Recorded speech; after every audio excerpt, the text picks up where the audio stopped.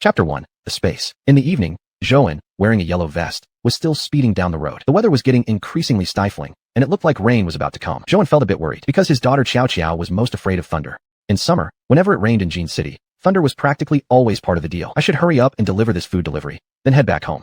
If a thunderstorm breaks out, and I'm not around, Xiuxian will be scared. Thinking this, Xiuxian wasted no time and raced his motorcycle forward. Hiss! A minivan suddenly darted towards him.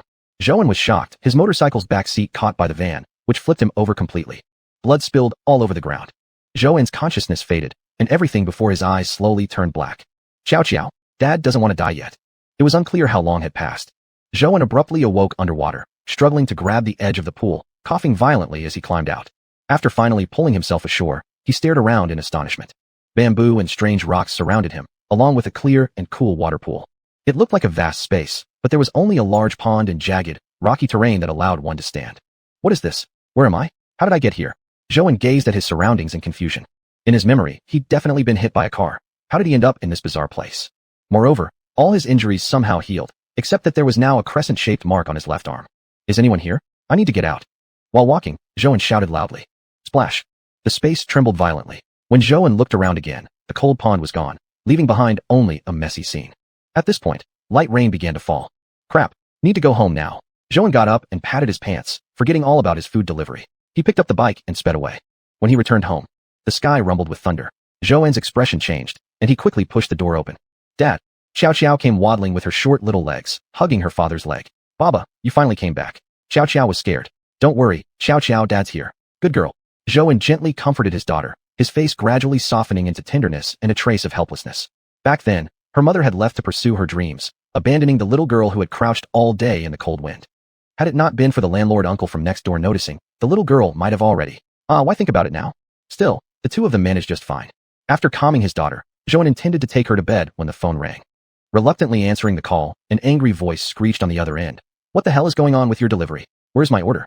It's been forever. I'm giving you a bad review. Suddenly remembering the food delivery, Xiuxian apologetically replied, Brother, I'm so sorry. I was in a car accident earlier. Your order was ruined.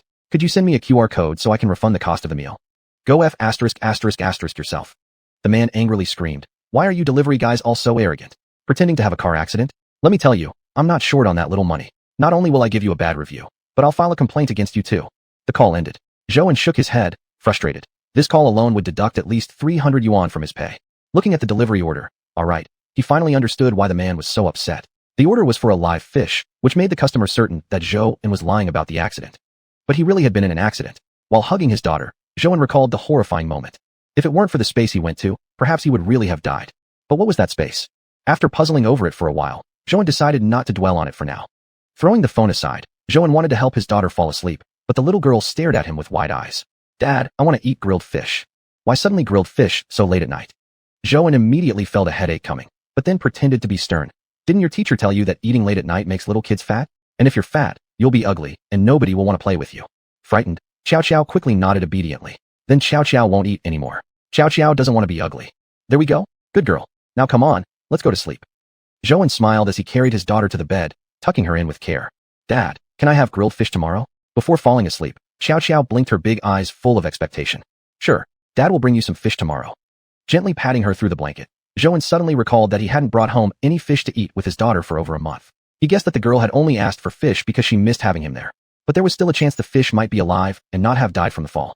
After Xiuxian fell asleep, Xiuxian couldn't bring himself to lie down in the living room, so he quickly went downstairs. Heading into the rain, he headed toward the garage. His motorcycle's left side was severely worn and dented, the rear light broken and deformed. He'd probably have to take it out for repairs tomorrow. As for the driver who hit him, Xiuxian hadn't seen him at all when he came out of that space. He probably fled. He lifted the lid of the thermal box, originally planning to retrieve a fish. But the moment he looked inside, he felt defeated. All the fish were belly up, the square container overturned, the spilled water no longer deep enough, so the fish must have died from the shock. Though still edible, the sight was pitiful. Well, might as well bring it upstairs. Save a bit of money. After all, that negative review was inevitable, and he'd probably be fined 300 yuan again. Kindergarten tuition was due, and he still had 2 elderly relatives to support. As a single father, every bit saved mattered. Holding the fish, Xiuxian took a couple steps before noticing how heavily it was raining. He really wanted a place to set the fish down. If only I could enter that space again. It must hold thousands of acres of water. As he marveled, Xiuxian took a step forward intending to dash into the building, but suddenly the building vanished. The scenery changed, and once again he found himself among jagged, strange rocks, and groves of bamboo. Lost in thought, he missed a step and plunged entirely into the water. Cough, cough, cough. Zhou climbed back out, flipping himself onto a stone by the shore. At that moment, the fish thrashed, splashing water onto Zhou's face, angering him.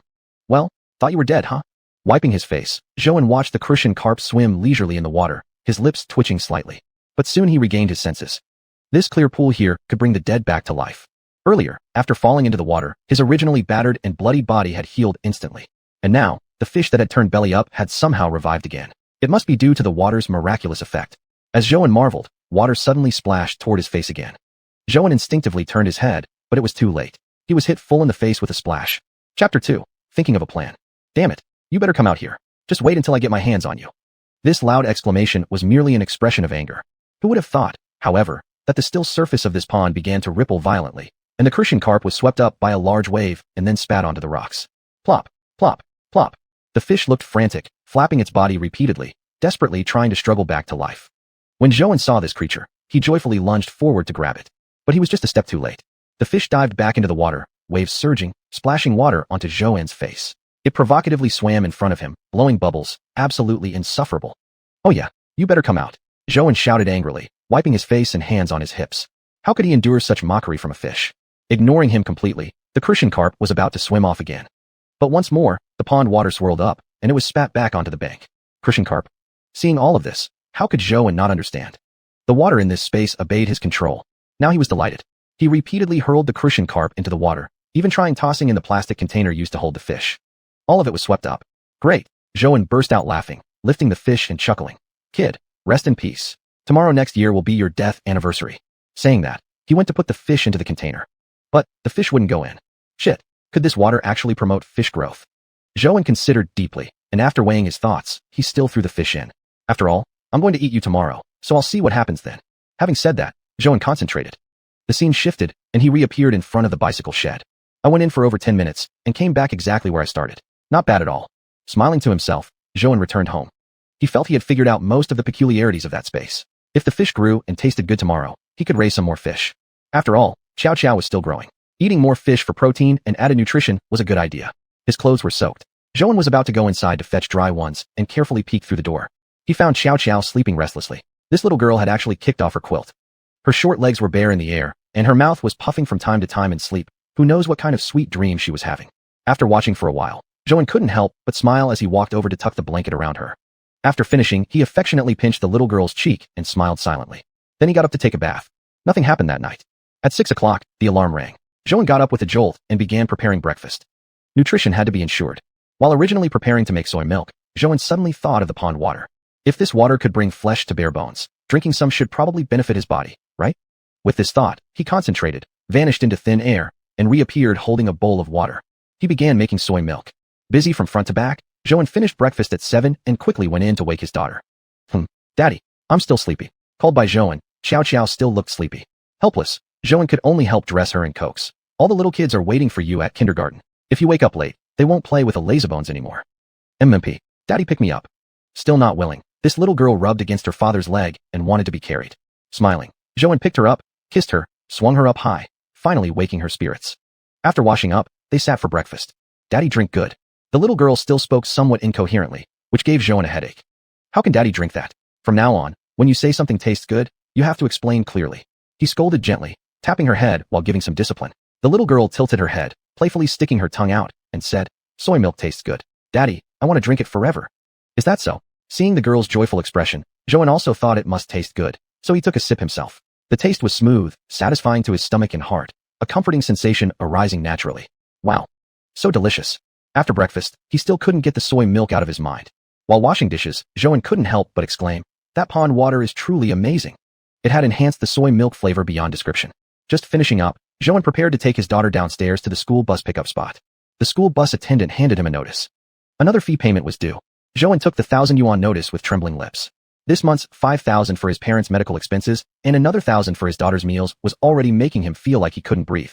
But seeing his daughter waving goodbye to him joyfully, Zhou's energy was instantly renewed.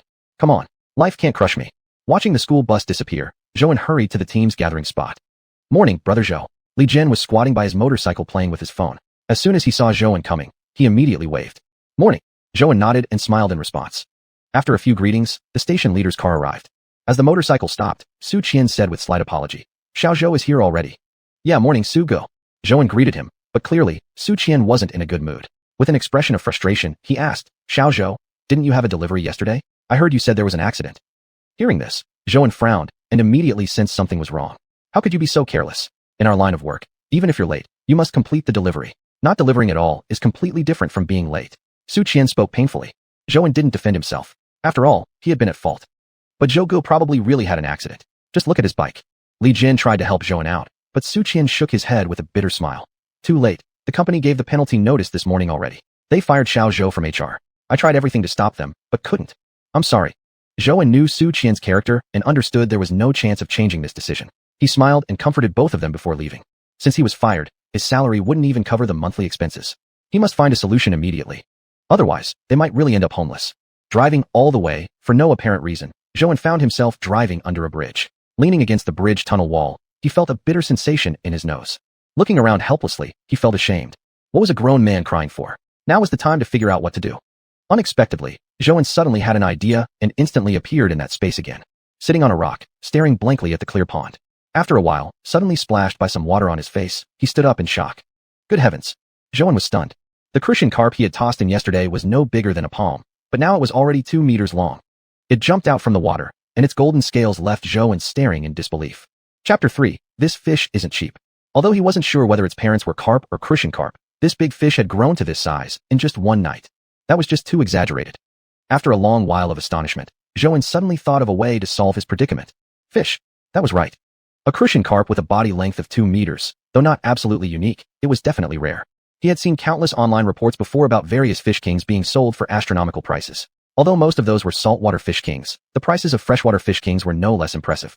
If he sold this crucian carp, 10 or even 80,000 shouldn't be a problem. Then, wouldn't his family's hardship be solved? At that thought, Zhou no longer hesitated. First things first, sell the fish and get out of the current mess. He acted immediately. Leaving the space and returning to the bridge culvert, Zhou hopped onto his motorcycle and headed straight onto the road. Along the way, he gave his childhood friend Tang Yong a call. "Old Zhou, haven't seen you in ages," Tang Yong shouted from the other end of the phone. Then he asked, "Is Xiao okay? Does she want some fruit? I'll bring you some later. She's in kindergarten, but I didn't call you to buy fruit." Zhou chuckled, then got straight to the point. "Is your wooling still running? If not, can I borrow it for a while?" "Sure thing. My wooling has been parked for months. I mainly switched to an electric one, so the old car is just sitting in the warehouse. If you want to drive it, come take the key." Tang Yong was very straightforward. After giving Zhou the address, Zhou turned around and headed in that direction. Soon, Zhou grabbed the key from Tang Yong.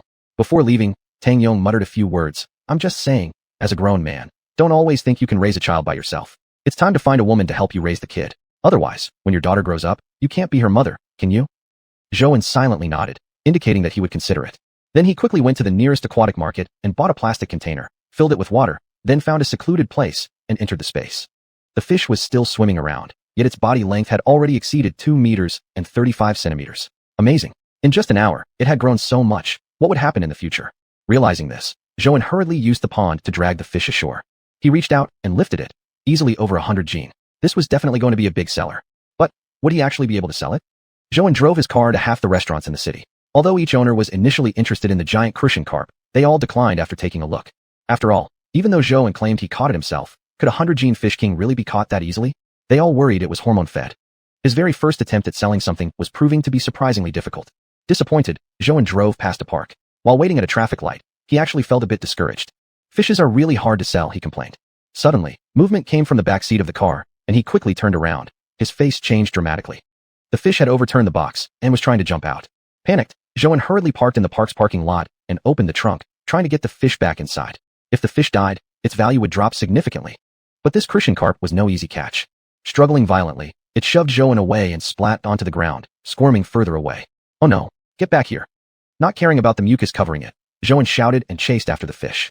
It took tremendous effort to finally grab it and throw it back into the water tank, wiping the sweat off his forehead. "Young man, is this fish a crucian carp?" Suddenly, a 60-something old man on a cane walked up to the car. Seeing the 2 meters and 35 centimeters long fish in Zhou's tank, he clicked his tongue in amazement. Such a huge fish, and not even a whiff of fishy smell. The water quality where it lived must have been excellent. Hearing the elderly man's question and noticing a crowd of senior citizens gathering around, Zhou replied somewhat shyly. "Yes, it is a crucian carp. I caught it from very clean water. I'm trying to sell it, but no one dares to buy, always saying it's hormone-fed." The old man reached out and touched the fish, but the creature had quite the temper. It kept shaking and struggling, splashing water all over the elderly man. Goodness, this fish is truly a fish king. What a strong temper it has. Xiuxian chuckled, finally someone who recognized its worth. But could an old man dressed simply really afford to buy such a fish? This fish is strong and healthy, with golden scales all over its body. It'd be a shame to eat it. Even as an ornamental fish, it'd be perfect. With such a size, it could fetch a high price. The old man looked at Xiuxian, his aged face full of affection. Young man, name your price. How much do you want for it? Xiuxian was a bit stunned. This was his first time selling a fish, and along the way, several hotels told him that 100,000 would be the maximum. But that was the price for a meat fish. How did it suddenly become an ornamental fish? After all, ornamental fish could be several times, even 10 times more expensive than meat fish. But then again, goldfish were technically a kind of crucian carp, so he relaxed a bit. 100,000 yuan. It was meant to be a meat fish originally. If you think that's acceptable, I can deliver it to your doorstep. Xiuxian made the decision. After all, the key was to get rid of this fish as soon as possible. Otherwise, if he kept it too long, he would have to throw it back into the pond again, and the next day, its body length might exceed 2 meters. And then it would be even harder to sell. 100,000? The old man was a bit taken aback, but at the same time admired Xiuxian greatly. The price of ornamental fish is dozens of times higher than meat fish. Forget everything else. Even with just this crucian carp's color, in the market it's easily worth 1,000,000 yuan. And you're only asking for 100,000. Upon hearing this, exclamations spread through the crowd. Old Xia, you really hit the jackpot. Young man, don't hesitate. Sell it to me instead. I'll give you 200,000. Old Wu, forget about it. If your wife finds out you spent 200,000 on a fish, you'll become the fish first the next day. And not just any fish, the skin kind. Huh. The group of elderly people laughed joyfully, with a few actively trying to help Zhou and raise the price. But Xiuxian scratched his head and smiled.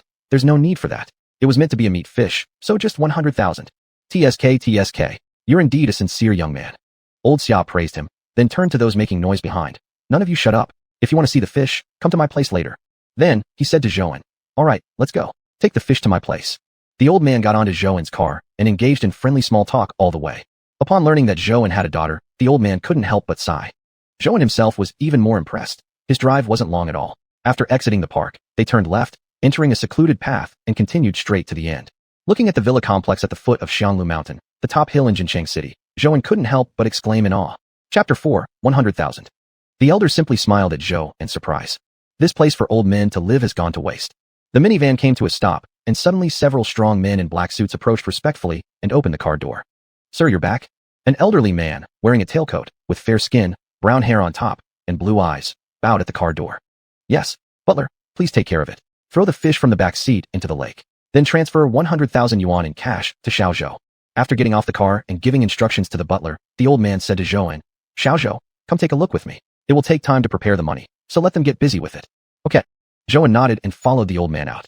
Old Xia had no intention of going to the villa. Instead, he led Xiuxian toward the pavilion in the middle of the lake. Inside, the koi carp, hearing approaching footsteps, gradually gathered, displaying radiant, colorful bodies, a breathtaking sight. Standing by the lake with the old man, Xiuxian couldn't help but think how happy his daughter would be if she could live in a place like this. Thinking about Xiaoxiao's smiling face, Xiuxian couldn't help but smile from the bottom of his heart. Soon, the butler arrived with the money. Xiuxian thanked old Xia after receiving the payment and took his leave. However, the big carp, once dumped into the lake, immediately began showing off like a bully, even splashing water at Xiuxian as if to spit at the bastard who had mistreated it. Extremely spirited. What a great king of fish. Leave your contact information. If you can find more fish like this, talk to the butler. Excitedly watching the carp, old Xia remarked. Xiuxian silently nodded, exchanged contact details with the butler, then turned and left the villa. It was already noon when he left the Xia residence. After glancing at the text message confirming 100,000 yuan, Xiuxian's lips curved upward slightly. Time to splurge a little. After the car left the villa district and made a detour, he arrived at a local beef noodle restaurant. He ordered a 20 yuan beef ball noodle dish and even generously added extra slices of beef, which made the young man sitting beside him practically drool. After a satisfying meal, Xiuxian originally planned to return the car. However, on the way he happened to pass a flower, bird, insect, and fish market. That made him slow down, lost in thought. A crucian carp the size of a palm was tossed into the pond and had grown more than 2 meters overnight, selling for 100,000 yuan.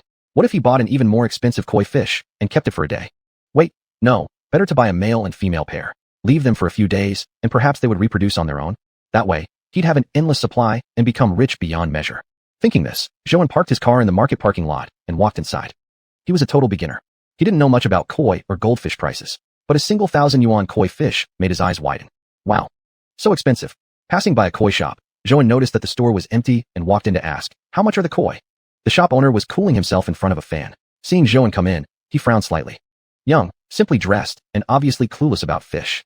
Definitely not a customer. He lay back on the chair, pulling at his undershirt lazily, and replied with a sneer. Check the price tags yourself. Buy it if you want. Such an attitude. No wonder no one would shop here. Zhou muttered under his breath, but then his attention was drawn to a fish in the central tank. It had a light brown body and glittering scales, flipping onto its back. Hey boss, why is this fish flipping onto its back? The owner took a glance at the silver-scaled, tea-colored carp and shrugged nonchalantly. Normal. You wouldn't understand anyway. Speechless, and no longer interested in shopping here, Zhou turned to leave. Poor bastard. The shop owner spat behind Zhou's back and resumed fanning himself. Zhou didn't hear this. He was blocked by a man in front of him. Trying to sidestep, he was blocked again. Hey, isn't that Zhou? We're old classmates, you know. After all these years, no need to act like a stranger. The man before him stood about 1.7 meters tall, dressed in a sharp suit, and clearly trying to act like a big shot. He jingled a BMW car key in one hand and wore an Omega watch on the other. This man was his high school classmate, Xiuxian, but he definitely didn't live up to the fine name his parents gave him. Since high school, he had been bullying classmates and picking on weaker students. Once he even tried to shake down Zhou, but ended up getting beaten up instead. That was when the two developed their grudge. However, Zhou left school for work back in the second year of high school. Never thought he'd meet this guy again in Jincheng. Hello. Zhou simply nodded as a greeting. Seeing that Zhou wanted to leave, Xiuxian blocked him and said, Don't rush off so fast. Look, you just came out from this store, right? You're probably here to buy koi fish, aren't you? Good timing. I've already ordered one. A silver-scaled, tea-colored carp, not expensive, only 300,000 yuan. Help me check if it's good, will you? Zhou wanted to refuse, but Xiuxian clearly wouldn't let him off the hook and laughed. Since we're old classmates meeting again, we definitely must get something to eat later. Don't refuse. Just come with me first to check out the koi I bought. Tonight, buddy, I'll take you to the finest club. Glancing sideways at Zhou, eyeing his simple clothes, Xiuxian sneered. Bet you've never even touched the door of a high-end club before. No worries, bro, I've got you. Tonight, I'll make sure you feel like floating on clouds. Without waiting, he forcibly dragged Zhou into the store. The commotion of Zhou entering again drew the shop owner's attention. He looked over and snapped. You again, you poor bastard. What do you want this time? Zhou's expression changed repeatedly, while Xiuxian beamed with pleasure. Patting Zhou's shoulder, he said to the owner, Old Nyo, Zhou's my classmate, speak nicely. Upon hearing that, the shop owner's face changed instantly. He quickly bowed apologetically to Zhou like a servant, saying, Mr. Zhou, I've always had this foul mouth. You don't mind, right? Since you're Mr. Chow's friend, you're my friend too. If you like any of the fish, just pick it. I'll give you a 20% discount as an apology. This comment sent Xiuxian grinning from ear to ear. Zhou, he said, don't hold back. Just pick whatever you like. If money's an issue, no worries at all. You and I are classmates. I can lend it to you. Old Neo still wore a smile, but in his eyes stared at Zhou with deep contempt. He couldn't offend Xiuxian, had to save face. Even if Zhou was just a poor bastard, he still had to play along nicely. Otherwise, that silver-scaled tea-colored carp might not sell at all. Old Neo, is this the silver-scaled tea carp I bought?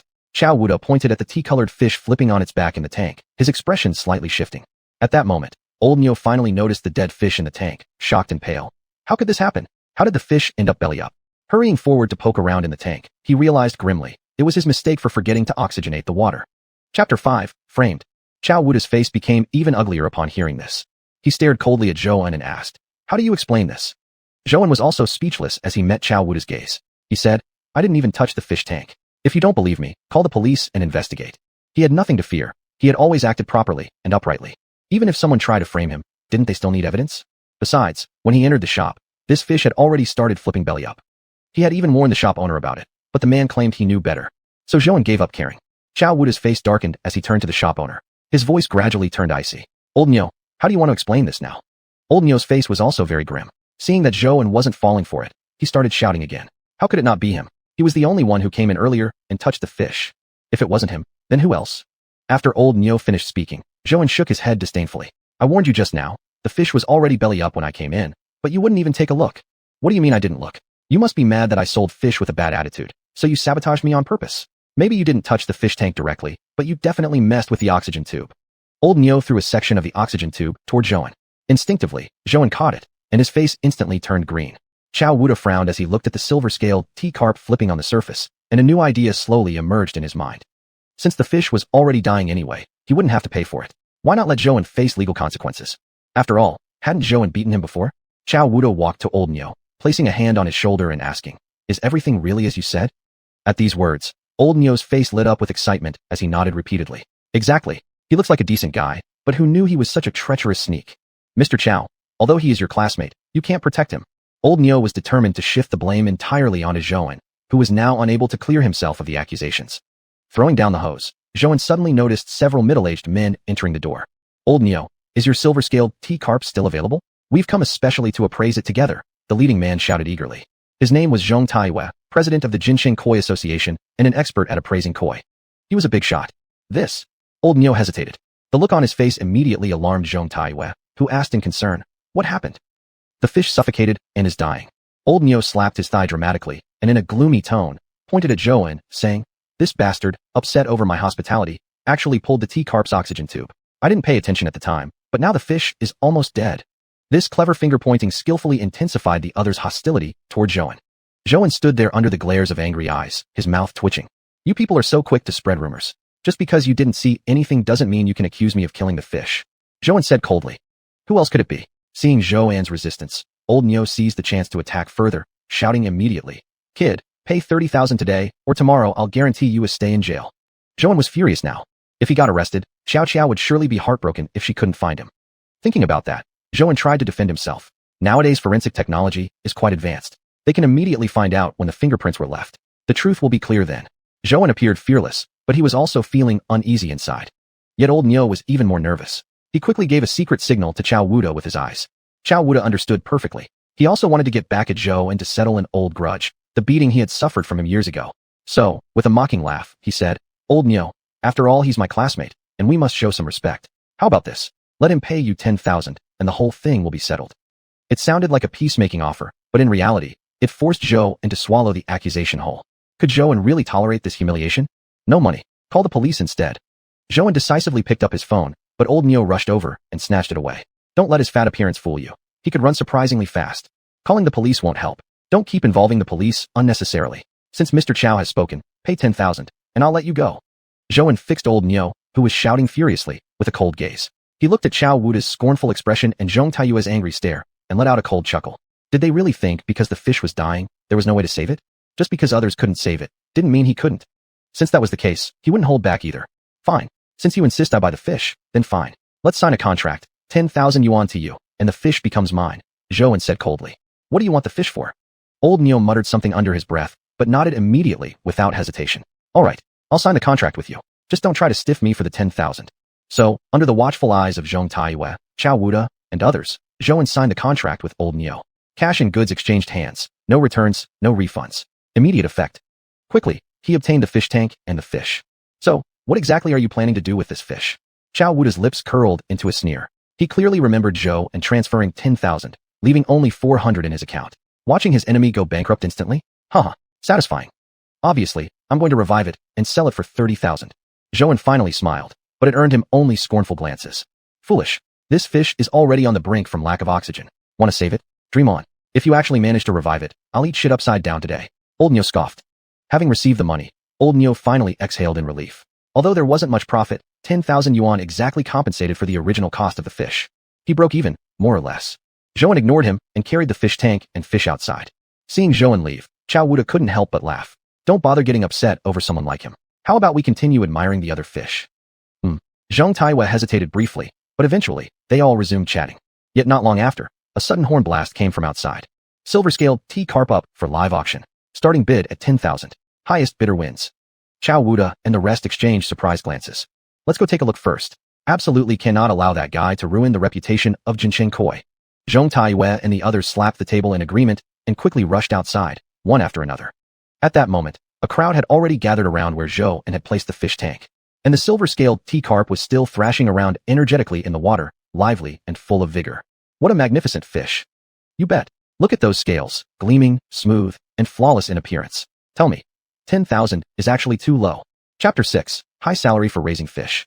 Since he had made a lot of money from selling fish earlier, Zhou's life had improved significantly in recent days. However, Zhou hadn't lost himself because of this sudden fortune. Although now he could afford to wear decent clothes and had become wealthy overnight, he still maintained the same mindset as before. Zhou had stopped looking for jobs these days. Ever since discovering the advantages and profitability of raising fish, he had devoted all his attention to it. As long as he had this space and continued using the pond water inside to raise fish, he believed he could become wealthy. Then, he could let his daughter, Xiao, live a good life, no longer enduring hardship with him. Zhou was only an ordinary person, his desires weren't grand. He only wished to live a prosperous life with his daughter Xiao and let his parents enjoy their twilight years peacefully. Previously, Zhou had worked diligently, receiving a meager salary each month, living a difficult life. But now, heaven had opened a window for him again, giving him this space, which was essentially giving him hope for life at his most desperate time. Zhou spent a few days wandering through fish markets, and only then did he realize how much he previously didn't know. There were so many fish species he'd never heard of, like the silver-scaled tea carp he had sold before, which was already quite rare, yet it wasn't the rarest. There were many other kinds of fish that were even more precious. These were things Zhou had never touched before, but now he had started gradually trying to understand. Although that silver-scaled tea carp had fetched a high price of 1 million, he knew that it was just luck, just a lucky encounter, not something that could happen every time. Therefore, he continued selecting some seemingly decent fish to put into the pond water within his space, believing that as long as the fish were soaked in this pond water, even the worst quality fish could turn out to be of excellent quality. That day, Zhou picked up his daughter Xiao from school. Since he had quit his job, he now had more time to accompany Xiao, picking her up from school every day and coming home with her for dinner. These were days he could only imagine before, but had been unable to achieve. Not yet home, Zhou saw two people standing at his doorstep. Frowning, he wondered who they were and why they were standing in front of his house. Instinctively, he shielded Xiao behind him. The two were pacing anxiously at the doorstep. When they turned around and saw Zhou, they immediately rushed over with surprise and delight. "You must be Mr. Zhou." Zhou eyed them cautiously. "Who are you? Why are you at my house?" "We came specifically to find you," the two replied sincerely. Zhou looked confused. He had a vague feeling these two had low profiles, seeming to be here for a request, yet he didn't recognize them at all. "What business do you have with me?" They looked at each other, and one of them spoke. "To tell you the truth, we were also present the last time you auctioned the silver-scaled tea carp. This time, we're here with sincerity, hoping to hire you to raise fish for us. Mr. Zhou, won't you invite us in for a seat?" Zhou suddenly realized and hastily replied, "Oh, please, come in." After the mysterious visitors entered, they silently surveyed the interior. Zhou invited them to sit on the sofa and served them a cup of plain boiled water with an apologetic smile. "I'm sorry, only plain water is available at home. Please bear with it." Honestly, he was extremely puzzled why this person had suddenly appeared at his home. Back then, when he directly auctioned the silver-scaled tea carp on the street, it was this person who finally bought it for 1 million. At that time, he had marveled at how rich this person was to spend 1 million yuan on a single fish. Never had he imagined this person would actually come to his home this time. Now, Zhou wasn't even curious about how this person found him. After all, the past few groups of people had also found their own ways to investigate and obtain his information. Could this person in front of him also be seeking him out to ask him to raise fish? "You're too polite. I should apologize for visiting without prior notice." Zhou sat opposite him and cautiously asked, "May I know why you've come today?" "You probably already guessed. These past few days, there have been people coming to find you, right?" Zhou's expression tightened slightly as he nodded. "Yes. So you also came for the same reason as them?" "Not exactly." The mysterious guest smiled faintly. "What do you mean?" "I'm indeed here to hire you to raise fish for me, but my motives differ from theirs," the mysterious man replied frankly. Zhou became completely puzzled. Furrowing his brow, he said, "I'm afraid I don't understand what you're implying." "Well, Mr. Zhou, you're a smart man, so I won't beat around the bush. I truly want to hire you to raise fish for me with a generous salary. You can set the conditions yourself, as long as they're within my capability. But hiring you isn't actually for making money," the mysterious guest said earnestly while looking at Zhou. Zhou was momentarily taken aback. He asked softly, "May I know your real purpose?" "Of course. We came here sincerely to invite you. We want you to help our company raise fish specifically for an upcoming competition." "A competition?" Zhou felt confused. Who would have thought there were even competitions for fish these days? "Yes, exactly. It's a competition about the species and size of fish. In recent years, our company has been devoted to raising champion fish, but the quality of our fish has always been slightly lacking. We've never placed well in the contests, which is why our company is really anxious. That's when we happened to meet you, Mr. Zhou. As you've shown, your fish-raising skills are extraordinary, so we thought of hiring you to help us raise fish. Of course, our offer will be extremely generous." The mysterious guest slightly lowered his tone. Zhou had been observing the fish growth inside his space, and then he exited. Not long afterward, he suddenly saw the person with whom he had signed the agreement earlier. Looking at the person's weary appearance, Zhou asked in surprise, "What brings you here?" The other person smiled faintly. "I just came to visit Mr. Zhou." Seeing the visitor's expression, Zhou suddenly understood. This person must have had some doubts or lacked confidence in him, hence the visit to check on the situation. This was normal, he thought. He believed that the other party must already be familiar with his routines in recent days. To an outsider unaware of the truth, witnessing how relaxed and idle he had appeared recently, doubts were indeed understandable. He smiled and said, "I know why you came. Don't worry, the fish are growing well and will surely surprise you. But I can't show them to you yet because what you want is a champion fish capable of winning first place, and only 1 week has passed. The fish haven't fully matured to the point of winning a championship yet." Chapter 7. Don't come disturbing yourself. Seeing Zhou's determined expression, the other party felt much more at ease. Although he didn't know whether what Zhou said was true, seeing how confident Zhou appeared, he must have had some sort of advantage. He softly said, "Mr. Zhou worries too much. Since I've already given you the fish, I've already trusted you completely. This time I came mainly to ask if there's anything else you need, and whether your stay here has been comfortable. If there's anything else you're not satisfied with, just let me know, and I'll have them corrected immediately. Xiuxian didn't expose the other person's true thoughts, continuing instead along with the flow of the conversation. I'm actually quite comfortable here. Everything's fine. The privacy is good, and nobody comes to disturb me. I'm quite satisfied. That's good. Originally I was worried that Mr. Zhou might not be used to staying here. It's not that bad. I'm quite adaptable. I can live well anywhere. That's a good quality. After exchanging a few simple greetings, Xiuxian smiled and said, I suppose you must be curious how I've been raising the fish. Mr. Zhou is a perceptive person, so I'll speak honestly. I'm indeed curious. But I have great confidence in your abilities. After all, we've all witnessed firsthand your previous fish. The visitor spoke politely. Don't worry, I understand perfectly. Well then, come back in a week and you can pick up the fish. Xiuxian said this after careful consideration. The growth speed of the fish inside the cold pond was simply too fast. If he continued raising it there, it would likely grow into a gigantic creature that would shock everyone. Then they would question even more how he managed to raise such a huge fish in such a short time, which wasn't the outcome Xiuxian wished to see. He was content, believing that raising the fish to a competition-winning size was enough. That's why he planned to let the other party retrieve the fish in a week. If they believed the fish was capable of winning, they could take it back and raise it themselves. A month later, the local Fish King Championship took place, with the venue bustling with excitement. Xiuxian arrived at the event venue accompanied by that mysterious figure. After signing an agreement with the other party, Xiuxian moved to the luxurious mansion they had provided, along with his daughter. True to their word, the other side had dispatched people to protect him and xiuxian. No one came to disturb him like those previous groups, demanding he help raise their fish. Xiuxian found this a much more peaceful arrangement.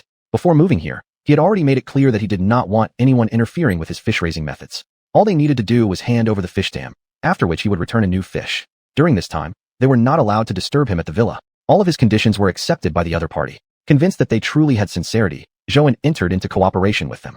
After all, he had nothing to lose. Helping raise a fish earned him a generous reward as well as the opportunity to reside in such a high-quality mansion. After receiving the fish, Xiuxian waited until the other party had left the villa before secretly placing the fish into the cold pond inside his space. He stared at the pond water with curiosity. Although he had seen it many times before, every time he looked at it, he still felt a sense of awe. What energy did this water actually contain? Why did it possess such miraculous abilities? He recalled how, the last time he got injured and fell into the water, his injuries instantly healed completely. And previously, when the nearly dead fish entered the water, it immediately revived with vibrant energy. This space was just too mysterious. Precisely because of that, Xiuxian understood that he needed to protect this secret well and never let outsiders know. Otherwise it would certainly bring him great disaster. Xiuxian understood a common truth, that an ordinary man may be blameless, but possessing a treasure makes him guilty in the eyes of others. Therefore, this secret absolutely could not be revealed to anyone else. He threw the fish into the pond and didn't pay much attention afterwards, continuing with his daily routine as usual during the daytime, eating and drinking at will. Although the other party had sent a housemaid, Xiuxian rejected her services. He didn't want anyone disturbing his and Xiaoxiao's life. He felt that the two of them were more than enough company. Therefore, during these days, Xiuxian handled all their meals himself, although the shopping for ingredients was still left to the other party's people. A week had passed. During these days, Xiuxian made it a point to visit his space regularly to check on the fish's growth. Although he had mentally prepared himself, he was still astonished when he saw the fish in person. Although only a week had passed, the fish had grown remarkably large. He recalled how it had been a normal-sized fish when the other party first gave it to him, but now it had already become a fish king. Xiuxian believed that if it continued to grow, it would soon become an unparalleled king of fishes. Although the mysterious figure honored his agreement with Xiuxian and did not send anyone to disturb him, he had been kept thoroughly informed of Xiuxian's daily life through reports. As he listened to these updates, he frowned, utterly perplexed. Was Xiuxian even raising the fish at all? Though he had promised to leave everything in Xiuxian's hands and not interfere, it had already been over a week. He truly felt anxious now. His entire gamble rested on Xiuxian. If, in the end, Xiuxian failed to deliver a fish king satisfactory enough for victory, he would undoubtedly lose the competition. Thinking of this, he could no longer contain himself. He immediately ordered a car to head toward Xiuxian's villa. Xiuxian had just stepped out of his space after checking the fish's growth when, not long afterward, he suddenly saw the man he had signed the agreement with. Surprised by his visitor's travel-worn appearance, Xiuxian asked in confusion, "What brings you here?" The other man smiled faintly. "I just came to pay Mr. Zhou a visit." Seeing his expression, Xiuxian immediately understood. He must have had some lingering doubts about him, prompting him to come in person for a closer look. Xiuxian found it quite normal. He was sure that they had been informed about his routine these past few days. If someone didn't know what was really going on, seeing him living so lazily every day would indeed cause worry. Xiuxian chuckled. "I know exactly why you came. Don't worry, the fish is growing very well, and I promise it will surprise you. But right now, I can't give it back to you yet. After all, you're looking for a champion-level fish king, and it's only been a week. The fish hasn't reached the level necessary for victory." Seeing how confident and assured Xiuxian appeared, the other party felt much more at ease. Though he couldn't be sure if Xiuxian's words were true, witnessing his calm and self-assured demeanor, he must have had something up his sleeve. Chapter 8. A Life Changed. He spoke softly, Mr. Zhou worries too much. Since I've already entrusted you with the fish, of course I trust you. I came here mainly to ask whether there's anything else you need. How are you settling in?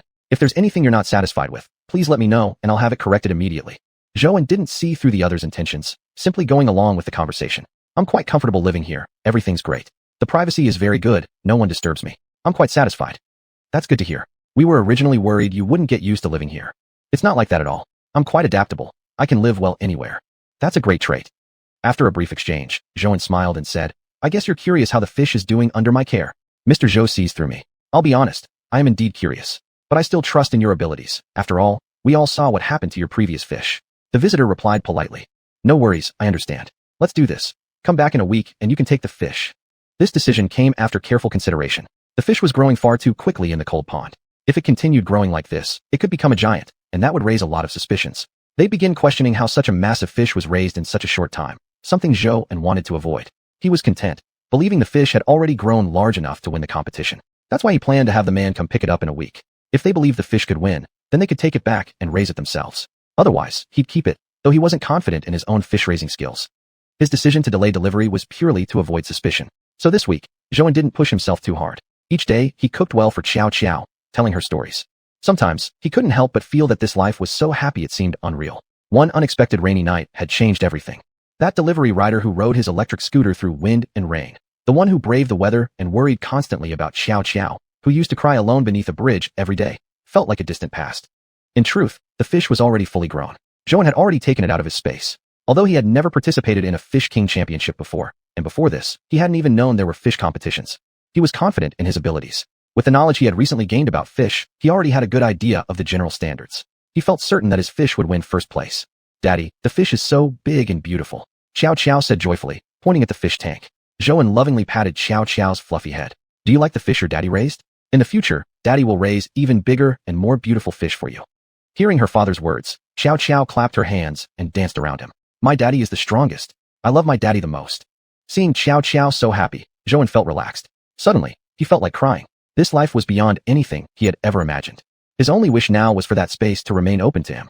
Though he wasn't a professional fish breeder, Zhou had already silently decided he would make a living from raising fish from now on.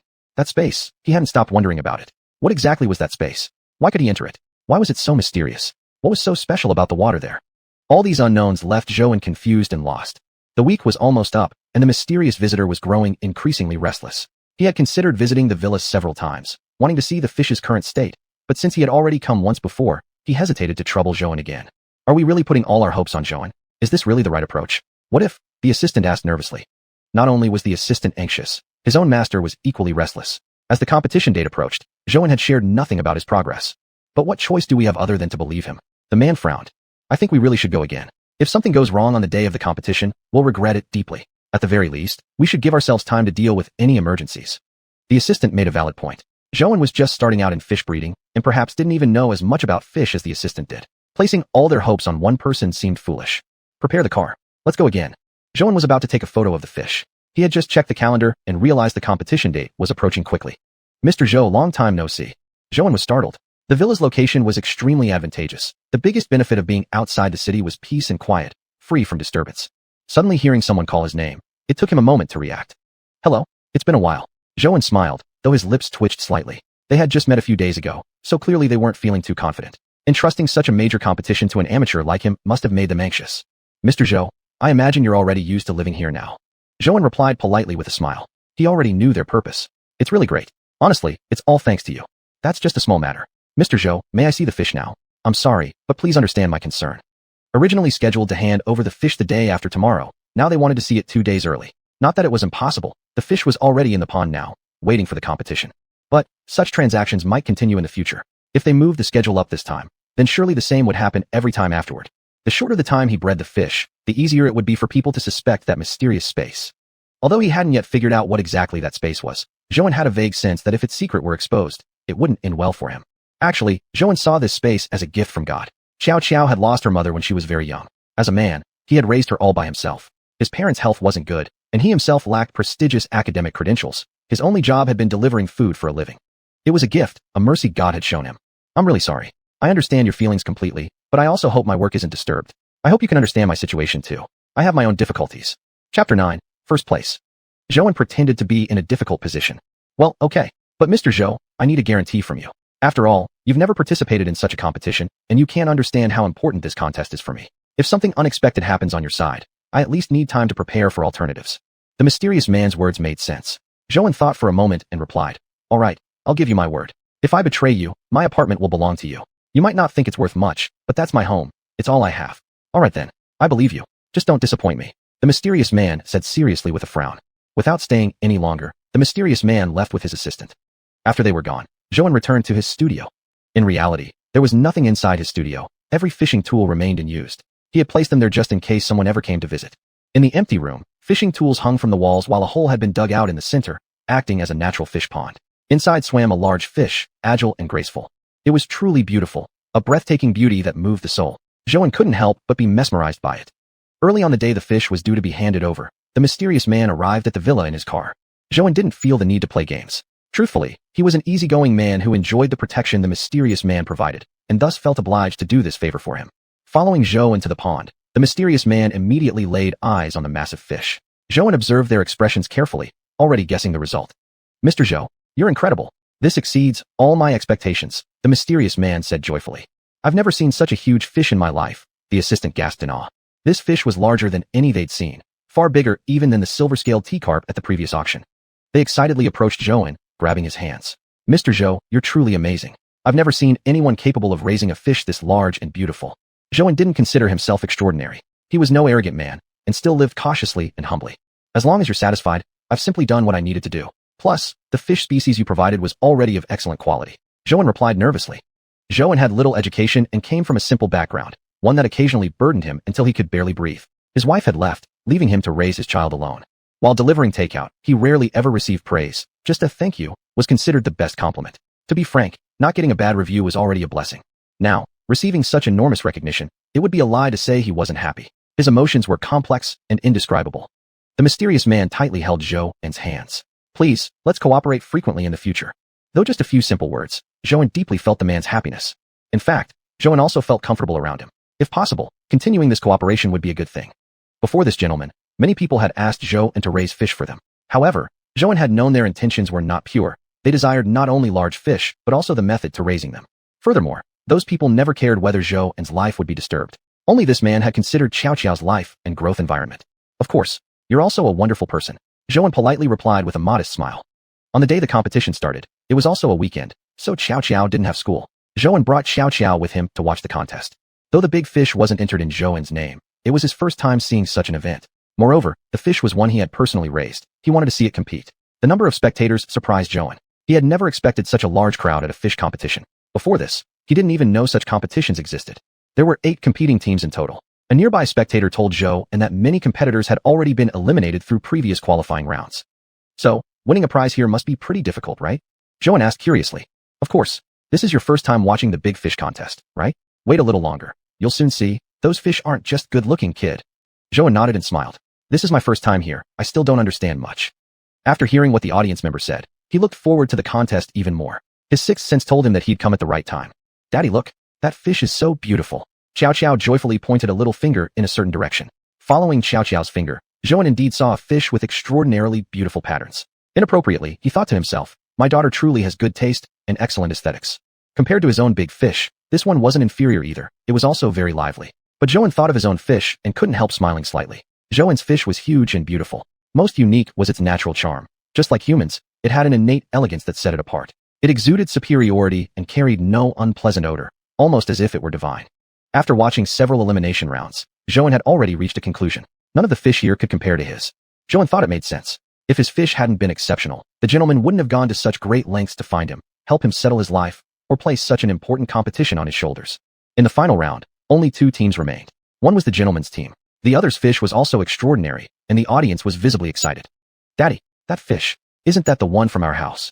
Xiao had spotted the big fish and was now frowning, pouting slightly, while asking Zhou curiously. Zhou didn't want anyone nearby to hear and grow suspicious, so he made up a lie. No, the fish Daddy raised is even prettier. Don't you remember, Xiao? Is that true? Xiao thinks they look very similar. Did Xiao make a mistake? Xiao scratched her head in confusion. Zhou was amused by his daughter's cuteness. After we get home, Daddy will raise pretty fish with Xiao together. Would you like that? Okay, Xiao replied with a sweet voice. Suddenly, Everyone in the venue stood up, cheering and celebrating. Zhou heard the enthusiastic announcement from the host declaring the winner. He gently lifted the corners of his lips, clapping and cheering along with the crowd. Just as he'd expected, his big fish had won. Actually, Zhou didn't come to this competition simply to watch. He wanted to know how far he could go on the path of raising fish, how far he could still walk forward. Though he considered himself an ordinary person, he had dreams and aspirations too. And now, with a special skill and ability, he wished to make the fullest use of his talent. Chapter 10. The benefits brought by the Fish King. Moreover, since he currently knew nothing about the origin and information of the mysterious space, in case it suddenly disappeared, he wouldn't know what he could do in the future. His life could no longer withstand any turbulence. Since Zhou fish, the one raised for the mysterious person, had won first place, his life had changed completely. Originally, he had only planned to help this person once, allowing himself to take a break for a while without financial stress, and spend quality time with Xiao. However, this competition had thrust his name into the spotlight. Now, the people approaching him were no longer the same shady characters as before. Although the mysterious person could help him temporarily, ultimately, he couldn't rely on this assistance forever. Rather than constantly hiding and avoiding, he decided to only accept orders from powerful individuals. Zhou didn't want to sign any long-term cooperation agreements with them. Instead, he asked them to send him the fish when they needed help raising them, then place those fish into the cold pond for less than a week before returning them. There was a reason why he placed them for less than a week. After all, if fish kings as rare as the one in the competition kept appearing frequently, their rarity would diminish. People would then start demanding even larger fish. Zhou had already experienced the might of that last fish king, and certainly didn't want any fish from the cold pond growing to the point where they threatened human safety. He was merely an ordinary person. Even though an accidental car crash had given him this extraordinary ability, he didn't want that ability to significantly change the world. Not long ago, he had still been nothing more than a ridiculed deliveryman. Initially, Zhou used to accept multiple orders at the same time. However, soon he noticed that the bigger these fish kings became, the more powerful and aggressive they were. When different fish species were raised together in the cold pond, fights broke out easily. Although the cold pond had the ability to revive the near-dead, Zhou still found it difficult to accept frequent fish deaths within the pond itself. Eventually, he limited himself to just one order per week. No matter who you were, arrived late, and you had to wait in line like everyone else. Zhou's refusal to bend to demands certainly frustrated many people within the industry, but they were helpless to do anything about it. After all, everyone had witnessed Zhou's unmatched fish-raising skills. Although no one would openly admit it, they couldn't deny that, at the moment, no one else in the circle compared to this young man. Before Zhou became known for his fish-raising abilities, although some people disliked him, no one dared to take serious action against him. Zhou himself was unaware that, increasingly, people within the circle now considered owning a fish raised by him as a symbol of status and prestige.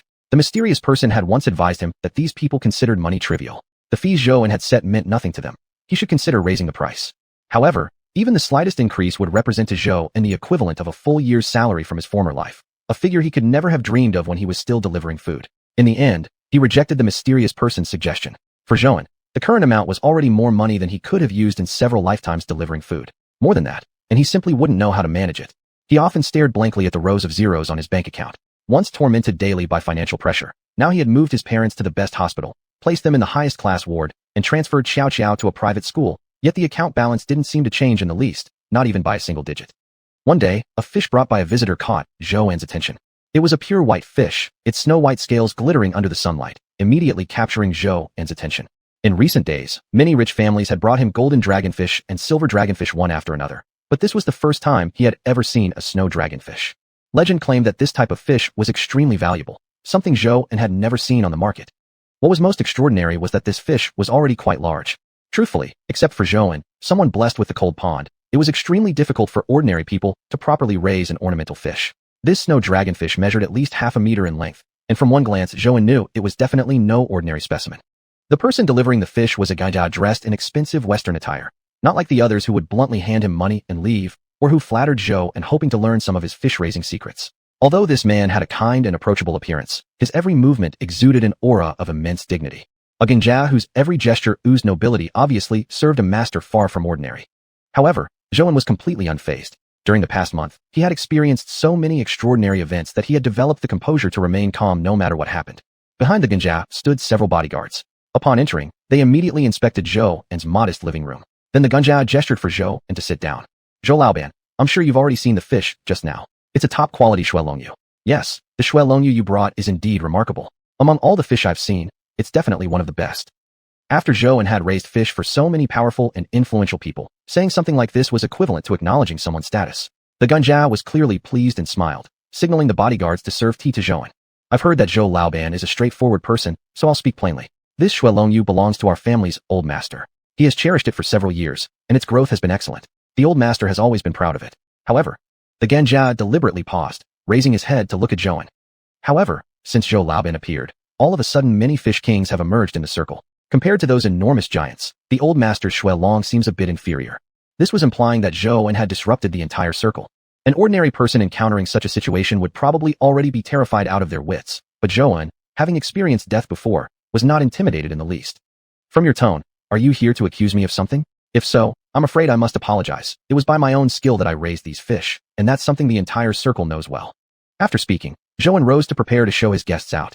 In just under a month, Zhou Laobin has reached this position. Indeed, you're no ordinary person. My family's old master admires you greatly. He wishes for this Shuelong to also pass through your hands. The Banjab had originally planned to suppress this young man's arrogance first, but he hadn't expected Zhou to remain calm and fearless in the face of his veiled threats. Still, his purpose for coming today was ultimately to ask Zhou to raise this Shuelong. After all, because making the old master happy was most important. Zhou pretended to ponder for a moment before suddenly speaking up. I'll thank you for your recognition then. Since you're willing to give me Zhou the honor of raising this Shuelong, naturally, I will do so. The Genjia was just beginning to smile in satisfaction when he heard Zhou add. However, I will only raise this Shuelong for 3 days. Chapter 11. Do as I please. The reason for saying that he would keep the fish for only 3 days wasn't because Zhou had an overinflated ego. It was precisely because he knew his limits and had a humble heart. Zhou understood it all too clearly in his heart. If he kept this fish too long, it might bring misfortune rather than blessing. If it grew too big, it might attract suspicion. Drawing too much attention was not good, and he didn't want to stand out. Also, this kind of rare and valuable fish would likely become problematic if not kept within that special space. This Shuelong fish was already quite large. Without the other big fish that Zhou had been keeping, this one alone would definitely be exceptional among fish. He only needed 2 or 3 more days, just enough to give this Shuelong a little extra polish, and it would be sufficient. Besides, this kind of fish was extremely hard to maintain. If anything unexpected happened, Zhou couldn't even imagine the consequences. 3 days? Mr. Zhou, do you even understand? We aren't asking you to babysit this Shuelong. We hope it can transform into something even better and more captivating under your hands, the butler said contemptuously. Zhou immediately saw how dismissive the butler was. That expression was one he knew all too well. It was the same one he'd encountered countless times during his previous life as a deliveryman a month ago. Sir, I assure you, I'm not joking either, Zhou said politely with a smile. In recent weeks, Zhou had met many people. Some were truly admiring and sincerely came to seek advice, but others couldn't even bother to maintain basic politeness and respect. They weren't there to learn so much as to mock him. Even if Zhou's past had been full of hardships and difficulties, those were all history now. He no longer wanted to place himself in a pitiful position. He helped people raise fish at reasonable prices and had never increased his fees to this day. But that didn't mean he had to tolerate disrespect. The butler understood the undertone of Zhou's words and recognized his boundaries. After all, he was only a butler whose job was simply to get the task done well for his master. Everything else had nothing to do with him. Mr. Zhou, I leave it in your capable hands then. We'll see you in 3 days. The butler gave a thin smile, turned around, and left. Even his back view reeked of disdain. Although the Shuelong was an extraordinary, delicate fish, the water in that jar perfectly met its survival requirements. Zhou's timing was just right. 3 days was more than enough. Looking at the Shuelong leisurely swimming in the water, its elegant body gently undulating through the water, the scales shimmering like glowing jewels, Zhou was momentarily spellbound. This was the first time he'd ever thought of fish keeping as joyful. Because the Shuelong was so delicate, Zhou felt worried too. He checked on it in the space every half day. Every visit kept him enraptured for a long time. So stunningly beautiful was the fish, and with the magical power of the pond water, it was becoming more and more gorgeous. In the blink of an eye, 3 days had passed. The person who arrived was again the same butler. Mr. Zhou, I hope you haven't forgotten. Is the fish ready? The butler said with a half smile. Come with me. A few people followed Zhou into the fish pond and immediately fell silent. It was too beautiful, like a vision from a fairyland.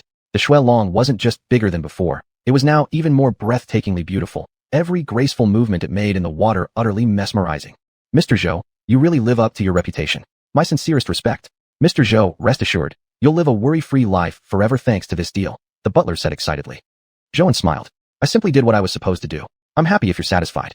The butler's reaction was exactly what Zhou had expected. Furthermore, Zhou knew that the butler was sincerely speaking from the heart. He wasn't the first person who had looked down on Zhou, only to later end up red-faced. Zhou could have raised the price for this fish, and it would have been perfectly reasonable. Ornamental fish were always harder to maintain than regular fish, especially one as rare as the Shuelong. Yet Zhou had not raised his rates for this order. Still, the client had insisted on tripling the original price. Just like that, Zhou became a rich man. He could hardly believe his eyes when he saw his bank account balance, as if he were in a dream. Things that had once seemed unimaginable were now right in front of him, and Zhou couldn't help but feel delighted just thinking about it. Dad, why are you smiling? Xiao tugged his hand, asking curiously. His thoughts were pulled back, but Zhouan still couldn't stop smiling. From this day on, he could provide Xiao with the best possible environment and educational resources, enabling her to attend the finest school. Zhouan bent down and scooped Xiao into his arms, spinning around joyfully. You are the cutest child. Daddy will definitely give you the best life. As he said that, he suddenly seemed to think of something, gently setting Xiao down. Xiao, do you want any presents? Daddy will buy you many presents. In recent weeks, many people had been approaching Zhou and seeking cooperation. He was busier now than he had been during his delivery days, leaving him far less time to spend with Xiao. Xiao listened to her father's words, her eyes sparkled, and she smiled. Leaning close to Zhouan's ear, she whispered, I want a present. Zhouan found his daughter so adorable. What present do you want, Xiao? I'll show you. After saying that, Xiao took Zhouan's hand and led him all the way to a small store nearby. Xiao didn't go inside. Instead, she pulled Zhouan to stand outside the shop window and shook his arm gently. Daddy, look. Zhouan looked into the display window and immediately understood what his daughter meant. Xiao had been watching Mickey Mouse cartoons every day recently, and because Zhouan had been so busy, he hadn't had the chance to take her out to play. That pink backpack with Mickey Mouse printed on it was indeed very appealing to Xiao. Do you want that backpack, Xiao? Xiao stared at the backpack without blinking and nodded her head vigorously. Holding Xiao's little hand, Zhouan suddenly felt a bit uneasy in his heart. Since when had Xiao started liking this backpack? If he hadn't asked her today, Xiao definitely wouldn't have told him. Xiao had grown up to be very considerate, much better behaved than most children. Zhouan also knew that her mother's absence had definitely hurt Xiao in some way, but Xiao had never once mentioned wanting her mom or asked for her. Daddy, is it going to be very expensive? Xiao suddenly looked a bit sad, frowning as she looked at Zhouan. Zhouan gently stroked Xiao's head with tenderness. Our Xiao is really thoughtful. But Daddy has money now, so don't worry. From now on, whenever you want something, just tell Daddy. Zhouan had never explained to Xiao that selling fish could earn money. She only thought keeping fish was just for fun. Xiao put on the beautiful backpack and spun around in front of Zhouan, laughing. Daddy, look at me. Am I pretty? So pretty. Xiao is the prettiest girl. For some reason, at that moment, Zhouan suddenly felt like crying. In that instant, Zhouan realized he no longer wanted life to just pass by quietly and simply. He wanted to give Xiao an even better life. Chapter 12, Being Deceived. Since God had given him this miraculous gift, he couldn't afford to disappoint God's intention. He decided he would scale up this fish farming business. Since he himself could raise fish and raise high-quality fish, why not become more professional? After bringing Xiao home, he started to look up information. He wanted to learn how other professional fish farmers did it and how they developed their businesses. He learned about more varieties of fish, and every morning, Zhouan would wake up early and start memorizing fish-related knowledge. As the saying goes, to win a battle, you must first understand your enemy. His enemy was fish, and he had to understand them thoroughly. Only by fully grasping the nature of fish and their different living conditions could he raise high-quality fish. He even decided to breed the fish himself to reduce the usage of the space, avoiding overconsumption. This was not an easy task for Zhouan, since he had never had any connection with fish from childhood. Another customer came, hoping to cooperate with Zhouan. Zhouan didn't even give the other party a chance to speak. Sorry, I have something important to do lately, so I won't be raising fish for now. He had already made up his mind, temporarily stop raising fish. The money he had recently earned was enough for his daily life. Mr. Zhou, please hear me out. I'm not here asking you to raise fish for me, not for fish farming. All the people who had come before were all asking Zhou and to help them raise fish. If not for that, what was this person here for? Zhouan frowned and said, then what do you want? The man smiled. My surname is Li. I just want to ask if you've ever thought about expanding this fish-raising business further?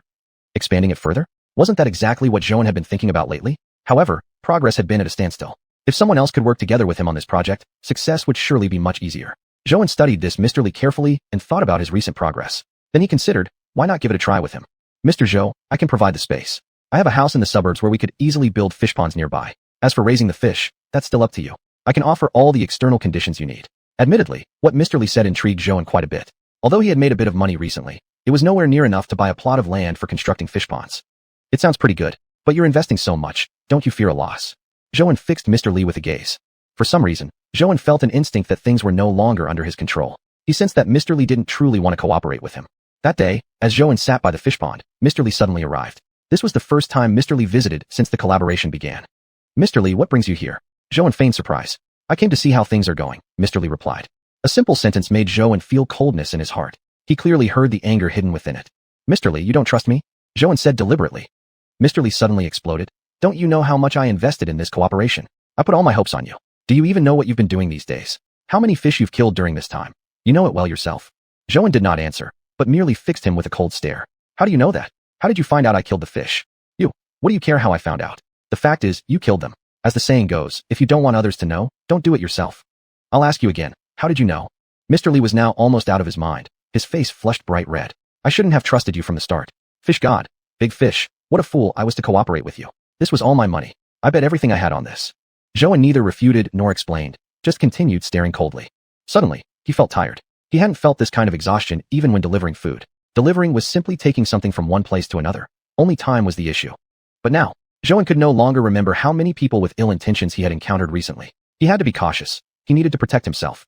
At this moment, Zhou finally felt he had evolved to a different level. The people he was meeting now were completely different from those he used to associate with. Although he raised great fish, he hadn't yet reached the level to stand against them.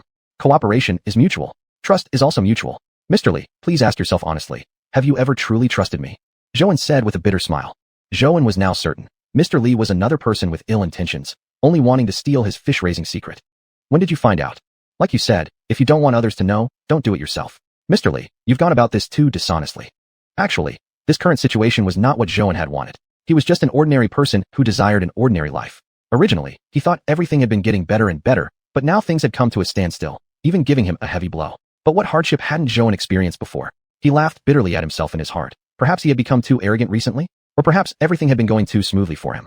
Suddenly, Mr. Li smiled. You must be really curious how I knew you actually couldn't raise fish at all. He pointed at a spot. I installed a camera there, and I've been watching your every move clearly. Got caught, didn't you? I'll make this public. Let's see who will come to you for fish raising then. So that's how it was. Mr. Li, to be honest, starting from a while back, I had already sensed you weren't sincerely wanting to cooperate with me. Everything I did was to test you. Say whatever you want to say. After all, I'm just an ordinary fish farmer. After a pause, Zhou continued. But Mr. Li, at the very beginning, I truly wanted to cooperate with you. I thought we could reach a mutual understanding, but I never expected things to end up like this. After hearing that, Mr. Li was completely shocked. You. Zhou lowered his eyes, didn't say anything else, and turned around and left. There was no need to speak further with a person like that. Enough had been said. More words would serve no purpose. Therefore, from the beginning, Mr. Li had never intended to genuinely cooperate with Zhou. All his enthusiasm had merely been concealing his true intentions. Later, Zhou learned that Mr. Li wasn't some rich man, but someone who had bet all his money solely on him. And he had lost. Suddenly, Zhou felt it rather amusing. Why would he feel sympathy for such a person? As the saying goes, those who are pitiable are often also hateful. If Mr. Li had wanted to earn some money through this matter today, Zhou could have understood, considering he himself had risen from being just a delivery worker to where he was now. However, Zhou couldn't forgive Mr. Li's true intention, stealing his fish-raising methods. He hadn't been sincerely wanting to cooperate with Zhou at all, only wanted to monitor him, hoping to steal his unique fish-raising techniques. Chapter 13, starting over. Thinking about this, Zhou couldn't help but sigh with relief. Fortunately, he had suspected something beforehand, and even more fortunately, he hadn't entered the mysterious space to raise fish from the beginning. Otherwise, the consequences would have been unimaginable. The mysterious space had given Zhou a path to survival, gradually improving his life, but at the same time, it had also brought him a secret that could never be revealed, a secret he must protect well. Looks like he really had to rely on himself. Zhou no longer wanted to waste opportunities relying on others. Seeking help from people was never as effective as depending on oneself. He couldn't afford any more setbacks. He resumed searching for information, hoping to plan everything carefully: location, fish species, manpower, and so on. He was determined to make all the arrangements meticulously. Although his previous collaboration with Mr. Li and others had been extremely unpleasant, it had at least taught him a great deal, giving him a rough idea of the entire process so he wouldn't be completely lost like before. Oh well, just consider it a lesson learned from hardship, so Zhou thought. Zhou contacted the mysterious person he had worked with once before. Although it had been just one time, Zhou found him very trustworthy, unlike the others. After seeking some advice, Zhou decided to visit the mountain villa. It was the mysterious man who had recommended it, saying it had recently become abandoned. Refurbishing it wouldn't be difficult, and the area was sufficiently large.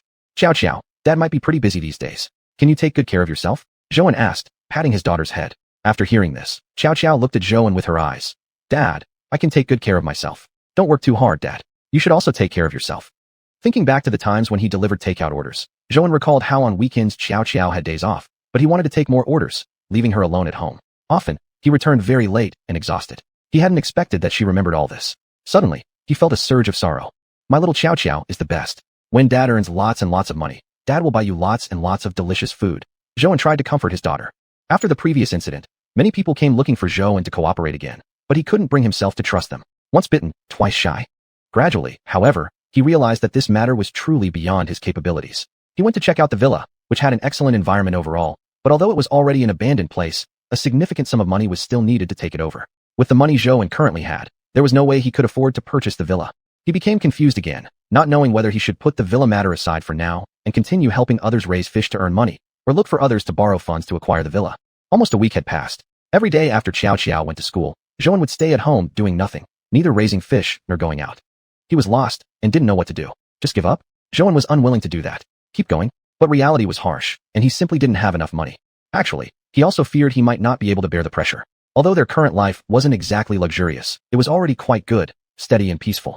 Zhouan could fulfill everything Xiao wanted, afford excellent doctors for his parents' health, and he wasn't particularly tired. Everything seemed quite satisfactory.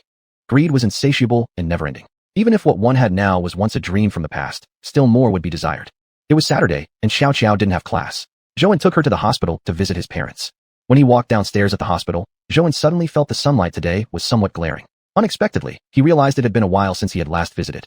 Recently, he had been too busy, with every day packed tightly. In the mornings, he hurriedly sent Xiao to school, and in the evenings, he rushed back from the suburbs. He was always exhausted every day.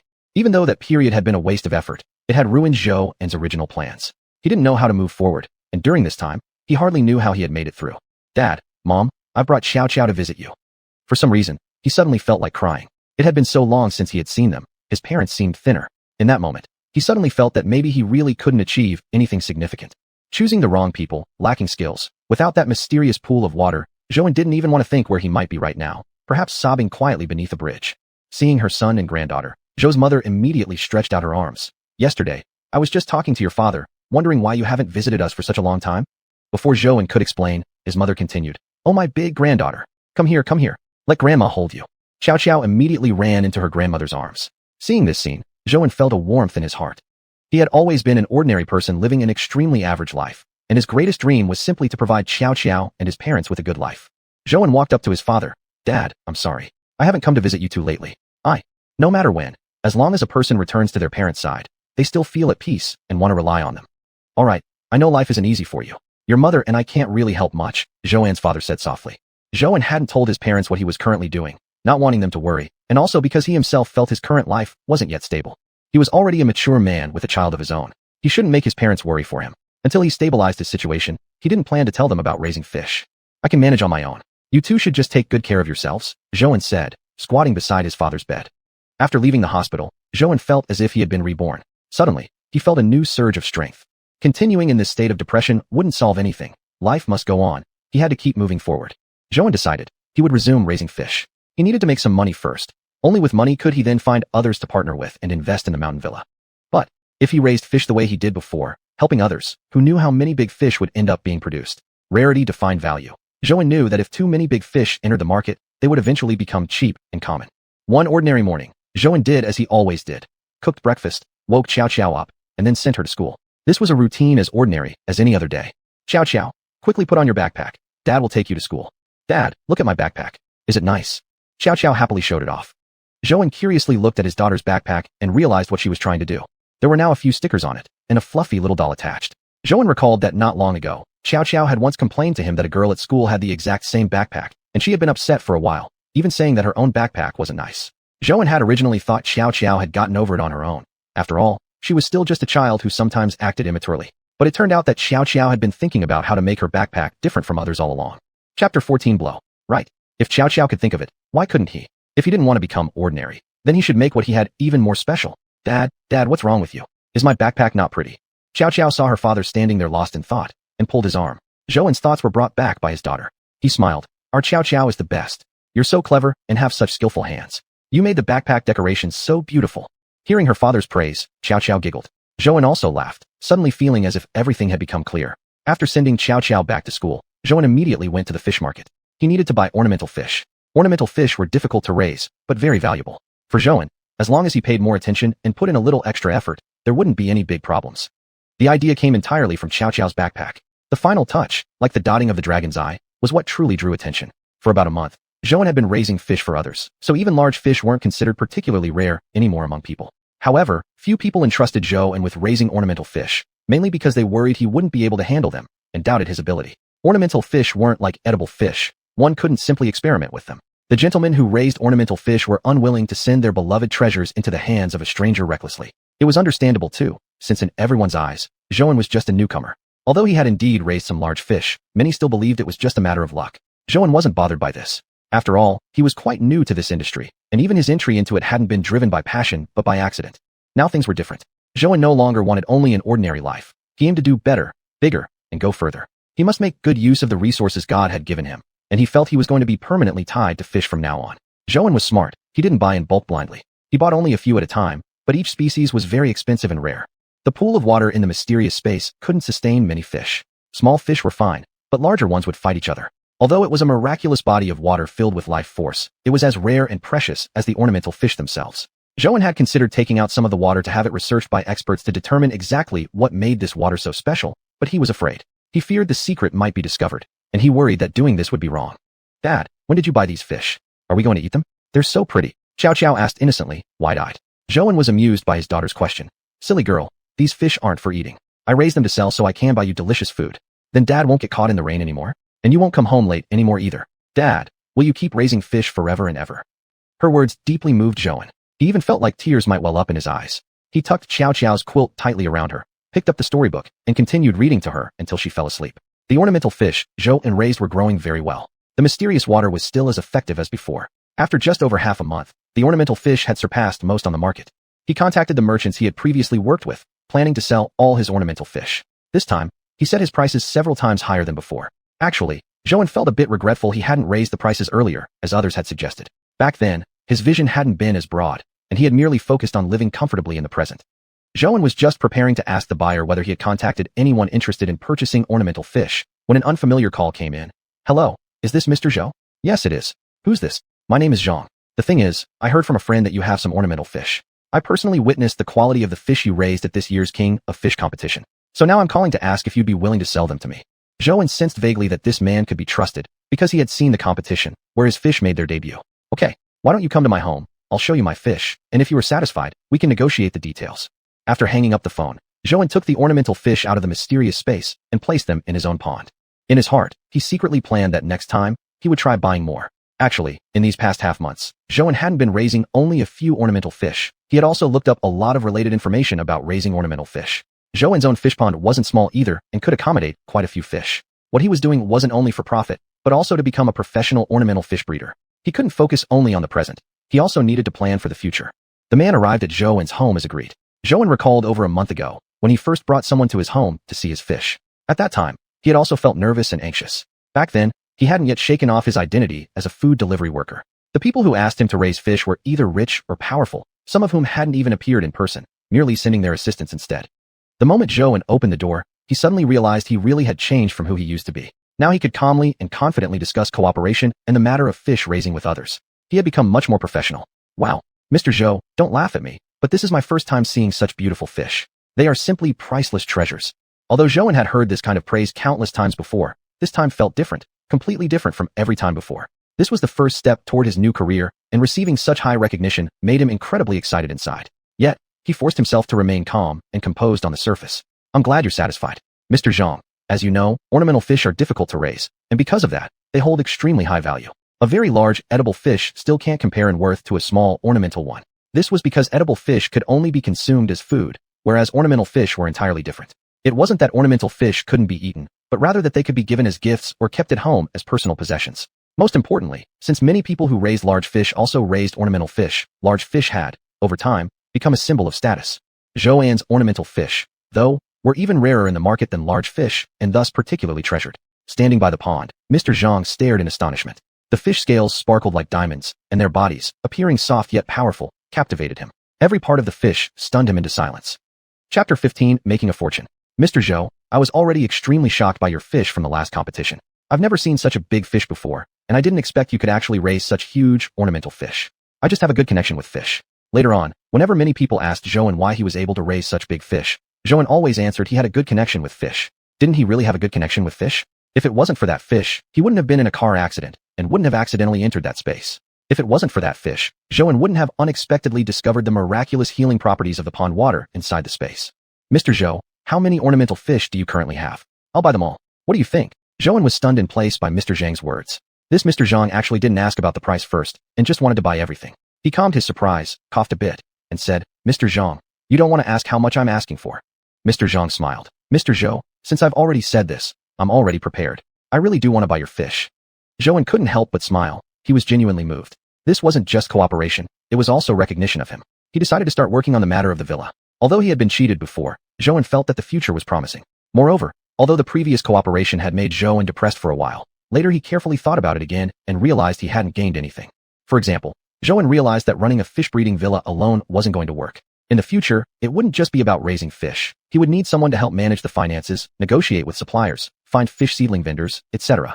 Now that the startup funds were already in his hands, what Zhou needed to do next was to find business partners, which was actually a bit difficult for him because his circle was small, and the people he usually interacted with were either trying to get him to raise fish or others in the same industry. He didn't really know many investors on the management level.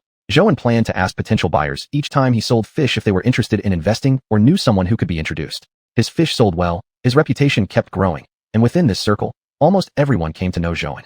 Of course, they also learned about Zhou's advertising. His advertising was all word of mouth. It was funny to say, but many people even joked with Zhou saying, "Zhou, you raise fish so well, yet you still don't have a formal villa?" Every time that happened, Zhou didn't know how to respond. Saying he didn't have one sounded too unprofessional, and saying he wasn't planning to set up a villa made him seem too arrogant. In fact, Zhou wasn't selling many fish either. The orders he accepted were all based on the capacity of his fish ponds. Speaking of which, the reason Zhou's fish were selling well was also because of the limited availability of Bai Mian fish, Shuelong fish, and Yu Mian fish. One reason for this was because both the mysterious space and his own fish ponds weren't large, so he could only raise fish based on the pond's capacity. Additionally, this was Zhou's marketing strategy, an approach of creating scarcity. The rarer the item, the higher the price it could command. Anyway, he wasn't worried about not being able to sell them. "Mr. Zhou, your fish really are amazing. Today I've truly had my eyes opened." Zhou smiled and said, "I'm glad you're satisfied. What you see now is all there is. Apart from this, there's no chance of finding these fish anywhere else in the world." Although Zhou had already started working on the villa matters, he was still raising fish. Who would say no to more money when there would be so many occasions to use it in the future? "If I want to buy all of these, what would be the price?" the person asked without taking his eyes off the fish. Zhou didn't speak, but looked at him and signaled a number with his fingers. "Any room for negotiation?" "Sorry, as clients who have cooperated with me know, it's always a fixed price. Besides, sir, you should be able to tell as well, my fish aren't expensive at all," Zhou said with a calm smile.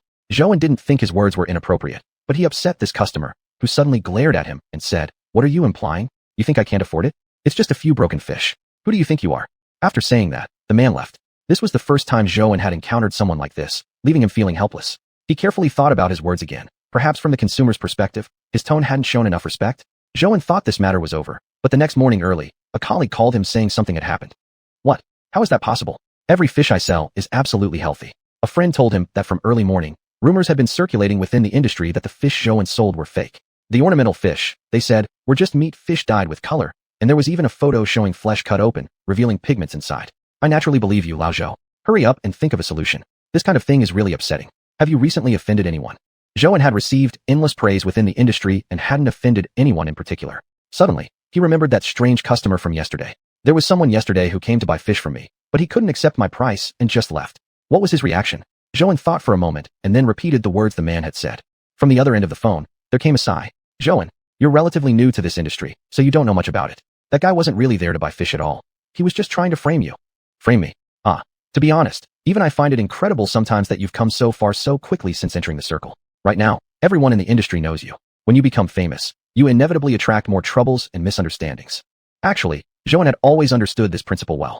He'd been very cautious, never selling at the highest prices or showing off, keeping a low profile all the time. Yet me Shang Da, what must come will come eventually. I'm definitely not the only one who's ever experienced something like this. You've got the right attitude. By the way, I told you before, every time you buy fish seedlings, keep the receipts. Have you been keeping them? Zhou furrowed his brow, recalling for a moment, then replied that he had saved them and not thrown them away. Then that makes things easier. What you need to do now is immediately contact all the customers who have bought fish of the same kind as in the picture from you. As long as they confirm that the quantity they bought matches what you sold, and prove that the fish in the photo isn't yours, everything will come to light. That's right. The fish in the photo definitely weren't his. Besides, Zhou always used a scarcity marketing strategy, strictly limiting his fish sales. Zhou immediately called up those customers, and after hearing his explanation, they were all willing to help. Zhou had a great personality. Whenever dealing with others, he was always very reasonable, and his prices weren't particularly high. Chapter 16, An Unexpected Order. At this moment, Zhou felt grateful for his past self, who had always stuck to his own beliefs and not lost himself in the ocean of money. A few days later, Zhou organized all the evidence and shared it within the community. Gradually, the incident faded from people's memories and stepped down from the stage of daily gossip. Although the matter was resolved, it remained a hurdle in Zhou's heart. He had truly felt how difficult this world could be. For most of Zhou's life, he had simply been an ordinary person, as average as one could be. He had never imagined he would become the person he was today. In the past, he hadn't understood why rich people could also feel angry or sad. Now that he had become the person his former self had dreamed of, he only felt tired. He even thought he wanted to take a break. But thinking about Xiao and his parents suddenly made him feel an overwhelming sense of responsibility on his shoulders. If I want to have more, then I must keep striving and keep going, Zhou told himself in his heart. This wave of controversy passed rather quickly. It was mainly due to Zhou's credibility in the community. Although he was not yet an especially experienced fish breeder, the fish he raised were among the best within the circle. Zhou's fish were exceptionally good, but he had never been arrogant. Whether someone came to him to ask for help raising fish or for advice, he always did his best to assist them. Therefore, even when such an incident suddenly occurred, there were still people who defended Zhou and testified on his behalf. This was also what motivated Zhou to keep going. On a certain night, he had also questioned whether he could truly make it in this profession and doubted whether he really could persevere. But having met many kind people along the way, he had no reason to give up. Like usual, Zhou continued to help others raise fish and earn money every day. His skills had become so good now that even without the mysterious space, he could handle regular fish exceptionally well. He went to pick up Xiao from school each evening. Her little hand held his big one, yet she didn't seem happy. Zhou gently asked Xiao if something had happened at school. Although Zhou was a tough man, years of raising Xiao alone had softened his heart. As a girl, she couldn't be scolded or punished harshly. Zhou thought that he had become gentler because of his daughter. Xiao seemed not to hear what Zhou said. She continued walking quietly, keeping her head lowered. Every time this happened, Zhou felt both mentally and physically exhausted. No matter how much he loved his daughter, he could never give her the love of a mother. It was natural for a child to have more to say to their mother, and Zhou always felt that his daughter secretly felt sadness because she didn't have one. Zhou remained silent, holding Xiao's hand and walking home. When they reached the doorstep, Xiao suddenly stopped, saying, "Daddy, why haven't you told me a story recently?" A story? Zhou thought for a moment. Indeed, it had been a while since he'd told his daughter a bedtime story. Lately, he had been very tired. Orders kept pouring in, and he accepted them all, regardless of how many came his way. Right now, it felt like returning to the days of delivering food, each day filled with rushing and anxiety. If the money couldn't be raised soon, that villa would likely be bought by someone else. He had no other choice. To give Xiao a better life, for her to live in a grand villa too, he had to strive harder and harder. Zhou squatted in front of his daughter, holding her small hands. Xiao, Daddy's sorry. Daddy's been really busy lately because he wants to buy something very expensive. Daddy has to earn a lot of money before he can buy it. Daddy, does that mean you've become tired again? Seeing Xiao pouting with a tiny frown, worrying about him, Zhou accidentally burst into laughter. Daddy's not tired. But Xiao, can you take good care of yourself for a while? Xiao nodded vigorously. Yeah, Xiao can take care of herself. But Daddy must also take care of himself. Zhou had not remarried all these years. First because he feared someone might treat Xiao poorly. He could bear to sacrifice his own happiness, but under no circumstances would he let Xiao suffer. He still remembered that rainy night when Xiao had stood in the rain crying, waiting for him to come home, saying that her mother didn't want her anymore. Each time this memory surfaced, Zhou felt as if he couldn't breathe, as if his heart had been twisted painfully. That evening, he tucked Xiao into bed and told her a story as usual. Suddenly, Zhou thought of something. Xiao, why were you so upset that Daddy didn't tell you a story?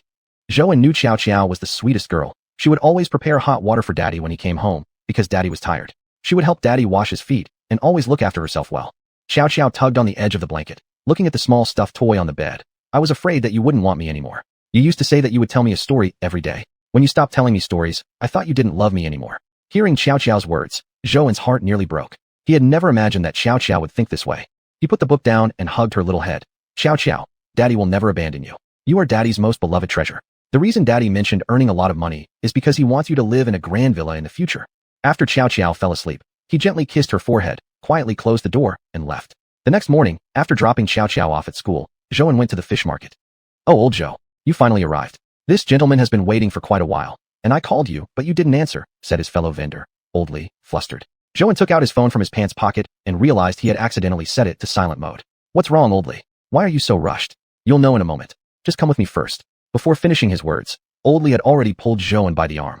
He led Zhou into a man. Zhou subtly observed the man, wearing a neatly pressed plaid suit, his hair meticulously combed, and with a solemn demeanor. Zhou couldn't help but feel nervous, even suspecting that an enemy had come seeking him out. Excuse me, are you Mr. Zhou? Asked the man in the plaid suit. Zhou hesitated slightly. Yes, I am. May I ask who you are? The plaid-suited man suddenly laughed heartily and extended his hand. Mr. Zhou, I've long admired you. Nice to meet you. What business do you have with me? I'd like to discuss a business cooperation.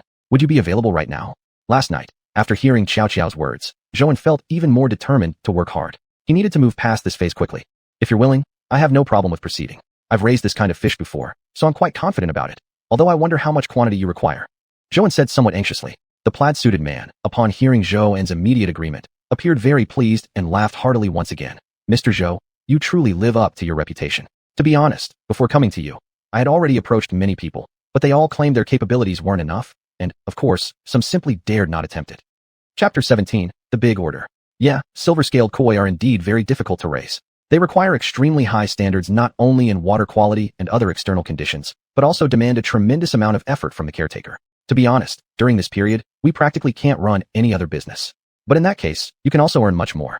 This kind of order offers very high profit margins. The man in the plaid shirt asked puzzledly. Zhou smiled and said, high profits only come if the fish survive. If, during the process, we're unlucky and the fish die, it would be a devastating loss we can't afford. Actually, if it weren't for the water from that mysterious space, Zhou wouldn't dare take on such an order. Even though he now possessed highly professional fish-rearing knowledge, it wasn't enough to raise silver-scaled koi successfully. Well said. Fortunately, we have Mr. Zhou like you who are so skilled in fish care. Not at all, not at all. Then, may I ask how many would you like to order? Zhou already knew the answer without asking. These rare fish, although extremely valuable, were not only very difficult to raise, but also very expensive, with the most important point being each fish required a lot of space. 10. 10? You need 10. Zhou couldn't believe his own ears. He had just asked out of routine, but was shocked when the other actually asked for 10. The most fish he had ever seen any fish lover keep was just 2.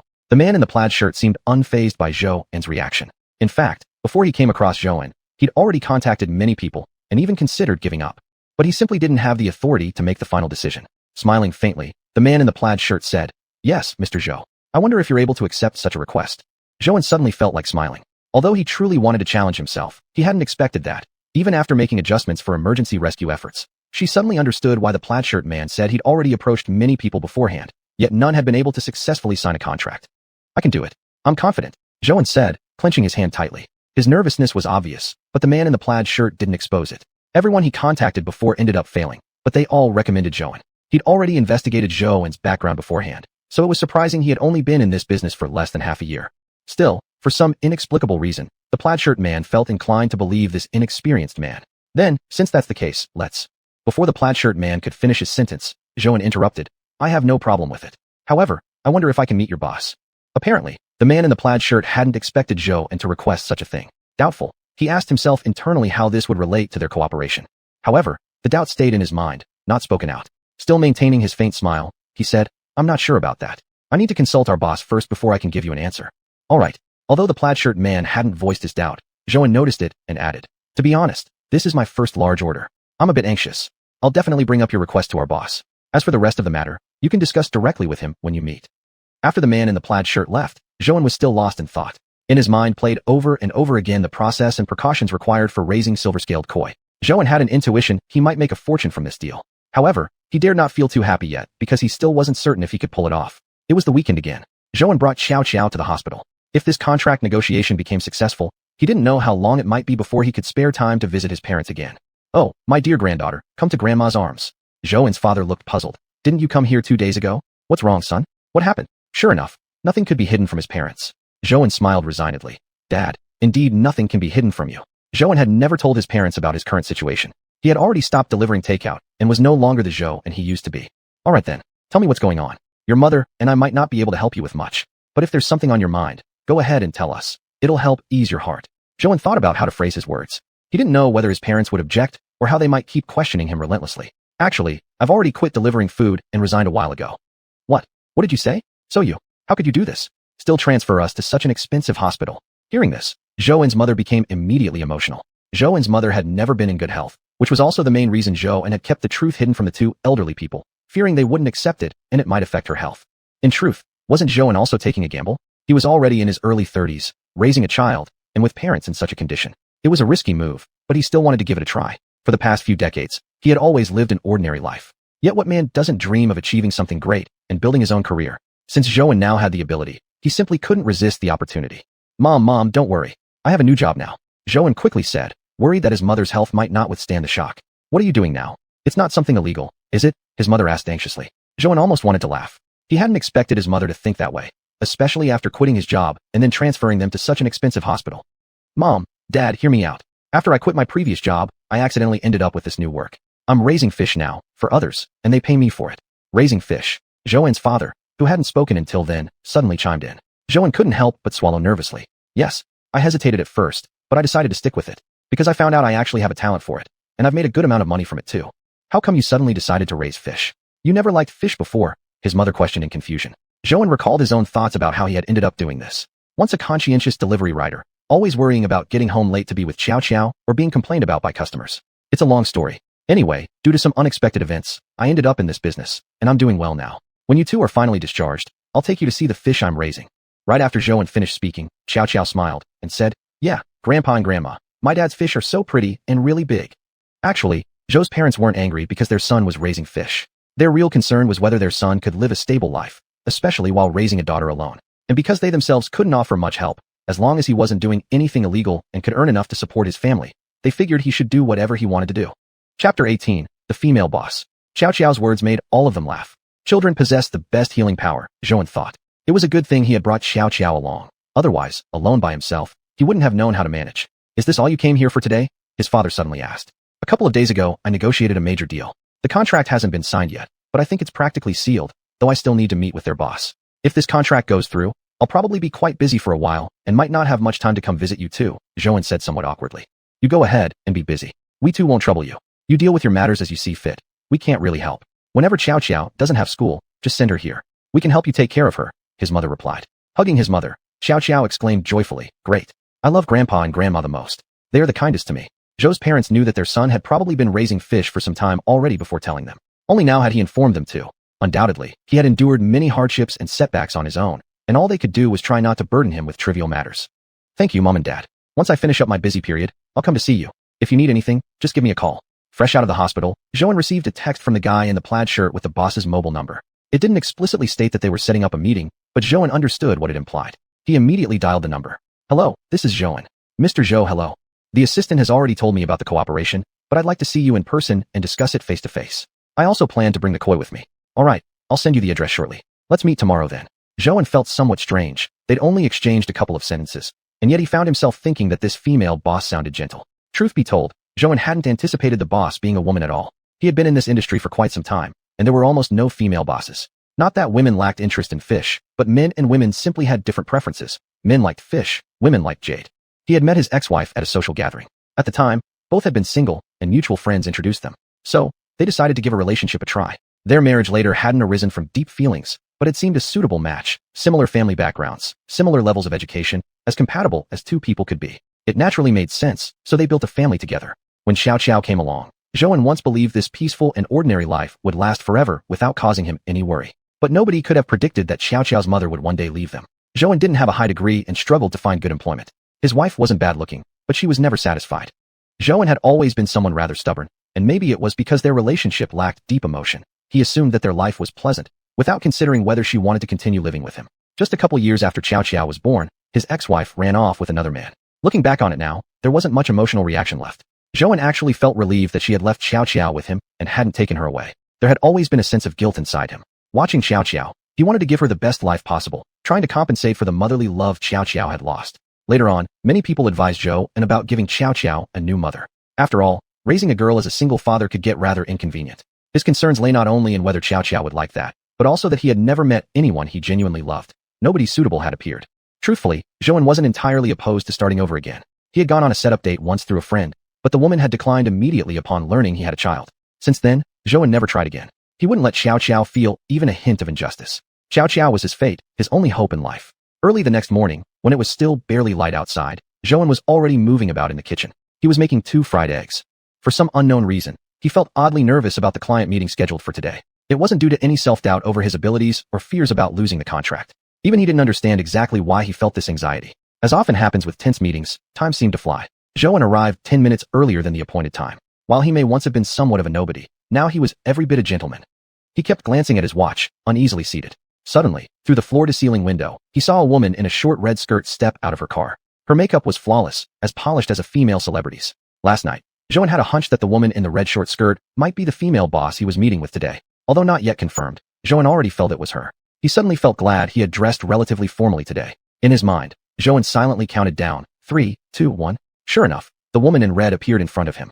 Zhou wasn't curious about how she had recognized him. Someone at this level would surely have thoroughly checked him out before even approaching him for cooperation. If it had been a few months ago, Zhou might have been suspicious, but these past few months had made him used to it. People in high society would never meet someone blindly. "Hello, are you Mr. Zhou?" the woman in red politely asked. Zhou immediately stood up from his seat. "Yes, that's me. Please, sit down. I didn't know what you like to drink, so I haven't ordered anything yet." "That's fine. I can manage on my own. My surname is Su. All right then, Miss Sue. It's truly a pleasure to meet a beautiful and accomplished lady like you in this circle. Zhou wouldn't admit it, but the moment he saw Ms. Sue, he felt a flutter in his heart. He hadn't expected her to be so attractive. Unable to help himself, he stared at her, secretly scolding himself for being ungentlemanly while still being unable to look away. Hearing Zhou's compliment, Miss Sue smiled politely. Thank you, she said, flipping her hair. Her hair was long, curled, jet black, and cascaded like a waterfall. That casual motion completely captivated Zhou. He stared, completely mesmerized. His eyes were glued to her. He had never seen such a beautiful woman before. He felt as if her entire being was glowing. Internally, Zhou scolded himself, acting as though he had never seen a woman before. And yet, he couldn't stop looking. Do I look good? Miss Sue arched an eyebrow playfully at Zhou. She had already noticed that Mr. Zhou had been observing her the entire time. Zhou didn't expect her to directly call him out on it. He became instantly flustered and didn't know what to say, stammering. I'm really sorry. Miss Sue hadn't expected such a reaction from him and found it amusing. Go ahead and stare, but maybe wait until after we finish business. Chapter 19. A beautiful woman. Zhou hadn't expected Madame Sue to react this way. He pretended to cough a few times and said, From what your assistant said, you need me to help you raise 10 fish, right? Madame Sue flipped her hair again and softly replied, Yes, I need 10 of them. Truth is, I've already contacted many people, but none of them dared to accept this order. I wonder, Mr. Zhou, do you feel confident enough to take it on? What exactly did 10 silver-scaled brocade carps mean? If Zhou accepted this order and succeeded, it would surely establish his reputation in the circle, and his dream of building a fish-breeding resort would quickly become a reality. Every circle worked like this. You could be a newbie or an experienced veteran, but as long as you accomplished something that amazed everyone, you'd be considered an expert. Zhou instinctively tightened his grip, then smiled. To be honest with you, Madame Sue, I've never accepted such a big order before. You probably already investigated my background. I've only recently entered this field. But still, I have confidence. Madame Sue slightly raised her chin, indicating Zhou should continue. Truthfully, before all this, I was just a former delivery rider who changed careers into fish breeding. It was because I discovered a different talent of mine. Before this, I've even raised silver-scaled tea carps, which are slightly more difficult to care for than the silver-scaled brocade carps. Zhou himself wasn't sure if what he said was convincing enough, but he was at least satisfied with his performance. His mind, however, kept wandering to how pretty Madame Sue looked. He didn't understand himself either, but just couldn't stop looking at her, even knowing it was impolite. Madame Sue nodded and said, Great. As expected, everyone recommended you to me. Then could you tell me, why did you switch from delivering food to fish breeding? Just a small accident, but I'd rather not say more. Sorry, it was the first time Zhou met Madame Sue, so he didn't want to be completely transparent. Keeping a bit of mystery would make future interactions more interesting. Okay, no problem. Then, discuss the contract details with my assistant. For the fish, you can come pick them up later. If you have no objections, let's sign the contract now. Every word Madame Sue spoke made Zhou feel even more impressed by her elegance. He hurriedly replied, Sure, no problem on my side. After signing the contract, Madame Sue made a call and summoned her assistant. Zhou again saw that car through the glass window, though he couldn't even recognize the brand. But he believed, without doubt, that it was incredibly expensive. Let's go. Go pick up the fish. As Madame Sue stood up, Zhou quickly followed. The moment he got inside Miss Sue's car, Zhou suddenly understood the meaning of striving forward. When he was a delivery rider, every day he zipped through the streets on an electric scooter. Back then, he never felt anything strange. Actually, he thought electric scooters were pretty good. They let you feel the breeze and didn't get stuck in rush hour traffic. But now, sitting inside a car that probably cost hundreds of thousands, he felt how narrow-minded and inexperienced he had been. Zhou recalled the last delivery he had made, and even wanted to find out who that customer was. Had it not been for that delivery and the resulting accident, which also led to putting fish inside that mysterious space, Zhou thought he'd probably still be busy receiving and delivering orders today. As the car slowly came to a stop, Zhou was stunned again. He'd never even seen a house this big before, let alone lived in one. He really felt like a frog at the bottom of a well. The biggest house Zhou had ever seen was Professor Xiao's house, long ago. Madame Sue turned to Zhou with a gentle smile. Mr. Zhou, we're here. Please get off. Oh right, okay. Your house really is huge, Zhou blurted out. Then immediately thought to himself, was that too impolite? He followed Madame Sue into a building. As soon as the door opened, Zhou almost wanted to kneel down and worship. All kinds of colorful fish swam inside. Zhou felt like his eyes were overwhelmed by the dazzling beauty. Instinctively, he walked further in, realizing more and more how little he actually knew. Though he had been in this fish breeding circle for about half a year, he had never seen many of the species before. You probably don't recognize a lot of these fish, do you? Madame Sue stood beside Zhou and asked. Zhou looked slightly embarrassed. Yes, I really am still inexperienced. Madame Sue suddenly burst into laughter. I've been collecting fish for nearly 10 years now, so don't be discouraged. Don't back down from my request just because of this. No, the contract is already signed. I can't afford the penalty fee, Zhou replied seriously. Ha ha ha, Madame Sue laughed loudly again. You don't have to be that serious. I won't make things hard for you. The fact that you achieved this within just a few months of fish breeding is already very impressive. Zhou found Madame Sue incredibly charming. It was his first time meeting someone of her status, and he couldn't help feeling insecure inside. Then, Madame Sue, May I take a look at the silver-scaled brocade carps now?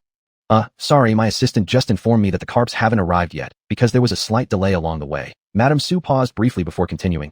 But I still brought you here, because I really believe in your potential. Potential? How could she tell? He was barely holding himself together from nervousness in front of her. Zhou thought to himself. Madame Sue seemed to sense what Zhou was thinking. I mean it.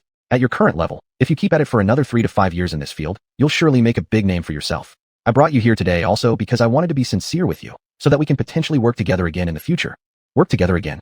Zhou thought he must have misheard. He had only met Madame Sue once, and while he wasn't unhappy about the encounter, he couldn't quite believe that he deserved such high praise and recognition. Thank you so much for your confidence, Madame Sue. I'm really, truly happy about it, Zhou said, clearly excited. He couldn't help recalling the days he spent delivering food last night.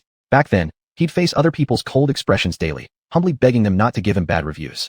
Thinking back now, those days seemed so pathetic, and he had almost forgotten the little joy he once found in those hardships. Madame Sue, thank you for bringing me here to see your fish.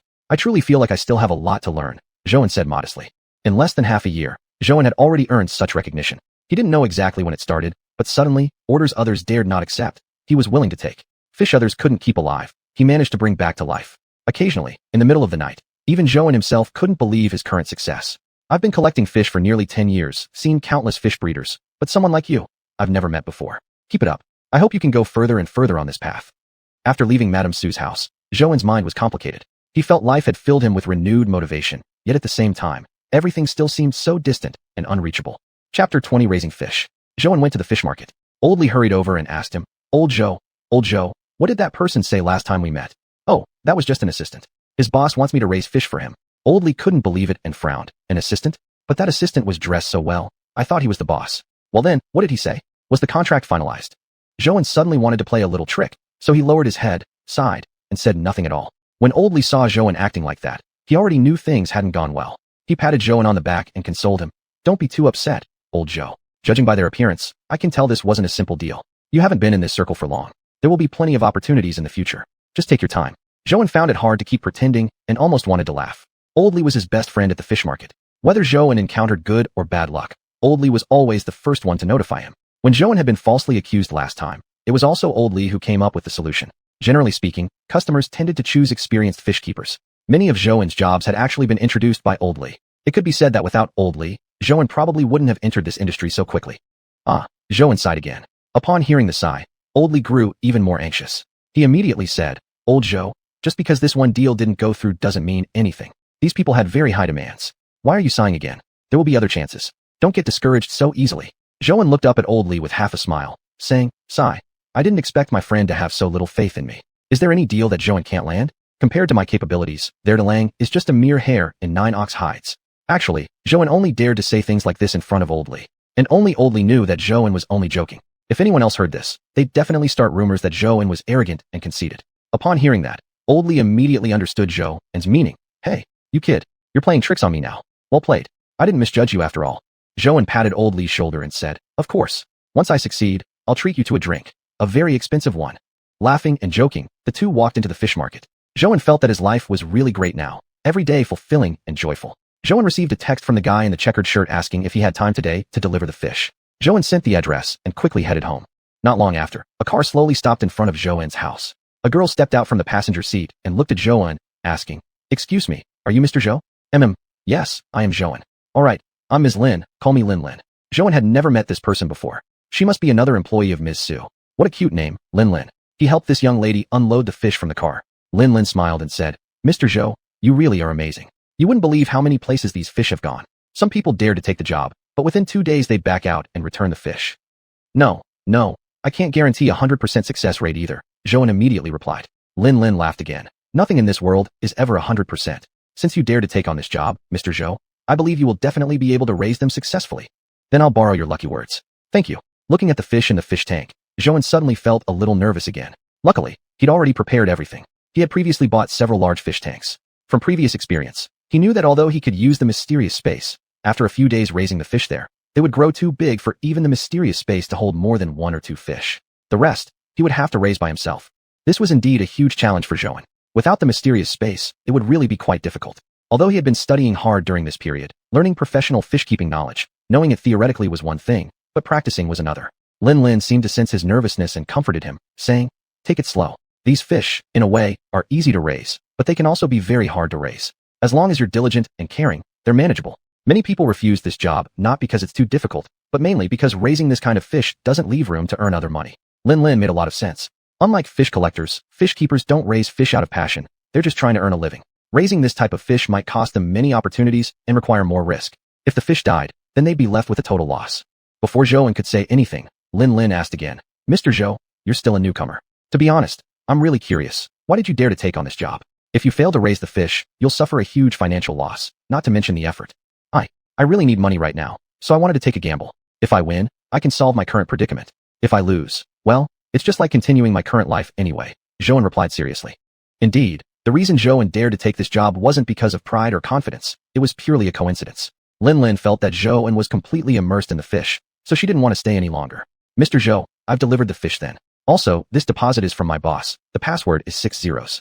Although Zhou had never raised this kind of fish before, he knew that deposits were usually paid a few days later because many people would regret the deal within 1 or 2 days.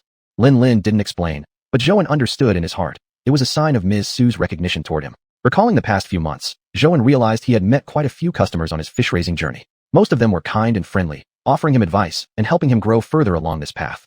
Through fish-raising, he had also met many people from the upper class. He still remembered clearly the first buyer of his fish, a very simple old man, Mr. Xia. He had even thought the man couldn't afford the fish. After Lin Lin left, Zhou transferred all the fish into the cold pond space. His plan was to raise these small fry in the space for 2 or 3 days first, then take out a few while leaving some inside, cycling them this way. He was confident he could complete this job successfully, and even felt he would soon be able to buy his own villa.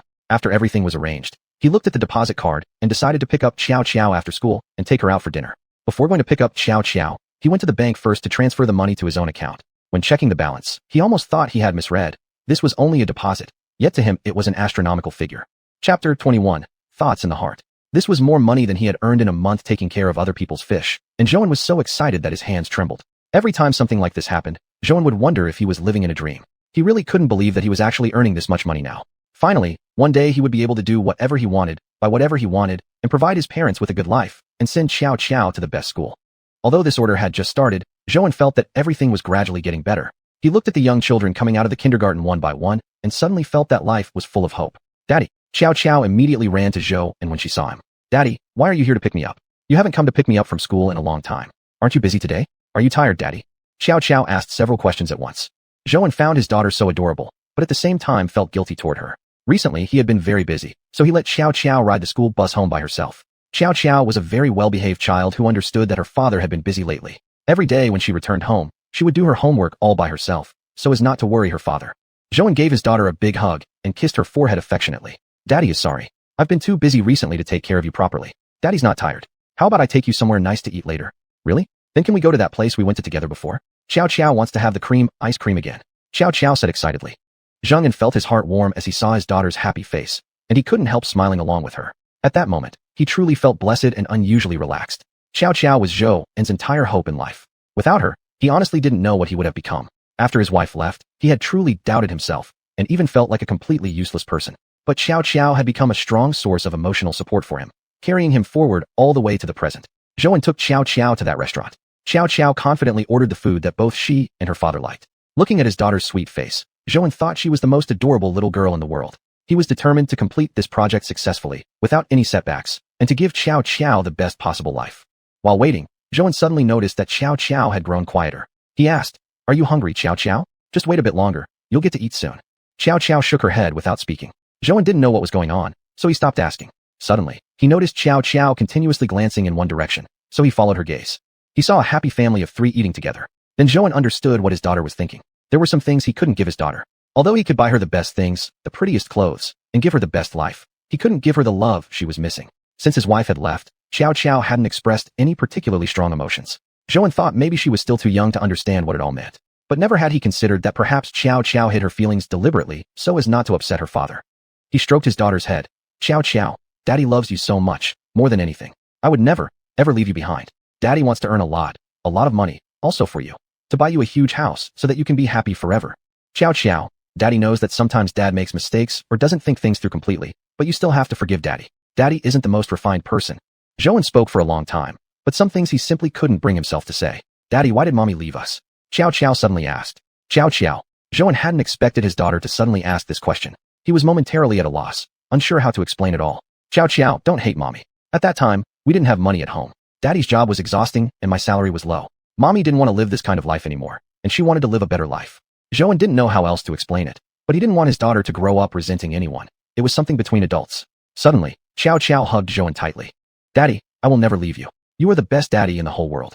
Even without mommy, we can live very well. Moved by his daughter's sudden burst of emotion, Zhou felt like crying. He didn't know what to say and only absently stroked her hair. Right at that moment, their food arrived. Zhou patted Xiao's back gently.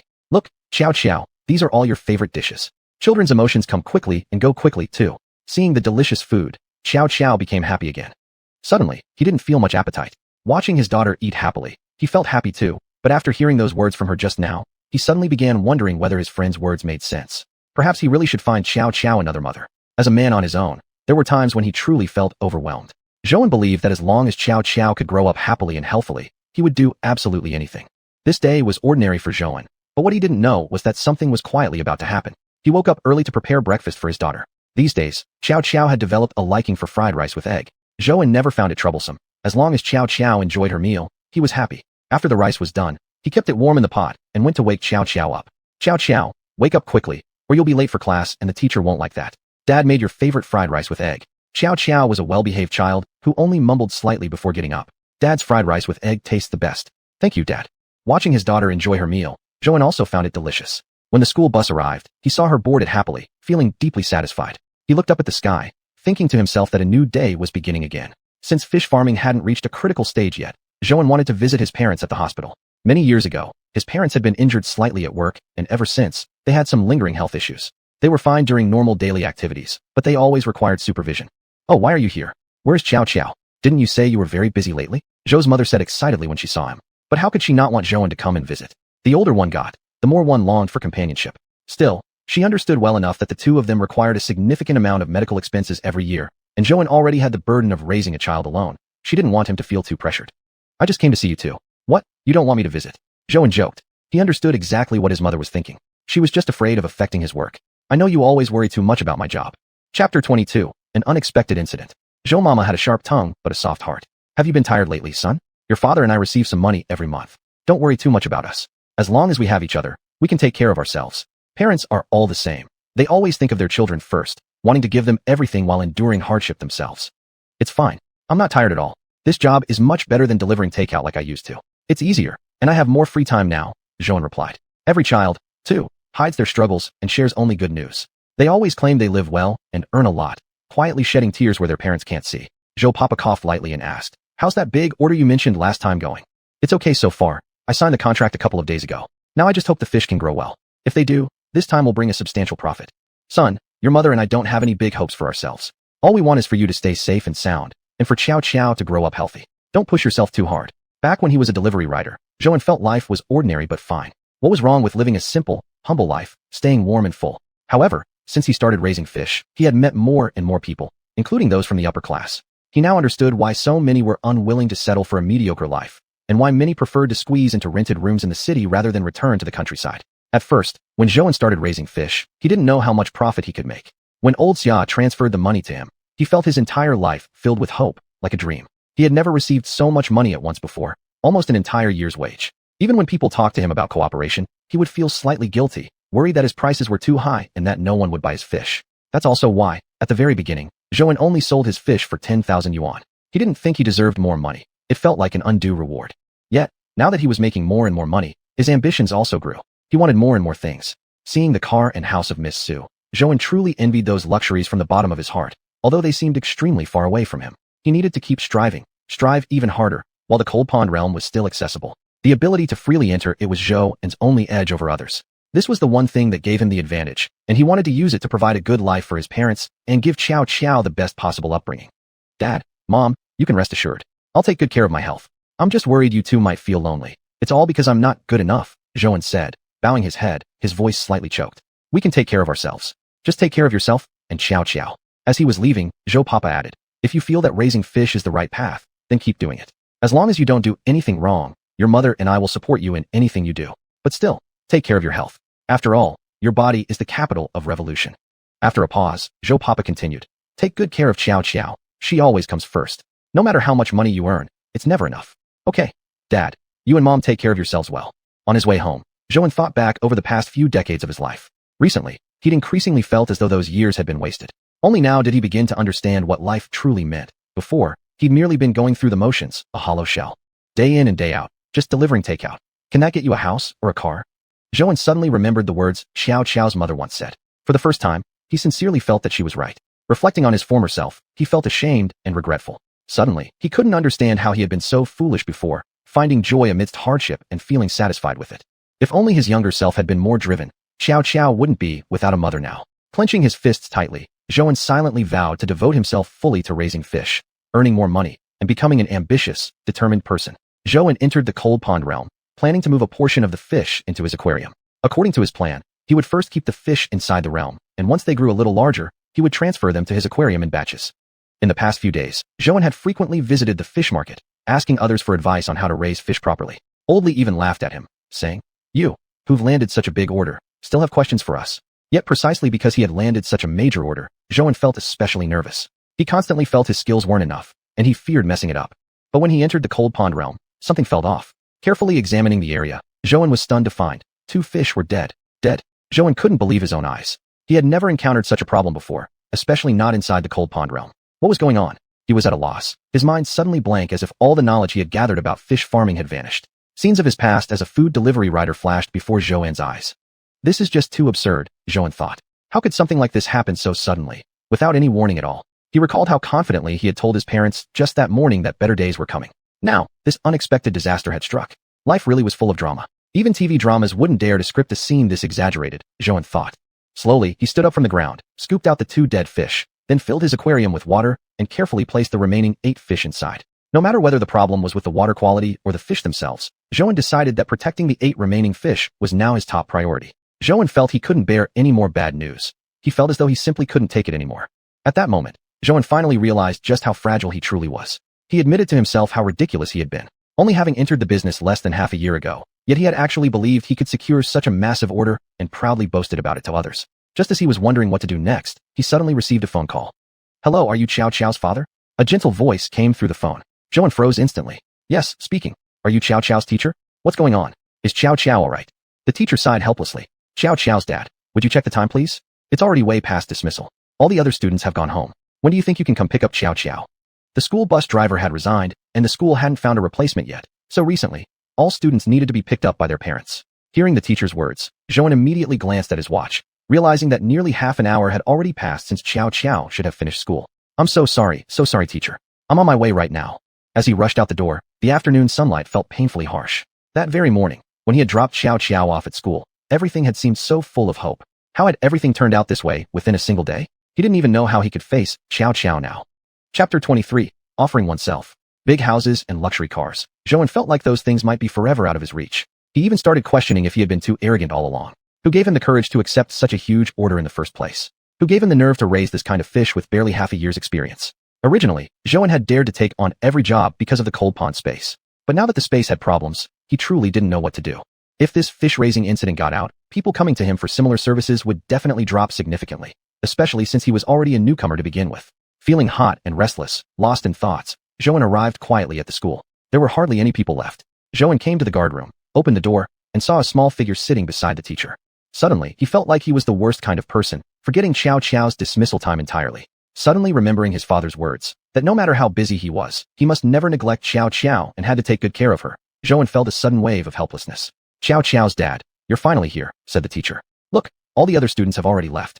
The whole school only had Xiao Xiao left waiting alone. Lately the school buses aren't operating properly. I hope you can pay more attention to the time next time." Zhou nodded apologetically to the teacher and said, "I'm very sorry. Something came up today and I lost track of time. It won't happen again. Thank you for staying with Xiao Xiao." On the way home, Zhou remained silent. He crouched down and looked at Xiao Xiao. "I'm sorry, sweetheart. Dad was really busy today. I promise, it won't ever happen again." Xiao Xiao shook her head. "Dad, when I grow up, I'll earn lots and lots of money so you won't have to work so hard anymore." It was only then that Zhou noticed he had rushed out in such a hurry earlier that he'd forgotten to change clothes. His shirt was still damp and even had some mud stains. For some reason, he suddenly felt a surge of sadness. Another 2 days passed, and Zhou still hadn't figured out the cause. He really didn't know what to do anymore. Plus, he felt that continuing like this wasn't a solution. If the remaining 8 fish also encountered problems, he wouldn't be able to bear the loss. Zhou decided to call Lin Lin. Perhaps the issue wasn't with the water quality of the cold pond after all. The silver-scale brocade koi were a particularly delicate breed. Issues during transportation could also affect the health of the fish. Hello, this is Zhou, he said somewhat nervously. Lin Lin seemed to already know why he was calling and calmly asked, "Is there a problem with the fish, Mr. Zhou?" Zhou hadn't expected Lin Lin to immediately guess the reason. Thinking about it, though, it made sense. Outside of fish issues, why else would he call her? He had originally planned to make a few vague excuses first, but now he decided there was no point delaying. He'd come to terms with it. Yes, honestly speaking, 2 fish have already died, and I don't know why. Actually, they died 2 days ago. These past 2 days, I've been trying desperately to figure out what went wrong, but I still haven't found the cause. If I keep delaying, I'm afraid I might completely ruin things. Zhou had already accepted the possibility that maybe he truly didn't have the ability to handle this job.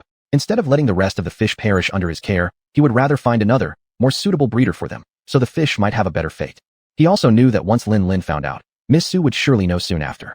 Zhou wasn't sure how Miss Su would handle the matter, but he had already prepared himself to pay the breach penalty. Lin Lin was silent for quite a while, making Zhou even more nervous. Finally, he said, "Miss Lin, I'm truly sorry. I never expected things to turn out this way. This is actually the first time in the past half year of my fish breeding experience that something like this has happened. My first time losing fish. I'm very, very sorry." Miss Lin still didn't speak. Just as Zhou thought he was done for, Lin Lin suddenly spoke up. "Mr. Zhou, do you still want to continue raising these fish?" Zhou felt even more uneasy after hearing Lin Lin's question. Truthfully, he didn't want to give up on this opportunity. If he could successfully raise the fish, he would make a significant profit and firmly enhance his fish breeding reputation. But whether he should continue was something he couldn't decide. He recalled the deposit Lin Lin had given him, an astronomical sum that scared him a little. In his heart, he weighed whether he could afford to pay compensation. Zhou had never been someone who easily gave up. Even with 2 dead fish right before his eyes, he still wanted to give it another shot. He just didn't want to quit just yet. The most important thing was that Zhou didn't think this was his fault. It could have been that those 2 fish had problems to begin with. Maybe something happened during transport, or perhaps some other unknown reason. Zhou always felt that things might not be as bad as he feared. "I don't know." Lin Lin suddenly laughed. "Mr. Zhou, since you're saying this, you must still want to continue raising these fish." "You caught me, Miss Lin, but I'm really not confident now. Do you happen to know what might be the cause? Please give me some guidance," Zhou humbly replied. "Really want to know? I have a request." Hearing Lin Lin say this, Zhou immediately knew he hadn't contacted the wrong person. His intuition told him that it probably really wasn't his fault. He even regretted not contacting Miss Lin sooner. "Miss Lin, please tell me. Whatever it is, as long as I can do it, I'll do anything it takes," Zhou sincerely replied. He just wanted to resolve this most urgent problem. Everything else could be worked out. Lin Lin laughed again. "Zhou, don't you even want to ask what my request is? You might regret it later." Zhou thought, what request could she possibly make? As long as it could solve his current crisis, he was ready to do anything. "I want you to offer yourself to me." Zhou was stunned, frozen in shock. For a moment, he even thought he had misheard. "Offer himself?" "Miss Lin, I didn't quite catch what you said. Could you repeat it, please?" Zhou asked in disbelief. Lin Lin laughed again. "Zhou, you heard me right. I said, I want you to offer yourself to me." Zhou had never been treated this way by a woman before. He doubted whether he was dreaming. He remained speechless for a long time. Since Xiuxian's mother had left him, he hadn't been in a relationship with any other woman. His friends had all advised him that since he was still young and Xiuxian was still little, he should find someone else. But Zhou believed he could take care of Xiuxian by himself. He had seen many news stories about stepmothers abusing children. If Xiuxian were ever hurt because he remarried, Zhou would never forgive himself. Chapter 24, A Strange Woman. "This is my only request. Do you agree or not?" Lin Lin said. Zhou really didn't know how to respond. If he rejected her outright now, he worried that Lin Lin might actually know the reason but wouldn't tell him. But if he didn't reject her, Zhou thought about the brief time he'd spent with Lin Lin. She really was a good girl, very cheerful and gentle. But he didn't have any special feelings for her. Moreover, if Zhou were alone, he would have agreed to Lin Lin's request just to find out why the fish had died, and he would gain a girlfriend as well. But there were no ifs. He also had Xiuxian. He couldn't do anything to betray her. If this irresponsible decision hurt Xiuxian's heart, he would never forgive himself. Not knowing what to say, Zhou changed the subject. Miss Lin, about the fish, The more Lin Lin thought about it, the more she felt she couldn't let go of this man. Perhaps for Zhou this was their first meeting, but he didn't know that Lin Lin had recognized him days ago. After hanging up the phone, Zhou's heart was still pounding. It was the first time he encountered such a situation, meeting such a strange woman. But why? Why would she suddenly want to be with me? Zhou wondered curiously in his mind. Had his personal charm really become that great now? He couldn't help thinking. Or perhaps, did she want something from him? Ever since he started raising fish, Zhou had met many people with ulterior motives. Some people had even gambled their entire fortunes trying to trick him into revealing his fish-raising techniques. Could it be that Miss Su also wanted his fish-raising methods? Zhou couldn't rule out that possibility. No matter the purpose or reason, Zhou admitted to himself that Lin Lin's words had left him at a loss. It had indeed been a long time since he'd interacted with women. Even the last time he discussed business cooperation with Miss Su, he had already noticed his awkwardness in such situations, and that was merely a business discussion. Recalling his behavior back then, Zhou felt truly despicable. At the moment Lin Lin spoke, his first reaction wasn't resistance. He remembered seeing Lin Lin for the first time. Her neat work clothes and high ponytail made her look especially energetic and lively. Xiao. Zhouan suddenly thought of Xiao and immediately understood his original intention.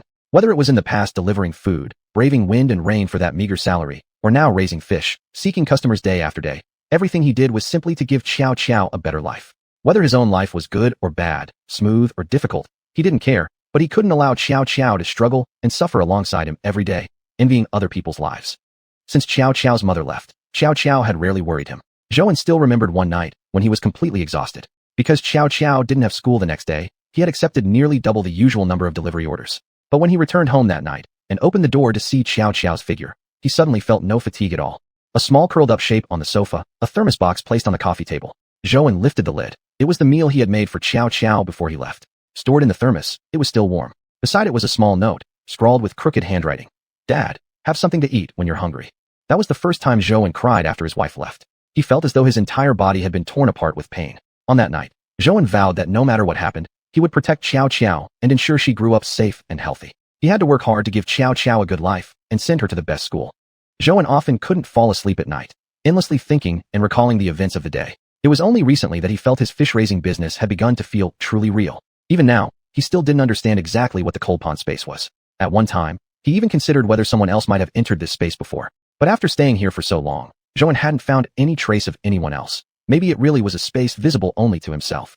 Because of this mystery surrounding the space, Zhouan had always been cautious, never indulging too much. He even started to study aquaculture knowledge on his own. Compared to the past, Zhouan had indeed improved greatly. He did all this because he wanted to make his current life more stable. This past period had been the most relaxed time for Zhou in 30 years. Although mentally he still struggled, as long as he could provide a good life for Xiao and his parents, he felt satisfied. Early the next morning, Zhouan got up as usual and started preparing breakfast for Xiao. But this particular day would remain in Zhouan's memory for many years to come. While they were having breakfast that morning, Xiao, still half asleep, looked at Zhouan and said, "Dad, everything will be okay. No matter what Dad does, whether we have money or not, I still love you." Zhouan had always thought he had hidden his emotions well. He never expected that Xiao had noticed his feelings. It had already been several days, but Zhouan still hadn't found the cause. He suspected it was something with the fish, but he had no way of checking. So he could only squat inside the cold pond space, observing changes in the water quality. As for Lin, he had no way to investigate further. Based on the current situation, Lin probably hadn't told Miss Su about it yet. So Zhouan also didn't want to inform Miss Su for now. Who knew if there would still be a turning point? Xiao, Dad is having a little problem right now. You need to take good care of yourself these 2 days. After Dad finishes being busy, we'll go out for something delicious. The day after Zhouan had forgotten to pick up Xiao from school, the school bus resumed normal operation. Zhouan thought this was the one thing that had gone his way recently. Zhouan watched the school bus drive away, silently hoping that today would finally reveal the cause. How could this happen? When Zhouan entered the cold pond space, he was shocked to discover that 2 more fish had died. This sudden blow completely broke him. Zhouan sat on the ground again, his eyes fixed blankly on the 2 fish that had now turned belly up. What was going on? At first he had suspected it was something on Lin's end, but now Zhouan thought perhaps it really was a problem with the water. Zhouan felt terrified. Out of the 10 fish, only 6 remained. He dared not face Miss Su, nor did he dare face this reality. He didn't know whether more fish would die tomorrow, the day after, or the day after that. Even worse, he wasn't sure whether he would manage to raise even a single fish successfully anymore. What should he do? Still squatting on the ground, suddenly the words Xiao had spoken in the morning echoed in his ears. Yes, everything would get better. Despair and giving up wouldn't help, only make things worse. He called Old Li. Zhouan felt that this time, by himself alone, he might not make it through. He needed someone to reach out and help pull him through. Old Li, I think I'm in a bit of trouble. Chapter 25 Hope Bookstore. Zhouan briefly explained the situation to Old Li, who was also startled at first, but quickly regained his composure. After all, he had been in the fish trade for 20 or 30 years and had seen all kinds of storms. Zhouan, don't panic now. First change the water in the fish tank and rule out the possibility of water quality issues. Though few people keep this type of fish, there have been some classic cases over the years. Why don't you look for related books in a bookstore to see if there's any record? Right. Zhouan hadn't thought about checking books. The more typical the fish, the more likely it would be recorded. There must be people who have kept these fish and ensured their reproduction and continuation. Old Li, thank you so much. I'll go right now. Saying that, Zhouan had already rushed out of the house and headed straight for the bookstore. Zhouan took the bus because he didn't think he could ride a bike right now. He didn't know what he was thinking either, nor what to do about the fish. His only hope now was that the bookstore would hold the answers he desired. Looking at the scenery outside the window, Zhouan recalled the events of the past few weeks. He still remembered that ordinary morning when Old Li had introduced him to the guy in the plaid shirt. When he first heard that the other party wanted him to raise 10 fish, he could still vividly feel the emotions he experienced then. 10 fish. This number was astronomical to Zhouan not merely because he was still a novice without much experience, But because such orders were rare throughout the entire fish-keeping circle, or rather, few people would accept such an order, it carried too much risk. A single mistake could mean not only losing the investment, but possibly even your life savings. Later, he met Miss Sue. What haunted him most about her wasn't her sexy figure or fiery eyes, but rather her private fish collection. So many fish, such a variety. It was the first time since joining this circle that Xiuxian felt so small and ignorant. He also recalled the confidence he displayed in front of Miss Sue. Thinking back to the time he told his parents in the hospital that he had taken on a major order, clearly full of pride, he remembered how, caught up in raising the fish, he forgot to pick up Xiao after school, leaving her alone at the school gate. That lonely figure would remain imprinted in his memory forever. Then he successfully signed the contract, received the fish, and collected the deposit from Miss Sue. Later on, as Xiuxian recollected, just when he began to get carried away, even before properly starting the real battle, 2 fish had already died. And now he hadn't rested properly for almost a week, and today, the day he had thought would be full of hope, another 2 fish died. Xiuxian felt helpless and didn't know what to do. Worse still, there was no one to turn to.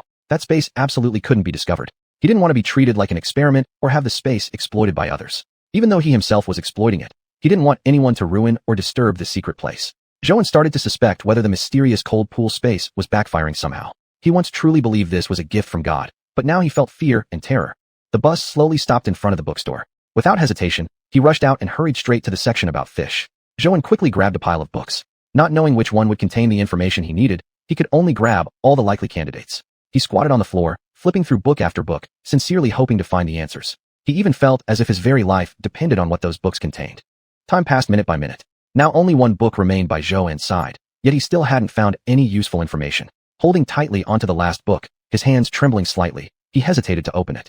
Suddenly, he found the whole situation almost ridiculous. His fish tank was a mess. He didn't know what had happened to the cold pool space, and 4 fish had died.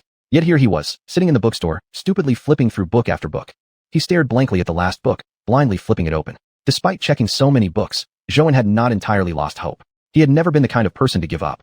As long as there was a sliver of hope, he would struggle forward. That was Xiuxian. He turned pages one by one, his mood sinking lower and lower. Perhaps there really was no answer here. By the time he reached the last page, Xiuxian felt utterly defeated.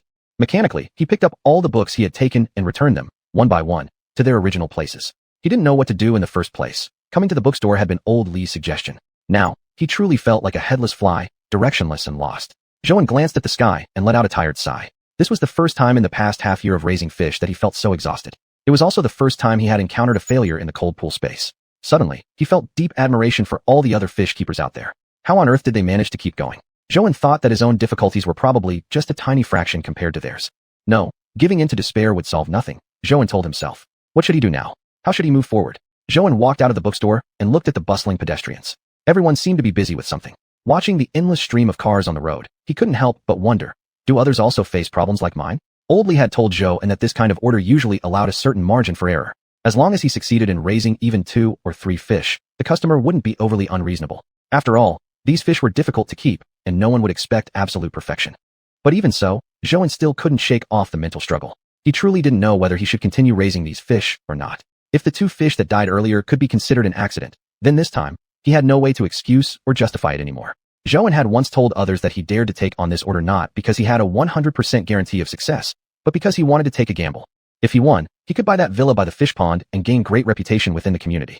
But if he lost, he was afraid to even imagine the consequences. The plan for the fish breeding villa had already been delayed repeatedly. He even felt that his previously envisioned blueprint had almost become an illusion. Deep down, Xiuxian still didn't want to give up this opportunity. He always felt there was still hope. The remaining 6 fish, he thought. Surely, as long as he found the cause, he could keep them alive. Opportunity was reserved for those who were prepared. Xiuxian felt he had prepared himself thoroughly. Although he did place the fish in the cold pool space right from the beginning, Xiuxian had been studying fish-raising knowledge for quite some time before that. He had insisted on visiting the fish market every morning, not necessarily to buy fish every day. Chapter 26 Lin Lin's Love. He only wanted to observe the fish farmer's techniques in the fish market.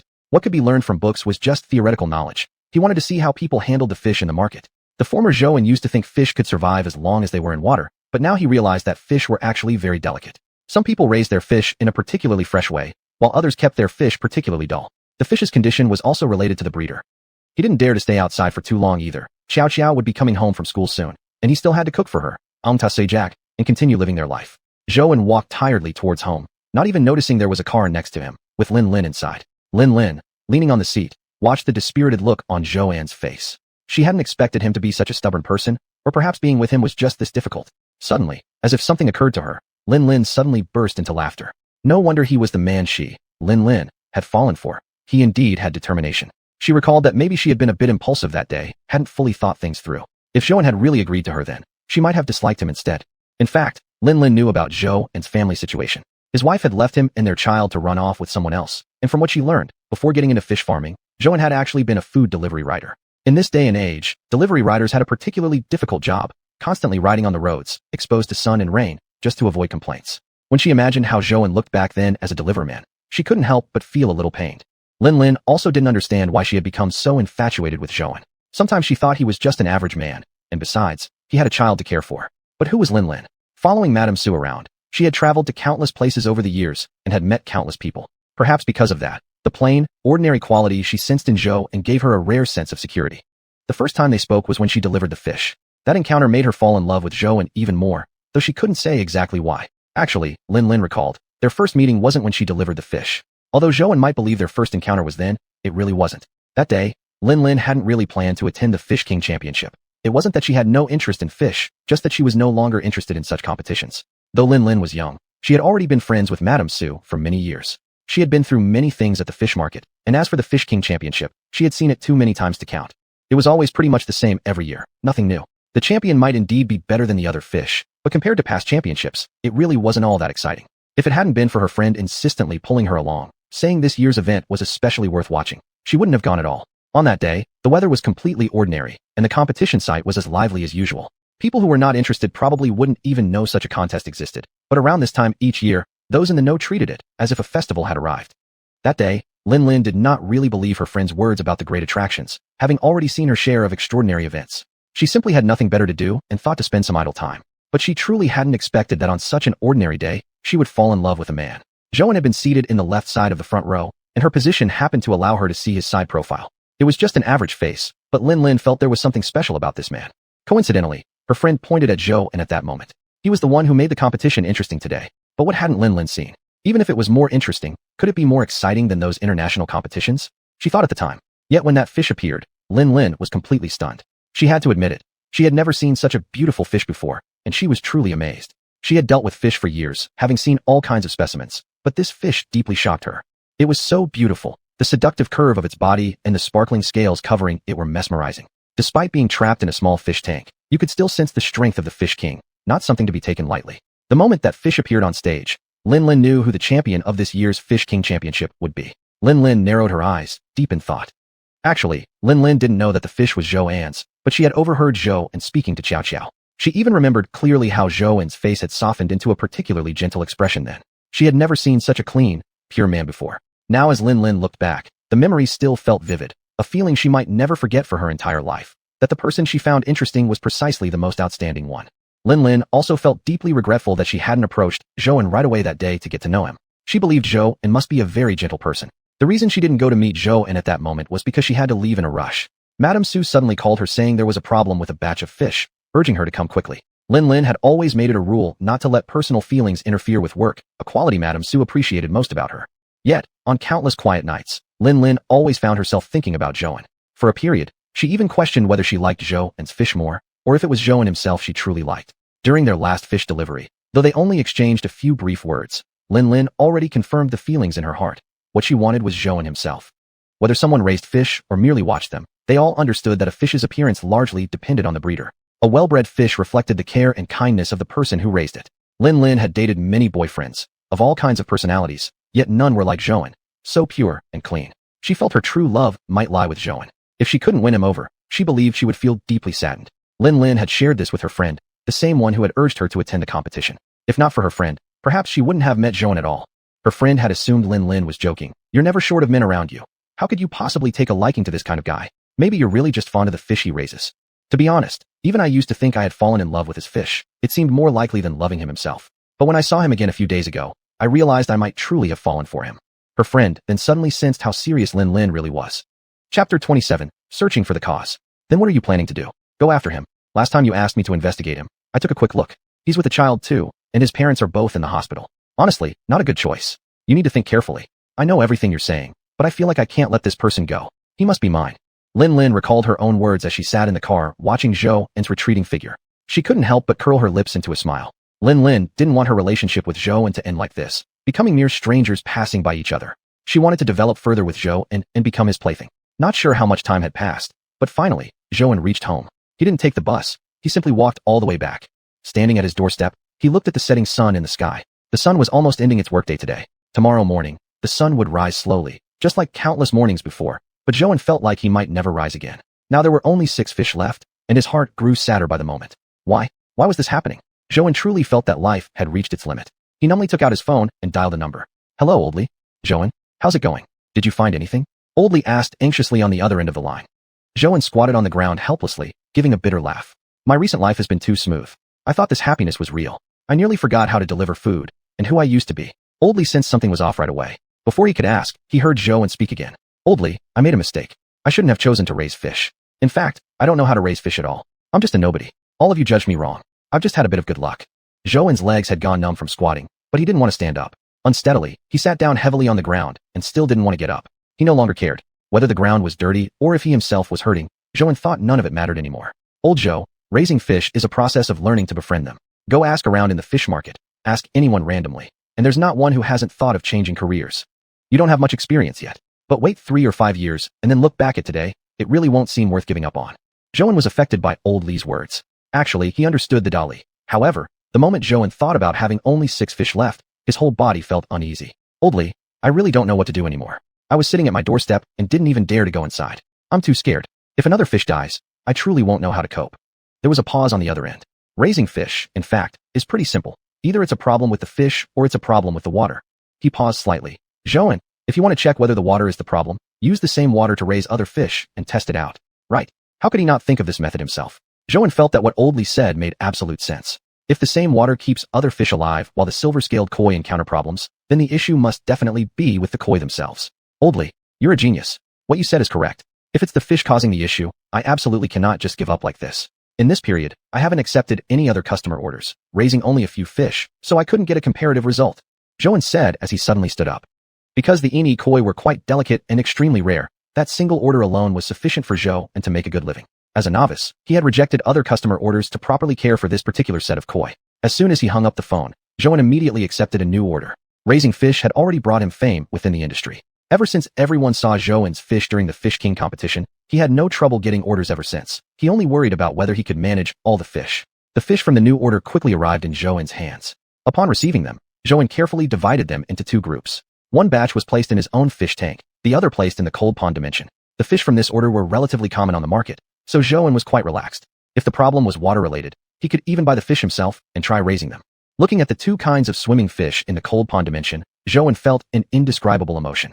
He silently wished, hoping dearly that the issue wouldn't be related to the water. Although Zhou was continuously studying fish-raising techniques, such a task wasn't like an exam. Simply memorizing knowledge and understanding it wouldn't guarantee success. Even by flipping through the most advanced fish-rearing books and learning from the top experts' fish-raising experiences, nothing would outweigh the importance of truly caring with a genuine heart. While looking at the swimming fish, Zhou suddenly thought of Lin Lin. If the problem indeed stemmed from the fish themselves, then who was behind it all? He recalled what Lin Lin had said that day, and couldn't help but scoff bitterly. Like her loving him? How could that ever be possible? Zhou had always been self-aware. He clearly understood who he was. 10 years ago, maybe he still had some confidence, but now, he was a single father in his 30s, and Xiao was still so young. He truly couldn't believe that any woman would be interested in him. What could she possibly see in him? He was just a delivery man. Yes, Zhou no longer considered himself a master fish breeder.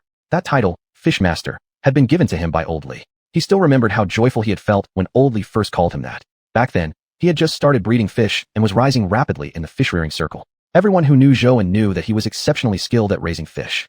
But now he could never think that way again. He felt that maybe he was indeed more suited to delivering food. Even though being a delivery man was tiring, at least it had been less stressful than his current situation. In the past, when Zhou had no money, he thought life was already hard enough. Racing against time every day, rain or shine, running endlessly on the roads. Now he had a bit of money, but sometimes he felt even more exhausted than before. So even the lives of the rich weren't easy, he mused.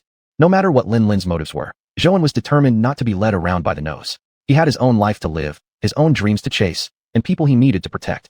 Thinking of Xiao, she was his sole support, his only reason. Without Xiao, Zhou would not be who he was today. That night, Zhou entered the cold pond dimension uneasily. He didn't know what awaited him, but life still had to move forward. Was it the water or the fish? The answer would reveal itself now. Clenching his fists tightly, Zhou walked step by step into the space. If he hadn't mentally prepared himself in advance and repeatedly told himself what to expect, he thought he might have broken down again. Yes, just as he had feared. 2 more fish had died. He stood there, staring at the lifeless bodies, taking several deep breaths. Then he noticed. The 2 dead fish were the silver-scaled koi that Lin Lin had given him. Chapter 28. There's something wrong with the fish. As for the fish belonging to another customer, they were still swimming actively in the cold pond, growing extremely well. Seeing those fish, Zhou felt a glimmer of hope. He recalled the way he used to be when raising fish, and was almost moved to tears. Therefore, it really wasn't a problem with the water quality, but with the fish themselves. Zhou immediately made this deduction. So it really wasn't an issue with the space. Yet even if it was the fish's fault, they wouldn't just suddenly die off, right? Staring intently at the fish in the cold pond, Zhou carefully tried to recall what changes had occurred over the past few days. Actually, this result brought Zhou significant relief. Although 2 more fish had died, he was still quite thankful it wasn't caused by the space. At least the space was still functioning normally. Although Zhou now could raise fish on his own as well, the cold pond space provided him with a sense of security, enabling him to confidently accept customers' orders and negotiate prices with them. It made him feel optimistic about the future, as though everything was gradually improving. His fish-raising skills weren't yet fully developed. Most of his knowledge was theoretical. It would take much more time to master practical techniques. Besides, for practical training, he could only use common types of fish for meat consumption, and some ornamental fish. So far, he hadn't raised ornamental fish completely on his own before. It wasn't that he didn't want to try raising ornamental fish. It was just that he currently lacked sufficient funds to experiment. Zhou thought that once his fish-raising resort was established, he would definitely devote substantial effort into raising ornamental fish. Although he knew that eventually the space would shut down on him one day, Zhou prayed earnestly, hoping the space could tolerate and accommodate him a little longer, allowing him to truly master the knowledge of raising fish. Now only 4 silver-scale koi remained. Yet Zhou felt much more relaxed than before, because now he at least knew where the issue lay. What he needed to do now was to find evidence. If Miss Su learned about this matter, she wouldn't believe him without any proof. Most importantly, the space couldn't be discovered by others. It was a secret that could never be revealed. Although Zhou didn't know exactly what would happen if the space were exposed, he believed it definitely wouldn't be something good. Suddenly regaining his confidence, he called Old Li. Old Li, thank you so much. Today 2 more fish died. Guess what? Old Li responded with calm confidence. Are these the 2 fish from that big customer? You're sharp, Old Li. Indeed, it's the big customer's fish that died. The water here has absolutely no problem. The fish from another customer are being raised here just as well as before, Zhou said, feeling relieved. It wasn't that Old Li was simply calm. He'd been working in the fish market for 20 or 30 years, having seen all sorts of storms. Although he himself had never raised a fish as valuable as a silver-scale koi, in the end, expensive fish were still just fish. The basic principles remained the same. Old Zhou, this isn't over yet. Although we now know it's not due to the water, the customer won't readily admit it's their own fault. Don't act rashly now. Observe this batch of fish carefully and find out exactly what's wrong with them. Zhou actually had already considered this point, but since he had never raised silver-scale koi before, this was his first time handling such fish. Old Li, I've checked many times but haven't noticed anything unusual. Zhou, no matter how expensive a fish is, fundamentally it's still just a fish. Their basic structure is the same. Examine them carefully. Find out what's different about these fish. Though not many people raise silver-scale koi, you can still find some references if you look up related materials. Suddenly, what Old Li said made perfect sense. After hanging up the phone, Zhou sat down at his desk and began formulating a plan. After thinking for a long time, Zhou decided that his first step should be to take a photo of the 4 silver-scale koi every 2 hours, carefully observing whether there were any changes in the fish's shape or size. The second step was to film a daily video showing the silver-scale koi alongside other customers' fish while he took photos, to prevent Miss Su from suspecting him. This order's failure didn't merely mean losing the payment or even suffering a financial loss. It was primarily about Zhou's credibility within the fish-raising community. Although this was indeed a particularly difficult fish to raise, he himself had boldly claimed to be able to successfully raise it. If all these fish died, his future customer base might shrink dramatically. It had nearly been a week already. After sending xiuxian to school each morning, Zhou buried himself in the cold pond space, sometimes even forgetting to eat. On the 7th day, when Zhou placed all the photos side by side for comparison, he suddenly noticed a major finding.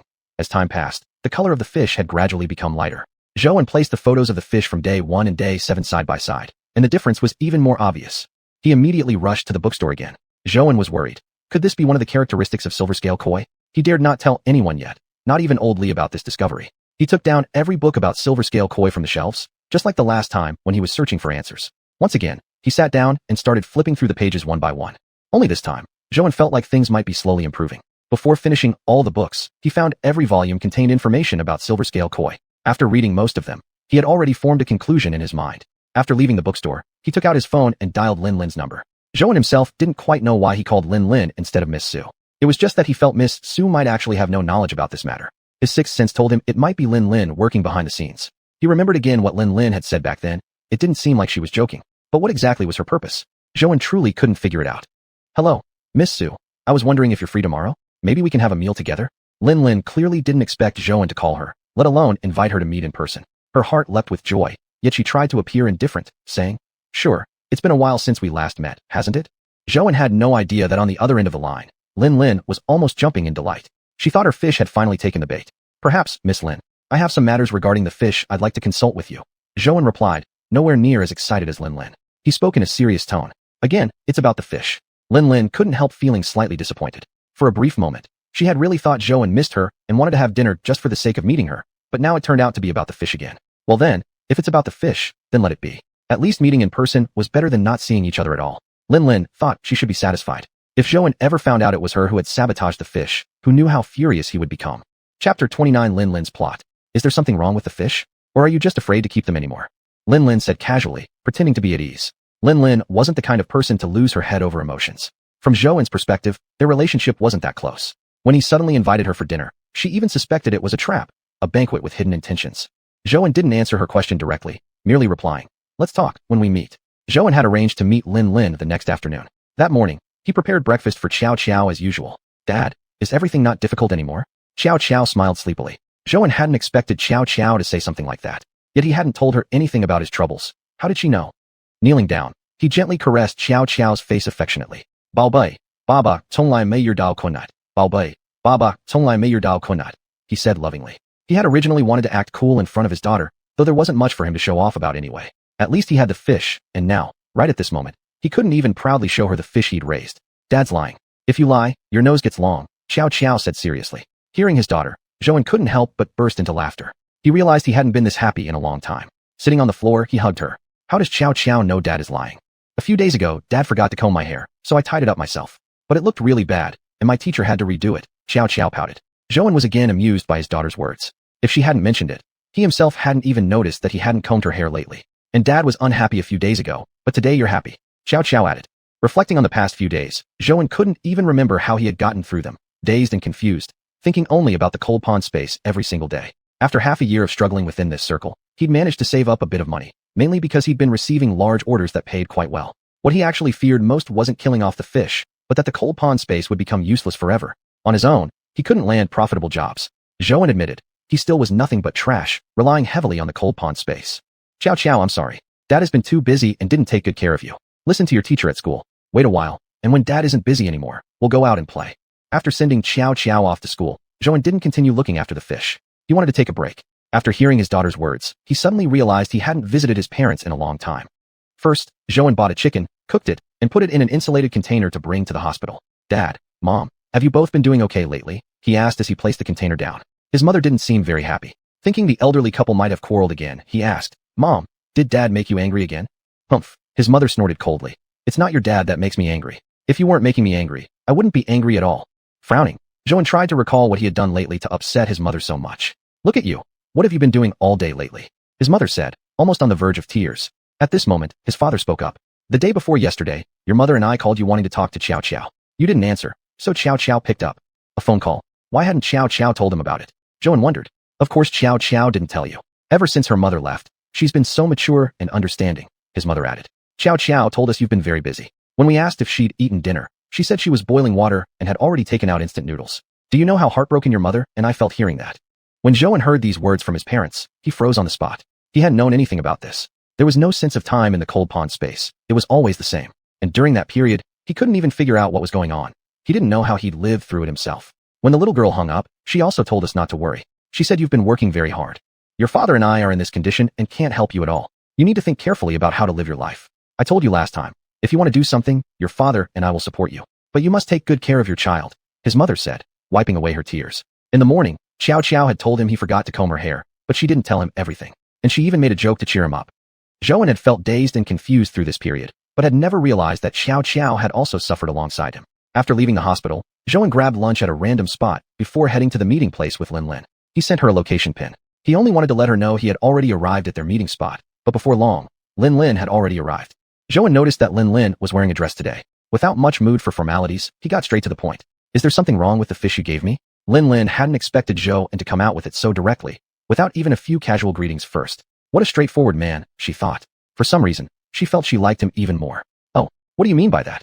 Although Lin had guessed that since he came looking for her, he must have figured it out already. Otherwise he wouldn't have been so impulsive. But still, she wanted to hear it from him. curious to see how sharp the man she had her eye on could be. The fish you gave me isn't a silver shadow koi, is it? Or perhaps, the color of the silver scale koi you gave me isn't quite right, Zhou said coldly, fixing his gaze on Lin Lin. Exactly as expected, Lin Lin curled her lips upward. She thought, I didn't misjudge him. The man I have my eye on is truly exceptional. That's correct. I didn't expect you to figure it out in such a short time. It's genuinely surprising, and you're absolutely right, Lin Lin replied calmly, taking a sip of coffee. Her calm reaction puzzled Zhou, and was she showing no sign of shock at all? Or fear that her scheme had been uncovered? How could she remain so composed? Why did you do it? What benefit does it bring you? Zhou asked, frowning slightly, clearly angry.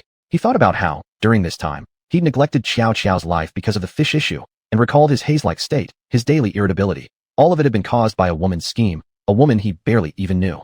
Zhou couldn't help but feel upset. He felt truly helpless. What do I want? I already told you last time, Mr. Zhou. Don't you have a good memory? Lin Lin arched an eyebrow, staring at Zhou as she spoke. Chapter 30, Conspiracy. Zhou was shocked once again. He never expected that Lin Lin still remembered what had happened last time. In Zhou's eyes, it had just been a joke. Don't joke around. You should know, I already have a child. I don't have the mood for this kind of playfulness with you, he said. When Lin Lin heard what Zhou said, she suddenly burst into laughter. This man was just too clueless. If she had said such words herself, she must have already investigated him thoroughly. Besides, what era was it now? What difference did it make if he had a child? Was she supposed to look down on him for it? Or was he worried that she would? Thinking this, Lin Lin became delighted. Zhou, I don't mind that you have a child. Since I've said it out loud, I'm already well prepared. Zhou had thought that with his words, this matter would be over.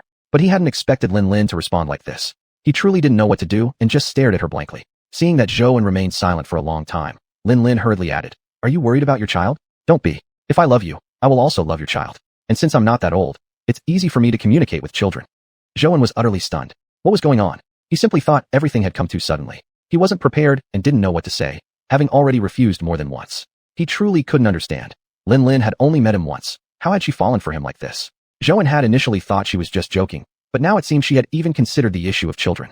Lin Lin, you calm down first. Honestly, I don't want to think about this kind of thing right now. I only want to raise fish well and earn money to give Xiao a good life, Zhou said helplessly. Lin Lin had seen countless men in her life, but few, like Zhou, would voluntarily expose their own weaknesses. Thinking this way, she admired Zhou even more. But Lin Lin was never one to give up easily either. There had never been something she wanted that she couldn't get, only things she wasn't interested in. Are you sure? You better think carefully, Zhou. This is not something you can simply choose to accept or reject. Do you still want to raise fish? Do you still want to make this deal? Lin Lin said coldly while sitting on her chair, staring at him.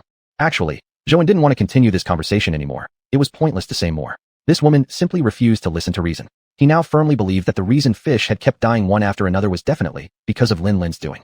Zhou had already said everything he needed to say. As for what would happen in the end, he no longer wanted to know. It wasn't necessary. Moreover, this deal had been negotiated with Miss Su. Even if any issues arose later, he could gather all the evidence and hand it to Miss Su. I'll handle the fish problem myself. As for what comes next, I'll discuss it directly with Miss Su. If you have nothing else, I'll take my leave first, Zhou said with a blank expression. Upon hearing these words, Lin Lin was completely furious. What did he mean by that? Not taking her seriously? Was the deal really negotiated with Miss Su? Did he truly believe Miss Su would even acknowledge him? How ridiculous. Lin Lin smiled slightly. Zhou, you're truly too naive. I've been best friends with Miss Su for over a decade. What do you think will happen with this matter? After a pause, she continued. Zhou, have you forgotten something? The deposit was paid by me personally, with my own hands. As these words came out, Zhou truly felt anger surge. He recalled the first time he met Lin Lin. He had once thought this girl was innocent and didn't seem like someone who raised fish. Yet he never imagined he would hear such words from her mouth. A man being threatened by a woman with money? Although Zhou had once been just a food delivery man, he had never been humiliated like this. Zhou stared intensely at Lin Lin, eyes filled with disgust. Meanwhile, Lin Lin sat calmly, still smiling, as if completely confident of victory. He took out the deposit card from his briefcase. Zhou suddenly recalled how excited he had been when he first received this card. Such an astonishing amount he had never even dreamed of before. He remembered buying a lot of things for his parents that day and treating Xiao to a delicious meal. Zhou still showed no expression.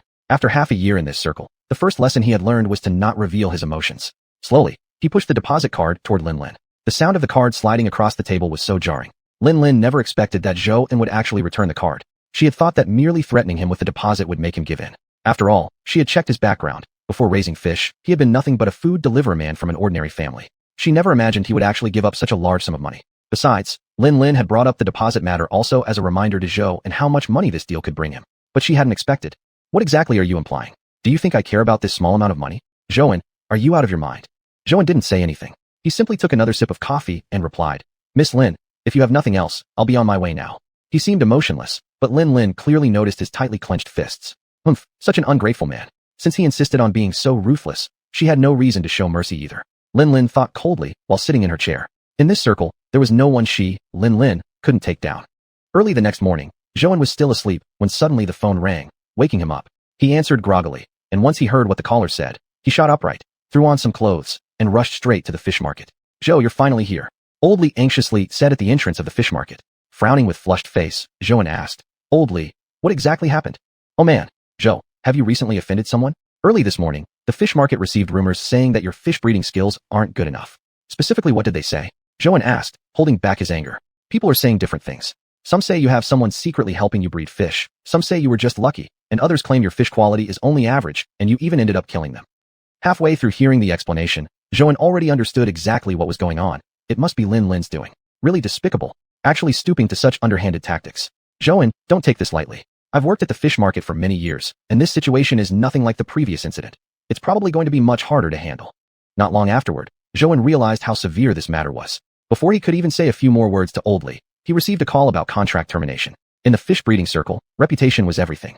Most clients hiring people to raise fish were high-ranking individuals unwilling to risk handing their fish over to someone lacking credibility. Chapter 31 Xiuxian. Zhou felt like he was about to break down. How did things get to this point? What should he do? "You know who did this, don't you? So now what do you plan to do? If things keep going this way, it might get worse," Li Pai said, clearly worried. Zhou naturally knew. Right now, he could only feel lucky that he had been placing so much importance on the Yinlin Koi order. Otherwise, he would have accepted more orders. Several customers called saying they wanted refunds. What could Zhou do? He could only agree. Right now, he didn't want to explain anything. Talking more would only be futile. Zhou knew that if the clients were willing to listen to his explanation, they wouldn't have come straight out asking for refunds. So he might as well quickly return the money. Zhou looked at his phone contact list. There was only one client left. He didn't know what he was expecting either, but just hoped that there was at least one person who would believe in him at this time. Predictably, the call came in. "Hello, Mr. Zhou. I think I'd rather have the fish back." "Give me a reason." Zhou didn't know why he asked that, but simply did. Once the other person heard Zhou's question, he said, "Zhou, you know very well what you did, right? Who would dare to entrust their fish to you now? It's ridiculous. If you don't want to refund the money, just keep it. Give me the fish." Li Pai quickly took the phone, apologized to the other side, and hung up. After the call, Li Pai patted Zhou's shoulder. "Zhou, especially at times like this, you can't panic. Everything will pass eventually. Take it slowly. I will definitely support you." Zhou didn't feel much. He had experienced too much in these past few days, broken down too many times. Now, he felt like nothing could possibly knock him down anymore. He was just furious. Why would Lin Lin do this? Why harm him like this? Was it only because he refused her unreasonable request? It was ridiculous. "Li Pai, I'm fine. I know who did it. You go back to work first. We can keep in touch through phone calls. I'm afraid." Upon hearing these words, Li Pai slapped Zhou's chest hard. "Kid, what are you trying to do? Trying to distance yourself from me? Lao Li, have been around for so many years, and I'm not scared of problems like this. Forget about me. Just fix your own issues." Zhou truly felt that among this circle of people, only Lao Li gave him a bit of warmth. Although Lao Li was much older than him, he always tried his best to help Zhou. He still remembered the time when he secretly watched others take care of their fish in the fish market. Back then, he thought he had concealed himself well, but Lao Li found him out. At that time, Lao Li didn't expose him, but just whispered in his ear, "Young man, just keep learning well." Since then, Zhou would often go to ask Lao Li questions regarding fish keeping. Zhou felt that without Lao Li, he wouldn't have been as successful as he is now. After leaving the fish market, Zhou didn't go home. He called a neighbor, asking them to look after Xiao. She didn't have school today. He took a taxi directly to Lin Lin's office. Arriving at Lin Lin's office door, he didn't knock, but walked in directly. Lin Lin's assistant was in the middle of reporting something, and got startled. He was about to call security, but Lin Lin spoke up. "You go out first. He's my guest." After the assistant exited, he closed the door. Lin Lin smiled at Zhou. "Sit down. I knew you'd come looking for me." Zhou looked at her, hating her so much that he wished to tear her apart. He tried his best to control his emotions, to calm himself down. "I won't sit. Miss Lin, I just wanted to tell you a few things." Lin Lin looked at Zhou and suddenly felt this man was even more handsome than before. The rumors were indeed spread by her, but she hadn't acted impulsively. Lin Lin had never been impulsive. She had always thought things through before acting. She wouldn't believe it. After what she did, could Zhou remain calm? Would he not give in? Would he not come to her? Humph. No matter how capable you are, you cannot escape Lin Lin's grasp. In this circle, there wasn't a single person Lin Lin couldn't get or couldn't ruin. "Lin Lin, I'm going to say this here and now. No matter what you do to me, I won't give up. I will show you exactly what kind of person Zhou is. If you want to continue, go ahead. Bring out all your tricks." Lin Lin never expected Zhou to come to her and say these things. She originally thought Zhou would apologize, that he would back down. After everything she had done, he could still speak to her so firmly. Really an interesting man. Do you think you can escape it? You think I'm afraid of you? Do you think there's any hardship Zhou, haven't experienced? If you've done your research on me, you should know that I've only been raising fish for half a year. Before that, I was a delivery guy, braving wind and rain. There's nothing I haven't endured. Do you really think something like this could stop me? If you still feel it's not enough, then go ahead. Keep it up. Let's see if Xiuxian, will ever back down. Xiuxian said, clenching his fists. How amusing, Lin thought. This was truly fascinating. It had been many years since she had encountered a man like this. He was truly different.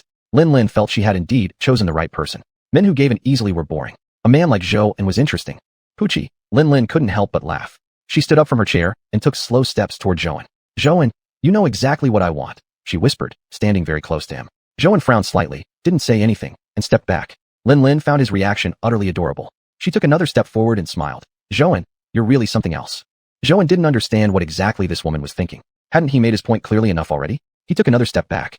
And Xiuxian's response only intrigued Lin even more. She found him incredibly fascinating and took another step forward. You can't escape, Xiuxian. Before her words faded, Xiuxian was still backing away, but there was nowhere left to retreat. He lost his balance and fell onto the sofa. Xiuxian thought it was time for him to leave.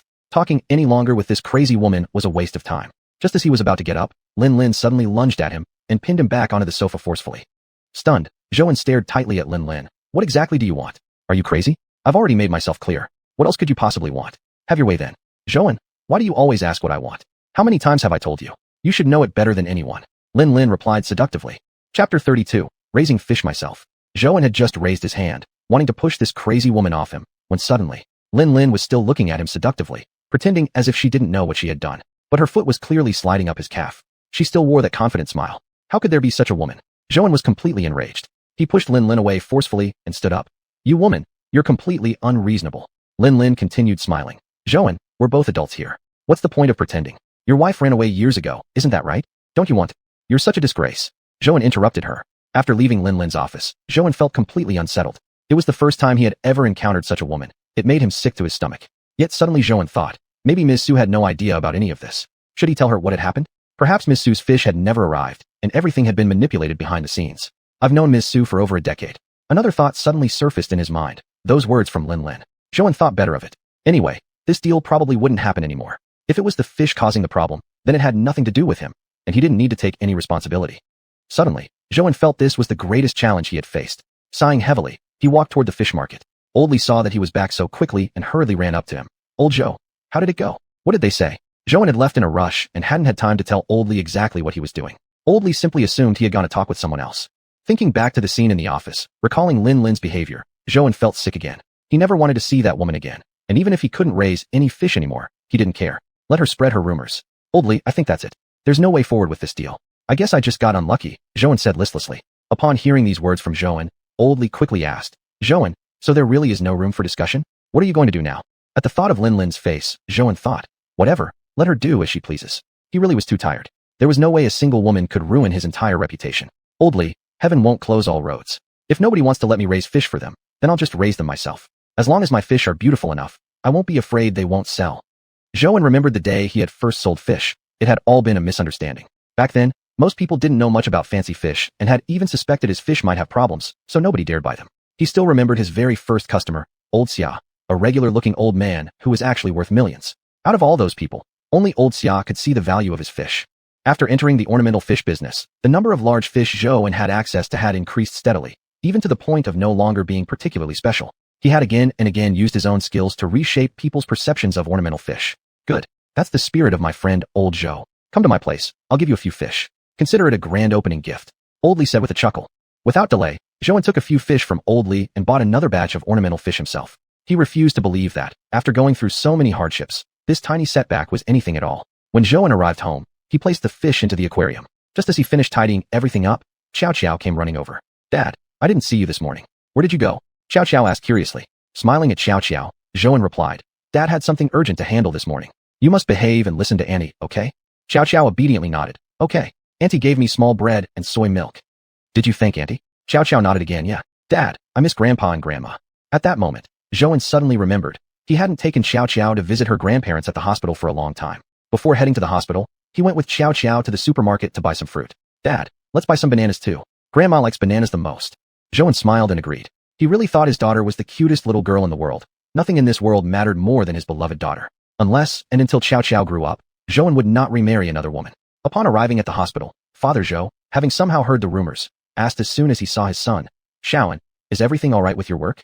Xiuxian had never told his parents the details about raising fish. He didn't want them to worry. Also, the fish business still wasn't stable, and the resort contract had not yet been finalized. Dad, don't worry about me. Just take care of Mom, Zhouan replied. I'm fine too, don't worry about me, Zhouan's mother suddenly said. Zhouan, you just take care of yourself. If you think raising fish is something you can do, then go ahead and work hard. Your parents will always support you. Zhouan hadn't expected his parents to say such words today. Like most parents, his were generally conservative. He was suddenly so moved that he felt like crying. At this moment, Zhouan's father took out a bankbook from the drawer and placed it in Zhouan's hands. Xiuxian, don't push yourself too hard. Your parents don't have much money to help you start a business. Just take this as a little spending money for Xiao. Dad, I have money already. Take it back, I don't want it. I can take good care of Xiao, Zhouan hurriedly said. After leaving the hospital, Zhouan went again to the fish market. The few fish he had taken from Oldly last time still weren't quite enough. Sometimes buying fish was like buying clothes. Customers would also pick the fish they liked. He intended to raise a wider variety of fish and see which kind the customers favored. Now Zhouan had already made up his mind. He would raise fish himself and sell them. Since Lin had cut off his old path, he would trust in the saying, heaven won't close all roads, and find a new way forward. As long as the fish were raised well and looked good for sale, how could they possibly not sell?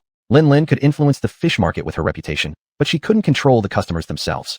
A good fish was more valuable than anything else. He walked into the bustling fish market, which was as lively as always. Truthfully, before getting into fish raising, he rarely visited the market, maybe only a few times a year. Back then, Zhouan never would have imagined he'd end up on this path.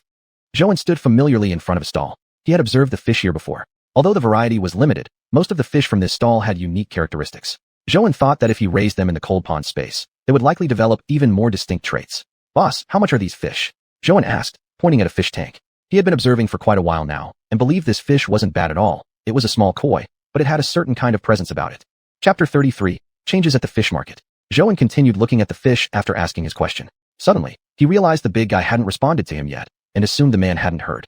Brother, I'm asking how much this fish costs. Zhouan raised his voice slightly, and asked again. After speaking, Zhouan fixed his eyes on the man. He really wanted to buy some fish. However, the big guy only gave him a glance and remained indifferent.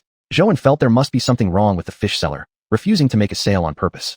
Mumbling a few words, Zhouan walked away. The fish market wasn't lacking in fish. It wasn't like he was the only seller. After a while, Zhouan had his eyes on another type of fish, tea carp. Tea carp was a rather interesting type of fish that was especially popular with families with children. Zhouan still remembered when Xiao first saw the tea carp. She had jumped around excitedly, telling him to raise more of them. I'll take these. Zhouan decided. Boss, how much are your tea carps? Zhouan stared at the boss after asking, the two locking eyes for an unknown length of time. Zhouan repeated his question in a louder voice, but the boss still showed no reaction. At this point, Zhouan suddenly sensed something was wrong, yet immediately convinced himself that he might just be thinking too much. Ignoring this shop owner, he went to another fish stall. The same thing happened. He went to another one, and the same thing again. Zhouan felt like he was going mad. What was going on with all of them? A sudden wave of intense helplessness overwhelmed Zhouan. What had he done wrong? Why were they treating him like this? He immediately headed to another stall, staring intently at its owner. Fish, are you going to sell me any or not? The stall owner, just like all the others before him, remained cold and unresponsive as if he hadn't heard a word from Zhouan.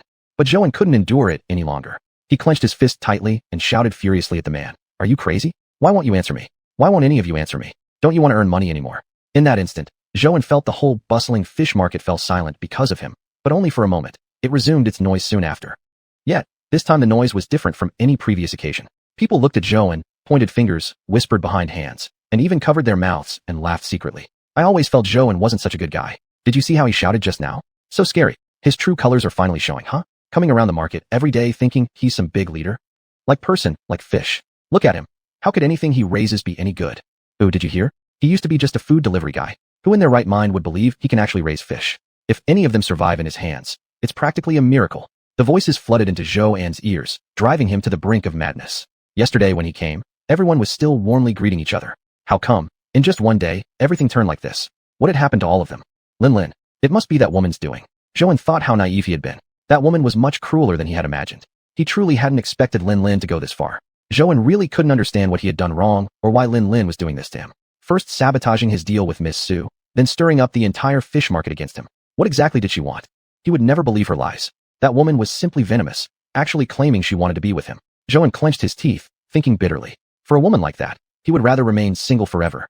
As for Miss Su, Zhouan wondered whether she had heard about this. Although deep down he had already given up on this deal, he still didn't want to cause Miss Su any inconvenience. Though they had met only once, he believed she had been genuinely kind to him. She had even taken him to her fish warehouse. Looks like there would be no fish buying today, Zhouan thought. He dragged his weary body and walked out of the fish market with heavy steps. As he was about to leave the market, an elderly woman stopped him, and Zhouan thought maybe another person was here to kick him while he was down. Xiao, I see you here at the fish market every day. You might not know me, but I've always been paying attention to you. Zhou looked at the old woman. He didn't recognize her. Though he had been coming to the fish market almost daily, there were simply too many people. He merely recognized many faces. Granny, did you want to say something to me? Zhou asked tiredly. Xiao, it's obvious even to a blind man that you're being framed. I guess you also have a good idea who's behind this. Don't blame the people at the fish market. We're also helpless. This fish market doesn't belong to us. After saying that, the old woman patted Zhou and shoulder and left. In his heart, Zhou actually understood. This wasn't about the fish market vendors at all. They were also only trying to protect themselves. He walked out of the fish market and looked up at the setting sun. Zhou wondered, when would days like this ever end? Recently, he had increasingly wanted to go back to his old life, the simple life of a food delivery guy. It had been a bit tiring, but every day had still been relatively happy. Occasionally, Zhou also thought he was luckier than most people. He had the cold pond space, something most people didn't possess.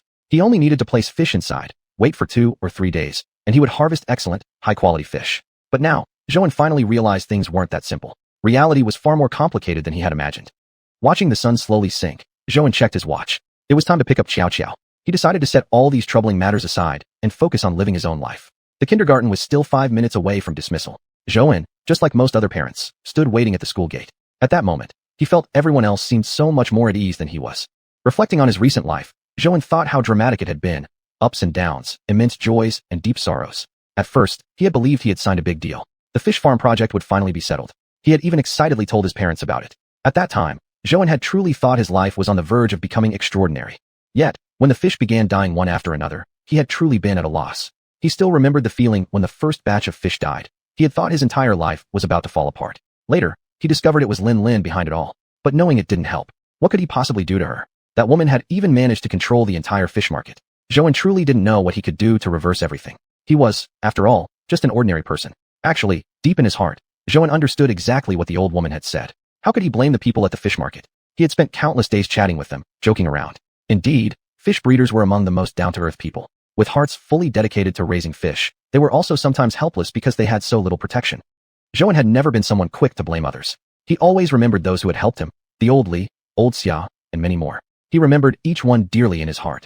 Chapter 34, The Secret to Wealth. Suddenly, there was a commotion at the school entrance, and Zhou knew his hope lay right there. His parents always told him to take good care of Xiao. After all, she was still young and needed him. But only Zhou himself knew that it wasn't just Xiao who couldn't do without him.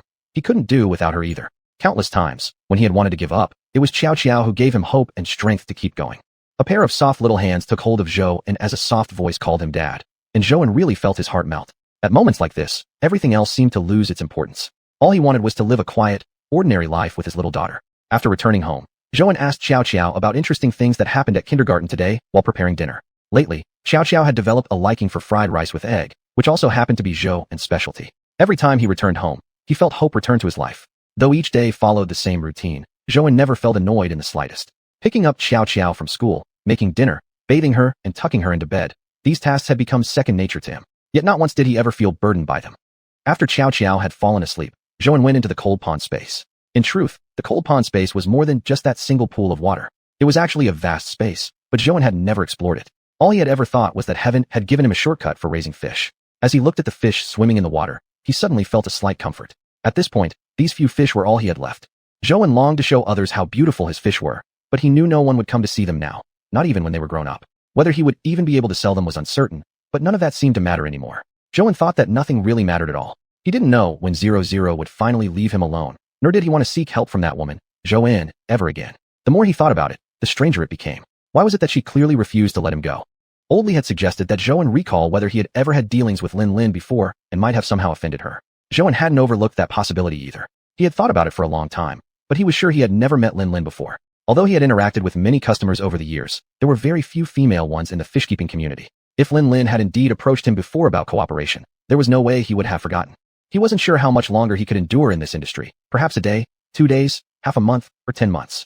At this point, he didn't even know if he could continue raising fish. His future no longer felt fully in his control, considering how easily Lin's words could pause his entire life. By accident, one car accident had led him into this space, and another unexpected event had revealed the pond's extraordinary healing power. So Zhou hadn't bothered to explore whether the cold pond space held any other secrets. He simply felt that he could raise fish here. Inside the cold pond space, the area wasn't dark at all, but rather vast and wide open. Truth be told, Zhou felt a little afraid, but he seemed to have formed some kind of emotional bond with this space. Actually, he didn't come here only when raising fish.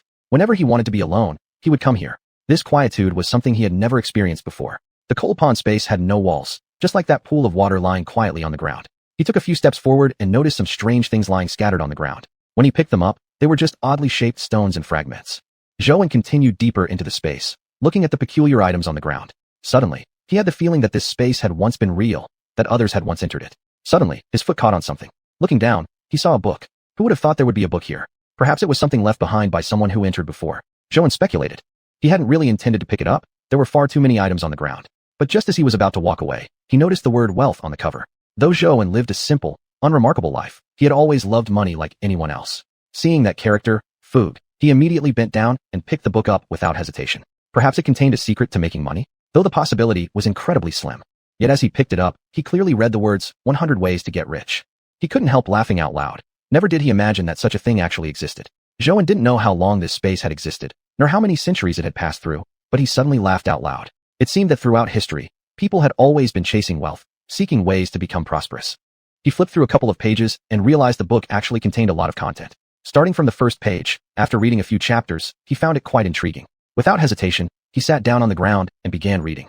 Making money isn't about brute force, but about using your mind. Never think you're too poor to ever make big money. Learn how to turn small money into big money. If you want money, you must be brave. Keep trying, and you'll eventually find a path to wealth. Last night, the more he read, the more excited he became. He felt everything written in this book was absolutely right. Many of the ideas were exactly the same as his own. That night, Xiuxian didn't know how long he had stayed in the coal pond space. He just sat there, flipping through the book of wealth-building methods until he finished it all. Even after he had read the last page, he still sat on the ground, stunned and lost in thought for a long time. Early the next morning, Xiuxian woke Xiao up and dressed her in a pretty little dress. Still half asleep, Xiao asked, "Dad, are we going somewhere today?" In a great mood, Xiuxian pinched his daughter's little cheek and said, "How about Dad takes you to the amusement park today, okay?" Xiao thought she had misheard and opened her eyes wide. "Dad, say it again. Say it again." Dad said, "He's taking you to the amusement park," Xiuxian said with a smile to his daughter. Suddenly, Xiuxian felt a pang of guilt toward his daughter. In the past, when he delivered food, he was always busy accepting order after order. On weekends when Xiao didn't have school, he would either leave her home alone or send her to her grandparents. It truly had been a very long time since he last took her out for a relaxing, fun day. The last time was on the day he had received that down payment. But now, within just half a month, everything had changed. Xiuxian thought life was truly ridiculous. It always hit you hard just when you started feeling confident. "And I want to eat that cream ice cream too. First we go to the amusement park, then we eat cream ice cream. Can we, Dad?" Xiao shouted excitedly, almost jumping. Seeing how happy Xiao was, Xiuxian felt overjoyed. They hadn't even left the house yet, and this little girl had already planned everything in her mind. Xiuxian took Xiao to a well-known amusement park. When it first opened, Xiuxian had planned to bring Xiao here, and even during his food delivery days he often passed by, yet he had never expected it would take him this long to finally come. Chapter 35, Building a Winery. Whatever you want to do in the future, just do it right away, Xiuxian thought. That day was truly the happiest of that period for Xiuxian. He didn't think of anything else, and his daughter was beside him. What could be better than this? When Xiao was sitting on the carousel, Xiuxian took a photo of her. He genuinely felt that having Xiao was enough. When leaving, Xiao was still reluctant to go. Xiuxian comforted her. "Xiao, the staff need to go home too. Dad promises you, we'll come here often, okay?" "Dad, I don't have to come play here. You just work hard, don't worry about me," Xiao said, frowning. Looking at her reluctant expression, as though she were letting go of something precious, Xiuxian found it incredibly endearing. What pleased him the most was having this daughter by his side.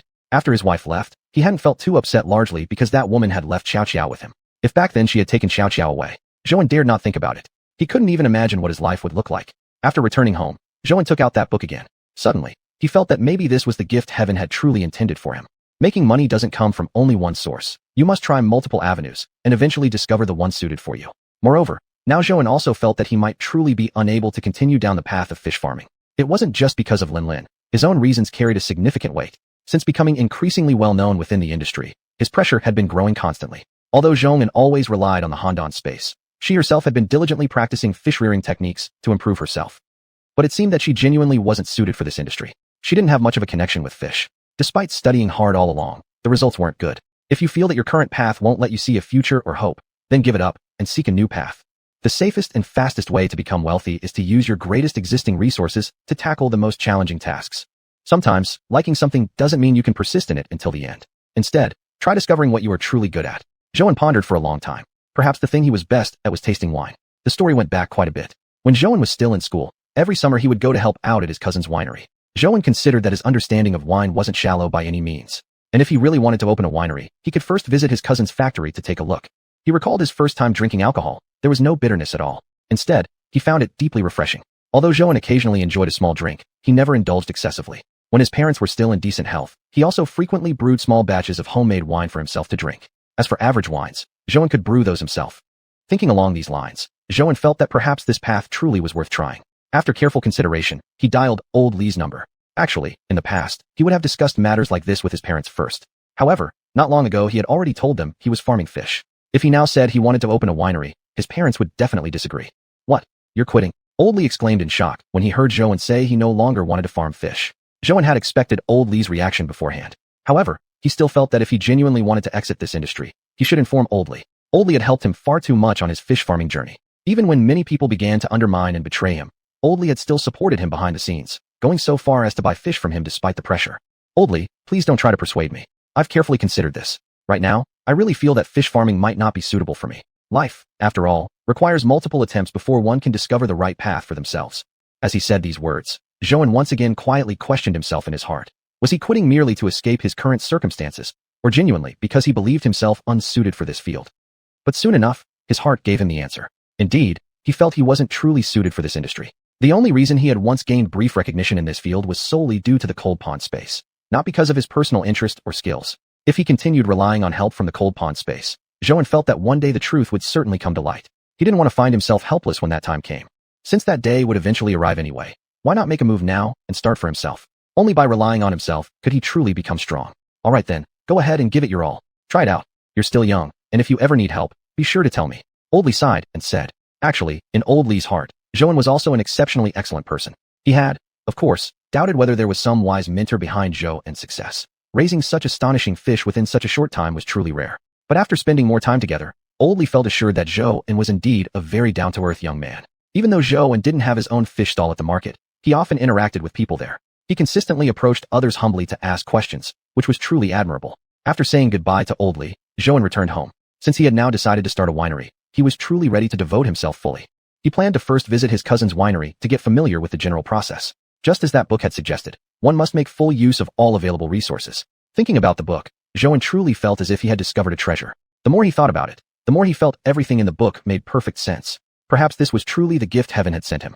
If only he had discovered this book from the beginning. He had been too short-sighted, only seeing short-term benefits. If he had explored the cold pond space earlier, he wouldn't have struggled for so long. Although fish farming hadn't brought him everything he'd hoped, Zhou had gained a lot from the experience, not only making a friend like Old Li, but also gaining valuable life experience. Back when he was delivering takeout, he had never encountered so many people from high society. The Zhou now could read others' expressions skillfully. In the past, he had always thought this was something only scheming people did, but now he saw it as a fundamental life skill. He also spoke with more confidence to others. He no longer felt inferior simply because he used to be a delivery man. Most importantly, Zhou had become a sociable person. This was truly a positive change. Though he had not completed the path of fish farming, Zhou still felt deeply grateful. Perhaps this too was a road deliberately set out for him by heaven, to help him perfect himself before he truly discovered the secrets of wealth, so that he could succeed more quickly. Chapter 36 The Vineyard of My Cousin. He acted immediately. Zhou already lived a bit out of the way, and coincidentally, so did his cousin's vineyard. It wasn't too far away. Riding his electric scooter, Zhou suddenly felt as though the past 6 months had been a dream, yet he had no regrets about any decision he had made. On the scooter, Zhou felt he was still the same old Zhou, seemingly unchanged. But he knew he had changed quite a bit. During the past 6 months, he had learned some backstabbing, and how to read people's expressions. The old Zhou had never imagined that his life would experience so many ups and downs. Looking at the endless stream of traffic on the road and the pedestrians waiting at the traffic lights, Zhou suddenly felt that hope lay just ahead. Perhaps he should have taken a chance much earlier.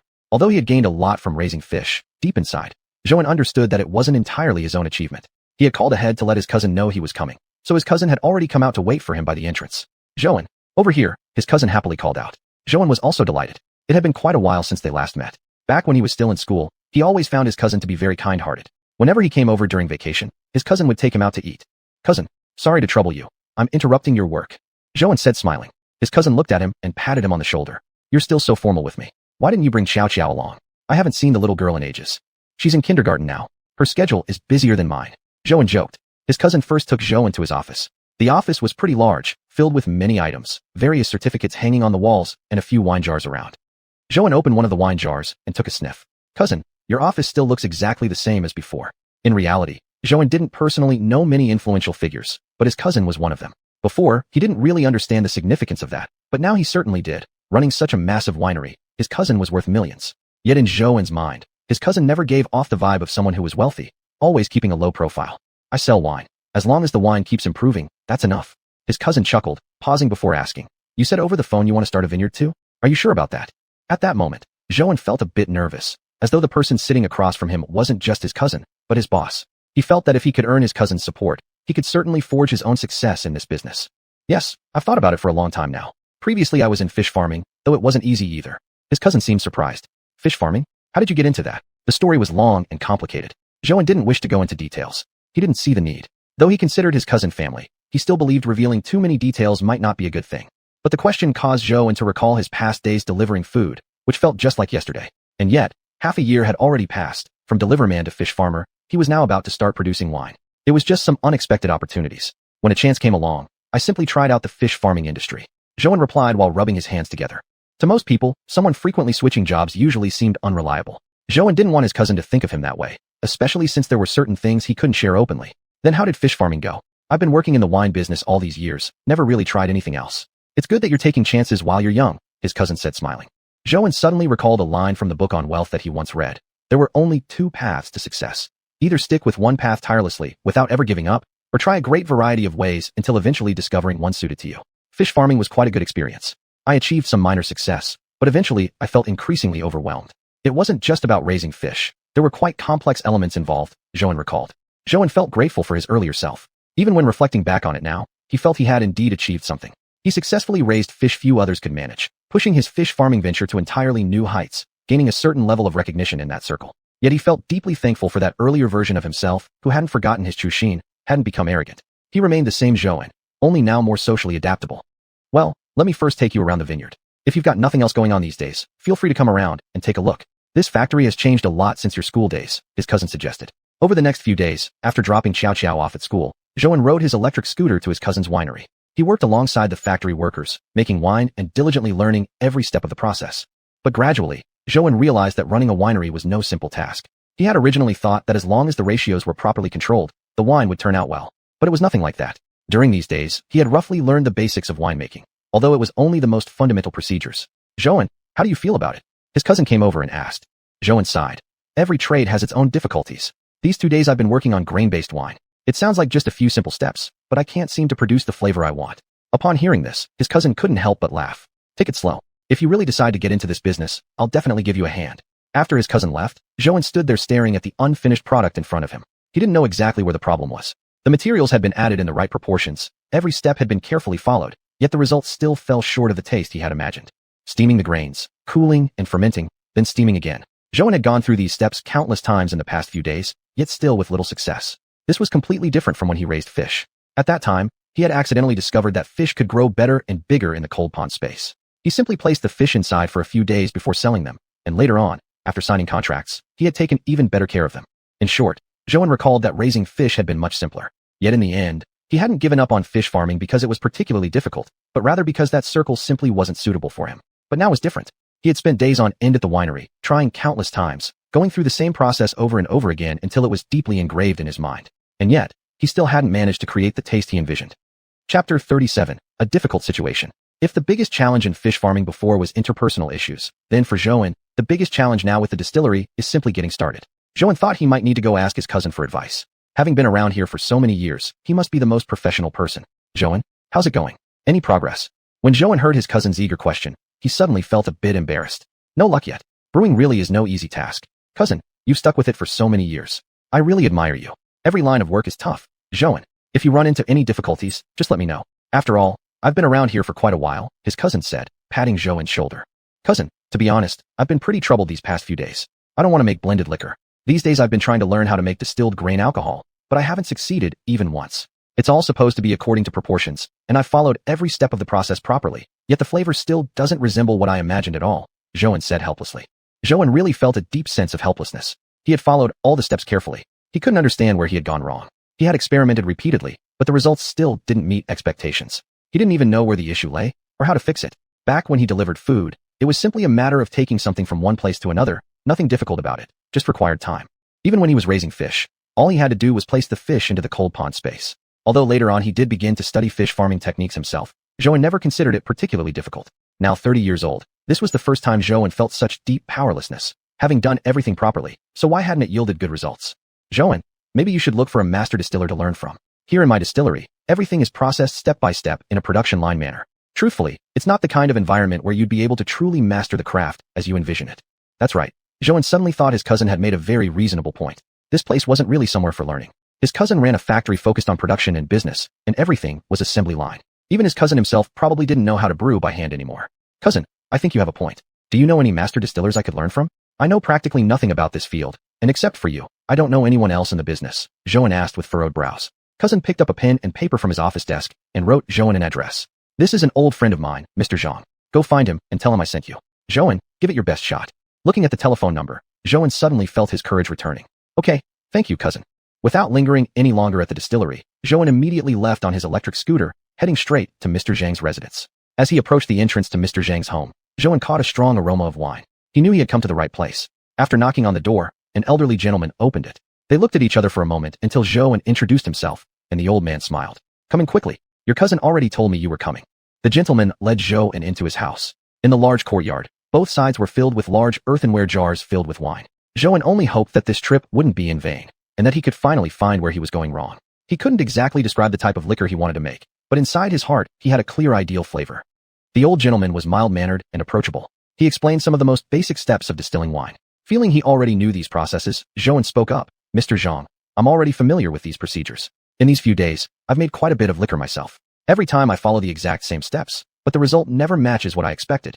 Zhouan meant no disrespect. He simply didn't want to waste time. He truly believed he understood the brewing process, which always revolved around the same basic steps. By now he had them memorized. Any brewing process must aim for a certain ideal result. Otherwise, how would you know when you've achieved what you desire? Following identical standards and steps should yield more or less similar outcomes. After Zhouan had gently put Xiao to sleep that evening, he picked up the Prosperity Secrets manual again, hoping it might provide some answers. He wasn't sure how much time passed while he flipped through the book repeatedly, yet he still hadn't found any solution. For reasons he himself couldn't explain, Zhouan suddenly wanted to explore the cold pond space again. He realized all of a sudden that what he most relied upon wasn't simply the water pond within the cold pond space, but rather the sense of serenity it offered. He couldn't count how many restless nights he had retreated into the cold pond space, where he alone could find inner peace. Zhouan sat beside the pond, watching the few fish swimming inside. He found it extremely amusing. Although he no longer raised fish, he had no intention of contacting anyone to sell these remaining ones. He decided to keep them for himself. This was all that remained from his fish farming days. What should he do? How could he finally produce the flavor he envisioned in his heart? As Zhouan stared into the pond, an idea suddenly came to him. He recalled that when he first discovered this pond was unusual, he had taken a bit of the water and added it to the soy milk he made for Xiao. Even now, he still remembered how delighted Xiao had been, saying to him she wanted soy milk every day from then on. Suddenly, Zhouan felt the pond water was truly magical. It not only possessed a strong healing ability, but also served as an excellent seasoning. Then, if he added the water to the liquor he brewed, would it also produce remarkable effects? Would it finally allow him to create the flavor he imagined? Zhouan thought excitedly. Actually, Zhouan felt somewhat uneasy. He didn't know whether this method would truly work or help him brew successful liquor. Yet, he wanted to give it a try and see the results. He felt genuinely nervous, but this was the only idea Zhouan had come up with in the past few days. Early the next morning, just like every other day, he prepared breakfast for Jejia. This time, however, something felt different, as if a surprise might happen later that day. After sending Xiao off on the school bus, he entered the cold pond space, filled a bottle with some pond water, and immediately left on his electric scooter toward his cousin's distillery. He couldn't wait. He had to brew the liquor as soon as possible. Just like the previous days, he began brewing according to the usual process.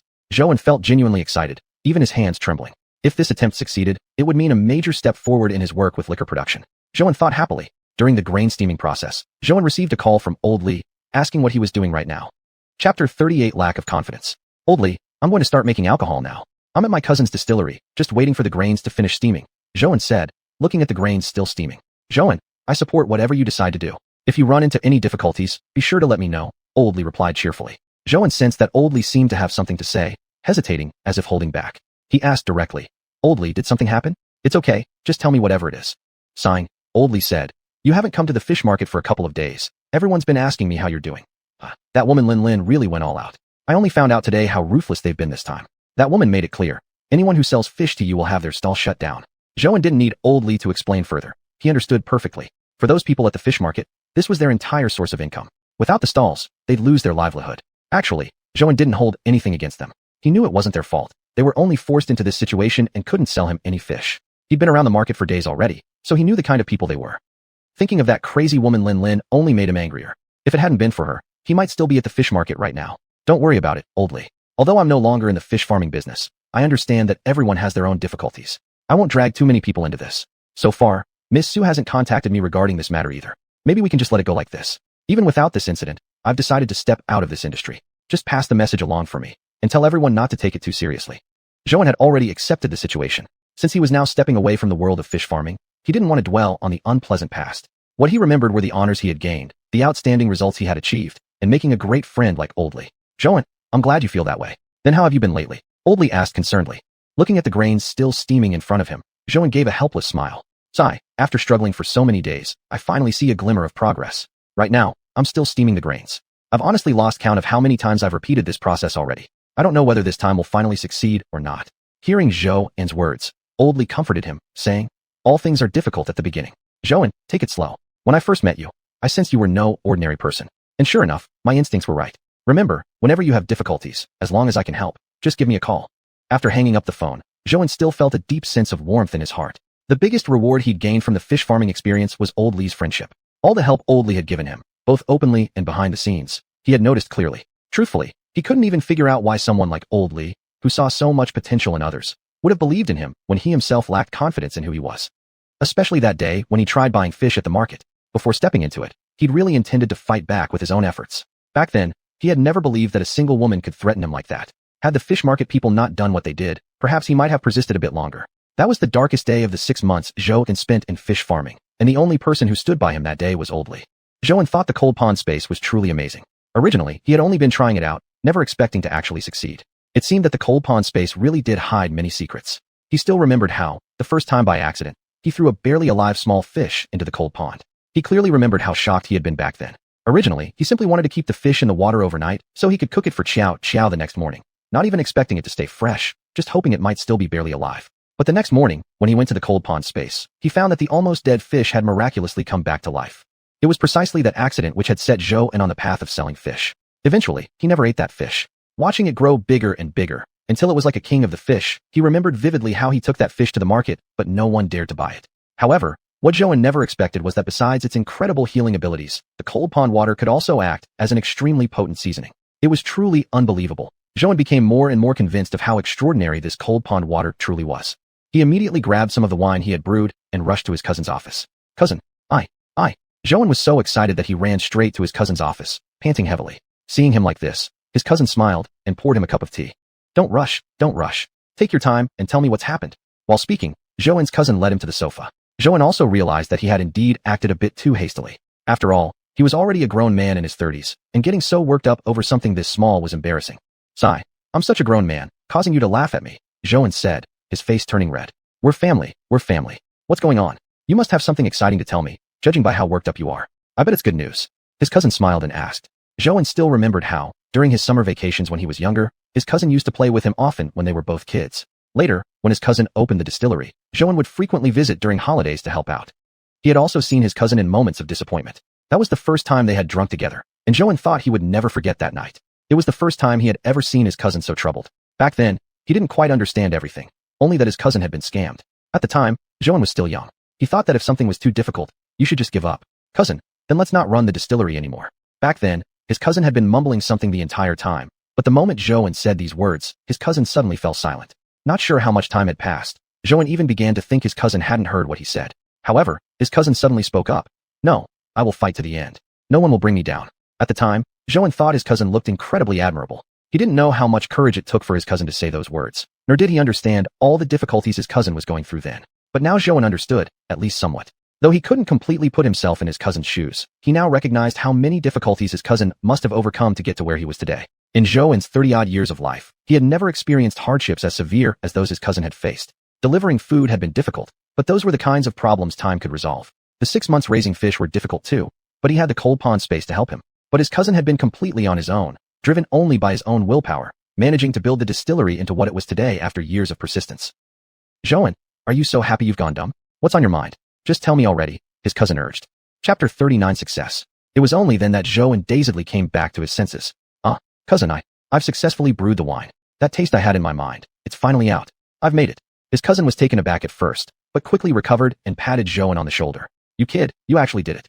Quick, let me taste it. What does that flavor in your mind taste like? Zhouan immediately got up, fetched a disposable cup from his cousin's office, and carefully poured a little wine into it for his cousin. He watched anxiously as his cousin drank it sip by sip. Zhouan felt his heart racing up to his throat. He didn't know how his cousin would judge the wine. It felt like he'd forgotten how to breathe. Zhouan really wanted his cousin's approval. As his cousin frowned slightly, Zhouan suddenly panicked. Was the taste still not right? Had he messed up something?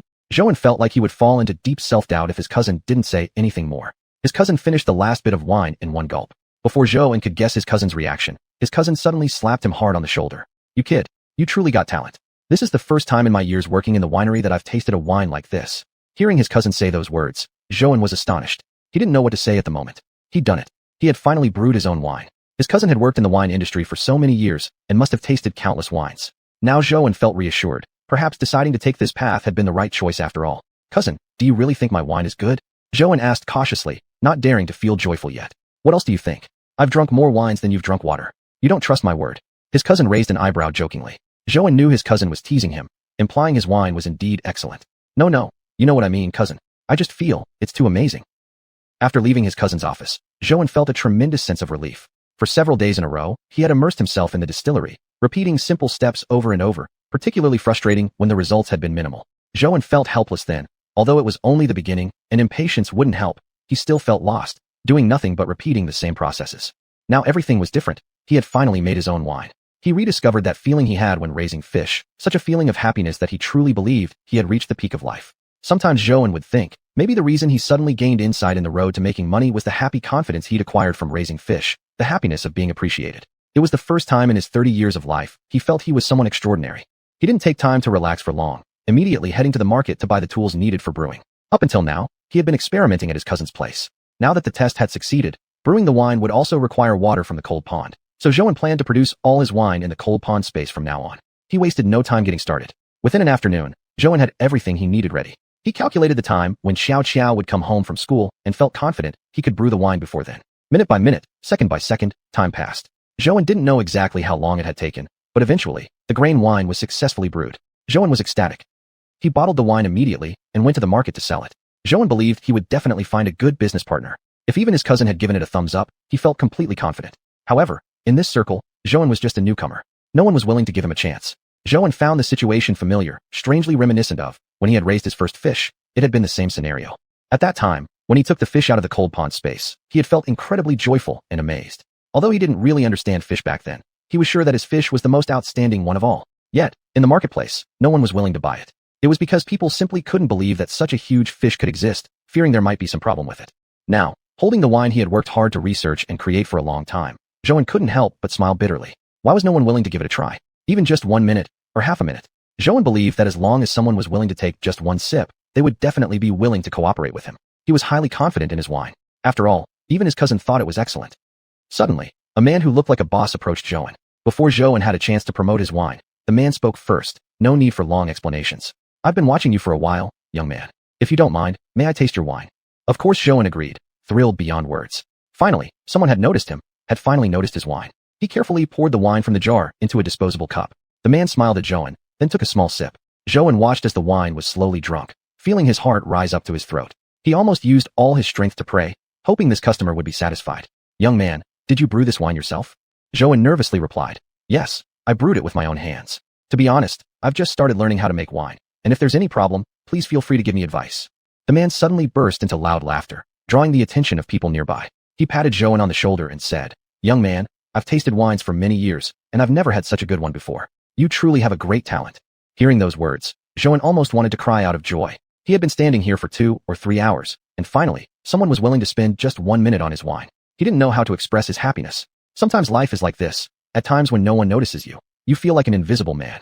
After this customer finished drinking, several more people came over, all expressing great interest in Zhouan's wine. In less than an hour, Zhouan had already signed several orders. He was extremely happy, and that feeling of being appreciated, the same one he had felt when raising fish, came back again. Actually, Zhouan hadn't expected things to go so smoothly. But thinking about it, he felt it was only natural. His wine was indeed much more special than most of the wines on the market, with a far more unique taste. Zhouan thought about his secret recipe, which was actually the addition of water from the cold pond. Again, he felt amazed in his heart. The cold pond space was truly magical. He was very lucky to have access to it. Perhaps, like the old saying goes, every misfortune may turn out to be a blessing.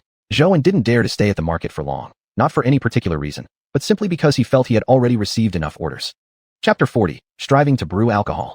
Although Zhouan's brewing was now well underway, there was still a severe lack of manpower. No matter how good Zhouan was at brewing, he needed time. He really worried he wouldn't be able to manage everything on his own. Early the next morning, after dropping Xiao off at school, Zhouan hurried back home. The orders were simply too many. If he didn't act quickly, he wouldn't just fail to earn money. He'd likely end up paying heavy compensation for late delivery. Once Zhouan entered the Handan space, he'd continuously tried the new brewing technique. Second by second, minute by minute, he produced more and more alcohol. Though it should have been a happy situation, each time the brewing succeeded, he couldn't help but feel anxious. "Dad, what have you been doing lately? You seem very tired," Xiao said to Zhouan one evening during dinner. Zhouan hadn't told his daughter what he was currently doing. Recently, he had noticed Xiao was growing up too quickly, too mature in a way that touched his heart painfully. He didn't want her to know he'd been unemployed again. Xiao was a sensitive little girl, and Zhouan feared that if she learned the truth, she'd worry too much. The reason he worked so hard was precisely to give Xiao a happy life. "What's wrong, sweetheart? Dad isn't tired at all. I've been working on something big lately. When I have time, I'll take you to eat that ice cream again." Zhouan did his best to speak in a light tone. He never wanted Xiao to sense any fatigue or stress from him. "Dad, I don't need too much money. When I grow up, I'll earn my own. I just want to stay with you every day. Don't work so hard," Xiao said, pouting. Each time Xiao said things like this, Zhouan couldn't help but feel heartache. If it hadn't been for his previous weakness and mediocrity, things wouldn't be this way at his age of over 30. "Sweetheart, don't worry about me. Dad will keep earning money, and you keep studying hard. We'll both work together," Zhouan said, holding his daughter's small hands. That night, Zhouan thought a great deal. Perhaps it was time for him to settle down. Xiao would soon start primary school, and he himself was already in his 30s. He shouldn't make his parents worry anymore. Besides, he hadn't even told them yet that he had changed jobs again. Zhouan knew that if he told his parents right now that he had started brewing alcohol, they would surely worry about him. He didn't want his parents to keep worrying about his life. Last time when his father pulled out that red savings book, Zhouan felt deeply ashamed. A grown man like him should not still be making his parents anxious. After putting Xiao to sleep, Zhouan once again entered the cold pond space. He never imagined that Xiao had already seen through everything, that she noticed his fatigue. He thought he'd hidden it well, but didn't expect his daughter had noticed all along. Because he had been too excited that night and had not yet fully grasped the process of brewing, he'd accepted too many orders unknowingly. If he didn't brew the alcohol as quickly as possible, Zhouan feared he wouldn't meet the delivery deadlines. He busied himself for a whole week. Later when Zhouan looked back at those 7 days, he couldn't even remember how he had gotten through them. It was truly nonstop brewing every day. Right after dropping Xiao at school each morning, he would immediately enter the cold pond space, allowing himself no moment of relaxation. Finally, after all that hard work, the fruits came. Zhouan had completed all the alcohol brewing successfully. Looking at the many jars of alcohol in front of him, he felt extremely happy. All the hardship was worth it. Zhouan finished all his orders half a day ahead of schedule. He felt genuinely joyful, feeling an enormous sense of relief. These past few days had been non-stop, high-intensity work, and the brewing process itself was quite monotonous, repeating the same steps over and over, requiring great patience while waiting for the steaming of grains to complete. These tasks actually posed a challenge to Zhouan. When delivering food, customers were usually in a hurry, so he couldn't afford any delays, often rushing as fast as he could, pushing his scooter to the limit. How could such an industry allow slowness? Naturally, there was no need for patience from the delivery person. Even fish farming was different. Although raising fish wasn't as time-sensitive as food delivery, he simply placed the fish into the cold pond space and just needed to wait a few days before selling them. Although later he did learn fish farming techniques and began raising fish himself, it still seemed a bit more interesting than brewing. The most important thing was that Zhouan had just started brewing. Unlike fish farming, where he could detect any problems as they happened, brewing required waiting until the very end to find out if it was successful or not. Zhouan carried the jars of alcohol one by one out of the cold pond space and placed them in his small storage room. Then he set an alarm for when Xiao would finish school and fell onto his bed. He felt extremely exhausted. His nerves had been tense all week, and now, at last, he could relax. His vision began to blur. Zhouan didn't know how long he had slept, or how many times the alarm had rung before he finally woke up. When he opened his eyes, Zhouan felt like he had been reborn. He hadn't slept this comfortably in a long time. Indeed, the best sleep always came after immense physical exertion. Early the next morning, the suppliers arrived at Zhouan's home. They opened one of the jars and tasted it, thinking the flavor was truly excellent. "Zhou, what magical recipe did you use for this wine? It's incredible. In all these years, I've never tasted anything like it. It's absolutely amazing," one of the suppliers exclaimed. After a whole week of intense work, receiving such high praise at this moment made Zhouan feel incredibly accomplished. Looking at the rows of wine jars, Zhouan thought to himself that this time he must surely succeed. Each jar had been measured and brewed by his own hands. Each jar had been created with his heart and utmost care. I'm still just a newcomer, but I'm glad it suits your taste. I hope you'll point out any problems so I can brew even better wine in the future," Zhouan humbly replied. Because Zhouan's wine was truly unique, the suppliers readily paid him. Later, after spending more time in the industry, Zhouan learned that most wines on the market were quite similar, differing only slightly in flavor and intensity. His, however, was genuinely distinct. Though also spicy, it was much richer and more aromatic. Looking at the money, Zhou couldn't help but smile. This was the first money he earned on his path of brewing, and the amount exceeded his expectations. He immediately called Old Li excitedly. Old Li, I. Zhou was too excited. His mind blanked, and he couldn't find the right words. Old Li, hearing Zhou stammering and hesitating, assumed something was wrong. Zhou, are you facing some kind of problem? Chapter 41, A Flood of Orders. I. Still worried about brewing the wine? Haven't you achieved the taste you wanted yet? Old Li asked with concern. Zhou felt, for the umpteenth time, how lucky he was to have met Old Li. Old Li had a noble character and was always straightforward and generous. He also took very good care of Zhou. Even now, when Zhou no longer raised fish, he still kept in touch with Old Li from time to time to update him on his recent situation. Sigh. Old Li, I did it. I succeeded, Zhou told Old Li excitedly. His daughter didn't know about it yet, nor had he told his parents. Although this might be only a small fortune and modest achievement, he still wanted to share his excitement. At this moment, only Old Li would genuinely feel happy for him. Old Li exclaimed immediately, Really? Zhou, I knew it. I knew you could do it. Old Li, not only have I brewed the wine, but I've also received my first earnings in this business. A week ago I signed several orders, and today I just delivered the goods. The supplier was also very straightforward and paid me right away. You really are something, kid. Old Li didn't misjudge you. Keep it up, Zhou. You'll definitely do even better than raising fish. Old Li felt joyful for him. Thanks for your good words, Old Li. Finally, Old Li reminded Zhou, there's not much time left, but now that you've figured out the path to go, take good rest these days. Health is the capital of revolution, and besides, you still have your daughter to care for. Don't push yourself too hard. Thinking of Xiuxian, Zhou realized that he really should slow down a bit. These past few days, he had been as busy as a spinning top, constantly moving without being able to properly take care of Xiuxian. The reason he worked so hard in the first place was just to give Xiuxian a better life, but now he was too busy to even spend time with her. Zhou felt he was a failure as a father. He had just decided to take Xiuxian out tomorrow for her favorite creamy ice cream when the phone rang. Hello, is that Mr. Zhou? I wonder if you'd be interested in cooperating with me? You can definitely trust my reputation. I have a bit of a name for myself in the business. Zhou was somewhat surprised. Now they were even calling him directly? He politely asked, May I ask how you got my contact details? The other party chuckled and replied, Fine wine fears no deep alley. Suddenly Zhou realized he had asked quite a foolish question. What an idiot he had been. He had originally planned to relax with Xiuxian and spend some quality time with her, but now, he thought for a long time before deciding to keep accepting new orders. Why not push ahead full steam and keep making more money? Only in this way could he truly offer Xiuxian a happy life. Shortly after completing this order, another supplier called to ask whether Zhou was willing to cooperate. Zhou felt delighted. Evidently those suppliers from yesterday not only appreciated the quality of his wine, but even recommended it to others. Zhou felt that soon, just like in the fish market before, he would start gaining a strong reputation. Orders kept pouring in one after another, and Zhou even began to wonder whether he needed to hire some help. Alone, he truly felt unable to cope. Looking at the growing number of contracts stored in his memo list, Zhou thought it was almost unbelievable. So many orders had come in within less than a week, and most importantly, all these clients had some modest reputation in the field. He really felt overjoyed beyond words. In this week alone, he experienced more than he'd ever encountered in his whole life. So much had happened this week. Confusion, frustration, joy, sadness, all emotions intertwined into these 7 days. He recalled those days when he worked day and night researching grain-based liquor, sometimes forgetting to eat, and even missing pickup times for Xiuxian. Thankfully, hard work never goes unrewarded. He had finally succeeded. Zhou felt everything had come at such a great cost. That evening, after preparing dinner for Xiuxian, Zhou called her for supper. While eating, Xiuxian asked, Dad, aren't you raising fish anymore? Zhou felt puzzled. He hadn't yet told his daughter that he had stopped raising fish. Why would you ask that, Xiuxian? It wasn't because he didn't want to tell her. He mainly feared worrying her. Although still very young, Xiuxian was quite perceptive and would often overthink things. Most importantly, whenever something sad occurred, she would neither discuss it with him nor ask his opinion. Instead, she would silently store her concerns and thoughts in her heart. Zhou remembered clearly what his mother had once told him back at the hospital, that Xiuxian had sat there alone boiling instant noodles the time he forgot to make dinner for her. But Zhou knew this was definitely not the first time such a thing had happened. Every time like this, Zhou couldn't help but feel that he wasn't a good father. Secondly, since his parents often contacted Xiuxian too, Zhou worried that Xiuxian might not understand his concerns and mentioned to his parents that he had stopped raising fish. Zhou's decision to leave the fish-raising business and start brewing wine wasn't impulsive at all. He had truly given it a lot of thought. But his parents might not necessarily understand his choice. He knew that, whatever they thought, they were always doing it for his own good. He didn't intend to hide these things from them forever, but just didn't think it was the right timing yet. He wanted to wait until everything stabilized, until he fully understood every step of this new business. Then he'd tell them. Xiuxian stared at him with her big eyes. Dad, you haven't been raising fish lately. I haven't seen those pretty little fish for a long time. Her words made Zhou laugh. So that's what it was. You missed the little fish, Xiuxian?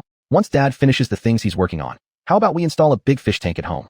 Actually, Zhou had considered before whether to set up a fish tank at home. Only after raising fish himself did he realize that fish keeping was truly a relaxing and uplifting activity, and also something that showed one's taste. Now that he had officially begun brewing, he wanted to live in a more decent way. Back when he worked as a deliverman, life felt simple and ordinary to him. He never thought of adding more color to his daily life. But now, Xiuxian thought maybe it was time for him to improve his quality of life. He couldn't afford to be so sloppy anymore. Xiao didn't answer his question right away, but instead asked, "Dad, what are you doing now? I feel like you've been working really hard lately." "Dad is doing something else now, and doing it well. Yesterday, I even made a lot of money. Don't worry about me, Xiao. Dad can take care of himself," Xiuxian said while stroking his daughter's hair. Suddenly, he wondered whether he should perhaps explain to his daughter why he hadn't told her about all this earlier. Chapter 42. He was indeed a bit tempted. Perhaps it was because Xiao's life was somewhat different from most of her peers. Compared to other children, Xiao was more independent and more understanding. "Xiao, don't worry about Dad. Dad didn't tell you about this earlier because I wasn't sure whether I could succeed in what I'm doing now. I was afraid you'd worry. Your dad's good girl," Xiuxian explained again. After coaxing Xiao to sleep, Xiuxian entered the cold pond space again because this time's order was much bigger than the last. Xiuxian once again felt somewhat overwhelmed. Perhaps he really should expand his team. It wasn't very realistic to rely only on himself. The reason he had accepted a larger order this week than the previous was because Xiuxian felt himself growing more skilled and making fewer detours. Time passed minute by minute. Xiuxian had no idea how long he had been busy inside the cold pond space. It wasn't that he started brewing wine right away. He simply wanted to finish all the preparations ahead of time so he could start working early the next morning. After exiting the cold pond space, Xiuxian felt somewhat exhausted. Just as he was about to go to sleep, he suddenly received a phone call. Looking at the number, he felt it was somewhat familiar. "Hello? May I ask?" Before Xiuxian could finish speaking, a strange voice came into his ears. "Mr. Zhou, long time no see." Xiuxian didn't even need to recall to know it was Linlin. Xiuxian felt he would never forget Linlin. Not really because she was especially beautiful or had an amazing figure, but simply because of cooperate. Xiuxian even wondered if he had misheard. Cooperate with her? Did this woman not even know that he had already stopped fish farming? What an odd woman. "Miss Lin, well, I'm sorry to say this, but I've already quit fish farming. I think you know the reason best," Xiuxian said coldly. Indeed, who would understand better than Linlin the exact reason why Xiuxian stopped raising fish? Xiuxian recalled how this woman had provoked him again and again in the past and said those things. Xiuxian hadn't never considered that Linlin's words might be sincere. At first, he just thought it impossible. At his age, he shouldn't be wasting his time on romantic entanglements anymore. To the current Xiuxian, focusing on building his business and making money was the fastest way to improve his life. He wasn't some young guy anymore. He had a daughter and a responsibility. Only hearing Linlin laugh again on the phone, she said, "Mr. Zhou, since I'm contacting you now, I must already know your current situation." Of course, how could this woman not know about his current situation? Yet having known it, why would she still call him? Did she feel regret after knowing, suddenly developing a conscience realizing she had done something wrong? So what does Miss Lin want from this call? Xiuxian paused and said, "There's no need for apologies. The past is the past. I don't want to bring it up anymore, nor do I want any more contact with you." As soon as Xiuxian finished speaking, Linlin suddenly laughed out loud. "Xiuxian, did I do anything wrong? Why would I apologize? I'm just asking if you want to cooperate with me." What did she just say? Xiuxian strongly suspected he had misheard her. Did she really think she had done nothing wrong? It was ridiculous. He couldn't believe this woman. Did she really have no idea why he had given up fish farming? It was as if everything that had happened before had nothing to do with her. And yet she proposed cooperation again. So absurd. Xiuxian felt he had never met a woman like this before. Xiuxian thought, even if all the wine he brewed were to be rejected by the entire world, he wouldn't collaborate with this annoying woman. "Humph, I won't cooperate with you even if I can't sell a single jar," he said and hung up the phone. After hanging up, Xiuxian felt a bit curious. Since she knew perfectly well that he had quit fish farming, why did she still call for cooperation? Could it be that Linlin was also involved in this field now? Suddenly, Xiuxian realized he didn't really know much about Linlin. Whatever. Xiuxian didn't feel like having any connection with this woman. He just wanted to live his own life quietly and peacefully. Fish farming was his first business attempt, and Linlin was exactly the person who had caused its failure. For the rest of his life, he never wanted to deal with her again. After Xiuxian hung up, Linlin didn't seem particularly affected. Looking back, what she had done last time was indeed a bit excessive. But back then, she had also been very angry. Had she really done anything wrong? She had just loved Xiuxian too much. Looking at the disconnected call, Linlin let out a cold laugh. This man was truly interesting, underestimating her too much. Did he really think that hanging up the phone would sever their relationship entirely? How naive. Since he had hung up, she would just have to talk to him in person then. Linlin thought with a smirk. Early the next morning, Xiuxian sent Xiao off on the school bus. Just as he was about to return home, a black compact car slowly pulled up in front of him. Xiuxian assumed someone was asking for directions. As the car window slowly rolled down, he saw the person inside. It was actually Linlin. What was this woman doing here? Had she even tracked down his home address? This crazy woman. What did she want this time? He had already quit fish farming. What more did she want? Xiuxian frowned, deep in thought.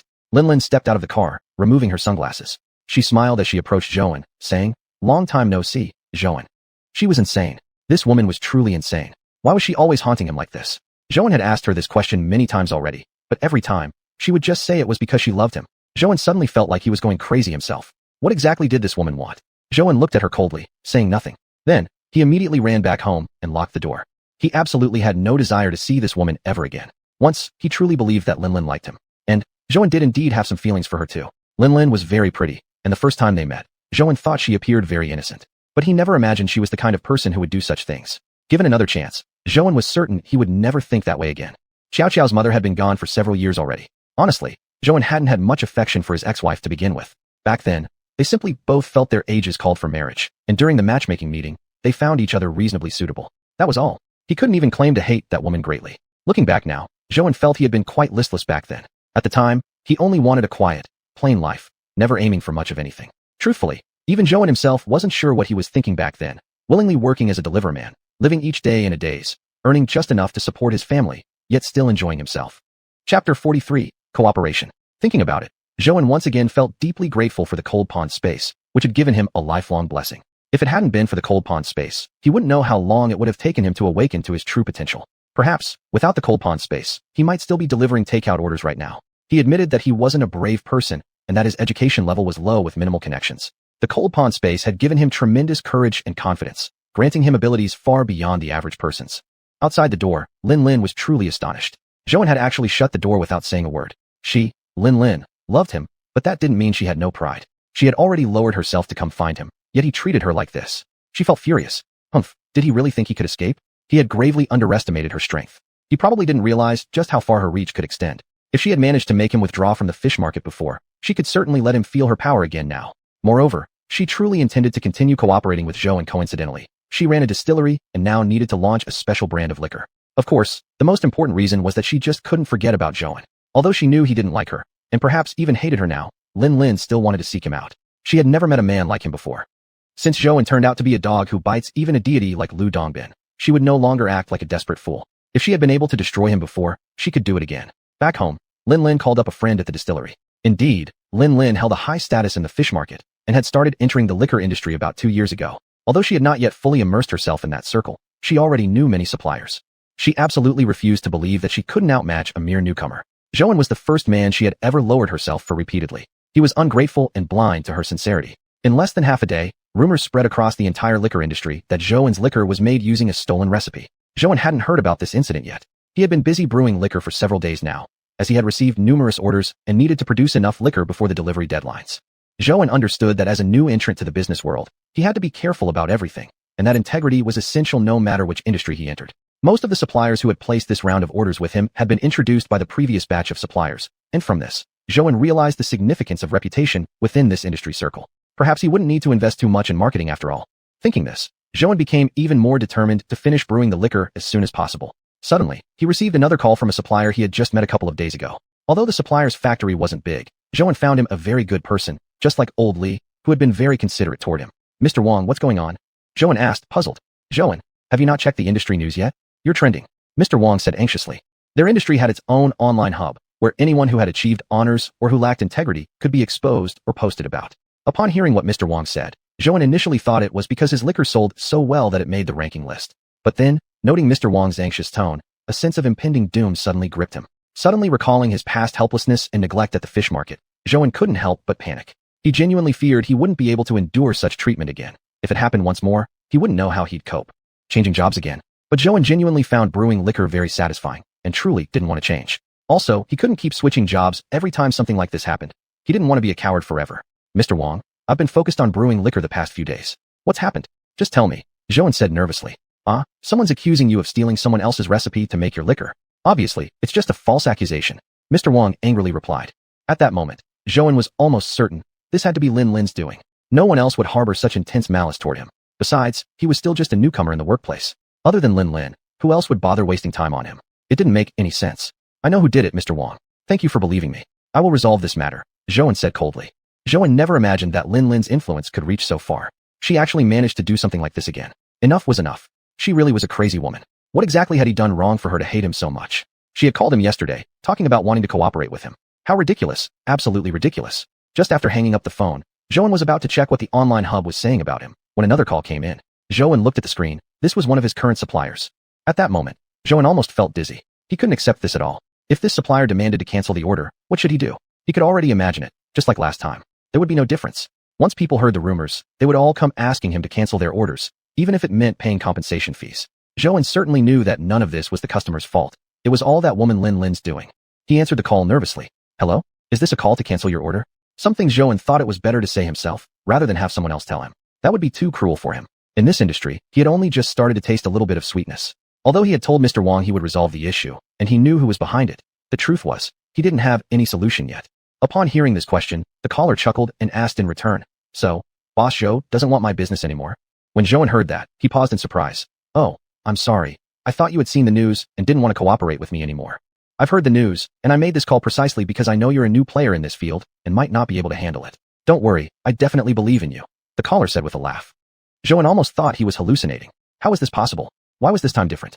As if understanding Zhou's confusion, the caller continued, Young man, in the liquor business, we fear nothing more than these kinds of false accusations. Everyone who has tasted your liquor knows how unique it truly is. If anything, others would be lucky to copy your recipe. At that moment, Zhou almost felt like crying. Everything had gone beyond his expectations.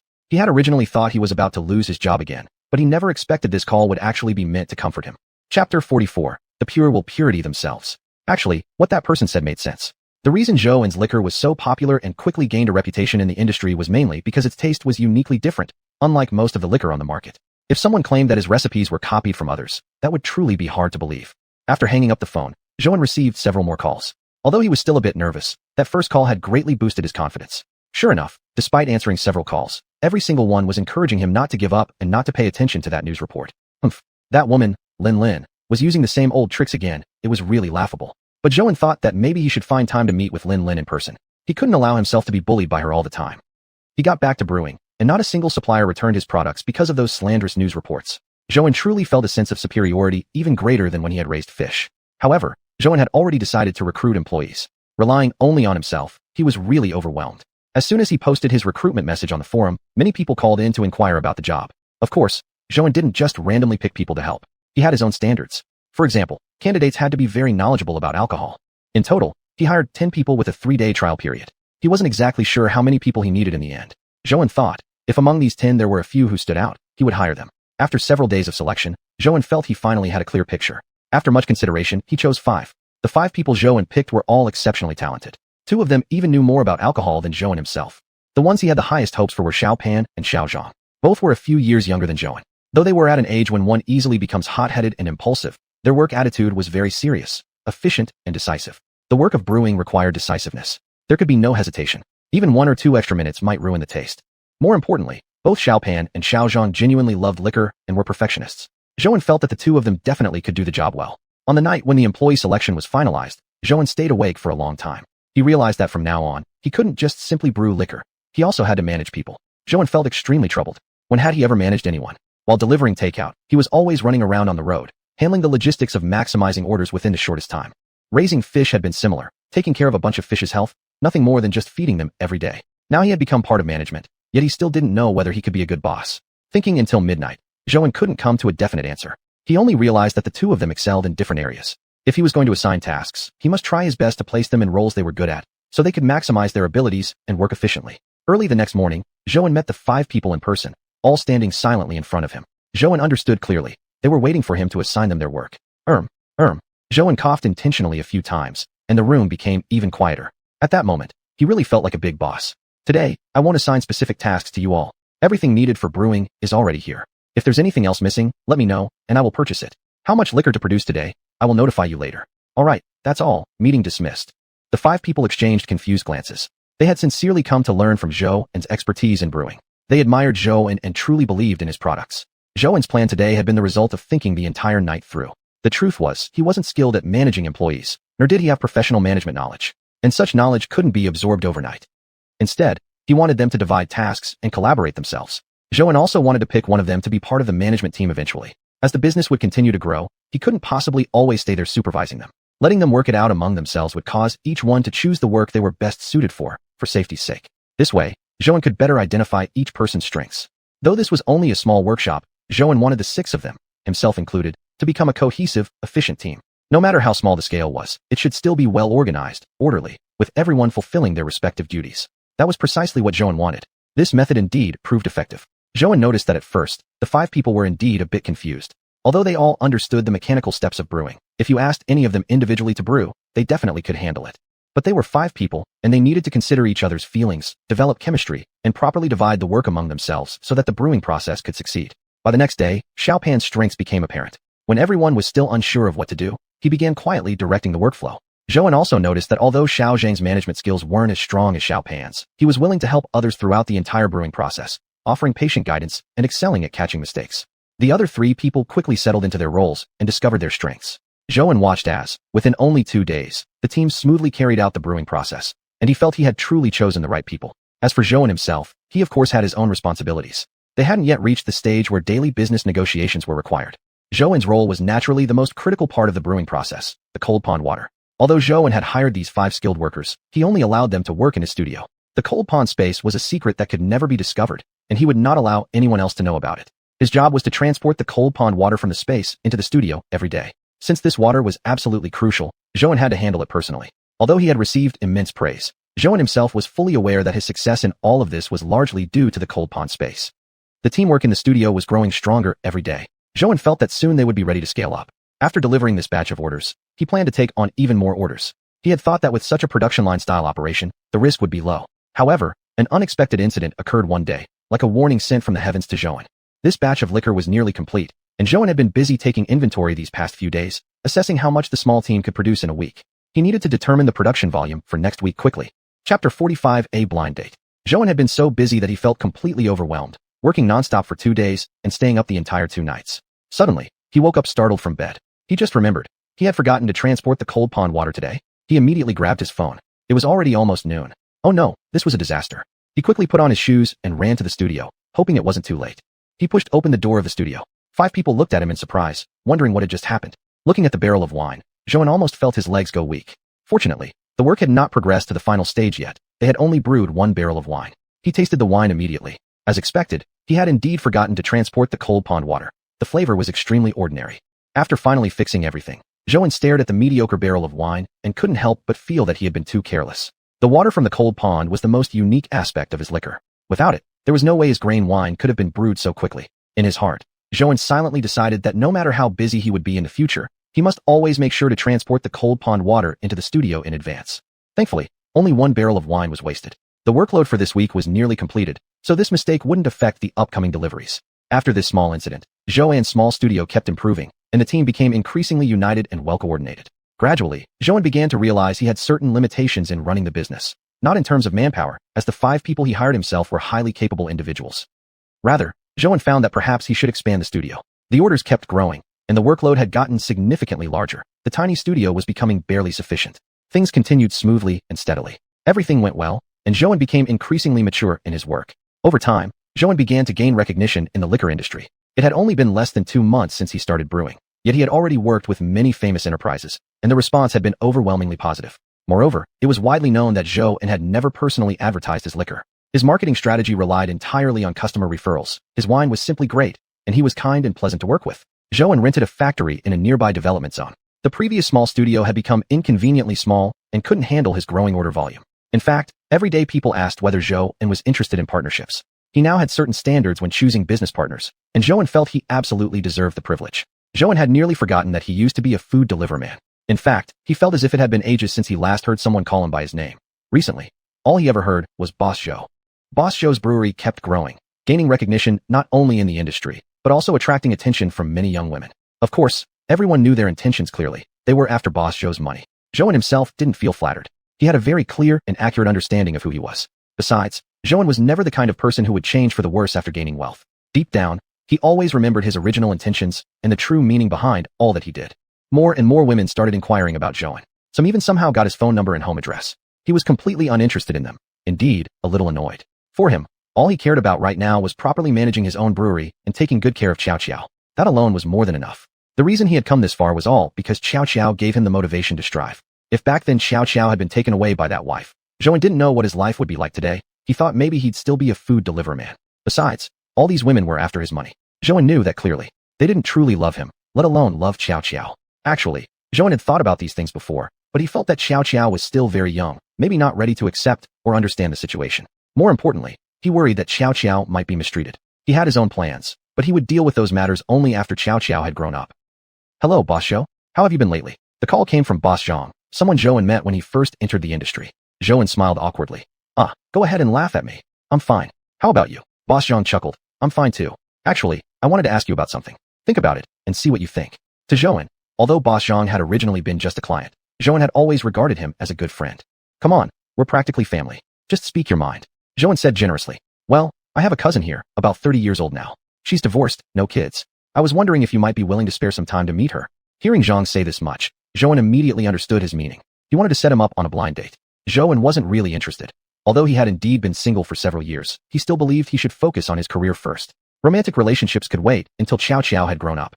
Boss Zhang Before Zhouan could finish speaking, Boss Zhang cut in. Boss Zhou, please don't refuse me. Do me a favor and just meet her. Ever since she heard about you, my cousin has been bugging me nonstop. Upon hearing Boss Zhang's words, Zhouan couldn't help but feel a bit amused. Had his reputation really grown this big? Thinking about it, Boss Zhang had always treated him fairly well, guiding him a lot when he had first entered the industry. When Lin had framed him, it was Boss Zhang who had called first, telling him not to worry and not to give up brewing. Alright, I'll go. But this will be the first and definitely the last time. I really have no intention of going on blind dates, Zhouan replied helplessly. Zhouan arrived at the restaurant 10 minutes early, following the address Boss Zhang had sent him. While waiting, he suddenly realized it had been a long time since he'd last even said hello to a girl. He even started feeling unexpectedly nervous, unsure of how he would keep things from getting awkward. He had thought he'd long mastered the skill of interacting with people, yet now he felt this nervous. How pathetic. Zhouan honestly asked himself what he truly felt. He didn't have any desire to go on blind dates, nor did he feel lonely. At this moment, all he cared about was building his business, making money, and giving Xiao a better life. Through the floor-to-ceiling window, Zhouan saw a lady stepping slowly out of a car. She had short hair, looking very neat and capable. Zhouan thought to himself, she's not my type. Chapter 46, Car Accident. The conversation between the two didn't last long before Zhouan began to feel it wasn't going well. He even wanted to leave. This woman was almost unreasonable. She seemed energetic and lively, so why was her tone so sharp and sarcastic? Zhouan couldn't believe she was actually the cousin of his boss, Zhou. Do you have kids? A boy or a girl? I prefer boys more, but girls are fine too. Just leave it to the nanny. When he heard this sentence, Zhouan felt it was ridiculous. Perhaps he really shouldn't have come here after all. The blind date was naturally a failure. After that sentence from the woman, Zhouan didn't say anything. He simply gave her a cold stare and left. If it weren't because she was Mr. Zhang's cousin, he might have even beaten her up. What did she mean by saying, girl can be taken care of by the nanny? Zhouan shuddered just thinking about it. If he had accidentally married such a woman in the future, what would happen to Xiao? This little incident further solidified Zhouan's decision of not wanting to attend any blind dates recently. His main task now was to make money and take good care of Xiao. As long as Xiao could grow up healthy and happy, Zhouan himself didn't care much about his personal life. Suddenly his phone vibrated. It was a message from Xiao's teacher. He opened it and saw that there would be a parent-teacher meeting in 2 days. For Zhouan, going to school for Xiao's parent-teacher meetings was something he always looked forward to because his daughter was always outstanding and he would simply receive constant praise from the teachers. Yes, his daughter had never made him worry. She had always been so understanding. Zhouan decided that after attending the parent-teacher meeting, he would take Xiao to have some delicious food to reward her. Lately, he had been busy with the winery and hadn't had time to spend with her.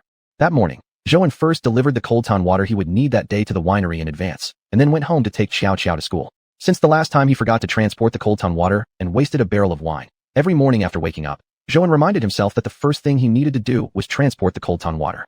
Now that his winery was growing larger, he could no longer afford even the slightest mistake. Zhouan didn't yet own a car. The vehicle he currently drove was an idle car borrowed from a friend. He just hoped that the journey ahead would be smooth and accident-free. Normally, Zhouan was very careful while driving this car, always fearing small mishaps. This car was quite old.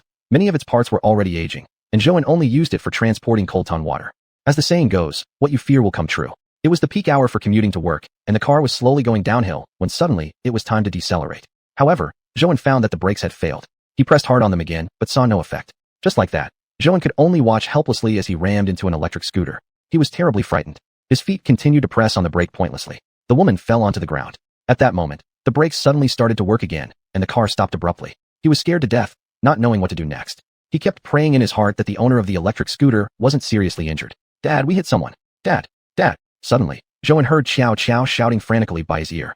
His senses returned to reality.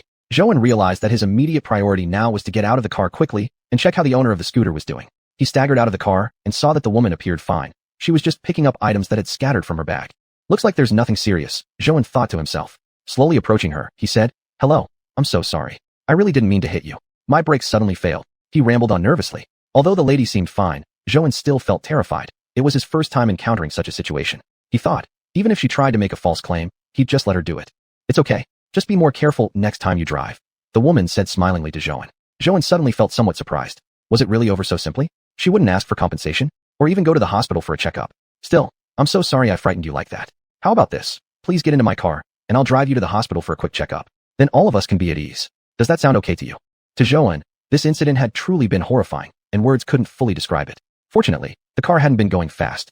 If this had happened elsewhere, Zhou couldn't even imagine what he would have done. After hearing what Zhou said, the woman smiled again and replied, "Really, there's no need. I'm completely fine, nowhere hurts." After saying that, the woman picked up her fallen electric scooter under Zhou's gaze, then pushed it away smoothly, leaving Zhou with a graceful back view before departing. Zhou watched her figure disappear into the distance, finding it truly unbelievable. He had genuinely intended to take this woman to the hospital for a thorough checkup. Even though the car hadn't been going fast, he still felt very worried. Although this was Zhou's first time experiencing such an accident, he had seen similar situations on his phone many times, and even heard about some victims who used incidents like this to falsely extort money. Zhou thought to himself, if this woman really intended to falsely accuse him, he was willing to accept it. After all, this accident was indeed his fault. It had nearly cost a human life, and the moment he recalled what had just happened, Zhou felt frightened all over again. But judging from the woman's calm and carefree back figure, maybe she was really fine? That's what Zhou thought. Forget it. Since she already said nothing was wrong, then this matter might as well be considered over. What mattered now was to quickly take Xiao to school for the parent-teacher meeting. For the rest of the journey, Zhou drove the old car with extreme caution. He feared another unexpected accident. Zhou felt his fragile heart could truly no longer handle any more shocks. The car slowly pulled to a stop at the school entrance, and Zhou got out with his daughter. As he saw most of the children holding hands with their mothers, Zhou suddenly felt a sense of guilt toward Xiao. He himself wasn't even sure anymore. Was his refusal to remarry due to the worry that Xiao would be mistreated, or simply because he didn't want to? Zhou also thought that maybe he should find a chance to talk to Xiao about this matter. He scooped up his daughter in his arms. Although he couldn't give Xiao the maternal love she had lost, he would definitely accompany her growth with double the paternal love. Arriving at Xiao's classroom, Zhou sat in the seat reserved for parents. It was only after sitting down that he noticed something strange. Xiao's desk mate's mother was actually the very lady who had just narrowly avoided being injured by him. Still in shock, Zhou found the lady already reaching her hand out. "Hello, Mr. Zhou. I'm Mrs. xiuxian, Xiao Hao's mother. You must be Xiao's father." Chapter 47, Xiao's desk mate. Zhou stared at her blankly. How could such a coincidence happen? The first time he accidentally hurt someone, it turned out to be the mother of his daughter's desk mate. It was quite awkward. Xiuxian raised her eyebrows slightly when she noticed his aged expression, silently reminding him to be more polite. Instantly, Zhou realized how impolite he had been. He immediately reached out his hand to shake Xiuxian's, saying apologetically, "I'm sorry. I'm Xiao's father, Zhou." What an incredible coincidence. The world was truly small. If he had known this lady was the mother of Xiao's classmate, Zhou thought, he would have tried harder to keep her from leaving just now, and the two children could then take care of each other. What surprised Zhou most was that Xiuxian was already a mother of a child. She looked so young, truly a person of hidden depths. He had originally thought she was still a college student.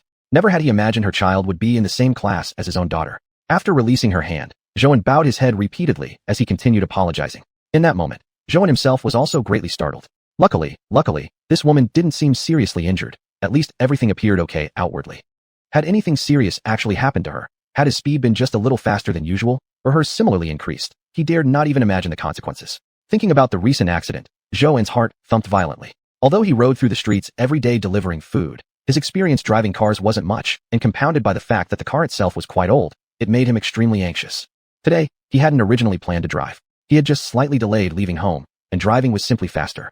Otherwise, he wouldn't have chosen to drive this rusty car at all. He never expected not only to run into a small accident on the road and delay arriving at the school, but also to accidentally injure his daughter Xiao's deskmate's mother. Thoughtfully sighing, he said, "Miss Su, I'm really sorry. The car was a borrowed one, quite an old model. The brakes just suddenly failed. I truly apologize." After this parent meeting, he resolved not to drive that old clunker again. Originally, Zhou had planned to wait longer before buying a car, until his income stabilized. Though Zhou was now earning quite well, due to the continuous expansion of his liquor distillery and the increasing scale, his funds were rather tight.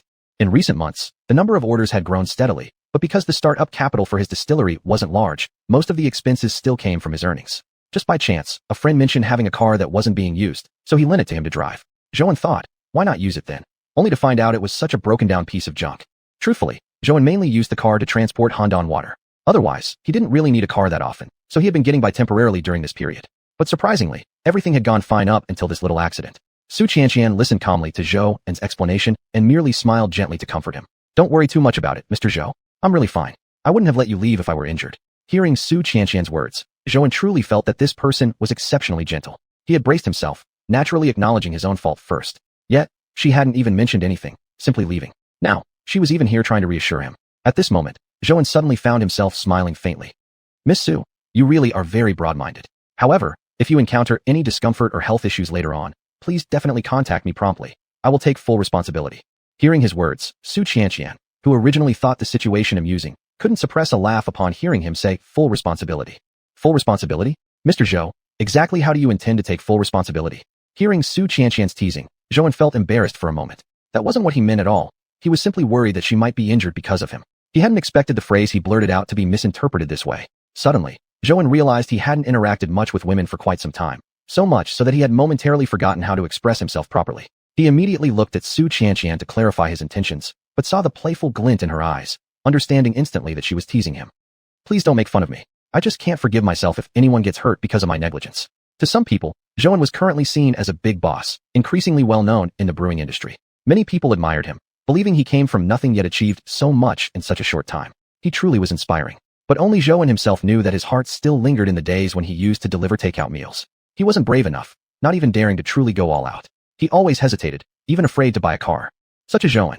If something major really happened, he truly didn't know whether he could handle it well. Mr. Zhou, xiuxian curiously asked, have you noticed that most of the parents attending the meeting in the classroom are mothers? Is Xiaoxiao's mother very busy? Zhouan knew she was simply curious. Indeed, most of the attendees in the classroom were mothers, and since Xiaoxiao was a girl, naturally it would be more appropriate for her mother to come. But I'm divorced from my wife. Now it's just me raising Xiaoxiao alone. She's a very well-behaved girl, Zhouan replied with a smile. Xiuxian seemed surprised. Is that so? Then you really should spend more time with Xiaoxiao. A little girl needs more care. Zhouan understood that Xiuxian had no ill intentions, just curiosity. And what she said was right. He really should pay more attention to Xiaoxiao, not just physically, but emotionally as well. Recently, he had been too busy expanding the distillery and hadn't even had time to properly accompany Xiaoxiao. That period had been extremely hectic, so stressful that he barely had time to eat. Luckily, things had finally stabilized now. As the conversation continued, Zhouan suddenly felt that xiuxian was a genuinely nice person. Smiling, he asked, Miss Su, you look so young. It's really hard to believe you already have such a big child. He meant every word he said. After she got out of the car, he saw that he had hit a young girl, which terrified him. Yet this young girl was now the mother of his daughter's deskmate. Zhouan found it truly unbelievable. She looked like she was still just a child herself. As if hearing a joke, Xiuxian laughed and patted the deskmate's shoulder, looking amusedly at Zhouan. I'm his older sister. My parents both had things to do today, and since I happened to be free at home, I figured I might as well come and help out. Chapter 48 Study Together.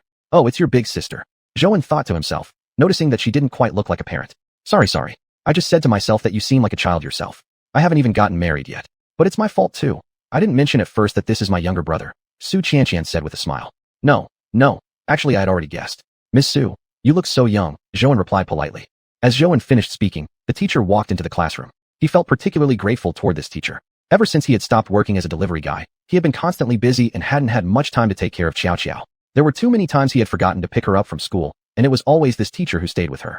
When Xiaoxiao was in a single-parent family, Zhouan personally visited the school to speak with this homeroom teacher. It wasn't because he expected the teacher to go easy on his daughter, but because Zhouan feared that she might be bullied at school. Although such situations had become rare, he still didn't want them to happen at all. Later, Xiaoxiao would often mention at home how kind the teacher was, helping her dress, comforting her to sleep after lunch. Zhouan truly believed this teacher was an excellent and caring one. Although Xiaoxiao had just started elementary school, Zhouan had already attended several parent-teacher meetings. Each meeting was basically the same, reminding parents to pay attention to their children's safety and education. Zhouan had never been criticized by any teacher because his Xiaoxiao was always well-behaved and never a problem for her teachers. Moreover, her academic performance was consistently among the best. Therefore, every time he attended a parent-teacher meeting, he would only hear praise from the teacher. During those moments, he would feel that all the hardship and tiredness were worthwhile, as long as his daughter could grow up well. After praising Zhouan, the teacher began commenting on Xiaoxiao's deskmate. The contrast was striking. Zhouan noticed that the teacher even took a deep breath before starting. Hui has always been very energetic in school. However, he's not just lively during PE class, but also in regular lessons. His academic performance still has a lot of room for improvement, and we hope Hui's parents can pay more attention to his studies. When the teacher said this, everyone already understood what she meant. Some people couldn't help laughing quietly because her words were too humorous, especially after just praising the excellent student Xiaoxiao, making Hui's contrast quite noticeable. Look at you. Others come here for praise, while you made me come to receive criticism. No wonder your parents didn't even show up. Zhouan saw Xiuxian's face turn red with anger. Right after the teacher's comments, she immediately started scolding her younger brother. Perhaps because he had unintentionally embarrassed her earlier, Zhouan suddenly felt a bit awkward upon seeing this. After all, his daughter was sitting right beside him. He decided to speak up. Well, if you'd like, maybe Xiaoxiao can help your brother with his studies. Zhouan wasn't just offering this out of a sense of obligation towards Xiuxian. but also because he hoped it could benefit Xiaoxiao's development. Since he had only one child, Xiaoxiao, and she was usually alone at home, spending many lonely days while he was too busy to keep her company. Perhaps having the two children study together would allow them to accompany each other. Really? That would be great. My brother's academic performance is really poor. If Xiaoxiao is willing to study with him, that would be absolutely wonderful. Xiuxian exclaimed excitedly. Zhouan smiled and held Xiaoxiao's hand. Xiaoxiao, would you like to study together with Hui? His grades aren't very good. If you can help him, he won't get criticized by the teacher next time. After hearing her father speak, Xiaoxiao blinked her eyes and then smiled. Okay, Dad once told me that helping others is the greatest joy, and we should help each other. Oh my goodness, Xiaoxiao, you're so adorable. Then from now on, Hui is in your hands, Xiuxian said as she gently pinched Xiaoxiao's little face. Not only Xiuxian, but Zhouan himself felt a warm sensation in his heart when hearing what Xiaoxiao said. He had indeed told Xiaoxiao those words, but that was back when she was in kindergarten. He hadn't expected that Xiaoxiao would still remember them. At this moment, Zhouan truly felt that Xiaoxiao was the greatest gift heaven had given him. Xiuxian turned to Zhouan, unable to hide her excitement. Thank you so much, Mr. Zhou, for raising such an amazing daughter. I will definitely talk to my brother and let him seriously study together with Xiaoxiao. As soon as she finished speaking, Hui wrinkled his brow from the side and exclaimed, I'm not going. I absolutely won't go. If the teacher wants to criticize me, let her. Don't you dare take away my gaming time. Zhouan found Hui's angry expression somewhat amusing. Hearing her younger brother speak this way, Xiuxian was about to get angry again. You better not act out. This matter is settled. You have no right to argue. If you don't behave, no one will attend your parent-teacher meetings anymore. Hui pouted, turned his body away, and refused to look at them. Xiuxian ignored him too. Zhouan felt there was nothing he could do about this. Miss Su, then that's settled. Otherwise, you can come to my house to study after school every day. I'm rarely home, so it would be more convenient. Great. As long as it doesn't bother you, Mr. Zhou, it's fine with my brother. The parent-teacher meeting ended budredut. Zhouan lifted Xiaoxiao into the car. Xiaoxiao frowned and asked, Dad, do you think Hui will study well with me? Zhouan wasn't sure why his daughter suddenly asked this question, so he smiled and replied, Xiaoxiao, what do you think? Don't you want to help him? No, that's not it. Dad, he never studies every day, doesn't finish homework, and even when the teacher makes him stand as punishment, he still doesn't write anything. Zhouan now understood what his daughter was worried about.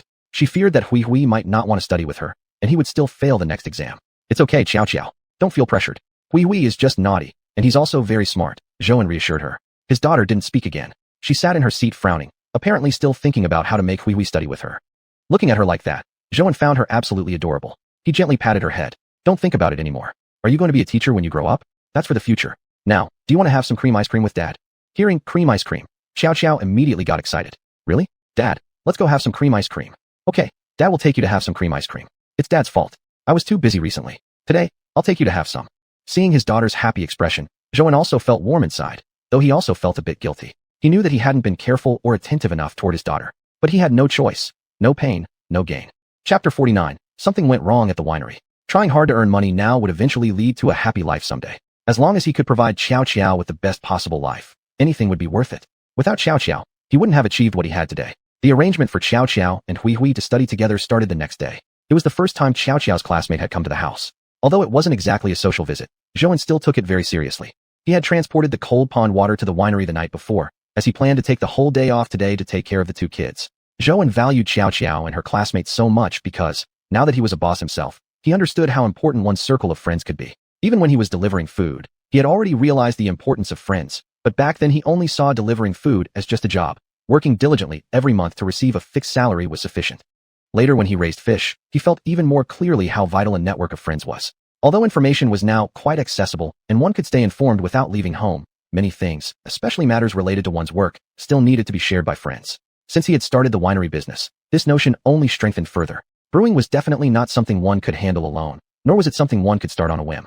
His cousin was also in the winery business, and he had given Zhouan countless help with this endeavor. And though Mr. Zhang hadn't known Zhouan for long, he too had been extremely warm and supportive. Reflecting on his entrepreneurial journey, Zhouan realized that Mr. Zhang probably was his best friend. Mr. Zhang had treated him genuinely well. Even though they no longer worked together now, every time Zhouan thought of Mr. Zhang, a warm feeling filled his heart. Friends were undoubtedly very important in society, and they enriched one's personality. Zhouan also wished Xiaoxiao could make more friends. No one could become a fully independent individual. Cooperation was the only way to mutual benefit, a belief Zhouan now firmly held. When school ended, Zhouan went to pick up the two children and brought them back home. On the way, Hui still looked unhappy. Seeing the boy pouting, Zhouan smiled and gently asked, Hui, why are you unhappy? Upon hearing Zhouan's words, Hui stared at him incredulously. That look made Zhouan slightly embarrassed, as if Hui was saying, you of all people should know, right? Thinking back, Zhouan indeed had been the one to first suggest the arrangement. Suddenly, the situation seemed amusing. "Hui," he said, "studying together can be a lot of fun, believe me." Hui looked at him again in disbelief, as though Zhou had just said something utterly unbelievable. "That's not fun at all. It's only because studying well makes your parents happy." Zhou was taken aback. He had never expected Hui to think like that. Was that why the boy refused to study? "Hui, academic performance belongs to you, and the knowledge you gain also belongs to you. Your parents are only happy for you," Zhou explained patiently. He didn't know what the situation was like at Hui's home, but he suspected Hui's parents might have very high expectations. "Don't say any more. I've heard this lecture 100 times already. If it wasn't for my sister threatening me, I wouldn't even be here." Hui frowned angrily. After all, he was still just a child. For some reason, hearing Hui say that made Zhou suddenly believe that Xiao really might become a good teacher one day. Xiao used to have a very temperamental desk mate as well, yet whenever they talked with her, their tone would soften significantly. Zhou thought that Xiao really had a magic power that could calm others down. Maybe this time would be the same. Back home, Zhou tidied up the small table in the living room for the two kids to study there, while he himself went to the study to handle some tasks. He had been busy lately and hadn't had much time to manage work-related matters, so he'd left most of the winery's operations to Xiaopan. Though he trusted Xiaopan completely, there were still some things he needed to do in person. Moreover, it was almost time to submit the weekly orders, and he hadn't yet checked on the progress of the production at the factory. Although the jobs were largely assembly line style, the winery had only been operational for a short period, so they needed to proceed cautiously. In addition, there would be a meeting to hold this week. Since this expansion of the winery had been significant, Zhou intended to take on more contracts, but this would bring about the issue of staffing. He wasn't certain whether he needed to hire additional personnel. They would have to discuss and decide that during the meeting. The sun had quietly set completely, and as Zhou came out of the study, he saw two little heads leaning together, discussing something. He walked closer quietly and saw Xiao writing out a math problem for Hui on a piece of paper. A sudden warmth filled his heart, and he felt proud of his daughter. Xiao was truly excellent. He had never worried about her studies. Although he never checked her homework, she always completed it diligently on her own. Thinking about himself, Zhou felt that he was indeed an inadequate father. He often made Xiao worry for him, even making his parents worry too. He didn't stay any longer, not wanting to disturb them, and quietly went to the kitchen. It was nearly time for dinner. Just then, the doorbell suddenly rang. Zhou hurried to open the door, careful not to disturb the two children studying. He opened the door and saw Ms. Su. "Mr. Zhou, is my brother doing okay? I hope he hasn't been any trouble." Su Qianqian quickly asked. Zhou smiled and waved his hand repeatedly. "No trouble at all. Your brother is quite well behaved. He's studying with Xiao now. Would you like to go take a look?" Su Qianqian looked incredulous at his words and immediately took off her shoes to go inside. She was greatly surprised. Her brother was actually studying earnestly. Thinking back, it seemed like the last time she had seen her brother study was when he had just started school. "Mr. Zhou, your daughter is truly amazing. Honestly, the last time I saw my brother study was when he first started school." Hearing Su Qianqian praise Xiao made Zhou feel extremely happy. Having his daughter recognized by others brought him more joy than being praised himself. "Don't disturb them. They must be hungry by now. I was just about to prepare dinner. Why don't you stay and have something to eat?" Su Qianqian didn't decline. In fact, she wished her brother would just keep sitting there studying forever. This scene was even rarer than seeing a shooting star. "Then I'll trouble you, Mr. Zhou. I can barely believe my brother is actually studying. Can I help you in the kitchen?" "Great, then I'll bother you." As soon as Zhou finished speaking, the phone rang. "Excuse me, I need to answer this call," he said to Su Qianqian. As soon as he picked up, Xiaopan's anxious voice came through. "Boss, something went wrong at the winery." Chapter 50, Taking Full Responsibility. When Zhou heard what Xiaopan said, he froze in place for a moment. Something had happened at the distillery? What exactly had gone wrong? He had only been away for 2 days. "What happened?" Zhou asked with a frown. Without waiting for Xiaopan to respond, he quickly added, "Xiaopan, you hold things down first. I'm coming over right now." Earlier that morning, he had been wondering whether to drop by the distillery, but Zhou thought that since the distillery was relatively stable now and Xiaopan was quite capable, there shouldn't be any major problems in the short term. He hadn't expected things to blow up like this. After hanging up the phone, Zhou grabbed his coat and headed outside. It wasn't until he reached the door that he remembered there were still 3 people at home. He hurried to the kitchen. Su Xianqian saw his frantic expression and asked what was wrong. "There's an emergency at my company. I'm really sorry, but could you please cook dinner for the kids? After they finish eating, you can just leave. Xiao will be fine staying at home alone." As soon as he finished speaking, Zhou rushed out. Hearing the door slam shut, Xiao ran into the kitchen and found her father was gone. "Sister, where did my dad go?" Seeing Xiao's worried expression, Su Qianqian felt Qingkeng and crouched down beside her. "Xiao, don't worry. There's an urgent matter at your dad's company, and only he can deal with it. He'll be back soon." "Really?" Xiao widened her eyes and asked. Su Qianqian suddenly felt like smiling. "Of course. I wouldn't lie to you. Go play with Hui for now, and when I finish cooking, we'll eat dinner together." As Zhou left his home, it occurred to him how lucky he was to have Su Qianqian around today. Otherwise, he wouldn't have dared to leave Xiao at home alone. At first, he had been looking for someone to help him at work, but now he had ended up having someone babysit for him instead. "I should treat Su Qianqian to dinner next time," Zhou thought to himself. For some reason, at this moment, Zhou finally realized clearly that his home indeed needed a female presence. Xiao was still young, at the age where she needed careful care, but Zhou often left her alone at home. Every time others tried to set him up on blind dates, Zhouan would say that his current life was already quite good and that xiuxian was well-behaved and didn't give him any trouble. He believed he was living just fine. But he had never actually asked xiuxian whether she wanted a mother or not. Perhaps he really should find time to ask in the future. If xiuxian was unhappy, then what was the point of all of this? A sudden sharp break brought Zhou into the distillery. He felt relieved. Thinking about how dependable the old car had been today, it hadn't let him down. He couldn't imagine what had gone wrong at the distillery. Had the employees gotten into a conflict? No, that couldn't be. The 5 of them were carefully chosen by Zhouan and had already passed the initial adjustment period. Zhouan felt overwhelmed by all these thoughts. He wanted to explain something, but suddenly he felt as if he couldn't even speak. Xiaopan rushed out immediately, trying to pull Zhouan into the factory. Zhouan patted his arm. Problems need to be solved. Zhouan was just about to ask Xiaopan to go in first when the group rushed forward, thinking he was about to leave. Don't you dare run away, you shameless bastard. You look decent but act like a dog. One insult after another followed. Zhouan couldn't stand to listen anymore. He firmly believed that there was nothing wrong with his wine. It had to be part of some plot. Quiet. Zhouan clenched his fists and shouted. At once, the crowd fell silent. Zhouan sighed and stamped his foot. Please listen to me, everyone. I know that your families are now in the hospital because of me, and that's why you've come here. But I also believe absolutely that my liquor is fine. Let the police find out the truth. If it turns out to be my fault, I will take full responsibility. I will make sure there is an explanation. How do we know you're not just trying to deceive us? No business person is honest. Who would believe a word you say? A man glared at Zhouan angrily. Yeah. No business without fraud. Others chimed in. Zhouan had spoken those words with sincerity, not a bit of insincerity in them. If it turned out the patients were indeed hospitalized due to his liquor, he would take full responsibility. But if the situation wasn't as it seemed, he wouldn't let it go easily either. But he hadn't expected these people to believe him, not even a little. Was it just because he was a businessman? How ridiculous. Zhouan had never encountered such a situation before. At this moment, Zhouan realized how narrow-minded he had been. At one time, he truly believed he was a strong and capable person, but now he had no idea what to do next. He turned his face sideways and asked Xiaopan to bring a jug of liquor from the distillery. Boss, are you sure? Xiaopan looked at him with concern. Everyone knew that this group of people wasn't really seeking justice. They were just trying to take advantage of the situation to scam someone. Although Zhouan had never experienced anything like this before, he hadn't lived under a rock. The reason Zhouan had asked Xiaopan to bring the liquor was simply to give these people a way to save face. He understood that before resolving the entire matter, he must first deal with this group. Go get it, Zhouan said with a frown. At the moment, he couldn't think of any other way. Only by doing this could he get this group to leave. Zhouan took the liquor from Xiaopan and faced the crowd. They didn't know what he was about to do and fell silent again. This liquor was just brought out by my employee. Words won't settle this, so I will drink it right in front of you now. Let's see if there's really anything wrong with it. After saying this, Zhouan threw the cap away and tilted his head back to drink. He was genuinely angry. It was his first time facing something like this, and he didn't know what else he could do to satisfy everyone. When he finished drinking, he threw the bottle away. Xiaopan understood what Zhouan wanted the liquor for and hadn't poured much. Now I finished it. Every word I say, Zhouan, comes from the heart. If this matter is indeed caused by my liquor, I will take full responsibility. I now hope that everyone will cooperate. Go home quickly, and give me some time to find the truth. Seeing Zhouan act this way, the crowd stood silently. Deep down, everyone knew it wouldn't lead anywhere to keep causing trouble.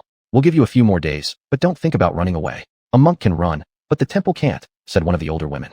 Others muttered more threats, warning Zhouan to truly keep his word, and then they left. Zhouan stood there motionless, watching their backs disappear. Suddenly, he felt drained. He was grateful he hadn't completely fallen apart. No matter what, at least the group had left. Boss, they're gone, Xiaopan reminded him. Zhouan's wandering thoughts were pulled back by Xiaopan's voice. Zhouan turned around and walked back into the distillery. He knew the matter had only just begun. This battle had a long way to go. Chapter 51, Confusion.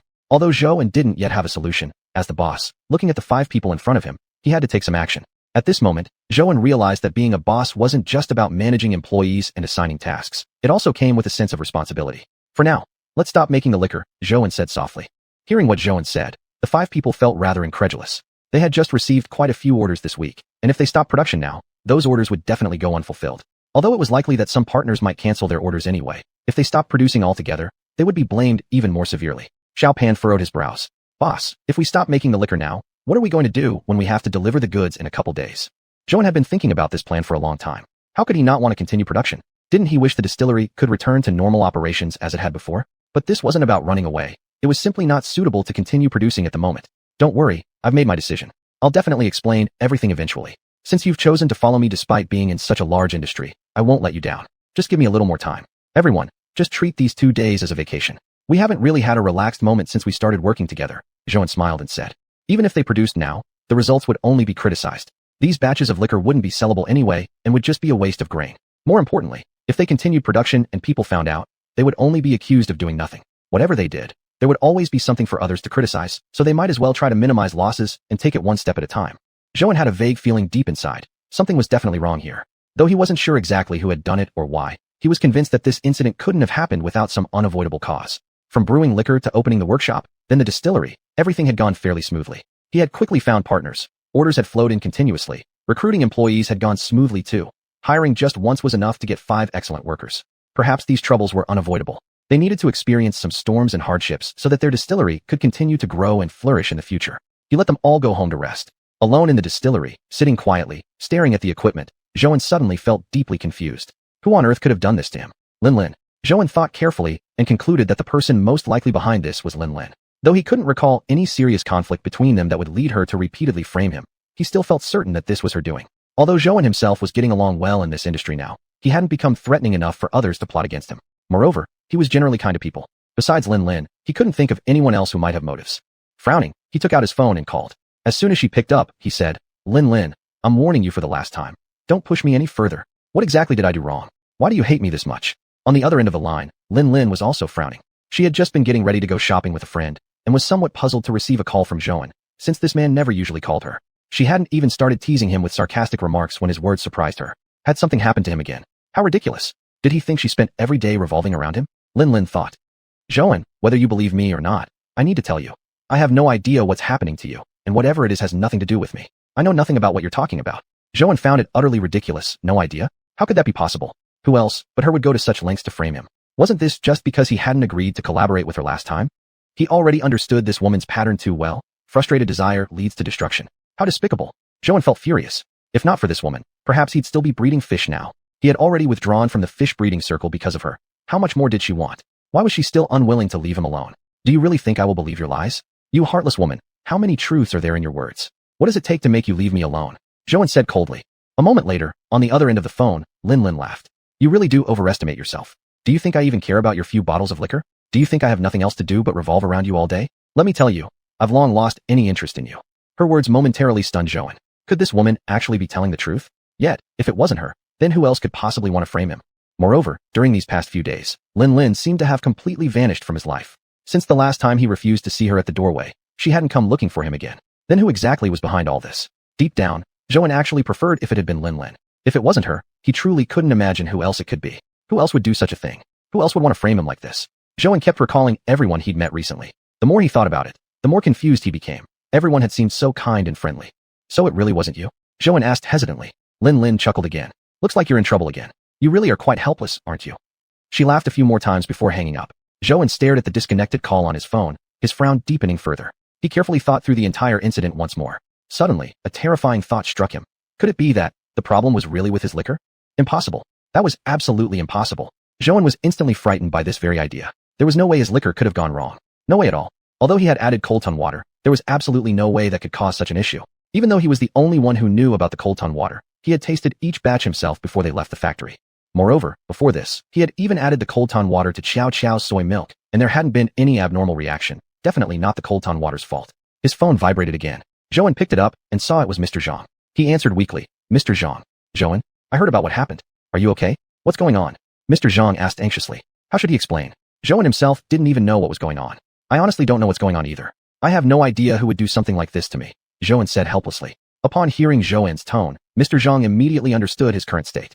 Zhou, don't be too upset. Just calm down and think. Recently, did you offend anyone?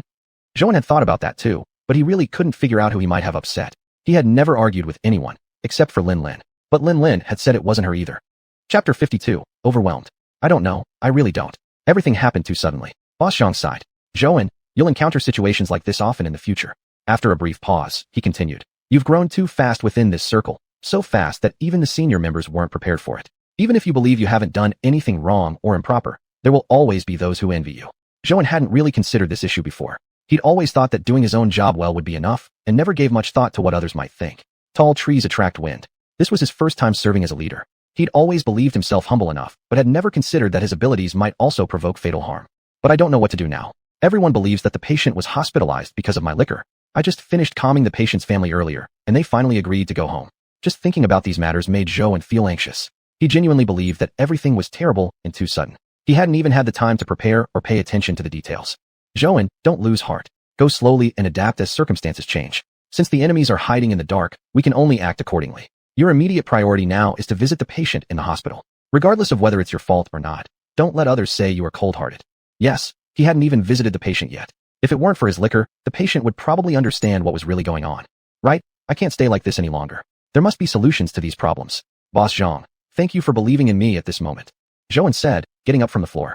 Zhouan truly felt that Boss Zhang was indeed a good man. He was merely a novice in the brewing business, yet Boss Zhang had patiently helped him all along. Without Zhang, Zhouan might not have grown so quickly. Moreover, during this time, Boss Zhang still called him unconditionally, believing in him and inspiring him to pull himself together. Zhouan thought, in the future, whenever Boss Zhang needed help, he would help without hesitation. He stood up immediately, realizing that being discouraged wouldn't help at all. He might as well go to the hospital and see if the patient could offer him some clues. Acting on impulse, Zhouan immediately drove to the hospital. He had already learned beforehand which ward the patient was in and went directly there upon arrival. Now standing in front of the ward door, he wasn't sure how to proceed. Once inside, what should he say? Though he felt guiltless, he sensed the situation was awkward nonetheless. He was also a victim here. Taking a deep breath, Zhouan pushed open the door and stepped inside. He walked slowly toward the patient's bed, while several people stared at him blankly. Hello, I'm Zhouan. I'm sorry I came so late. Before Zhouan could finish his sentence, he was cut off by an auntie. You actually have the nerve to come here. You heartless merchant. Do you have no conscience? Look at what kind of liquor you've brewed. You've ruined my son. You're inhumane. You're no human at all. While she spoke, the auntie wept uncontrollably. Wanting to defend himself, Zhouan tried to explain, but the woman pushed him toward the door forcefully. Get out right now. We don't want to see you. Not a penny less for the compensation. This is not the end of this matter. Zhouan realized he truly needed to speak up. As soon as the auntie finished her tirade, he immediately said, Auntie, I'm sorry, but the investigation is still ongoing. I believe in my liquor. Hearing Zhouan's words, another man immediately shoved Zhouan outside the room. I'm warning you. Leave here right now. None of us want to see you ever again. But how is any of this his fault? He was a victim too, Zhouan bitterly realized. If this wasn't Lin Lin's doing, then who else could it be? Zhouan felt extremely distressed to be framed like this without even knowing the culprit's identity, let alone any clues. He leaned against the ward door. He had originally come here hoping to get some details and understand the situation, but now, without asking a single question, he had been driven out. He understood their reactions if the family genuinely knew nothing. After all, if someone ended up in the hospital just because they had a drink, Zhouan would also be furious had this happened to him. Yet the most important matter now was to find out the truth of the entire incident. The patient was definitely admitted after drinking his liquor, so if the liquor was safe, then someone must have added something into it. The more Zhouan thought about it, the more complex the situation appeared. Suddenly, a very critical thought struck him. Who had orchestrated this event, and who exactly were they trying to frame? Was it actually the patient who was targeted? If it was meant for him, they wouldn't dare endanger the health of his friend, would they? That proves it. If it wasn't done by the patient's friends, there must have been other people at the dinner table. All the liquor was opened at the dinner table. If someone had tampered with it beforehand, they definitely would have noticed something unusual. Therefore, the poison must have been added after the bottles were opened. But only one person was poisoned. That means the poison was added after the liquor was poured. Now things were slightly clearer, yet the people in the ward refused to cooperate. Zhouan felt pity for them. They had already been betrayed, yet they were still angry at him. Nevertheless, for now, Zhouan was the one being blamed. He thought to himself that he should establish a good relationship with the patient first. If the patient was willing to cooperate, the matter could be resolved sooner. Zhouan looked again through the glass window of the ward door. He felt that persuading them to talk was probably no longer an option. Recalling their fierce expressions from just now, as if they wanted to tear him apart, Zhouan felt afraid and didn't want to waste more time on fruitless efforts. Helplessly, Zhouan went downstairs and paid their medical fees at the hospital window. Although he was not involved in this incident, with the truth still unclear, he had to fulfill every duty he was responsible for. If reasoning with them didn't work, he'd have to do something else to change their perception of him. After all, everyone had a heart capable of compassion. Thinking again, he bought some fruits. After all, he really was here visiting a patient. Earlier, he had been too hasty, only thinking about confronting the patient for answers. That was indeed an oversight. Holding the fruit basket, Zhouan returned to the ward. But he didn't go in. After thinking for a moment, he decided to leave it by the door. Zhouan knew that if he entered holding the basket, he would surely be scolded again. It was better to quietly place it outside the door. At least this way, everyone would feel a bit more at ease. After leaving the hospital, Zhouan realized how truly exhausted he felt. He had never thought of harming anyone. Everything he did was simply out of a desire to pursue a better life. Chapter 53, Difficulties. He had always remained true to his original aspirations, quietly and diligently working on his products. Then why were there so many troubles constantly coming his way? Zhouan felt that since starting his business, he had constantly been reshaping his understanding of the world. He had been forced to accept so much new knowledge. He had never intended to have any conflict with others, but now, because of him, someone had been hospitalized. Looking at the hospital building, Zhouan couldn't help but feel the weight of this reality. Regardless of what the truth was, it was a fact that the patient had been admitted because of him. Suddenly, Zhouan felt an enormous sense of responsibility on his shoulders. Never had he imagined he would have to face so many difficulties. Originally, he only wanted to give Xiao a better life and let his parents feel at ease. But now, he was also responsible for the 5 employees at his distillery. All 5 had followed him sincerely, and he couldn't let them down. Thinking about the distillery that had just started to stabilize, Joanne's heart felt a sharp pang. But this time, he truly didn't want to run away anymore. He couldn't keep abandoning everything whenever faced with setbacks. Although there were many paths to success, each one was bound to come with difficulties.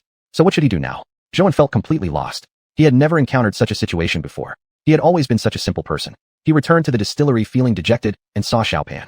Joanne felt fortunate to have met Xiaopan. He himself was merely a newcomer in the liquor industry. Many matters were beyond his ability to handle alone, but Xiaopan had always quietly offered help. Without Xiaopan, Joanne might not have developed the distillery so quickly. He was truly grateful. Xiaopan, didn't I tell you all to go home and rest? Why are you back again? Joanne said lightly, even though his mood was heavy. These troubles were not their burden to bear. He would endure them alone. Xiaopan frowned and walked closer to Joanne. I want to do something for the distillery. The other 4 also wanted to come. I talked them out of it after a long discussion. Joanne was deeply moved. At a time like this, they still believed in him. Actually, he wouldn't find it surprising at all, even understandable, if his employees started looking for other jobs now. Although Joanne's distillery was progressing quickly, it was still a relatively inexperienced enterprise, one that hadn't faced any real hardships or gained significant popularity, only a modest reputation. Besides, Joanne himself was still a novice. Whether he could survive this crisis, he wasn't sure even for himself. Everyone had families to support. He couldn't expect them to work for the sake of loyalty alone. Thank you, all of you. Really thank you. Don't worry, I will do everything I can to protect our distillery. Xiaopan patted Joanne's shoulder. We will be with you. Together, we will get through this difficulty. Joanne was deeply moved to have such employees. Suddenly, he felt a renewed strength within him. Giving in to despair was useless. Instead of feeling upset, it was better to take action. If this was all orchestrated by someone, there would definitely be clues left behind. But where were those clues? They couldn't even get close to the patient's hospital room, let alone speak with the patient. Even if the person did know something, there would be no way to make them talk. What could be done? How could he uncover everything that lay behind this? Joanne truly felt exhausted, as if nothing he did could turn the situation around. The fact that he was the real victim was something only he knew. Thinking back, from being a delivery guy to becoming a fish farmer, he suddenly remembered the dream he had always had, starting a fish farm resort. But he had left that industry before realizing it. He used to be so full of ambition, yet in the end, he had chosen to step back. Now, when the distillery had just started operating steadily, something like this had to happen. Starting a business really was too difficult, Joanne thought. All he wanted was a simple and stable life. But when had his life become filled with one challenge after another? There always seemed to be something pulling him along. All he had wanted was to provide a better life for Xiao. Yet, somewhere along the way, things had drifted far from his expectations. Being a boss wasn't at all easy. Ever since he started the distillery, his life had become busier and busier. He couldn't even remember how long ago it had been since he last told Xiao a bedtime story, or the last time he had prepared breakfast for her with care. It felt like he had become less and less of a good father. After receiving Xiaopan's phone call, he had rushed out from home in a hurry. Luckily, there was xiuxian around. Otherwise, he would truly feel torn in too many directions at once. He felt more and more that since starting his business, life had slipped beyond his control. Joanne sat in his office, looking around at everything. Several months ago, he had still been a complete novice who knew nothing. Joanne still remembered the first time he visited his cousin's office. Back then, he truly saw his cousin as a role model, sitting comfortably in an office, sheltered from wind and rain, truly the image of a successful person in life.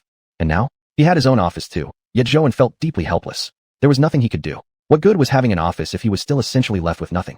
He sat in his chair, but couldn't imagine how his cousin had managed all these years, enduring so many ups and downs. Joanne had barely been in this industry for any time, and already he felt overwhelmed.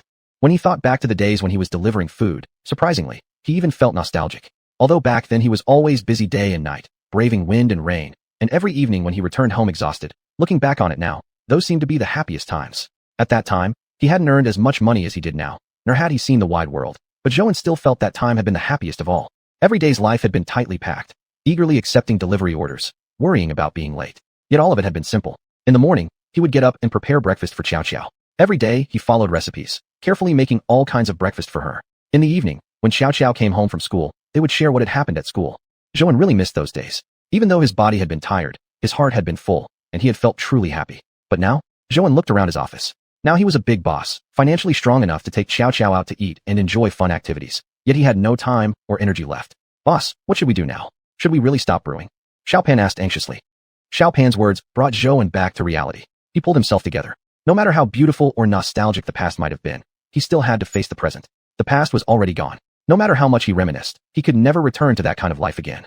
Chapter 54, The Photo. Now the distillery had stopped operating, and the patients were not yet able to calmly talk with themselves. Joanne clearly knew he had been framed, yet he couldn't even suspect anyone. When he heard Lin say it wasn't her, Joanne not only didn't believe her, he was more frightened. Compared to an enemy like Lin who was clearly visible, those hiding in darkness were even more terrifying. Brewing wine will have to wait for now. First, we can't sell it. Second, Everyone's mental state isn't good enough for brewing. Third, if word spreads, people will say that despite everything that's happened, we're still making wine and accuse us of doing nothing about the situation, Zhouan said slowly. But what about our partners? The contracts are already signed, and the penalty fees. Xiaopan frowned. Zhouan had definitely thought about this issue already. As for the penalty fees, he had already made plans. The deposit given by Miss Su when he had been raising fish was untouched, plus some money he had saved up. This would probably be enough. If worst came to worst, Zhouan had already decided. If absolutely necessary, he would mortgage the distillery. That was the worst-case scenario. He would also have to set aside a sum of money to pay severance to the 5 employees. But he couldn't say these things to Xiaopan. These were his own matters, and he didn't want Xiaopan and the others to feel bad. I've already talked to them about all that. You don't need to worry. Anyway, as long as we can pay the penalty fees, they shouldn't have much to say, Zhouan said with a smile. Xiaopan finally understood what Zhouan meant when he heard him speak. Boss, is there really no other way to resolve this? Those penalty fees must be huge. All the effort we've put in during this time just disappears for nothing. Of course Zhouan knew, but what else could he do?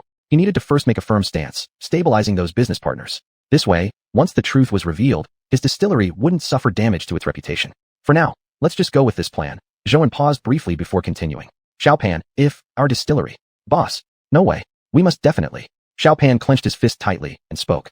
Zhouan understood the deep feeling Xiaopan had for the distillery, but, Xiaopan, listen to me. We have to be ready for the worst-case scenario. Some things must be planned ahead of time. You know that, right?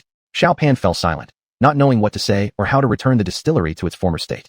Zhouan stood up and patted Xiaopan's shoulder. If that day really comes, I promise I won't let you or anyone else down. You all are the most valuable people I have in this industry. The two talked a bit longer before Zhou and returned home. He had rushed out from home in a hurry yesterday. This photo was convincing enough. At least now Zhou had 100% confidence to say his wine was not the problem. He had indeed been worried for a while whether it was due to the inclusion of Han10 water in his wine. He knew absolutely nothing about its specific components. What exactly gave Han10 water such miraculous effects? Because everything was unknown, Zhou had truly worried before. But now, he knew for sure, someone had actually poisoned the wine of the patients. Although he didn't know why Lin had sent this photo to him or where she had gotten it from, right now, Zhou was truly grateful to her. He immediately called Lin, and the other side picked up quickly, as if knowing he would call. Hello? Lin, how did you get this photo? Is this real? How did you know about this? Zhou asked anxiously. He was too curious. After all, Lin was just an outsider. Although the last time, Zhou had already witnessed just how far Lin's connections extended, ultimately, this wasn't her circle. Hearing Zhou's rapid-fire questions, Lin softly laughed. Zhou, asking so many questions at once. Which one should I answer first? Suddenly slightly embarrassed, Zhou realized he was overly excited. This help was truly huge. I'm sorry, Ms. Lin, I'm just too excited. Just take your time and tell me. Lin chuckled again. After you called me last time, I casually reached out to a few friends to find out what was going on. A friend of mine sent me the photo, and I thought it might be useful for you, so I forwarded it to you. Thinking back to his last call to Lin, Zhou suddenly felt slightly embarrassed. He had been desperate back then, wrongly assuming that Lin might have framed him. He never thought that in the end it was still Lin who helped him. Zhou felt he had been so foolish. But why did Lin help him? She clearly looked down on him and had never wished him well. Why would she suddenly help him now? Even if a friend had sent it to her, there was no need for her to get involved.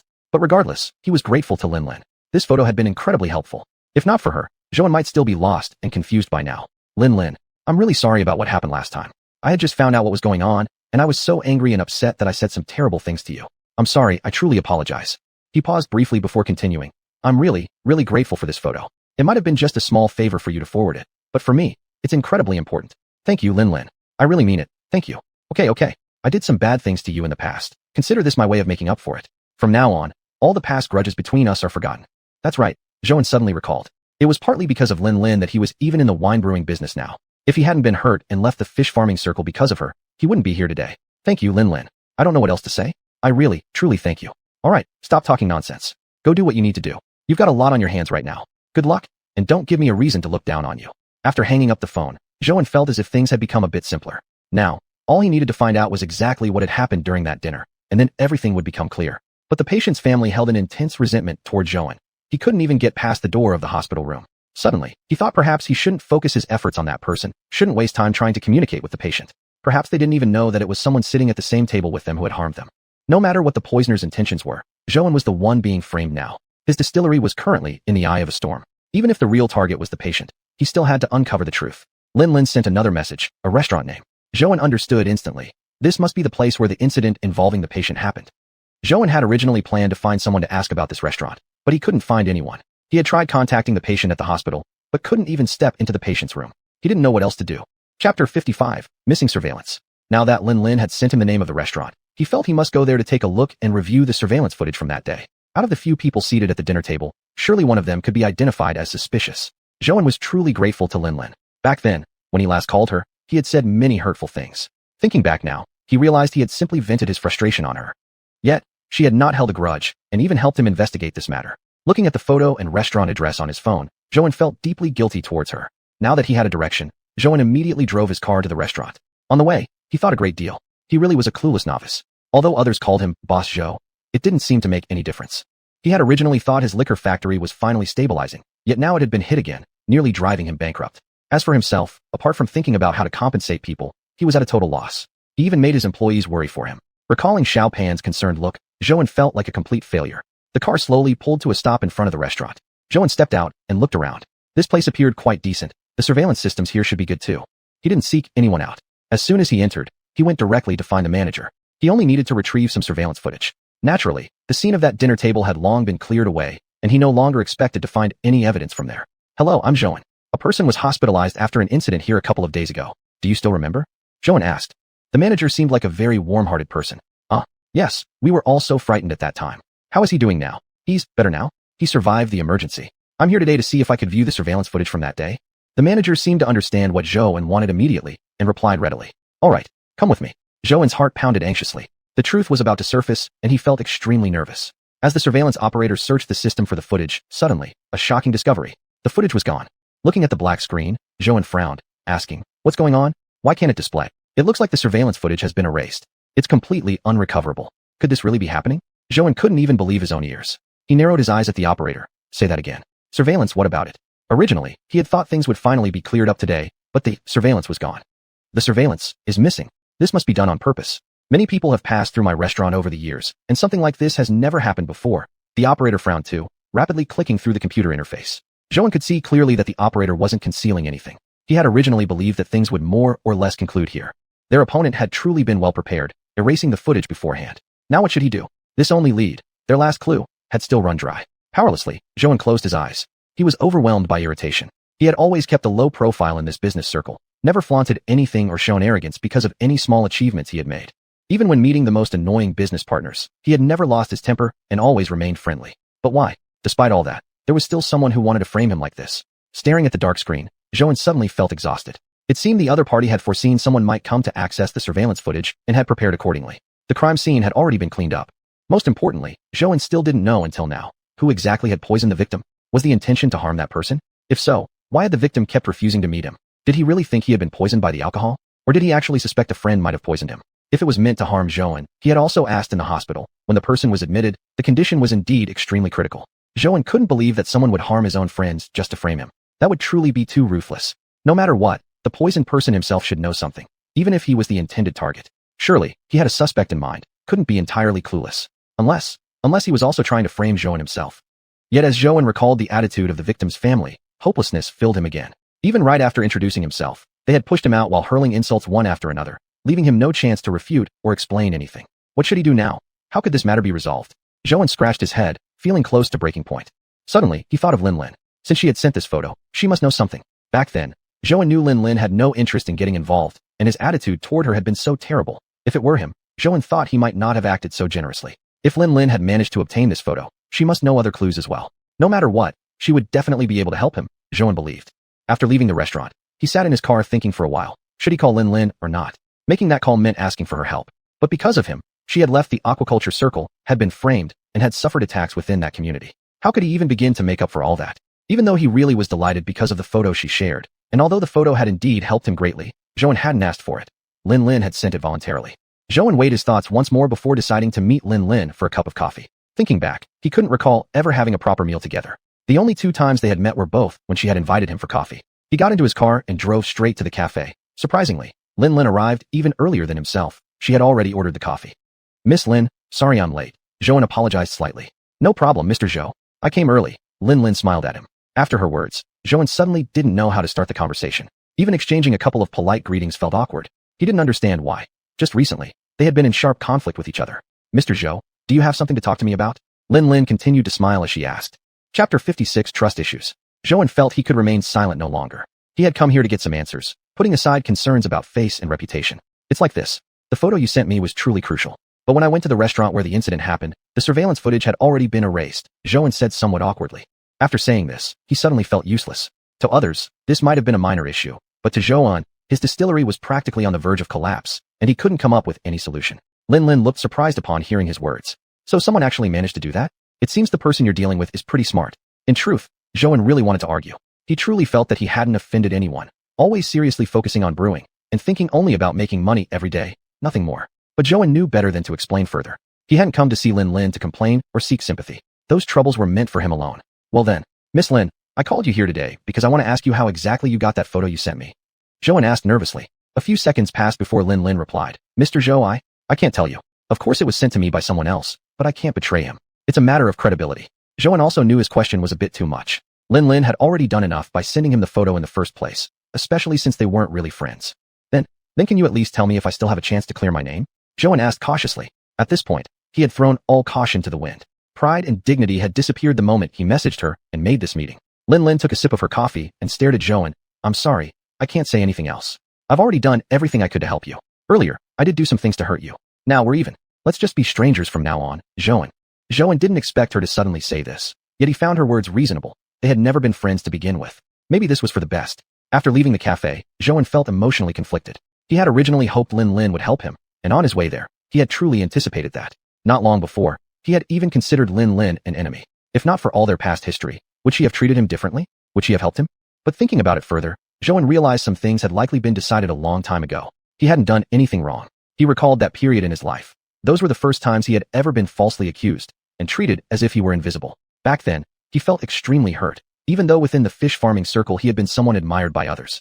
Reflecting on it now, Zhou still felt proud. It had only taken him a short time to earn commissions of such high value.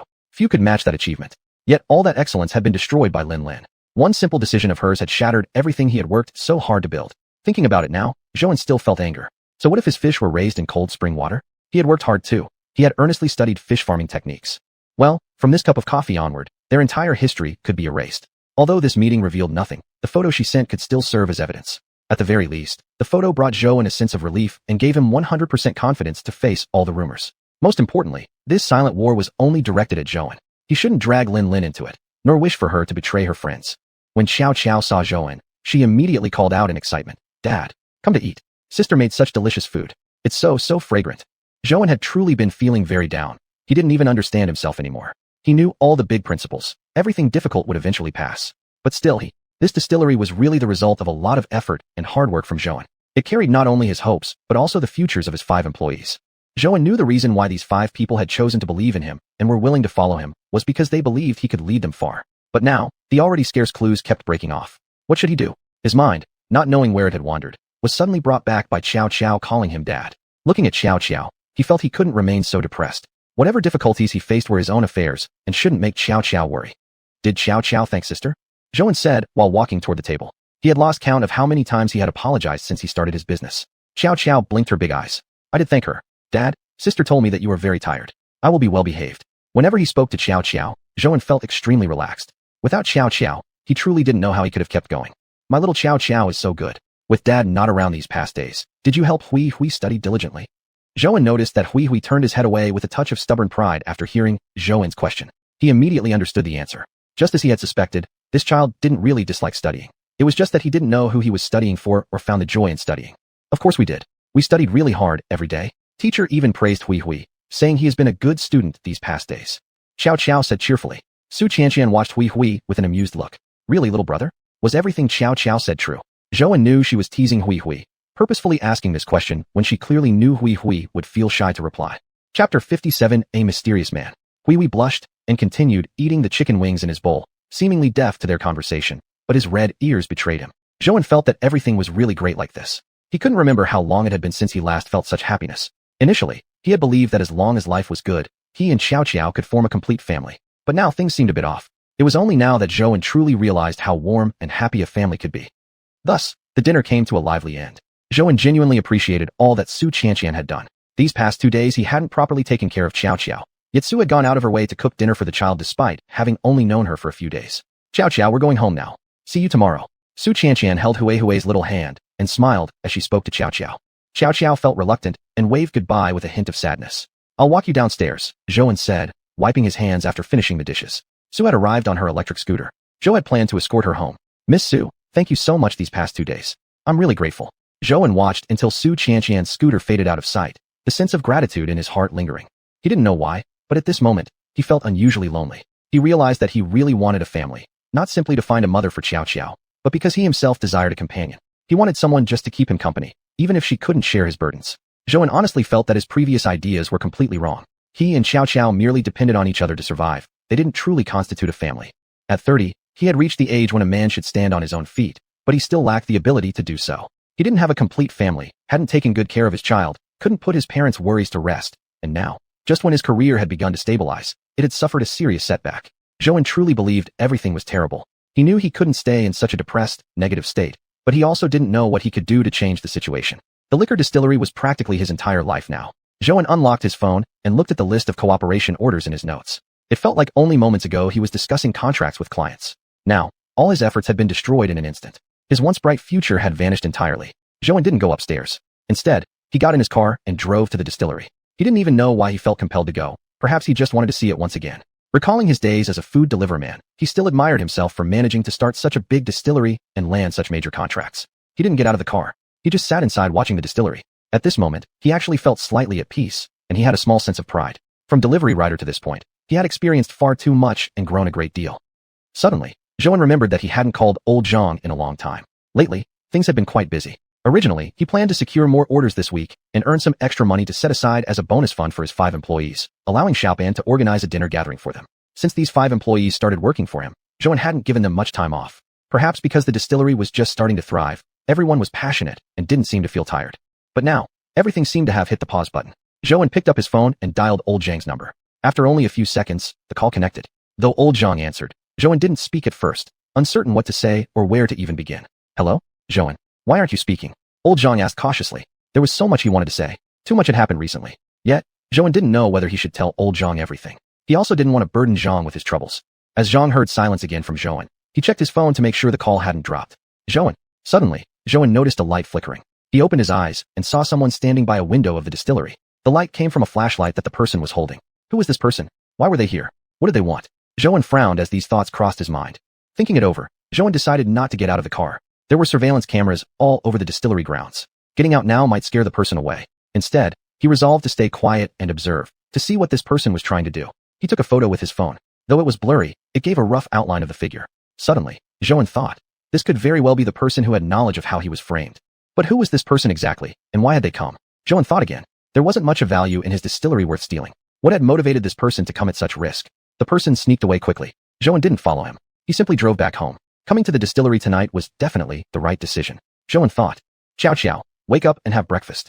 Dad made fried eggs for you today, Zhou said tenderly, gently patting Xiao's cheek. He felt like it had been a very long time since he last made a proper breakfast for her. Thinking about that mysterious man again, Zhou had a feeling deep in his heart. The truth might soon be revealed. Dad, are you not busy today? Xiao asked sleepily. Zhou smiled. Dad can relax a little today? Just wait for me 2 more days. Dad is having some trouble, but I'm already close to catching that culprit.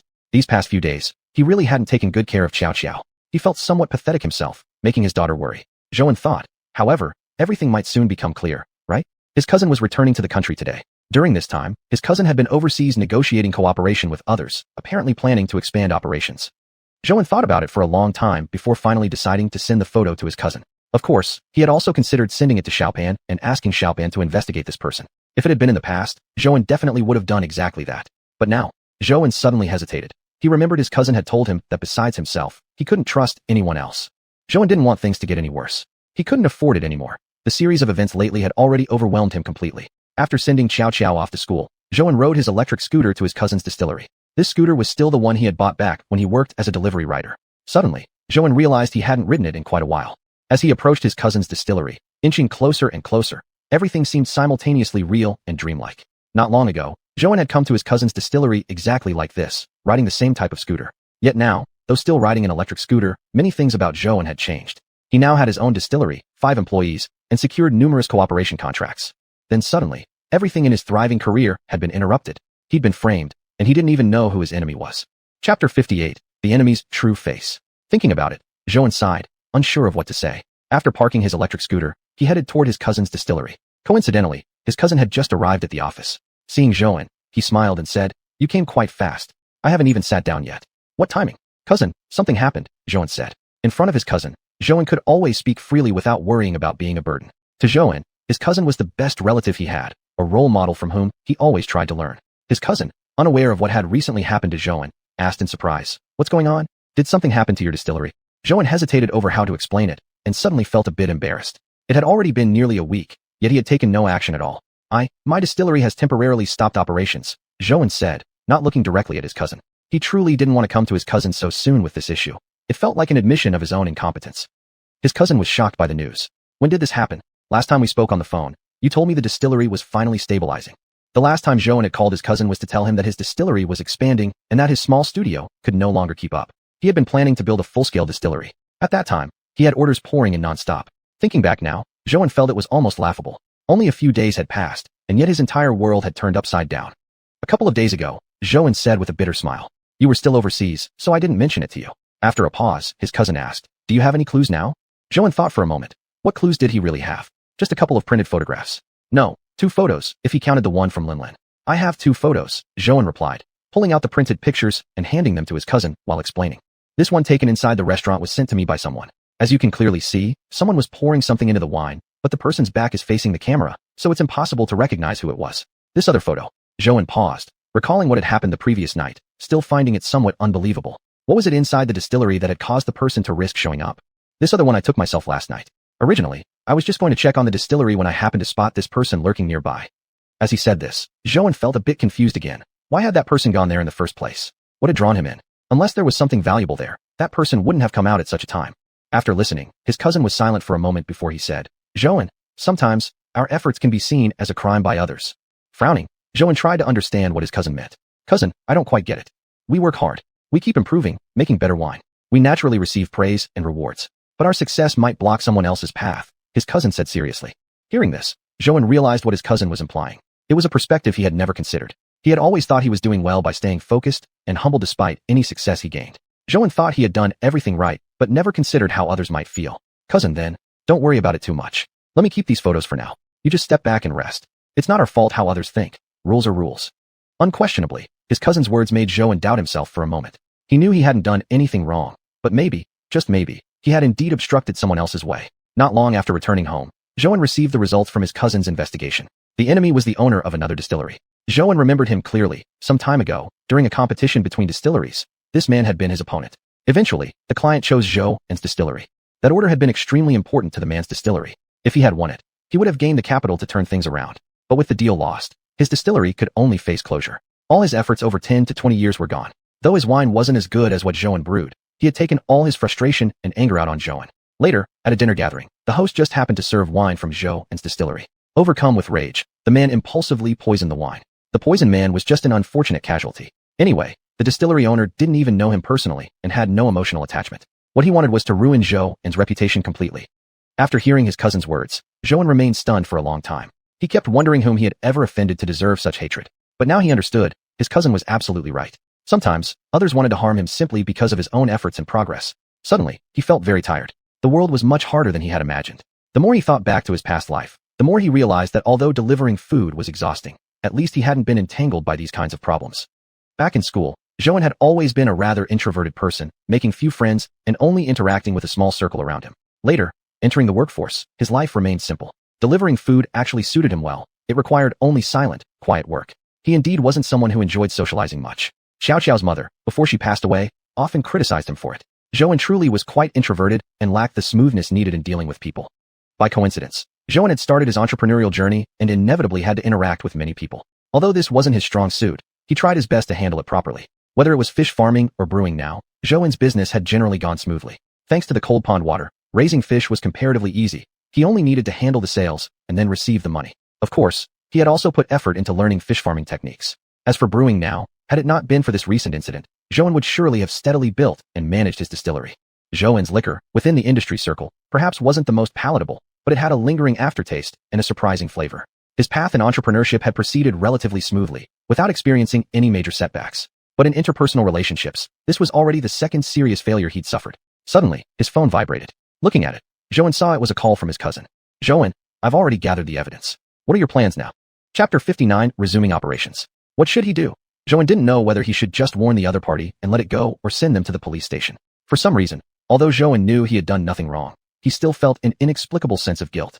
He hadn't done anything wrong at all. Yet as soon as Zhou thought about how someone's distillery, which had been operating for 1 or 2 decades, had gone bankrupt because of him, he understood just how difficult it was to run a distillery. But what had he done wrong? He hadn't hurt anyone. He had just been working hard all along. Cousin, Zhou hesitated, not knowing how to start. Zhou, you did nothing wrong. This is a hurdle you must overcome. There will be many such incidents in the future, and sometimes the truth of the matter isn't even as important as what you think. His cousin's words made Zhou stand still, his thoughts drifting far away. Perhaps this was also a warning from someone within the industry. If he didn't handle this incident properly, he might never be able to assert himself again. Although Zhou didn't want to hurt anyone, that didn't mean he would let others push him around. In his heart, Zhou already had the answer. This was not his fault. Cousin, I understand. Send me the evidence. I'm going to report it to the police, Zhou said, frowning. Zhou, sooner or later, you'll have to deal with things like this. I told you before, the hardest part is not working hard, but surviving the intrigue and deceit in business. Previously, Zhou hadn't understood, but now he got it all. He wasn't resisting it all that much, just felt a bit uncomfortable with it. As his cousin had said, he would probably face many more such situations in the future. Zhou went to the hospital again. Although he wasn't the one responsible for the incident, he still wanted to come to explain things clearly. He wasn't sure exactly when his sense of responsibility had started. Maybe it was from this incident. Zhou felt that he was no longer alone, that he could no longer consider only himself when making decisions. He must protect his distillery well and protect his employees. Thinking about Xiaopan and the other 4 people, Zhou felt a warmth in his heart. At such a crucial moment, they hadn't even considered abandoning his fragile little distillery. So although the truth had come out, Zhou still wanted to explain everything clearly to the unfortunate man who had been poisoned. He didn't want anyone to misunderstand him or his distillery. This time, Zhou bought some fruit downstairs at the hospital. The police had probably already informed this patient of the truth, so this time he wouldn't be driven away, Zhou thought helplessly. He held the fruit basket and gently knocked on the door. Before Zhou had even adjusted his emotions, the door had already opened. Probably because of how rushed the previous meeting had been, Zhou still felt a bit uneasy. You are? Mr. Zhou, a kind-faced aunt opened the door and said amicably. Zhou recognized her. She was the one who had interrupted his self-introduction last time. But Zhou knew they were also victims. Now that she was acting this way, she must already have known the truth. Zhou politely smiled and said, yes, I came to visit the patient. Quick, come in, Mr. Zhou. If you hadn't come today, we were going to invite you for a meal. The aunt Xiuxian invited him. Zhou once again entered this hospital room under the aunt's warm words. There was just one less person than last time. The man who had pushed him out was absent. For some reason, Zhou suddenly felt relieved. The shadow of the last visit had been too great. He had never been treated that way before. Hello, I'm Zhou. I'm really sorry that you've gone through so much because of me. How are you feeling now? Zhou said sincerely. The patient looked much better than when Zhou had last visited. Zhou thought this man was really unlucky. No matter how you looked at it, he should have been a complete outsider. I'm fine. The doctor said I could be discharged in a couple of days. Sigh. It's just that I chose the wrong person to trust. Mr. Zhou, we misunderstood you before. I'm really sorry. Upon hearing this, the enthusiastic aunt quickly added, Yes, Mr. Zhou, we're very sorry about what happened last time. At that time I thought you, sigh, I was too impulsive. Please forgive me. Zhou naturally didn't care about the incident. He himself was also a victim, and he would definitely not take out his anger on another victim. He also knew the aunt had only done it trying to fight for the patient. Anyone in her position would react the same. Sigh, there's no need for any of us to blame each other. We're all victims. After a pause, Zhou continued with a smile. Auntie, don't take it to heart. It's all in the past, and I haven't been thinking about it. At that time, the truth hadn't come out yet, and I completely understand your feelings. After leaving the hospital, Zhou really felt a great sense of relief. This matter had finally come to a conclusion. Although he also understood deep down that he might encounter more such incidents in the future, suddenly, Zhou felt a new confidence arise. Perhaps his greatest enemy was himself. Zhou thought that maybe he himself was the one who needed to grow the most. It was almost noon. Zhou went to the supermarket, planning to buy some ingredients to cook a good meal for Xiao. Later at noon, he picked Xiao up from school, and she was extremely happy. Xiao's school had a school bus, but whenever Zhou had free time, he would still go to pick her up. Of course, Zhou recalled that free time seemed to only have existed back when he was delivering takeout. Back then, he didn't have such a tight schedule. He only took many orders on weekends, when Xiao didn't have school. Therefore, sometimes if he received an order near Xiao's school, he would simply wait by the school gate for her to finish classes. Zhou suddenly felt that he really wasn't a responsible enough father. On the electric scooter, he asked his daughter, Xiao, has anything fun happened at school recently? There's this boy in my class who fell asleep during class. The teacher called him to stand up and answer a question, but he thought school was over. He hadn't even opened his eyes yet when he said, Teacher, you've worked hard. After Xiao finished speaking, she burst into laughter again and again, amusing herself greatly. Hearing his daughter's cheerful laughter, Zhou felt a deep sense of happiness in his heart. Wasn't this exactly the life he had longed for? Living a happy life with his daughter. Well then, Xiao, have you ever fallen asleep in class? You must tell Daddy the truth. Daddy, of course not. I always listen carefully during class, Xiao replied with a red face. Zhou didn't want to make Xiao upset, so he immediately comforted her. Daddy knows. Our Xiao is the best girl. Daddy was just joking with you. When they returned home, Xiao looked at the table filled with dishes she loved, and joyfully jumped up. Daddy, did you make all of this? Chapter 60, Character. Zhou looked at the girl's innocent expression and couldn't help but smile. Yeah, who likes all these dishes? I do. Dad, you're the best. I haven't had these dishes cooked by you for such a long time. Xiao stared excitedly at the dining table and clapped her hands joyfully. Hearing his daughter's words, Zhou felt that he truly had been a neglectful father. Recently, he indeed had been too careless about taking care of Xiao. Sometimes, when he returned home late at night, she had already taken a shower by herself and fallen asleep in bed. Xiao, Dad was really busy these past days, but starting today, I'll have time to be with you, Zhou explained. Although Xiao was just a little girl, Zhou always made it a point to explain things to her no matter what he did. Suddenly, Xiao frowned, looking somewhat worried as she asked, Dad, have you solved all the problems now? Dad, when I grow up, I won't let you get so tired anymore. Touched by Xiao's words, Zhou didn't know what to say and simply patted her head gently. Xiao, you just study hard. Everyone faces difficulties. Dad isn't tired. Dad has just encountered a small problem. After sending Xiao back to school, Zhou went directly to the winery. For some reason, even though it had been closed just for a few days, the place gave off a kind of unwelcoming aura. He cleaned up the place thoroughly and suddenly felt a surge of motivation as he looked at the brewing equipment. After getting everything ready, he went to his office. Hey Xiaopan, can you call everyone over? Zhou said casually, but on the other end of the phone, Xiaopan sounded as if he had just won the lottery. Boss, seriously? Say it again. Did I hallucinate? Xiaopan, you're still talking like that to me. Are you saying it's too fast or too slow? Or are you dissatisfied with the result? Zhou teased. He could sense Xiaopan's excitement, even through the phone. Zhou knew well that Xiaopan's feelings for the winery ran just as deep as his own. Hearing Zhou's words, Xiaopan immediately panicked. Boss, that's not what I meant. Sigh, I haven't even eaten well these few days because I was so worried. Without talking much more, Xiaopan hung up and immediately started calling the others. Zhou truly felt how amazing his employees were. Within less than an hour, they had all actually arrived. The 5 employees stood in Zhou's office, glancing at each other without saying a word. Suddenly, Zhou couldn't help laughing, and the employees joined him. Although none of them spoke, they all understood clearly in their hearts. They had overcome this crisis and hadn't been defeated. I'm really thankful to all of you. Even in such a critical moment, you didn't abandon me to find other jobs. I truly appreciate your trust in me, Zhou said seriously. Boss, we're definitely the best winery, and you definitely deserve our trust, Xiaopan responded. Xiaozhang then spoke up. Boss, what we want to do most now is get back to work. But how about the business partners? That question hit the nail on the head. Before entering the winery, Zhou had sat in his car for quite a while and called all his business partners, explaining the entire matter from beginning to end. Initially, Zhou had thought it would be difficult to restart operations, but unexpectedly, after hearing his explanation, they all expressed willingness to continue cooperating. He remembered one partner's words, don't blame others for halting cooperation when you were having difficulties. We have no choice. Our reason for cooperating with you is to market the liquor. At that time, even if we wanted to push it, nobody would buy. But rest assured, we all know your wine is excellent, and we believe in you. Hey Old Lee, are you busy? Zhou dialed Old Lee's number. He had mentioned the frame-up briefly to Old Lee before. Now that everything was resolved, he needed to let him know so he wouldn't continue worrying. Upon hearing it was Zhou calling, Old Lee quickly asked, Zhou, how did things go? How is your winery now? Old Lee, don't worry. I'm calling just to tell you some good news, Zhou smiled. Perhaps aside from his parents, only Old Lee truly worried about him and genuinely shared in his happiness, Zhou thought. You young guy, I knew you'd make it. Quickly tell me, what exactly happened? Old Lee laughed along with him. When Zhou now recalled the whole incident, it didn't seem like a big deal. Yet the same, not such a big deal, now had almost brought him to the breaking point and nearly ruined his winery not long ago. Earlier, when negotiating a cooperation, my liquor was competing with another distillery. That distillery lost the bid.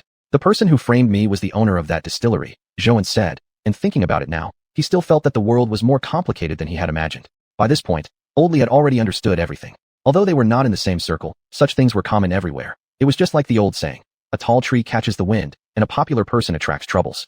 Zhou, although you didn't do anything wrong in this matter, I still need to tell you, be a bit more cautious in the future. Don't leave room for others to find fault, and don't let yourself be taken advantage of. How did you handle this situation? Old Lee asked. I handed him over to the police. Old Lee, are you worried I might not have the heart to do it? His distillery indirectly went bankrupt because of me, and I did think about it for a while. But rules are rules, and I didn't do anything wrong. If I let him go this time, there will be more and more people like him later. Zhou found it truly amazing how much his thinking had changed in just a few days. Although he wasn't sure whether this change was good or not, he knew it would definitely benefit his entrepreneurship. Zhou, you did the right thing. That's exactly what I was afraid of, you being too soft-hearted. That's why I asked you. If you don't clearly show your stance the first time, there will be even more people who will take the opportunity to frame you. I understand completely. Now that I also run a distillery, I have to consider the bigger picture when making decisions. By the way, Old Lee, I'm planning to expand my distillery today. I've recently received quite a few orders, and suddenly, I thought maybe I need to expand the scale further. Hearing this, Old Li immediately became excited. Wow, Mr. Zhou, looks like you're really becoming a big boss now. I really didn't misjudge you. You truly have potential. After a short pause, Old Li continued. Though I don't really know much about distilleries, think carefully before you make any decisions. Also, consult your cousin, and if you're confident about it, just go for it. I, Old Li, 100% believe in you. If I can't help you make wine, I'll support you financially as much as I can if you're short on funds. Zhou smiled. He truly appreciated having a friend like Old Li, sincere, genuine, and always thinking for him. Never stingy with his support. Thank you, Old Li. I will definitely think carefully before taking action. Chapter 61 Interview. After hanging up the phone, Zhou called all 5 employees to his office. He needed to discuss this matter with them. Although they were just employees, Zhou knew that their love for the distillery was no less than his own. I called you all here today because I want to discuss something with you. I've given this a lot of thought. I'm planning to hire more people and expand our scale a bit. After Zhou finished speaking, the 5 of them remained silent. He continued, the current situation of our factory is quite good. I can confidently say to you that our factory is not short on orders. The only concern now is whether we can fulfill the quantity. After Zhou finished speaking, Pan Xiao said, we don't have any issues with that. As long as it's for the good of the factory, we're fine. You're the boss, we'll follow your lead. The other 4 also expressed agreement, with the prerequisite that all decisions must be made in the best interest of the distillery. With the support of his employees, he posted a job recruitment notice on a job website. The distillery was big enough. If he wanted to accept larger orders, he just needed to hire more workers. He had considered looking for a new distillery, but that would require a huge amount of capital. Moreover, his current distillery was still usable, just lacking sufficient staff. Once the job posting was up, many resumes came pouring in.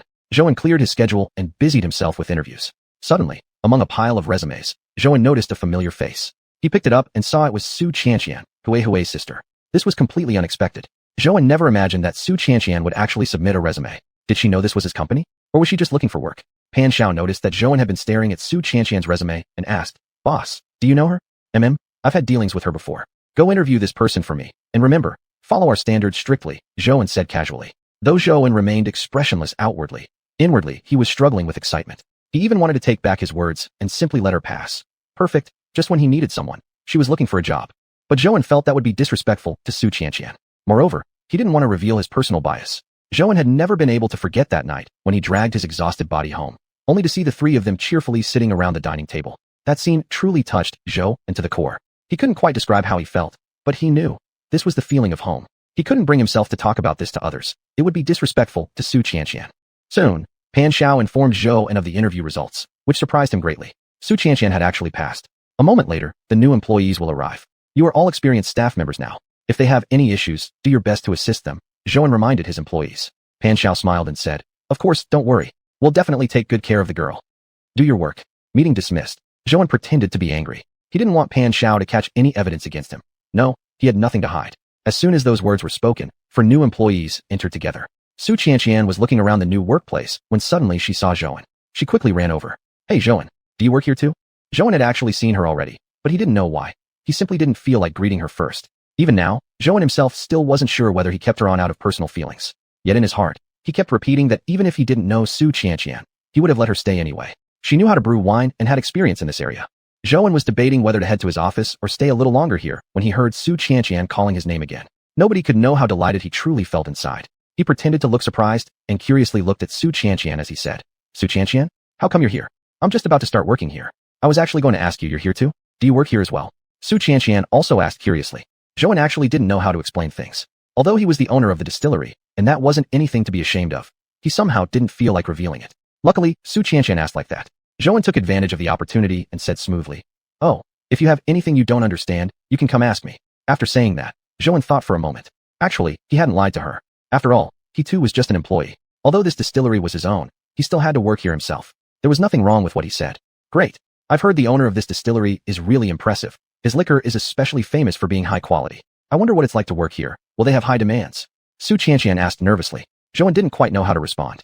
This was the first time he heard others speak about his own distillery. Perhaps because Xiuxian didn't know who he really was. The comment felt sincere, somewhat amusing. Don't worry. If you work hard, you won't get fired. Pausing slightly, Zhou added, Not only is the liquor here good, but the boss is great too. Xiuxian looked confused as she stared at Zhou, clearly not understanding his words. Just then, a colleague called her name, so she waved goodbye to Zhou and walked off. After returning to his office, Zhou still felt his heart racing. He thought to himself how pathetic he was. He was already in his 30s, yet he still became flustered over such a small matter. Suddenly, something occurred to him, and he couldn't help chuckling quietly. Xiuxian had mistaken him for just another worker like them. Suddenly, he slightly regretted not revealing his true identity. What if she later found out and thought he was deceiving her? But Zhou then considered, if given the chance again, he would still respond the same way. Even he couldn't quite understand why he hadn't told her his true identity. Only those 5 veteran employees in the factory knew Zhou's real identity. Long ago, Zhou had privately arranged with Xiao Pan to not reveal his position as the owner. Of course, he hadn't told Xiao Pan his real reason for this instruction. He simply said he wanted to observe the new employee's performance. Suddenly, Zhou felt like he had become a fraud, deceiving both his workers and xiuxian. Yet he absolutely would not allow Xiao Pan to make fun of him over this. He was already a father. He couldn't afford to do things that might cause ridicule. If Xiao Pan ever found out, who knew what would happen afterward? Chapter 62. New Employee. With Xiao Pan's big mouth, any piece of news would eventually spread to everyone. Because the distillery had a good business and the work schedule was tight, to allow employees to eat faster and take a short break at noon, there was a small cafeteria next to the distillery. When the noon break started, Zhou casually approached xiuxian's workstation as if it were by accident. Watching her work so attentively, he felt a kind of warmth in his heart. It's lunch break already. Let's eat together, Zhou said, pretending to be relaxed, though inside he was actually very nervous and oddly anxious. Zhou himself couldn't figure out why he was acting like this, feeling completely confused. He couldn't even openly reveal that he was the distillery owner. Break time. I was so busy I forgot. Let's go. Time for lunch. xiuxian grabbed her coat and said with a smile. The cafeteria at the distillery didn't offer much, just a few dishes, mainly because the factory had few employees. Still, the food tasted pretty good. How's everything going? Getting used to it on your first day? Zhou asked as he ate. Actually, Zhou was extremely nervous during this meal. This was the first time he had ever dined alone with xiuxian. Even though many employees were also around, he still felt strangely anxious. He didn't even understand himself. At over 30 years old, why did he act like such a young man again? Acting clumsy and impulsive? Okay, I guess. I think it's manageable since I have some prior experience. Otherwise, I would really find it hard to cope, xiuxian replied with a smile. Zhou thought about how he had clearly emphasized in the job posting that only candidates with experience could apply. Zhou felt that this period had been incredibly fulfilling, and he really enjoyed being with xiuxian every day. Over this time, Zhou had learned more and more about xiuxian. She told him that she loved brewing alcohol and had worked in several brewing jobs. When she was free, she also enjoyed making cocktails. He didn't realize exactly when it started, but he had gotten used to having lunch with xiuxian and then picking up the children together after school. However, this routine didn't feel annoying at all. It was something he actually enjoyed. Zhou thought to himself, recalling that since his wife had passed away, this was the first time he had spent such an extended period with another woman. The distillery's operations gradually stabilized. For new employees joined and started to get into the rhythm. Zhou focused on negotiating contracts with partners. Recently, he landed a huge deal. If this order went well, the distillery would reach a new level of growth. Although the distillery was already fairly established in scale, the number of employees was quite small. Therefore, after securing this big contract, everyone was as busy as a spinning top. Something wrong? You look pretty tired today. Zhou sat across from xiuxian and noticed that she had only taken a small portion of rice today. Xiuxian replied listlessly. The team leader said we received a big order and it's too busy. I'm worried I won't finish the tasks every day. Zhou had already gotten used to hearing xiuxian sometimes vent about the distillery's rules and policies. He simply listened appropriately and didn't mind at all. Sometimes, through her complaints, he could reflect on certain areas for improvement, which was also good for the distillery. Let me tell you a secret. If we finish this project ahead of schedule, the boss will treat everyone to a big meal. Zhou whispered to xiuxian. Really? Who told you that? Is your source reliable? Xiuxian immediately perked up. Zhou smiled. It's true, really. Hurry up and eat. The bigger the order, the more you can earn. Later, Zhou came to realize that the feeling he cherished back then was precisely that peaceful, simple life with jokes and companionship. After work in the afternoon, Zhou came out of his office. His office was upstairs while the brewing workshop was downstairs. He stood there looking down and saw xiuxian still working busily. Zhou really liked watching her work, so focused and serious, as if she were not a liquor brewer but rather a researcher. As usual, they rode the electric scooter together to pick up the kids. Today, Zhou had parked his scooter further inside. By the time he rode it over, xiuxian was already waiting for him. Zhou, why haven't you driven your old car for so long? Xiuxian asked with a smile. Mentioning his old car made Zhou slightly embarrassed. It reminded him of his first encounter with xiuxian, an unpleasant accident. Of course, back then, he had never expected that the person he accidentally hit would turn out to be the older sister of his daughter's desk mate. And even less could he have imagined that the person he ran into would now become his employee. Sometimes Zhou really felt that this world was too small, or perhaps it was just fate. Zhou smiled helplessly. Classic cars are naturally for old men to drive. After the joke, Zhou casually explained, actually, that classic car wasn't even mine. It was just that during that period I needed to transport things, and an electric scooter was really inconvenient. A friend happened to have a spare car, so I borrowed it. I didn't expect it to end up in such a mess. You didn't expect to hit me with it either. How many people have you hit with that car? Xiuxian joked. Zhou knew well that Xiuxian was only teasing, but still, he defended himself immediately. I swear on my conscience, it was only that one time. I haven't dared to drive it again since. That incident really scared me half to death. Every time Zhou recalled that accident, He felt somewhat embarrassed. That had been his first traffic accident, yet he couldn't help thinking that maybe it had also been a kind of destiny. Riding side by side on their electric scooters under the setting sun's afterglow, Zhou and xiuxian moved forward together. Although this kind of life had lasted for quite a while, Zhou still felt his heart race. As usual, they picked up the two children and arrived at Zhou's home, where Xiao helped Hui with his homework. Zhou couldn't figure out why, but the usually naughty Hui always became obedient in front of Xiao, as if transformed into another person entirely. Recently, his teacher had also praised Hui for making academic progress. Hearing this, xiuxian was extremely delighted. After all, no one knew her younger brother's character better than she did. She never expected Xiao could actually bring her brother back on the right track. Seeing xiuxian's exhausted look, Zhou felt a bit chinka. Why don't you stay here for dinner tonight instead? Go rest for a bit first. I'll call you when dinner's ready. Sometimes when Zhou worked late, xiuxian would bring the two kids back home herself and cook for them. So Zhou's offer didn't make xiuxian refuse. The two children were studying, and xiuxian was sleeping. Zhou busied himself in the kitchen, yet felt incredibly happy, more of a kind of deep contentment. Zhou had certainly thought about it before. What exactly was his feeling towards xiuxian? He was already in his 30s, no young boy anymore. He couldn't act irresponsibly, nor impulsively. Chapter 63. Impulse. But Zhou didn't know how xiuxian defined their relationship. She was several years younger than him, and he already had a child. Zhou really wasn't sure. Because he lacked confidence and cherished this life too much, Zhou didn't want to test xiuxian's feelings. A life like this was already enough. After finishing dinner, Zhou quietly opened the door to the bedroom. He originally wanted to call xiuxian to wake up for dinner, but when he opened the door and saw her gentle, unguarded sleeping face, he suddenly forgot what he was doing. He stood stiffly in front of xiuxian, staring at her smooth, pale face, suddenly feeling a strong impulse. After struggling with his thoughts for a while, Zhou finally did it. He gently bent down and kissed xiuxian's forehead. Zhou was extremely nervous. If xiuxian suddenly woke up at this moment, he would surely collapse. But he couldn't control himself. At this very moment, he just wanted to do this. Perhaps he really liked this girl. She was so gentle and quiet, and Zhou felt completely captivated by her. He stood up again and carefully ran out. Zhou was so nervous, only hoping that xiuxian knew nothing about it. She was still sleeping soundly, surely didn't know anything.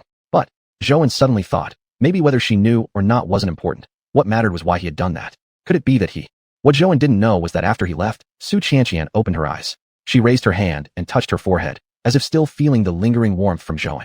Realizing this, xiuxian's face turned red. Actually, she hadn't really fallen asleep at all, though she indeed felt very tired. When Zhou told her to rest here for a while, she didn't refuse. But after coming into Zhou's room, she couldn't fall asleep properly anymore. The moment she thought of this being the same bed where she had slept the night before, she inexplicably felt nervous. She even felt that everything around her smelled like Zhou, and all of her sleepiness was swept away by these thoughts. Just as she lay there with her eyes closed, wondering whether she should go out and help Zhou a bit since she couldn't sleep anyway, the door opened, and she didn't know why she immediately shut her eyes and pretended to be asleep, even though she had done nothing wrong. She originally thought Zhou had just come in to fetch something, but then there was suddenly no sound. Her heart began to pound, but she could still feel Zhou watching her. Her heart pounded even faster. What was Zhou doing? She really wanted to open her eyes to see, but she also felt like continuing the charade. It would be too awkward to open her eyes now. Suddenly, just as she was feeling uneasy inside, a warm touch landed on her forehead. Xiuxian was extremely nervous. If Zhou had paid attention, he would have seen her tightly clenched hands. Time seemed to freeze. It was impossible to know how long it was. Could have been a few seconds, or maybe several minutes. Xiuxian even dared not breathe. Just when she thought she was going to suffocate, Zhou ran out. Linlin carefully took a big breath. Why did Zhou? Could it be that he likes me? Xiuxian thought, her face now as red as a tomato. Xiuxian recalled their recent interactions. Except for going their separate ways at night, they seemed to be together almost all the time. Going to work together, coming back from work together, picking up the children from school together. And after getting along like this for some time, Xiuxian found herself getting used to having Zhou around. Zhou was truly a great man. Every time she saw Zhou playing with Xiao, she thought he was the gentlest man she had ever met. Suddenly, Xiuxian thought of something. Why hadn't she pushed him away just now? Why had she silently endured his kiss? After this realization, Xiuxian felt there was no hope for her anymore. She felt like she had fallen for Zhou. She could have stopped him, yet she hadn't. In fact, Xiuxian knew she was simply indulging herself, secretly hoping for something like this to happen all along. After Zhou came out of the room, he took a long time to calm himself. He felt somewhat like a jerk for doing that to Xiuxian while she was sleeping. He truly was a jerk. Yet Zhou thought about it. If time rewound and he could do it all again, he might not be able to resist kissing Xiuxian's forehead again. Zhou didn't know why he had done that. He just felt like doing it. But now he was really scared, really worried that Xiuxian might find out about this. He walked toward the two little kids, saying, "You two tidy things up. Today's study session is over." Then he turned to Hui and said, "Hui, go call your sister to get up for dinner." Zhou even felt a sense of guilt as he spoke. He was supposed to have the kids over for study, yet he had done such a thing to Hui's older sister. Zhou felt deeply remorseful. After saying that, he began bringing the dishes to the table. Just as he finished preparing everything, xiuxian walked out of the bedroom. Rubbing her eyes, she said awkwardly, "I'm sorry, I was too sleepy. Thanks for today. It's not trouble at all. Come eat." Zhouan replied simply. They had only exchanged those 2 sentences until dinner began. Zhouan didn't want things to turn out this way. The atmosphere was quite awkward, yet he really didn't know what else to say. Every time he saw xiuxian's face, he couldn't help but recall that scene, silently cursing himself in his heart. "Dad, this tastes so good." Xiao smiled while picking up a piece of potato. "If you like it, eat more." Seeing Xiao speak, Hui imitated her by picking up a piece of potato too, saying, "Uncle, your cooking is really delicious."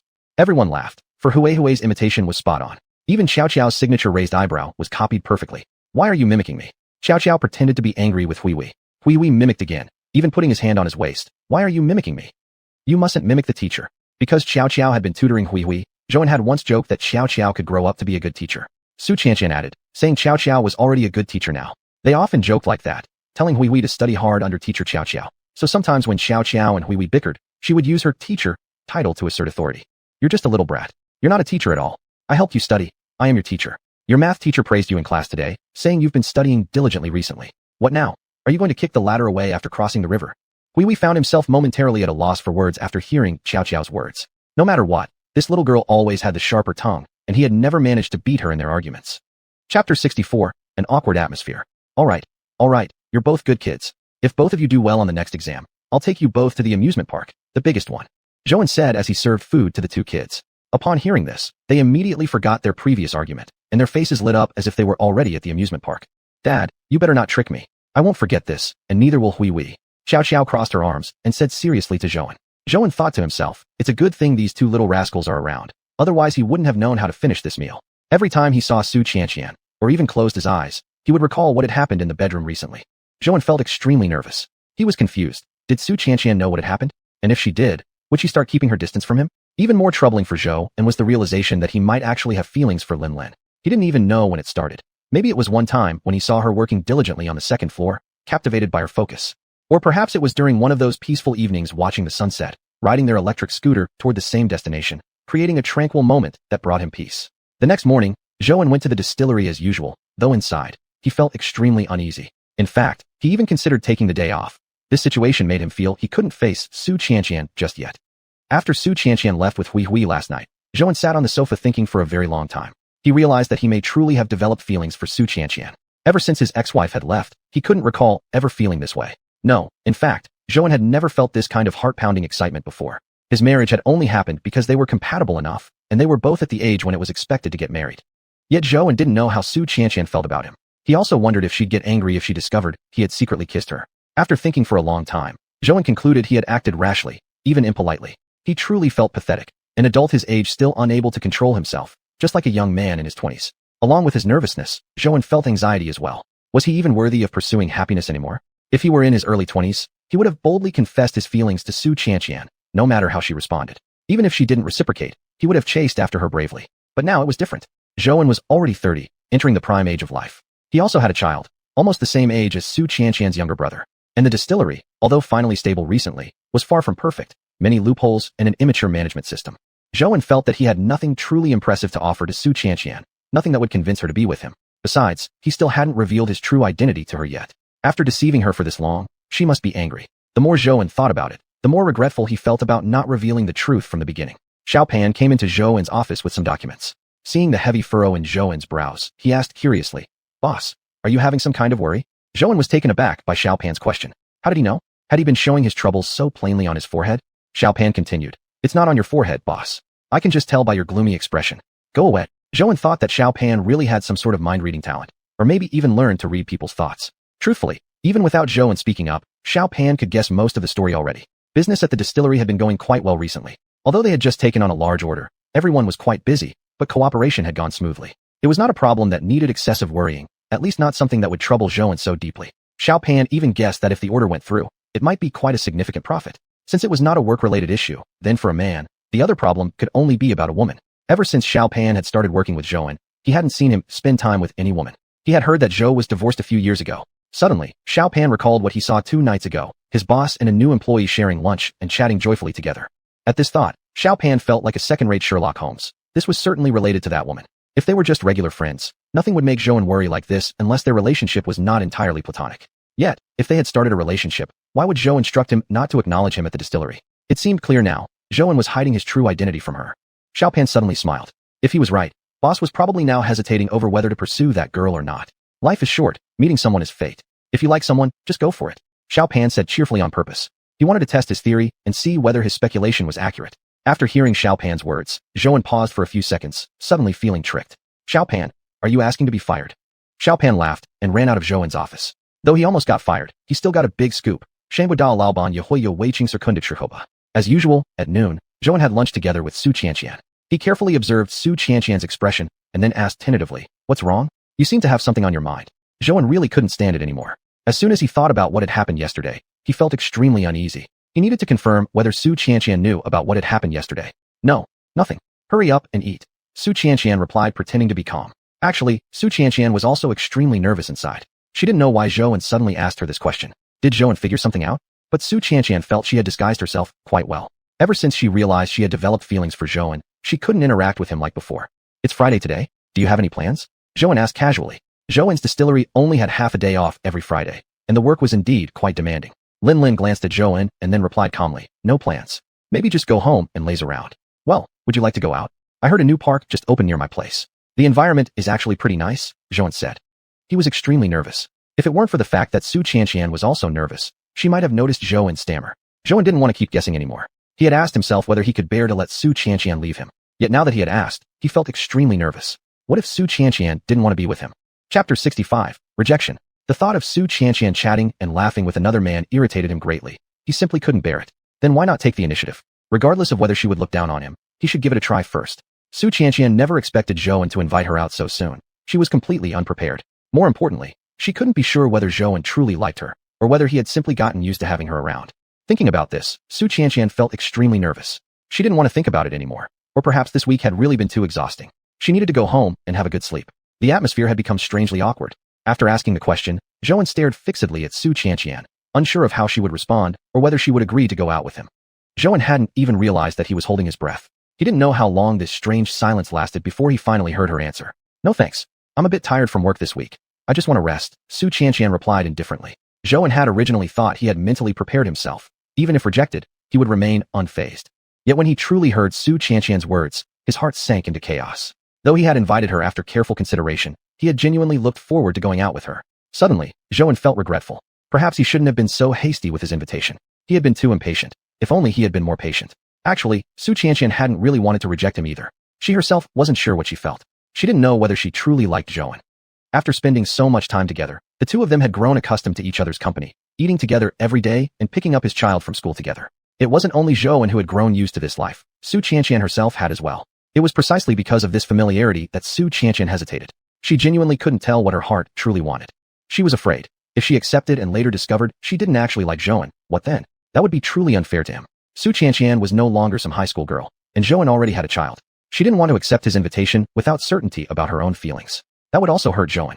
They were both adults and understood the implication of this invitation. Naturally, Xiuxian also understood that if she had accepted today, it would almost mean they were a couple. "It's fine. I just heard that the park is quite nice, so I thought I'd let you know about it," Zhou said with a fake, carefree smile. In reality, he could barely manage a smile. He just didn't want the atmosphere to become too awkward. Seeing Zhou act this way, Xiuxian initially felt slightly guilty, but now it seemed like Zhou had merely mentioned it casually. And she hadn't even accepted his invitation. Otherwise, she would have been truly embarrassed, Xiuxian thought to herself. They were no longer elementary school students. Relationships couldn't form merely out of affection without considering many other factors. But Zhou completely misunderstood Xiuxian's meaning. He even thought that Xiuxian might be slightly repulsed by his actions. Actually, right after he made the invitation, Zhou had been secretly observing Xiuxian's expression. He noticed her slightly furrowing her brow. Though barely lasting half a second, Zhou had noticed it. Maybe Xiuxian really didn't like him after all. Xiuxian only smiled faintly, and the two, harboring their own suspicions, finished this awkward meal.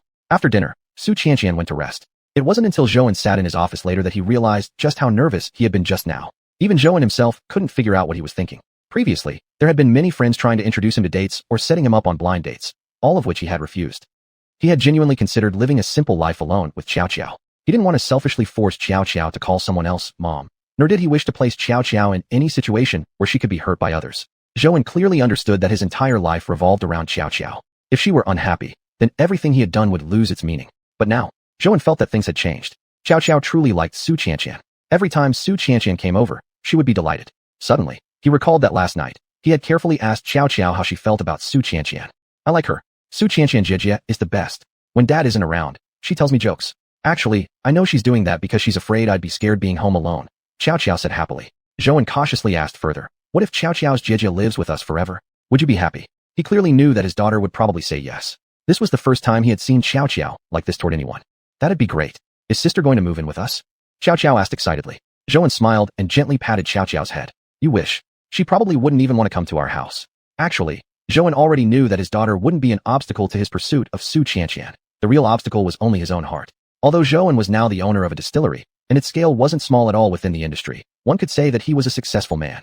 However, Zhou still felt there were things about himself he couldn't offer confidently. His parents required care and wouldn't be able to share any of the burdens of life with them. Zhou himself hadn't ever considered expecting help from his parents, yet he knew some people might be bothered by the responsibility of taking care of two elderly relatives from the start. Plus, he had a daughter as well. Although she was only in kindergarten, she understood a lot already. Of course, Zhou never viewed his daughter as a burden. Quite the opposite. He understood clearly in his heart that, without Xiao, he wouldn't have everything he now possessed. Forget it, it's better to just leave things as they are, Zhou thought. The situation was already decided. He could only take it one step at a time. Zhou was well aware that many things couldn't be forced, especially when it came to matters of the heart. Otherwise, his ex-wife wouldn't have left him either. On Sunday evening, Zhou prepared everything Xiao would need for school the next day. Earlier that day, he had taken Xiao shopping for some stationery, a few of which she wouldn't use for now. Zhou was sorting them out for her. Dad, finally school is starting tomorrow, and I can see Hui again, Xiao said joyfully while packing her school bag. Zhou glanced at his daughter and gave a slight chuckle. Don't think I don't know what you're really thinking. I suspect it's actually xiuxian you're excited to see. Dad, Xiao let out an embarrassed complaint as her thoughts were suddenly exposed. Then, eyes wide and smiling brightly, she asked, how did you know, Dad? Could it be? You miss seeing xiuxian too? Chapter 66 Thoughts.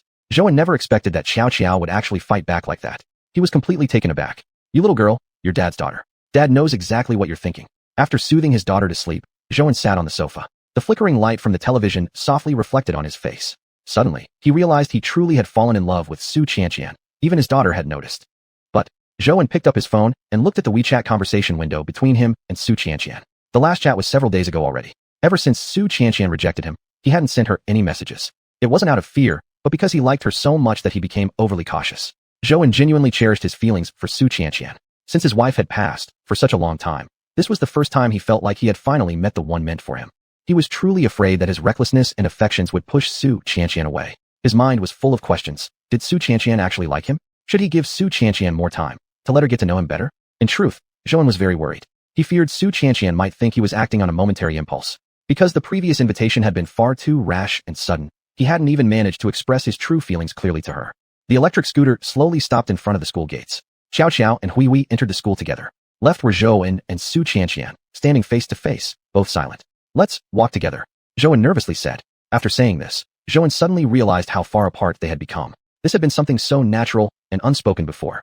More importantly, Zhou realized he couldn't even be sure whether she would even want to walk to work with him or not. Because last time, when Xianxian had directly rejected him, her love had felt uncertain, and she had ignored him. He truly did not want things to develop into this state. Zhou now lacked the courage to take any action at all. Yet, he also dared not dream of pursuing xiuxian anymore. His greatest wish now was simply to be able to have lunch with her every day as before, and pick up their child together after school. Okay.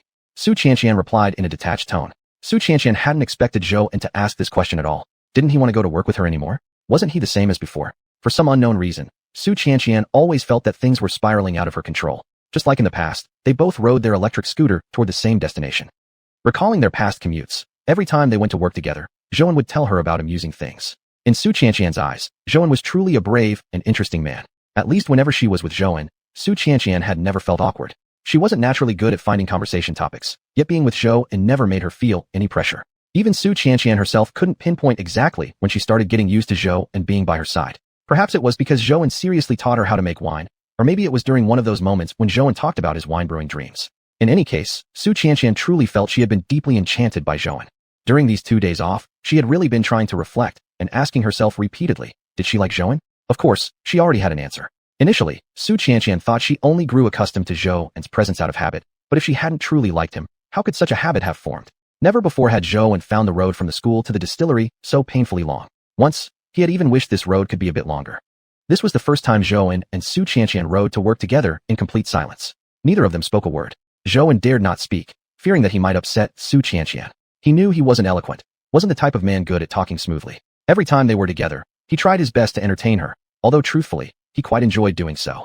He liked seeing Xiuxian smile. Zhou thought just looking at her already brought him great satisfaction, even more so when it was his actions that caused her such joyful laughter. Xiuxian also felt very sad. She missed how things were before, chatting and joking around with Zhou. She really disliked the current atmosphere, which caused her endless sadness. But what could she do to reverse the situation? Maybe because she was a woman, Xiuxian often had so many concerns weighing on her mind. She didn't want to be too proactive and give Zhou the wrong impression, nor did she want to be the first to express her feelings. Xiuxian knew very clearly in her heart that pride and dignity were not so easily cast aside. At lunchtime, Xiuxian sat at her workstation as usual. She knew it was time to go home, but secretly, she was hoping Zhou would come find her. Xiuxian had quietly made up her mind. If Zhou came today to have lunch with her, she would try to be more proactive. She never wanted things between them to turn out like this. But instead, Xiuxian only saw Zhou's back walking away from the distillery. Xiuxian couldn't quite tell what she was feeling at this moment. She had truly prepared herself. If Zhou came like usual and asked her to have lunch together, she would be brave. Why? Why did he walk away without even looking back? Why didn't he invite her to lunch? Was it really because she had rejected his offer to hang out? Just a few days ago, they had been perfectly fine, going to work together, eating lunch together, picking up their child from school. Xiuxian missed that life terribly. It had been so comfortable.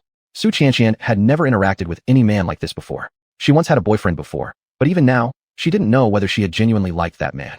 She was young and headstrong back then, just admitted to university, and everyone around her was eager to experience love.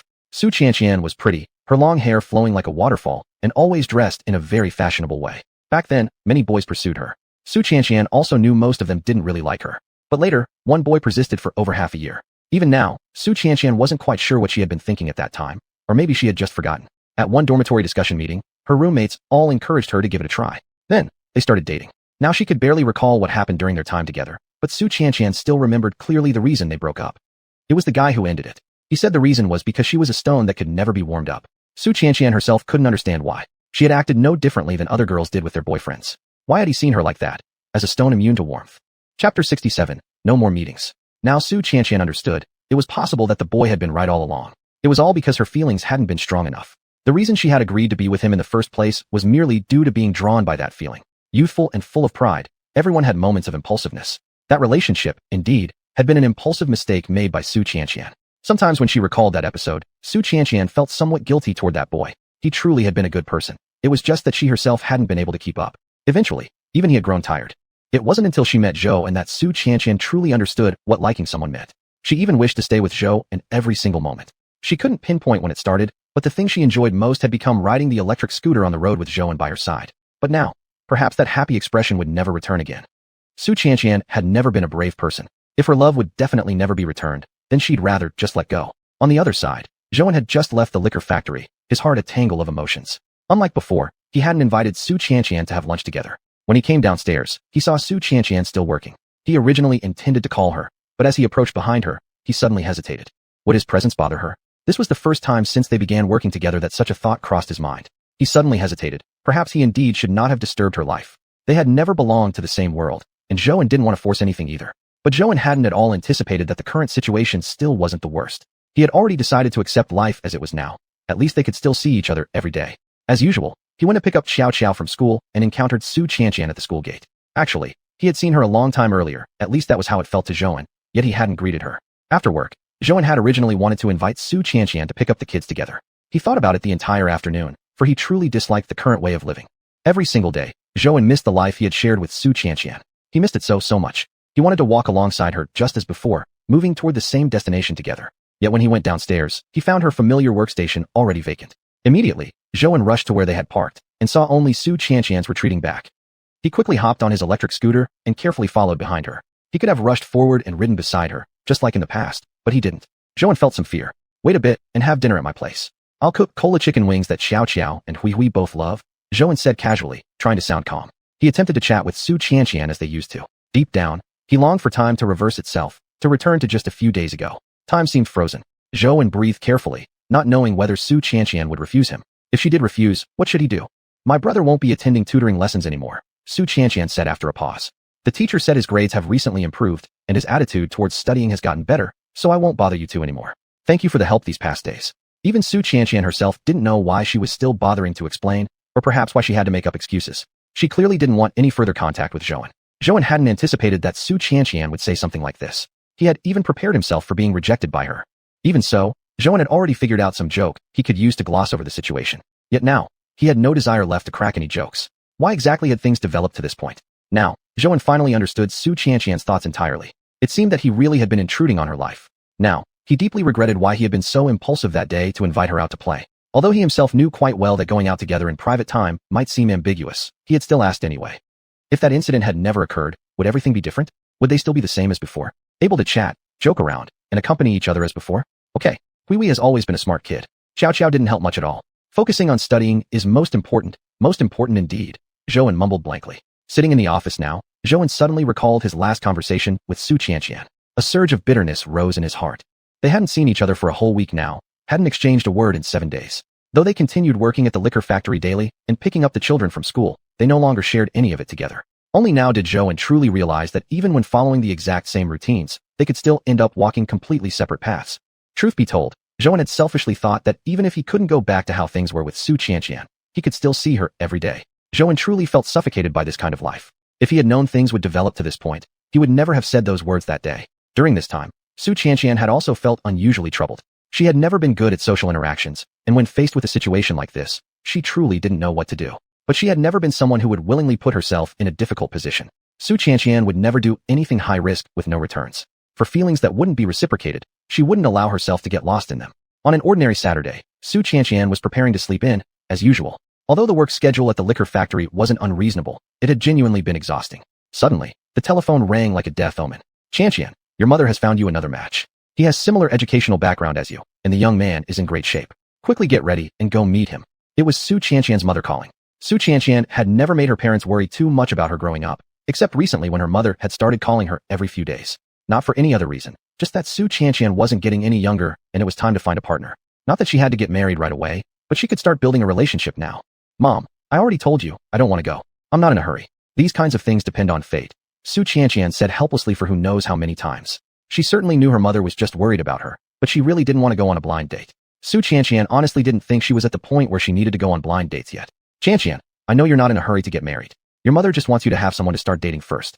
If it works out, you move forward. If not, we won't force anything either, her mother said gently.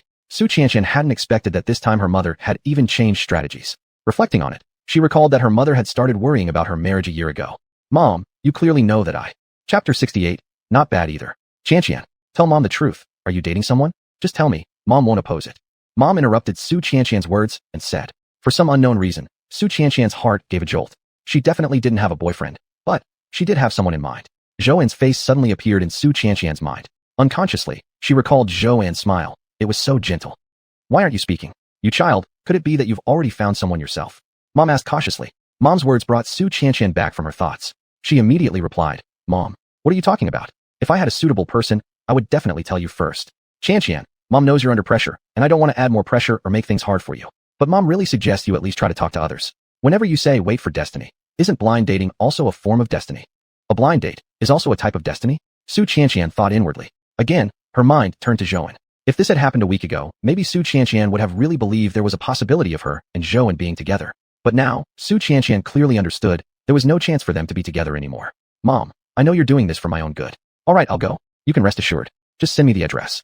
Sue's mother hadn't expected that Xiuxian would actually agree this time. She still had a bunch of tactics left to use. Great. Xiuxian, remember to dress yourself up. Leave a good impression for others. It's also a way of showing respect to others. Since she had already agreed to Mom's request, Xiuxian didn't stay lying in bed anymore. She knew, of course, that she needed to make herself presentable. When she arrived at the address her mom had sent, it was a coffee shop. Xiuxian knew this place. Its price level was on the higher side. After telling the waiter that she had someone waiting for her, the waiter led her to her blind date. Xiuxian gave an unnoticeable glance.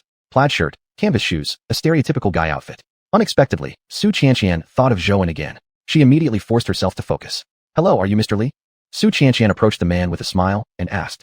Yes, that's me. Are you? Xiuxian, the plaid shirt man asked somewhat disbelievingly. Xiuxian noticed the man was scrutinizing her from head to toe. She merely smiled slightly and sat across from him. Did you use beauty filters on your photos? I almost didn't recognize you. The plaid shirt man added with a laugh, as if it were actually amusing.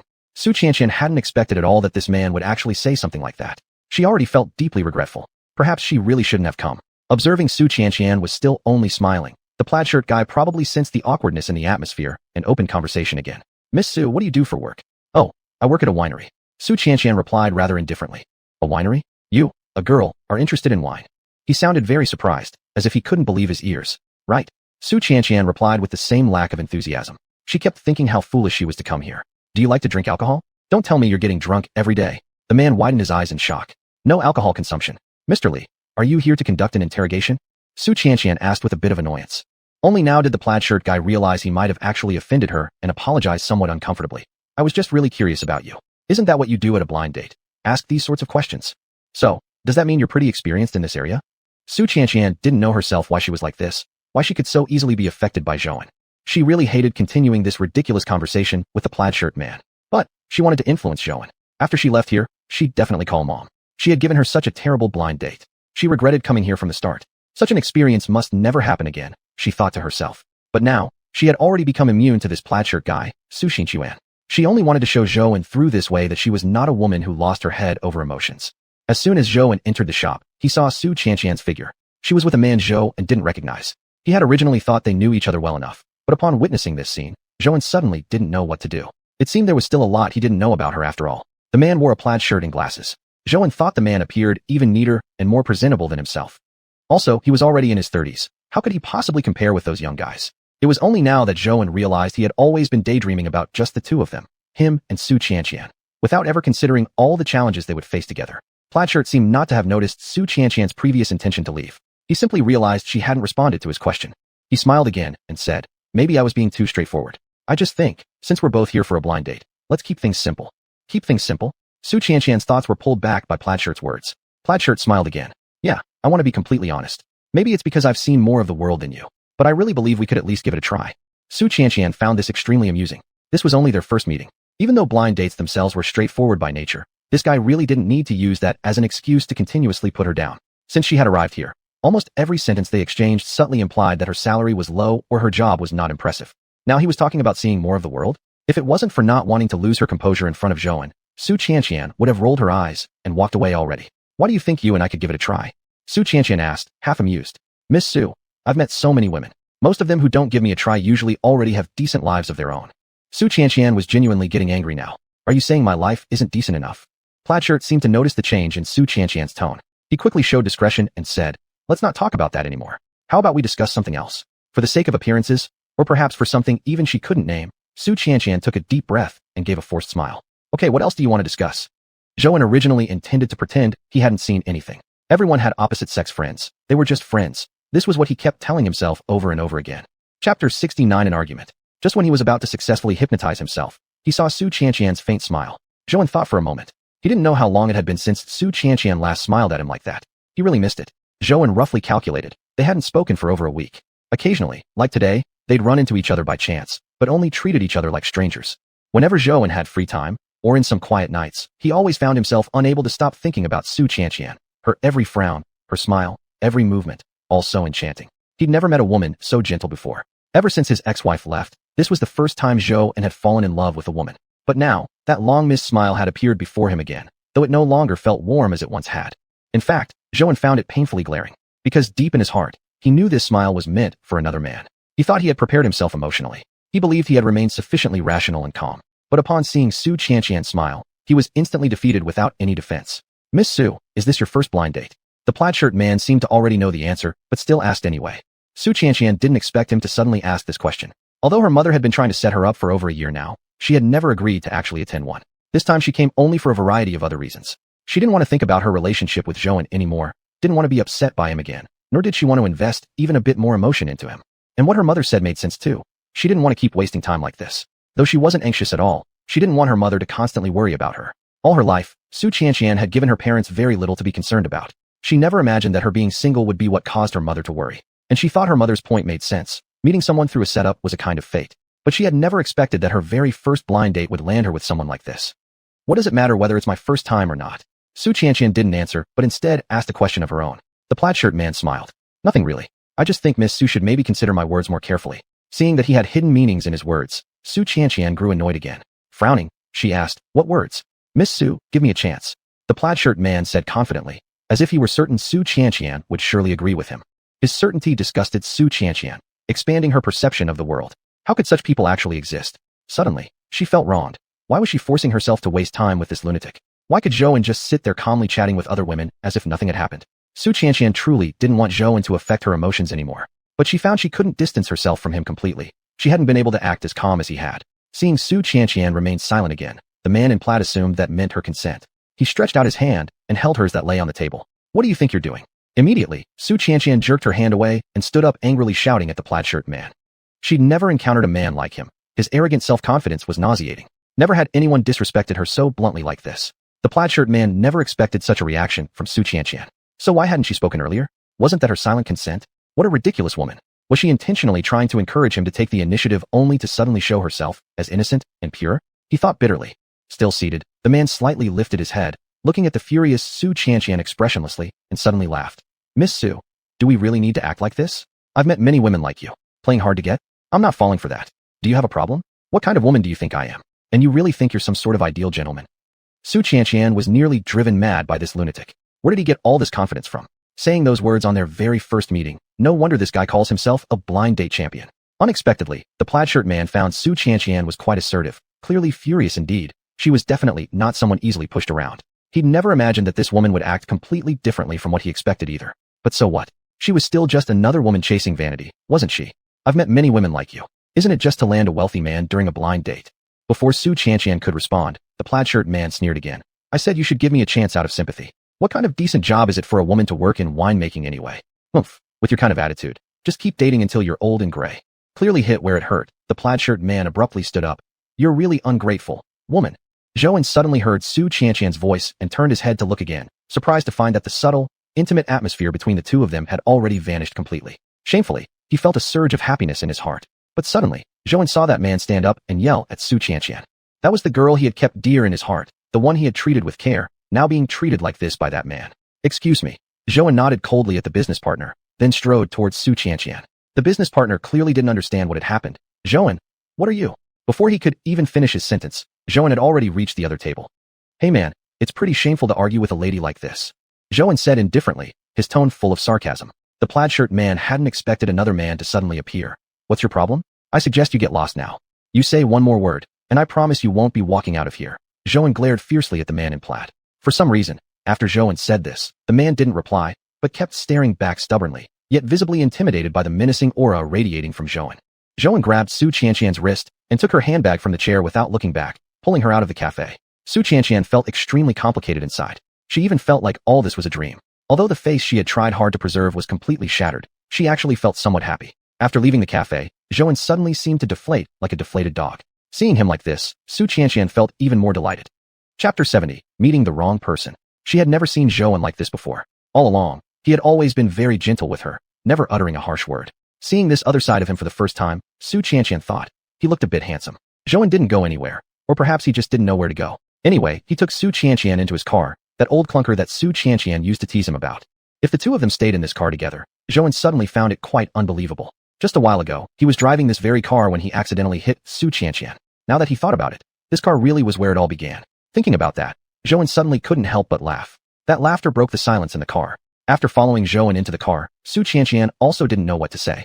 Zhou, of course, was silent with her. The two looked at each other wordlessly. What are you laughing at? Xiuxian felt that continuing like this wasn't getting them anywhere. Besides, Zhou had just rescued her from that awkward situation. Xiuxian felt she should thank him. I was just thinking about when we first met. I was driving this car. Zhou didn't finish his sentence, since it wasn't a particularly pleasant memory after all. Xiuxian understood that Zhou hadn't finished speaking. She smiled and continued where he left off. Yeah, this old clunker ran into me back then. After she spoke, the car grew quiet again. Xiuxian squeezed her hands and said, Thank you, Zhou. Zhou didn't know exactly what she had gone through or why she was with that man. What kind of relationship did they have? Why had they quarreled? When he saw that man treating the girl he cared about in such a way, Zhou truly felt his heart break. Lately, the two of them hadn't spoken at all. Zhou had considered more than once whether, from now on, they really had no chance left. Maybe it was time for him to let her go. Yet just now, when he saw the girl he loved being hurt like that by another man, he genuinely felt his heart breaking. He wanted to rush forward and punch that damn man to a pulp. But, could it be? Zhou likes me? Is that true? Xiuxian couldn't believe it. She even wondered if she was experiencing auditory hallucinations. But those words had truly reached her ears, clear and unmistakable. But why? Suddenly the past images returned to Xiuxian's mind. He clearly hadn't liked her before. Zhou, are you serious? Xiuxian asked cautiously. Xiuxian knew such a question might seem somewhat impolite, but she truly felt that everything was too surreal. It had all happened so suddenly. Not long ago, they were still in a cold war, yet now, Zhou hadn't expected Xiuxian to ask suddenly like that. Of course, my heart can be attested by the heavens. Zhou, I like you too. As soon as Zhou finished speaking, Xiuxian immediately said. Xiuxian had never been this brave before. She had used all her courage to say those words. Yet she felt no regret at all. Actually, her heart felt surprisingly light. All the negative emotions she'd had recently seemed to vanish in an instant. Zhou. Seeing that Zhou remained silent and stunned, Xiuxian cautiously asked. The rest of the words had barely left her mouth when they were cut off by Zhou's lips. Xiuxian opened her eyes wide in shock. She couldn't believe what was happening. Yet as she looked at Zhou's tightly shut eyes, after who knows how long, Xiuxian finally realized they were kissing. It could have been 5 seconds or 5 minutes. Eventually, both flushed and breathless, they reluctantly parted. Zhou gently stroked Xiuxian's head as they separated. Thank you, girlfriend, Zhou said, his face red. In fact, he was extremely nervous, anxious, and even unable to believe this was real. From today onward, Xiuxian would truly be his girlfriend. At that moment, an alarm rang inappropriately. It was Zhou's mobile phone. Worried that he might sometimes be too busy to pick up Xiao from school, Zhou had set up a reminder on his phone. Maybe, we can go pick up the little kid together? Zhou coughed slightly and carefully said. He was actually thrilled inside, feeling like he had reached the peak of life. So this is what being in love feels like. Zhou thought to himself. Okay. Xiuxian nodded. The atmosphere suddenly became a bit awkward again. The car sank into silence once more. Unable to resist the urge, Xiuxian stole a glance to see what Zhou was doing. Their eyes met. Xiuxian suddenly felt at a loss. She never expected Zhou to be looking at her too. They continued to stare at each other, neither avoiding nor speaking. How come you're not driving? Xiuxian gave in. She couldn't bear to keep staring like this any longer. Zhou's thoughts were suddenly brought back. I'm sorry. He felt too embarrassed to say that he had been so captivated by her face that he forgot to drive. Zhou felt ashamed of himself, forgetting how to drive just because of staring at her. Talking about picking up the child, Zhou suddenly remembered a very important thing. He had been too excited just now and forgot to ask Xiuxian whether she would mind his family situation. Do you mind? Zhou carefully asked, glancing at Xiuxian's expression. Xiuxian was still thinking about their relationship when she suddenly heard Zhou's question. Confused, she paused for a second before asking, mind what? I have a child, already in kindergarten. I can't possibly keep her away from me, Zhou said quietly. He truly lacked confidence, fearing that Xiuxian might mind this. He also had no certainty that she would still want to stay with him. Xiuxian placed her hand over Zhou's and gently patted it. Zhou, I understand. I know everything already. I'm ready. She noticed Zhou slowly exhaling in relief. Zhou, I really like Xiao. In the future, I'll take good care of her too. Such a lovely little girl, 100 times better than my younger brother. Zhou was overjoyed. He had worried about this issue for a long time, even wondering whether he truly deserved to be with Xiuxian. He genuinely didn't want to hold her back. The car slowly pulled to a stop in front of the school. Some children were already coming out. Soon enough, Xiao and Hui walked out together. Upon seeing Xiuxian, Xiao happily rushed forward and hugged her legs. Big sister Xian. It's been such a long time since I last saw you. It's been a long time indeed, Xiao. Have you missed me a lot? Xiuxian smiled as she leaned down to talk to her. Xiao nodded, frowning slightly. Yeah, where have you been, sister? I asked Dad, and he said you were just too busy with work. Chapter 71 together. Speaking of that, Xiuxian felt slightly embarrassed. Back then, she had only wanted to get rid of everything related to Zhou and as quickly as possible. She had truly made up her mind to keep her distance from him. Thinking about it now was a bit amusing. It turned out everything had been a misunderstanding on her part, misinterpreting his intentions. If not for their chance encounter at the cafe, she didn't know how much longer they would have remained in this Cold War. Hearing his daughter's words, Zhou suddenly recalled their state from the previous week. He couldn't explain to Xiao the nature of his relationship with Xiuxian, nor could he tell his daughter that Xiuxian might never come to their house again. He could only make up an excuse. He found everything so surreal. Just not long ago, they had been like strangers, although each had held on to some lingering feelings for the other. Yet now, they had become the closest of people. Your sister has been very busy with work lately and couldn't come see you, Xiao. Don't be mad at your sister. The next morning, Zhou woke up earlier than usual. He had prepared breakfast and then woke Xiao up. Although there was still plenty of time, Zhou didn't know why he had woken up so early. Suddenly, he remembered what had happened the previous day, almost thinking that he had dreamed a very beautiful and happy dream. He truly couldn't believe it. He had actually won over Xiuxian. Even more incredible was the fact that Xiuxian liked him back.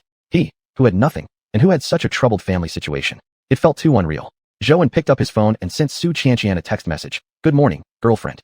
Zhou truly felt overjoyed. Previously, he had genuinely planned to think about things like relationships only after Xiao had grown up. He really thought that whether he had a wife or not didn't really matter. He could live just fine by himself and also take excellent care of Xiao. After sending the message, Zhou kept staring at his phone, waiting for a reply from Xiuxian. He sat staring blankly at the screen, doing nothing else. He lost track of time until suddenly realizing how early it still was. She was probably still asleep. Good morning, boyfriend. A text message suddenly popped up on the screen. Zhou excitedly opened it, read the message, and was so thrilled he felt like going out and running 800 meters. On the other end, Xiuxian looked at their conversation thread and couldn't help but smile. Starting today, they were officially in a romantic relationship. She no longer needed to guess what Zhou was thinking, nor did she have to struggle to forget him. Xiuxian truly felt immense happiness. At that moment, her mind was filled entirely with Zhou. She even wanted to see him immediately. I'll pick you up for work later. I brought you breakfast. Another message from Zhou appeared. Xiuxian didn't reply immediately. She tossed the phone aside and buried herself under the covers, her heart bursting with joy. Although Zhou wasn't by her side right now, Xiuxian still felt an involuntary sense of shyness. Suddenly, she remembered the kiss they had shared in the car the previous afternoon. She gently touched her lips, as if still feeling Zhou's lingering warmth. Then, it was as though she had been shocked. She quickly pulled her hand away, frustrated, and slapped her own head. What was she thinking? They had just started their relationship, and Xiuxian truly felt guilty. She even felt unsure how she would face Zhou when they met again. After sending Xiao off on the school bus, Zhou quickly grabbed the packed breakfast and rode his electric scooter to Xiuxian's place. Soon, they would be together again, and he thought happily. He couldn't help smiling all the way. The more he thought about it, the happier he felt. From today on, Xiuxian was his girlfriend. Such a gentle woman was now his. He also thought about whether he should tell his parents about this. They probably should know. But then Zhou thought again. Was it too soon? Too hasty to tell them just yet? After all, he was an adult now, no longer a clueless youth. He thought about it again in his mind and decided it was better to wait. Wait a little longer before telling them. At that moment, Zhou remembered he hadn't yet told Xiuxian anything about his parents. In fact, even though they had been hospitalized and were in poor health, both of them still had the ability to take care of themselves and could support each other. Yet, he was eager to share this joy with someone. Who could that be? Maybe he should tell Oldly. Oldly had worried about and helped him so much. Surely he would be extremely happy for him once he heard the news. Zhou imagined telling Oldly the news. He was certain Oldly would react with great excitement. Maybe even suspect he was lying? Zhou recalled that ever since they had met, Oldly had introduced him to countless potential matches. Of course, Zhou had never gone on a single one. When Zhou arrived, Xiuxian was already waiting downstairs. He pretended to be calm as he greeted her, then took the breakfast from his scooter and handed it to her. Thank you, Xiuxian said. She felt extremely nervous yet incredibly happy inside. This was the first day since they officially became a couple. Zhou came to pick her up for work and even brought her breakfast. On the road, the two chatted intermittently. Zhou didn't quite know what to talk about anymore, as if all the topics had already been exhausted during their first days of meeting. Perhaps Zhou was simply too nervous. He tried to relax and turned his head slightly towards Xiuxian, asking, So, did you sleep well last night? Xiuxian hadn't expected this question. Was Zhou having trouble sleeping himself? Actually, Zhou didn't even understand why he had asked that, only wanting to talk, wanting to say something to his girlfriend. It was okay. How about you? Zhou thought about himself for a moment, but couldn't figure out how to respond. Good sleep or bad? He couldn't clearly say. He had been so happy that even in his dreams, he was smiling, waking up very early in the morning out of pure excitement. Still, he said, I slept okay too. Truthfully, he had been so excited he couldn't sleep at first, but he didn't want to say something that would make Xiuxian laugh at him.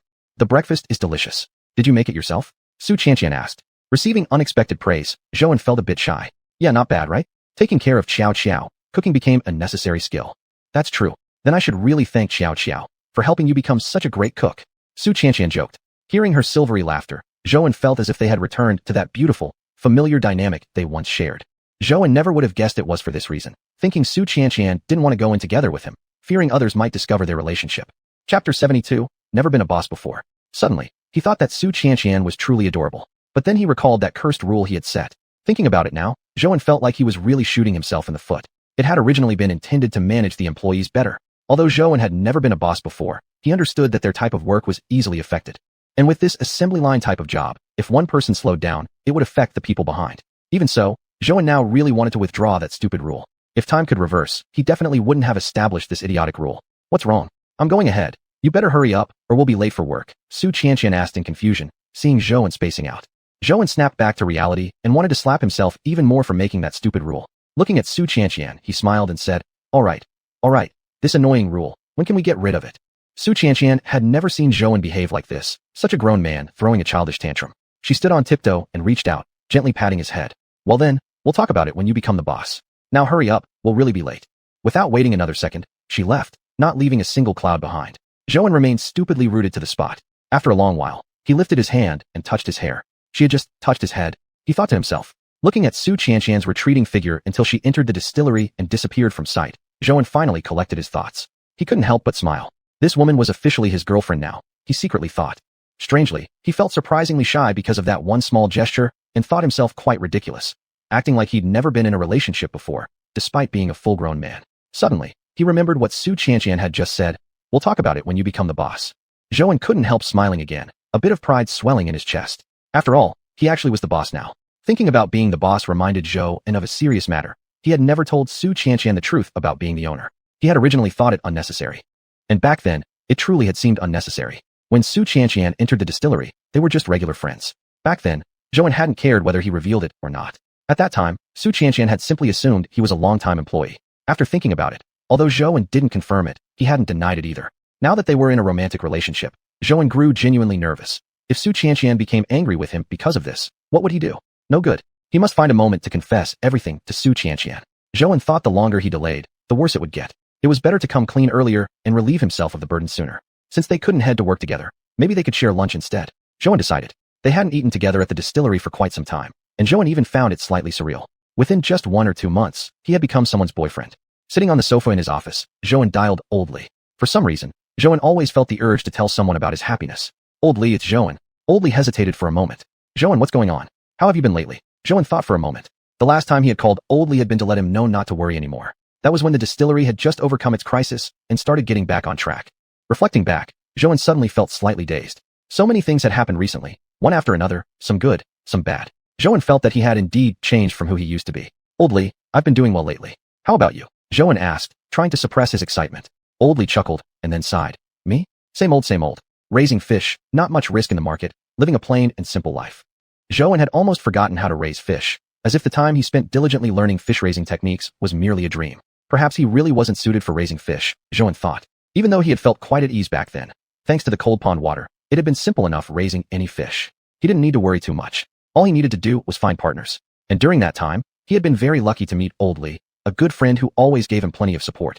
The cold pond water had turned out to be surprisingly powerful. It had even helped him raise ornamental fish. In the end, raising fish wasn't that hard. After all, the whole goal was simply to keep the fish healthy and thriving. Yet Zhou never regretted his decision. It wasn't entirely due to Lin, and deep down, Zhou clearly understood. He really wasn't suited for this fish-raising business. Old Li, I have a girlfriend now, Zhou said with a smile. A girlfriend? Zhou, really? When did this happen? You're something else, kid. Old Li said excitedly. Zhou couldn't help but laugh. Even he himself found it a bit unbelievable. We just got together yesterday, and today, I'm already telling you. I only told you, no one else. Pretty loyal of me, right? Ha ha ha. Zhou, you didn't even bother looking at all those girls I introduced you to back then. I really want to know who this mysterious woman is, Old Li said cheerfully. Maybe I was just too stressed before. Now that fate has brought us together, I'll introduce you when there's a chance, Zhou replied somewhat shyly. After hanging up the phone, Zhou thought back and almost couldn't believe how many times he had refused matchmakers before. Mr. Zhou, I knew I came to the right person. I've heard a lot about your reliability, but this order is urgent, and I'd like to start as soon as possible. I'll send you a location later at noon. We can meet there and sign the contract. How does that sound to you, Mr. Zhou? Mr. Li asked anxiously. So urgent. Zhou had never taken on a project this rushed before. He originally thought this would just be an initial discussion to give him time to prepare. It looked like this would be quite a battle. But at noon, Zhou had already made plans to have lunch with xiuxian. This would be their first time eating together at the distillery since they started dating. Now it looked like it would fall through. He immediately called xiuxian with his turtle-shaped phone. Zhou believed these things should be communicated early, so she could have lunch with other colleagues instead. Hello? What's up? Xiuxian seemed surprised that Zhou would call her at this time. It was still work hours after all. Zhou hesitated, not having organized his words yet. He truly felt nervous, almost wanted to hang up and cancel the business deal entirely. He really wanted to have lunch with xiuxian. But deep down, Zhou understood. He was already over 30 now. He shouldn't act so immature. Only with sufficient financial stability could he provide the one he loved with the best life possible. Chapter 73 Cold Pond Water. I have something at noon, so I can't have lunch with you today, Zhou stammered. Truthfully, he was a bit afraid that xiuxian might get angry. After all, it was only their first day together. Zhou held his breath, even feeling as if his heart might leap out of his chest. He listened attentively to the voice on the other end of the phone, not wanting to miss any bit of xiuxian's tone. Xiuxian replied in a slightly disappointed voice. Oh, then okay, you go ahead and take care of your work first. Work is most important. Suddenly feeling sad, Zhou grew more anxious as he imagined whether or not she had also been looking forward to their lunch together, just like him. Yet now, at the thought that xiuxian might feel upset or angry, Zhou became even more worried. He really thought he was being terribly inconsiderate. After ending the call, he immediately began organizing his documents. He had to secure this deal, so he needed to review the contracts currently being handled by the distillery and allocate resources appropriately. Time passed minute by minute. Finally, just as Zhou finished arranging his plan, Mr. Li arrived with his secretary. Looking at Mr. Li's secretary, Zhou suddenly realized that maybe he needed to hire one as well. Although Xiaopan had been helping out during this time, most tasks had been handled personally by Zhou himself. After settling in their seats, Mr. Li did not immediately take out the contract. Zhou had expected the partner to act as decisively as on the phone call, sign, and leave immediately. To Zhou surprise, Mr. Li didn't ask about any technical details, nor did he jump into business. Instead, he asked a few trivial questions. How long has your distillery been operating, Mr. Zhou? Zhou smiled. Not long, nearly 5 months. Then you've achieved quite an impressive result already. Truly admirable for someone so young. Do you have children, Mr. Zhou? Yes, I have a daughter. She's about to start elementary school. They chatted here and there for a bit longer before Mr. Li finally asked his secretary to bring out the contract. Zhou remained slightly bewildered even after the contract was signed. After Mr. Li left with his secretary, Zhou sat dazed in his chair for a while, not fully regaining his senses until he walked out of the cafe. He still had some time before work resumed, and xiuxian was likely still on her break. Still, he wanted to return as soon as possible. He longed to see her as soon as possible. When Zhou arrived at the distillery, he found the place unusually quiet. At this hour, most employees were still on their lunch break. He decided to go to the office and sort through the contract. Plans needed to be made quickly. As he pushed open the office door, he saw Xiaopan inside. Xiaopan turned, startled by Zhou's quiet arrival. What's wrong? Why are you here? Xiaopan frowned. Boss, the supply of formula water is almost gone. We must get more water delivered before tomorrow, or we won't be able to continue production. Zhou hadn't transported any cold pond water in this period. So much had happened recently, and he'd been too overwhelmed to remember this critical task. Without Xiaopan reminding him, he might have forgotten altogether. All right, I understand. I'll take care of this tonight, Zhou said calmly. It was only at that moment Zhou realized he hadn't visited the cold pond space in quite a while. It felt almost dreamlike to him, yet he knew for certain the space was real. After Xiaopan left, Zhou pondered for a moment. He decided to begin transporting the cold pond water right away. Given the scale of this major contract, preparation had to be done well in advance. Thinking this through, he entered the cold pond space. It had been so long since he'd last come here that he felt oddly curious and excited. He truly felt grateful for discovering this space. It had given him many rare treasures and lifted him to a higher level. This space had helped him achieve everything he now possessed. Walking familiarly through the space, Zhou calculated how much cold pond water he would need for this new order. This contract was such an exciting surprise. He'd never handled such a big order before. Oddly enough, unlike his usual habit of feeling thrilled when receiving large orders, this time, his thoughts turned to xiuxian. She would be quite busy again during this time. Still, in his heart, he silently resolved that once this deal was completed, he would take xiuxian, Xiao, and Hui out for a delicious meal, and perhaps he would finally tell xiuxian all the things he had not yet revealed to her. Zhou's heart felt unusually heavy. He truly had no way of knowing whether she would be angry with him for hiding things. If she did get angry, what should he do? He suddenly felt quite sad. He had wanted to tell her clearly from the beginning at the supermarket, but back then Zhou himself also felt somewhat embarrassed. After all, they had only just met as ordinary friends, and suddenly telling her that he was her boss felt somehow awkward. Thinking like this, Zhou arrived at the cold pond. What was going on? Why had the water in the cold pond become so low? There was barely any left at all. Zhou couldn't believe his own eyes. Not long ago, the pond had been completely full, so how could it have become like this now? What had happened exactly? What should he do? Could it be because he hadn't come here for a long time? But that didn't make sense either. Although he hadn't visited in a while, he could still enter the space now, which meant there shouldn't be any problem. Zhou could hardly trust what he was seeing. What had caused everything to change like this? He walked cautiously into the cold pond area, nearly on the verge of panic. He squatted beside the cold pond, reaching out his hand in disbelief. What had once been a full pond of water was now completely dried up. How had it come to this? This whole situation felt utterly ridiculous. Just a few minutes ago, he had been planning what to do once he landed this big contract. He had been imagining the expansion of the distillery, but now it all seemed like an illusion. Without the cold pond water, Zhou really didn't know how he could continue production. Nobody understood better than him that the reason he could brew such high-quality liquor came largely from the cold pond water. So now what was he supposed to do? Just after that previous crisis had passed, something like this had happened again. The distillery had enjoyed only a brief moment of stability before another issue emerged, and Zhou truly felt exhausted. Why had this happened? What could he do to restore the water level in the cold pond? Zhou knew very clearly. If his liquor no longer contained cold pond water, it would definitely lose the success it currently enjoyed. All the partners and clients had come specifically for the liquor made with cold pond water. Though he was also confident in his distilling skills and could produce a decent grain liquor, it would just be ordinary without the cold pond water. What the clients wanted was specifically the grain liquor made with cold pond water. Chapter 74, an overwhelming sense of guilt. He plopped down on the ground, and Zhou really felt too exhausted. Everything had been gradually getting better, so why did it have to strike him so hard at this moment? It was the same when he raised fish. Everything was fine until the fish suddenly died. Although he didn't love fish keeping that much, at least it was a path that brought him a steady income. The worst part was that even though the fish died, he originally thought it had nothing to do with anyone, until he found out that it was all the doing of that woman, Lin. But now, the water in the cold pond was gone. Who could he turn to this time? Zhou truly felt helpless. Things had been heading in a good direction lately, and he already felt increasingly powerless. So why did something like this have to happen at such a time? Perhaps he was just not destined to be a boss. Maybe he shouldn't have ever entered this cold pond space, or even dared to dream that he could succeed. Zhou then thought back to when he worked as a deliverman. Perhaps that was his true self. That was the life best suited for him, he thought. But what should he do now? The contracts had already been signed, and there were even other orders from partners that hadn't yet been passed on to anyone else. Xiuxian recalled the clauses about breach of contract in the agreements. The penalties were astronomical. What frightened Xiuxian the most was the workers at the distillery. They worked so hard every day. Hard work he truly saw with his own eyes. Besides the liquor itself, the thing he cherished the most were his employees. But what could he do now? Should he go announce to them that the distillery was going bankrupt? Xiuxian thought for a while and realized he couldn't bring himself to do it. Yet thinking of the 5 veteran employees, Xiao Pan and the others, made Xiuxian feel incredibly ashamed. He had once sworn that he would lead them to greater heights and broader horizons. Thinking about those terrible things made Xiuxian feel as if his heart were breaking. After all this effort, was he really going to give up now and return to his old life? Maybe he shouldn't just sit here wallowing in despair, imagining the worst-case scenarios. Maybe there was still a chance for a turnaround, Xiuxian suddenly thought. With this in mind, Xiuxian stood up from the ground, ready to inspect other parts of the space to see if he could find any clues.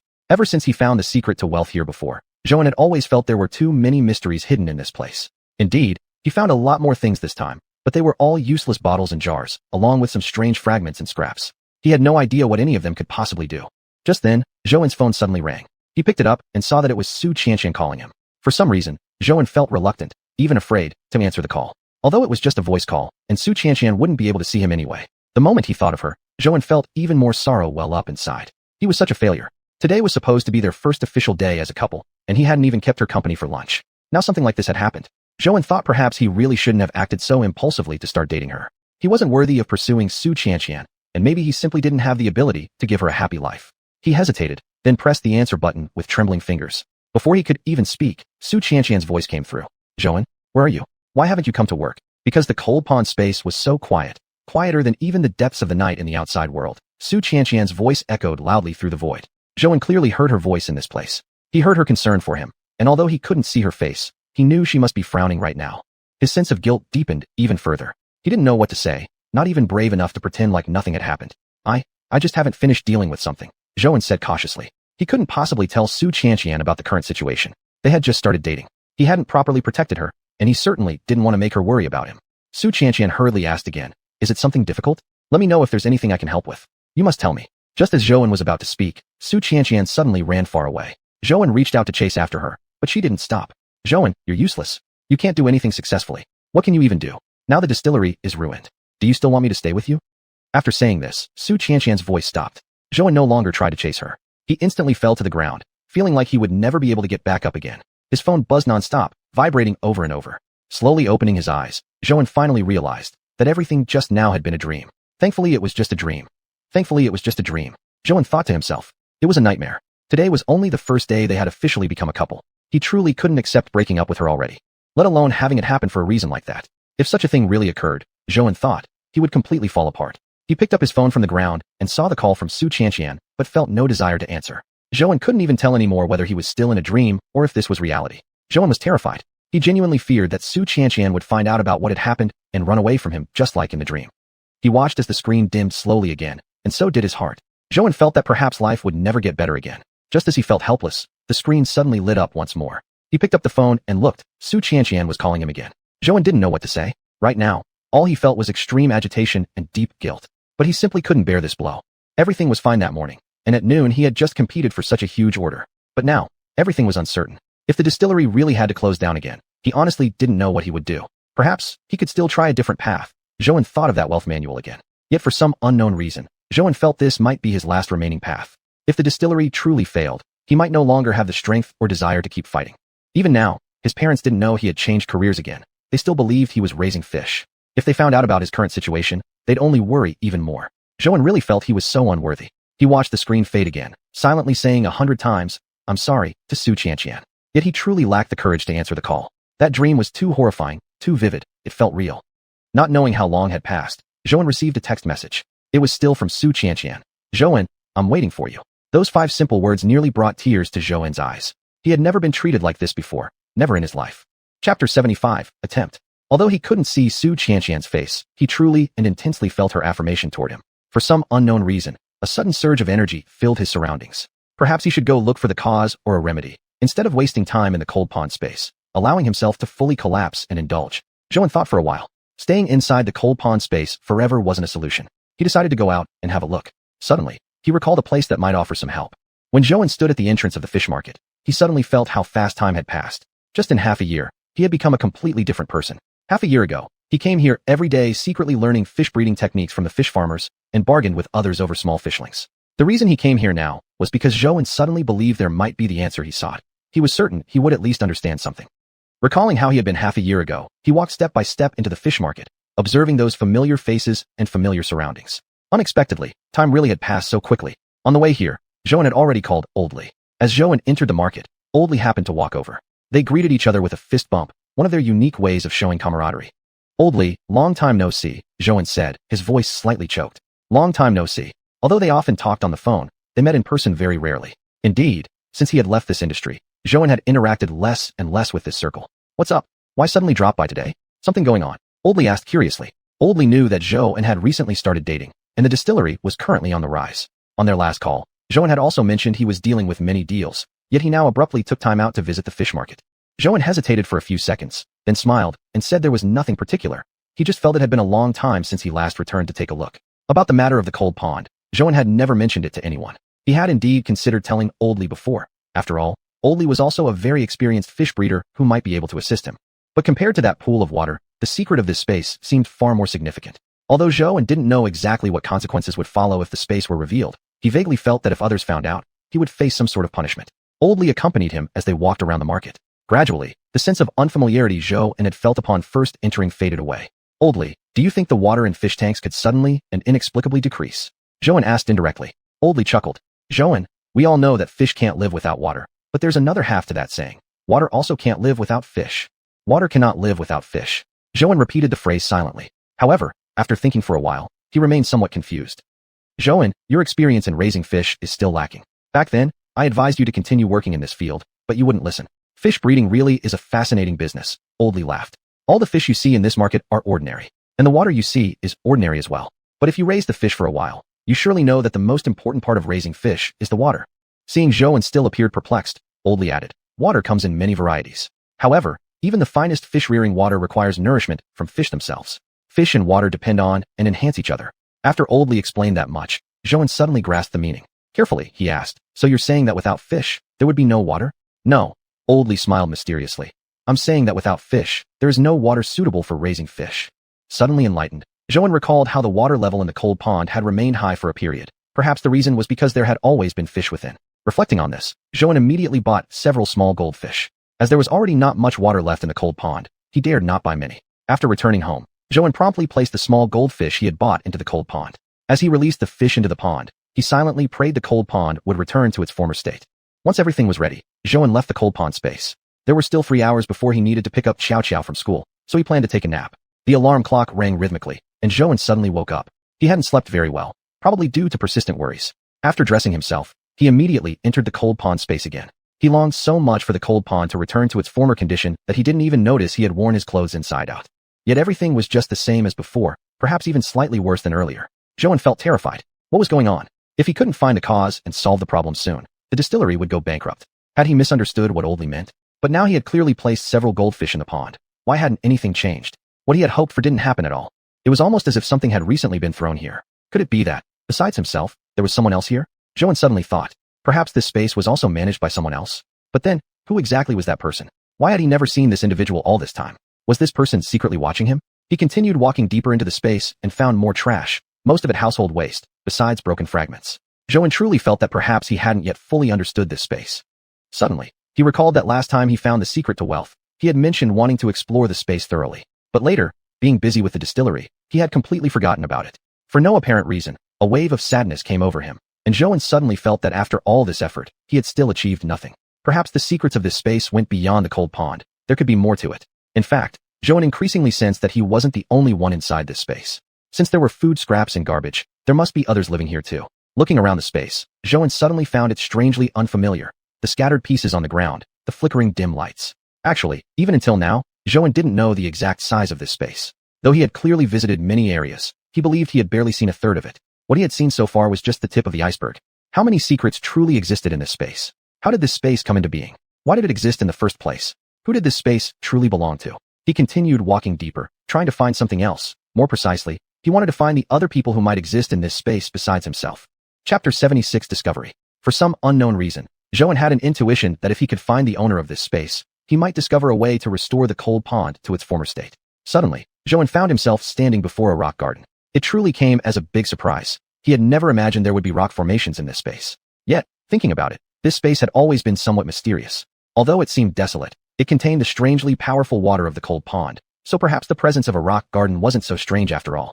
He slowly approached the rock garden, hoping to find some information here. The rock garden wasn't particularly large, but it towered above him. Zhouan thought to himself, if such a height existed in the real world, it might rival a skyscraper. It was only at this moment that Zhouan suddenly realized he had never looked up at the top of this space before. He raised his head and looked upwards, but saw nothing but endless darkness. There was some faint lighting, of course, but in the vast darkness, it appeared almost insignificant. In this mysterious space, every direction, front, back, left, right, above, and below, looked the same. Without gravity holding him down, Zhouan couldn't even tell if he was actually floating. As he approached the rock garden, he noticed it didn't seem different from those in the real world, except that it was extremely tall. Zhouan had honestly never seen such a high rock formation before. When he reached the back of the rock garden, Zhouan suddenly noticed some small characters engraved on it. What defeats you may not be the difficulty, but yourself.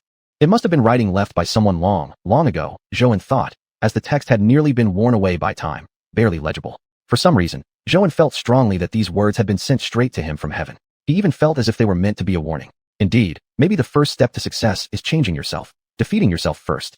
He recalled the days when he delivered takeout orders. At times, the present Zhouan could hardly remember why he used to willingly endure such a tough job. It was a backbreaking, thankless labor.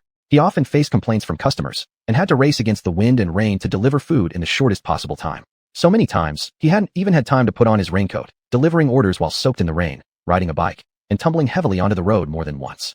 Sometimes Zhouan himself struggled to understand what he had been thinking back then.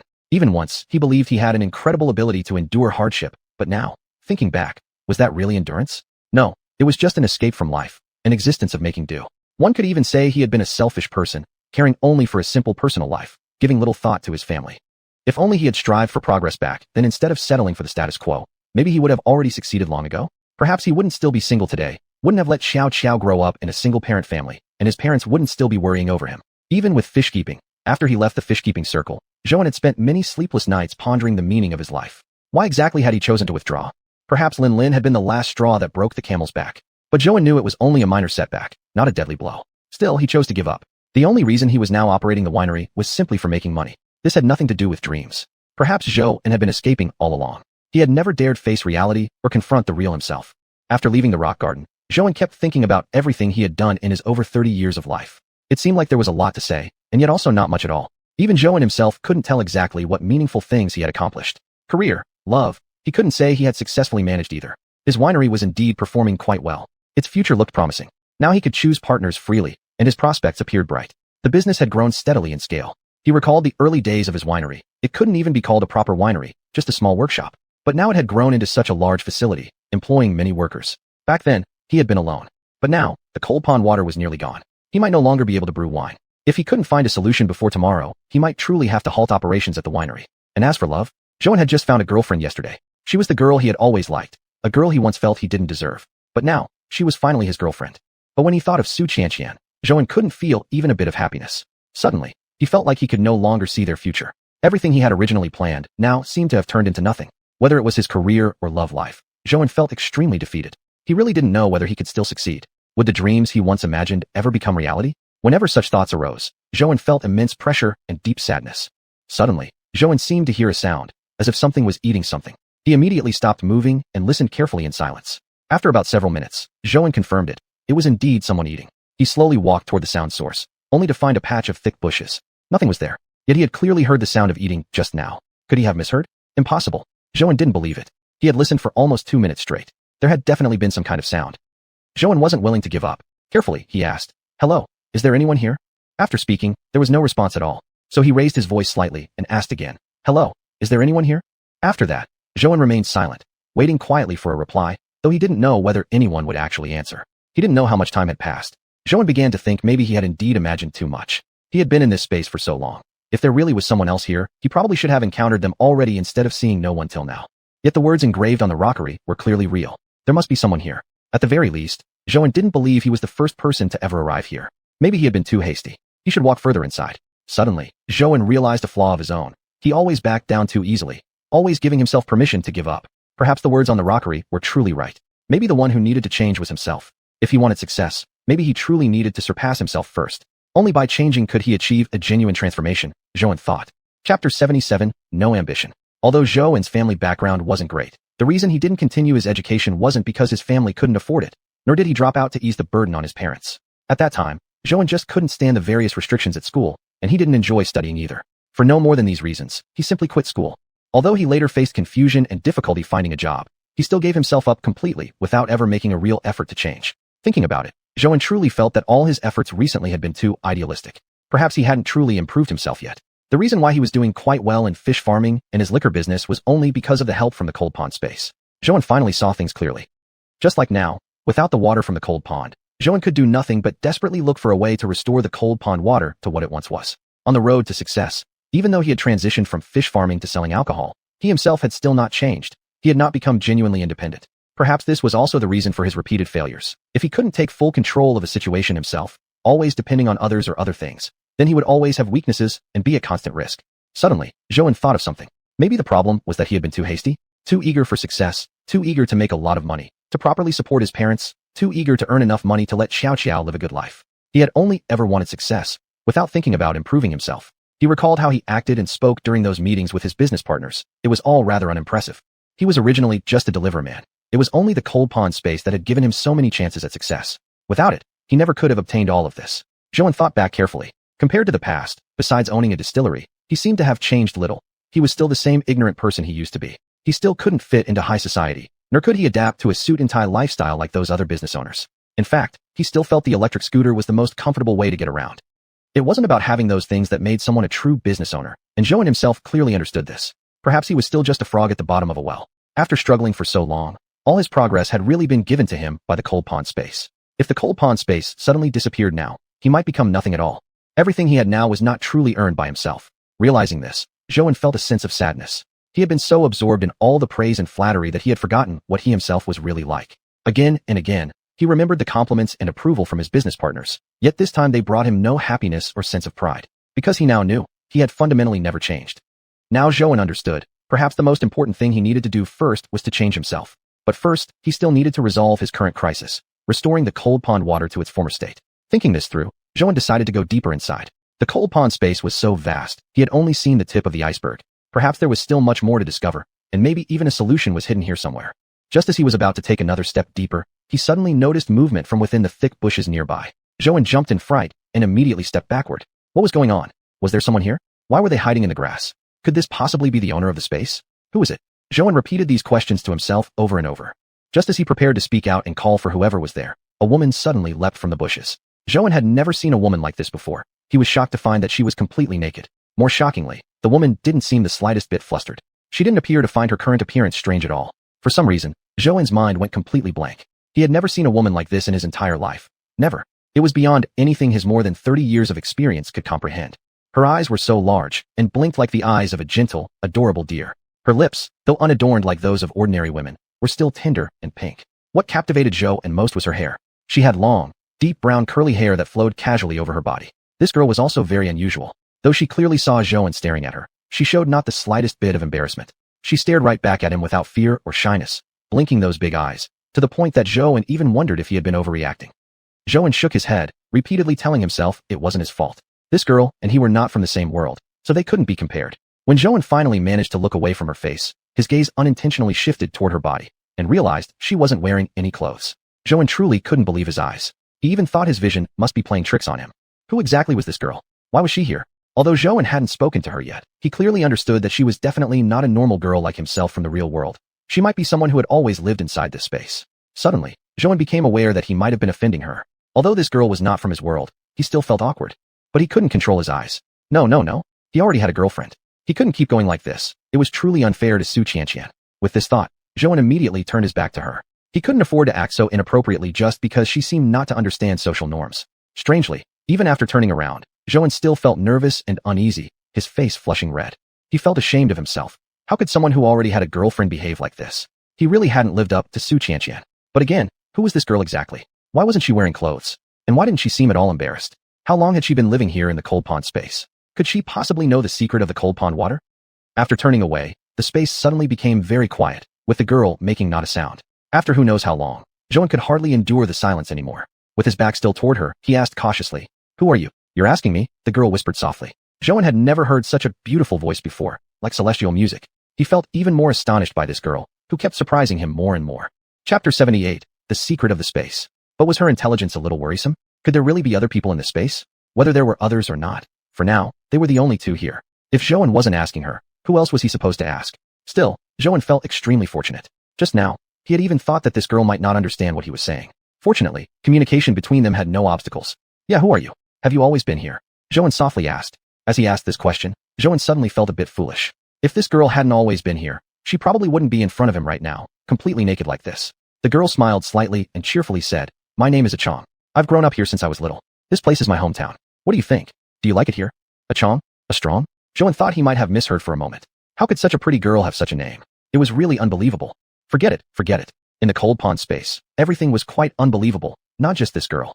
Zhou closed his eyes and saw again the image of the girl, completely naked, as he had just witnessed. He truly felt he was too pathetic, not even a real man. His face, which had barely calmed down, flushed again. As he listened to Chong's question, Zhou glanced around the space once more. It was still infinitely dark. He really didn't know how to evaluate this place. "It's okay, I guess. Have you always lived here?" "Never left," Zhou asked doubtfully. The girl smiled again. "No? Can I leave?" Zhou didn't know whether he should tell her that you could go to another world from here. He simply gave a perfunctory reply. Have you ever encountered other people in this space before?" He asked that because he didn't really believe that the girl had carved the words on the rock herself. Although it wasn't right to judge by appearances, she truly didn't seem like someone who could do that. Thinking back, Zhou recalled that he had discovered this space a long time ago, yet it still existed even now. There had been a time when he worried whether the space might suddenly disappear. Because of that concern, he'd hesitated about whether he should make use of it. If it disappeared suddenly, then all his effort would be wasted. But later, as the space continued to offer him unlimited openness and acceptance, he gradually stopped worrying about it. Perhaps this really was a genuine space, just different from the world he lived in. "Other people?" the girl asked, as if recalling something. Then she mumbled some words Zhou couldn't understand, and finally said, "I think there were some, but I can't remember clearly." After saying that, she smiled again. Zhou felt this girl was really too naive. She didn't have a single piece of clothing on, yet she wasn't the least bit afraid in front of him, a man. Didn't she know how to feel fear? And she was smiling so happily in front of him. Zhou felt he might be captivated by her silvery, antelope-like laughter. It was simply too pleasant to hear. This girl was truly different from most girls he had met. She was very innocent, completely unlike any girl Zhou had ever seen, both in appearance and personality. Even the feeling she gave off was extremely unique. "Why are you always smiling? Are you really that happy?" Unable to resist his curiosity, Zhou asked. The girl smiled again and said, "It's been a long time since I've met someone else. Though this place is my home, sometimes I still feel a little lonely." For some reason, Zhou suddenly felt pity for this girl. Although the girl had said only these simple words, something in them made Zhou feel pained. "I'm not from this space. I came from another world," Zhou honestly admitted. "Then why did you come here?" the girl asked with confusion. Zhou could even imagine how cute she must look, frowning her eyebrows and looking at him curiously. Zhou hesitated a bit, wondering whether he should tell this girl the truth. He had never told his friends about the secrets of this space, not even xiuxian. Yet he still wasn't sure if he should tell her now. He didn't know if the girl could help him, but at the same time, he felt she posed no threat to him. After thinking this through, he decided to speak. "I don't know if you know there is a pool of water in this space. That water is extremely important to me, but now it's almost dried up, and I don't know what to do." "Oh, I see." For some reason, knowing the origin of this space made Zhou feel much more secure. Perhaps, he really had become dependent on the cold pond space, he thought. After this crisis is resolved, he must study brewing again and make real grain wine, the kind that only he himself can produce. If he always needs to rely on something to brew the alcohol, there will always be risks involved. "Do you know then, what the cold pond water really is?" Zhou asked cautiously. Actually, he felt a bit uneasy, worrying that Chong might not tell him. After all, she could be considered the owner of this space, and what he was doing was essentially using her resources. But Zhou had no choice. If he didn't ask Chong, there was literally no one else he could turn to. He truly felt this time's problem might actually be fatal. In the past, no matter what happened, he could boldly investigate and even ask his friends for help. But now, he could only rely on himself. Moreover, there was extremely little information about the cold pond space, almost non-existent. Right now, apart from Chong, he had no other options. She was his sole hope. What should he do if Chong refused to tell him anything? Or worse, what if she understood his true intentions and expelled him from this space? Zhou anxiously thought. The more anxious he became considering this, the more unbearable it felt. He even thought he shouldn't ask the question at all. Had he been too naive to actually expect this girl to tell him everything? "Everything is just following natural law," Chong said calmly. "Everything in nature will eventually be consumed. Nothing can be inexhaustible." Yes, Zhou now realized that he had indeed been too greedy. The pond had never been very large, and with him coming regularly to collect water, it was natural that it would eventually dry up. But now, there were the current business partners and the huge contract he had just signed today. How was he supposed to handle all of that? Without the cold pond water, all of it would be in vain. Thinking about the astronomical compensation fees and the employees in the distillery who trusted him, Zhouan felt his heart wrenching in pain as if it were being torn apart. Chapter 79, Clues. Was the cold pond going to remain like this forever from now on? Would it never return to what it once was? Zhouan thought, somewhat annoyed. Zhouan thought that this might be the retribution for greed. He had never considered the issue of resource conservation before, never even imagined that the water of the cold pond might one day be exhausted. Then what should he do now? What about the business partners? Could he just announce to the employees that operations would be halted? And what kind of reason could make the employees suspend their suspicions, at least temporarily? As soon as these thoughts entered Zhouan's mind, he felt a pain in his chest. How had things actually come to this point? Helplessly, he rubbed his face with his hands. At this moment, Zhouan was extremely reluctant to admit it, but he actually felt like crying. He felt so powerless. Zhouan really thought this difficulty was making him more upset than any he had faced before. He truly didn't know what else he could do without the cold pond water. Maybe he could brew the wine himself, but Zhouan knew better than anyone that the wine he made was nothing special. The business partners valued was wine enhanced with cold pond water, not the wine brewed by Zhouan's own hands. Thinking about this made Zhouan feel even more disappointed in himself. He was truly pathetic, a man in his 30s who had achieved nothing. Xiuxian watched Zhouan from behind, seeing his shoulders twitching occasionally. She was somewhat puzzled. What exactly was this person doing? And why was he always keeping his back to her? Why? Why are you facing away from me? Xiuxian was just too confused, and curiosity led her to ask the question. Zhouan's originally gloomy mood instantly disappeared when he heard this naive question from Xiuxian. He became even more curious about this girl. It seemed she truly had lived here all along and had indeed never been to the real world. How could she ask such a question? Was it even necessary to ask? She wasn't wearing anything at all. Did she expect him to look at her as if nothing was unusual? Why? Why aren't you wearing clothes? Zhouan didn't answer her question, but instead curiously asked his own. Xiuxian looked down at herself, then at Zhouan. She didn't know what clothes were, but she was smart enough to notice the differences between them. Do you mean those things on your body? I've never worn anything like that before. Xiuxian said calmly, as if it wasn't her who was completely naked in front of a man. Never worn clothes before. Could it be true? Could she really not even know what clothes were? Zhouan was about to say something, when he suddenly thought of something else. He glanced around the space again, nothing but endless darkness. In a place like this, living alone in endless solitude, what was so strange about not wearing clothes? Moreover, although this place was large, it was also quiet and desolate. There were no clothing factories, no stores or supermarkets. Only Zhouan, Yujia, Puyang Heizhao. Nothing, just that we come from two different worlds. In my world, people can't go around naked. Zhouan said. He couldn't even believe himself that he was having such a long discussion over the issue of wearing clothes. After a pause, he asked again, Xiuxian, do you know how the cold pond water can return to what it was before? Suddenly, Zhouan recalled something old Li had once said to him, but at that time he was too excited to notice that detail. Zhouan rubbed his head. He was really incredibly stupid. He had raised fish for quite a long time, and yet he still acted so inexperienced now. Recalling those days of raising fish, he felt guilty. At that time, he had enjoyed the compliments from others without remembering that everything he had came from the cold pond water. He also recalled the time he studied fish-raising knowledge. During that period, he genuinely wanted to learn fish-raising thoroughly. Zhouan had really once thought about becoming an expert in raising fish. Yet now, thinking back on it, he truly felt guilty. He recalled the phrase carved on the rockery. Perhaps he really had not overcome his own weaknesses. Day after day, visiting the fish market, believing he had diligently learned fish-raising techniques, considered by others as skilled in raising fish. Yet he didn't even understand this basic principle. Good fish need good water. It was such a simple truth. But Zhouan had not understood it until now, still needing Xiuxian to tell him. Now, Zhouan truly understood. Perhaps leaving the fish-raising circle was a very correct decision. He probably really wasn't suited for that world. Zhouan was genuinely surprised and felt incredibly lucky to have Xiuxian. Otherwise, he wouldn't have known how much longer he would have had to struggle down this path. With his own foolish mind, he might still haven't found a solution even by the time the distillery went bankrupt.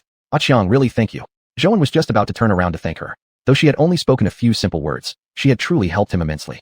Suddenly, Zhouan remembered, Xiuxian still wasn't wearing any clothes. Thinking about how she was still completely naked, Zhouan suddenly felt embarrassed. He recalled when he first saw Xiuxian and how he had stared at her nonstop. Even though he had told himself repeatedly that it was inappropriate, he couldn't help but look. Zhouan then thought of xiuxian. He felt terrible. He had loved xiuxian so deeply not long ago. Yet now, because of another woman. The moment he thought about himself watching another woman, he felt utterly despicable. But things couldn't stay this way forever either. After all, Xiuxian had truly helped him greatly. Zhouan thought for a moment, then took off his jacket. Xiuxian, you can wear my clothes for now. As he spoke, he handed the jacket behind him. All he hoped for was that Xiuxian could put it on, so they could talk more comfortably without him needing to keep his back to her like this. It just looked too strange. Xiuxian took the jacket somewhat blankly, but as she looked at it left and right, pulling at it repeatedly, she couldn't figure out how exactly to put it on her body. After handing over the jacket, Zhouan continued to carefully observe what was happening behind him. A few minutes passed, and he still heard rustling sounds of the clothing. Xiuxian, are you done yet? I've never worn something like this before. I don't know how to put it on, Xiuxian said innocently. But indeed, she truly had never worn any clothes in her life. Zhouan couldn't quite believe his ears again. Did he actually have to help her get dressed now? Then again, Zhou thought to himself, this was probably xiuxian's first time ever touching clothing. Plus, his jacket had a zipper. It might indeed be a bit complicated for her. Chapter 80. The innocent xiuxian. But now, aside from dressing her himself, it seemed there was no other way forward. Continuing to remain locked in this awkward standoff served no purpose for either of them. Thinking this, Zhou slowly turned around. He tried his best not to look at xiuxian, lifting his head and directing his gaze somewhere indistinct. He took his jacket from her hands and tried to help her put it on, but their distance seemed a bit too far. Just as he considered stepping closer, xiuxian walked over by herself. This sudden closeness left Zhou slightly at a loss. Aside from xiuxian, he had never been this close to another girl. No, even with xiuxian, he couldn't remember ever being this close before. Zhou genuinely felt uneasy all over, but he scolded himself mentally, thinking how weak and pathetic he was. It was just helping her put on a jacket, after all. When zipping up the jacket, Zhou accidentally pulled a bit too hard, and consequently xiuxian moved even closer. At this moment, Zhou really wanted to curse himself. He was truly too pathetic. Now entirely pressed up against Zhou, xiuxian didn't find this odd at all. When she lifted her head, though, she noticed Zhou's flushed face. Looking down at her own jacket now properly on, xiuxian's mood instantly brightened. Now, she and Zhou were dressed the same. Zhou wouldn't have to turn his back to her anymore. Suddenly, she sensed something odd, something that seemed to be poking her. What could it be? xiuxian immediately turned to examine this strange object, curiosity compelling her to want to touch it, but Zhou suddenly held her back. What do you think you're doing? Zhou asked, blushing furiously. Zhou felt a deep sense of helplessness. He really didn't want this to happen, but somehow, he seemed unable to control himself. He inwardly cursed himself for 100 times, truly too weak and spineless. xiuxian looked at him innocently, saying in confusion, "It feels like there's something in your clothes. I could feel it just now." Zhou felt intensely embarrassed. He had never encountered such a situation before. Unfortunately, xiuxian was indeed a girl who knew absolutely nothing, leaving him completely unsure how to explain this matter to her. "There's nothing. You must have felt wrong," Zhou said, not wanting to explain and hoping to simply brush past the issue quickly. But xiuxian appeared truly curious and wouldn't let go of the matter. "Did you hide some treasure?" As soon as the words left her lips, she once again reached out, attempting to locate the treasure she spoke of. Zhou was truly startled, not expecting her to actually do something like this, so he immediately stepped back. This once again shook his understanding of the world, as if Zhou himself were just boring. Still, Zhou knew quite clearly that xiuxian was just an innocent girl. She had grown up in this world.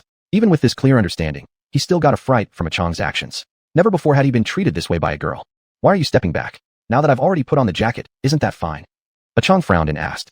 Zhou thought for a moment. Ever since meeting xiuxian, she always seemed smiling and cheerful. This was the first time he saw her frowning. Zhou suddenly felt somewhat guilty. If only he had managed to control himself better, none of this would have happened. Seeing her furrowed brows, he felt a slight pang of guilt in his heart. The problem was originally his, yet now it made her angry. He truly was inconsiderate. "No, there are some things you don't understand yet. Eventually, as time passes, you'll understand slowly," Zhou patiently said with a gentle tone, taking a deep breath. Yet xiuxian still looked slightly sad, likely because she'd never been treated like this before. Though she had not met many people, she still felt hurt. "There's nothing I can't understand. Tell me, why did you do that just now?" she continued questioning. At this moment, Zhou realized that unless he made himself clear today, xiuxian would likely never let him go. But how should he explain this to her? It was awkward. He didn't know whether she needed to understand these things, or whether even if he did explain, she would be able to comprehend. Zhou truly felt like he had encountered another life dilemma. This was his first time interacting with a girl like this, especially one who was so attractive. He really felt that all of this was utterly absurd. Looking at xiuxian, he saw her bright big eyes staring seriously at him, seemingly expecting an prompt explanation. In this moment, he almost felt like smiling again. In such a short while, he kept constantly updating his understanding of the world anew. Zhou sighed. It seemed there was no escaping this. He thought carefully about how to phrase things so that xiuxian would understand, while keeping his explanation from becoming too awkward. "xiuxian, you're a woman and I'm a man. Men and women shouldn't get too close. We shouldn't touch each other. Do you understand?" Zhou patiently explained. xiuxian certainly didn't disappoint Zhou. She immediately responded, "Why not? As long as I'm willing and you agree, shouldn't we be able to get close?" Zhou had to admit he was momentarily stumped by her words. He even momentarily struggled to find a rebuttal. Zhou shook his head hard, feeling as if he were about to be led astray by xiuxian, even though reality clearly wasn't that way at all. "If you get too close to me, something might happen between us. But we're not married. Unless we're married, we can't be like that." Zhou continued patiently. xiuxian appeared to understand. She nodded her head and said, "Then how can we become married?" Zhou originally thought xiuxian had grasped his meaning, but now it seems she still understood absolutely nothing. Never mind. Zhou thought that maybe this matter couldn't be explained at all. No matter how much he tried to explain, it seemed likely that xiuxian wouldn't understand. "Were you eating something earlier?" Zhou really didn't want to continue explaining. He felt somewhat tired, even thinking he was just playing a lute to a cow, and changed the topic. xiuxian immediately moved away from the previous issue and didn't pursue further questions. She nodded with a smile. "Yes, I'm really hungry." Looking at her expression, Zhou actually found her a bit adorable. He couldn't help but stare at her face again. It was exquisitely delicate, as if meticulously carved. Are you still hungry now? Zhou asked, a little amused. Chang seemed to check within herself. After a while, she looked directly at Zhou with her wide eyes and nodded, hungry. Her word, hungry, came out so slowly that Zhou thought she was about to say something else. Suddenly, he found this girl quite entertaining, quite different from most girls he'd met. Chapter 81 Fried Rice with Egg. You just wait here. I'll bring you dinner later, Zhou said with a smile. He told her to stay put and not run around before leaving the cold pond space. As soon as he exited the cold pond space, Zhou immediately headed to the kitchen to prepare dinner. Xiao heard her father's voice and ran into the kitchen. Dad, you forgot to pick me up again today. Hearing his daughter's voice, Zhou felt a pang of guilt. I'm sorry, Xiao. Dad was held up today. How did you get home then?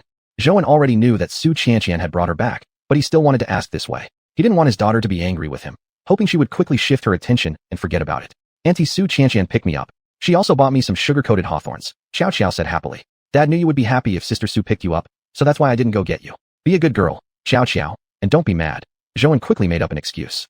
Thinking about xiuxian, Zhou felt that he owed her something too. He hadn't even called her yet, or had a proper conversation. It had only just begun between them, but recently he hadn't kept in touch with her properly. Even in the beginning, when she had called him twice, he hadn't answered. The excuses he had made were so ridiculous that Zhou really felt terrible about himself.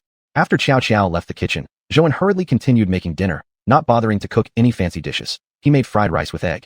Thinking about the silly girl waiting for him in the cold pond space made Zhou feel a sense of wonder. Although he couldn't see her, he knew for sure that xiuxian was still waiting for him there. After settling Xiao, Zhou went back to the cold pond space immediately. He felt that if he waited any longer, he might really starve xiuxian to death. Sure enough, before he had even reached the spot, he saw xiuxian still obediently waiting for him. She was squatting on the ground. What was she doing? But then again, she seemed to really like squatting. After all, when she had first appeared, she had suddenly popped out from a bush while squatting. You're here. I was almost starving to death, xiuxian said, immediately running toward Zhou. Zhou suddenly felt a sense of fulfillment and happiness. Eat quickly. It's still hot, he said as he watched xiuxian open the lunchbox. Inside were the golden, fragrant fried rice with eggs that left xiuxian in awe. However, after a while, Zhou didn't see xiuxian start eating. Could it be that she didn't like fried rice? Xiuxian, eat it already. Weren't you starving? Zhou asked curiously. What is this? She simply didn't recognize it. Zhou smiled. It's fried rice with egg. Try a bite and see if you like it. Xiuxian took a taste. It seemed to suit her palate well, and she immediately started eating again. Seeing her so happy, Zhou said, if you like it, I'll bring you some tomorrow. But you mustn't wander off. This place is too big. I'm afraid I won't be able to find you. Although Zhou now understood the mystery behind the cold pond, he regarded xiuxian as someone who had once saved his life. He just couldn't bear to abandon her, even though he didn't know how she had lived before all this. Soon, xiuxian had eaten all the fried rice. Not a grain of rice was left. Seeing her satisfied expression, Zhou couldn't help but smile too. For some reason, he always felt relaxed and happy when he was with xiuxian. Did you make this yourself? It's absolutely delicious. I've never eaten anything so good before, xiuxian said happily while patting her stomach. Truthfully, Zhou hadn't been a good cook before. Although his ex-wife and he didn't share much affection, she had faithfully done all the cooking and laundry, fulfilling her role as a wife. Now when he thought back, he no longer resented her for leaving. Reflecting on those times, he realized how unmotivated and undetermined he had been. After his wife left, he had to raise Xiao on his own. If it had been just him, he could have made do, but he hated making the child eat fast food every day. That's when he started learning how to cook. As with anything, practice made perfect. With more experience, his food gradually became tastier. Looking at xiuxian so delighted and praising his fried rice, he chuckled and said, if you like it, I'll bring you some again tomorrow. When is tomorrow? Xiuxian suddenly asked, puzzled. When is tomorrow? Zhou was momentarily confused by xiuxian's question. After thinking for a while, he realized maybe there was no concept of time inside this space at all. Zhou had already noticed this issue before. When he was raising fish earlier, some difficulties arose, and he had spent a long time exploring the cold pond space. Whenever he got busy, he would forget to pick up Xiao, and it was only later that he gradually realized that time seemed non-existent in this space. No matter what time it was, the space always looked the same. I can't really explain it to you clearly, but anyway I came back for you in the end. Just stay here and wait for me obediently, okay? Zhou said gently. When Zhou came out of the cold pond space once again, he picked up his phone and saw that it was almost midnight. Just as he suspected, the passage of time inside the cold pond space was truly mysterious. Even though it didn't seem like he had spent much time in there, when he came out he found that several hours had already passed. He quietly went into his daughter's bedroom, saw that she was sleeping soundly, and gently closed the door, careful not to disturb Xiao's sleep. Zhou quietly walked to the sofa and sat down tiredly, thinking about what had happened these past 2 days. He organized his thoughts. At the distillery, everything was ready except for the cold pond water. If the cold pond water could be supplied regularly, then there wouldn't be much to worry about at the distillery. Xiuxian, thank you sincerely. Thank you for picking up Xiao today. Thank you for being willing to understand me. Zhou didn't want to explain too much right now. He knew clearly that some things were best said in person. A text message could never fully convey everything in just a few sentences, and instead would only add to the anxiety. Meanwhile, on the other end of the phone, The moment xiuxian received Zhouan's message, she immediately picked up her phone. She opened the message and saw it was from Zhouan, letting out a long breath of relief. Finally, he had replied. Since yesterday at noon, when Zhouan told her he had some matters to deal with and couldn't have lunch with her, the two of them hadn't met. On the phone, Zhouan had only briefly mentioned that he was having some difficulties. Xiuxian was truly worried sick, but she also knew that Zhouan was busy and didn't want to disturb him further. Although she wanted badly to know what kind of difficulties he was facing. When she went to pick up her younger brother after school and didn't see Zhouan there, in that moment, Xiuxian realized that Zhouan really was extremely busy, even forgetting to pick up Xiao to go home. Chapter 82, Arrangements. Now that she had finally received a reply from Zhouan, she could sleep peacefully. However, since he had only responded at this late hour, he must have just finished his work, thought Xiuxian. Zhouan was in the kitchen as usual, preparing breakfast for Xiao. Today, he had woken up unusually early, although he didn't know why himself. Suddenly, the kitchen door slid open. Worried that his cooking might have disturbed Xiao's sleep, he had made sure to close the door before entering. A small, tousled, fuzzy head peeked in from behind the door. Xiao squinted at Zhouan, and he looked back at her in surprise. He hadn't expected her to wake up so early today. Xiao, did Daddy wake you up? You can go back to sleep for a while longer, and Daddy will come to wake you up later, Zhouan said gently. He even worried that speaking too loudly might startle her. But Xiao slowly shook her head. Daddy, I didn't have time to tell you yesterday. Teacher said we don't have school today. No school? Did the teacher say why? Zhouan said with some surprise. The teacher said there's going to be an inspection at the school, and if not, there won't be any electricity. Xiao didn't understand what the teacher meant. She only remembered one thing. No electricity. Frowning, Zhouan was thinking that normally he would have received an SMS notification about such matters ahead of time. As he thought this, he took out his phone and opened it, finding that the message had actually been sent yesterday at noon. He squatted down and picked up Xiao. Daddy knows now. Why didn't you tell Daddy yesterday? As he spoke, he walked toward Xiao's bedroom. Since there was no class today, the little girl could go back to sleep for a while.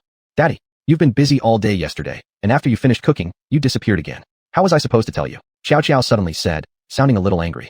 Zhouan furrowed his brows in thought, and it seemed like it really was his fault. At that time, he had been worried that a Chong had waited for him too long, so he rushed to the cold pond realm again. Moreover, the time in the cold pond realm was different from the real world. By the time he came out, it was already past midnight. I'm sorry, Xiao. There has been some trouble with Daddy's work recently. Just give Daddy a bit more time, and Daddy will be able to spend more time with you, Zhouan said somewhat guiltily. Zhouan himself had also noticed that since quitting his job delivering food, he seemed to be busier than ever. Back when he was delivering food, he had never missed picking up Xiao, no matter how busy he was. Even if it was just a brief moment between tasks, he would make sure to pick her up. But now, after starting his own business, he often forgot to pick her up from time to time. When had it started that Zhouan himself no longer told Xiao a bedtime story? Zhouan couldn't even remember. After arranging things for Xiao, Zhouan quickly ate his breakfast and headed to the distillery. He didn't know why, but maybe because he had nearly lost the distillery, he felt a wave of emotion as he looked at his factory now. Although the distillery had grown so large and employed so many people, there was a time when he was the only one working here, without even a proper workplace. But why was it that even though he had made such great progress, he still seemed so fragile and vulnerable? Zhouan knew that, if the cold pond water really disappeared for good, his distillery might never survive. After pausing at the entrance for a while, Zhouan didn't waste any more time. Today, he needed to make some arrangements for the work ahead. He had taken that big order and had to ensure everything went off perfectly. Just as he had walked into the distillery, he saw Xiao Pan. Without hesitation, he called him over. Xiao Pan, gather everyone together later. I need to have a meeting. They had accepted that order in a rush, and Zhouan hadn't even had time to talk with the staff about it yet. Since signing the contract, he hadn't taken a break, constantly preoccupied with the cold pond water issue. But now, everything had finally settled down, and the issue with the cold pond water had also been resolved, basically eliminating the risk. This cooperating supplier was pressing for the delivery, so Zhouan planned to schedule the orders from all partners accordingly, prioritizing the most urgent ones first. Just as he arrived at his office, Xiao Pan and the others had already come in. They had always respected Zhouan greatly and deeply trusted him. Since recruiting some new staff, Zhouan had promoted the 5 of them into positions of leadership. Not high-ranking roles, but something of significance to acknowledge their efforts. Although Zhouan himself had never been a boss before, he understood well that these 5 employees had been with the company a long time, and that it might make them uncomfortable if they were treated the same as the newbies. It wasn't just because they were long-time employees. The main reason was that they each had considerable abilities. Zhouan trusted them completely. Management couldn't consist of Zhouan alone. He needed others to help share the burden and take on some of the work. Boss, we're all here. What do you need to tell us? Xiao Pan asked curiously. Zhouan looked at the 5 neatly lined up people in front of him and felt very happy. With such excellent employees, the distillery's future was indeed very promising. It's like this. I've taken an order. The workload is probably going to be quite heavy. Please prepare all the necessary materials in the coming days. This cooperating supplier is also in a hurry for the delivery. Looking at Xiao Zhang asked, then should we push back the other suppliers' orders, or should we work on them all together? I've thought about this for quite some time too. In the afternoon, after I've made the schedule, I'll send it to you all. If you have no objections, follow the plan accordingly. My idea is to work on all orders at once, but for the other suppliers, we'll prioritize them based on urgency. There was another reason as well. Zhouan felt that if they only worked on this one supplier's order, the staff would probably be overwhelmed and exhausted. The 5 of them said they had no objections, and Zhouan said nothing more. Since the detailed plan had not yet been released, he had only informed them for now and didn't go into too much detail. Zhouan planned to go to the market and buy a few goldfish. Now that the cold pond water had stabilized, if he didn't start raising fish soon, it might take a very long time before the cold pond could return to its previous condition. Zhouan couldn't afford to wait that long. Thinking about the cold pond space, Zhouan recalled Chang again. He wondered what she was doing now and whether she was hungry. After Xiao Pan and the others left the office, Zhouan tidied up the documents on his desk, preparing to take some important ones home so he could study them carefully. Just coming downstairs, Zhouan saw xiuxian. Since Zhouan had arrived very early, when he first came in, the distillery employees had not yet started their workday. Now, however, was the peak time for employees to arrive. For some reason, Zhouan felt very uneasy. Although he had already known he would encounter xiuxian, he couldn't explain why he still felt somewhat nervous, even a little guilty deep down. Chapter 83, Contradiction. Of course, besides feeling a bit guilty, he mostly felt that he had let xiuxian down. Just recently, they had become a couple, but these past 2 days, he hadn't paid much attention to her at all. He even thought of himself as a scumbag. He hadn't even called her once, quite the opposite. It was actually xiuxian who had called and texted him, and even helped bring Xiao back home. Xiuxian also saw Zhouan. The moment their eyes met, both fell silent. Neither knew how long they had stared at each other like that, before xiuxian finally spoke first. Seeing Zhouan with his briefcase, apparently about to leave, she asked, "Aren't you going to work today?" Actually, she was somewhat angry, but she also understood that Zhouan might indeed have something going on, and since they had just started dating, she didn't want to be one of those unreasonable girls causing trouble for him. Still, she couldn't help but think too much. After all, it had only been 2 days since they got together, and Zhouan hadn't come to see her even once. Today, he finally showed up at the distillery, yet before even starting work, he was already preparing to leave. If xiuxian had arrived just a few minutes later today, wouldn't she have missed him entirely? Therefore, he hadn't come here to see her at all. He hadn't thought about meeting her at all, she sadly realized. Zhouan hesitated. Xiuxian still didn't know he was the owner of the distillery. This misunderstanding had already started from their very first meeting. For these past few months, Zhouan hadn't clarified this misunderstanding. There was one time when he intended to explain, but never found the opportunity. I still have some other things to deal with. Zhouan needed to buy fish. He had to resolve the issue of the cold pond realm as soon as possible. Otherwise, once the orders were finalized, he truly feared he wouldn't be able to cope. Of course, he did know that this behavior was somewhat unfair to xiuxian, especially considering that they had just started dating. However, Zhouan really couldn't talk to anyone about the cold pond realm. Plus, there was the girl Chang in the realm now. This matter couldn't be shared with others. He must protect this realm and Chang. Moreover, the secret behind this realm still wasn't entirely clear, and Chang had helped him solve such a huge problem. Zhouan could never betray her. Xiuxian seemed to have expected this response from Zhouan. She showed no expression and merely smiled faintly. "All right, go do your thing." Zhouan didn't offer an explanation, so she chose not to ask. Xiuxian had always been a decisive person, and she didn't want to put Zhouan in an awkward position either. After saying that, she simply left Zhouan with her back as she walked away. Watching Xiuxian's retreating figure, Zhouan didn't know what to say. He understood everything deep inside, but right now, there was absolutely nothing he could do. Indeed, Xiuxian was angry. She had thought that Zhouan would chase after her, but he didn't. Xiuxian felt as if her heart were breaking. Could it be that Zhouan already disliked her? Why didn't he chase after her? Why couldn't he just explain what exactly was going on? It wasn't because he was busy that she was upset, but how could he disappear for 2 whole days without saying a word? Just 2 days ago, the two of them had been passionately in love, yet within only 2 days, everything had changed. Xiuxian truly couldn't understand this. Work time had already arrived, and Zhouan walked away freely and casually, but Xiuxian still had to work. The work she was responsible for had always been meticulous. Because she had met with Zhouan earlier this morning, Xiuxian now found it impossible to get motivated. She found everything completely meaningless. Xiuxian gasped aloud as blood started to seep from a wound on her hand. When she saw the blood, Xiuxian felt that she was truly hopeless. Since joining the distillery, Xiuxian had never made a mistake, until today. She looked at the wound, calmly pulled out a few sheets of paper, and casually wiped it off, trying to dismiss it. Bright red blood smeared messily on the paper, flaunting its beauty, which only irritated Xiuxian. On the other side, Zhouan had gone back to the fish market again. Since it wasn't the first time, he didn't feel as nervous this time. Before coming, Zhouan had already called Old Li to ask him to save some high-quality goldfish. "Zhouan, why are you suddenly buying fish again? Changing your mind? Thinking about returning to the fish business?" Old Li asked curiously. Zhouan examined the fish Old Li had set aside for him while making a joke. "Yeah, I'm thinking of fighting side by side with you." Old Li understood Zhouan. He only became playful when he was with him.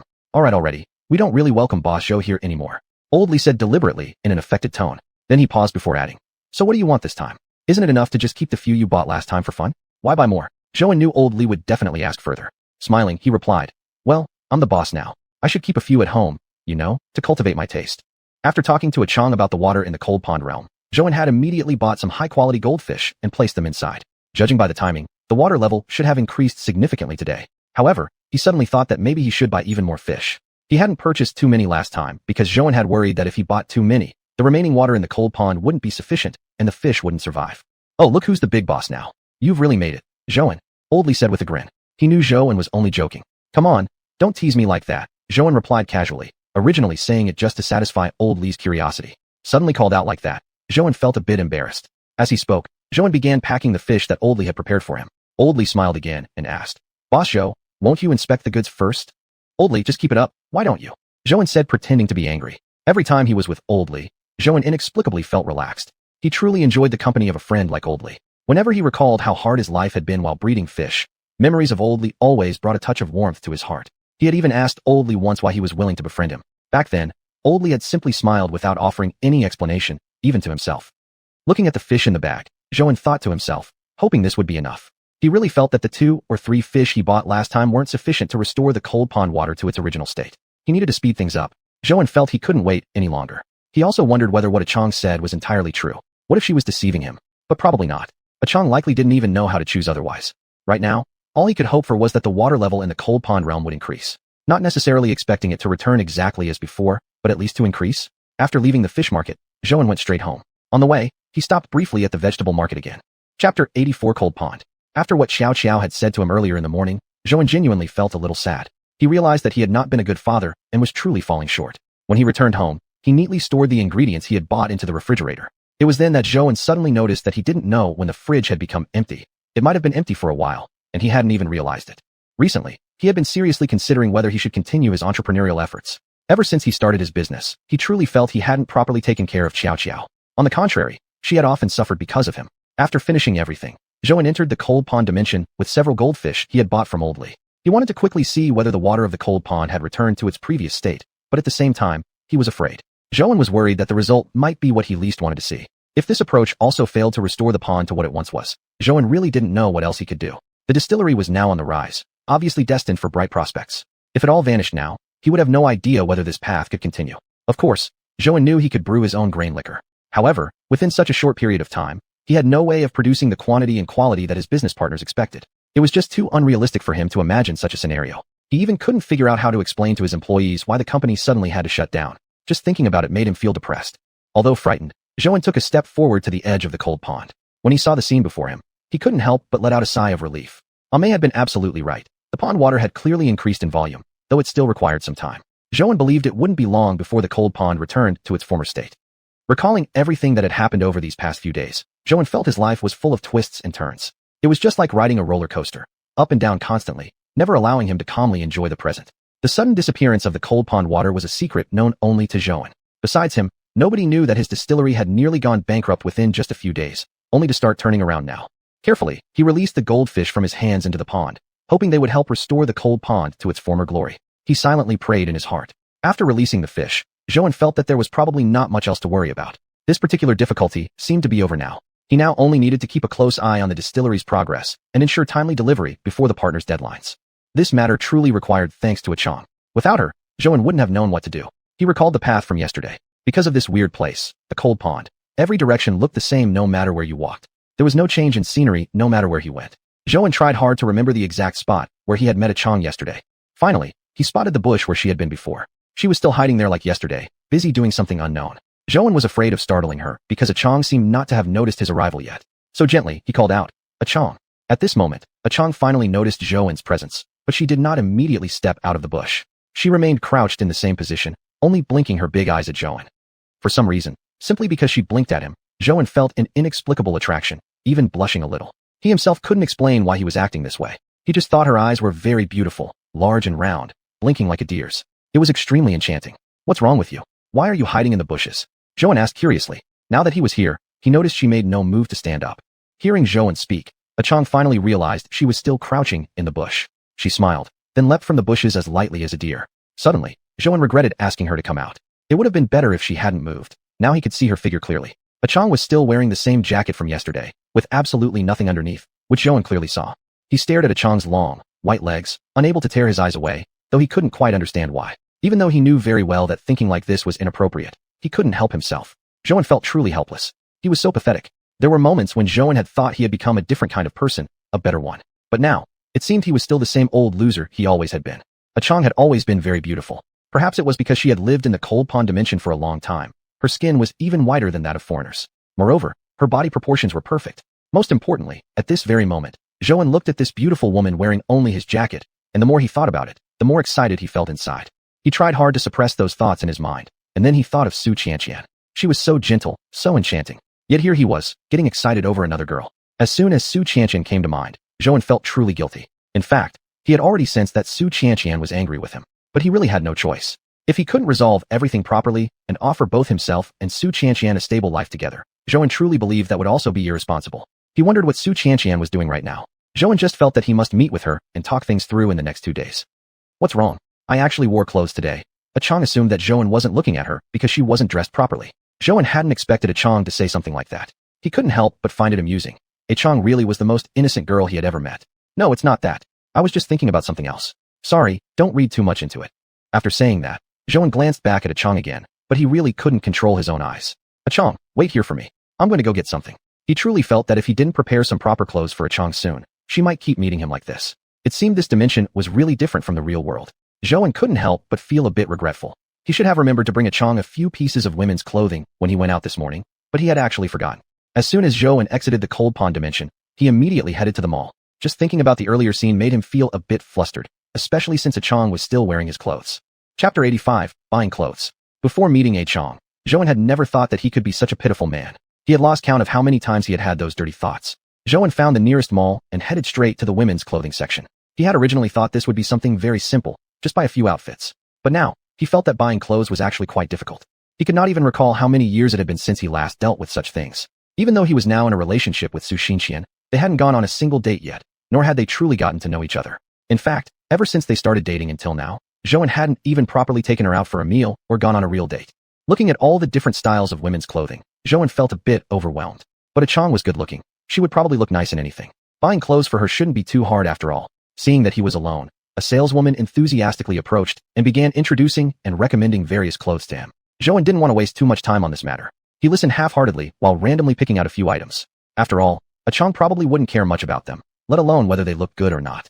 After leaving the women's section, Zhou originally intended to head straight home. But suddenly, he remembered, maybe he should also buy a few sets of undergarments. Even with just a moment's thought, Zhou knew Chang definitely didn't own any bras. She didn't know about anything like this. He really thought she was a strange girl. The cold pond space was indeed full of mystery.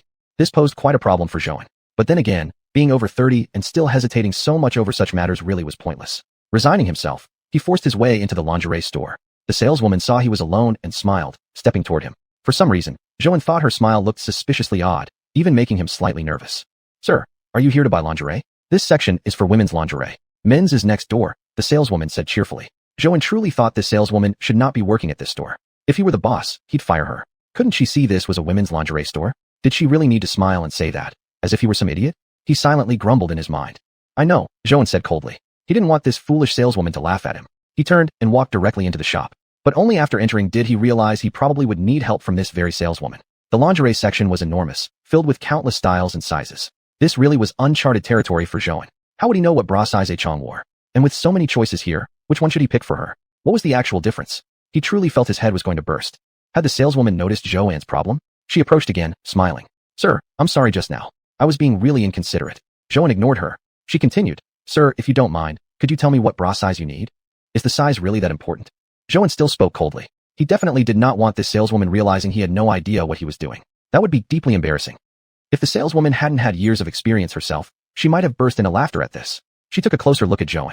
Although he was no longer a young man, he clearly seemed inexperienced, asking such a question as if size wasn't important. Sir, if a bra is too big, it will leave gaps. And if it's too small, it'll be really uncomfortable. So size is extremely important, she said gently. What size do you need, sir? Zhou carefully recalled Chang's appearance. Although this time she wore the clothes he had previously given her, when they first met, she had been completely naked. Zhou had seen her clearly. Thinking back to that memory, he got a rough idea in his mind. After leaving the lingerie shop, Zhou felt as if a great burden had been lifted. Originally, he had just wanted to casually buy her a couple of sets of clothes. He had not expected it to be so difficult. He really had overestimated women as a species. He looked at his wristwatch and realized it had already been over an hour without him noticing. Then he went to the first floor of the mall and bought some snacks. The fridge at home was empty, and today Xiao didn't have school. At the very least, he should buy some small snacks to keep the little girl happy. When Zhouan returned to the cold pond space, it was nearly noon.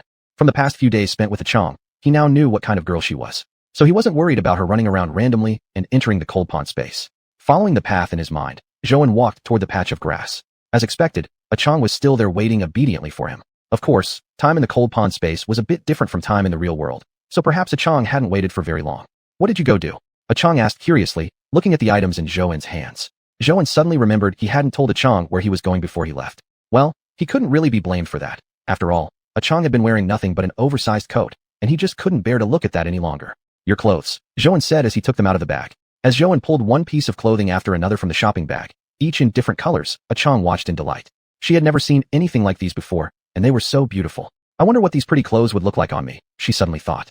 Zhouan knew a Chong wouldn't know how to dress herself, so he picked out one outfit and showed her how to put it on by imitating his actions. A Chong might have been a bit innocent, but it was only because their environments and worlds were different. In truth, she was very smart. After Zhouan demonstrated just once, she managed to dress herself perfectly. As a Chong slowly turned around, Zhouan felt unable to believe his eyes. For the first time, he realized that a Chong was even more beautiful than he had imagined. Her skin had always been fair, and now wearing this red dress, she became even more radiant. Zhouan truly felt that a Chong was incredibly beautiful, the most beautiful girl he had ever seen. Strangely, Zhouan suddenly thought of xiuxian at this moment. He even thought that a Chong looked more beautiful than xiuxian. Xiuxian's beauty came from her elegance, but a Chong's was different. Her beauty was a natural, innate, and effortless charm. A Chong, you really look beautiful, Zhouan said involuntarily. After he finished speaking, he suddenly realized he had acted improperly, but at the moment, he seemed unable to control himself. Zhouan really thought a Chong was extraordinary. At first, a Chong hadn't clearly understood what Zhouan had said, but after a brief pause, she suddenly realized he was complimenting her. Chapter 86 Chatting. All these years, she had always been alone in the cold pond space. She had met one or two others before, but they hadn't interacted much. This was the first time someone had called her beautiful. She didn't really understand what that meant, but she knew it must be something nice. Sure enough, no matter what kind of girl she was, no one could escape the charm of flattery. When someone said she was pretty, a Chong actually blushed. Zhouan noticed that she didn't say anything, but a slight flush gradually appeared on her face. He thought this girl was truly full of surprises. Never had he expected a Chong to be this shy. Through these few days of interaction, Zhouan discovered that a Chong wasn't at all stupid. Instead, she possessed a natural kind of innocence and cuteness. Yes, she was just too adorable. Thank you for the clothes. This is the first time I've worn clothes, and I really like them, a Chong said shyly. She was only a bit flushed from embarrassment, but it looked almost like makeup. Her eyebrows were already beautiful, delicate, and her eyes were large and clear, like the eyes of a young deer. Zhouan really thought this little girl was extremely charming. It's nothing, Zhouan replied with a blank expression, appearing quite calm. But only he himself knew how excited he truly felt inside. I also bought some snacks for you. Are you hungry? As he spoke, Zhouan opened the other bag and took out the snacks inside. While buying the snacks, Zhouan had been thinking about what flavor a Chong might like. But then he suddenly felt that a Chong might be quite similar to xiuxian. Though there was a big age difference, a Chong still acted like a little kid. In the end, he just changed the single portion of snacks meant for xiuxian into a double portion. Snacks? What are snacks? A Chong had never heard of such a thing and found it completely unfamiliar. Zhouan nearly forgot that her world was so different from his. He smiled and began to explain. Snacks are food you eat when you're not hungry. After finishing his explanation, Zhouan opened all the packages and neatly arranged them in front of a Chong. Each of these has a different flavor. Try them and see which one you like best. I wasn't sure what you'd like, so I just randomly bought a few kinds.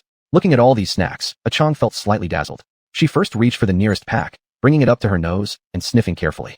Zhouan was completely charmed by her actions. He had assumed she might just pop a piece directly into her mouth, considering she had never tasted snacks before, yet she had sniffed them first, so cute. Then, he watched as a Chong took a bite.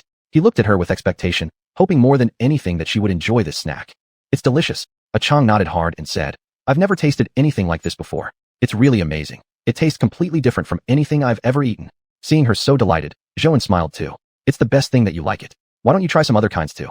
Then, a Chong tried several more different snacks. Each time, she seemed to find them absolutely delicious. Zhouan felt extremely happy that the snacks he had chosen suited her taste so well. Suddenly, a thought struck him, and he couldn't help smiling to himself. These snacks were all the kinds his own daughter loved. His assumption had proven right. Even though a Chong was older than xiuxian, she was equally childish and cute. Where did you get all these things? A Chong asked curiously. She had never seen such things before, let alone eaten them. Inside the cold pond space, there was absolutely nothing. No supermarkets, no shopping centers. Looking at the clothes on her body and then at the snacks spread before her, a Chong suddenly became deeply interested in Zhouan's world. I bought them from the supermarket, Zhouan answered. Then he suddenly realized he might need to explain to a Chong exactly what a supermarket was. Before he could continue, a Chong immediately asked, What is a supermarket? Zhouan smiled. Just as he guessed. Inside a supermarket there are all sorts of things. You can find the clothes you're wearing now, the clothes I'm wearing, these snacks, and even other everyday items you need in life. You just pay with money to buy them. Would Chang understand? Zhou thought his explanation had been very thorough. It seems like our worlds are really completely different, Chang remarked. Look, there's absolutely nothing in the cold pond space. No matter where you go, everything looks exactly the same. After Chang spoke those words, Zhou glanced around the cold pond space again. Indeed, it was exactly as she said. Every time he noticed the environment of the cold pond space, Zhou couldn't help but feel amazed. This space was truly magical. It really had absolutely nothing, and no matter where you went, it felt as if you were still in the same place. Yeah, our worlds are different. In my world, there are many people, all different from me. There are many cars on the roads, and there are lots of tall buildings outside. For some reason, when Chang heard what Zhou said, she suddenly felt a strong desire to see his world, to find out exactly what it was like. In fact, even though she had been in this space for so long, she had truly felt some loneliness. Especially after spending these past couple of days with Zhou, she felt even more strongly that she needed someone to always be with her. Then, will you always stay in this space? Chang suddenly asked this question. For some unknown reason, she now felt genuinely worried that Zhou might suddenly disappear. Before, she had met one or two other people in this space, although she had never interacted with them. Still, Chang had silently observed them. They had only stayed for a while before leaving and never returned again. Me? Zhou hadn't expected her to ask such a question. Looking at Chang, whose large eyes were fixed on him as if she really wanted an answer, he said, I will always stay here. Zhou's liquor distillery relied on the cold pond water for production. Unless something unexpected happened, Zhou would naturally remain here permanently. He couldn't leave the cold pond water, couldn't leave this space. Whether it was just his imagination or not, Zhou felt that after he answered, Chang seemed to smile slightly. Could it be that she also hoped he would always stay here? Without realizing it, Chang had quietly leaned her head on Zhou's shoulder. Zhou held his breath, unsure of what exactly was happening. Had Chang fallen asleep? Not knowing how much time had passed, Zhou finally dared to slightly move his head. Gently, he lowered his gaze to look at the small head resting on his shoulder. He saw Chang's long eyelashes. Zhou knew that Chang's eyes were big and beautiful, truly the most beautiful eyes he had ever seen. Zhou smiled, actually feeling that this moment was somehow wonderful. The quietness of the cold pond space allowed Zhou to clearly hear his own heartbeat, and also Chang's. Chapter 87, A Cute Girl. Chang was sleeping soundly. Zhou thought for a moment. Ever since Chang had met him, she had done everything very boldly. Zhou smiled slightly. This girl really trusted him. But in this position, she probably wasn't very comfortable. She moved her head from time to time, frowning. Seeing her discomfort, Zhou gently supported her head with his hand. He held her tightly in his arms. When he stood up, he suddenly felt that Chang really needed to eat more. She was indeed too thin. After walking a few steps, Zhou placed Chang carefully into the grass. He suddenly found it a bit amusing. This was the first time he had ever placed someone into the grass, though he knew this place was where Chang lived. Zhou sat beside her, watching Chang sleep, and found himself smiling slightly. Chang truly resembled a grown-up child. Although she had grown up, she still had a childlike innocence all over. He gently brushed the strands of hair from her face, making her more comfortable as she slept. What a cute girl, Zhou thought to himself. Zhou genuinely felt that the word cute had probably been created just for Chang. She was simply too adorable. He had never seen such a cute girl before.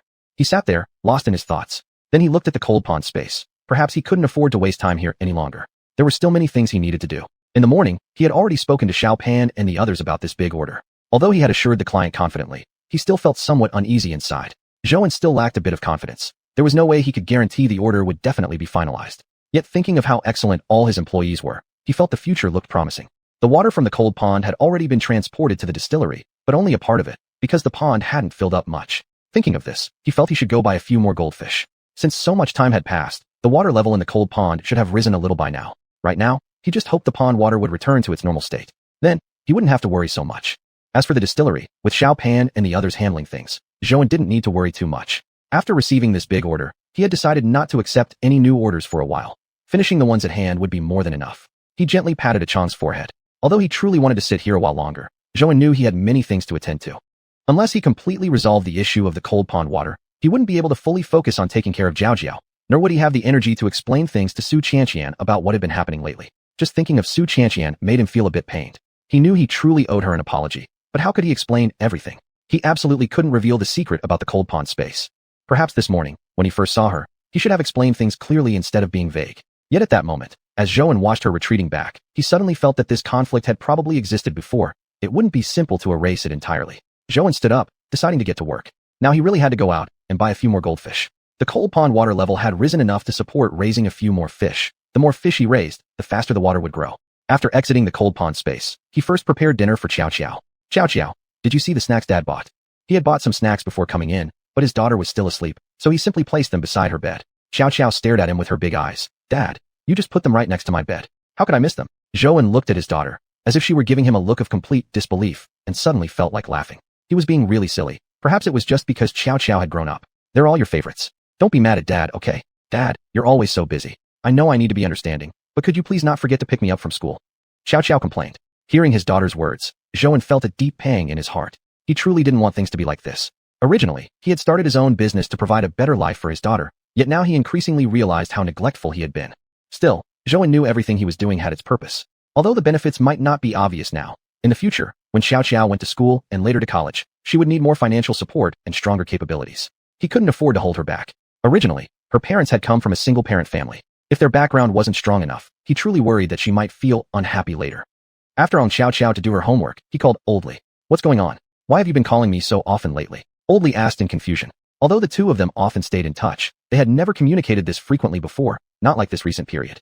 Zhou was genuinely afraid that Oldly would ask again what he needed the fish for. As for the matter of the cold pond space, Zhou had already made up his mind. No matter who asked, he wouldn't say a word about it. Actually, when he first started raising fish, which was around the time he met Oldly had also found it strange and had suspected him. Or perhaps it wasn't exactly suspicion, just testing him a little. Because Zhou's fish-raising process had been too smooth, and he was merely a beginner. Oldly had indeed tested Zhou's ability in raising fish before. To put it mildly, Zhou had been very inexperienced, clearly someone with almost no fish-keeping background. Precisely because of that, Oldly had wanted to test him. It was simply too miraculous, someone with little experience managing to raise fish successfully, even ornamental fish, remarkably well. But later, Oldly thought maybe that was just how things sometimes worked, strange, and perhaps Zhou just had a special affinity with fish. Oldly still remembered that back then, every morning when he arrived at the fish market for work, Zhou had already been there. At first, he thought Zhou owned his own fish stall in the market, but later he found out that Zhou was merely observing everyone else's fish-raising techniques in the market. This had only further convinced Oldly that he was truly a beginner.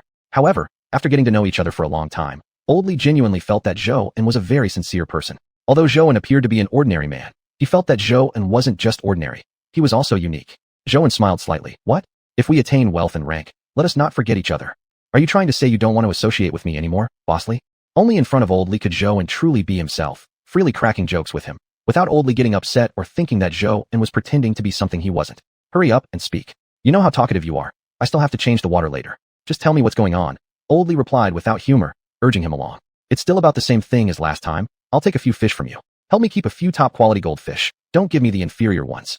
Chapter 88, The Fish Market. Again? Zhou, what are you doing lately? Why do you need so many fish? I seriously suspect that you're raising fish again, Oldly said in surprise. Never mind so much, just save some for me. Zhou replied before heading to the fish market. Although Zhou often came to the fish market before, it was mostly in the mornings. This seemed to be the first time he was here at night. When he entered the fish market, Oldly suddenly said he had an emergency and told Zhou to buy fish elsewhere. He hurriedly sent a voice message and then went silent. Zhou called him again, but no one answered. It was the first time Oldly had acted so irresponsibly. Zhou suddenly felt worried. What kind of situation could he be in? Since things had already come to this, Zhou walked into the fish market intending to take a look at what other vendors had. After examining the place for quite a while, he finally stopped at a middle-aged man's fish stall. Are these all the fish you have? The man looked at Zhou for a moment before slowly nodding and saying, Yes, this is all of them. Don't you find what you need here? The man clearly couldn't believe there was anything Zhou couldn't find. He had probably worked in the fish market for many years, Zhou thought. Zhou didn't answer, just shook his head. Not because he didn't want to talk, but he was worried that his words wouldn't be smooth enough to offend the man. He himself had worked in this business before, and he understood that feeling. Especially someone like this man who likely had decades of experience might end up directly scolding him. Zhou went to another fish vendor, hoping this one would have the fish he wanted. Indeed, here were the fish he needed. But just as he was about to ask the vendor how much they were, he suddenly noticed that the fish in front of him were too big to continue raising. The water from the cold pond space was excellent for raising fish, but if the fish were already too big, they couldn't be kept for long before needing to be removed. Zhou didn't plan to buy large fish. He only wanted some high-quality young fish. After all, it wasn't for display. He simply needed them to raise in the cold pond space's water. Sis, do you have any smaller ones of this kind of fish? Zhou pointed to the fish he wanted to buy and asked the vendor. The woman gave him a cold stare and replied indifferently, No, these are all that we have. He dared not say anything else. If he continued, he would likely be scolded this time. Zhou's intuition was always sharp. Zhou felt that he had unintentionally offended someone again. However, he hadn't meant to. He was just trying to buy the fish he wanted, and unfortunately none of the fish met his requirements. Going back and forth, he asked several other fish vendors, but still couldn't get what he needed. Although the fish market was large, not finding what he wanted wasn't even the worst part yet. The more horrifying truth was that the market wasn't very big, and the stalls were close together. His repeated inquiries and comparisons had annoyed the vendors. After all, their fish wasn't unsaleable, and they certainly didn't depend on Zhou as a customer. Zhou stayed in the fish market for almost 2 hours, but remained without any results, not even buying a single fish. Instead, he'd been disliked by nearly every vendor. Everyone thought he was just too picky, rejecting the large ones, the mediocre ones, demanding only the best. Finally, just as he was about to give up and plan to wait until tomorrow when Oldly came back to buy fish, he found exactly what he needed at an elderly woman's stall. As he walked out of the market holding the 2 fish he'd purchased, everything seemed almost miraculous. Back then, because of Lin Lin, all the fish vendors in the market had treated him coldly, even mistaking his intentions and insulting him. That morning had been the worst of his years. He still remembered how that morning hadn't seemed any different from usual. Yet the event made him feel unforgettable, as if he'd been misunderstood by everyone around him, even strangers, for the first time in his life. Nothing much happened that day. Yet when Zhou walked out of the fish market, his whole spirit had been shaken. Mornings were supposed to be full of hope. At least that's what Zhou used to believe. But that morning, Zhou felt like he would never forget it. It had truly left a psychological scar. It was exactly at that moment that the elderly woman appeared. She had been so kind and gentle, offering words of comfort to Zhou. For Zhou, that elderly woman had been a savior, someone almost like a godsend at the time. Although it was only a few simple words, to the down-and-out Zhou, they carried incredible strength. At least he hadn't been completely broken. At the moment when he was about to fall into a deep pit, that elderly woman gave him a helping hand, preventing him from suffering a harsher fall. The most miraculous part was that this old woman was exactly the owner of these 2 fish today. Everything seemed so incredible that Zhou even felt this old woman might be someone destined for him. After returning home, Zhou first made fried rice with egg, which Xiao liked, and then he entered the cold pond space with peace of mind. Now he was no longer afraid, because he knew that xiuxian hadn't lied to him. The last time he had placed a few goldfish into the pond, the water of the cold pond had indeed increased. Sure enough, when he reached the cold pond, he found the water had increased slightly again. Carefully, he released the goldfish he had finally managed to purchase into the water. Watching them swim so joyfully, Zhou couldn't help but smile. Zhou was 90% confident that he could successfully establish this winery. The remaining 10%, however, he dared not guarantee, and that was because of the cold pond water. Zhou understood better than anyone else that the reason his wine sold so well and was so popular was mainly due to the cold pond water. The cold pond water significantly improved the taste of the wine. Although the grain wine Zhou originally brewed wasn't bad, it certainly didn't compare to the wine mixed with cold pond water. Zhou also knew that those partners had come to him specifically because of the wine infused with cold pond water. Previously, xiuxian told him that the cold pond space was real, and that greatly reassured Zhou. At least now he could be certain the space wouldn't disappear or close itself off to him. As long as Zhou could ensure that fish were always raised in the cold pond water in the future, the water wouldn't decrease. Thinking of this, Zhou felt maybe starting the winery was the right path after all. After leaving the cold pond, Zhou went to the grassy area. He wanted to see what xiuxian was doing now that she had woken up. The cold pond space was extremely quiet. Zhou walked carefully toward the patch of grass where xiuxian was, his steps very light, afraid of startling her. He had originally assumed xiuxian had already woken up. After all, from that time until now, several hours had already passed. However, when he approached, he discovered to his surprise that xiuxian was still asleep. Looking at xiuxian sleeping so quietly, Zhou thought she looked incredibly adorable. Perhaps it was because she had slept for too long, but her face had a slight blush. Chapter 89, Encounter. Plus, judging by his sleep, he probably hadn't been very still. His hair was messy and stuck to his face. Still, Zhou felt that xiuxian looked absolutely gorgeous like this. Stop, stop, Zhou told himself inwardly. He was afraid he would start daydreaming again. Thinking this, he left the cold pond space. If he stayed here any longer, he really had no idea what might happen. After exiting the cold pond space, Zhou was still thinking about xiuxian, her sleeping face, her shy expression, how happy she looked when eating, and even how beautiful she looked wearing the clothes he had bought for her. Zhou shook his head, thinking he really shouldn't be thinking about xiuxian anymore. It wasn't right, at least not now. Suddenly, the alarm on his phone rang out, snapping him back to reality. Reflecting on his own thoughts, Zhou found himself rather ridiculous. Right, Xiao school was out now. Worried that he might forget the time to pick her up, Zhou had set an alarm on his phone beforehand. Xiao didn't attend school yesterday, so tonight was the first time Zhou would pick her up since she'd returned. Before heading out, Zhou had already considered how he would react if he ran into xiuxian on the way. While riding his electric scooter, he suddenly recalled their time together. The feeling of mutual companionship had truly been great. Zhou missed those days. Now, although they had officially started dating, why didn't it feel as good as before? The last rays of the sun fell upon Zhou, giving him a sense of loneliness. What should he do if he actually encountered xiuxian just now? There was no way to explain everything, though he knew an explanation was definitely overdue. Yet Zhou realized this really wasn't a good time. The child was with them, making it unsuitable. At the very least, they needed a calm, quiet setting, he thought. Most importantly, Zhou himself hadn't figured out what he should do. He absolutely couldn't let xiuxian know about the cold pond space. Nor could he mention xiuxian. She was from another world. It was even more important not to reveal himself by discussing business meetings or letting slip that he was the boss. Zhou truly felt like he was facing a world-class dilemma. Once again, he regretted not having been honest with xiuxian from the start. If he had told her up front that he was the boss, none of this would have happened. It would at least have been far simpler. Zhou arrived a little early, still about 10 minutes before dismissal. Yet many parents had already gathered at the school gate. Zhou looked around and noticed that xiuxian hadn't arrived yet. As he stepped off the scooter, he couldn't help exhaling a breath of relief, slightly easing his tension. Still, he knew inevitable things always found a way to arrive. Sure enough, just as he was about to check the time on his phone, he caught sight of a familiar figure. He saw xiuxian walking over, yet Zhou realized she wasn't actually walking toward him. This was simply where the school entrance was. Zhou felt extremely nervous now. What should he do? How should he greet her? Would she refuse to speak to him? Just ignore him entirely? Xiuxian slowly parked her electric scooter at the school entrance, but not right beside Zhou. There was still some distance between them. This made Zhou even more convinced. Xiuxian must indeed be mad at him. And of course, he knew he was definitely in the wrong. If he had only shown a little more sensitivity towards Xiuxian's feelings that morning, things probably wouldn't have ended up this way. Thinking about it, Zhou truly felt he'd been too harsh. So soon after starting their relationship, he had treated her this way. It was simply unacceptable. He kept watching her, but Xiuxian didn't look at him once. Zhou felt a quiet melancholy, though knowing it was his fault and being unable to explain about the cold pond space. He really did feel confused. What should he do? Actually, Xiuxian had known she would meet Zhou today. Even if he were busy, these past few days should have ended by now. She knew Zhou had been watching her, but she was still upset and didn't want to reconcile so easily. What gave him the right to suddenly declare they were a couple? And what gave him the right to treat her like this afterward? Though she understood Zhou had been genuinely busy, why didn't he even offer an explanation? Was being busy an excuse for not making a single call? Was it reason enough to treat her so carelessly? Xiuxian truly felt wronged. She'd never been treated this way before. She hadn't even told her parents yet about being in a relationship with Zhou. Not because she doubted they had a future together, but mainly because of Zhou's family background. He was not only a divorced man, but also had a child. Xiuxian herself didn't mind these things at all. Otherwise, she wouldn't have been willing to be with Zhou in the first place. But she was very clear in her heart that her parents definitely wouldn't approve of her being with Zhou, and objectively speaking, Zhou indeed wasn't the best choice. Yet Xiuxian had never thought of backing out or giving up. Since she liked Zhou, and Zhou liked her too, as long as they were willing to be together, any difficulty could be resolved. At least, that was how Xiuxian had felt before. But now, she truly didn't know if she could continue to persist, nor did she know whether there was still a future between her and Zhou. She looked at the wound on her hand, feeling somewhat wronged. She really liked Zhou, really wanted to be with him. But why had things come to this? Zhou glanced at his watch. There were still 5 minutes before dismissal. He thought that sooner or later he'd have to face things, especially when it was his own fault. He walked towards Xiuxian. Actually, Xiuxian had noticed him from the corner of her eye, but she remained unmoved. She needed Zhou to give her an explanation for why he had gone missing these past few days. Xiuxian, I'm sorry. Seeing that Xiuxian showed no intention of responding, Zhou continued. Xiuxian, something happened to me these past few days. It was really serious.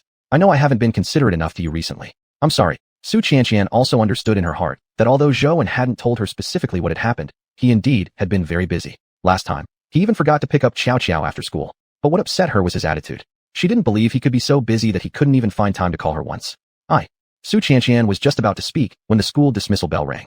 The children lined up at the gate under their teacher's supervision. Come to my place later, Zhou said. Xiao saw her father and Auntie Xiuxian together again. Overjoyed, she immediately ran away from Hui and rushed to Xiuxian's side. Sister, my dad made a mistake, but he's really been very busy. Sister, please don't be angry anymore. Chapter 90 Confession. Zhou never expected Xiao would say something like that. He was greatly surprised. Indeed, nothing could escape this little smart kid's eyes. When the two adults heard that from a child, they instantly felt very awkward. Xiuxian turned her face away, pretending she hadn't heard what Xiao had said. In the end, the two adults and the two kids went back to Zhou's home together. When they got inside, Zhou felt somewhat nervous. Now, he truly needed to explain everything. He was really afraid that after learning he was her boss, Xiuxian would become even angrier with him. Zhou poured Xiuxian a cup of hot water first. As she reached out to take the cup, Zhou suddenly noticed the bandage wrapped around her hand. What happened to your hand? Zhou asked Xiuxian, frowning. She was perfectly fine yesterday morning when they met. How come now there was a bandage on her hand? Seeing Zhou's reaction, Xiuxian suddenly felt her wound didn't hurt anymore. At least it made her feel that Zhou really liked her. At that moment, Xiuxian didn't want to tell Zhou that it was because of his cold attitude that day that she had gotten distracted at work and ended up injuring herself. That was also why she had kept her hands behind her back at the school gate. She didn't want Zhou to find out. It was a minor injury at work, Xiuxian replied without looking at Zhou, afraid that he might see through her thoughts. Zhou still frowned. When did it happen? Yesterday morning. Zhou was certain at this moment. It was because of his attitude that morning yesterday that caused Xiuxian to get distracted. Recalling yesterday morning, he estimated that Xiuxian must have been so upset with him that she had gotten hurt. They had been together for quite a while, and Xiuxian had never been injured before. Zhou knew very well how conscientious she was about her work. Thinking about this, Zhou felt he was such an idiot. Actually, it wasn't anything unexplainable. Deep in his heart, Zhou clearly knew that this wasn't an impossible thing to explain. He simply didn't want to say it. He hugged Xiuxian tightly. Xiuxian, I'm really sorry. It's all my fault. Please give me a bit more time. After this period, everything will be fine. Xiuxian was taken aback. In fact, she had never really doubted Zhou. It was just because they had just started dating, and she hadn't really felt a sense of reality, yet when Zhou started ignoring her and even refused to say more than a few words when they met. I know you're busy. I just feel, since we just started dating, it made me feel unhappy.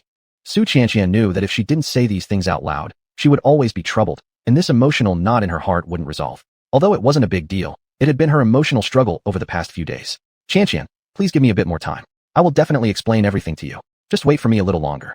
Xiuxian didn't say anything. By now, things had been spoken so plainly, and she already understood.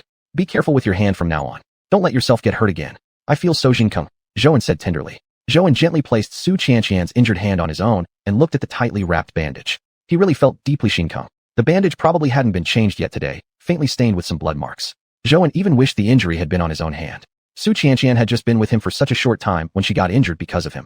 He felt an intense ache. Xiao came in to pick up her backpack. Seeing Xiuxian's hand, she immediately ran over, worried. Dad, did Sister Xianxian's hand get injured?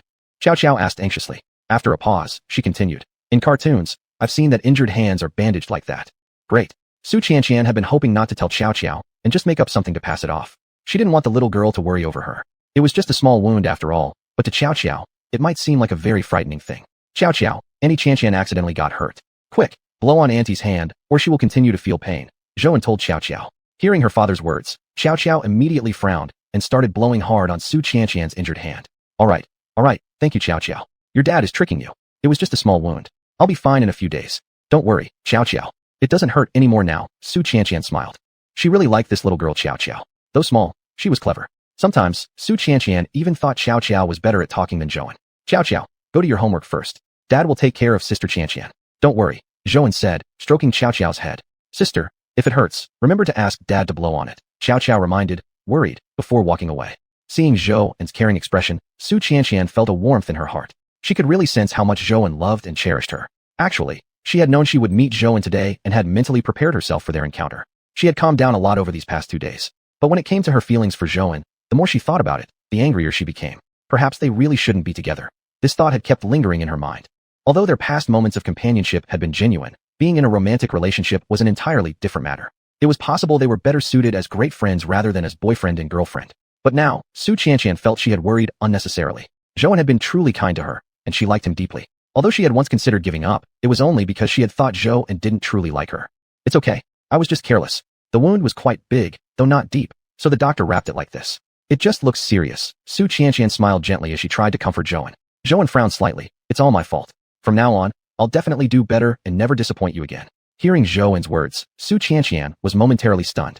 She hadn't expected Zhouan to understand her inner thoughts. She thought she had concealed her feelings well and really didn't want to admit that she had been affected by him. She felt a bit embarrassed. How easily she had been affected by him. Almost childish. After all, Zhouan really was very busy, yet she had still gotten upset.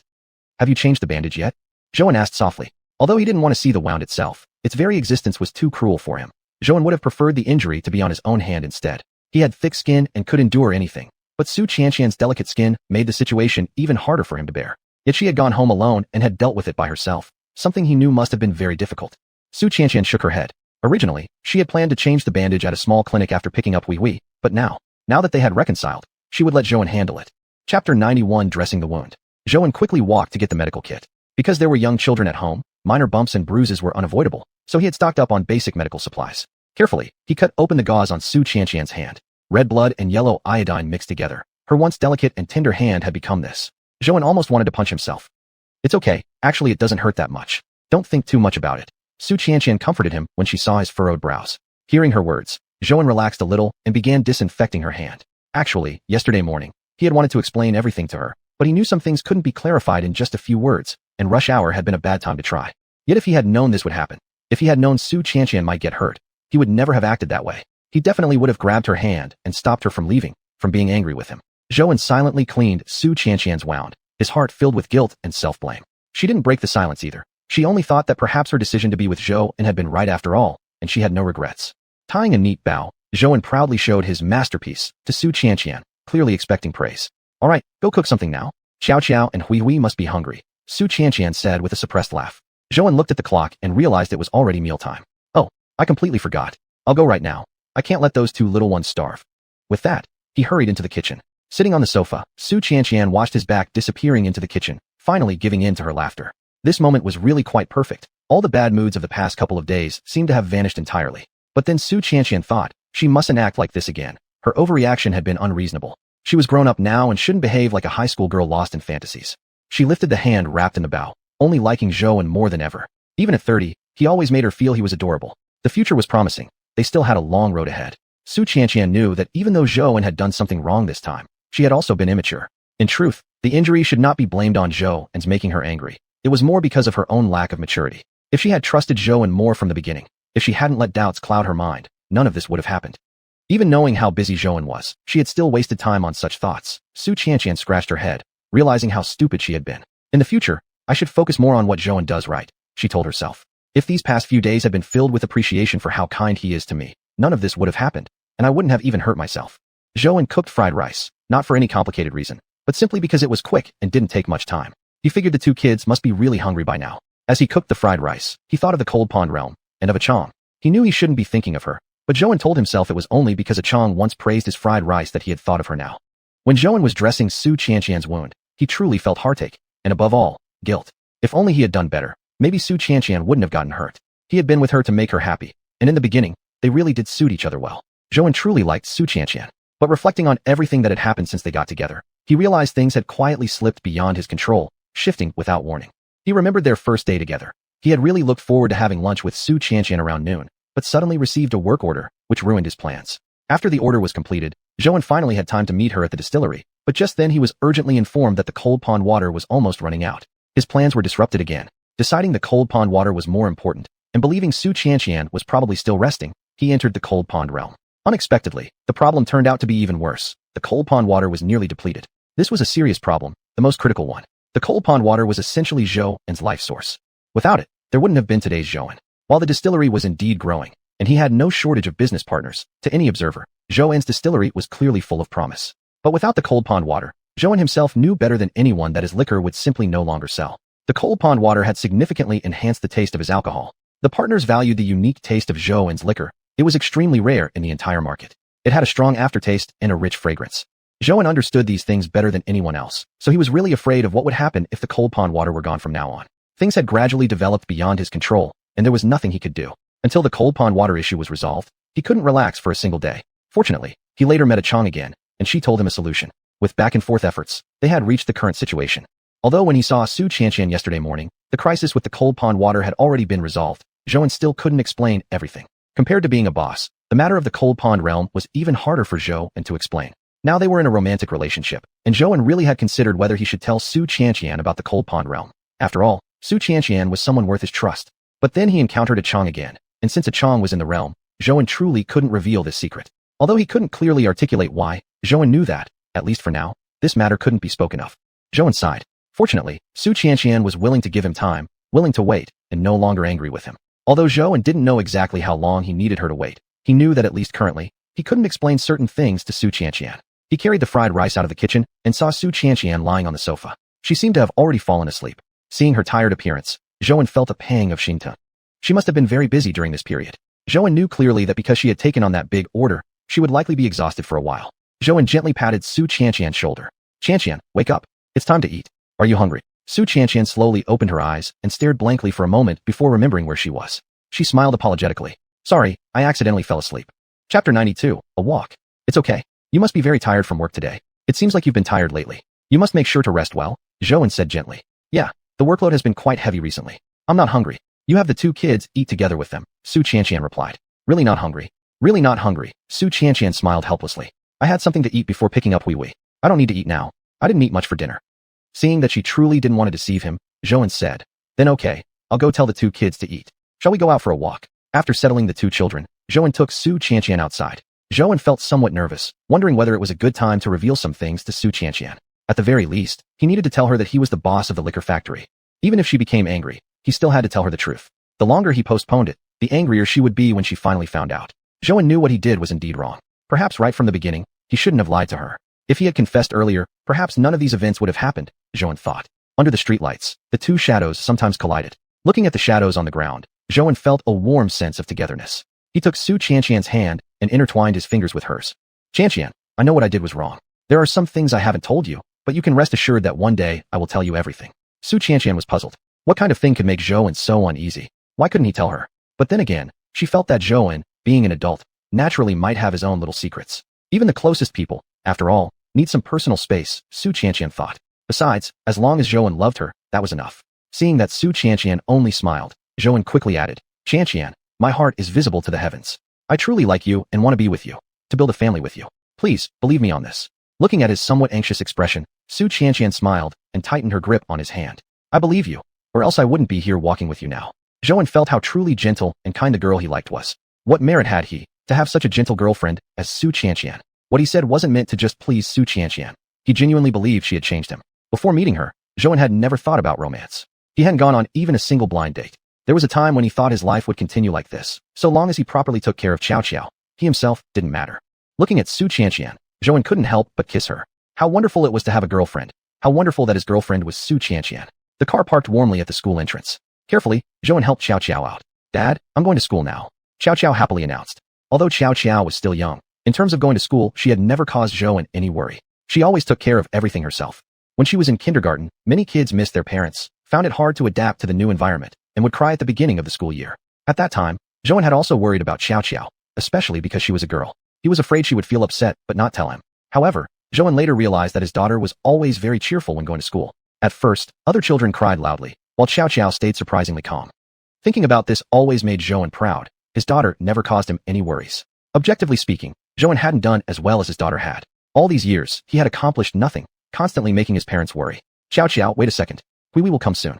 You two go to school together, Zhouan said, pulling on his daughter's backpack. Just as Zhouan finished speaking, xiuxian appeared with Hui. She wasn't wearing makeup today, but to Zhouan, she looked so beautiful he couldn't look away. After watching the two little ones enter the school, Zhouan turned around, unable to hide the smile on his face. Let's go too. A new day is beginning. They had walked this path together countless times. Once, they had walked it merely as companions. Now, they still walked it together, but now they were boyfriend and girlfriend. Zhouan felt truly happy that xiuxian had given him another chance and had chosen to wait for him. Deep in his heart, he already clearly understood xiuxian's feelings for him. If she didn't truly like him, how could she keep forgiving him again and again? Although Zhouan indeed had things to deal with, and the matter of the cold pond space was something he absolutely couldn't reveal to xiuxian, he had still done something wrong. And then there was the fact that he was already over 30 and also had a child. In such a situation, xiuxian was still willing to stay with him. Zhouan felt deeply moved. As the two were approaching the liquor factory, they noticed the place seemed unusually lively. Everyone was cheering about something. Xiuxian looked at Zhouan in confusion, while Zhouan wore an expression of total cluelessness. When they got closer, they realized that someone was proposing.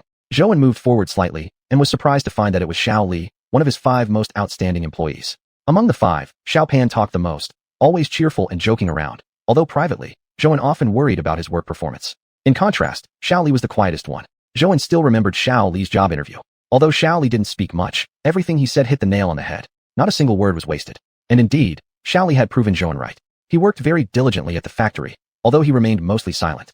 Therefore, when Zhouan saw that the man proposing was Xiao Li, he felt truly shocked. He had never expected that the most reserved Xiao Li would actually propose publicly. Just as Zhouan was about to share this unexpected contrast with xiuxian, he noticed that xiuxian was staring blankly at Xiao Li and his girlfriend. Zhouan didn't interrupt her and continued standing there with her, blending into the crowd. Will you marry me? I may not express myself well, but I sincerely want to be with you, to build a family together, Xiao Li said as he knelt down on one knee, holding up a diamond ring. Upon hearing Xiao Li's words, Zhouan smiled inwardly. Xiao Li was truly sincere. At that moment, Zhouan felt he had perhaps underestimated the young man all along. The people around were clapping and shouting together. Together. Moved by the scene, xiuxian was nearly brought to tears. Yet, glancing at Zhouan, she saw that he seemed to notice nothing at all, with no expression on his face and seemingly no reaction. Xiuxian couldn't help but think deeply. Was this really how he should behave? Chapter 93 Work. Seeing others lovingly proposing, with his own girlfriend right beside him. Is this really Zhouan's reaction? The more she thought about it, the more frustrated she felt. Yet, Zhouan appeared genuinely indifferent. Xiuxian shook her head slightly, trying hard not to overthink. After all, they had just reconciled, and she couldn't afford a fight now. Maybe it was because Zhouan had been married once before. Although Xiuxian couldn't truly empathize with that experience, putting herself in his shoes, perhaps that was the reason? Thinking like this, Xiuxian made an effort to suppress her doubts and offered a faint smile. There's still some work left from last night. Let's go first, Zhouan said at this moment, glancing at Xiuxian. Could it be that she had really made something out of nothing? He was even thinking about work at a moment like this. Xiuxian felt both annoyed and amused. Maybe men's feelings just weren't sensitive. Still, she couldn't resist asking. Zhouan, you have something to say? Xiuxian clearly knew that if she didn't voice it now, she would once again carry the pain silently inside, just like last time. And she refused to do that anymore. After the last fight with Zhouan, Xiuxian had resolved herself to a new principle. From now on, no matter what happened, everything must be clarified. It shouldn't be kept buried inside. Zhouan appeared lost in thought, and her words pulled him back to reality. He paused. What is it? Did you want to say something? Nothing. I just asked randomly. Xiuxian finally gave up. Perhaps he was indeed a typical guy. Perhaps his emotions were just slower. She kept telling herself this. Observing Xiuxian's pensive expression, Zhouan only murmured softly, let's go to work. Okay. Xiuxian whispered, and once they entered the winery, they went their separate ways. Unknown to her, as soon as they parted, Zhouan secretly exhaled in relief. He didn't want to admit it, but witnessing that proposal had definitely stirred something inside him. When Xiuxian had questioned him earlier, his heart had almost leapt into his throat. But Zhouan dared not say anything. He could only feign indifference and wear that emotionless mask. Zhouan didn't want to sweet-talk and deceive Xiuxian. Of course, he understood exactly what words she longed to hear, but he refused to lie to her. As he saw that dramatic, passionate proposal scene, his mind, instead, drifted solely to xiuxian. What was xiuxian doing now? Did she eat breakfast this morning? Her favorite dish was his fried rice with egg. Zhouan himself didn't understand what was wrong with him, but he found himself irresistibly thinking of xiuxian. She was so beautiful, so captivating that it was hard to look away. At the very least, Zhouan felt he had truly been overwhelmed by her charm. What should he do about this now? Zhouan was deeply troubled. Xiuxian was so gentle, and he had just succeeded in winning her heart. Yet only a few days later, his heart was already straying. Zhouan truly felt helpless, yet he couldn't control the urge to constantly think of xiuxian. Her every smile, every glance, every movement was so perfect. He decided not to think too much, one step at a time. At this moment, Zhouan simply wished for work to end quickly. He longed to return home immediately. At this moment, Zhouan truly appreciated the perks of being a boss, being able to leave anytime he wanted. But now, he still needed to complete his current tasks first. The large order had placed significant pressure on the winery, and Zhouan hadn't figured out how to handle it yet. The client needed it urgently, yet if they focused all attention on this single large order, the smaller orders might fall behind. Well then, one step at a time. Zhouan thought he'd see how it goes after the staff begins work early for the next few days. Right now, he only wanted to finish the report as soon as possible, return home quickly, reach the Cold Pond realm as fast as possible, and find xiuxian.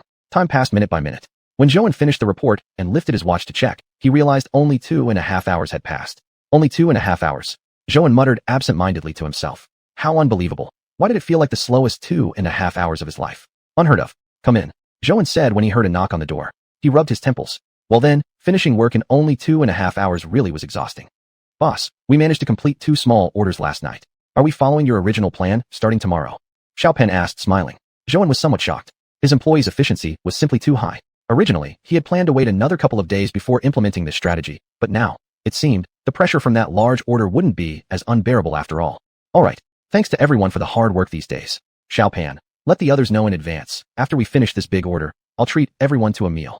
Zhouan said, smiling. He was truly delighted. This progress was huge. Although they had expanded the workforce twice, the actual number of employees at the winery wasn't large at all, and the work efficiency was genuinely impressive. And now there was barely anything to worry about. All they needed to do was brew the wine as soon as possible and deliver it to the partner at the scheduled time. The Cold Pond water had now returned to its previous state. Thinking of this, Zhouan felt even happier. Thanks to xiuxian. If it weren't for her, he didn't know what situation he'd be in right now. Everything was going great now. The difficulties were solved, and the conflict with Xiuxian had come to an end. Zhouan felt completely relaxed and unburdened. Xiaopan immediately replied with delight. Sure, no problem, consider it done. Actually, Zhouan had always treated Xiaopan and the others really well. For example, back before the second expansion, when the winery only had 5 employees, Zhouan often brewed wine with them and discussed work-related matters together. Another reason why those 5 people willingly followed Zhou and was that no matter what it was, whenever it involved the winery's future, Zhouan never made decisions on his own. He always consulted them. Later on, when the winery expanded and the staff headcount increased, Zhouan promoted those 5, bringing them into management positions, an undisputable recognition of their efforts. In fact, when Zhouan announced the expansion plan, the 5 of them had privately discussed the issue among themselves. After all, they were experienced old hands. It was a bit hard to stomach being placed at the same level as new hires. After Xiaopan left, Zhouan considered things for a moment and realized there was nothing else left to do. He figured he might as well go home. After all, he was the boss. He could leave any time he wanted. Zhouan really didn't want to admit there was something weighing on his mind. He refused, and dared not, to acknowledge that he wanted to go into the Cold Pond realm to find xiuxian. Seeing that proposal scene in the morning stirred countless thoughts in Zhouan's heart. He was truly moved. Chapter 94. Indeed, still a novice. Even though he had been married before, Zhouan had never experienced anything like this. That wife. Well, whatever. His previous marriage had left no fond memories at all. He thought of Xiuxian again. Zhouan noticed the eager look in her eyes. He knew Xiuxian envied him, but Zhouan, at that moment, his heart only belonged to xiuxian. He even wished xiuxian could appear in front of him immediately. If xiuxian had witnessed that scene, she would probably open her big eyes wide and ask him curiously what they were doing. Xiuxian was truly different from every woman Zhou had ever met. Xiuxian was indeed beautiful and charming with a kind of graceful appeal. But xiuxian was different. She was beautiful too, Yet her beauty was of another kind, her features so delicate, as if sculpted by God's own hands. And yet she was so gentle. From the very first moment Zhou saw A Chang, he found his gaze unable to leave her. She was extraordinarily gorgeous. Especially that day, when Zhou bought her some clothes, and after she put them on and turned around, he was truly astonished. He had never seen someone that breathtaking, almost like a fairy descending from heaven. Zhou felt like he had picked the perfect outfit, as if it had been custom-tailored for her. Even now, Zhou still remembered the image of A Chang in that red dress, her fair skin a visual feast. But now, the issue with the cold pond water was resolved, and the water supply at the distillery was currently sufficient. What reason did he have to return to the cold pond realm? Never mind. He had worked for 2.5 hours just so he could return to the cold pond space sooner, so he could find her faster. Wasn't that what he had worked so hard for? Zhou asked himself inwardly. If so, there was no need to hesitate any longer. He quickly packed up the documents and headed home. On the way, he bought some snacks, remembering that A Chang liked them the last time they were in the space. Upon entering the cold pond space, Zhou rushed directly to the grassy area, but couldn't find A Chang. Could it be? Had she already left? Where could she have gone? She had always been here during the previous visits. Why wasn't she here this time? Currently, aside from himself, she was the only other person in this space. What could she possibly be doing? Frowning, Zhou recalled A Chang's innocent, almost gullible appearance. If she lived in the real world, Zhou believed she would surely be the female college student appearing on the news as a victim of fraud. Was she in danger? He had clearly told her to stay here and wait for him, not to wander off. Why hadn't she listened? Zhou had always thought of her as similar to Xiuxian, but now he couldn't believe that anymore. Xiuxian was much better behaved than A Chang, never disappearing silently like this. A Chang? A Chang? Zhou softly called out a few times, helpless. This space was simply too vast. He had no idea how to look for her. And since this was her home turf, with everything looking the same in all directions, where was he supposed to find her? Zhou. A Chang's voice came from behind a nearby rockery, and Zhou immediately ran over, indeed spotting A Chang's petite figure. For some reason, he felt as though he had regained something lost. Zhou was even a bit moved. It was lucky she was still here, lucky she hadn't left. Zhou himself couldn't quite understand why he desired so intensely to see her. It might have been due to seeing someone propose in the morning, or maybe something else. He simply wanted to see her, so he came. Where did you go? I called for you just now, Zhou said lightly. He had no intention of revealing how anxious he had felt. It would seem too pathetic, especially since A Chang looked so calm. Zhou didn't want A Chang, who knew nothing of the world, to see him in such a state. A Chang looked slightly confused. I've been here at the rockery all along, just checking whether the writing had faded. I heard you calling me. I responded. Zhou frowned slightly. The distance between the rockery and the grass wasn't far, yet he had only just heard her voice. Could there be something special about this space? Oh, there's a time lag in this space. Remember, when we're slightly apart, we're not on the same channel. Our voices must have been a bit slower to travel this time. A Chang suddenly realized and explained. So that's how it was, Zhou thought. Now it made sense. No wonder last time he had shouted for her from a distance, and she couldn't hear. Back then, Zhou had thought she was asleep. Zhou nodded thoughtfully. So that's the case. I was wondering, if you were just pretending not to hear me. How could that be? You're my only friend, and I really like you. A Chang smiled. Zhou truly felt as though fireworks were exploding in his heart at that moment, leaving him with a warm and sweet feeling inside. Though he knew A Chang didn't mean it in that way, he was still delighted. You just said you were here by the rockery checking something? Checking what writing? Zhou asked curiously. A Chang smiled. Yes, I often come here to see whether the writing has faded away. It was left behind by a man from a very long time ago. There's really nothing fun to do in the cold pond space, so I just look at this to pass the time. Hearing A Chang say that, Zhou suddenly felt a pang of sympathy for her. This dark, monotonous space, every corner looked the same. He thought, if it were him stuck here, he really wouldn't know how long he could endure. After all, this place was genuinely too plain. Although when Zhou first came here, he did find it quite novel. That was only because it was his first time. The more familiar he became with it, the more boring he found the place to be. A Chang, do you find it boring too? Zhou asked curiously. He asked this because Zhou knew he wasn't her and couldn't possibly think from her perspective, since they came from different living environments. Maybe it was just because he wasn't used to this space that he couldn't stand it here. Maybe A Chang didn't feel the same way as he did. Sometimes, maybe. But I'm used to it. This is my life. It might be different from yours, but I think it's okay. This is my hometown, A Chang said quietly after a pause. Sure enough, Zhou was relieved he hadn't immediately started criticizing this place. He thought to himself somewhat sheepishly. Perhaps, in A Chang's eyes, it was actually his own world that was boring. The water in the cold pond is truly amazing, Zhou said, looking at A Chang. Especially during that time not long ago when the cold pond water nearly disappeared. Zhou had really thought it was the end. Never did he expect that it actually needed to be nourished for a while. Though Zhou indeed had some experience raising fish for a time, he also clearly remained a novice, quickly quitting after not staying with it for long. He really didn't know much about cycling water for an aquarium. Chapter 95, Entering the System. A Chang smiled. It's not just the cold pool water that's miraculous. This place is full of rules. Maybe you haven't felt it yet, because you haven't truly started to understand this space. Could there be something else? What other secrets could this space hold? Zhou frowned inwardly. The cold pool water had already been surprising enough, and he suddenly felt excited. He signaled for A Chang to continue. There are a lot of rules and systems inside my space. These systems are divided into many levels. But no matter how high the level, they still must follow the law of energy conservation. Actually, there's nothing to worry about too much, Chang said with a smile. Systems? Conservation? Zhou suddenly felt like he was about to discover a new world. He frowned slightly. I don't really understand what you mean. How about this? I'll set up a system for you. You'll understand once you experience it. Zhou suddenly felt inexplicably scared. He still had Xiao to take care of, and his parents were still in the hospital. Worriedly, he asked, will I be in any danger? It took a lot of psychological effort to finally ask that question.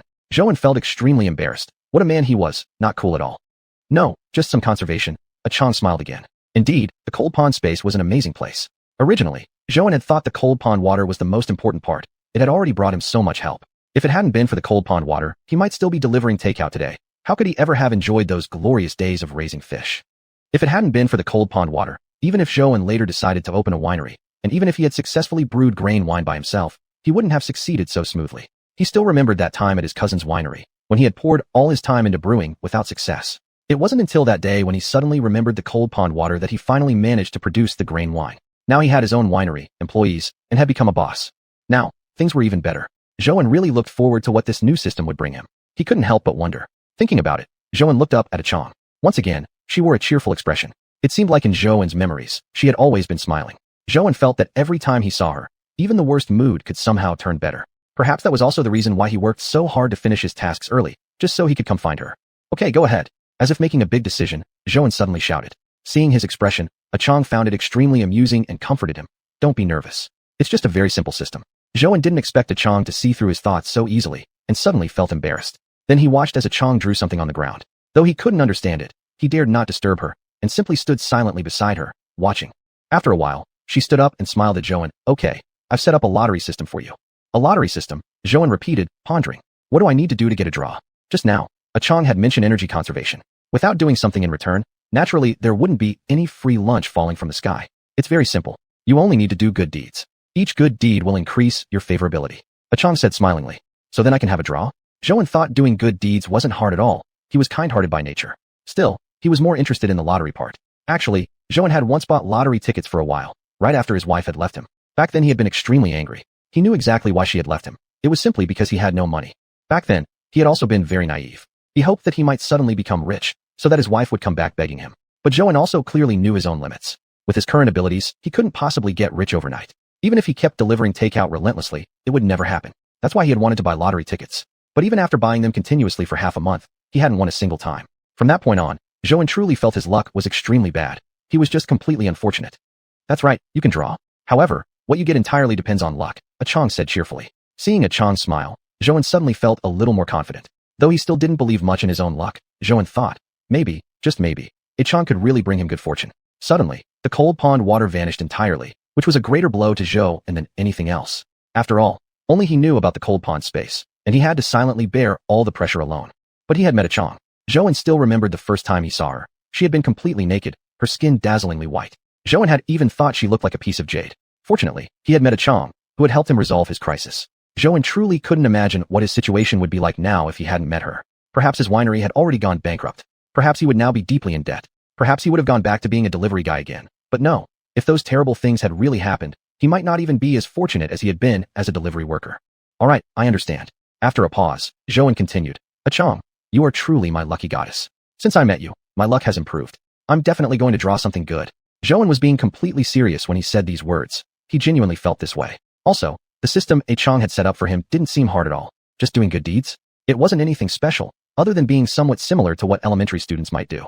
It has nothing to do with me. Everything from now on depends on yourself, Chang said smiling.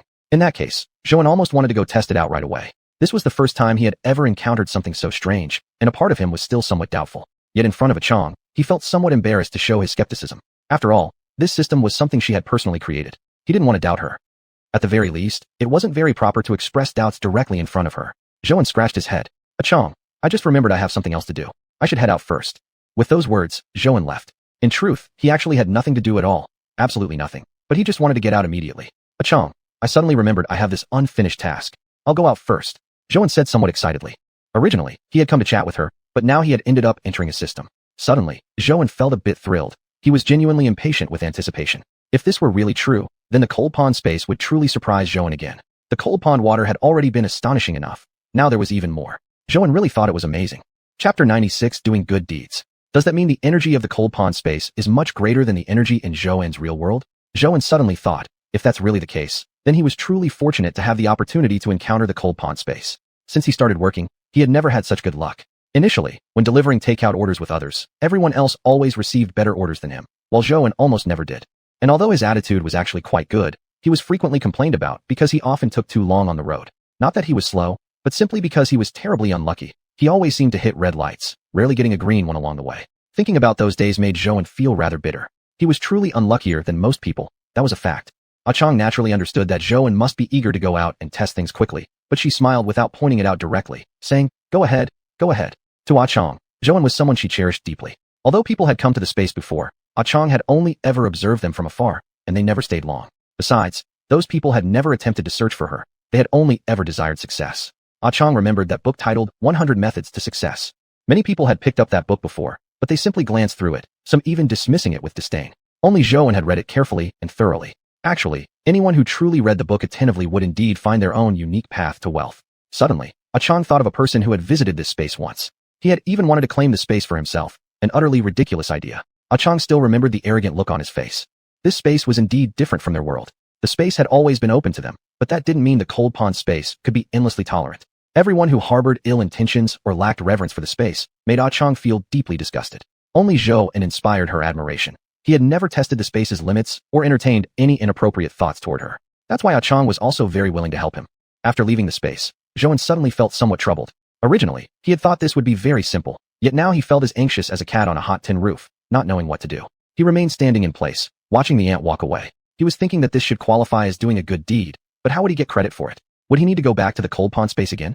Or should he just write it down in a little notebook first? Just then, Zhouan suddenly heard a voice. Startled at first, he calmed down only after listening carefully to figure out what was happening. Gained favor from a passerby, popularity +10. The host may now participate in a lucky draw. Zhouan couldn't quite believe his ears. Had he just completed a mission? Could he participate in a draw right now? He was extremely happy. The opportunity had come so easily. Thinking of how the ant had warmly thanked him, he realized he should probably thank her as well. Originally, he hadn't figured out exactly how to earn a draw opportunity, and now he realized that there were actually not many people in need.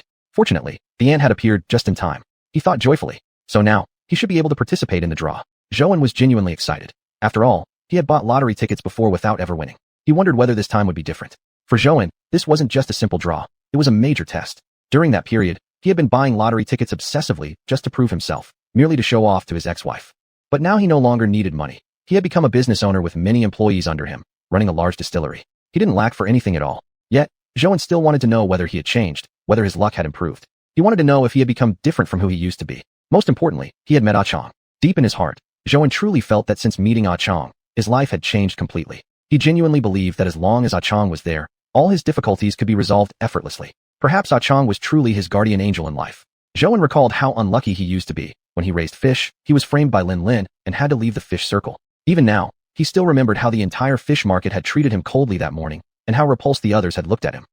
After Zhouan stopped delivering food and began his entrepreneurial journey, he had been betrayed countless times, never managing to overcome difficulties so smoothly as he did now. Actually, Zhouan had always been afraid, because the matter of the cold pond space was something only he knew. Just like last time when the cold pond water suddenly disappeared, he truly had no way of sharing that burden with anyone else. Since only he knew about the cold pond water, he really couldn't bring himself to talk about it with others. He didn't know what consequences it might bring.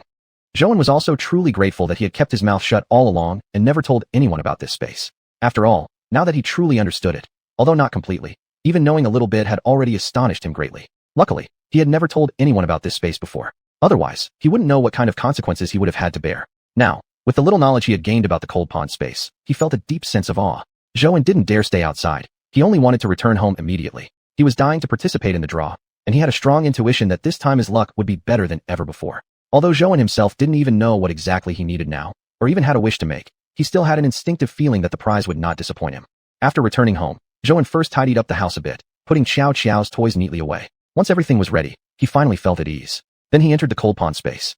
Zhouan wasn't sure why he insisted on cleaning the house first. It might have been because he was too nervous, or perhaps because he wanted to do something else before entering.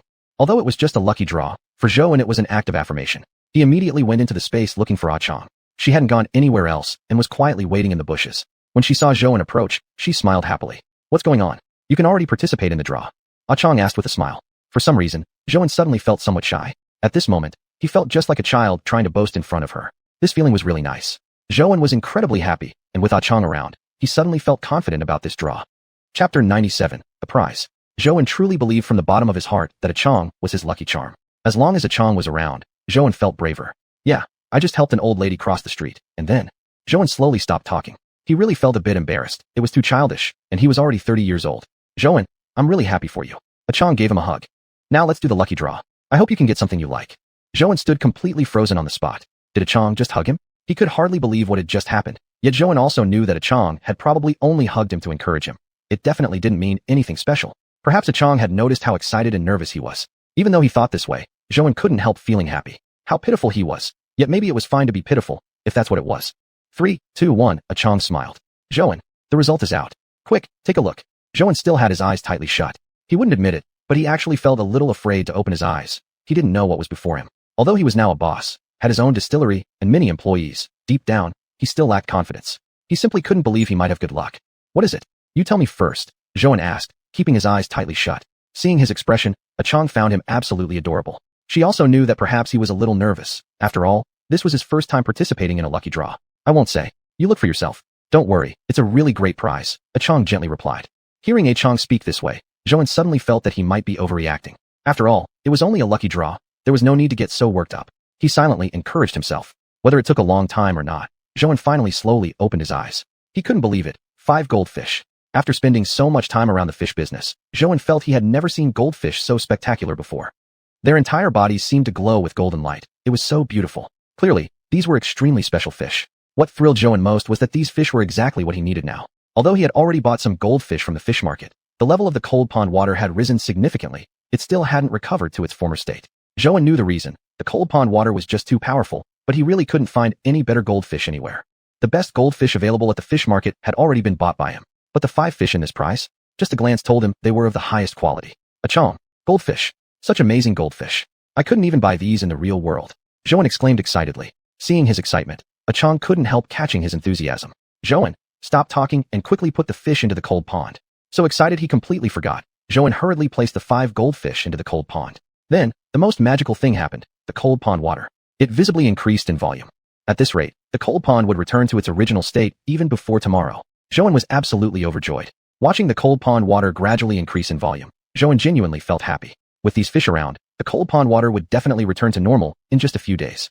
Now, Zhou felt even more convinced he owed it all to Ah Chong. She really was his lucky charm who brought him good fortune. Otherwise, by himself, he definitely wouldn't have drawn such a good prize. Ah Chong, thank you so much for bringing me such good luck. Zhou turned around excitedly and grabbed Ah Chong's hand. He really felt that his life had completely changed. Those days when he bought lottery tickets every month without winning even 5 yuan. Those days seemed like they never existed. Now, Zhou truly felt as if he had been reborn. Seeing Zhou so happy, Ah Chong involuntarily shared his joy. She smiled and gave Zhou's hand a gentle squeeze. It has nothing to do with me. This is all something you deserve. It was only at this moment that Zhou noticed. He was actually holding hands with Ah Chong. The heart that had already been excited suddenly beat faster. But Ah Chong looked as if she felt nothing. Perhaps she didn't know what he was thinking, Zhou thought. Of course, he didn't want her to know what he was thinking either. More importantly, deep down, Zhou actually realized that perhaps Ah Chong simply didn't understand romance at all. Maybe he was just thinking too much, imagining too much. Perhaps it was nothing more than just a simple handhold. Yet what Zhou refused to admit was that he didn't want to let go of Ah Chong's hand at all. Now that he had come to his senses, he suddenly noticed. Her hand was really soft, as if it had no bones at all. He had held xiuxian's hand before, and indeed, everyone was different. Ah Chong's hand was especially soft, like a piece of jade. Just then, the phone suddenly rang. Zhou couldn't help but feel the urge to curse. He was already thinking about who the insensitive bastard could be that chose this exact moment to call, as he took the phone out of his pocket. The sudden ringing of the phone in the quiet cold pond space not only annoyed Zhou, but also startled Ah Chong badly. Zhou impatiently pulled the phone out. It was a call from Xiaopan. He suddenly had a bad feeling. It was almost time to finish work. Could it be that something had gone wrong at the distillery again? The cold pond water absolutely still had enough left. It wasn't an issue with the water. Then was it the employees? No, Zhou trusted his employees completely. The new staff had also integrated well with the team recently. One of them had even gotten engaged a couple days ago. It probably wasn't an employee issue. Then, could it be the liquor itself? Zhou became extremely nervous. If it were a problem with the liquor, it would directly affect the development of his distillery. But in recent days, he had been monitoring the distillery constantly. Everything seemed normal this morning when he was there. How could something go wrong just hours after he'd left? He suddenly felt irritated. After only just resolving some issues 2 days ago, why was there another problem now? Since starting this distillery, Zhou had come to understand how hard it was to be a boss. This was something he had never truly realized when he was delivering takeout food. Back then, He used to think that bosses all lived carefree lives. But now that he himself had become a boss, he found it absolutely not comfortable at all. Hello, Xiaopan. What's wrong? Zhou truly didn't want to hear any bad news. Right now, he was very happy, and being with the Chong made him feel completely relaxed. Boss, where are you? Hurry to the distillery. Someone's causing trouble. Xiaopan said anxiously. Trouble? Zhou frowned slightly. Who could be causing trouble? Could it be his employees? How is that possible? I understand. I'll come immediately. Zhou looked at a Chong and said with some frustration. A Chong, I have to go first. Something unexpected has happened at my distillery. Chapter 98 Collision. Inside the cold pond space, it was extremely quiet. Of course, a Chong unavoidably heard the voice coming from Zhou's phone. Okay, be careful. All the bad things will pass. Zhou looked at a Chong again before leaving the cold pond space. A Chong's words brought him some comfort. He indeed had been too restless lately. Perhaps it was because he hadn't really rested since founding the distillery. Thinking further, it was actually true. Although his distillery was still far from being well established, Zhou recalled that from the time he stopped being a delivery guy up to now, he had gone through countless ups and downs. Those problems he once thought would never be resolved had somehow all ended. Perhaps nothing was ever truly unsolvable. Though he didn't know exactly what had happened, he didn't even have the courage to ask Xiaopan. Whatever it was, he just wanted to wait and deal with it later. Besides, whatever had happened, it would pass. There had never been a problem that couldn't be solved. If it truly couldn't be resolved, then leave it to time. Suddenly, as he was turning a corner, Zhou hit someone. He was so terrified that he didn't dare to get out of the car. This piece of junk. Maybe he really should replace it. After he had hit xiuxian last time, he originally intended to return the car to his friend. However, there were many other things that came up afterward. Zhou was so busy that he even forgot about the car issue. Xiaopan suddenly called again. Though Zhou repeatedly told himself to stay calm, he couldn't. He was completely out of control. Suddenly, he heard someone yelling outside. Thank goodness. Zhou almost wanted to cry. It was the most beautiful sound he had ever heard. At least the person was okay. He was just about to get out of the car when suddenly a voice echoed in his mind. He hesitated before finally remembering that he was still inside the system. No affinity obtained. Popularity -10. Zhou was stunned, nearly petrified on the spot. The person outside seemed to curse a few more times, pulling Zhou back to his senses. It was only at that moment he belatedly realized he was indeed still inside the system. He had unintentionally hit someone, yet failed to get out immediately to check the person's condition or to do anything about it. He had really made a mistake, but he hadn't meant to. Zhou felt he simply couldn't handle anything else right now. Even though he didn't know what exactly had happened at the distillery, he felt so exhausted. Thinking of the unfortunate man he had just hit, Zhou suddenly felt deep guilt. If only he had been stronger, more careful, such a thing wouldn't have happened. At that moment, he was deeply disappointed with himself. Despite having gone through so much, he hadn't really changed. He still couldn't control his emotions. He had tried to prepare himself mentally on the way. No, perhaps he shouldn't have even driven out at all, Zhou thought. Zhou got out of the car and saw a middle-aged man in his 40s. He immediately walked over. I'm so sorry. This old car is just too broken. It must have hurt you. The man looked Zhou up and down and said sarcastically, you really are something. I've walked this road for decades, and this is my first time being hit. Brother, I'm really sorry. This car is just too bad. I shouldn't have driven it out. I had a sudden emergency. Please forgive me. Are you hurt anywhere? Let me take you to the hospital for a checkup. Zhou was genuinely terrified. He had already decided that once today's issues were sorted, he would definitely return this lousy car to his friend. Never mind. I have things to do too, the man frowned. Brother, let me take you to the hospital anyway, just to make sure we're both at ease, Zhou pleaded anxiously. The man waved him off. The car didn't hit me directly. I checked just now, and my body seems fine. Still uneasy, Zhou knew that sometimes there were injuries that didn't show symptoms immediately. What if later, after getting home, or a few days later? Brother, then how about this? Let me leave you my contact information. If you don't feel well these days, please contact me. After exchanging contact details, the man left. Zhou felt fortunate that he had not encountered someone unreasonable. Otherwise, who knew when it would have gotten sorted? At least it was settled quickly this time. He hoped the man really was okay, or else Zhou would truly feel extremely guilty. If he hadn't been so impulsive, and had driven while upset, this incident might never have occurred. The car slowly came to a stop at the distillery, and Zhou suddenly felt the pressure. Regardless of who was causing trouble, he was here as the owner, and he had to give all the employees an explanation. The accident that had just happened still hadn't settled in his mind, and thinking back to it made him tremble again. Xiaopan should have been waiting for him at the distillery since their phone conversation ended. As soon as Zhou got out of the car, Xiaopan ran over. What exactly happened? Zhou asked with a frown. Xiaopan also frowned slightly, and briefly explained the situation. That was how Zhou finally learned what had gone on. It turned out that a business partner had come to the distillery looking for Zhou personally.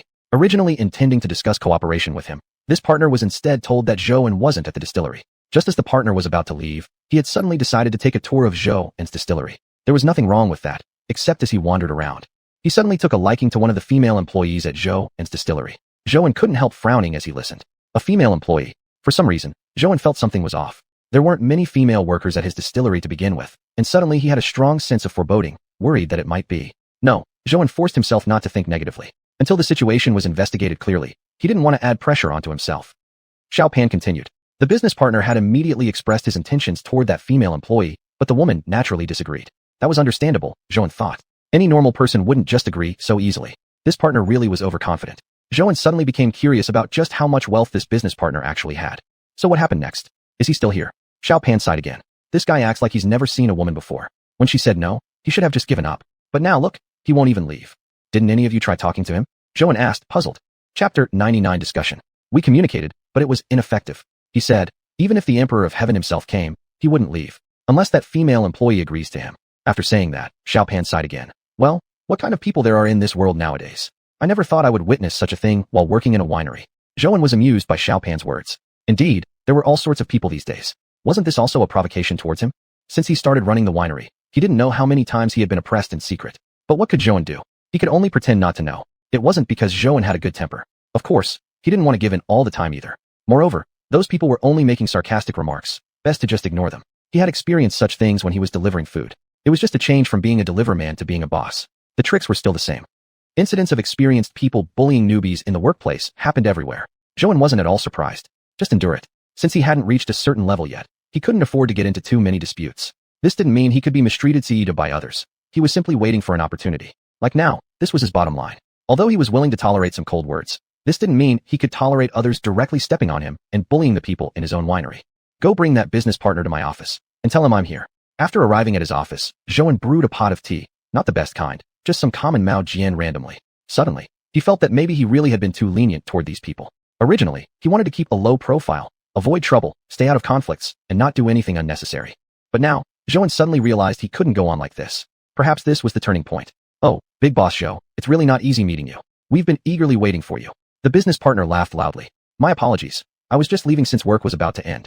The business partner didn't speak, just smilingly looked at Zhou. I heard from my staff that you encountered something unpleasant in my winery. What happened? Tell me who offended you, and I'll fire him immediately. Zhou immediately stood up pretending to be angry. Upon hearing this, the business partner quickly said, No, actually it's nothing serious. Nothing serious?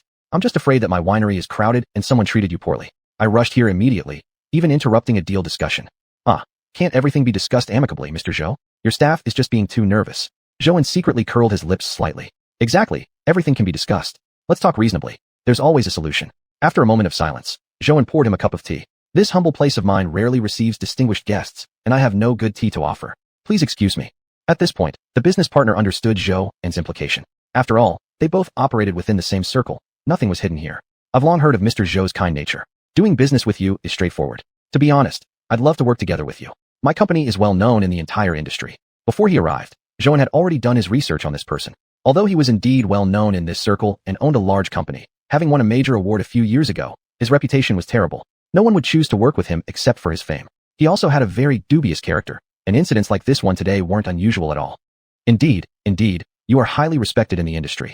I'm afraid I'm not even qualified enough to partner with you. Zhou smiled politely. Upon hearing this, the business partner felt more confident inside. He took a sip of tea and smiled. Since I came all the way here to your winery, I already intended to work with you. That part you needn't worry about. The business partner paused, then continued. Mr. Zhou, your winery is truly great.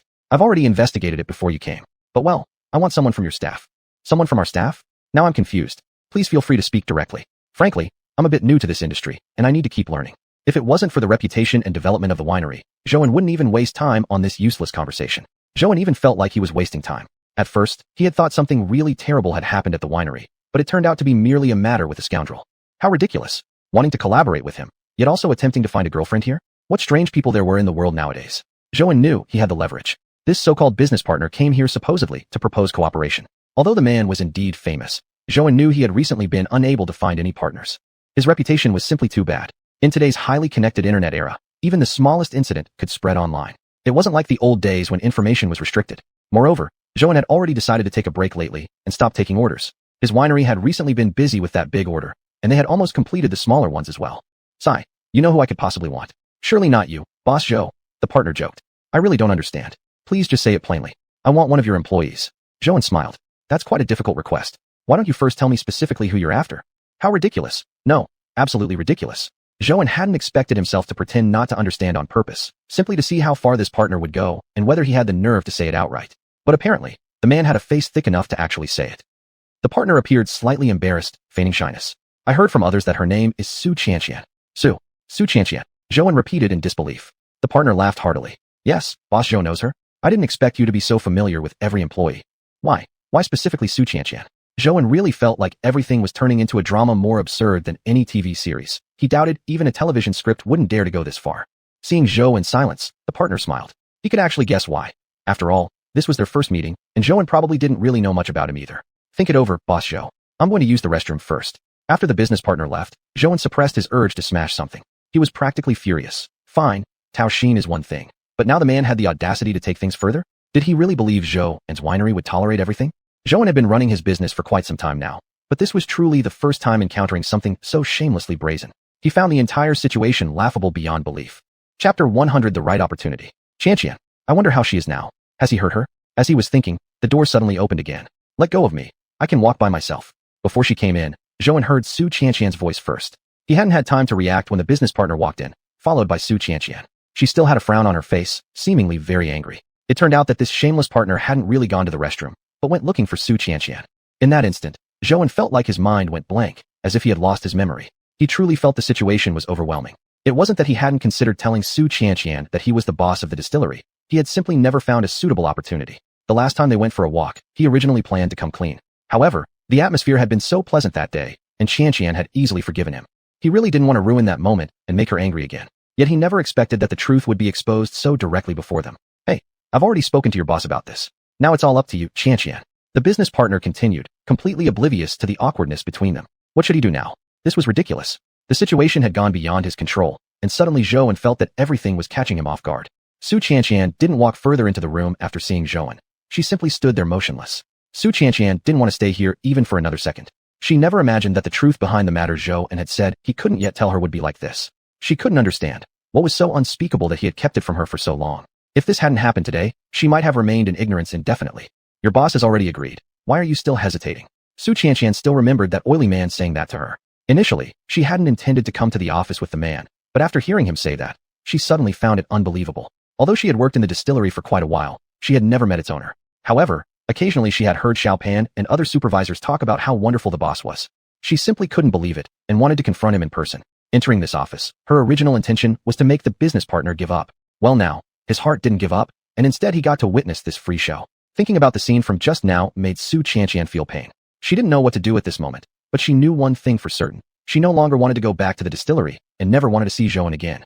Perhaps she shouldn't have been so soft-hearted the other day and easily forgiven him. Perhaps she had just been too naive. Before the man brought her here, had he mentioned her name to Zhou beforehand? No. Zhou was the owner. Wasn't he aware of everything that went on here? If he already knew, then why let everything unfold this way? Xiuxian suddenly felt that things were not as simple as she had imagined. What kind of person was Zhou exactly? If all her suspicions were true, Xiuxian thought everything would be terribly frightening.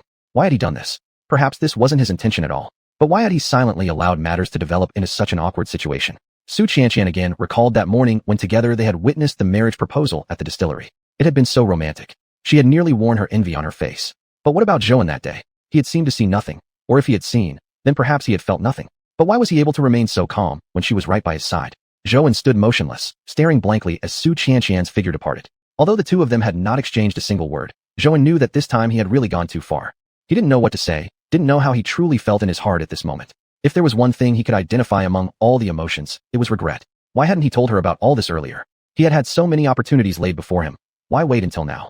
If he had revealed the truth the first time they met at the distillery, or during that chance encounter in the morning at the distillery, or during their walk that day, there had been so many if only moments, yet Zhou had never spoken. Even before their relationship became official, there had been so many chances. Every day they picked up the child from school together, ate lunch together. Why had he never said a word all this time?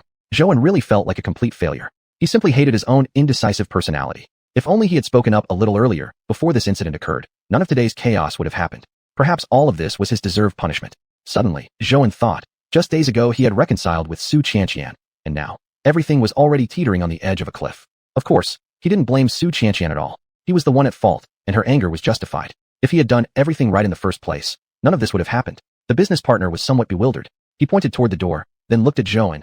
Mr. Zhou, the employees in your company sure have fierce tempers.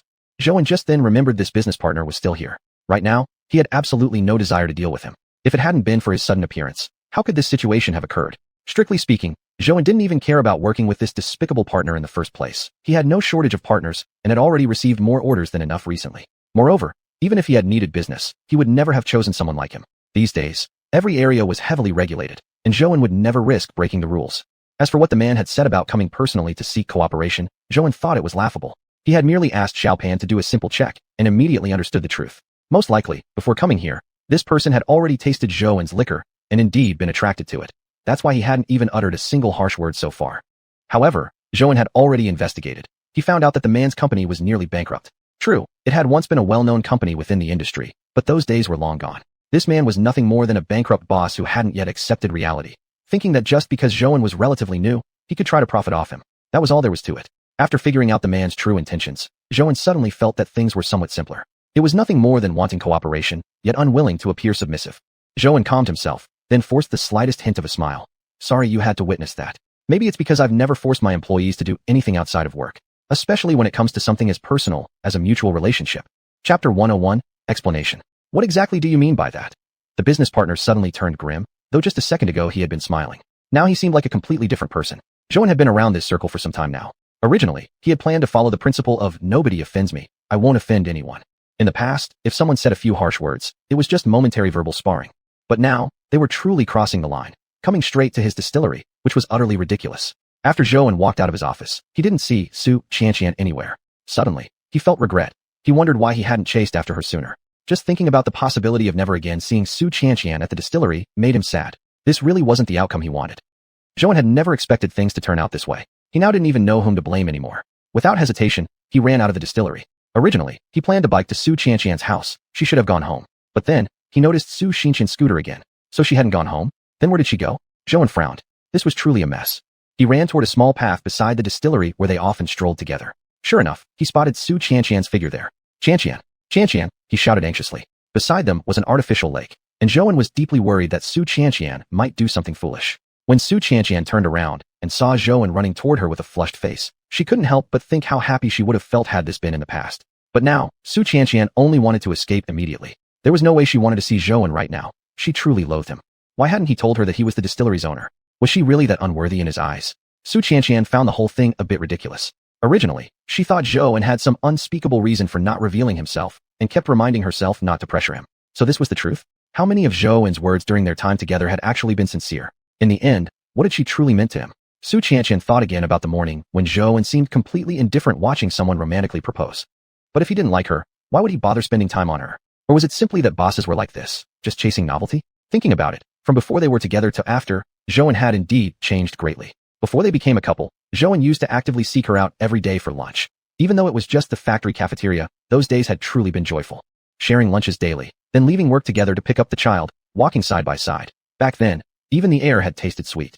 But later, once they were together, ironically, the number of times they shared lunch together was extremely rare. Eventually, they couldn't even see each other every day. Xiuxian really couldn't understand why everything had turned out this way. But now she understood. The reason was actually very simple, just novelty. Zhou was a big boss. He had seen all sorts of women. Before they were a couple, it was just because of his lingering sense of novelty. Once they were officially together, it no longer mattered. It was really absurd, and Xiuxian's heart ached badly. She had truly hoped to stay with Zhou, even to marry him. That morning when she saw another proposal, she had felt both envy and anticipation. She really hoped one day Zhou would propose to her like that. Looking back at everything now, Xiuxian only felt she had been terribly naive. Perhaps the signs had been there for a while already, but she had refused to face them, choosing instead to pretend everything was fine. Xian, wait for me. Give me a chance. I just want to explain. Zhou shouted as he ran. He truly knew he was wrong this time. Zhou regretted it deeply, and he also understood Xiuxian's bitterness. He no longer craved anything now. He just wished Xiuxian would grant him a chance to explain, instead of ending everything so abruptly with a final verdict. But Xiuxian didn't feel that way. The truth was clear in front of her eyes. Her heart was already set. She didn't want to hear Zhou's explanation anymore. She didn't even want to see him. She only wished to stay far away from him. Still, men held the physical advantage over women. Soon enough, Zhou had caught up to her. Gasping for breath, he grabbed Xiuxian's hand. Xian, please hear me out. Give me a chance to explain. Let go. Let go. Xiuxian struggled briefly, but due to the difference in strength, she couldn't break free. She almost laughed bitterly. Anyone watching this scene without knowing the truth might think he was the victim, but he was clearly the one who had wronged her. Zhou, you've really gone far enough. I have eyes, and I can see for myself, Xiuxian said coldly. Xian, I admit I was wrong about this. Let me apologize to you first. Seeing that Xiuxian remained silent, he continued. Xian, I truly should have been honest with you. I deceived you unintentionally. The day you came to the distillery, I didn't get the chance to explain, and frankly, I felt a bit embarrassed. That was your first day working at the distillery. I didn't know whether you would understand, but honestly, I just couldn't bring myself to say it. But I really didn't mean to deceive you. As the owner of the distillery, you work here, and I was genuinely worried it might put pressure on you. Xiuxian recalled the day they had first met on the basketball court. It seemed like she had been too excited then, naturally assuming Zhouan was also just a regular employee of the distillery. Perhaps things had gone wrong from the very beginning? Still, Xiuxian felt they shouldn't have turned out this way. Then why, with so many opportunities later on, hadn't he told her the truth? Xiuxian, I did plan to tell you later. But back then, we were still friends. Telling you directly that I was your boss, I was truly worried that you might stop seeing me because of that. What Zhouan said was true. Back then, he had genuinely worried that being the boss would prevent Xiuxian from wanting to stay close. Zhouan truly liked her, perhaps even earlier than he realized. He had already fallen for her. So things kept getting postponed until now. Recently, I've been really busy. The distillery received a big order, and you probably already know about it. That happened on the very day we started dating, which is why we didn't have lunch together that day. And even during that walk we took, I considered telling you, but the atmosphere was so nice, and I didn't want to ruin your mood. If I had known you would find out like this, I would have definitely chosen to tell you at any moment in the past. Chapter 102 Breakup. This is everything really. I never meant to deceive you. My feelings for you are genuine too. Xiuxian, you have to believe me. For some reason, even though Zhouan had explained everything, she felt no happiness at all. Xiuxian even felt increasingly sad. The situation was clearly not as simple as that. Xiuxian really felt more and more heartbroken. It wasn't that she didn't believe Zhouan's explanation, but she simply couldn't get over it emotionally. This matter had truly hurt her deeply. Xiuxian's mind was a mess now. Worse yet, Zhouan seemed to act as if he had a clear conscience. Continuing to make a scene would seem unreasonable on her part. Yet, things were clearly not as they appeared. Perhaps they were simply not suited for each other. Their relationship had started out of sheer impulsiveness in the first place. They were just used to the companionship they offered one another. Perhaps that was merely a habit after all. Did Zhouan really like her? Was his affection not merely out of novelty? Even if his explanation was difficult to argue against, the fact remained, Zhouan was the boss. Seeing Xiuxian remain silent, Zhouan felt even more uncertain. He really wanted to scold himself senseless. Why hadn't he spoken up earlier when he had so many opportunities? Being the owner of a distillery was nothing to be ashamed of. Yet why had he chosen to hide it? If only he had been honest from the beginning, none of this would have happened. Perhaps that disgusting business partner was indeed an annoyance, but Zhouan had allowed him that opportunity. Had he addressed the truth sooner, it wouldn't have reached such a point. Zhouan, let's break up. Xiuxian inhaled deeply and said quietly. She felt herself calm and rational. This was a genuine realization. They were incompatible, not only because she now knew Zhouan was the boss, but because all aspects of their lives were making Xiuxian see how mismatched they were. Before, she had avoided disrupting the quiet life she was used to living. She just wanted to be with Zhouan in a peaceful, low-key way. She loved him. That had been enough. But life doesn't work that way. She now had to face things she didn't like. Avoidance was no longer possible. Pretending that everything was fine would help nothing. It was impossible not to dwell on the things that hurt her emotionally. Perhaps this incident was not something easily resolved. Maybe it was an opportunity, an ultimate straw that broke the camel's back. There were too many problems between them, not only his deception. That certainly was a factor. Being the distillery owner, how could they have been together for so long and never found a moment to address it? Xiuxian no longer wanted to run from these problems. She couldn't just choose to ignore them anymore. Love couldn't fix everything. Xiuxian, I know I made a mistake here. Just give me another chance. Xiuxian, I didn't mean to deceive you. I really didn't do it on purpose. Zhouan hadn't expected Xiuxian to come to this conclusion. Yet part of him had anticipated it. If the roles were reversed, he too would have been angry. Still, he hadn't imagined things would turn out this way. Zhouan truly felt ashamed. Why had he kept dragging it out until now? Perhaps the day he confessed his feelings, he should have been honest from the start. But now, there was no use in talking anymore. Zhouan, think this through calmly. We're not suitable for each other. You know that too. We're not suitable. Xiuxian, is it just because I own a distillery? Xiuxian herself wasn't entirely sure. It wasn't just that. There were many other factors making them incompatible and unable to move forward. Zhouan, I'm serious. Let's go our separate ways. We really aren't compatible. Now that their positions were clear, the gap between them was too wide. He was the owner of a distillery, and she was merely a junior employee. Initially, Xiuxian had believed Zhou and was someone just like herself. But now, there was an undeniable gap between them. Although Xiuxian had never defined expectations for the kind of person her future partner should be, she had never imagined that person would be a boss. After all, she was an ordinary person who understood little about anything. Her life was just too simple. At the very least, Xiuxian clearly knew that had she known he was the boss from the start, she wouldn't have allowed any of this to begin. Xiuxian, believe me, and believe in our love. Can't you give our relationship one more chance? Zhouan said, knitting his brows. Zhouan had considered this possibility long ago. That was exactly why he had decided against revealing his identity when they first met. Just as he suspected, had he said it back then, Xiuxian definitely wouldn't have chosen to continue a relationship with him. Although this situation was not what Zhouan had wanted, compared with what could have happened, he would rather have this than nothing at all. If he had been honest back then, they probably wouldn't even have had a chance to be together. But Zhouan had never thought that being a boss would change anything about him. Although he had been running a business for quite some time, he always clearly understood who he was. Even though he had now definitely climbed above his former station, Zhouan had never forgotten those days when he had been just an ordinary delivery man. To Zhouan himself, he was still the same person as before. Nothing had changed.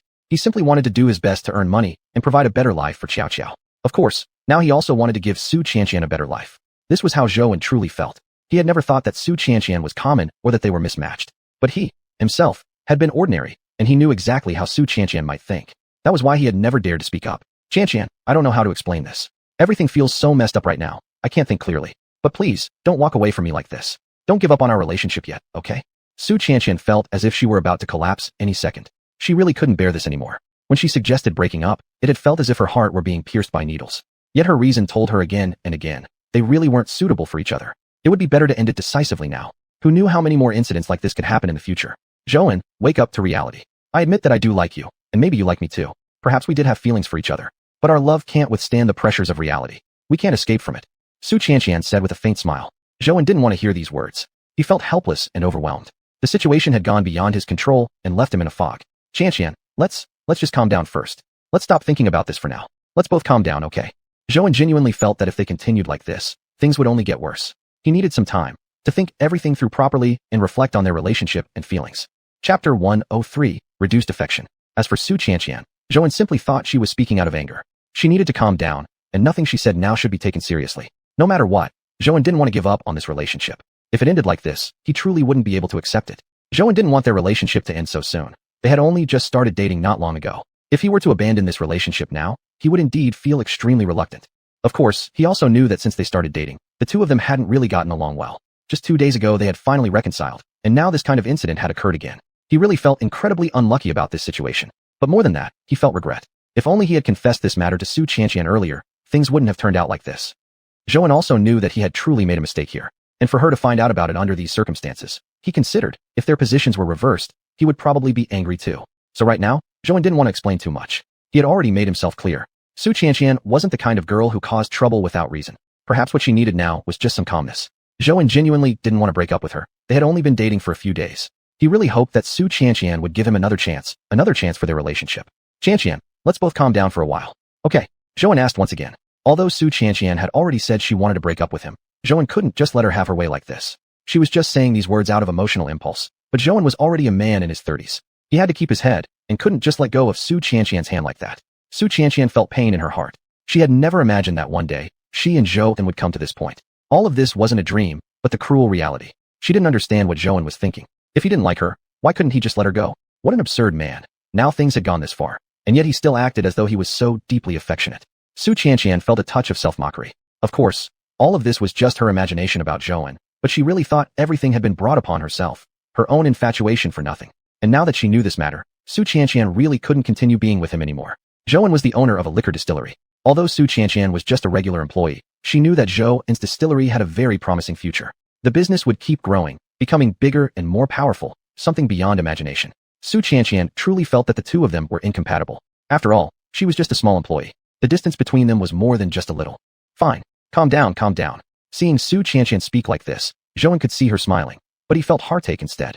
Before he could react, Xiuxian had already left. This time, he didn't chase after her. Their conflict wasn't just about this one incident. Perhaps long before this, there had already been things that created distance between them. It was just that they had always been unwilling to face it. Zhouan didn't know exactly what Xiuxian was thinking. Were there other painful things on her mind? He had indeed been too busy recently, leaving him no time to take care of Xiuxian. Suddenly, the system's voice popped into his mind. Affection decreased. Zhouan felt extremely puzzled. Why would something like this happen? He and Xiuxian hadn't even broken up yet. Why had his score decreased? What was going on? Zhouan felt his mind in chaos. Their relationship had already reached this point, and now the system was deducting points. He felt truly upset. Had Xiuxian already begun to dislike him? Zhouan recalled Xiuxian's expression just now. Was she still thinking about breaking up with him? But just a moment ago, they had clearly agreed they would both calm down. Zhouan truly felt that everything was going terribly, and that he was a total failure. So what if he had built such a large distillery? In the end, he still felt like he had nothing. Ever since he started his business, Zhouan had experienced many things, and no longer lived in fear like he used to. If not for the cold pond water, he wouldn't have been able to reach his current position. Even if he could have, it certainly wouldn't have progressed so quickly. Zhouan had always remembered this truth, that secret known only to himself. Even though the distillery had grown to its current scale, it still gave him a sense of anxiety and insecurity. After meeting Xiuxian, Zhouan genuinely felt his gloomy days gradually brighten, becoming happier and more relaxed. Xiuxian was the first woman Zhouan truly fell for after Xiao's mother left. She had even broken his original plans, making Zhou deeply infatuated. He really missed those days of mutual companionship. Although they couldn't see each other for long each day, the time they spent together had always been joyful. At least that's how it had been in the beginning. But now, although not much time had passed, their feelings had changed so drastically, from such a loving couple to this heartbreaking situation. Zhou knew it was all his fault. If only he had told xiuxian the truth earlier, none of this would have happened. All this pain was self-inflicted. Zhou went to the cold pond space. He didn't want to go to the distillery. Perhaps that annoying business partner was still there, but Zhou no longer wanted to see him. Although the root cause of this wasn't entirely his fault, it had to be said that without that person, things wouldn't have turned out this bad. Chang, just now my system warned me. My affection score dropped by 10. But I clearly... Before Zhou could finish, Chang interrupted. Zhou, you must have done something to upset her. Zhou knew that was true, yet they hadn't even broken up yet. Why had his score dropped? But we haven't broken up. Zhou frowned. Xiuxian couldn't possibly have misunderstood him. He only wanted both of them to calm down for a while. Chang thought for a moment, then confidently said, then it must be that she no longer likes you, that she no longer has feelings for you. Loss of affection is natural in that case, so the deduction is normal. Zhou could hardly believe his ears. How could Xiuxian? No, impossible. They still had a chance. That's impossible. We didn't even say we were breaking up, Zhou exclaimed. But that doesn't stop her from not liking you anymore. Breaking up doesn't always mean the feelings are gone, but not breaking up doesn't mean the feelings are still there. Zhou admitted. No, this wasn't the answer Zhou wanted. It wasn't like that at all. He and Xiuxian had only just started dating not long ago. Chapter 104, Departure. After exiting the cold pond space, Zhou still felt somewhat unbelievable. Although he had once questioned this relationship, it was only because he felt he wasn't worthy of Xiuxian. With his family background and a child to take care of, even though there was absolutely no lingering connection between him and his ex-wife, Zhou still felt that Xiuxian was settling by being with him. He really liked Xiuxian a lot. Zhou had indeed considered letting go. After all, Xiuxian was still a girl in her 20s, she had a better future ahead. No matter what, whoever she ended up with, it would be better than being with him. That was what Zhou had thought back then. But when he really intended to give up, he realized that he couldn't control his own heart anymore. Xiuxian was truly gentle. Zhou hadn't even realized just how deep he had fallen. When he saw her with that man in the cafe, he had been unable to sit still or relax. Especially when he saw the woman he loved being treated so roughly by that man, he had felt immense anger. That was also the day Zhou realized that Xiuxian liked him too. Originally, he had intended to avoid this relationship, but since Xiuxian liked him as well, he was completely unable to suppress his feelings. Zhou had always known how kind and understanding Xiuxian was toward him, yet he had never considered that her tolerance might have a limit. And now that limit had arrived, Xiuxian was planning to leave him. Zhou truly found it hard to accept this reality. They should have been a perfectly matched couple. Back then, their feelings for each other had been sincere. Even a simple lunch together had made them happy. Why had things turned out this way? Maybe he shouldn't have confessed on that day. He should have controlled his feelings. If he hadn't acted so impulsively, things wouldn't have come to this. At the very least, Xiuxian wouldn't be so upset. At the very least, the two of them wouldn't have ended up in such an awkward situation.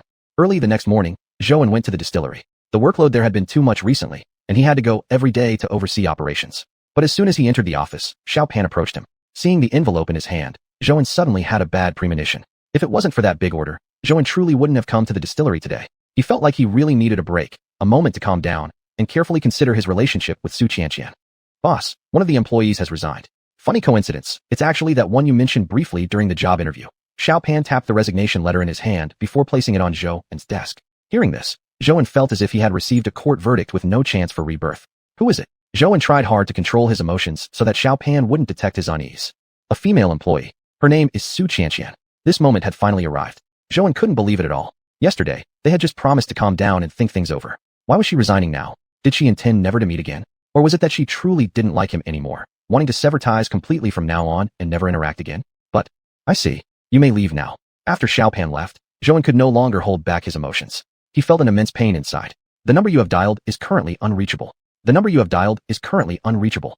Zhou didn't know how many times he had called, yet each time, he only heard the cold robotic voice of the operator. In that moment, Zhou understood, Xiuxian must have blocked him.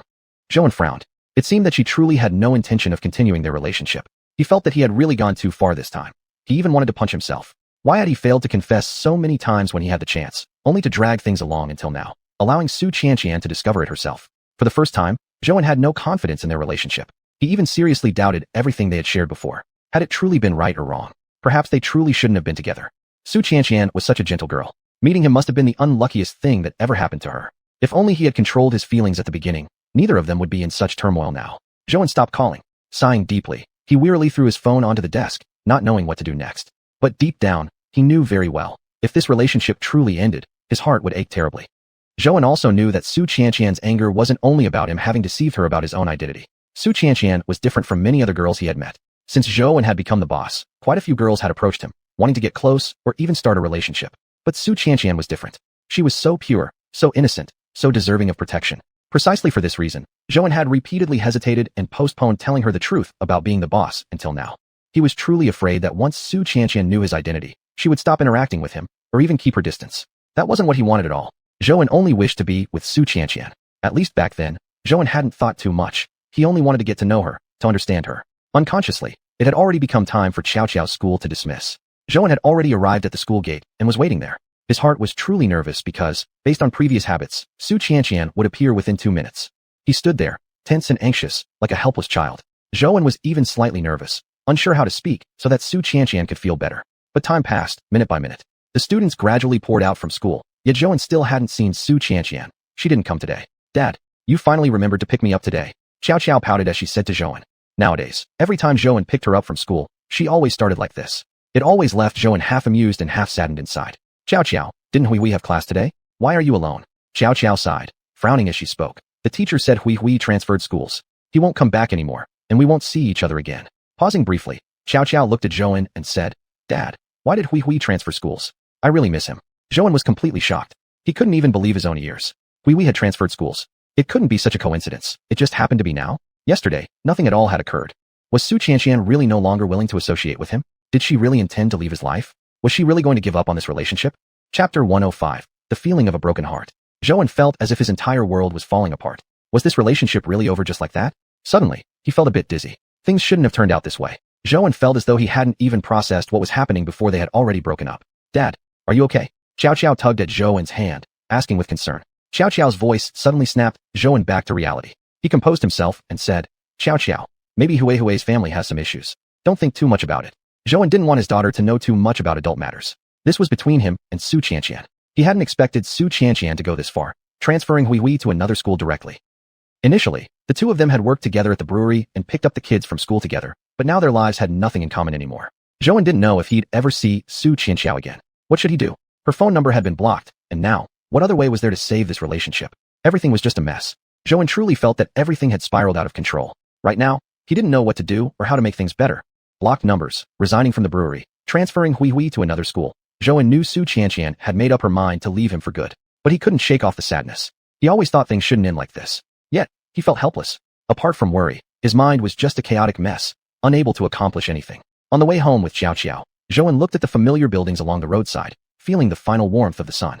He felt even more congested in his heart. Once, he and Su Qianqian walked this road every day, chatting as they walked. Zhou suddenly recalled each day he spent with Su Qianqian. It seemed as though each day had been relaxing. Even without speaking, everything felt beautiful. Just being together brought immense comfort. But now, everything was gone. Zhou even doubted whether he had lived a beautiful dream, and now it was over, leaving nothing behind. Dad, why does Hui have to leave? Will we still get to see Annie Qianqian in the future? Xiao asked gloomily while sitting in the car. Zhou knew his daughter missed Hui. Since the two began studying together, their friendship had only grown stronger. Even after Hui stopped coming over to study, they remained close friends at school. Ever since Xiao's mother left, Zhou rarely saw his daughter form such a strong bond with anyone else. He had always been afraid that his daughter was too mature, and he wished for her to be as carefree as other children. Hui was a mischievous kid, but always knew boundaries, and was very enthusiastic. In many ways, Hui changed Xiao. Zhou always knew that Xiao didn't have many friends in her class. She would often sit alone studying. Though still in elementary school, she always seemed like a middle school student. Because of this, Zhou had always felt guilty toward Xiao, saying over and over that he loved her, yet if only he could have done a bit better earlier on, he wouldn't have let her endure so much. Since that rainy night, Xiao seemed like a different child. Zhou could feel that Xiao wasn't as lively as other kids her age. But when she was with Hui, Zhou saw his daughter genuinely change. She was different now, more outgoing and more inclined to smile. Actually, Zhou had never set high academic expectations for his daughter. It was okay if she was just average, as long as Xiao could be happy. Yet Xiao had always been mature, like a little adult. When Zhou was busy and forgot about himself, she would remind him to rest earlier and eat on time. Sometimes, she even remembered to check the kitchen to see if Zhou had eaten lunch. Zhou really knew that Xiao loved him too much. Without a mother, she was deeply afraid that he too would leave her, that something might happen to him. Xiao, Annie Qianqian just has some things to deal with. If there's a chance in the future, we'll still be able to meet again. Zhou comforted her. He wasn't sure if his explanation would convince his daughter, but there was nothing more he could say. He truly didn't want Xiao to dwell too much on this issue. This conflict was only between him and Su Qianqian. He couldn't let Xiao get hurt too. Zhou knew Xiao really liked Su Qianqian. She was the first girl he brought home. Before that, he hadn't had such close contact with any other girl. Xiao and xiuxian also got along extremely well. Although there was such a big age difference, they never had significant communication barriers. In fact, xiuxian could even be considered Xiao's friend. Sometimes, when something interesting happened at school, Xiao would rush to tell xiuxian first instead of telling Zhouan himself. Zhouan also enjoyed the times when all four of them were together. The two kids running around and playing while he and xiuxian simply sat quietly watching. It felt so warm and comforting. But now, everything belonged to the past. Perhaps those beautiful memories would never return. After bringing Xiao home and pushing open the door, Zhouan suddenly remembered one time when he had encountered problems at work and came home very late. But that day, when he opened the door, the house was filled with laughter and noise. Even during the spring festival, Zhouan's home had always been cold and quiet. Zhouan still remembered clearly how xiuxian looked that day, wearing an apron, directing the two kids to eat their meals. It was truly the most beautiful scene he had ever seen. At that time, they hadn't even started dating yet, but the events of that day were something Zhouan believed he would never forget for his entire life. That was the first time in many years that Zhouan felt like his house was truly a home. He had always believed that just he and Xiao could live a good life together. But xiuxian had shown him through her actions that his life was dull and boring, and that his home lacked the feeling of a true home. The memories flooded Zhouan's mind uncontrollably, scene after scene, and he was completely unable to stop them. The feeling of heartbreak really was unbearable. It was only now that Zhouan truly realized he was heartbroken. This was Zhouan's very first experience with a broken heart. When Xiao's mother left, he hadn't felt this way. But now, Zhouan felt like his heart was breaking into pieces. He didn't know how he would go to the brewery tomorrow. Zhouan even felt empty inside, unsure if he could feel anything else emotionally anymore. What was xiuxian doing right now? Was she also reminiscing about their beautiful past together? Perhaps. Maybe she was thinking the same as him. The way things had turned out was all his fault. Xiuxian had simply been unable to bear it all, unable to tolerate him any longer. It had already been a full week since he last saw xiuxian. Zhouan only realized this today when picking up Xiao from school. Zhouan couldn't even remember how this past week had gone.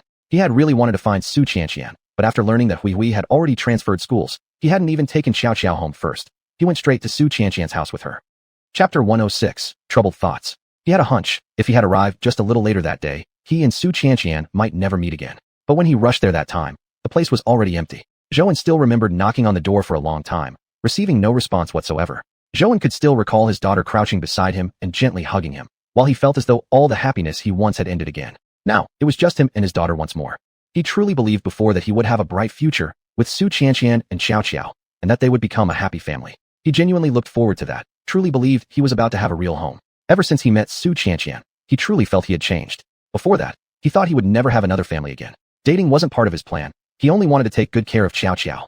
Back then, Zhouan had never imagined he would have someone else by his side. Friends had subtly introduced many potential matches to him, but he never showed interest or attended a single setup. But after meeting xiuxian, everything about Zhouan changed. Suddenly, having a family didn't seem bad. What's more, xiuxian treated Xiao so well, and Xiao liked her too. For Zhouan alone, this truly was a happy thing.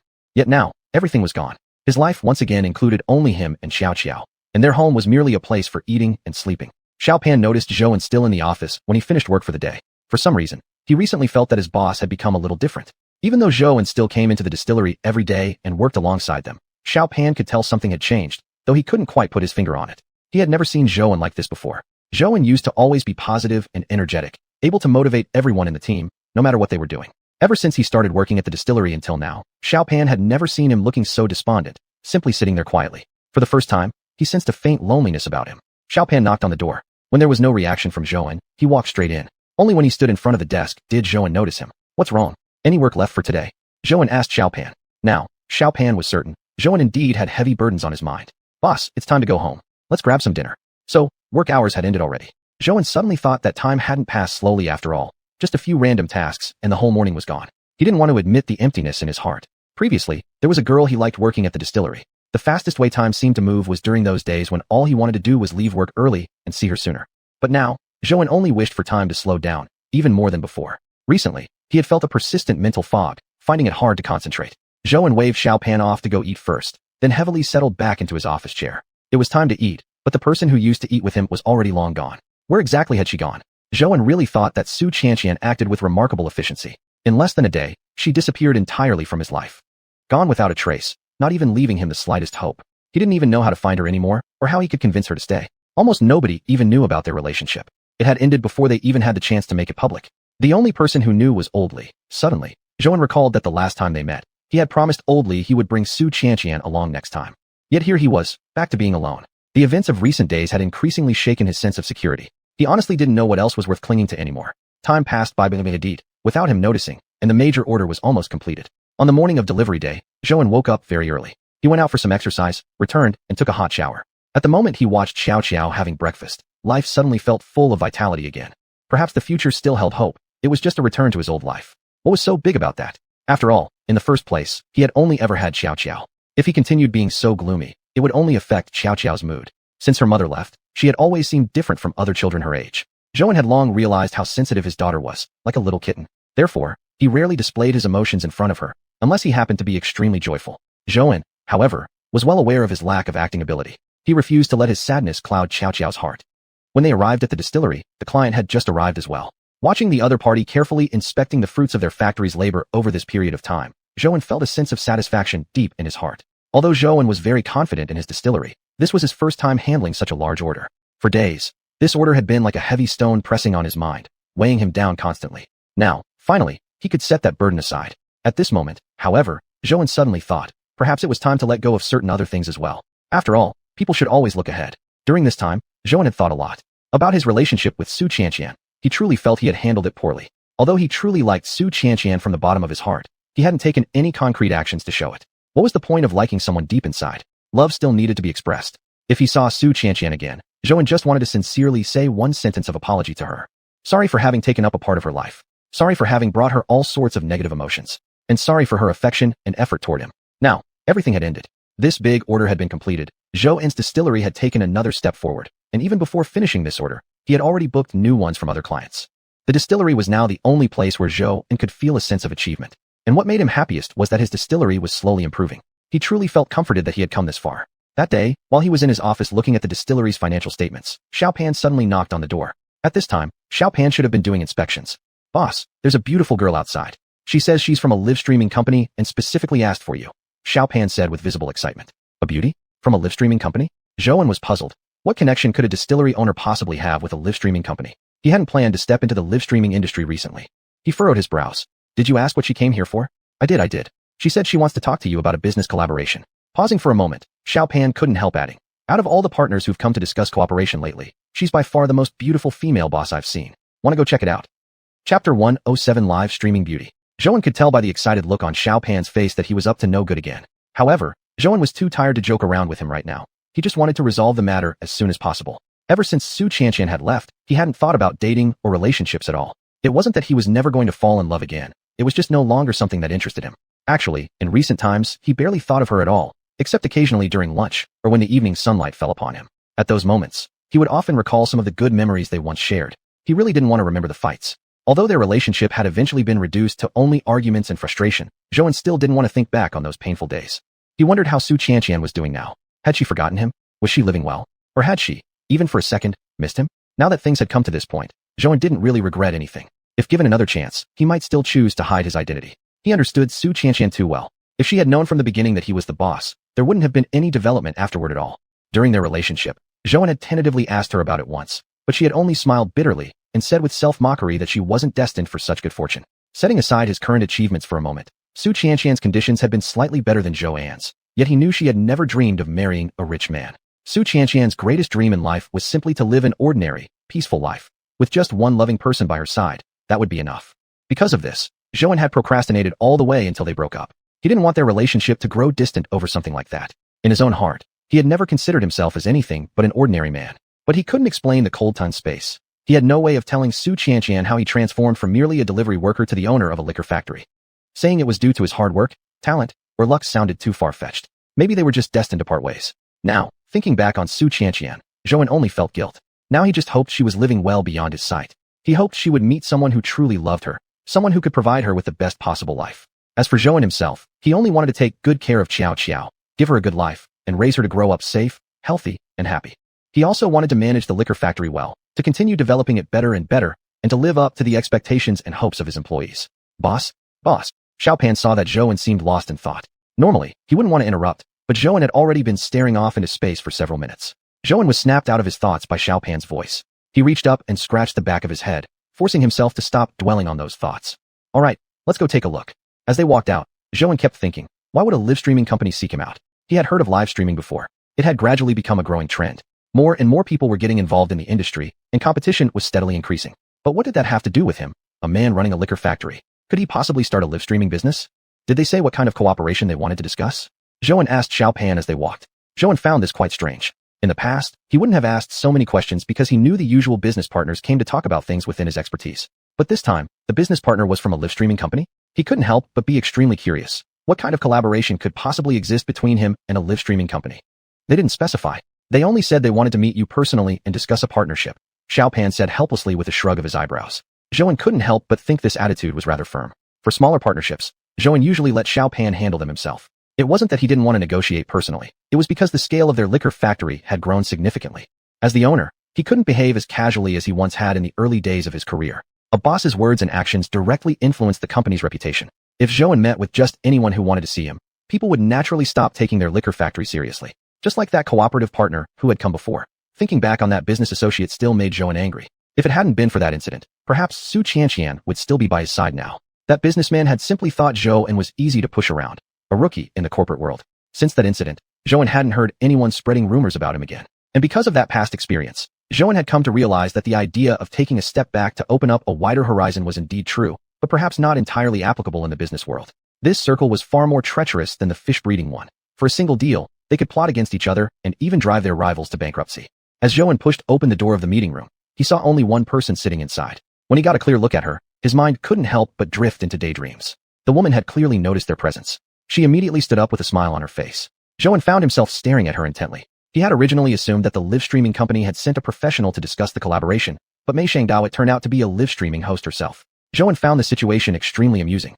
But what Xiao Pan had said was indeed accurate. She was undeniably a beauty, and especially sexy. Looking at her seductive curves, Zhou felt his throat tighten slightly. From her appearance alone, Zhou knew she was definitely a live streamer. There was no way she had lied about that. Recalling in his mind, the last time he had met such a sexy beauty was when xiuxian, the woman from the fish breeding business, had approached him for a partnership. Suddenly reminded of xiuxian, Zhou felt a flicker of curiosity. He wondered what she was like now, whether she still remembered him. He also wondered how Lin had explained the matter of those fish to her. But this woman was different from xiuxian.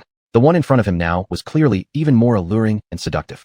Zhou couldn't even control his eyes. His gaze kept wandering to her body. She really was just too sexy. Boss, this is the lady who wants to discuss the partnership with you. Miss Lu Yi, also known as Lu Mi. Xiao Pan broke the silence. Zhou thought for a moment. Perhaps this plan was indeed feasible. Although he himself had never had a long-term partnership before, judging from the current situation, this cooperation might be worth considering. If the deal went through, it would provide his liquor factory with a stable source of income. Besides, the live streaming industry hadn't yet reached its peak, and promoting products through streams was still relatively easy. Zhou glanced at the sexy host in front of him. Although he hadn't personally looked her up, he knew she must have a massive fan following. I assume you've already done your research before coming here. My liquor isn't cheap, though. Can you guarantee it will sell? Zhou asked with noticeable interest. Chapter 108. Not one to joke around. Although the plan was feasible, the ultimate goal of any collaboration was always to sell the liquor. If it couldn't be sold, then everything was meaningless. Although Zhou never lacked partners for his liquor business, those collaborators were always well known within the industry and highly reputable brands that were popular among the general public. If he were to collaborate with this live streamer, he wasn't sure whether his liquor would still sell. While the follow-up logistics no longer concerned him directly once the liquor was produced, Zhou had to ensure his product remained in high demand. Otherwise, everything he'd worked for would merely be helping someone else succeed. Zhou understood that if he really went ahead and collaborated with this beautiful woman in front of him, many of his peers would follow suit. Whether Zhou succeeded or not, others might eventually succeed.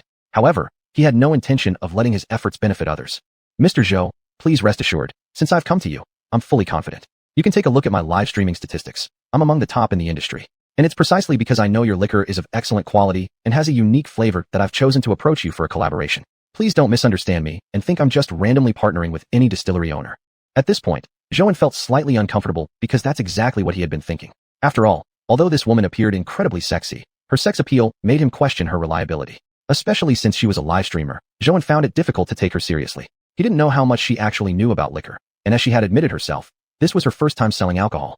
Zhou had no idea about her influence or character.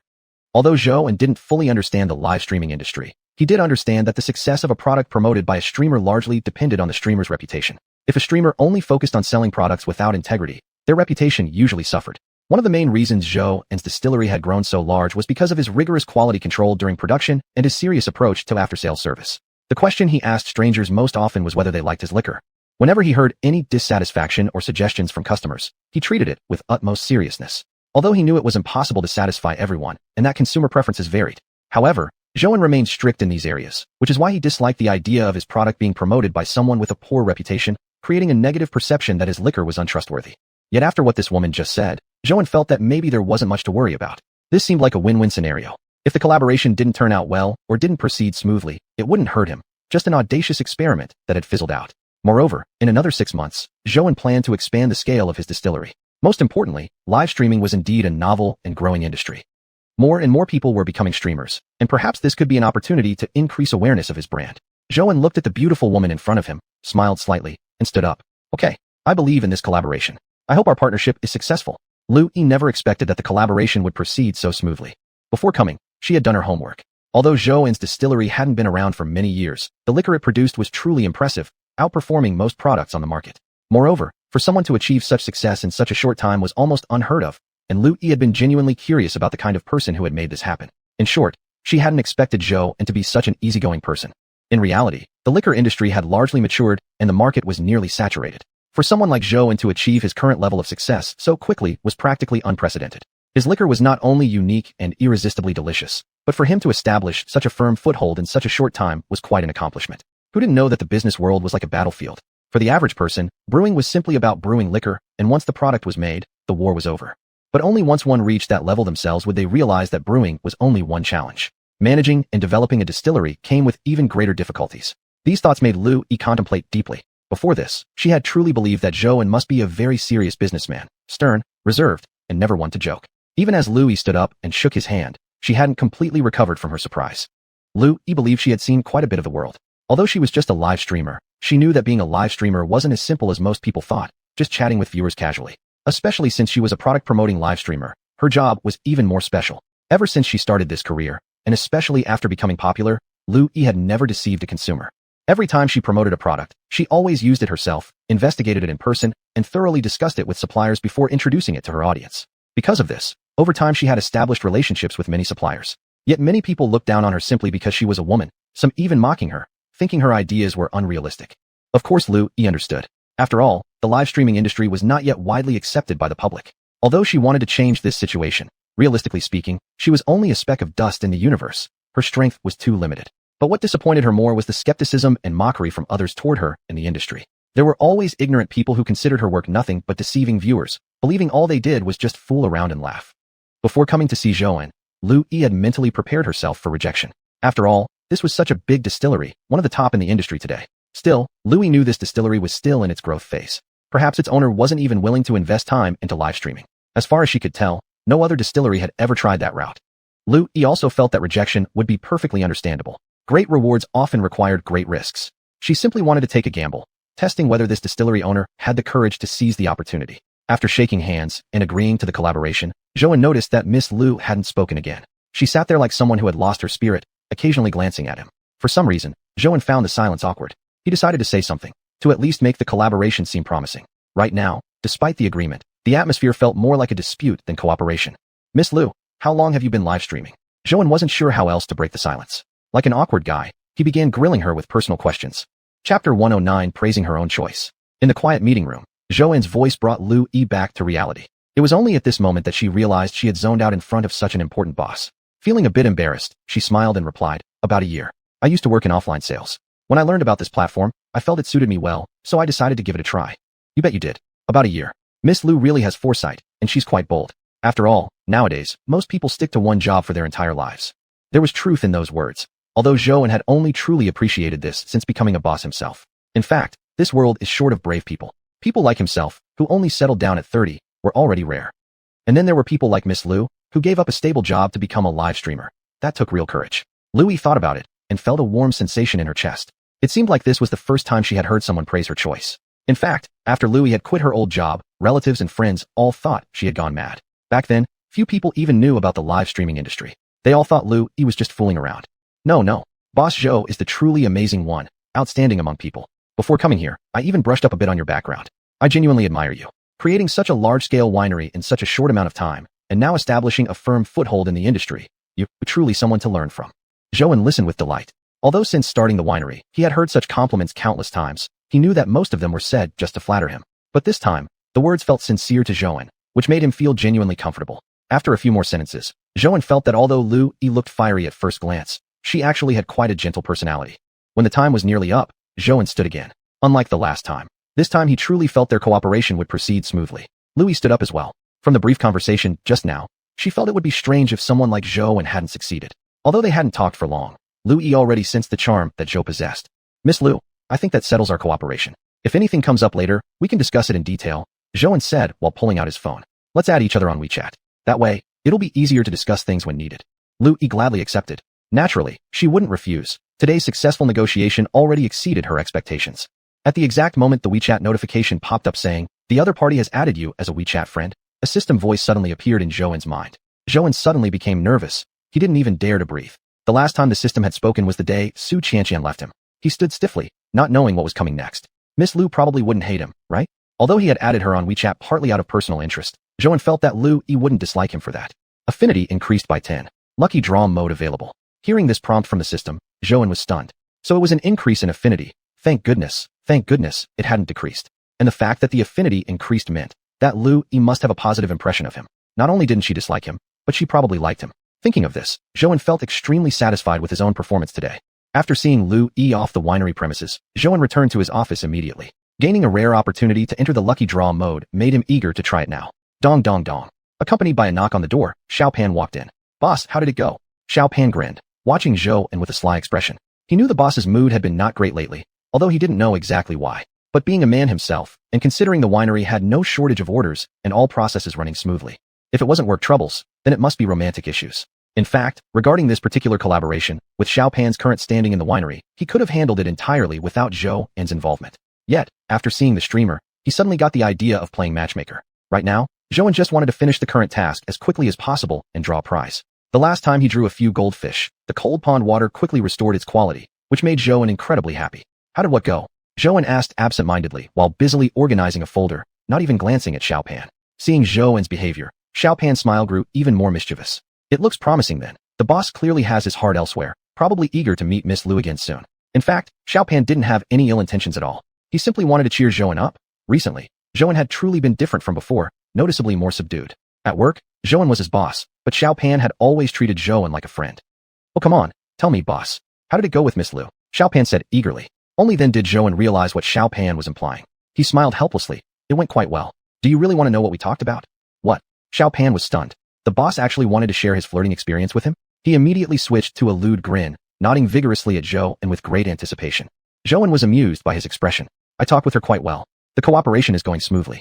We'll prepare and work on the plans in the next period." Xiaopan was clearly taken aback. He carefully thought over the boss's words. This didn't seem to be the meaning he had imagined.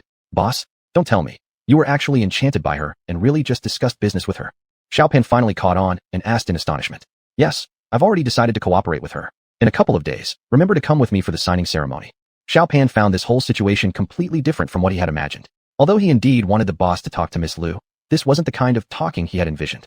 How exactly is this cooperation? Isn't she just a streamer? Xiaopan felt his world crumbling. He began regretting why he had suddenly decided to play the role of a matchmaker. "She can promote our wines during her live streams," Zhou explained. He immediately understood the meaning behind Xiaopan's question, then smacked his lips. "What are you thinking? I've thought this through carefully. What kind of person do you take me for, Xiaopan? Do you think I'd be so blinded by lust that I'd sell the entire winery away? Promote our products? Then are we becoming her supplier?" Only now did Xiaopan grasp what Zhou really meant. So that was the kind of cooperation. Zhou nodded. "Exactly. I think it's feasible. We haven't discussed the pricing yet. We should figure that out soon." Chapter 110, The Lottery Draw. "So from now on, we have a steady source of income? Boss, you really are something. You're the only one who can still think so far ahead while being with such a beautiful girl. I think the same way you do. Besides, the live streaming industry is really becoming a trend these days. It's worth giving a try. Staying updated with the times is the only way to sustain long-term development." Zhou had set a goal for himself in recent years, to become a far-sighted person. He truly believed that being able to look ahead was incredibly important. Back when he was delivering food, Zhou had only lived day by day, receiving a fixed salary every month, barely scraping by. But now, maybe it was because his status was different, his identity was different, and the people and scenery he had seen were also different. He felt that merely looking at the present simply wasn't enough. Especially in his liquor factory business, foresight was essential. Otherwise, one unexpected tomorrow might bring his downfall. After Xiaopan left, Zhou quickly packed up his things and headed home. He couldn't wait to participate in the draw. Now, Zhou was certain that ever since he met xiuxian, his luck had really improved. Previously, the idea of participating in a lottery used to fill him with dread. He could never forget the time he bought lottery tickets every day for an entire month, only to not win even 5 yuan. That experience had cast a long psychological shadow over him. But now, he truly felt that participating in lotteries was a delightful thing. At the very least, he no longer resisted it at all. Holding his breath, he felt slightly nervous. Still, after all, this wasn't his first draw. The previous one had gone incredibly well. The goldfish awarded by the system far surpassed any fish he had purchased at the market. This made him think again how incredibly magical the Handan space truly was. Even though the opportunities appeared equal, the results produced within the space were far better than anything in the real world. Even now, he still remembered vividly how fast the water level in the fish tank had risen the moment he placed the fish inside. It had grown visibly before his eyes at an incredible speed. So, there was really no need for him to worry. He now had the confidence to believe that whatever he drew would be valuable. He wouldn't be as unlucky as he used to be. 3, 2, 1. Zhou counted down silently in his heart. He opened his eyes and admitted he was still a bit nervous. After all, the previous draw had been with xiuxian by his side. Xiuxian, the girl who brought him good fortune. But this time, he was alone. He didn't know whether he could still maintain the same kind of luck, or whether he'd be able to pull out something valuable. The moment he opened his eyes, he saw a book. On its cover were 4 large characters, The Secret Liquor Formula. However, he found it extremely strange. Could the Handan space actually know he was running a distillery and tailor prizes according to his profession? The Handan space was truly extraordinary. Zhou felt that he still understood far too little about it. He immediately picked up the book, packed it up, and went back home. Coincidentally, it was time for people to finish work as well. Time passed without notice. Zhou remained immersed in the book. He even felt that the book possessed a kind of enchanting charm, drawing him to keep reading. Suddenly, his phone alarm rang. It was time for xiuxian to get out of school. After picking her up and returning home, Zhou resumed reading the book at once. He suddenly realized that the entire day had already passed. It had already grown dark outside. Zhou looked at the book in front of him, his heart filled with mixed feelings. He truly thought it was amazing. The Handan space was genuinely a treasure trove. Zhou recalled everything. Since that unexpected car accident had transported him into the Handan space, and later, another accident where he had carelessly tossed a fish into the space, only to discover the miraculous healing power of the Handan water. From that point on, Zhou had used the Handan water to start his business and gradually climb his way up to the position he was in today. The Handan water had brought him so much. He never expected that he would later meet xiuxian, truly the best girl Zhou had ever met. He had never seen a girl quite like xiuxian, so innocent and pure, as if a naive child, yet so considerate. And she had not a single ounce of wariness or emotional distance from Zhou, which brought him a sense of comfort. In this materialistic and desire-driven world, especially in the reality he lived in, Zhou had never encountered a girl so genuinely willing to help others selflessly. The real world was too complex. Everyone had their own motives. No one would waste their time on irrelevant people, and no one would help strangers selflessly. Back when Zhou delivered food, he rarely met courteous customers. Sometimes, even if he was just a minute or two late, people would yell and curse at him mercilessly. How many people would truly show understanding when witnessing a food delivery rider fall or get into an accident on the road? Many would sympathize with how hard and dangerous the job is, but in reality, how many actually do? Zhou would never forget that the last order of his food delivery career was for a lady. That time, he had truly struggled, and he knew his delivery had gone wrong. But who had seen the accident he went through? That incident was the final straw that broke the camel's back. Even if he hadn't been fired that day, Zhou probably wouldn't have wanted to continue working as a delivery rider. Though he didn't know what other jobs he could do, he sincerely no longer wanted to be a food delivery rider. Now, Zhou could deeply relate to these experiences. After starting his fish farming business, the various challenges and difficulties he encountered were like how Lin senselessly challenged him, harmed him, and obstructed him. Those people had no purpose. Even if you didn't provoke them, they would just act however they wished. Yet no one would care whether you lived or died. Just like the first false accusation he encountered after starting his liquor factory, merely because his abilities surpassed others, he had been framed like that. It was difficult to admit one's inadequacy, but it was even harder to admit someone else's superiority. In this world, there was only right and wrong, no warmth or compassion. Of course, this was Zhou's world, reality. But xiuxian was different. She was unlike anyone else he had met in real life. She possessed a kind of innocence and kindness that most people lacked. Zhou truly felt grateful. The Handan space had given him so much and enabled such a tremendous transformation, from a food delivery rider to the owner of a liquor factory. Zhou knew without the Handan space, it would indeed be very difficult for him to reach where he was now. And now his luck was changing for the better. The issue with the Handan water had been completely resolved. All that remained was for his employees to continue working hard and growing the liquor factory together. Looking at the brewing manual in front of him, Zhou felt a warmth in his heart. He didn't know why the Handan space had given him this book, but Zhou knew this book was truly important to him. Recently, one of his biggest concerns had been worrying that the sudden disappearance of the Handan water would cause his entire business to collapse. Chapter 111, Magical Brewing. Under current circumstances, Zhou's wine was entirely made possible by the cold pool water. Without it, his wine would be nothing more than ordinary grain alcohol. Early the next morning, Zhou brought the brewing secret manual to the distillery. He couldn't wait to put this method into practice. It wasn't that he doubted. Zhou had complete faith that the cold pond space would give him something good and wouldn't play such a joke on him. But he needed to test it out. How different would the wine be when brewed using this new method compared to his original one? Which would be more delicious and more loved by consumers? As time dragged on, Zhouan felt more and more anxious. His hand gently stroked the brewing manual. This was the second book given to him by the cold pond space. And the first book, The 100 Ways to Get Rich, had guided him onto this path, helping him become who he was today, owner of a distillery with many employees under him. Finally, the wine was brewed, and Zhouan felt a surge of excitement. He didn't know what to expect. Zhouan poured the wine into a small glass. Suddenly, he remembered the first real glass of grain wine he had ever brewed. Back then, excitedly, he had given it to his cousin to try, and his cousin's praise had given him enormous motivation. This time, however, it was just him. He had made grain wine, and he knew it couldn't be bad, but he still wanted to know which was better, this wine or the one brewed using his usual method. He took a cautious sip. Instantly, he felt as if he had entered another world. The flavor of this wine made him feel slightly lightheaded. Not drunk, Zhouan realized, not the same feeling as intoxication. It was a pleasant and comfortable sensation. The wine brewed with cold pond water tasted slightly different from regular market varieties, but more importantly, it was richer and smoother in flavor, which had made it loved by most people. But this wine was different. The flavor was incredibly appealing, as if something magical had been added to it. It was even better than the previous wine, made with cold pond water. Zhouan didn't know how to describe his current feelings. He felt like he might strike gold again. He finished the last sip in the glass, and in his heart, he felt even more certain. This might truly be the gift from the cold pond space. Coincidentally, at this time, the employees started to arrive for work. Immediately, Zhouan told Xiao about his newly discovered brewing method. Xiao never questioned Zhouan's brewing methods because he knew Zhouan always had his own thoughts and insights about brewing, in which nobody was more professional than him. Xiao acted quickly, and once the other employees learned about this new technique, their enthusiasm also increased. Perhaps it was because they had previously brewed using only one method, which had become somewhat monotonous. Now they could try something different, a refreshing change. After using the method described in the brewing manual, Zhouan felt incredibly excited. If this wine could be sold in Lu Yi's live stream, it would certainly become a bestseller. Although Zhouan had already shared the new brewing method with Xiao, he still felt uneasy. After all, this method hadn't yet been used to produce wine that customers had ordered. He worried that even the smallest accident could turn into a disaster. Intuitively, he felt that if he could seize this opportunity, he would definitely take a big step forward. For the next 2 days, Zhouan stayed at the distillery. After sending Xiao to school, he would go straight to the distillery and brew alcohol with the employees. He was extremely busy, almost to the point of confusion, but Zhouan didn't feel tired at all. He just wanted to finish brewing a new batch of wine as soon as possible. That day, when Zhouan went to pick up Xiao from school, he saw the teacher standing next to her.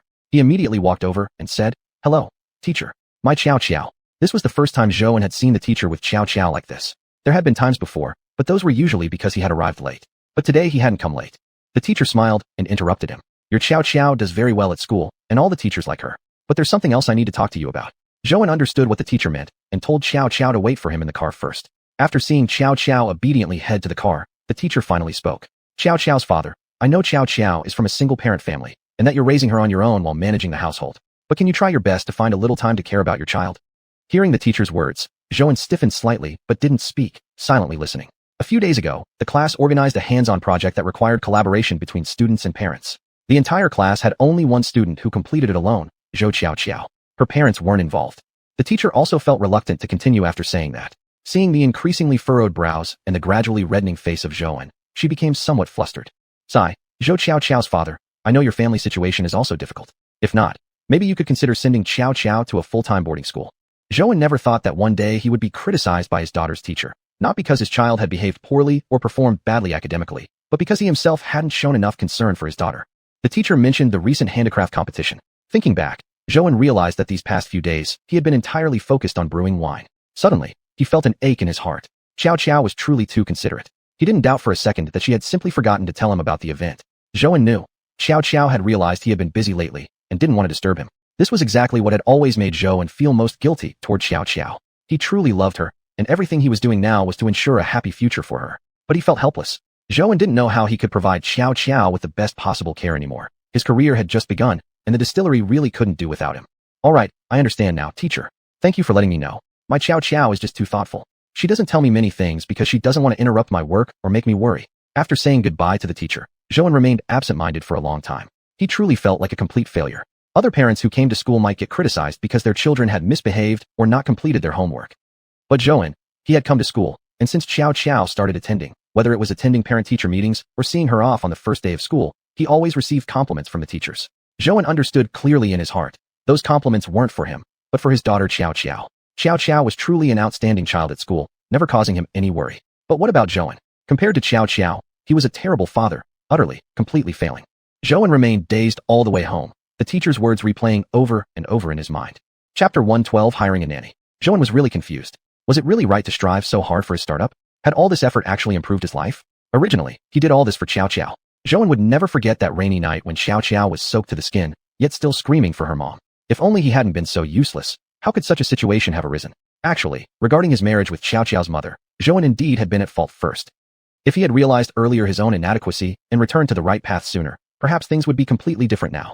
He pulled Xiao in front of him, wanting to discuss with her about her life, but when he looked at his daughter in that moment, Zhouan felt like crying. When exactly had Xiao changed from being a small white bunny-like child to such a big girl? She was already in elementary school now. Time flew so fast, and he himself had only just started to get his life together. Xiao, Dad wants to hire a nanny for our home. Because Dad has been very busy recently, and will likely remain so in the future. I won't have as much time as before to pick you up from school anymore. Would you be okay with that, Xiao? Zhouan asked cautiously. He truly lacked confidence when speaking these words. Zhouan didn't know whether his daughter would agree to having another person in the household. Knowing how sensitive Xiao was, he feared that this decision might hurt her. Actually, Zhouan had considered this idea before, but he thought he and his daughter could manage through it together. He always felt that personally taking care of things was better. However, after hearing what the teacher had said today, Zhouan began to doubt whether he could truly do it alone. Perhaps hiring a nanny would be better, to provide better care for his daughter and offer her a better life. Xiao looked at Zhouan, saying nothing. His heart was full of nervousness. In this moment, he really couldn't tell what Xiao was thinking. Dad, I agree. This way, you can focus on your work. Xiao suddenly said with a smile. Xiao, are you really happy about this? Dad never wanted someone else to take care of you, but I'm just so stretched out. I just can't manage everything on my own. Before Zhouan could finish speaking, Xiao interrupted him. Dad, I understand completely. You're working for my benefit too, to earn money to buy me new clothes. Dad, you work really hard. At this moment, Zhouan truly felt his eyes tearing up. He had always believed himself to be strong enough, yet in front of his daughter, he once again became emotionally vulnerable. Without Xiao, Zhouan doubted that he could have come this far on his own. It was precisely because of Xiao that he had kept going through every difficult step. He wanted Xiao to have the best possible life, wishing to provide her with a great environment for growing up. More accurately, it was Xiao who had given him the strength. Zhouan didn't say anything else, simply hugging his daughter tightly. He hoped only that things would continue to improve and prove his current decision correct. Soon, Zhouan found a suitable nanny, Mrs. Zhou, sharing his family name, which might make it easier for Xiao to feel close to her. Mrs. Zhou's own children were grown, so she was now at home with little to do and wished to find a job.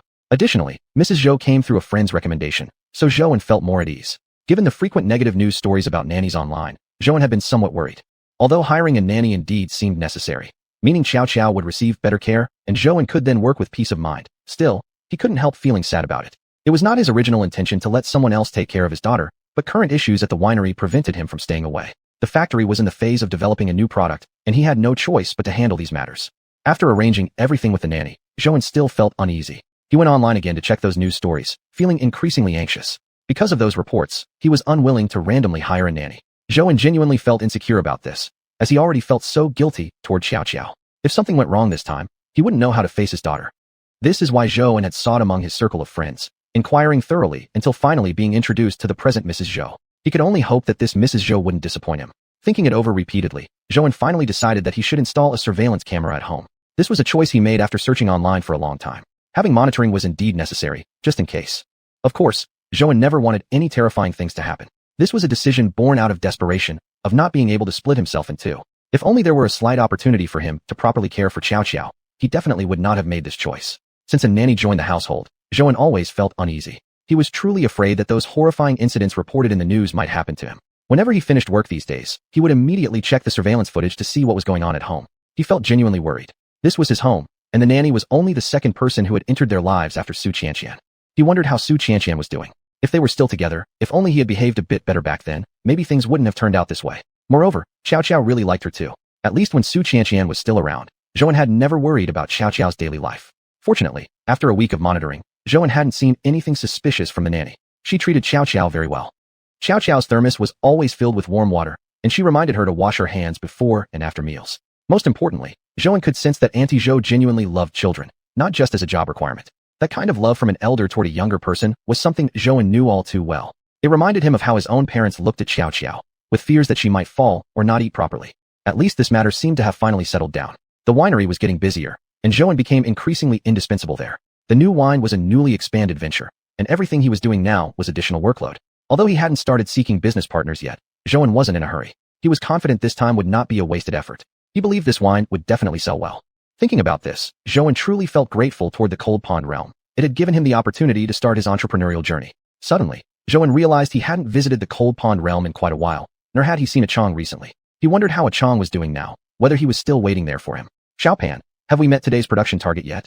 Zhouan called Xiaopan to ask. He was kind of hoping to finish work early today. Lately, he had been extremely exhausted. To help the staff master the technique of producing the new wine as soon as possible, Zhouan personally guided them every day. Chapter 113, Effort. The distillery was now in a period of growth, and Zhouan would not tolerate even the smallest mistake. He no longer wanted to live as he had before, indifferent and without ambition. He wanted to move faster, faster still. The words from Xiaoxiao's teacher last time felt like the harshest criticism he had received in years. To Zhouan, his daughter was everything, yet now he wasn't really taking good care of her. That's about it, boss. If you have something to do, just go ahead. I'll watch the rest, said Xiaopan. A wave of warmth rose in Zhouan's heart. Xiaopan really added spice to his otherwise monotonous life, and it helped him with a lot of work. When the new batch of workers arrived, it was Xiaopan who helped everyone through the adjustment period. Having Xiaopan as an employee was one of Zhouan's great fortunes. Thank you, Xiaopan. After leaving the distillery, Zhouan went to the supermarket to buy some things. Recently, the refrigerator had mostly been stocked by Annie Zhou. There were some items that Xiaoxiao didn't like. Zhouan didn't blame Annie Zhou, of course. She had only just started working, and such small details would take time to learn. Besides, he guessed that xiuxian in the cold pond space was probably out of snacks too. Zhouan recalled the snacks xiuxian had taken the most of last time and bought some. Without lingering, when Zhouan returned home, he placed the groceries in the fridge and immediately entered the cold pond space. The cold pond space held a kind of magic for Zhouan. It calmed him, made him more relaxed. It was the perfect place for serious thought, or for completely clearing his mind of all thoughts, because the cold pond space was just that peaceful. Xiang was the same. She was also a treasure in Zhouan's eyes. Whenever he was with Xiang, Zhouan always felt joy, as if all his worries had vanished. Moreover, Xiang always seemed to bring him good luck. Zhouan felt that he was genuinely improving, little by little. First, he went to the cold pond and looked at the fish he had obtained in the last draw. So miraculous, Zhouan thought to himself. Whether it was just his imagination or not, he felt the fish looked even more beautiful than before, like something from a fairy tale. He didn't stay long, immediately heading straight for the patch of grass where he thought Xiang might be. He still remembered the last time he searched for her, but couldn't find her. It had really scared him. Xiang was different from everyone else in Zhouan's life. They had no way to contact each other outside the space. The only connection between them was this space. Yet the space was unpredictable. Every direction looked the same, and it was incredibly vast. Sometimes, Zhouan even wondered if the space, like the real world, was round, because it truly seemed boundless. While his mind helplessly drifted through memories of the last time they met, Zhouan nonetheless skillfully and confidently made his way to the patch of grass. He saw Xiang sitting with her back toward him, doing something he couldn't see. Zhouan quietly walked closer, suddenly feeling mischievous and wanting to give her a playful tap on the back. Ever since he met Xiang, she had always been cheerful, her expression rarely anything other than smiling. For a moment, he had the impish idea of seeing what she'd look like, startled or even crying. But then he thought better of it. After all, as a man already in his 30s, such behavior would be too childish. And if he truly frightened Xiang, that would be unforgivable. Xiang, he softly called, fearful that a louder voice might startle her in this unusually silent space. Xiang turned her head. Whether it was because it had been too long since they last met, Zhouan felt as if Xiang had gotten thinner. She looked a bit excited at suddenly seeing Zhouan before her. Although there was no sense of time in the cold pond space, they could still feel something slipping away. Xiang felt like she hadn't seen Zhouan in a long time. She wondered whether he had drawn anything lucky lately. You finally came. It feels like it's been so long since I last saw you, Xiang said happily. Looking at Xiang's cheerful expression, a warm feeling swelled in Zhouan's heart. He placed the snacks he had brought beside her and sat down beside her first. Sorry, Xiang. I should have come sooner. But I've really been quite busy with work lately. I couldn't get away, he said. No problem at all. I've gotten used to staying in the space already. It doesn't matter much to me. Xiang still smiled. Zhouan opened the snacks. He had bought the same snacks that Xiang had eaten the most last time, and he placed the package in front of her. Here, these are snacks for you. If I didn't get it wrong, they should all be your favorites. Thank you. You're the nicest person I've ever met. Pausing briefly, Xiang asked again, did you draw anything lately? Looking at her expectant face, Zhouan smiled. Yes, I did. Last time, while discussing a collaboration with a business partner, the system suddenly prompted that I could draw a prize. So what did you win in the draw? Thinking about it made Zhouan feel happy. He truly felt that his luck had improved significantly ever since Xiang appeared. Last time, he didn't enter the cold pond space or look for Xiang. He drew the prize alone. Yet he managed to get something so good. That secret brewing manual was literally a godsend. Zhouan really thought the cold pond space was mysterious, rewarding him based on his work. With this advantage, once the live streaming collaboration was confirmed, he'd definitely make a fortune. I drew something great.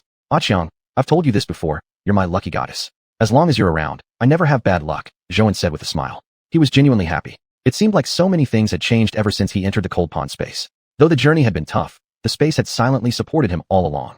It helped him raise fish, and it helped him brew alcohol. Without the cold pond space, he would still just be a delivery guy today. Now he had even met Xiang, that uniquely special girl, who was simply his lucky goddess. That's good. I was really worried you might end up drawing something useless. Some people once drew broken stones or things like that. It was truly bad luck. Let's not talk about that. Xiuxian, is there anything you want to eat? Zhou didn't want to dwell on those things anymore. Looking at Xiuxian's fragile appearance, Zhou truly felt she had become thinner lately. Right now, all he wanted was for Xiuxian to eat a lot, so she could return to how she was before. Xiuxian rolled her eyes playfully. Well then, I won't be shy. I want the food you brought last time. Zhou thought for a moment. Was she talking about the fried rice with egg? Alright, you're way too thin compared to the last time I saw you. You should really eat more, Zhou said, looking at Xiuxian. Zhou immediately exited the cold pond space and, within half an hour, had prepared the fried rice with egg. Seeing Xiuxian eat so happily, Zhou felt extremely satisfied. He was delighted that Xiuxian could be so happy just eating.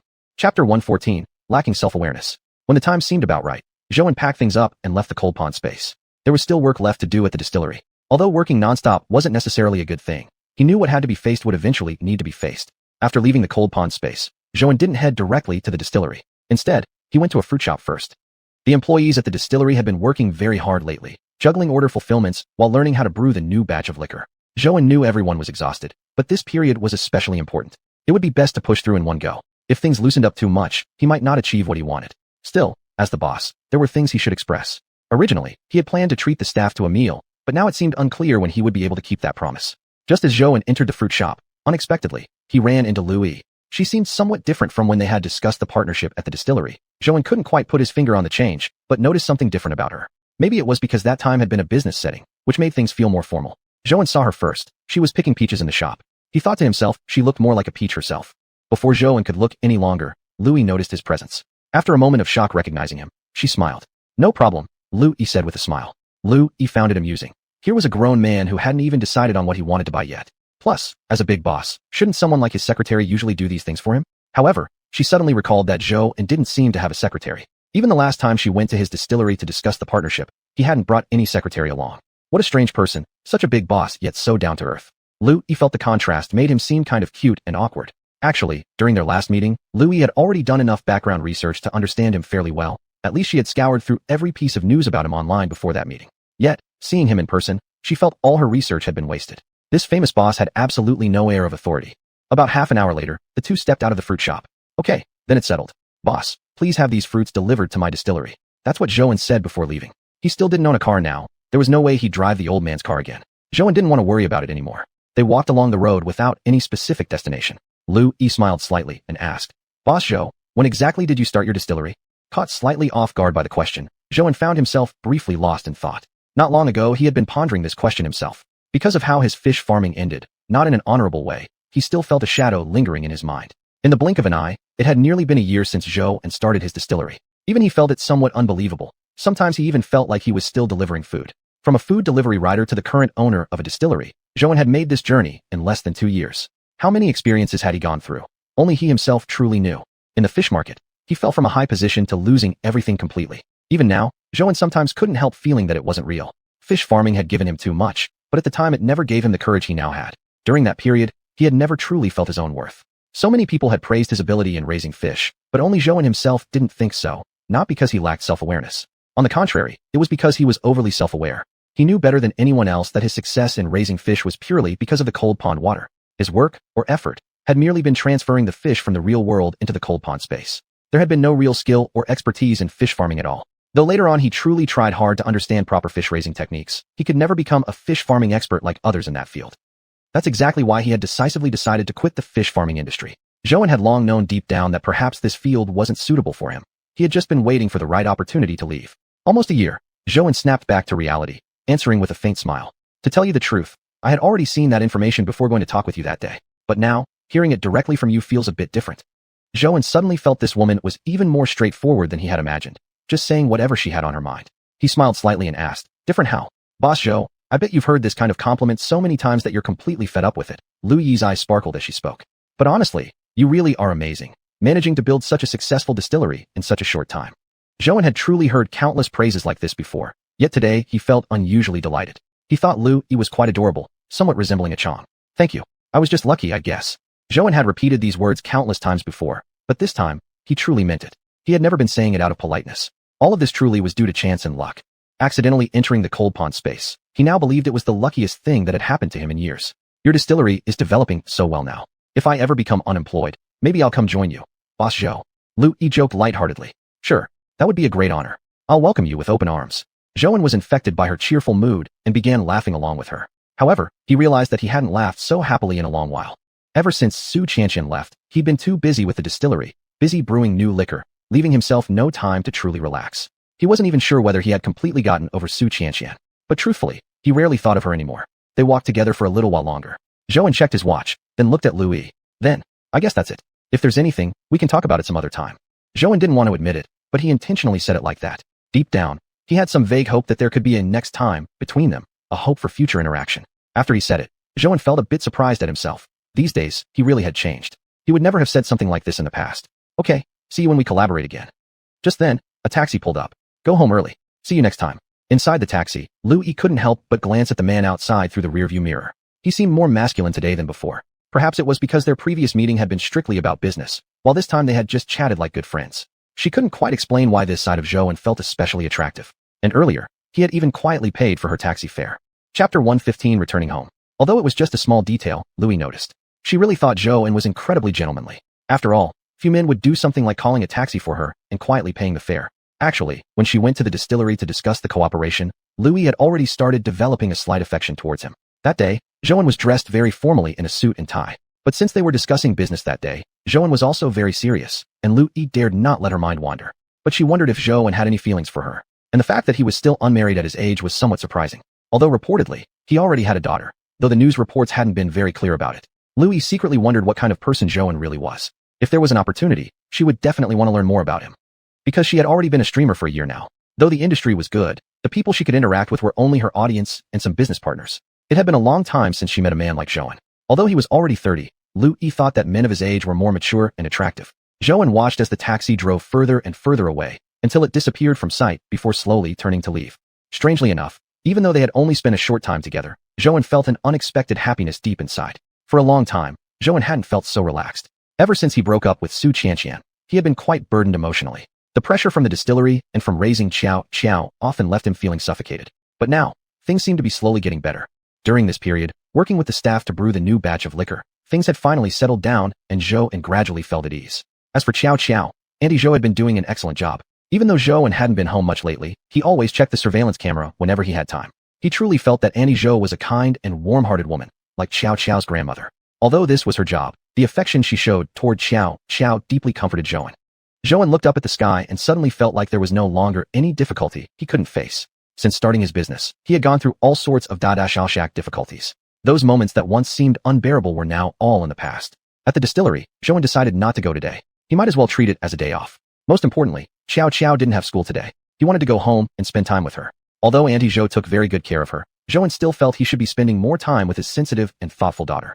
It had truly been a while since he sat down and spent quality time with her, not even just sitting together on the couch watching cartoons. Taking a deep breath, Zhou felt as if he were truly coming back to life. He carried a small cake in one hand and opened the door with the other. To his surprise, only Auntie Zhou was in the house, busily working in the kitchen.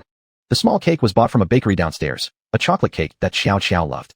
Zhou never understood why other kids liked sweet fruity cakes while Xiao preferred something slightly bitter. Mr. Zhou, you're back? Xiao is still sleeping. Auntie Zhou greeted him. Seeing Zhou back, she immediately took the cake from him and placed it into the refrigerator to chill.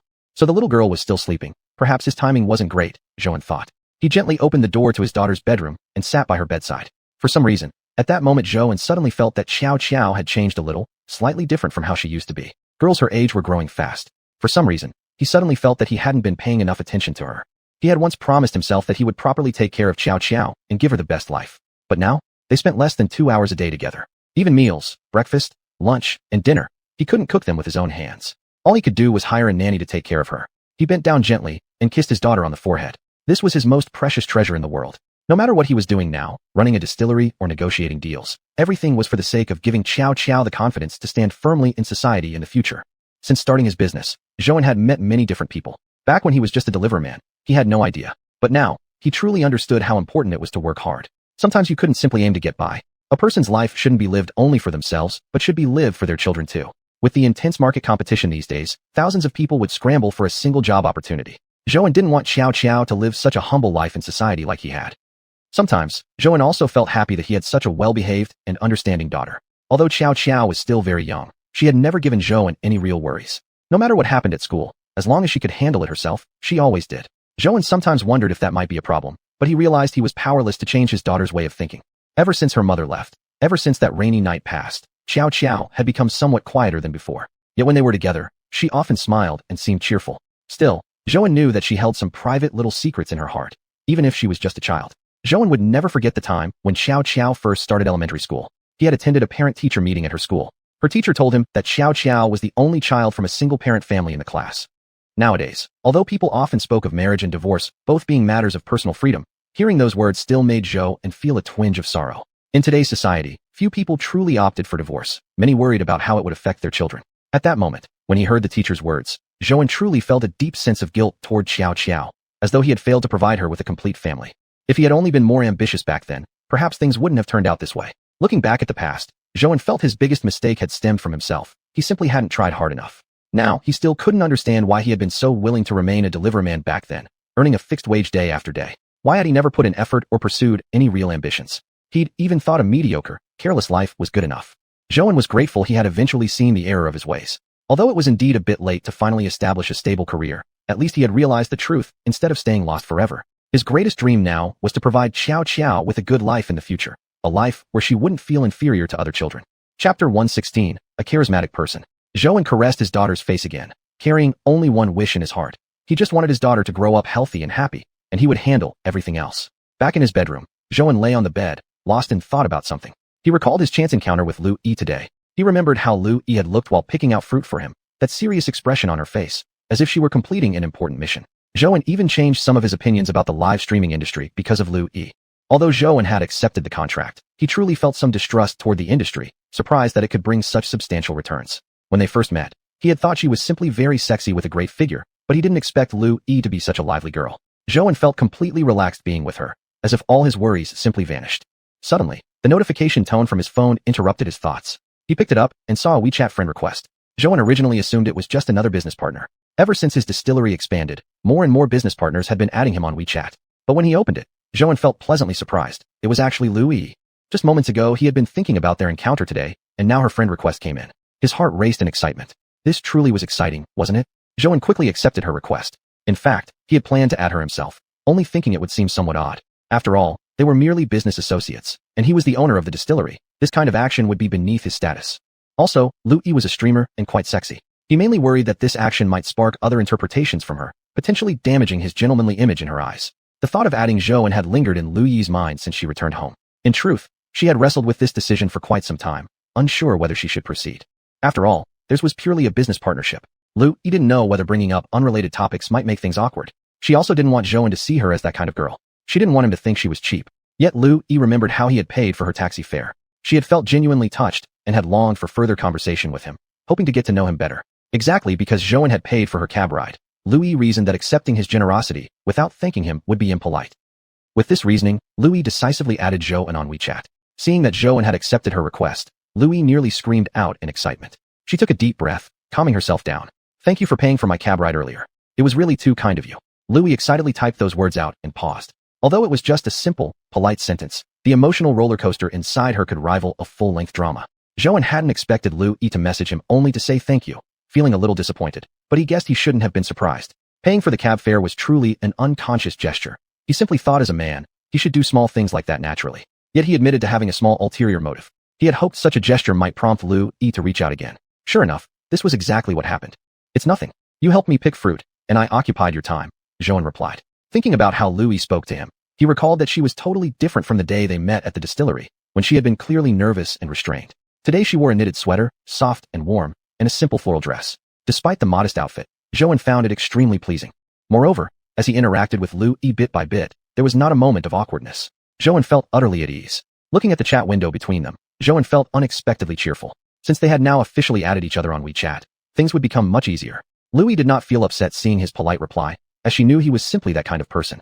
Although she had not spent much time with Zhouan, she already understood quite well what kind of man he was. While picking fruit, even though Zhouan seemed like a domesticated, home-oriented man, he clearly had no idea how to choose fruits. He was said to have a daughter, and Lu Yi felt a certain curiosity. How exactly did he take care of her? Imagining a big, strong man completely at a loss when dealing with a small girl, Lu Yi found it amusing.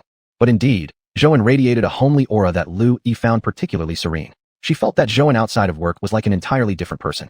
Recalling the little details of their time together, how considerately he paid for her ride, and sweetly held the car door for her as she got in. When it came to picking fruits, he readily agreed with her choices without objection, unlike some men who could be overly picky. Lu Yi was very pretty and had a great figure. Back when she was in school, many boys used to chase after her, but she had never given any of them a chance, thinking them all too childish. Later, when she started working, she went into sales and mostly dealt with clients. She had also been harassed by some male customers, which once made her question the world. That was partly why she decided to quit her job after learning about the live streaming industry. Although joining live streaming spared her from encountering those disgusting men, she hardly met any men at all now. The only people she met were business partners and viewers. Lu Yi couldn't quite tell whether her feelings toward Zhou were simply because she had been away from men for too long, or because Zhou was truly that gentle and charming. But after thinking for a long time, she concluded that Zhou genuinely was a very attractive man. A man in his 30s carried himself with such charm, confident and at ease, never making others feel awkward. Lu Yi really enjoyed being with Zhou. Even when they said nothing, Zhou still made her feel completely comfortable. And among all the people Lu Yi had met, Zhou was by far the most mature. Thinking about it, he really was impressive. Building such a distillery in less than a year was no small feat. Actually, Lu Yi didn't know much about the liquor industry. She had only asked about it from friends, casually inquiring. The alarm clock hadn't even rung yet, but Zhou was already awake. Maybe it was because he had slept rather well last night, after all. Zhou thought for a moment, suddenly feeling a bit surreal. He immediately grabbed his phone and opened WeChat. He relaxed slightly as he saw that it was real. Lu Yi had indeed added him on WeChat, and they had even exchanged a few messages. Zhou himself wasn't sure what exactly he was expecting, or whether it was just that Lu Yi was such a captivating girl, but he knew he really enjoyed being with her. Chapter 117 makes perfect sense. Zhou silenced the alarm before it could ring, killing it in its cradle. He glanced at the time. He could have slept a little longer, but he wanted to cook breakfast for Xiao. Ever since Auntie Zhou had arrived, Zhou hadn't stepped into the kitchen much. It wasn't that he particularly wanted to cook. He just wanted to make a meal for Xiao today. Luckily, Xiao and Auntie Zhou got along well without much adjustment, and Zhou felt more at ease. Initially, he'd worried Xiao might object to his decision. When breakfast was ready, Auntie Zhou just woke Xiao up. Still sleepy, Xiao looked at Zhou and suddenly smiled. Zhou thought it was a bit strange. Was she not fully awake yet? He squatted down in front of his daughter. What are you laughing at, little girl? Haven't you woken up yet?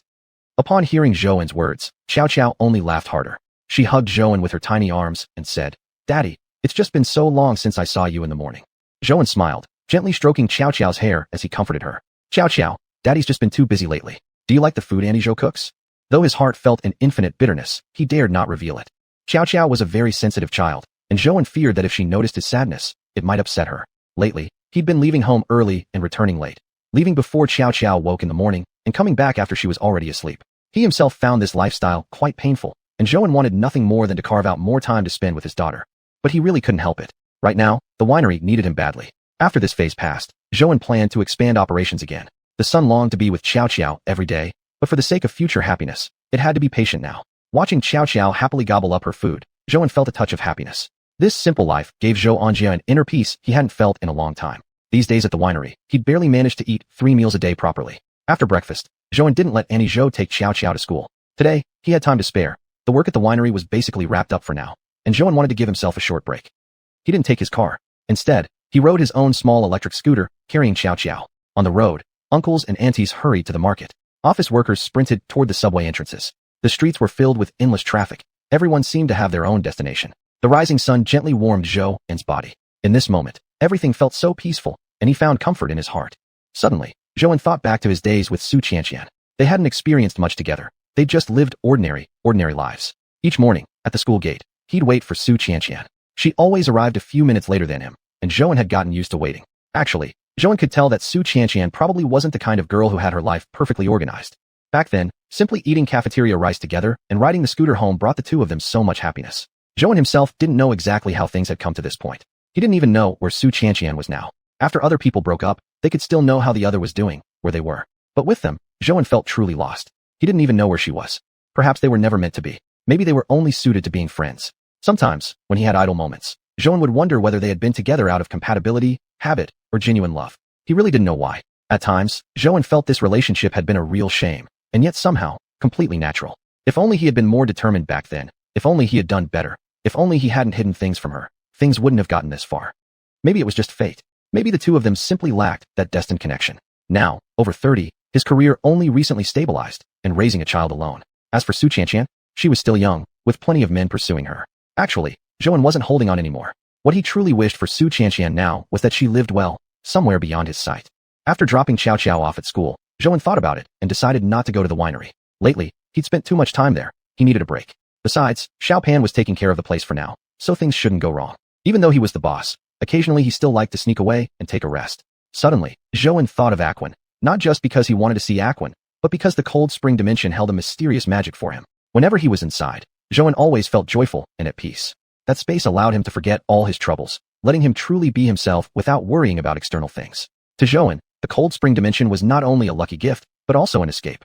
On the path of entrepreneurship, he had experienced too many hardships. Whenever he encountered difficulties and didn't know what to do, he would come to the cold spring dimension, hoping it could offer him some guidance. Most of the time, Zhouan simply wished for peace, a quietness that could calm his heart and relieve his restlessness. He deeply loved the silence of the cold spring dimension. Zhouan went to their usual spot to find Aquan. She was still in that patch of grass. Ever since the last time he couldn't find her, Aquan hadn't gone anywhere else. Seeing Zhouan arrive, Aquan was very happy. Deep down, Zhouan was also joyful. Although they had just met yesterday, he felt completely relaxed in her presence. Zhouan, is there anything fun in your world? Aquan asked with wide eyes, full of curiosity. Actually, Zhouan had often wondered before why Aquan had never shown any curiosity about his world. Even though he had brought her many things from his world, she had never expressed any desire to visit it herself. Why? Do you want to see my world? Zhouan didn't answer but instead asked her this question. Actually, Zhouan had waited a long time for this kind of conversation and question, but at the same time, he thought this was her homeland. Would taking her away have any negative consequences? But now that Aquan had already brought it up, Zhouan thought he shouldn't worry too much. Yeah, I want to see what's different between your world and mine. Every time, you bring out so many things from your world. But look, I have nothing here. As Zhouan listened to Aquan speak, he unconsciously followed her gaze and looked around the cold spring dimension. Zhouan had seen this space many times before, but each time, he couldn't help but marvel inwardly.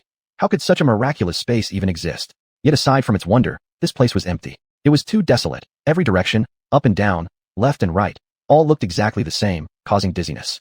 Chapter 118, The Real World. Although Zhouan really liked the Cold Pond realm and would come here whenever he felt troubled, that didn't mean he could stay there forever. Zhouan had thought about this before. If he had to remain in the Cold Pond realm all the time, he feared he would go mad from isolation. Although he wasn't someone who enjoyed crowds and often preferred solitude, a place that was too quiet wasn't ideal either. Alright, I'll take you to my world. Hearing Zhouan agree so readily to her request, Achong couldn't help but feel very happy, though she also felt a bit nervous. She didn't know what Zhouan's world would be like. She felt an inexplicable fear. Since she was born, she had always stayed in this space and had never left it once. Zhouan seemed to sense her worry and tension. Thinking for a moment, he bravely reached out and tightly held her hand. This was the first time Zhouan realized that returning from the Cold Pond realm to the real world didn't take long at all, less than 2 minutes, and they had already left the Cold Pond realm. Achong felt as though everything ahead was getting brighter and brighter. She dared not slow down, fearing she would fall behind Zhouan's pace, and could only hold his hand tightly.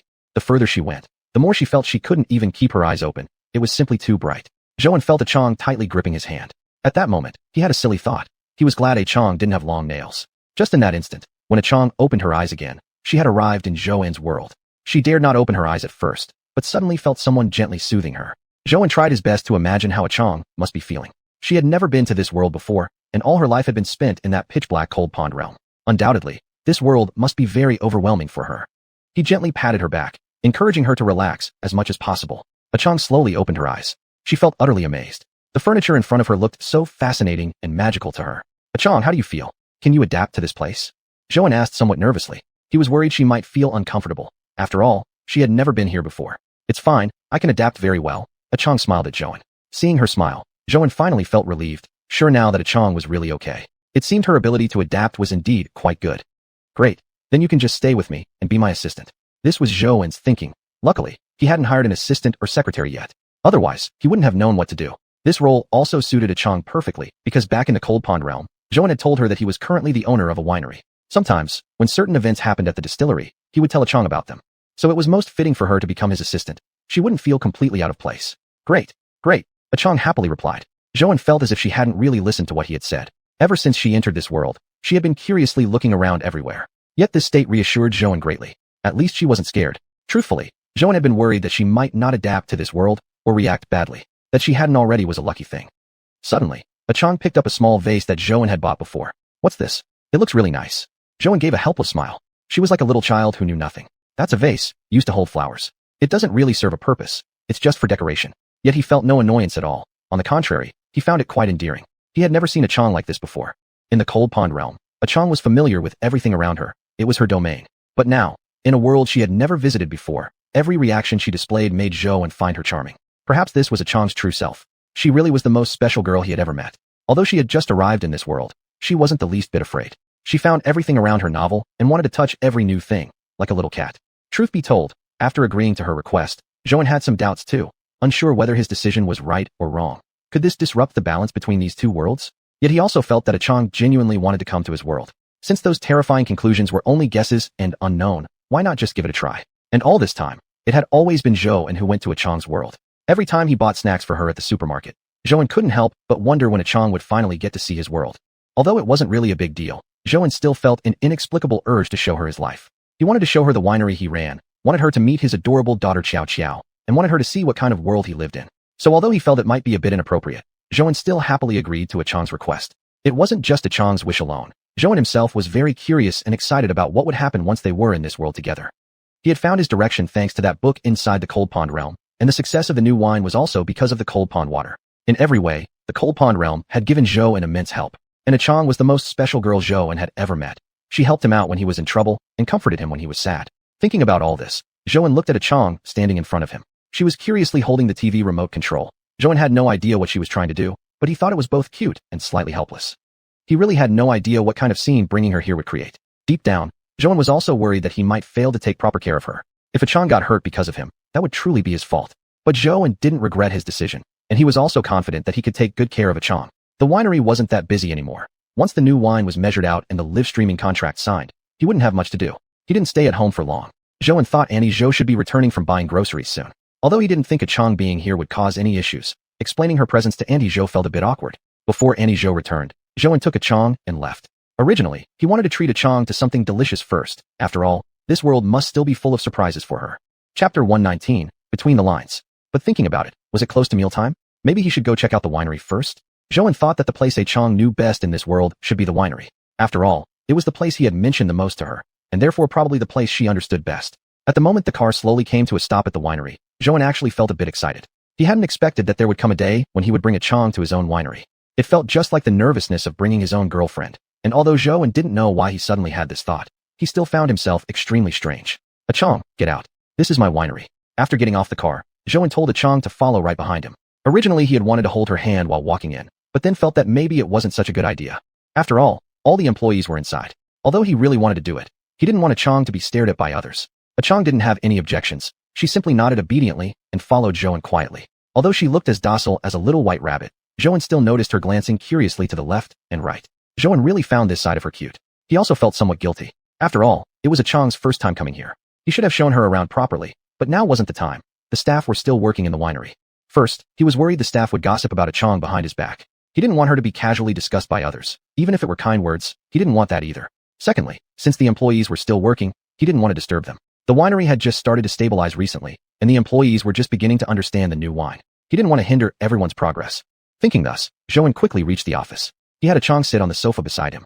There happened to be an illustrated storybook in the office. It was a gift that xiuxian had given to Xiao previously, but Zhou hadn't managed to pass it to Xiao before they had already broken up. Now, it came in handy. Zhou handed the book to Chang. Although it was a children's book, Zhou thought Chang might like it too. Just as he had expected, even though it was her first time encountering such a thing, Chang was quickly drawn into the illustrations. Zhou smiled, then went back to his desk. In the next couple of days, Lu Yi would probably come to discuss the cooperation. The contract had not yet been signed. As he was thinking about that, Xiaopan walked in. Boss, Miss Lu is here. She said she's coming to sign the contract today. Before Xiaopan had finished speaking, Lu Yi walked in from outside the door. Zhou hadn't even had time to react before he saw her. Lu Yi herself hadn't planned this beforehand. She had decided suddenly. Although she knew that signing the contract was important, she couldn't explain why she wanted to surprise Zhou. Lu Yi wanted to see what Zhou looked like in his private moments. During their previous meeting discussing cooperation, Lu Yi had felt that Zhou had been too stiff and didn't want to see that overly formal version of him. I'm sorry for coming over unannounced. I hope I'm not interrupting anything, Lu Yi said with a smile, her expression filled with apology. Suddenly, she noticed a girl. The girl was sitting quietly on the sofa, seemingly completely unperturbed by their sudden arrival. Lu Yi had absolutely not expected there to be a girl next to Zhou. Without thinking, Lu Yi began observing the girl. Her pale and clean skin looked as though it had never been touched by sunlight. Dressed in a red dress, her fair skin was even more striking. Lu Yi even began to wonder if she was a celebrity or some internet influencer. She racked her brain but couldn't match the girl's face with any famous star. Lu Yi looked at what was in the girl's hands, an illustrated book. Although it seemed a bit out of place, Lu Yi really felt that this girl was adorable. A simple braid and a presence filled with innocence. Zhou had also noticed Lu Yi's stare, so he coughed slightly. Miss Lu, why didn't you inform me in advance? I haven't even prepared yet. He really felt quite surprised that Lu Yi would appear at this moment. Although he had known she would come to sign the contract with him in the next few days, he had definitely not expected it to be now. Moreover, Lu Yi hadn't even given him a heads up beforehand about such an important matter. That didn't seem very professional. Zhou watched Lu Yi's unrestrained gaze toward Chang and felt a bit of a blockage in his heart, but he couldn't exactly say why. It's truly impolite of me, Mr. Zhou. I didn't inform you in advance, and I've disturbed your lovely time. Lu Yi said apologetically. Lu Yi admitted that this girl was indeed much cuter than herself, but so what? She had originally thought Zhou was the kind of man who would go for someone more mature and refined. And girls like this, she had seen plenty of before. Lu Yi didn't believe there really existed someone this pure in the world. It was all an act, an outfit designed to look pitiful and helpless. Zhou couldn't believe his ears at all. He couldn't believe Lu Yi had actually said something like that. Though he was a man, he had been this observant. How could he not understand the hidden meanings in her words? Miss Lu, let me introduce you. This is my assistant. Zhou didn't want Lu Yi to speculate about their relationship. For some reason, he suddenly felt like he had wronged Chang just a bit. Oh, I thought it was a secret love nest. Never imagined it. Your assistant is so cute, Lu Yi replied, surprise mixed in her tone. Whoever heard that wouldn't have suspicions. The story of a boss and his assistant. Everyone knew how that usually went. Lu Yi admitted she was nearly on the verge of breaking down inside. What gave this girl the right to sit here, in Zhou's office, looking at his books? She knew what she had said was indeed going a bit too far. But why did Zhou insist on defending her so firmly? Though they hadn't known each other for very long, why hadn't this assistant been here during her last visit? Lu Yi didn't believe for a second that she was really Zhou's assistant. The atmosphere grew colder by the minute. Zhou felt annoyed. Everything happening right now was completely unexpected. Why did Lu Yi have to appear suddenly like this? Zhou felt like all the goodwill he had felt for her before had instantly vanished. To Zhou, Lu Yi had also changed his perception of the live streaming industry. Ever since he met Lu Yi, he had thought the live streaming field wasn't so bad after all. Chapter 120, an awkward situation. But the things Lu Yi was doing now truly seemed strange to Zhou. It was just too unprofessional, not the kind of thing Lu Yi would normally do. Actually, Lu Yi herself felt somewhat regretful at this moment. She shouldn't have come here, shouldn't have come to test him. Even though they hadn't known each other for very long, Lu Yi couldn't even figure out why she had wanted to test him in the first place. But Zhou, he was just too extraordinary. Lu Yi had barely ever met a man like him. He fascinated her. When she first met Zhou, Lu Yi had already imagined him a bit before he came in. Before going to discuss the cooperation with Zhou, she had already looked up all the information about him online. Although there weren't many photos of him online, Lu Yi thought what she saw was enough. When Zhou approached her calmly and seriously, Lu Yi could still clearly remember the way she felt at that time. She even had the feeling that she was the one being interviewed, which was kind of amusing. Although Lu Yi had been a live streamer for more than a year, she had never discussed cooperation with someone like Zhou before. The overwhelming pressure was hard for Lu Yi to ignore. Even though she was extremely nervous back then, she couldn't help but observe Zhou closely. Actually, Zhou wasn't an especially handsome man, but she had to admit, he definitely had great charisma, more than most men. It came from his experiences. In just 1 or 2 years, Zhou had gone through far more than most people did. Later, during an accidental meeting at the fruit shop, Lu Yi felt she had seen another side of Zhou.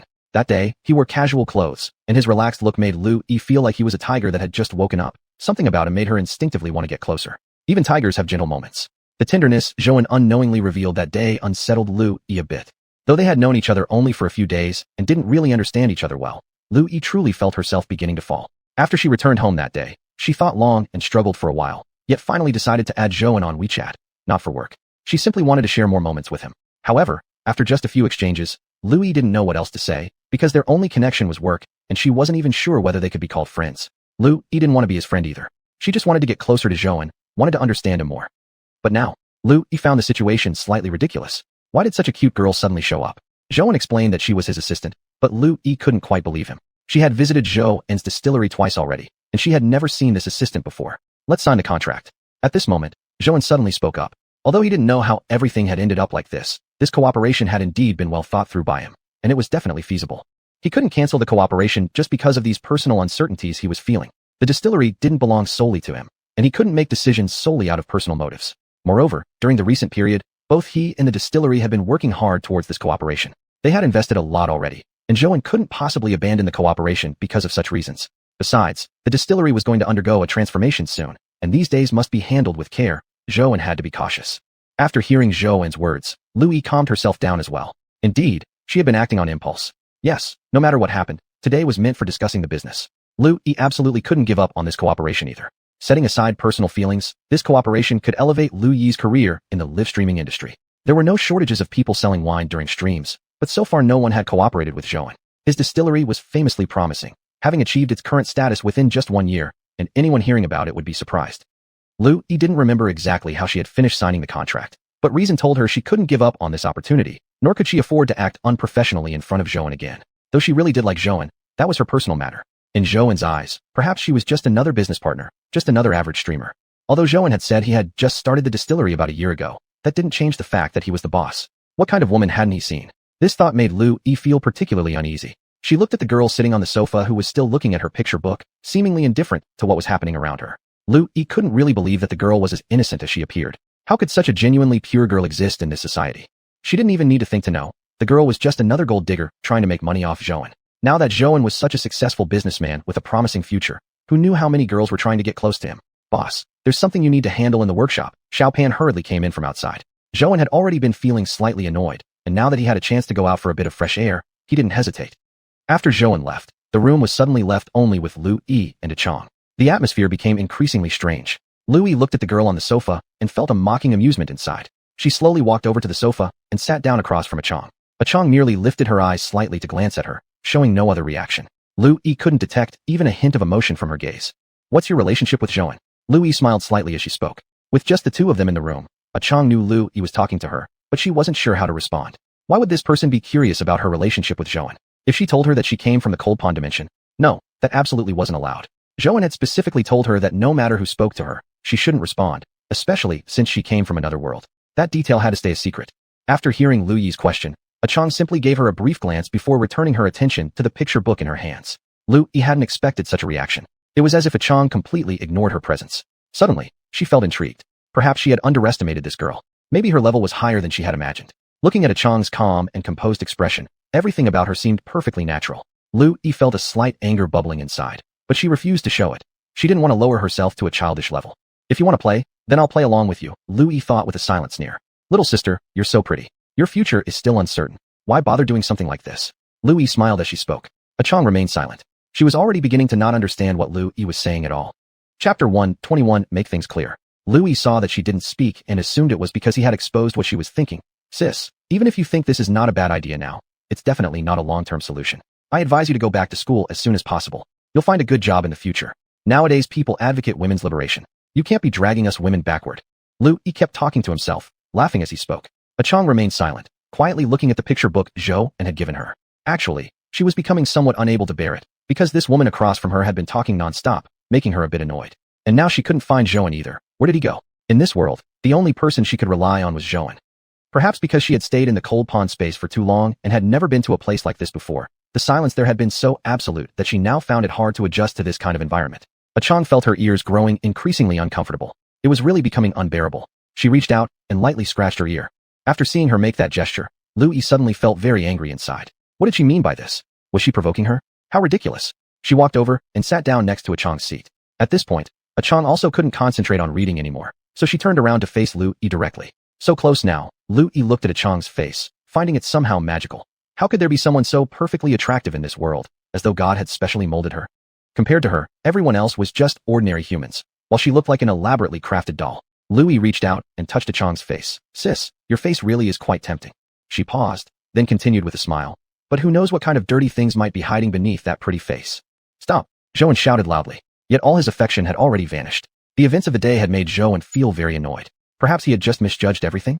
Thinking of this, Zhouan suddenly felt that he should make things clear. Now that the contract had been signed, there might not be any more chances to meet afterward. He thought it would be better to clarify everything now and put a definitive end to things between them. Chang, wait for me here. I'll come back soon, Zhouan said, squeezing Chang's hand. Without waiting for a reply, he ran out immediately and chased after Lu Yi. Luckily, Lu Yi was still around. If he didn't clarify everything today, who knew whether such misunderstandings might happen again in the future? Lu Yi had been waiting for the elevator when she hadn't expected Zhouan to show up suddenly. Had he come to find her? Had Zhouan finally seen reason? Had he realized she only had his best interests in mind and seen through that girl's true nature? But she wasn't sure what to do, just standing there blankly, watching Zhouan approaching. What do you want to say? Lu Yi asked indifferently, trying her best to control her emotions. She didn't want to feel like a criminal awaiting judgment while waiting for Zhouan's criticism. That made her feel as though she had lost her dignity entirely. Looking at Lu Yi, Zhouan suddenly recalled the first time he had seen her. Xiaopan had said a sexy woman was looking for him, and at first he hadn't believed it. But when he saw Lu Yi, he thought she really was sexy. That accidental meeting outside had made him believe Lu Yi was a good and attractive girl who had at least brought him brief relaxation. But now, Zhouan just felt that he had probably overthought everything. They were just not the same kind of people after all. Perhaps their relationship should end right here, and they would have no more entanglements afterward. Lu Yi, what I'm about to say may make you angry, but I still have to say it, so that we won't misunderstand each other anymore. I'm not sure if you really like me, or if it's some sort of admiration, but I'm not interested right now. As you saw, and as you suspected, that girl really isn't my assistant. I've actually known her longer than just now, so there's no need for you to assume she's a bad girl. Lu Yi never expected that Zhou would come to say these things to her. How ridiculous. For a moment, she couldn't tell whether Zhou was acting for her own good or that girl's. Wasn't all that Zhou had said merely meant to stop her from misunderstanding that girl? Didn't it seem like he was only trying to protect her? Zhou, do you think I... Before Lu Yi could finish, Zhou interrupted her. As for what Lu Yi truly thought, Zhou no longer cared. All he knew was that he didn't want misunderstandings between them to continue. He especially didn't want Lu Yi to continue misunderstanding Chang. Chang was such a good girl, and only he knew that. He didn't want to explain too much, but he also didn't want others misunderstanding his girl. That's all I want to say. There's no possibility between us, Lu Yi. I hope we can cooperate well, but as for other things, let's keep things separate. We'll go our separate ways after this. Lu Yi found it extremely ridiculous. What did he mean by that? Wasn't it just fine to leave things as they were? Why did he insist on running out here to explain? Sure enough, Zhou hadn't reached this position without talent. Lu Yi thought to herself. He must have sensed her feelings for him. But how did he notice? She had always been so careful and restrained. Yet what had he said? He'd said there was no possibility between them. All these days he had watched her little hints, yet he never said a word. Not until today's incident happened. Not until she had misunderstood his girl and hurt his girl, did he finally explain. Was that girl his bottom line? Lu Yi found it somewhat absurd. She had thought she had started to understand Zhou, but now it felt as though they were total strangers. Lu Yi recalled the girl's appearance just now. She indeed looked pitiful, like a clueless little white rabbit. She really couldn't figure it out. What was it about that girl that Zhou liked? Even now, he had come to say these things to her for the girl's sake. Did Zhou feel not even the slightest concern about hurting her? Yes, he had considered the possibility of developing a deeper relationship with Zhou in the future. But Lu Yi wasn't the type to dwell on things uncontrollably. She hadn't even planned to get tangled up with Zhou again. However, Zhou hadn't planned to keep things stuck with her either, and yet here he was, running out to say all this. Lu Yi understood clearly now. He wasn't explaining things for her sake. He was doing it for that girl. Even if they probably wouldn't meet again in the future, Zhou just didn't want that girl to be misunderstood. Lu Yi felt like she was truly unnecessary here. But what was so special about that girl anyway? Chapter 122, Resolution. She's just relying on her good looks and acting skills. She had originally thought Zhou was different from other men, but now it seemed he was no different than the rest.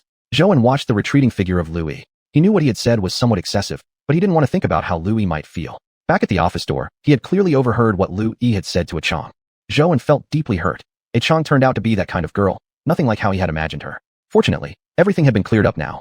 No matter what, this matter was over. The contract had been finalized, and the distillery hadn't suffered any losses. But now Zhou felt especially guilty toward Chang.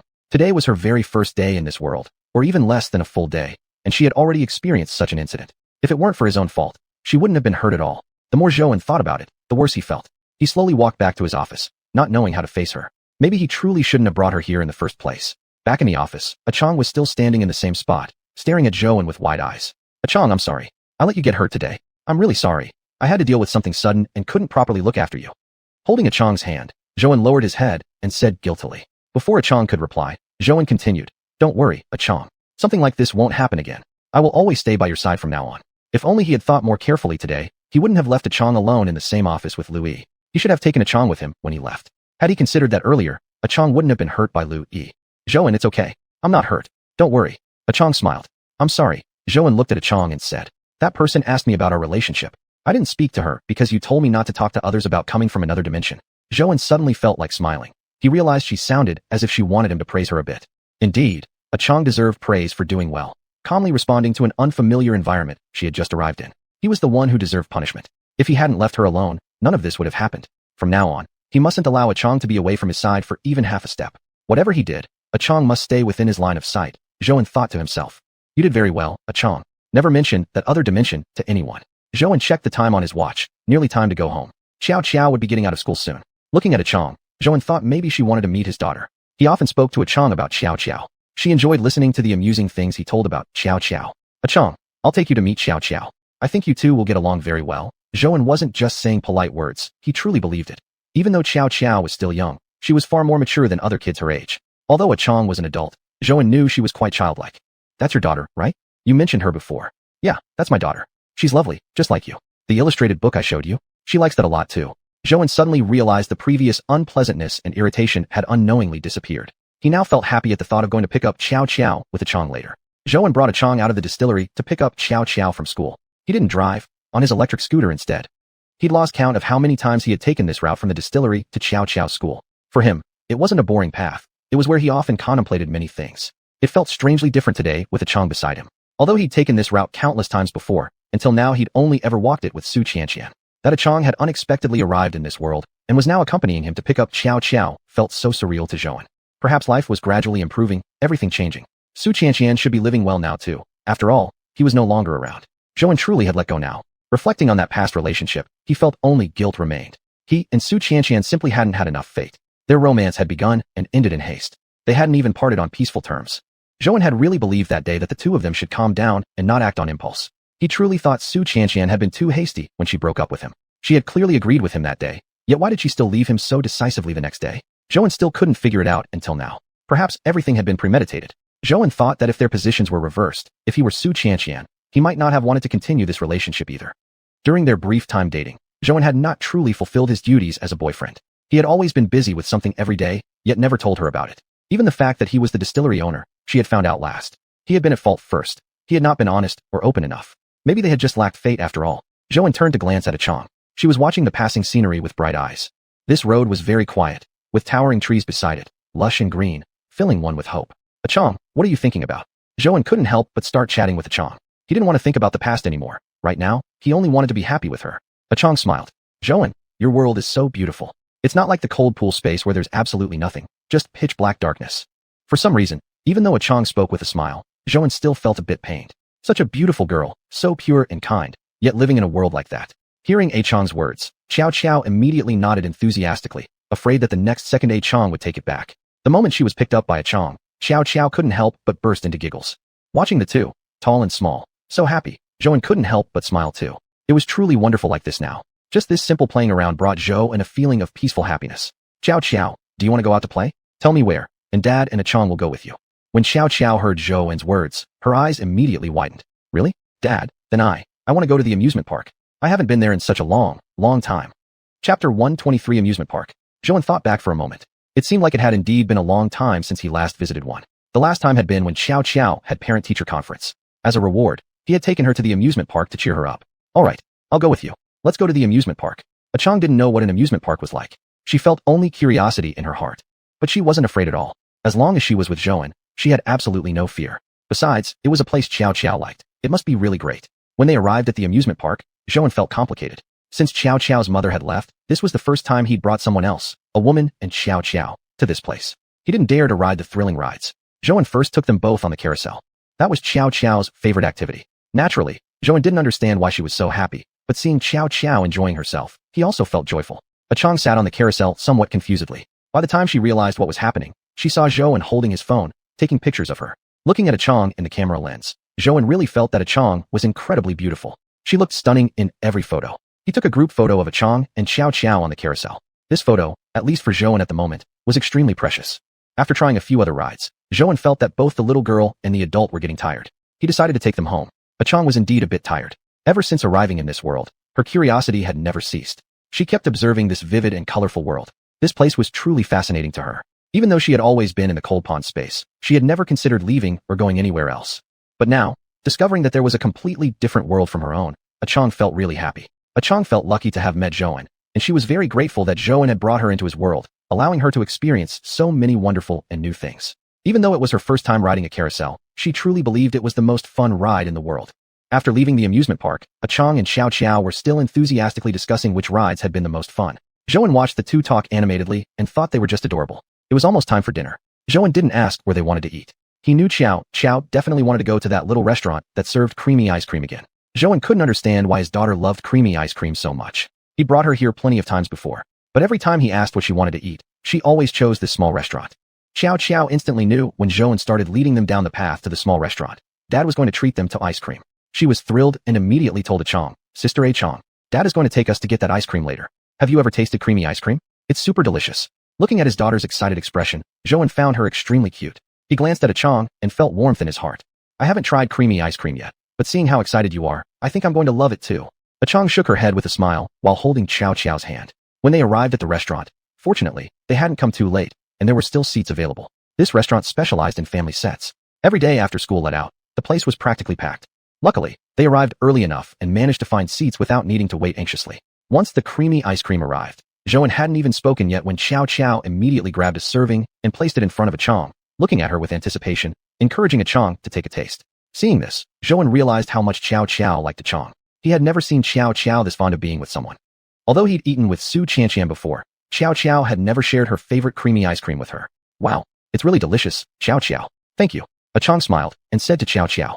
Zhou was somewhat surprised. Since the two of them met, they had rarely paid him any attention, talking almost exclusively between themselves, treating him like thin air. But he wasn't the slightest bit upset. On the contrary, he felt extremely happy and considered this the most relaxed day he'd had in quite some time. Seeing how happy they were together, Zhou felt only warmth and joy in his heart.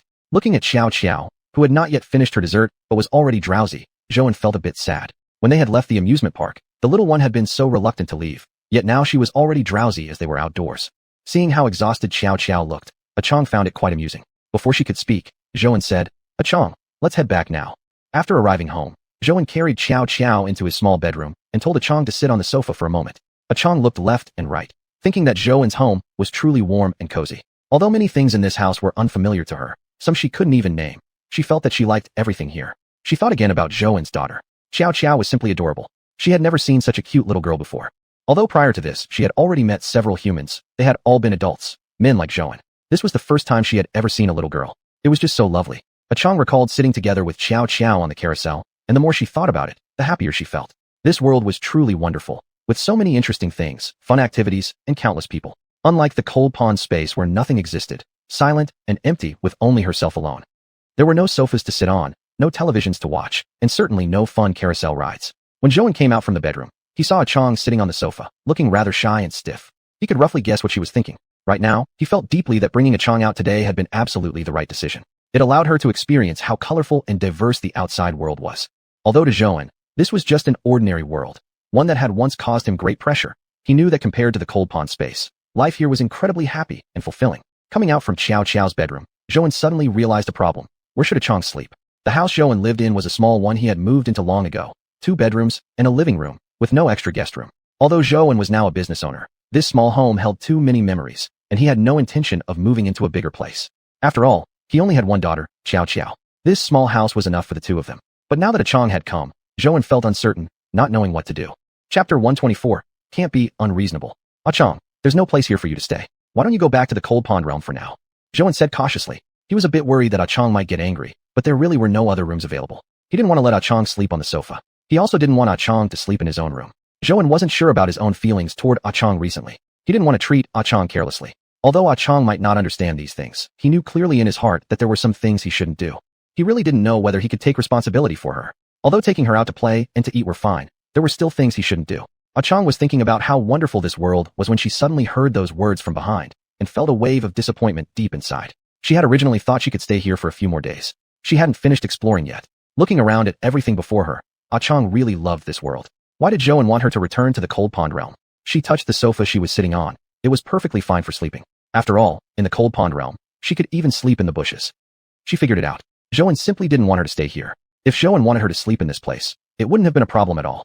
But it was Zhou himself who had agreed to let her come to this world. Was he now suddenly changing his mind? Chang thought about whether she had brought any trouble to Zhou today. Why was he suddenly asking her to return to the haunted space? Suddenly, Chang recalled the woman she had encountered with Zhou in that morning at his liquor factory. Although she didn't quite understand what was going on and didn't know who the woman was to Zhou. Zhou had only told her that he was the owner of the liquor factory and had mentioned his daughter, but never anyone else. Chang knew nothing about that woman. However, although she had just arrived in this world, she was very sensitive and perceptive. Chang was certain that the woman disliked her. Could it be that this woman had caused some trouble for Zhou? Chang wondered. But she had listened to Zhou very carefully. She hadn't said a single word of what the woman had said, hadn't looked at the woman at all, nor had she revealed she was from the cold pond space. And Zhou had already said that she had behaved very well. Why now must she go back to the cold pond realm? Or perhaps, Zhou found her inconvenient. Thinking about it, even though she was already grown up, she truly knew nothing about this world. She understood even less than Xiao. Maybe Zhou considered her a bother? Chang didn't know much about Zhou, but she knew he was raising Xiao alone, managing the liquor factory, signing contracts, and taking care of his employees. Perhaps he was already very busy, and simply couldn't take care of her as well. Perhaps her presence in this world was unintentionally causing him a lot of stress. Thinking this way, Chang suddenly felt sad. However, this place had never been her world to begin with. Perhaps she shouldn't have come here at all, shouldn't have expressed a desire to see this world. But even if she had to return, Chang wanted to understand clearly what Zhou truly meant. I don't want to go back. You said you would show me this world, but I haven't even seen that much yet, Chang said, carefully controlling her sadness. Since the day she sprang into existence from the crevice of a stone, since the day she started to think, Chang had never felt such sadness before. She felt like she was falling apart, merely because Zhou had asked her to return to his world. Perhaps there was nothing wrong with it, but she didn't want to go back. There was so much beauty in this world she wanted to see just a little more. Zhou hadn't expected Ah Chong to say that. He had thought she would obediently return to her realm as instructed.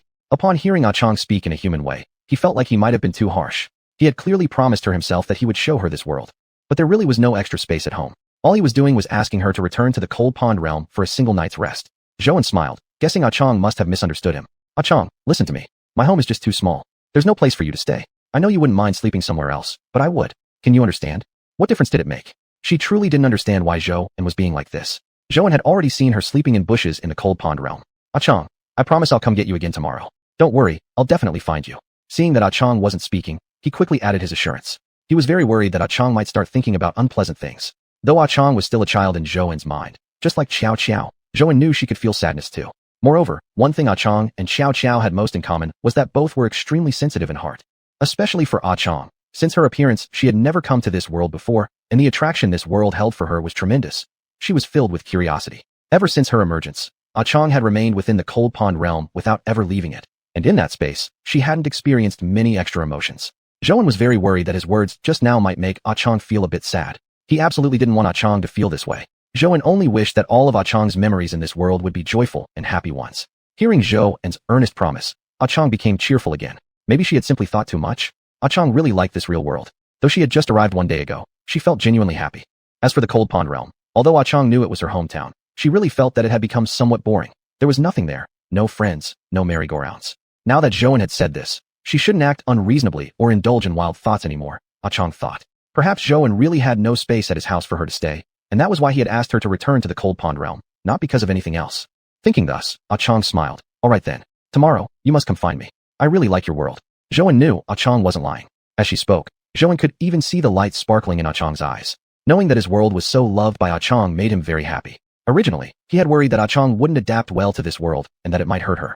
Now it seemed all his worries had been unnecessary. Zhou also really enjoyed being with Ah Chong, especially inside his own space. It was a very wonderful, magical feeling. Chapter 125, Livestream.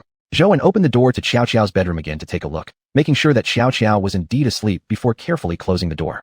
Zhou placed the Mickey Mouse headband he had bought at the amusement park today into a small bag and handed it to Ah Chong. It was something that Ah Chong and Xiaoxiao had bought together today. Ah Chong was experiencing this for the first time. She absolutely loved it. Zhou couldn't help but chuckle slightly. Indeed, no matter the age and regardless of where they came from, women all liked these pretty things. After sending Ah Chong back to the cold pond dimension, Zhou stood there, lost in thought. Recalling the time he had spent today with Ah Chong, Zhou felt a complex tangle of emotions inside. Ah Chong had said she wanted to see his world, and without hesitation, he had agreed. Zhou wasn't exactly regretful now. Rather, he just felt slightly disoriented. Perhaps deep down he believed that Ah Chong belonged to the cold pond dimension. Suddenly being in this world gave him an unreal feeling. Thinking about what had happened during the day made him even more irritated. When he had heard Lu Yi speaking outside the door, he truly felt furious. Today was Ah Chong's first time ever in this world, and he had wanted to give her a happy memory. But he never expected that Lu Yi would show up out of nowhere and harbor such hostility toward Ah Chong. Regarding the fact that Lu Yi had feelings for him, Zhou had actually sensed it long ago, though he hadn't been completely sure. Zhou himself wasn't exactly sure how he felt about Lu Yi, but no matter what he thought before, he now thought she was acting really strange. He also felt extremely sorry toward Ah Chong. Actually, what Ah Chong said was correct. He indeed could have let her stay at his home. But Zhou didn't want to do that. Ah Chong was a very innocent girl who had never been to this world, unfamiliar with even the simplest human interactions. Zhou himself didn't understand why she trusted him so much, yet he himself couldn't place such faith in himself the way she did. He also couldn't tell exactly how he now felt about Ah Chong. Bringing her out of the cold pond dimension was indeed somewhat selfish on his part, not merely because she had asked him to. If Zhou hadn't wanted to do it, he would have simply refused instead of agreeing so readily. Still, he wasn't sure why, but he genuinely wanted Ah Chong to see his world, wanted her to see what kind of place his world really was. But now, unexpectedly, he felt like he might have acted too hastily. Even though Ah Chong had lived in that world all along, her lifestyle was different, so pure and clean. Yet Zhou understood human relations and societal ethics perfectly well. Under these circumstances, he simply couldn't do anything inappropriate toward Ah Chong. Even if Ah Chong were willing, Zhou wouldn't dare act recklessly. She might not see anything wrong in it, but deep in his heart, he wanted to respect her. Although he now was a boss and met many women, especially since Zhou was a boss of a liquor distillery, where many business deals had indeed been struck around the dinner table. He had never overstepped the lines in his relationships with women or engaged in inappropriate behavior. Since becoming a boss, his biggest dream had been to remain true to his original intention, not necessarily meaning he should resist all change, but certain things Zhou knew must never be changed. That was also the reason why he hadn't allowed Ah Chong to sleep at his house tonight. Truthfully, he knew xiuxian could easily misunderstand his intentions, but there was nothing he could do about it. The situation already had gone far enough. If he let xiuxian stay over, he wouldn't have been able to hold back anymore. He couldn't allow himself to take advantage of her just because she didn't understand its value. Thinking this way, Zhouan found himself unable to sleep. He didn't even know what was going on now. Zhouan seemed to be having insomnia. He opened his eyes wide, gazing at the stars outside, although he could see nothing, just endless darkness. Yet compared to the night in the cold pond dimension, this world's night was never quite so quiet. Zhouan took a deep breath and realized he truly might not be able to fall asleep. He took out his phone and happened to see an app he had downloaded during a partnership, the live streaming app. Since the results of their collaboration would appear on Lu Yi's live broadcast, installing this app would allow for some oversight. After all, since it was a collaboration, it was never a bad idea to know more about the other party. This was the first time Zhouan opened this app. It had no user information at all. After completing the registration process, Zhouan casually browsed through the content. He never imagined that as soon as he clicked into the app, he would see Lu Yi. Although Zhouan knew that Lu Yi should be doing fairly well in the live streaming company. After all, the last time they collaborated, she had come alone. It was rare indeed in the business world for a woman to approach him with her own proposal for collaboration. Thinking about this, Zhouan couldn't help but admire her courage. Truthfully, if Lu Yi hadn't shown such confidence back then, Zhouan probably wouldn't have gone through with the partnership. It was precisely that confident, self-assured aura about her that made Zhouan feel she was truly reliable. He had thought, perhaps this collaboration could actually work, which was why they had come this far. He never expected that Lu Yi had also started a live stream. Yet during their collaboration, she had only mentioned downloading the app, never once asking him to watch her stream. Suddenly, Zhouan felt somewhat curious. He thought for a moment and decided to click in and see what it was like. After all, he had never watched a live stream before. Zhouan considered his own actions and found nothing wrong. After all, he was the boss of a liquor distillery, and they were business partners. Watching her stream was nothing unusual. One could even call it supervising work. What harm could there be in that? Thinking this way, Zhouan clicked into Lu Yi's live stream. There she appeared on his phone screen, fully made up and radiant. For some reason, Zhouan suddenly felt a bit uneasy. Looking at the woman smiling brightly in front of him, he could barely recall how she had looked with that angry expression today. Zhouan admitted to himself that before this, Lu Yi had truly been a girl who strongly attracted him. At least she was completely different from the girls he had met before. Blunt and passionate, just like her personality. She had a great figure and wasn't shy about showing it. Very warm and very direct. Although he had seen many sides of Lu Yi, she had never once tried to hide her true nature. She was simply that kind of person, straightforward and generous. That was precisely what attracted Zhouan most. He really liked that enthusiastic energy of hers, as if nothing ever truly troubled her. And she was also incredibly gentle. That day in the fruit shop, when she helped him pick out fruit, she secretly calculated the price. Zhouan had noticed, but he didn't expose it. Chapter 126, Giving a Gift. Zhouan knew she was worried that the fruits she selected might be too expensive. Although it was a gift from the boss to his employees, there was still a limit to how much was appropriate. But he was also afraid that the fruit he chose might be too cheap, buying something that was worse than giving nothing at all, causing his employees to gossip about him behind his back. He never expected that live streaming could be so interesting. Initially, he had only planned to briefly check out what a live stream was like. Unexpectedly, it turned out to be anything but boring. On the contrary, it was quite fascinating. Suddenly, he felt like he was getting to know Lu Yi again. The Lu Yi in the live stream was completely different from the one he had met before. He recalled the first time he saw her. Although she had come alone to discuss a collaboration, she hadn't shown the slightest nervousness or awkwardness. Quite the opposite. Even though she was alone, she had considered every detail of the collaboration carefully, clearly having done her homework beforehand. Moreover, at the time, she had just entered this industry, which was only newly emerging this year, and judging from her current level, she probably hadn't been very confident before coming. Zhouan could guess that she had probably come to test her luck with him, not really expecting a real collaboration. Yet during their discussion, she had been so confident. Zhouan could feel how important this collaboration was to her, and how passionate she was about her job. Unexpectedly, he was inspired by her, perhaps because she had something he didn't. Although Zhouan was now the owner of a distillery, he couldn't tell whether he truly loved his current life. He simply wanted to earn money, to provide xiuxian with a good life, to relieve his parents' worries about him, and to set a good example for xiuxian in the future.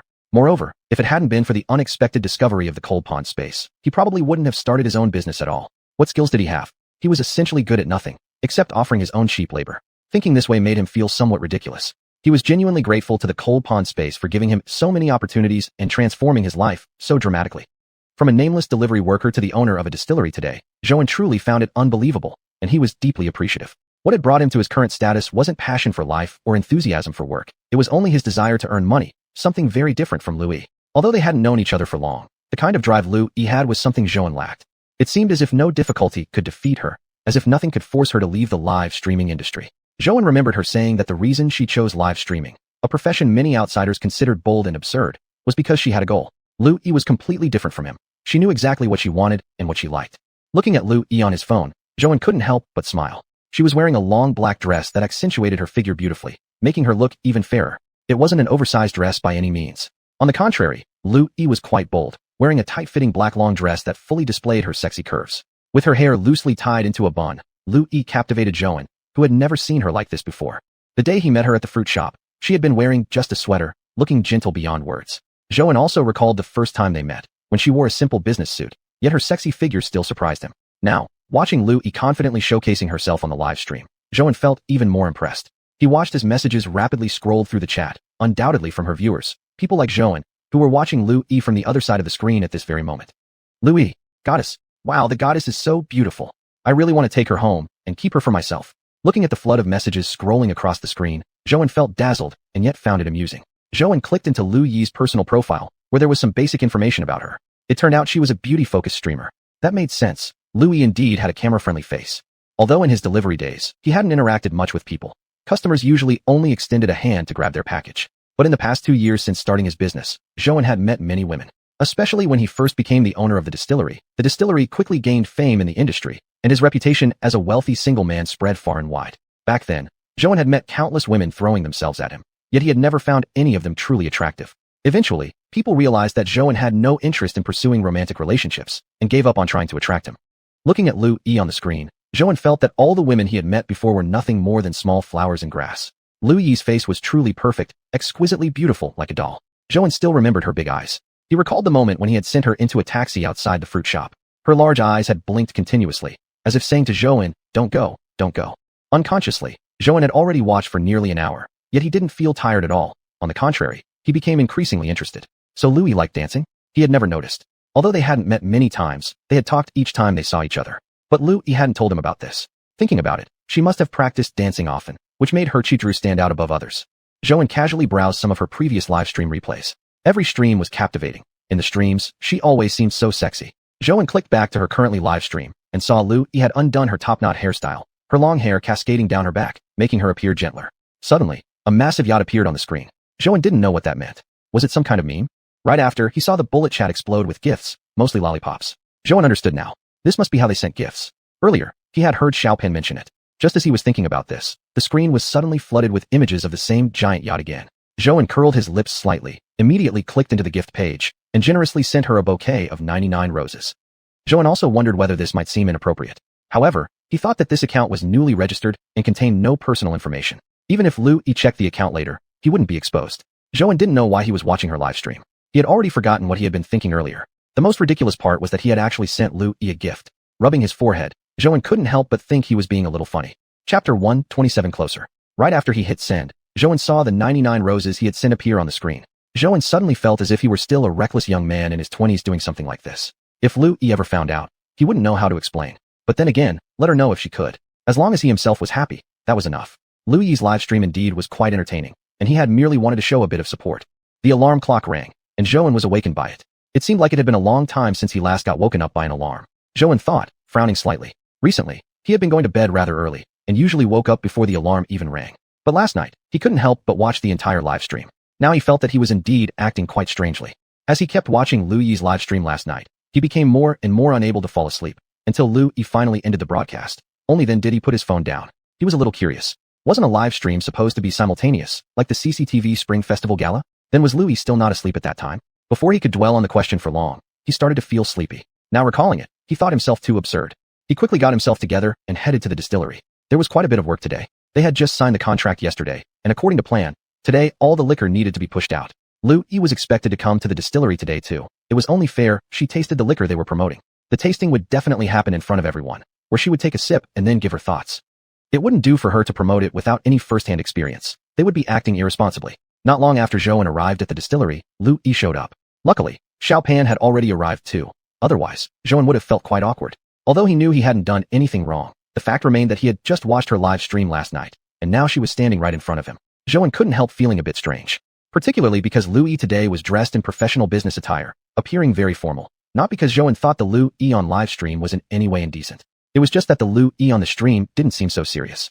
Zhou remembered how on live stream, she always smiled warmly and loved to dance, moving about in a playful way, which he found quite endearing. But the Lu Yi standing before him now seemed so mature, like a professional executive. Thinking of this, Zhou found himself somewhat amused. It was funny that he thought Lu Yi could be so cute in different appearances. She was a girl full of surprises. This was the first time he had met a girl with so many sides to her. Realizing that some of these might be things only he knew, that only he knew how she acted during live streams, and only he saw how she truly was in private, made Joan feel excited. Perhaps that was exactly why he was so drawn to Louis. Besides, Louis was genuinely sexy, the kind of sensuality that couldn't be put into words. Her figure really was fantastic. Even in business attire, she couldn't completely mask that sex appeal. When Louis entered the distillery, she saw Joan immediately, and clearly, he had noticed her too. Yet for some reason, Louis felt a bit upset inside. She recalled what happened yesterday, and felt annoyed and embarrassed at the same time. Perhaps she really shouldn't have done that.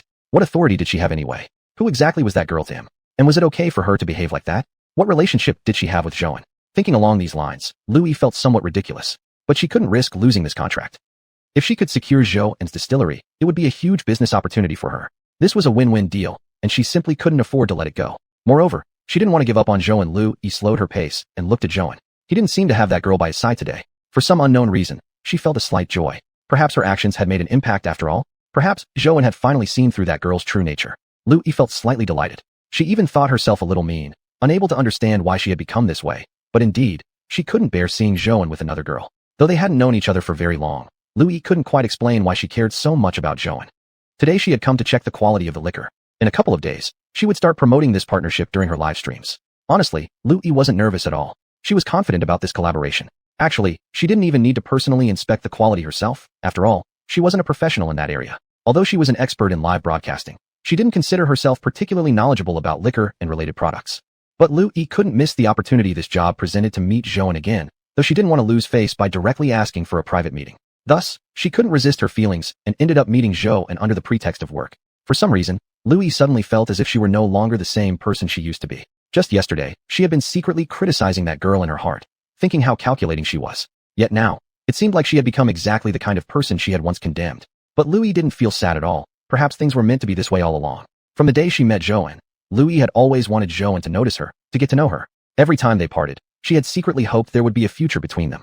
That night, when she summoned the courage to add Joan on WeChat, she couldn't even remember how much bravery that had required. She thought she was good-looking, with a great figure. From college up until now, plenty of men had chased after her. The reason she was still single was simply because she had never felt anything for those men. Although Louis was passionate and open-hearted, that didn't mean she would settle for just anyone in matters of love. Quite the opposite, in fact. Louis had always hoped to find her one true soulmate. She believed everyone had a destined other half. It was just that she hadn't met hers yet. But the day she met Joan in the office, her heart had nearly stopped beating. Even though it was their first time meeting, something inside her told her she had met that very person. Then, the chance encounter at the fruit shop softened her heart even more, increasing her desire to get to know Joan further. Because of that, seeing such a lovely girl in Joan's office yesterday morning had terrified her inside. She was afraid Joan was the kind of person who was not good, someone frivolous and undisciplined, and that she had misjudged him. She was also scared that Joan already had a girlfriend. Although Louis had never considered herself less attractive than others, when she saw that girl, she still felt a bit inadequate. That girl was really too adorable. Her eyes sparkled with innocence that even made Louis unable to look away. But what of it? Louis lifted her head and looked at Joan standing not far from her now. He was gazing at her in return. Suddenly, as if she had made up her mind, Louis bravely strode toward Joan. Chapter 128, Tension. As Joan saw her approaching, his heart involuntarily tightened. He didn't know why, but he even felt a little guilty, as though he had done something wrong. He watched Louis slowly walk toward him, her face enlarging in his vision, getting bigger and bigger, until she finally stood right beside him. Joan still struggled to react properly. "Good morning, Boss Joe," Louis said, smiling brightly at him. But Joan was extremely nervous. Xiao Pan had just gone to get some goods, and right now, they were the only two here. He could feel Louis drawing closer and closer until there was only a slight gap between her chest and his. Joan was very tense, not knowing what to do. He had even unknowingly held his breath, without realizing it himself. Joan had never expected Louis to do something like this. Looking at her face, she seemed unaware of what she was doing. Her calm, composed demeanor made Joan feel as if he were being too conservative, as if there was nothing much to it after all. Immediately, Joan took a small step sideways. No matter what, he didn't want to stay this close, or else anyone might misunderstand. Last time, he had made himself very clear about such matters with Louis. Though it was true, he felt a strong attraction toward her. Looking at her expression now, Louis felt slightly disinterested in herself. What had she done wrong for Joan to act this way toward her? She absolutely did not believe that Joan held no feelings for her. The last time they met by chance, she clearly saw the gleam of surprise in his eyes upon seeing her. Though he quickly concealed it, Louis still noticed. Besides, even though their previous encounter in the office ended quite unpleasantly, Louis understood that Joan might not have meant what he said. Perhaps that girl was truly his bottom line. But Louis also didn't believe he truly liked her that much. If he really liked that girl so much, he wouldn't have hidden her so carefully and kept her from appearing until now. Although she hadn't known Joan for very long, They had seen each other several times already, whether in public or within the distillery. Yet she had never seen that girl. If she really was the girl Zhou liked, how come she only appeared now? Lu Yi understood that a boss like Zhou must surely have women around him. Still, she never expected him to like a girl of that adorable type. Of course, Lu Yi didn't really believe that Aquan was genuinely cute. It was just an act she put on. When Lu Yi first met that girl, suddenly she felt uncertain. Though Lu Yi was undeniably beautiful with a stunning figure, she rarely received comments calling her cute. In her live streams, viewers always described her as sexy and pretty looking, but rarely as cute. Lu Yi wasn't sure anymore if she still had a chance. If Zhou genuinely preferred girls like that, did she really have no opportunity left? She lifted her gaze, watching Zhou clearly trying to keep a distance from her. At this moment, she found the whole situation somewhat ridiculous. Ever since starting work, no, even back in university, Lu Yi never lacked admirers. Exaggeratedly speaking, her suitors could have lined all the way to France. But never had she truly liked anyone. She had dated before, though only out of momentary curiosity. After all, at the beginning of university, hormones ran high during adolescence. But those relationships never lasted long. This was the first time she felt genuine interest in a man, yet the man in question was treating her so coldly. Lu Yi couldn't even clearly define her emotions, only knowing they felt very complicated. But she refused to beg for Zhou's love in a lowly manner. She admitted that she really wanted to develop a closer relationship with Zhou, desired for him to finally notice her. However, Lu Yi would never give up her self-respect for this. She wasn't the kind of girl who would throw herself into a romance blindly or act submissively. Like now, she had already been quite proactive. The next step must come from Zhou alone. But given Zhou's attitude now, it was already very clear. Since he rejected her so plainly, then why should she keep chasing after him like this, in such a demeaning manner? She wasn't lacking anything herself, so why would she grovel and show initiative in front of him? What good was affection, if the love obtained through humiliation and begging? Lu Yi wasn't interested in that type of love. She always set clear goals for herself, leaving her stable sales job behind to enter the live streaming industry. Many people might have thought she was crazy, but Lu Yi always knew what she wanted. She had always been a determined girl. Even now, even while facing her beloved Zhou, Lu Yi had never considered lowering herself submissively. Certainly, Lu Yi really wished to be with Zhou and develop something deeper between them. But that did not mean she would abandon her dignity. Zhou looked at Lu Yi's face, unable to tell what she was thinking. Perhaps his actions had made her feel embarrassed. But Zhou couldn't act as composed as she did. After all, just yesterday morning, he had clearly rejected her. Looking at her expressionless face, she seemed to have lost the brightness she once had in her eyes. Zhou didn't know whether what he was doing was right or not. But he couldn't pretend that nothing had happened, just like Lu Yi seemed to do. Their current relationship was nothing more than a collaboration. Once this collaboration was completed, there was nothing else left to say. To Lu Yi, he was merely a supplier. And to Zhou, she was just someone who promoted products through live streaming. They were only business partners. Zhou dared not think beyond that. In a couple of days, they would officially begin working together. It would soon become real. Zhou thought about how Lu Yi would sell his liquor on her live stream. He couldn't picture what that scene would be like or what kind of words she would use to market the alcohol. Last night, Zhou couldn't resist the urge and watched all of Lu Yi's previous streams. This wasn't her first time promoting products, but it was the first time she'd be promoting alcohol. From what Zhou had seen in her past broadcasts, most of the items she promoted were accessories or cosmetics, products typically targeted toward women. Perhaps she would wear those sexy outfits again, dancing in a way that captivated everyone watching. Thinking about it, Zhou felt his throat tighten. But what did that matter to him? They were only business partners. Zhou only needed to ensure that the alcohol was properly supplied. As for how Lu Yi chose to market the products in her live stream, it had nothing to do with him. He had no right to demand anything either. Yet Zhou still felt a slight bitterness in his heart when he thought about Lu Yi dressing in a particularly sexy manner again, smiling that sweet smile. Though he couldn't explain where this bitterness came from. For some reason, Zhou couldn't help but feel uneasy when he imagined tens of thousands of people watching her on their screens. Just like he had done last night, staring intently at her, watching her dance, watching her smile. It made him feel strangely unsettled. Chapter 129, A Visit. Lu Yi in the live stream felt somewhat unfamiliar to Zhou. She was smiling so happily, a smile he had never seen from her before. He originally thought he had already seen enough of her sexy side, but the Lu Yi in the live stream surprised him even more. Wear less revealing clothes when you're live streaming, Zhou said coldly. He didn't really want to say that. He knew he had no right to, after speaking so earnestly about his feelings for her just yesterday morning. Yet here he was, doing exactly that. What right did he have to say such things? It had nothing to do with him what Lu Yi wore during her live stream, did it? Still, Zhou didn't regret saying those words one bit. He couldn't help it. Just thinking about how Lu Yi looked during her live stream made him feel bitter. He couldn't stand the thought of so many people seeing her like that. After Zhou finished speaking, the two of them instantly fell into silence. Although they hadn't exchanged much conversation just now, the quiet between them at this moment felt even heavier.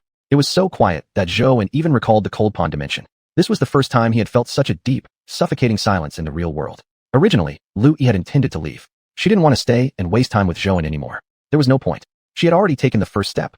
This was the first time Lu Yi had been so proactive toward a man. She felt she had already sacrificed enough. The rest was up to him. If Zhou couldn't resolve his own internal conflicts, there was nothing she could do either.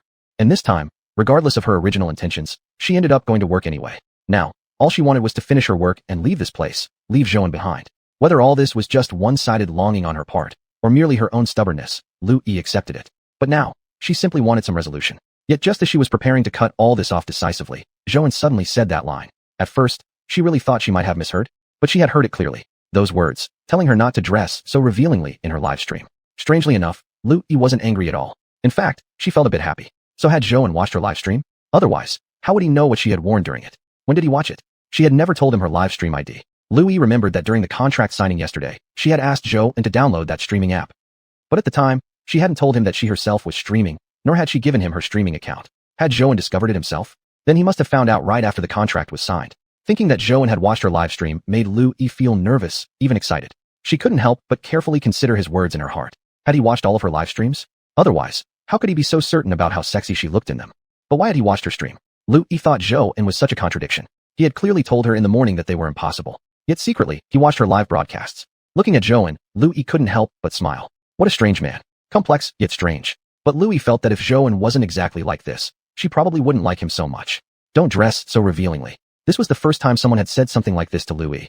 Ever since she started streaming, because of her good figure, she had been more than willing to show herself off. So during live streams, she wore clothes that accentuated her figure. Calling her outfit revealing wasn't quite right. Lu Yi didn't feel anything inappropriate. She liked this version of herself and liked those clothes. Hearing Zhou say this, she wasn't at all angry. Maybe he just couldn't accept it? But why did he have the right to say so?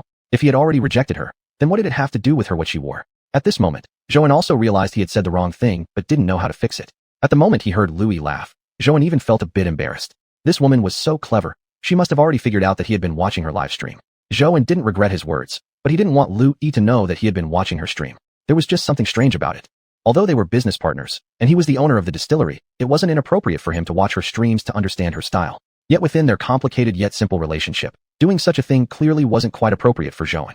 Lu Yi also noticed that Zhou looked somewhat embarrassed. She felt that this was enough. She couldn't really bring it up anymore. Some things could only be left to time, entrusted to Zhou himself. Even if she took the initiative again, it might be of no use. Lu Yi understood this all too well. Besides, she had already done everything she could. What remained now was for Zhou to sort it out internally on his own. But thinking about it, Lu Yi felt some happiness knowing Zhou had watched her live stream. She had never really expected that he would actually watch it. After all, when he rejected her yesterday, when signing the contract, he had been so serious. It had felt like he wanted to keep her 1,000 miles away. Just as Zhou was wondering how to break the awkward tension between them, Xiaopan approached. He completely failed to notice the delicate atmosphere between the two at the moment. Let's go, sis. The wine is all ready. Maybe we can take a look now. Zhou couldn't help but take a deep breath at that moment. Fortunately, Xiaopan's timely arrival had saved him. Otherwise, he wouldn't have known how to handle the situation. Lu Yi was still feeling delighted. The thought of Zhou watching her live stream, perhaps even all of her streams, made her feel a bit amused. It was really an unexpected thing. I'm going to check the wine. Lu Yi smiled again at Zhou before turning gracefully and following Xiaopan away. Zhou watched her figure disappear, involuntarily exhaling a breath of relief. Though Lu Yi hadn't said anything outright, Zhou knew this woman must have realized that he had been watching her stream. Oh well, if she knew, then let her know. So what? She was a streamer after all, and streaming was meant for others to watch. He even helped increase her viewership. Thinking this way, Zhou began to relax again. After all, it was just a small matter, not something that should bother a big boss like him who ran a distillery. Meanwhile, Lu Yi was extremely happy. Together with Xiaopan, she tasted several wines. This gave her more confidence. Originally, she had already been optimistic about Zhou's distillery. Partnering with him was an honor for her. But now that she had actually tasted the products, it felt even more different. Although she didn't really know much about wine, she had tasted quite a few brands before. After all, she worked in sales, and after starting her career, it was inevitable that she would occasionally join banquet tables. This wine has a very special taste. Lu Yi smiled at Xiaopan. Chapter 130 Guilt. When Xiaopan saw the alcohol that Lu Yi brought, he said with pleasant surprise, "This is our new flavor, just produced recently by the factory." Lu Yi smiled. This winery was indeed as promising as her friends had said. Back then, she came alone with the proposal, fully prepared for failure, thinking only about getting to talk with Zhou for a moment or two, and that might push her life forward. Unexpectedly, the cooperation actually happened, and Lu Yi was too delighted to contain herself. Collaborating with Zhou was something many people, not just her, were eager for. Lu Yi took a look at the other bottles of wine and toured their assembly line. Truth be told, there wasn't much worth watching.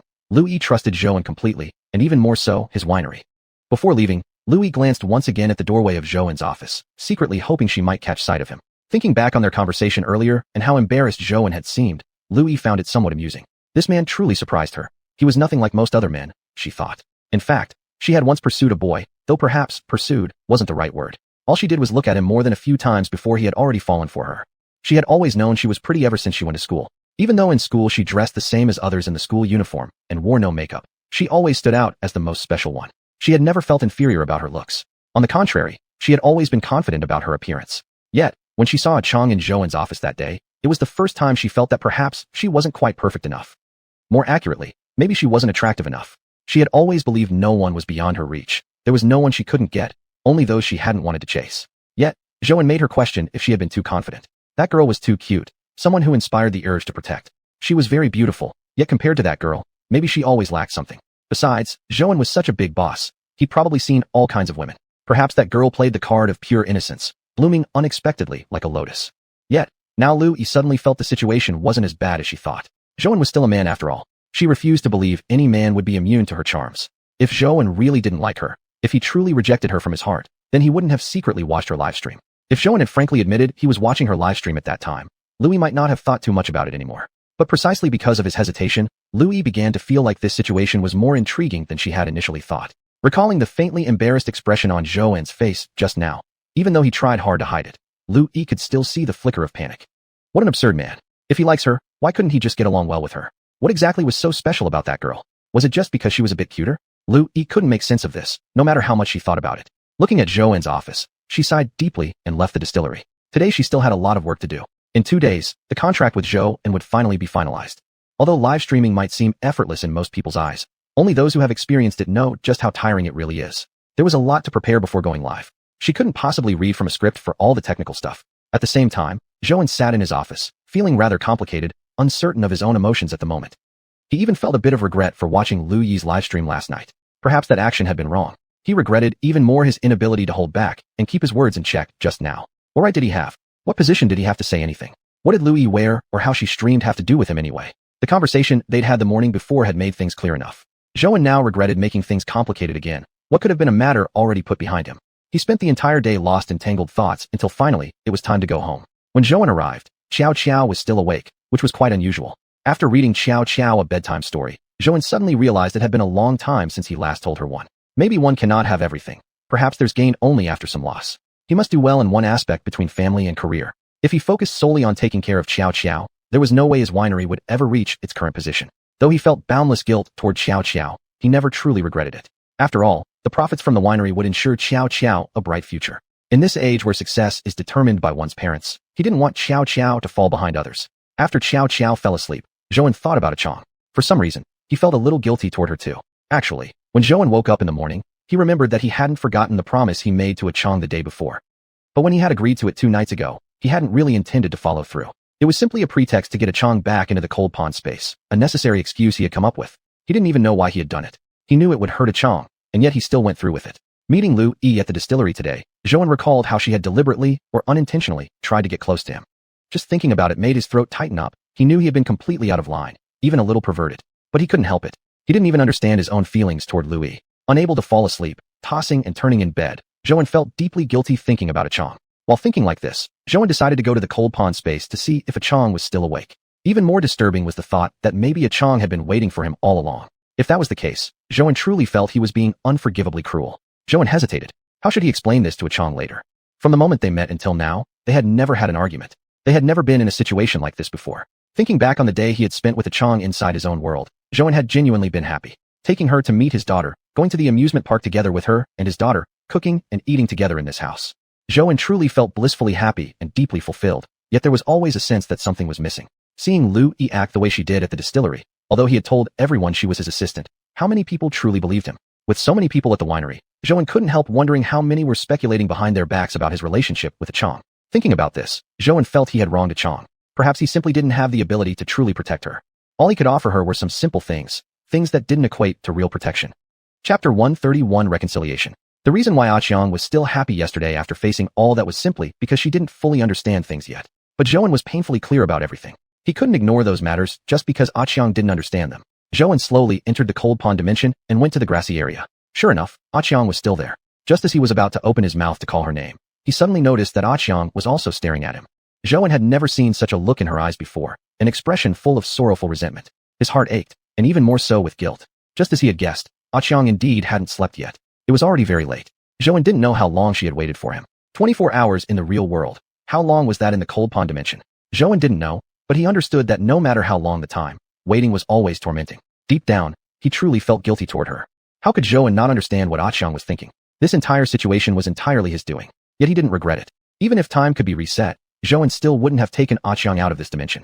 Perhaps in the past, Zhouan had been a man without much sense of responsibility, merely delivering takeout every day and completely indifferent to Xiaoxiao's mother's worries and troubles. But now, after experiencing so much and becoming the owner of a distillery, he couldn't go back to being irresponsible like before. Especially as his distillery grew in scale and his number of employees increased, Zhouan felt immense pressure. The burden of responsibility weighed even heavier on him. He knew that he was no longer that delivery guy from the past. Every decision he made now needed to take others' welfare into account. xiuxian had already become an exception to him, and Zhouan didn't regret impulsively agreeing to her request that day to bring her into his world for a look. Yet Zhouan knew he should know when to stop. Perhaps he had been overly optimistic, always believing he could protect xiuxian well. Suddenly, Zhouan realized he had become too arrogant after being a boss for too long. Even though the distillery was his, he couldn't control others' tongues from gossiping, nor could he prevent Lu Yi from hurting her. If he had never appeared, xiuxian definitely wouldn't have experienced such harm. After all, although the cold pond dimension was mysterious, it was also very safe. Zhouan had never seen anyone else in the cold pond dimension except xiuxian. It had always remained the same. Thinking carefully, since he discovered the cold pond dimension, nothing had changed except the cold pond water itself. Everything else remained exactly as it was on the first day. xiuxian had grown up in such an environment, and she had adapted to that way of life. In contrast, his treacherous and deceitful world was utterly unsuitable for her. Just recalling what had happened that day, remembering how obediently xiuxian had asked him if she had done everything well, Zhouan felt suffocated.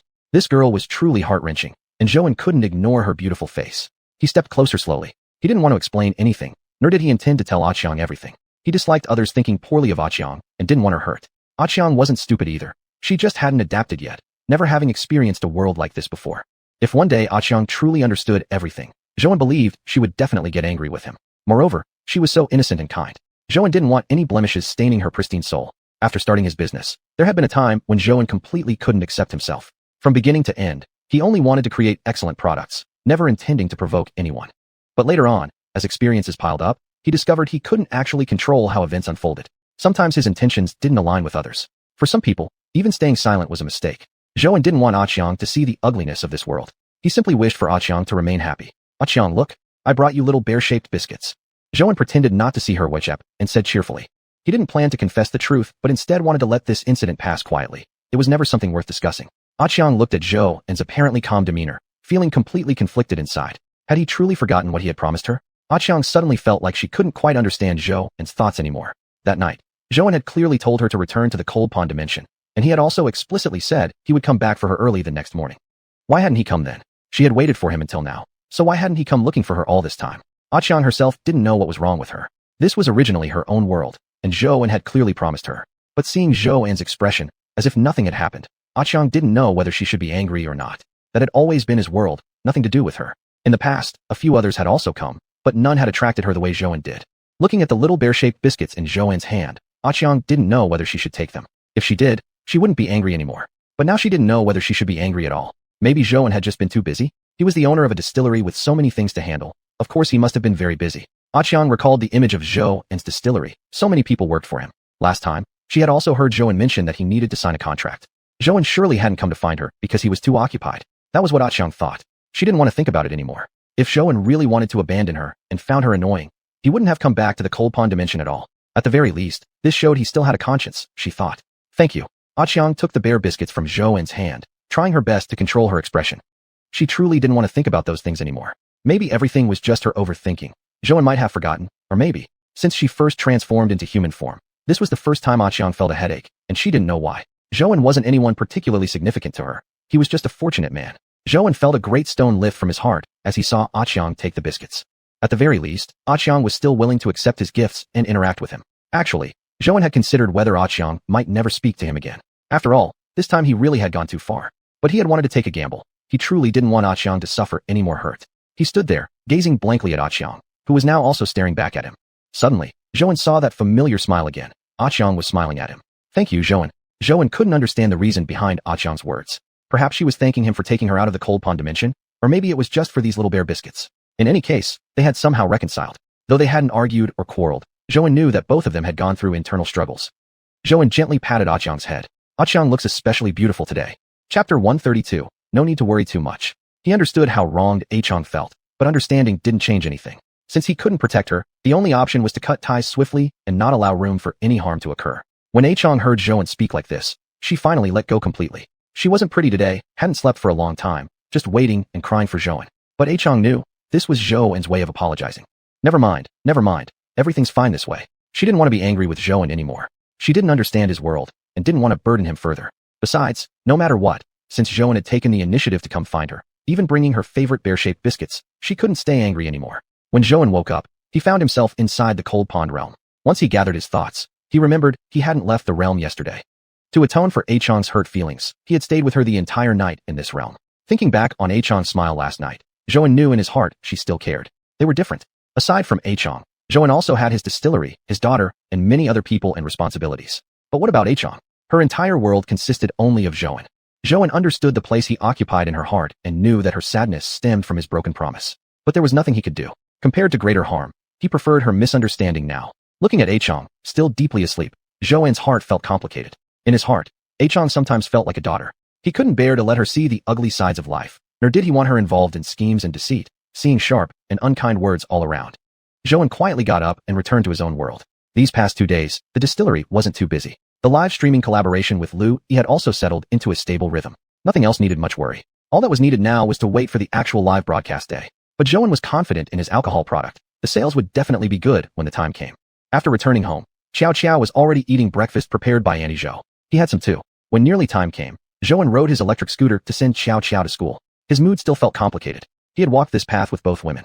Where xiuxian was now, he didn't know, but Zhouan understood that they would never be together again. He had moved on, only hoping that xiuxian could find happiness. As for Chong, she belonged to the cold pond realm, not his own world. Thinking about it like this, Zhouan felt a bit strange.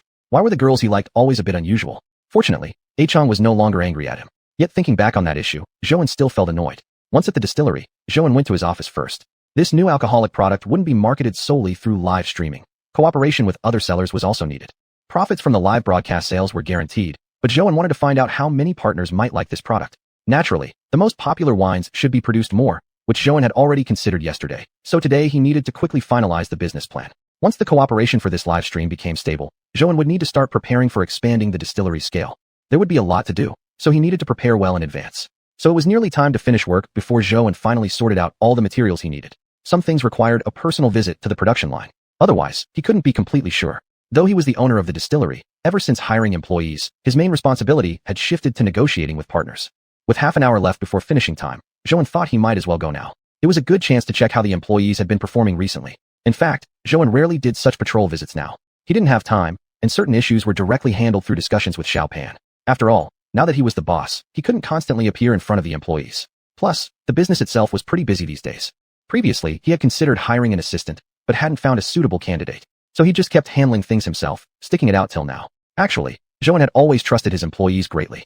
The first batch of employees, all 5 of them, were personally handpicked by him. Back then, he technically didn't even need 5 people, considering it was still just a small workshop. Yet back then, he didn't know from where he'd drawn such confidence, firmly believing that his distillery would eventually grow in scale. 5 people, 10, even 20 or 30, he would eventually need them all.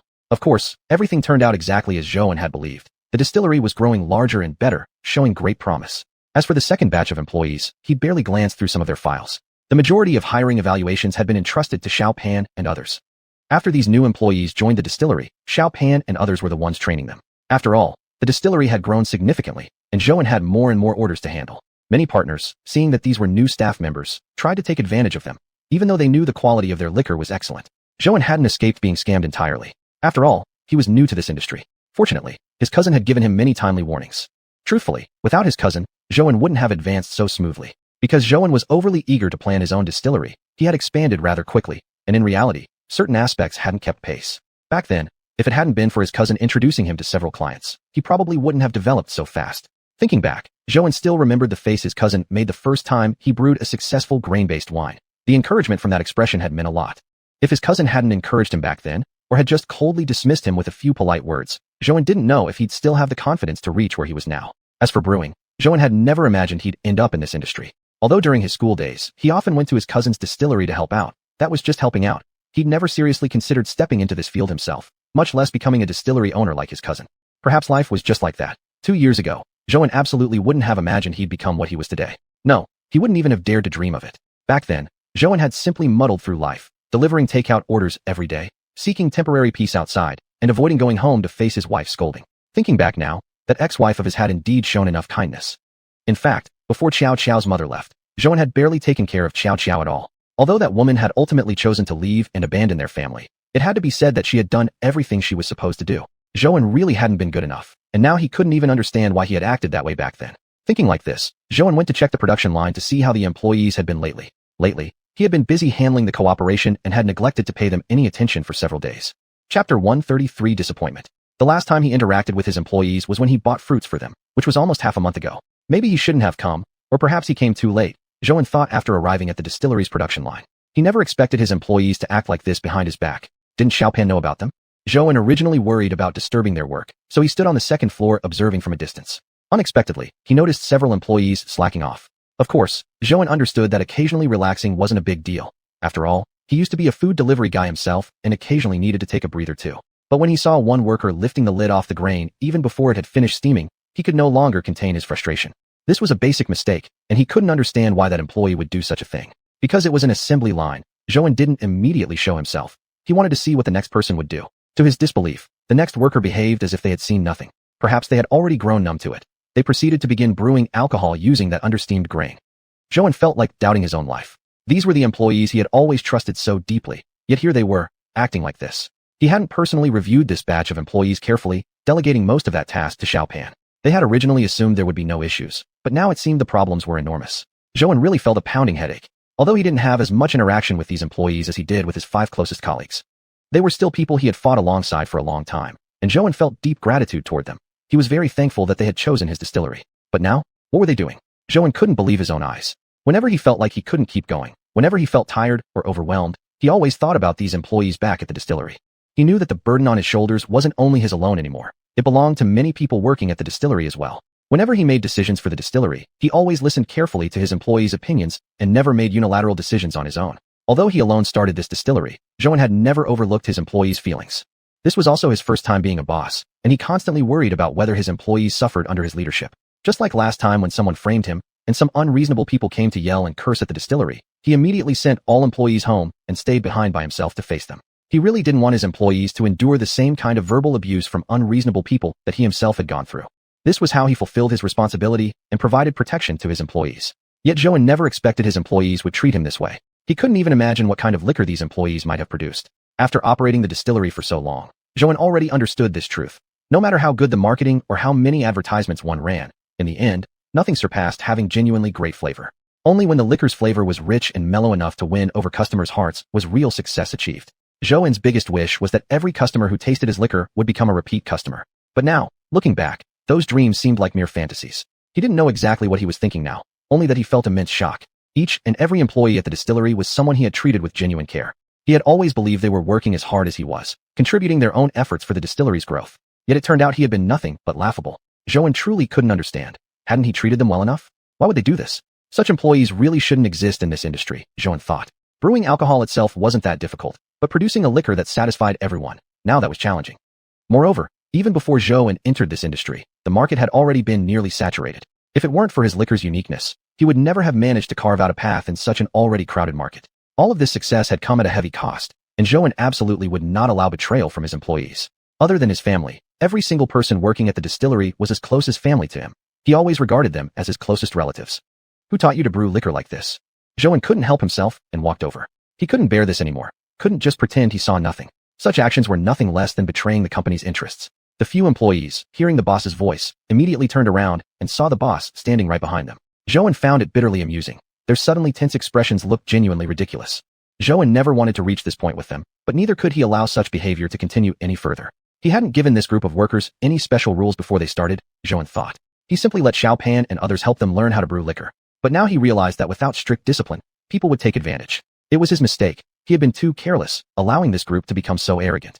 The few workers stared at Zhou and without speaking, too scared to utter a word. Suddenly, the distillery fell into complete silence, so quiet that even the dropping of a needle could be clearly heard. Zhou struggled to suppress his anger. He was truly furious. Originally, he had only wanted to come by and see if there was anything the employees needed help with. But now it was clear, they didn't need help at all. They were experts at cutting corners. I won't waste words on you. You know what you've done. Pack your things and leave later. I will never welcome any of you here again, Joan said coldly. He noticed one employee whose eyes instantly turned red. Perhaps this job had been stable enough for her, and Joan's salary was quite generous. Every time a big order came in, he would buy many daily necessities for his employees. But what did that have to do with him? Even if this job was important to her, was the means through which she supported her family. Joan knew he couldn't keep people like her. Opportunities were for those who were prepared, and for those who seized chances but refused to cherish them. He couldn't be blamed for being heartless. If the quality of the liquor couldn't be guaranteed, Joan's distillery would have no hope at all. Bankruptcy would just be a matter of time. He no longer wanted to talk to them. Now he just needed to calm down. These were employees he had always trusted deeply. Could he truly accept what they had turned out to be? Joan struggled to believe it. Boss, please give me another chance. I was wrong. I swear I'll never do this again, the teary-eyed employee suddenly shouted. By this time, Joan had already turned around. He heard what she said, and his heart felt slightly softened. But what could he do? The distillery didn't belong to him alone. He had to take responsibility for the distillery and for all the other employees. They were all grown-ups. Eventually, everyone had to bear the consequences of their own actions. Chapter 134, Hiring New Employees. Joan didn't turn back, but continued walking toward his office. There was a time when he himself had been fired, and he knew exactly how it felt. On his last day as a food delivery rider, Joan had been let go. The last order he had received was the cause of a final customer complaint. He understood better than anyone else how painful unemployment could be. At this stage in life, who is truly carefree and unattached? Yet, as for these employees, he couldn't bring himself to forgive them. This was a matter of principle, not some extenuating circumstance or hardship they might have. If they had truly valued their jobs, they wouldn't have worked that way. Firing them was necessary. Still, Joan felt a headache forming. He'd now need to recruit new staff. Joan really hadn't wanted to take it to this point. To him, the brewery employees were the people he cared most about aside from his own family. Back when he raised fish, he had been completely alone, although at times Oldley had helped. Most of the time, though, it had been just Joan. He had known nothing about raising fish initially. Without the Cold Pond realm to assist him, he never would have chosen this path. Yet only one other person knew about the Cold Pond realm, and although Joan sometimes thought that telling someone else probably wouldn't lead to anything bad, he still felt an inexplicable reverence for the Cold Pond realm. Thus, despite having raised fish for quite some time now, Joan had always carried the burden alone. But things were different now. He couldn't manage the brewery all by himself, because the business had grown too successful. In the beginning, he had merely set up a small room inside his home to brew the liquor. He'd done that simply because he hadn't yet known whether his liquor would be able to complete a single order successfully. Even if he personally believed in the quality of his brew, without completed orders, nothing would matter. But things later progressed more smoothly than he had anticipated, and soon he had opened a workshop, where the workload had grown beyond one person's ability to handle. Once he had hired employees, Joan truly felt like a boss. He needed to assign them tasks and consult them before making decisions. He was no longer the only one busily managing everything at the brewery. That feeling was certainly great, and Joan always genuinely appreciated his employees. Without them, the brewery would never have reached its current state. He always valued his employees deeply, or at least he had, until today, when he witnessed what happened. But even though he cherished this bond with them, Joan had not spared them any mercy. Perhaps this was also a chance to make an example of them, a warning to others. If he hadn't seen it himself today, there might have been countless other incidents he hadn't noticed. There wasn't just this small group at the brewery. If he didn't properly deal with today's incident, such problems would continue to arise in the future. Thinking about it, Joan himself also bore some responsibility. If he had clearly established the rules from the very beginning when these people joined the brewery, things wouldn't have reached this point. It was just that he had been a boss for the first time ever. At the beginning, when Xiao Pan and the other 4 people joined the brewery, Joan had barely supervised them, letting them organize themselves. But Joan had forgotten that those 5, Xiao Pan and the others, had been handpicked by him personally, all highly capable individuals. The employees of the second production line, however, mostly followed set procedures. There had already been a difference in their capabilities, yet Joan had treated them all the same as Xiao Pan's group. Therefore, the current situation was undeniably partially his fault. Before leaving the brewery suddenly, he had mentioned the matter of hiring new staff to Xiao Pan. After returning home, Joan felt utterly exhausted. This was the first time it wasn't due to being bullied or framed by others, but rather the betrayal by workers at his own brewery. Each time he did anything, he used to consult his employees first. But how were they treating him now? Joan felt deeply hurt. He had bragged numerous times to others about how diligent and conscientious his employees were. But in that moment when he witnessed the reality with his own eyes, Joan felt as if his entire world shattered. After arriving home, he didn't do anything else. He simply curled up and fell asleep, feeling as if he truly couldn't keep going anymore. This feeling of being stabbed in the back by someone close was just too unbearable. Besides, this was only what he saw. If he hadn't gone in today, who knew how many more incidents like this might have happened? The industry itself already placed enormous emphasis on quality. The slightest decline in taste could cost everything. Minute by minute, time passed. He didn't know how many hours he had slept, but when Joan awoke again, it was already 4 or 5 in the afternoon.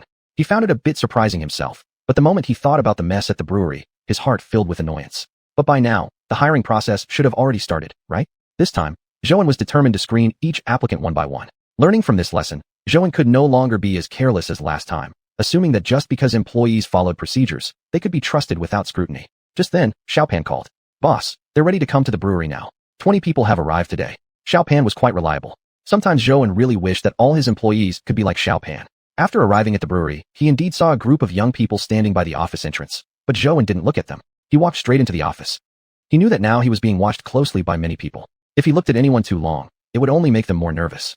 After all, Zhou himself had once been in their shoes. Although being a delivery rider had long become a dull job for him, in the beginning, it had taken great effort for him to land that position. Since quitting time wasn't far off, and only 20 people had come today, Zhou decided to finish all interviews in one go since they were all already here. But Zhou never expected that these people would surprise him so much. Out of 20 applicants, Zhou hired only 3. Suddenly Zhou wondered if he had set his standards too high. However, his brewery would soon be expanding further, and what he aimed to build was a product that could earn repeat customers. If the requirements for employees were not high, then the brewery would never truly establish a solid foothold. Interviews continued over several days. Every day, Zhou went to work solely for interviews, interview after interview, and he felt as though his head would soon explode. All the applicants who had submitted resumes had now been interviewed. He had never imagined, back when he was delivering food, that being a boss could also be this stressful. He had originally thought that interviewing wouldn't be such a difficult task, since his requirements weren't that high. But apparently, he had overestimated today's job seekers. Finding employees like Xiaopan and his group of 5 proved just as hard as finding a needle in a haystack. Chapter 135, New Employees. After countless rounds of screening and almost a week of interviews, Zhou finally found a few suitable employees. Zhou felt that job interviews were truly no easy task. Honestly, he didn't have many strict requirements. He only asked that everyone possess a certain level of brewing skill. Beyond technical abilities, what Zhou really wanted were employees with ideas, people who could voice their opinions during meetings. Although the distillery was his and he was the boss, he also believed it belonged to everyone. If employees had more input, it would naturally be great for the distillery. On the day they finally hired enough people, Zhou finally let out a sigh of relief. Besides, the live stream orders had already started, and recently Zhou had also been seeking partners to test his new liquor. In the coming period, the distillery would be very busy. Actually, dismissing those few employees earlier was an unavoidable decision. However, how could he confidently pursue partnerships if even the quality standards couldn't be met? Now things were finally looking better. Enough people had been hired, though it would take several more days to get them familiarized with the distillery. Zhou decided to personally train these newcomers, just like he had once trained Xiaopan and the other 4. He simply couldn't bear to let such a situation happen again. Before that incident, he had never once doubted his employees. These past few days had been rushed and monotonous for Zhou, filled entirely with training the new employees. Fortunately, the new hires were pretty quick learners, so he didn't have to worry too much.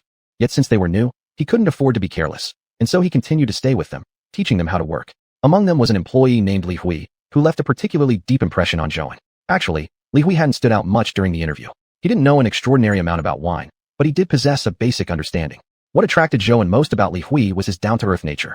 Although they had only exchanged a few words, Zhou could feel something different in him, a groundedness unlike others. From just a short conversation, Zhou could already sense that honest sincerity in Li Hui. Down to earth, that's what made a good employee. Perhaps he wouldn't become the boss's right-hand man, but he could help improve the boss's products continuously. When interviewing him, Zhou had an instinct. Someone like this must not be missed. Originally, the job he was hiring for was on the production line, not requiring strong management abilities like Xiaopan and others, but just a diligent attitude. And for this, Zhou had high hopes for Li Hui. Most importantly, there was something in Li Hui that reminded Zhou of himself back then. Though compared to the current Li Hui, his own past self fell far behind when he was delivering takeout. When he saw Li Hui, Zhou thought of his younger self who had willingly delivered takeout for a living. It was like back then, having no limitations in life, or maybe just a naturally enduring personality. Either way, Zhou found himself especially interested in Li Hui. Zhou had even mentally decided, if Li Hui worked well, he would promote him to team leader. He didn't even know why he had thought that far ahead, but whenever he saw Li Hui, he only felt how lucky he himself had been. If it weren't for the unexpected entrance into the cold pond space, that unexpected car accident, and that unexpected fish, Zhou would never have imagined opening such a large distillery, having so many employees under him and a bank account filled with money. He really felt that all of this was a gift from heaven. Otherwise, he wouldn't be any different from the current Li Hui, maybe even less successful. Back then, he hadn't even liked his job. The only reason he kept at it, never thinking about switching jobs, was because changing jobs was a truly difficult thing for him. He had no education, no money at home, and was in poor health to boot. Finding a job at all had been extremely difficult. That takeout delivery job had been hard won after a lot of effort.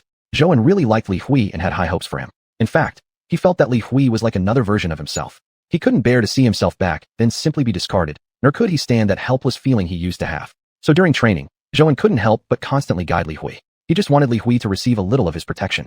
Back then, he had longed for someone to lend him a hand, but no one came. In the end, his wife ran off with another man, and the family was left only with Xiao. But now, thankfully, all that was behind him. He was now the owner of a distillery this big. That was why he wanted to put extra care into Li Hui, helping him feel that the world wasn't entirely against him. For several days now, Zhouan hadn't entered the cold pond space. Every day, besides going home to sleep for a bit, he stayed at the distillery. These new employees had just started working, and Zhouan truly didn't feel worried at all. Besides, during these days Zhouan had come to a realization. He couldn't keep relying on Xiaopan and the other four for everything. It was time he started nurturing some new people. You could never have too much talent. As the distillery continued expanding in the future, it would definitely require more intelligent people like these. Li Hui was one of them who had truly stood out. Zhouan really liked him. During training, Li Hui spoke the least. The only time he spoke was to ask questions when he encountered problems. Yet he was the most focused, and the way he worked was just like his personality, very reliable. Among all the new hires, he spoke the least, but the liquor he produced was the best. Zhouan grew to admire Li Hui more and more. When he himself had been a deliverman, he hadn't been capable of such single-minded dedication. Li Hui really focused completely on his work, ignoring everything else. Every time Zhouan explained how something should be done, Li Hui would raise his head and listen. At all other times, he was deeply focused on his tasks. He truly understood the distillery and the machinery. Every time Zhouan saw Li Hui, he felt that loss and gain were always intertwined. Like the old saying goes, losing something might eventually lead to unexpected fortune. Gaining such an excellent employee like Li Hui was truly his good fortune. Another morning arrived. After taking a quick walk around the distillery, Zhouan returned to his office.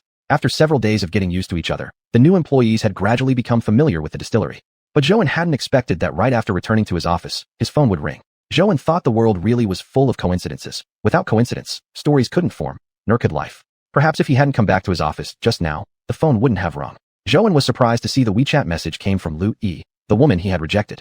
At times, Zhouan even felt as if she had never existed, like a beautiful dream that had long faded away. Yet now she suddenly reappeared, which made Zhouan feel a bit complicated inside, not knowing how to respond. Why would Lu Yi send him this message? She was such a strange person, Zhouan thought. Chapter 136 date. Zhouan couldn't believe it at first. He carefully read the bold text on his phone again. Zhouan, are you free tomorrow? I'd like to treat you to dinner. It was real. But why did Lu Yi want to invite him to dinner? He thought he had controlled himself well that day. Had she noticed something? He really couldn't figure out her intention. Did he really want to know whether he should meet her or not? That morning at the elevator, Zhouan thought he had already made his point clear, but now what did she mean by this? Zhouan felt he was unable to understand women's minds. Was there something work-related she wanted to talk about? But she could have just told him via WeChat. Thinking further, Zhouan felt like she might have ulterior motives, although probably Lu Yi wasn't someone scheming.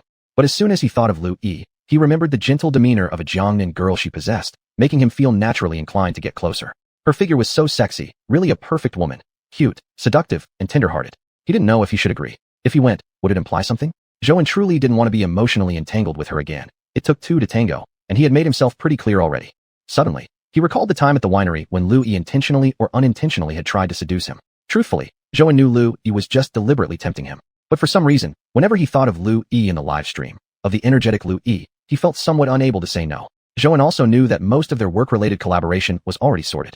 If it were about that, Lu Yi would have approached him directly at the winery or called a video meeting.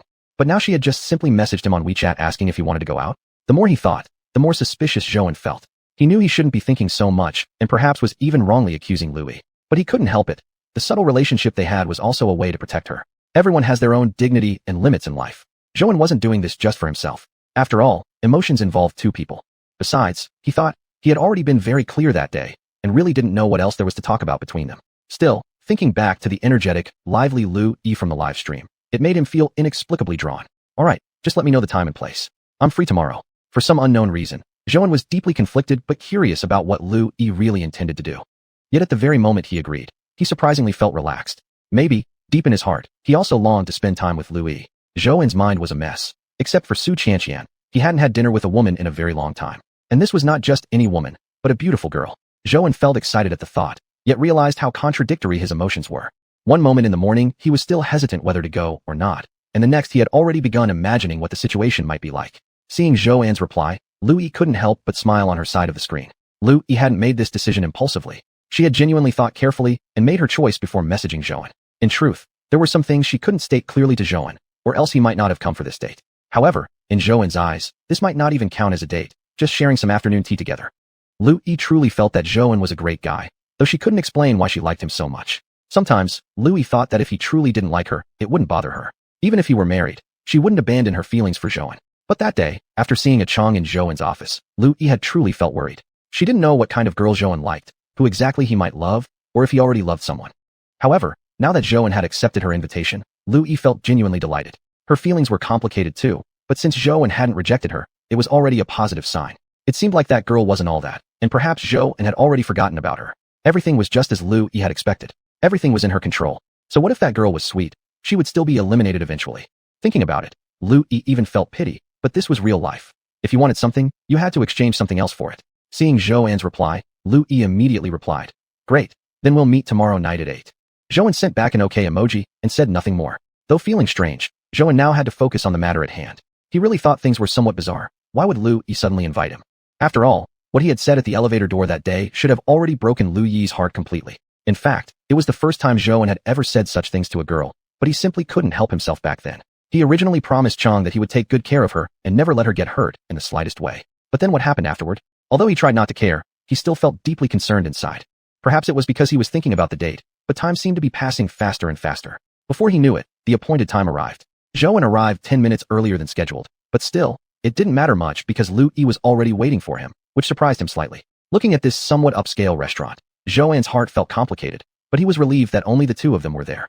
Yet as he glanced around the place again, Zhou An found it odd. It was completely empty, except for staff members. He saw only Lu Yi. For some unknown reason, Zhou An suddenly had a premonition that something big was about to happen. He greeted Lu Yi briefly in front of the glass, yet he found the atmosphere strangely unsettling inside. To this very moment, Zhou An still hadn't seen a single staff member, let alone any customers. This place is pretty odd. Were we too late? It's already completely empty, Zhou An said curiously to Lu Yi after he sat down. Lu Yi only smiled, and Zhou An assumed she didn't know either, since he had just spoken to ease the atmosphere a little. He really didn't want them both to sit there awkwardly. Someone had to start a conversation eventually. I rented the whole place for us. Zhou An could hardly believe his ears. Rented the entire restaurant? Lu Yi had rented the entire place. No wonder there hadn't been anyone else showing up. But why would Lu Yi do that? What exactly was she trying to do? Chapter 137, Dinner. Even though Zhou An had made things clear that day at the elevator, he really didn't want to repeat himself. It would be boring to say the same thing again. But exactly what did Lu Yi want now? For some reason, Zhou An suddenly felt very Beidong. Was that the right word? At that moment, Zhou An felt as though his life was out of his own control, like he could only follow someone else's lead. Suddenly, something crossed his mind, yet he thought it probably wasn't possible. Still, his reason told him that if things continued like this, it might actually end up just as he suspected, and that was genuinely unsettling. Even after he had already sat down across from Lu Yi, Zhou An still felt somewhat dizzy. He was a man in his 30s, after all, and of course he knew this wasn't going to be just an ordinary dinner. It wasn't quite a Hongmen banquet. After all, he understood Lu Yi's intentions toward him, and suddenly felt like things were slipping out of his control.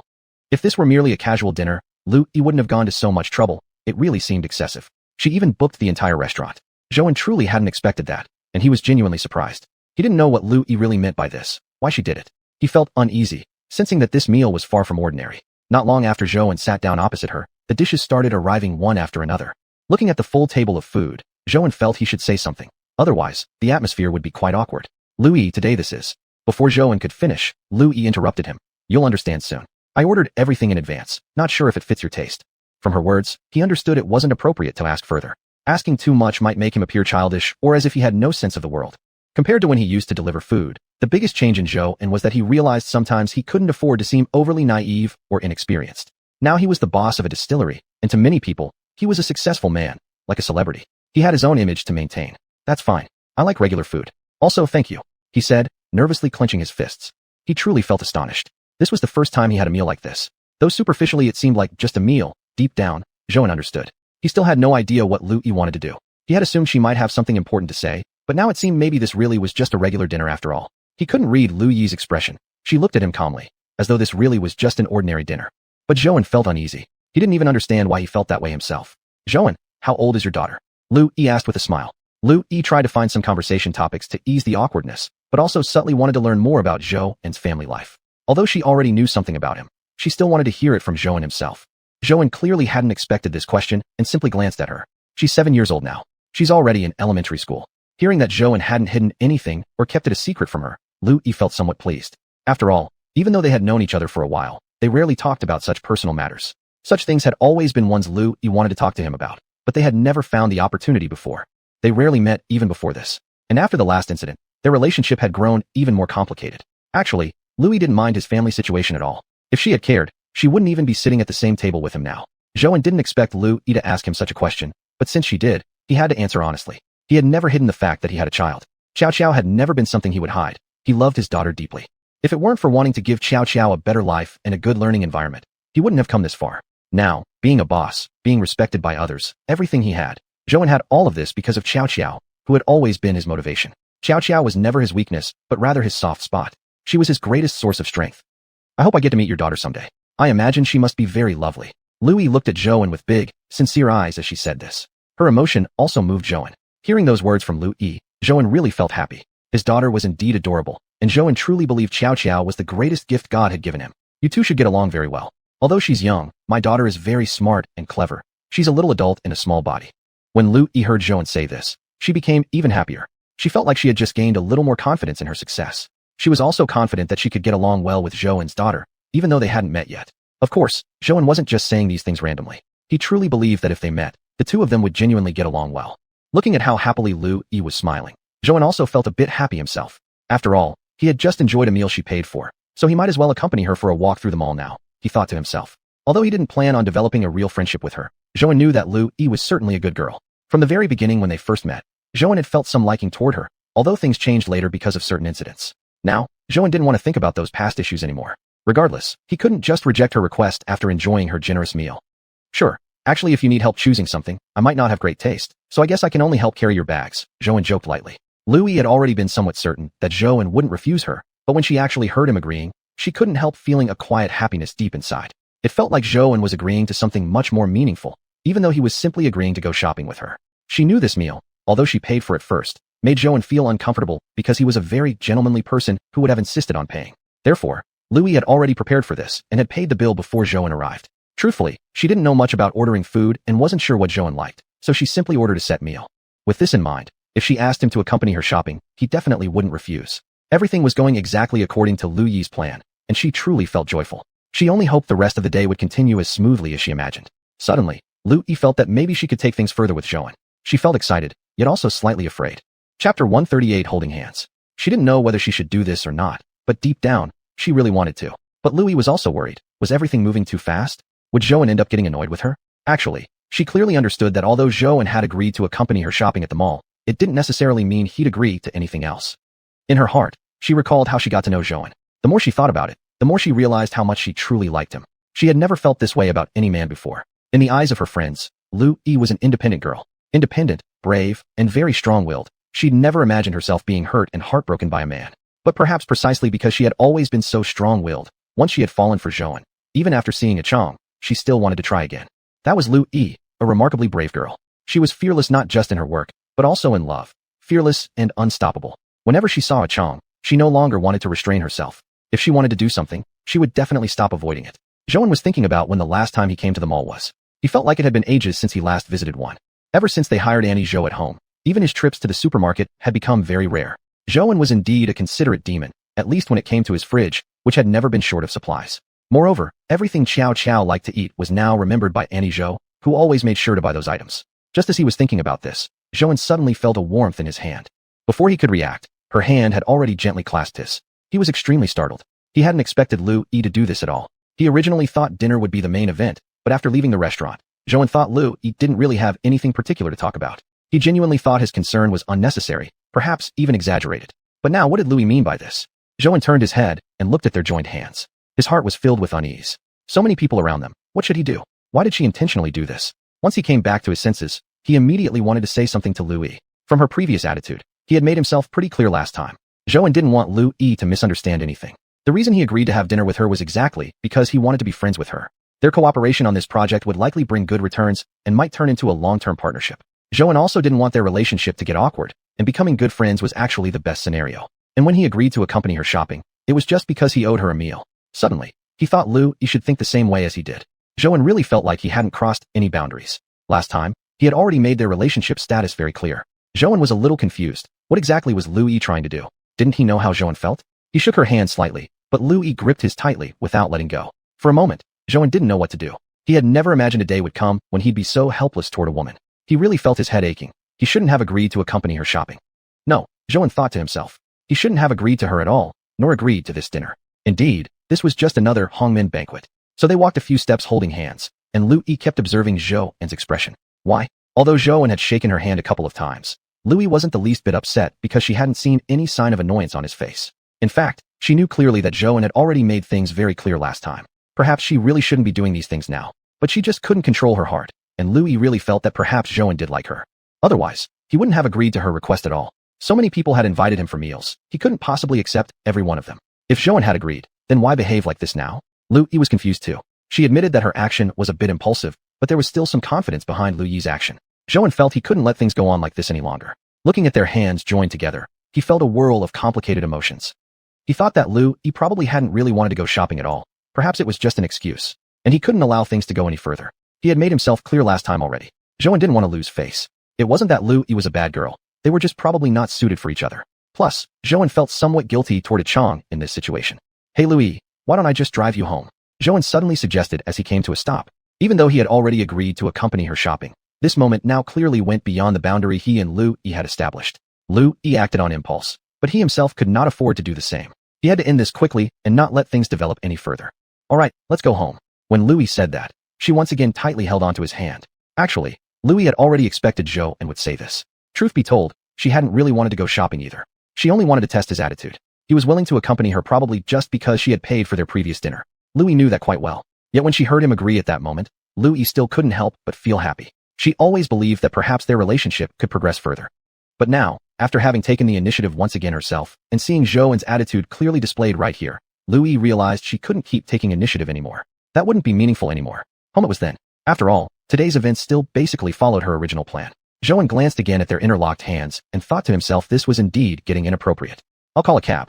Zhou seized the opportunity to free his hand, pulled out his phone, and started calling for a ride. Of course Lu Yi knew he was doing this on purpose. It was just an excuse. Looking at Zhou's current behavior, Lu Yi felt somewhat amused. She had previously thought he was someone experienced and at ease with such situations. However, today proved that perhaps Lu Yi had overestimated Zhou previously. She genuinely believed Zhou and was already very skilled in romantic matters. After all, she had assumed that as a boss of his stature, he must have met all kinds of women. Although Lu Yi also understood she wasn't particularly special. Yet Lu Yi had never thought there was anything wrong with herself. Her work had indeed been misunderstood by many people, but she knew Zhou and understood her. Back when they had first met, it had been when she was alone, holding the proposal she had worked late for several nights to write. Chapter 139, Marvelous. She hadn't really expected much that time, although she was sincere and felt deep down that her plan still had a good chance of working out. Yet the live streaming industry is misunderstood and even misinterpreted by many people who always regard it as an unproductive career path. Although Zhou was a boss who had seen a lot of the world, Lu Yi only thought he could be serious about it precisely because he was a boss. After all, who would joke about their own distillery? So when Zhou said that day that he would agree to give it a try, Lu Yi really found it hard to believe. She hadn't expected that this collaboration could actually come through. Zhou truly surprised her. Originally, she had thought he wouldn't agree to work with her. After all, running such a large distillery and repeatedly achieving new highs in a short amount of time is no easy feat. It requires rich experience and solid capability over many years to truly reach such a level. Yet the moment she saw Zhou, she felt as though there really were miraculous people in the world. He was like a sage. Though she had gone alone to negotiate with him, Zhou showed not the slightest bit of perfunctoriness. Instead, he had been sincerely listening to her plans and ideas. At least Lu Yi didn't feel any condescension or mockery from Zhou ever since choosing the live streaming career path. Lu Yi couldn't even recall how many times she had been laughed at. Even some of her close friends didn't understand, believing that she was treating her future flippantly. She was young, but at her age, most of her peers had already settled down. Some had even gotten married. But Lu Yi was still job hunting and switching to such an unstable profession. But truly, only after starting the job did she realize how much thought and effort it actually required. While watching streams, people often thought that hosts were just making jokes or even scamming others for money. Previously, Lu Yi herself had once thought the same, but after truly becoming a host, she realized how narrow-minded her former views had been. That's why when Zhou affirmed her, her heart was extremely excited, as if she had finally found someone who truly understood her. The taxi pulled up slowly in front of them, and Lu Yi smiled at Zhou, waiting for him to speak. As the taxi arrived, a sense of relief naturally crept into her heart. Zhou really felt that the time spent with Lu Yi was more nerve-wracking than when negotiating the cooperation. If they stayed together any longer, Zhou truly felt that he would go crazy. Thinking of their hands tightly clasped just moments ago, Zhou felt a tangle of emotions. He didn't know how to face Lu Yi or everyone else. After seeing Lu Yi off, Zhou raised his head to look at the sky and thought this day really was special. He hadn't anticipated that his relationship with Lu Yi would develop like this. Although it wasn't intentional, their hands had genuinely just held together. Zhou felt very complicated inside. He even felt that if Chang found out about what he had done today, she would definitely get angry. Perhaps Chang didn't fully understand such things, but Zhou indeed felt some guilt toward her. Suddenly, he remembered what he had said to Chang last night. Chang really loved his fried rice. Zhou thought he really did owe her something. He had promised he'd make fried rice for her again. Then why not go back now? He wasn't going to the distillery today anyway. Since work hours would soon end, Zhou decided to go straight to the cold pond dimension. Thinking thus, he made his way to the cold pond dimension to find Chang. Recalling his last interaction with Chang, Zhou felt a bit remorseful again. He looked around his world. Most people were busy with their own lives. Zhou thought that if he collapsed now, maybe no one would discover him for quite some time. Everyone had their own life to live, and everyone was busy. Zhouan felt like he hadn't done much that was truly good for this world. More importantly, Zhouan knew that there were many bad things in the world. The human heart comes in many different forms. Some people simply like to hurt others. Zhouan didn't want Chang to see these bad things, nor did he want her to get hurt. With his current ability, he absolutely couldn't properly protect Chang and keep her carefree within his world. Since that was the case, Zhouan didn't want to bring Chang here anymore. He didn't want her to suffer any more Weichek. He could bear the loneliness himself, but for Chang, who had always stayed in that other world and hadn't encountered such things, she was simply too naive. Zhouan looked toward the bushes, but didn't hear Chang's voice. Wondering where she was, he figured she must have gone to the artificial hill again. Sure enough, near the artificial hill, Zhouan found Chang, and she seemed to be looking at something. Chang noticed Zhouan at this moment too, and immediately ran in front of him. Zhouan, upon seeing her expression, knew she was thinking about something. He couldn't help but smile slightly and ruffled Chang's hair. Don't worry, this time I didn't. Chang felt somewhat embarrassed that Zhouan had read her thoughts, so she just smiled without saying a word. Zhouan found her expression very amusing and said, "Come, let's first collect some cold pond water." Since Zhouan discovered that cold pond water could be used for brewing alcohol, he would often add a bit of it while cooking. It was truly magical, as even the smallest amount could make the food taste significantly better. Not sure how much time had passed, but finally the fried rice with egg was done. Watching Chang carefully scooping out the fried rice bit by bit, Zhouan felt something peculiar stirring inside him. This was the first time they had cooked together. To him, cooking together was such an incredibly special experience.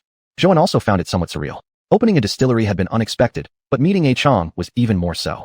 Besides, Chang and he were never from the same world. Although Zhouan could enter this dimension, it was definitely not his own. Yet cooking together seemed to Zhouan to be something very intimate. He genuinely felt that the two of them had somehow become different.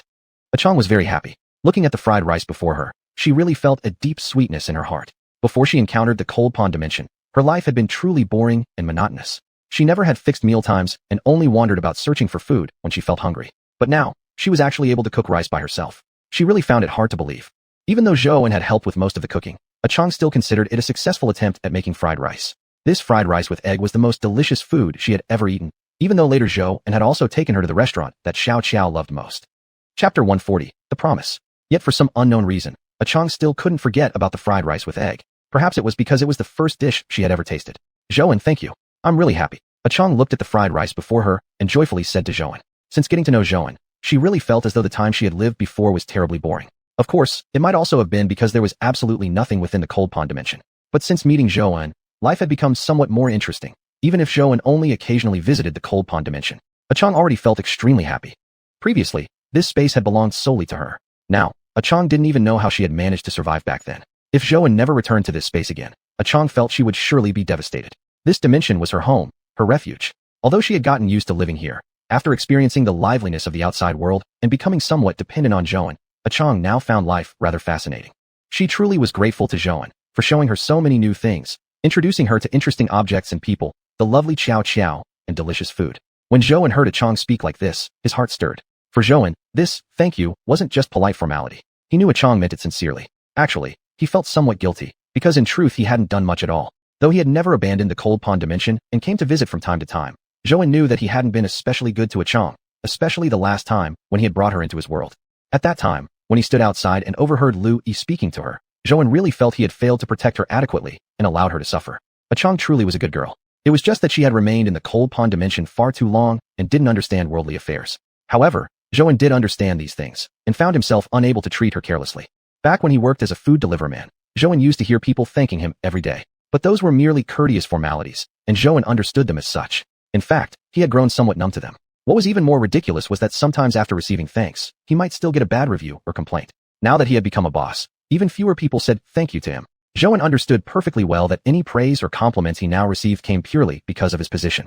If he weren't the owner of the distillery and hadn't risen to this status, nobody would have even paid attention to him. Yet Chang's thanks came from her heart. Zhouan fully understood this. She was genuinely expressing appreciation for him. I also want to thank you. Without you, I don't know where I would be now. Zhouan smiled gently at Chang. Zhouan still remembered when he had first met Chang. At that time, the water of the cold pond had suddenly become unusually low, nearly drying up completely. And unfortunately, the distillery had no reserve stock of the pond's water at that time. Meanwhile, Zhouan had received a massive order. If not for Chang's sudden appearance and her kind assistance, Zhouan couldn't imagine how he would have survived that day. Even now, thinking back, Zhouan still felt a tinge of fear, but he was also incredibly grateful that everything had eventually worked out, with the cold pond's water levels returning to normal. That's why he also meant his sincere thank you. Without Chang, he and his distillery might not have made it through. Zhouan, I also want to see your world again, can I? Chang looked up at Zhou with big eyes, softly asking.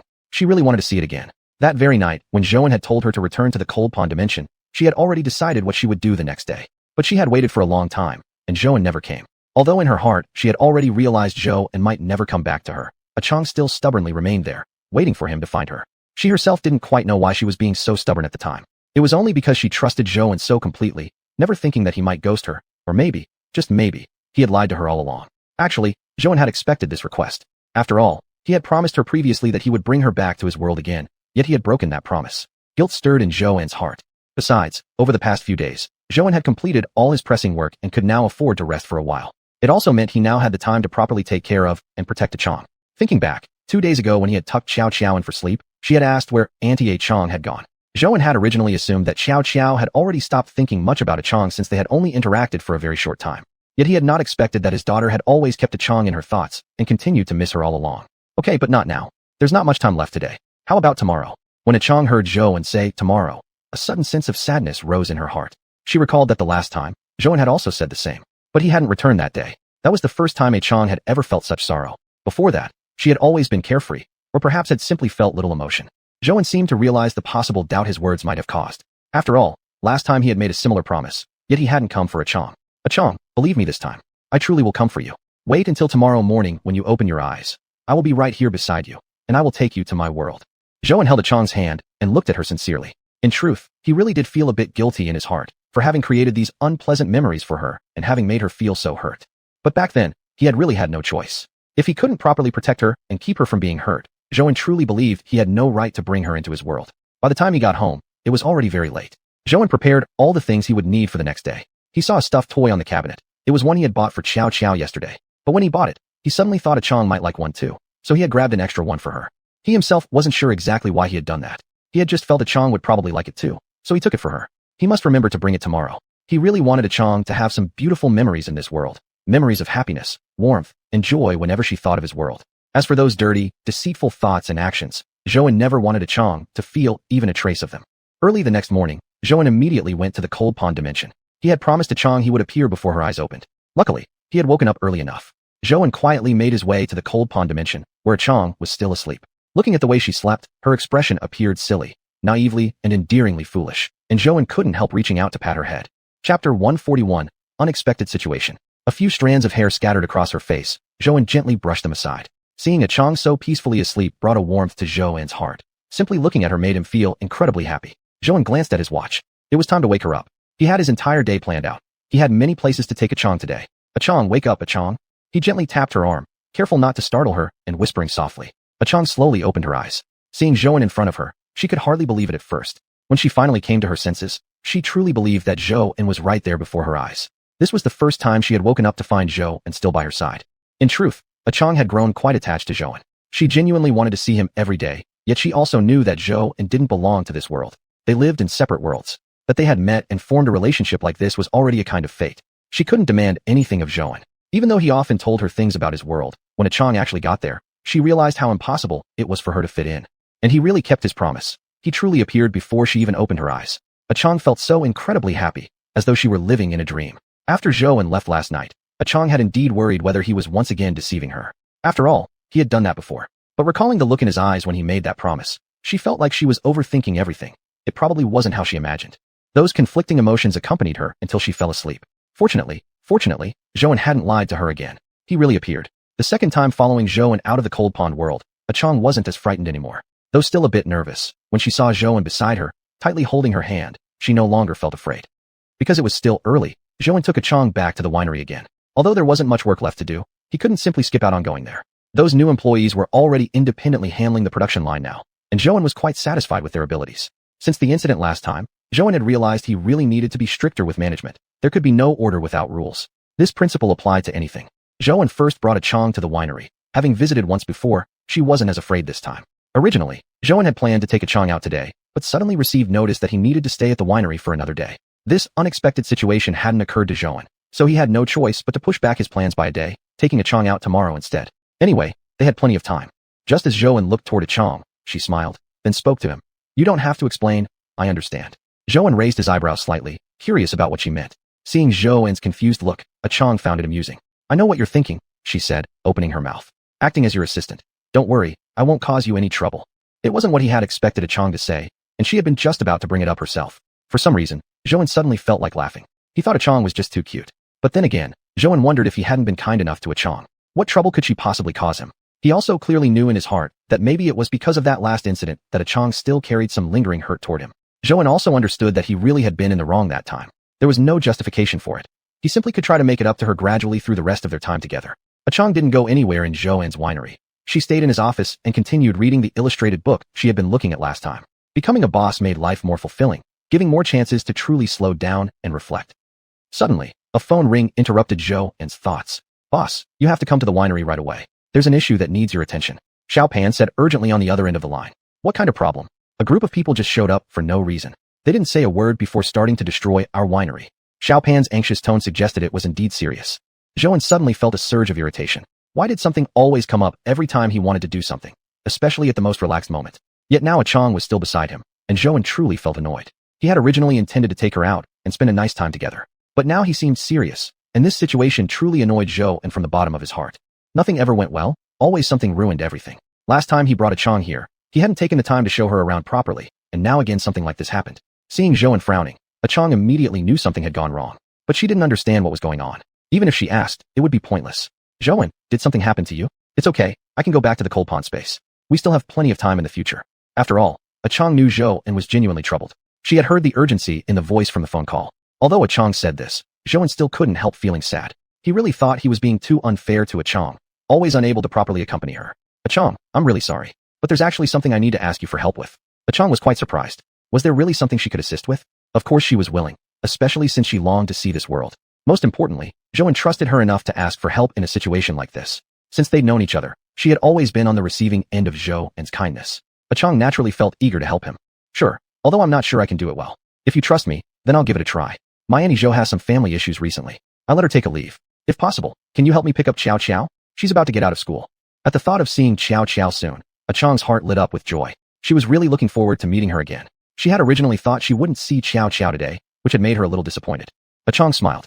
No problem, leave it to me. Then what about you? Are you facing some problem that needs my help? Zhou didn't want to explain these matters to her, since even he himself had no clear idea what exactly was happening yet. Nothing. I'll find out only after I get there. Then Xiao is in your hands now.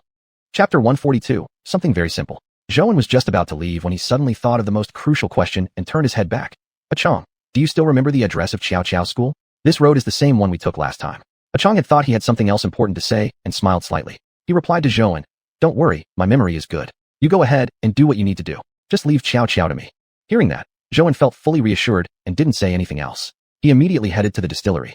Zhou didn't know exactly what had happened, but he was deeply worried. He wasn't even sure if he could bear it. Having worked with Xiao Pan for so long, this was the first time Zhou had seen her call him in such a hurry. His heart felt unsettled. On the way there, he kept thinking about it. What could possibly cause Xiao Pan to panic like that? Lately, everything had been going smoothly, and there hadn't been any production issues. When he arrived at the distillery, he realized the situation was far more severe than he had imagined. He couldn't even believe what he was seeing. Over 100 people stood in front of his distillery. They had surrounded the place, and seeing that crowd shocked Zhou a little. He hadn't expected it to be like this. Zhou didn't get out of the car but stayed seated inside, watching to see what those people wanted to do.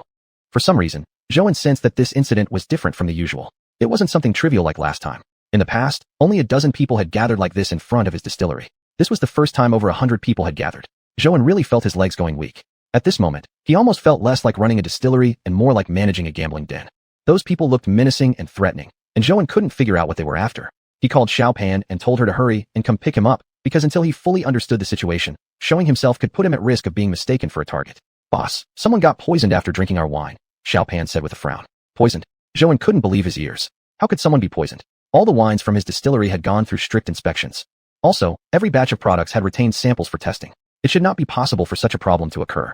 Are we sure it's poisoning? Where's the person now? This kind of situation wasn't the first time happening, so Zhou didn't have an overly dramatic reaction. Yet, he was certain that his wines would not cause such a thing.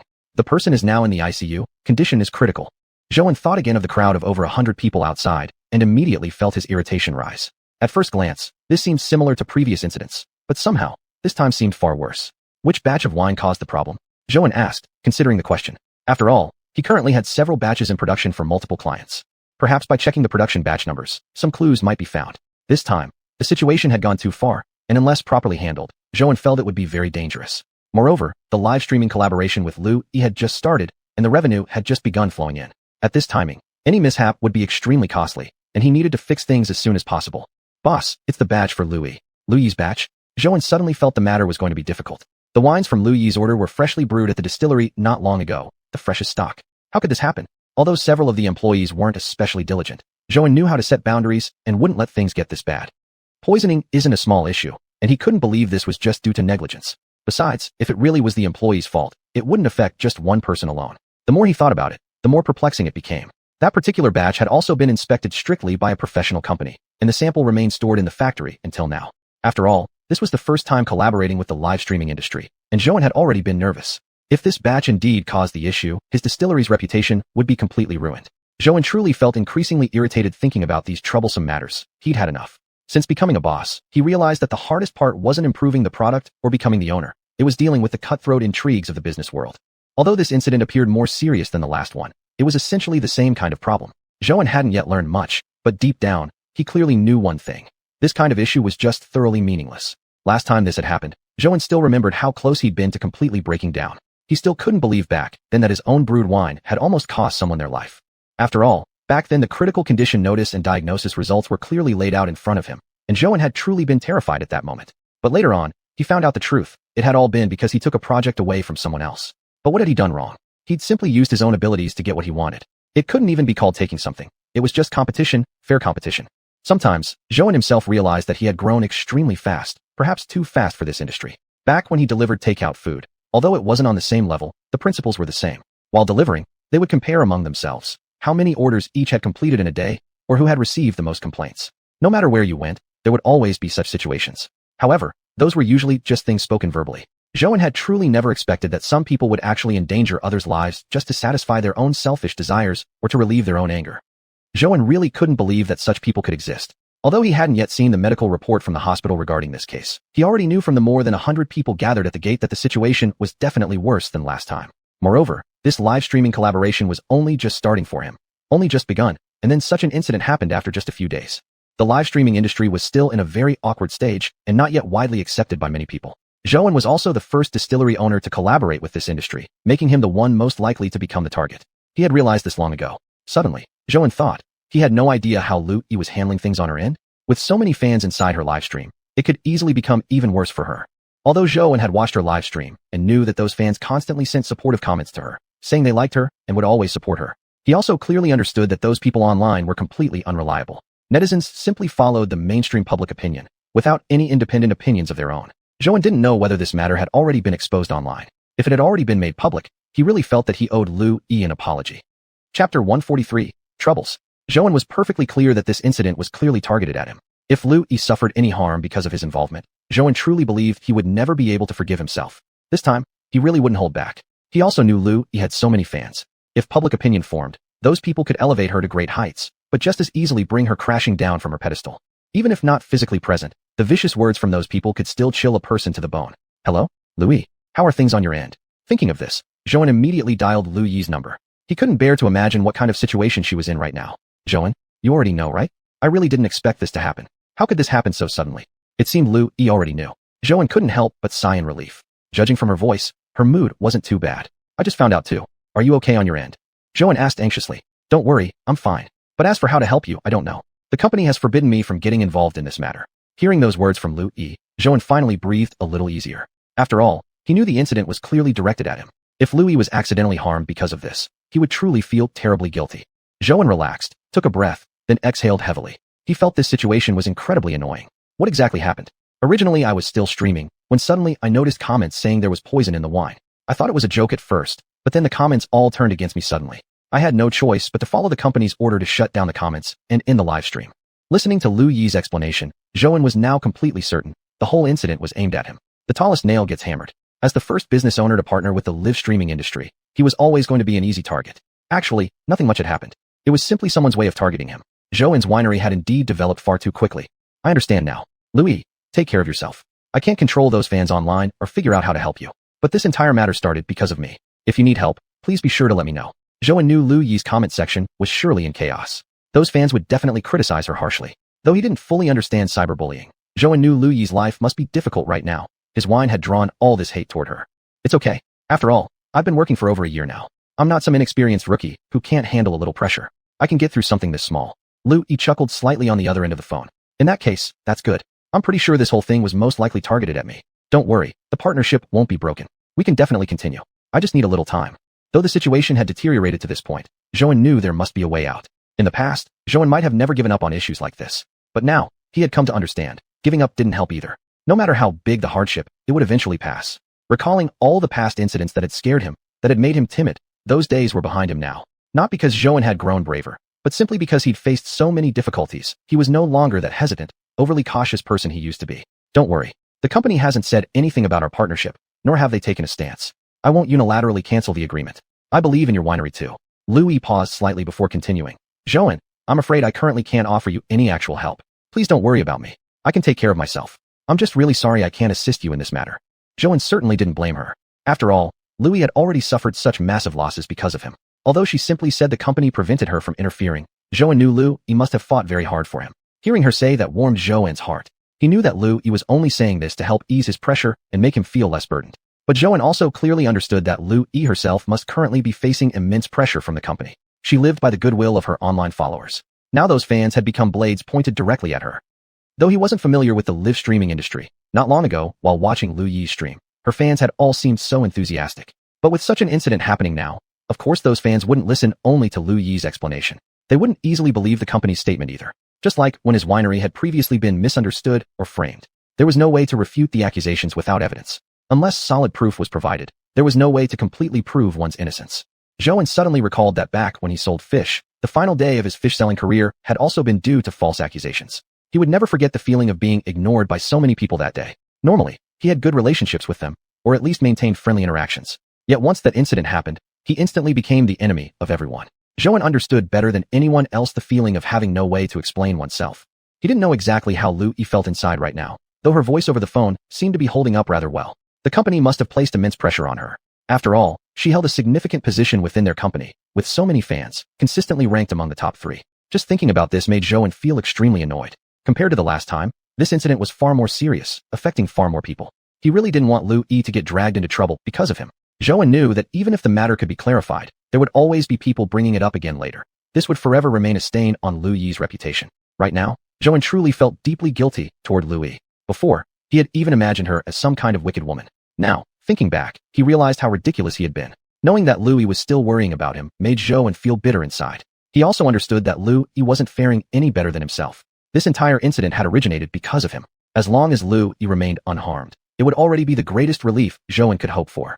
Lu Yi, thank you so much. I know you're under a lot of pressure yourself. Don't worry too much about me. Although this matter hasn't been fully investigated yet, I'm pretty sure it was mainly aimed at me. What are you going to do now? Incidents like this are meant to ruin someone's reputation. If not handled properly, it could seriously affect your future. Zhou naturally understood this perfectly well. This was no simple case of poisoning or framing. It was meant to cut off Zhou's path completely. Coincidentally, just as his live streaming collaboration started, spreading news of the poisoning through the stream, Zhou suddenly realized the mastermind behind this was truly formidable, playing a very skillful hand. Chapter 144, Chaotic. I know you have something important to tell me. Don't act rashly. This incident is aimed at me. Just protect yourself. After hanging up the phone, Zhou felt rather irritated. This time truly touched his bottom line. Previously, it had just been minor tricks. But this time, not only did they want to cut off his path forward, they had also dragged the future of innocent people into the equation. Zhou found it hard to imagine how ruthless and terrifying the person behind all this must be. What had he done wrong this time? He used his own money to start the winery. He relied on his own abilities when cooperating with others. Sometimes, Zhou really couldn't understand why there were always people who behaved so absurdly. He had always known that his winery was developing quite fast and naturally drew wary distance from other things. He never wanted to get too deeply involved with any other winery. Business was like a battlefield. Friends could turn into enemies overnight. Zhou knew that attending as many social events as possible was only for probing the other party's bottom lines. Where was the place for true friendships? It was all deceitful trickery. That's why Zhou had never tried to cozy up to any other winery. He had always maintained his independence. Of course, this was also because Zhou was very confident in his own wine. There was no need for him to rely on anyone else. Good wine would always attract customers eventually. But the most important thing about alcohol was that without reputation, it couldn't be sold at all. Nobody wanted to buy wine with a bad reputation. Zhou called Xiao over. How long have those people been at the gate? Have you communicated with them before? Zhou wanted to know whether the people outside were sent to smash up his winery or whether they had come to negotiate calmly. Although he was almost certain this was a setup, he truly didn't want to hurt any innocents. There were more than 100 people outside, including several elderly individuals. Zhou saw this clearly. No matter what, he didn't want to become some fierce demon and hurt those who didn't deserve it. Earning money wasn't easy. Being a boss wasn't easy. Nobody had an easy life. Zhou knew exactly what he'd gone through before. He understood hardship even better. I've already negotiated with them, but it was useless. They wouldn't listen to a word I said, Xiao Pan said, frowning. The reply felt expected. The situation was indeed too similar to what had happened last time. It was just smaller in scale before and now larger. No worries, I'll handle it. It's going to be more or less the same as last time. Only this time, whoever's behind it must be a bit stronger. Zhou had already made up his mind. Something like this would inevitably happen wherever he was. It was just like paying protection money. But Zhou truly hated this. He really didn't want to waste energy on such annoying matters. He had no desire to involve himself in all these schemes and conflicts. He simply wanted to focus on doing his own thing. Zhou couldn't understand. Why wouldn't they leave him alone? He had never intended to harm anyone. After starting his business, Zhou had found that the hardest part wasn't actually about making good products, but dealing with other people's ill intentions. Once upon a time, he had really believed that being a good person was enough. But later he discovered that reality was entirely different from what he had imagined. He had been overly naive. As a result, for a long time Zhou had suffered greatly, even wondering whether he really was unfit to be a boss.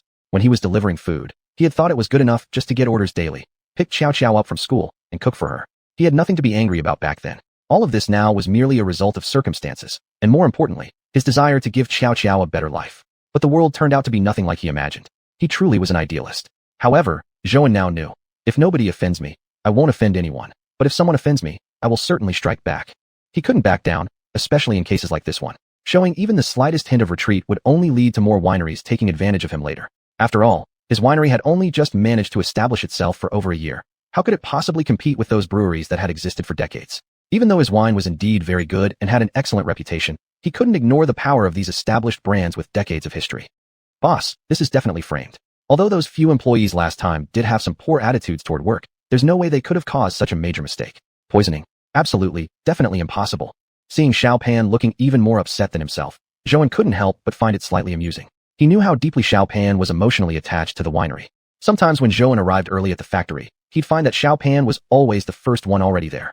He would check the equipment before everyone arrived, make all the necessary preparations, and even thoughtfully boil some hot water. Zhou noticed all these things, though he had never voiced it. He knew Xiao Pan was truly the most important person in the factory in his heart. Don't worry, Xiao Pan. I already know how to handle this, Zhou said. After speaking, Zhou started walking toward the winery's gate. When Xiao Pan saw him heading out, he immediately stepped forward to block him. Boss, you can't go out. Even if each of those 100+ people spits once, it could drown you. Xiao Pan was too excited. He really felt anxious, afraid Zhou would get hurt if he walked out like this. Those people out there were all highly agitated. Who knew what might happen? If something really did occur, Xiao Pan wouldn't know what to do at all. Seeing Xiao Pan like this, Zhou smiled and said, don't worry. We can't let them keep standing there either. Otherwise, passers-by will mock us, and it won't be good for us either. Also, all the employees are still inside the factory. I'm afraid none of them will be able to focus on work. Hearing Zhou say this, Xiao Pan calmed down slightly, and, after thinking for a moment, found some truth in it. But still, over 100 people outside. Don't worry. I'm just going to reason with them. There's always a solution. They won't just stay angry forever, Zhou said, seeing Xiao Pandito thinking about something. After Zhou walked outside, chaos filled the gate area. Someone among the crowd didn't know how, but recognized him as the owner of the winery, and they began shouting at Zhou angrily. Before stepping out, she had mentally prepared herself. Zhou took a deep breath and said, everyone, please listen to me. I understand how difficult this is for you. I deeply regret what happened to your loved ones getting poisoned. However, the truth has not yet been uncovered. I'm willing to cooperate fully with the investigation. Oh yeah, you talk about investigation. How would you even investigate? How long has your winery even been open? And something like this already happens. One man with elaborate tattoos on his arms shouted like that. Chapter 145 Visiting. When others heard him speak like this, they also began to echo. Yeah, we've heard before that people got poisoned at your distillery. Who knows how you've managed to stay in business? It's a wonder you haven't gone bankrupt yet. As they kept talking, their words became increasingly outrageous. One woman even shouted at Zhou, looking at your face, you're clearly no good. You actually became a boss? No wonder they say boss and employees, and the liquor they make, are all of the same kind. Zhou felt he could really no longer bear it. With everyone spitting words at him, he felt as though he would drown in their saliva. I know there's nothing I can say now that will help, but the truth hasn't been fully investigated yet. If there were just the slightest bit of evidence, I wouldn't run away. Then tell us, how should this matter be resolved? My nephew almost died just because he drank your liquor, barely escaping death. For some reason, though Zhou knew deep in his heart his liquor wouldn't poison people, hearing these words still made him feel pained. In the end, innocent people were harmed. Regardless of how that poisoning happened, without him, at least this farce wouldn't have happened. Of course, it was merely a farce to them, but a tragedy for the one poisoned. I will take full responsibility for this matter. I will not run away from any duty I should bear. I only just learned of this incident and have just arrived at the factory. If you are willing to give me a chance, Please accompany me to the hospital. I would like to see how the patient is doing. We aren't unreasonable people either. It's just our close relatives involved. Who would ever want something like this to happen to themselves? Originally, we were happily drinking your liquor, even hearing others say your liquor sells well. Yet something like this happened. Joan didn't know what to say. He himself was also a victim, yet now he was being made to appease everyone's emotions. Actually, he was really on the verge of collapse. I'm sorry, truly sorry, but can we just solve this problem together? I won't run away, and I will take full responsibility. Even on the way to the hospital, Joan felt dizzy and confused. He didn't know how many times he had said sorry, or how many times he had bowed. But he was indeed a victim too. This time, at least, these more than 100 people were more polite than the dozen or so people from last time.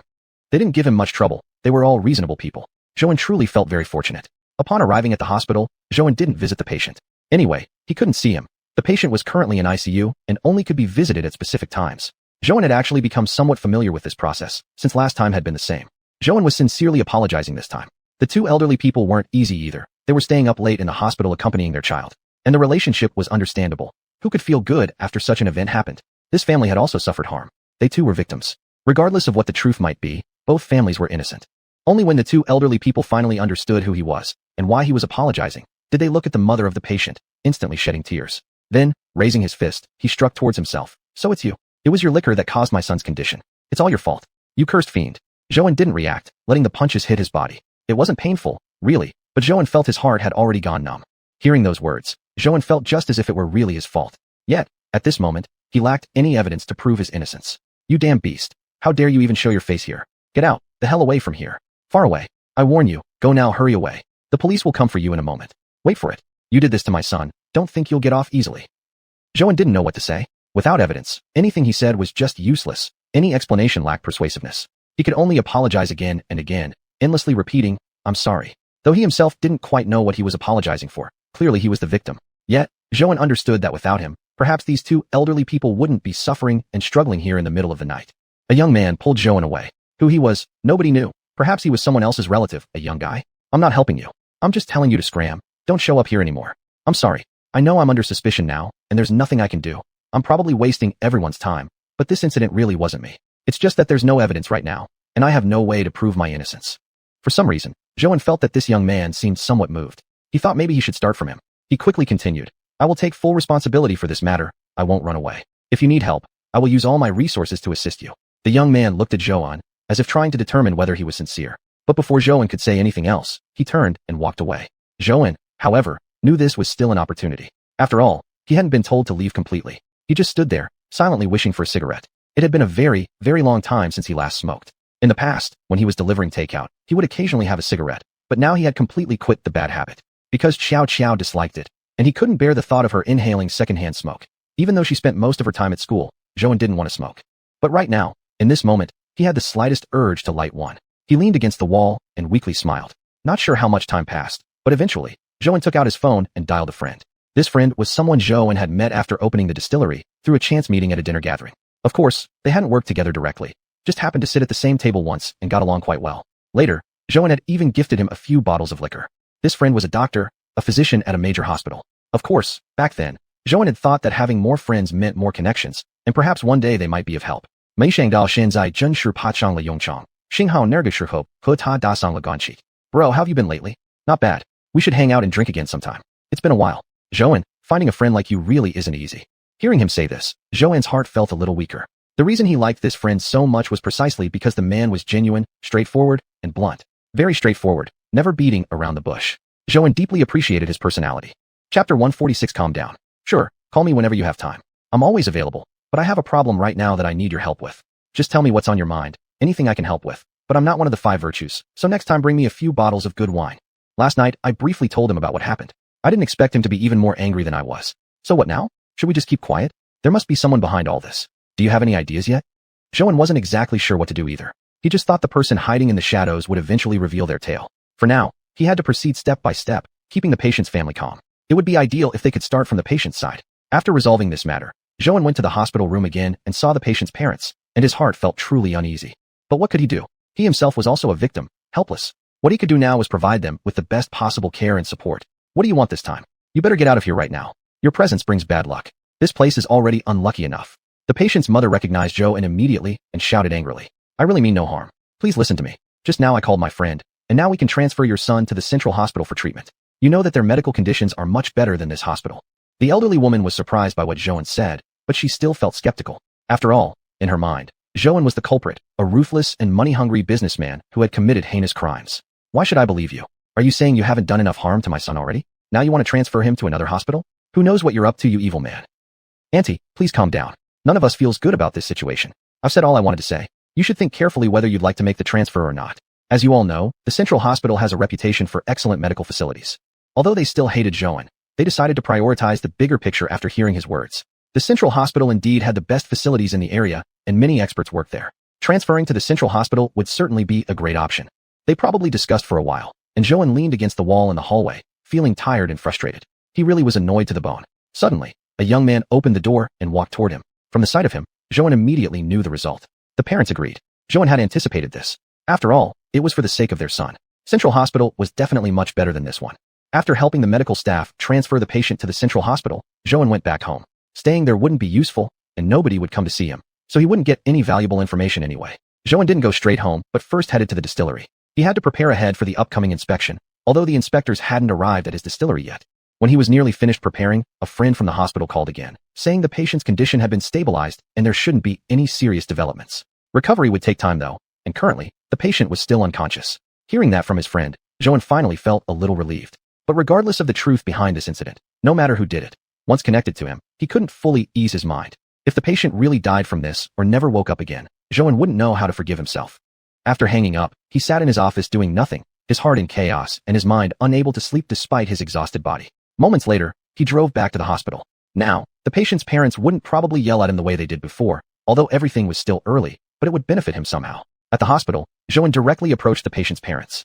Just as expected, this time they didn't scold him again. Zhouan felt somewhat pleased, considering it progress. Uncle and Auntie, the patient's condition has been stabilized now. Don't worry too much anymore. The Central Hospital has much better facilities, and your son is in capable hands. You must not collapse under the stress yourselves. Take care of your health as well. He knew regardless of the true circumstances, the two elderly people were innocent. In their 60s or 70s, going through such pain was physically overwhelming. There's nothing I won't do if there's anything I can assist. I will be fully responsible throughout everything. Zhouan saw the grief-stricken look on the patient's mother's face as if she wanted to say something but couldn't, and he felt a bitterness in his heart. Actually, he hadn't really taken offense at what she had said earlier. Putting himself in their shoes, he understood how unbearable this must be for someone in their 60s or 70s. All right then, I'll take my leave now. I'll cover all the expenses here, so you don't have to worry. I promise I will take full responsibility. I'll deposit some money into the account later, so please don't be concerned about it.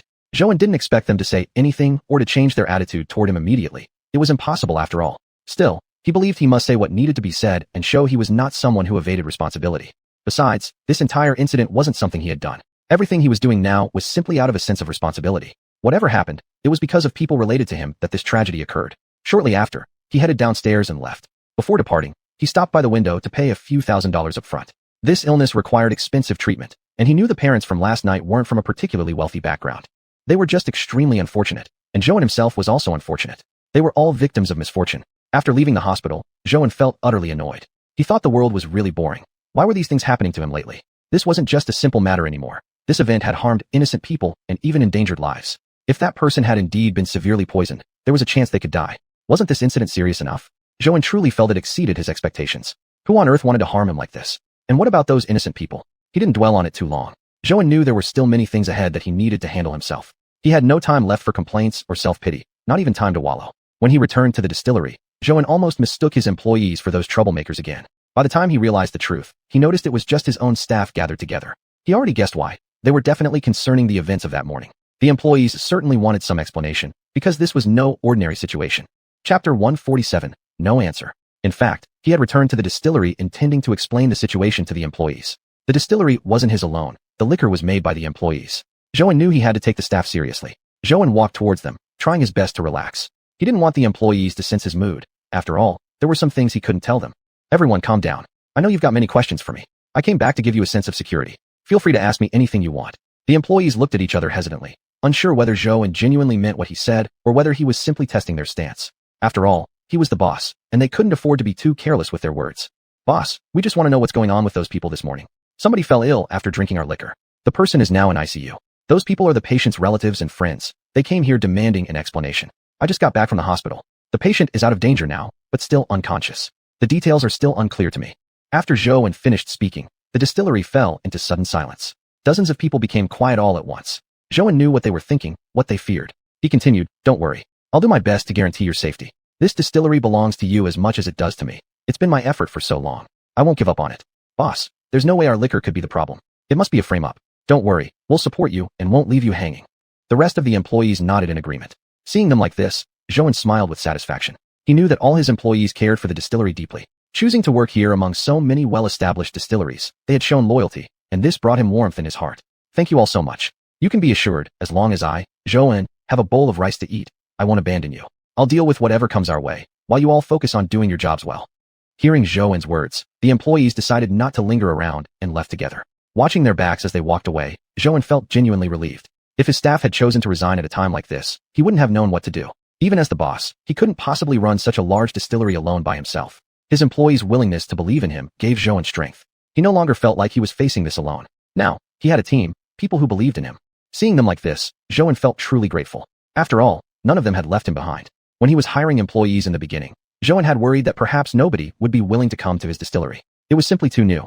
Most people wouldn't consider joining a newly established company because nowadays the cost of starting a business is so high. Many companies risk bankruptcy from the smallest misstep. Few people are willing to bear such risks by joining an unproven startup. So Zhou had always felt grateful toward his employees. He was sincerely thankful to those who had chosen his distillery. Many of them had come specifically for it. As Zhou's reputation grew within the industry, more and more people began to recognize his name, and compared to many other bosses, Zhou was much younger. They chose to work for him because they believed he could truly lead them forward and help fulfill their dreams of making liquor. But now something like this had happened, which Zhou really felt sorry about, though he was helpless to change it. Perhaps many people face such troubles when opening a distillery. If this had happened before, Zhou might have thought he could no longer hold on. But these 2 years of entrepreneurship had changed him, had helped him understand many things. There were many things beyond his control, things that no matter how well he acted wouldn't make any difference. Sometimes doing a good job itself could become a mistake. He had exited the fish farming business not because he had failed at it or couldn't find partners, quite the opposite. Back then, Zhou's fish farming business had orders coming in nonstop. But he still chose to withdraw because he realized he was no match for those people. No matter how well his fish were raised, they could never withstand the backstabbing and scheming of those playing political games. Running a distillery now was already much better than before. That was also due to Zhou and constantly growing throughout the process. He was no longer the Zhou and who could be easily defeated. Comparing the way he handled this current incident to the last time something serious occurred, Zhou was actually quite calm this time around. Though still somewhat panicky, at least this time, he didn't feel as helpless and overwhelmed as he once did. Actually, Zhou had somewhat expected this incident. Ever since he started planning to launch the live streaming collaboration, he had a premonition. However, he hadn't anticipated that the incident would occur so quickly, several days earlier than he had expected. Speaking of it, it was indeed absurd. Zhou really found those people amusing, as if it were a deliberate provocation. Anyone could see it was clearly orchestrated. They deliberately chose the moment his live streaming contract was finalized. Moreover, the poison patient happened to be among the very first customers of the new batch of liquor. Although Zhou knew deep down that this was a deliberate setup, he couldn't help but admit this plan was exceptionally well executed. Recently, the factory had been in full production mode, brewing a new batch of liquor. Zhou's goal had been to find a partner as soon as possible after the new liquor was ready. But now, Zhou wasn't even sure whether this batch of products could still be sold or if he could still find a partner. This move truly left Zhou with nowhere to turn. Although the live streaming collaboration was a major opportunity with great potential, something Zhou had been well aware of before entering the deal. It was precisely because of its scale that this incident terrified him even more. After all, once something happened, it would spread widely. Even people who had never bought his liquor or lived nearby would come to know about it. Moreover, an incident like food poisoning, even if eventually proven innocent, would leave a permanent stain. In the future, whenever people mentioned Zhou's distillery, they would first recall the poisoning incident, rather than immediately think of how good his liquor was. The most important aspect of running a distillery is the quality of the liquor, and the second most important is the reputation of the distillery. Apart from this incident, all Zhou hoped for now was to prove his innocence. He no longer aspired for more. He only wished to maintain consistent liquor quality and avoid giving others any opportunity to strike. The previous incident happened because Zhou was competing with another party for a contract, and ultimately the client had chosen his distillery. But what about this time? What was the motive? Zhou simply couldn't figure it out. Who had he offended lately? Yet, recently he had accepted quite a number of orders. Chapter 148, Adding Insult to Injury. He couldn't figure out who he had recently offended. Although there were definitely many people in this circle who disliked him, and quite possibly many who would take advantage of his distillery's current difficulties to add insult to injury. But actually acting upon it, those kinds of people weren't the majority. This couldn't have happened unless he had provoked someone specific. Otherwise, that person wouldn't be able to continue doing business within this circle in the future. Recently, he had been focused on brewing new alcohol and discussing livestream deals. Zhou was really at a loss, growing increasingly suspicious as he thought about it. There was no one he had directly competed against. Right now, Zhou actually felt quite relieved. Although things weren't progressing, at least this gave him a short break. But suddenly, Zhou thought of a truly terrifying thing. How were Xiao and Chang doing now? The situation had been so urgent when he received the call. At that time, he hadn't had any choice and hadn't even known whether Chang had managed to find Xiao. He also didn't know if the two of them had already gone on holiday. Fortunately, he had given his phone to Chang, though Zhou wasn't even sure whether Chang knew how to use it. Zhou felt somewhat guilty. Back then, he had acted so recklessly and hadn't had the time to properly consider everything. Chang wasn't even from this world originally, and now with something like this happening, Zhou became really panicked. He could only thank Yang Chang for remembering the way back to the school. As long as he could find Xiao, everything should be okay. After all, Xiao knew how to use the phone, and there wasn't even a password set on that phone. It was just his private phone for daily use. Zhou immediately called Chang. He regretted that at that time. He should have first ensured that Chang and Xiao were safe before dealing with other matters. The receiver buzzed again and again, but no one answered. Zhou felt his heart rise into his throat. Nobody answered. Zhou felt that things weren't going as smoothly as he had hoped. Perhaps Chang really had forgotten the way to the school. Zhou continued dialing repeatedly. He didn't know what else to do and couldn't even imagine what he would do if the worst actually happened. The more he thought, the more regret he felt. If only he had handled everything a bit better back then, none of this would have occurred. While rushing outside, Zhou kept making calls, not knowing what else he could do to fix everything. But from the phone came only the icy mechanical tone repeating endlessly, without the voice he was waiting for. When Zhou got into the car, he suddenly remembered. He should call Xiao's teacher. He massaged his temples. How stupid of him. He felt like he had been overwhelmed by the trouble with Chen Shui. He only needed to call Xiao's teacher to confirm the situation, then he would know immediately whether Yang Chang and the others were safe. Hello? Teacher, hello. I'm Xiao's father. May I ask if Xiao is still at school now? Zhou was quite nervous, afraid of hearing an answer he wouldn't want to hear. Xiao? She was picked up by a young girl when school got out. Hearing the teacher's words, Zhou finally felt relieved after being worried for so long. Luckily, Chang remembered the way. He had been so anxious. As long as Chang had come to the school and was with Xiao, as long as they were together, he wouldn't need to worry. After all, Xiao knew the way back home. Suddenly realizing something, the teacher quickly asked, Xiao's father? Didn't you send someone to pick her up? Only then did Zhou realize, and quickly replied to the teacher. Yes, teacher. I just couldn't get through on her phone, so I called you to confirm. I'm sorry to have worried you, teacher. Thank you. After hanging up, Zhou realized only then how rash he had been, and how likely his words had confused the teacher. Actually, Xiao's teacher was really good. Ever since Zhou's family situation had been made known, the teacher had continuously cared for Xiao and often discussed her recent condition with Zhou. Xiao was a girl, and as her father, there were naturally things he overlooked. Although he loved Xiao deeply, occasionally he could be a bit careless, so it was lucky that her head teacher continuously reminded him. Zhou was truly grateful for the teacher's continuous care, not just for Xiao, but for himself as well. It was because of this teacher that Zhou had realized sometimes his love alone couldn't solve every problem. A mother's role was indeed extremely important. Though he could raise Xiao himself, take her to and from school, and cook for her, there were still areas where he missed important details. Little girls' minds were sensitive, and at times Zhou felt truly helpless. Zhou now guessed they should have already gone home. But why couldn't he get through on the phone? Could it be that the battery had run out?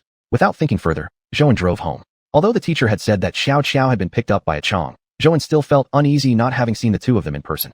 No matter how smart Xiao was, she was still a child. And although Chang was no child, he wasn't originally from this world at all. Neither of them had the ability to properly distinguish right from wrong, and Zhou remained quite worried. For some reason, he suddenly felt quite like a failure, being a father, a man, and also the only person in this world that Chang could rely on. Yet the situation had turned completely around, and Zhou had instead become a burden to Chang. He didn't know whether Chang had felt scared after he left, whether he had taken a wrong turn, or whether he had wandered around for a long time before finally finding Xiao's school. Just thinking about how Chang must have appeared, clumsy and somewhat frightened, Zhou's heart became complicated. And as for Xiao, Zhou knew she liked being with Chang, but he wasn't sure exactly how much trust she placed in him. After all, they had only just met recently, and Zhou didn't know whether Xiao might be angry that he hadn't come himself to pick her up after school. Letting the two of them go home on their own had really been a mistake. Zhou felt utterly foolish for doing something so unreliable. If anything happened to them, he would certainly bear the blame. Originally, he had planned to take Chang along to have a bit of fun, yet now it had turned around completely. He was the one needing help from Chang. He had only joked that Chang was his assistant, but now Chang truly had become his assistant, picking up his daughter from school.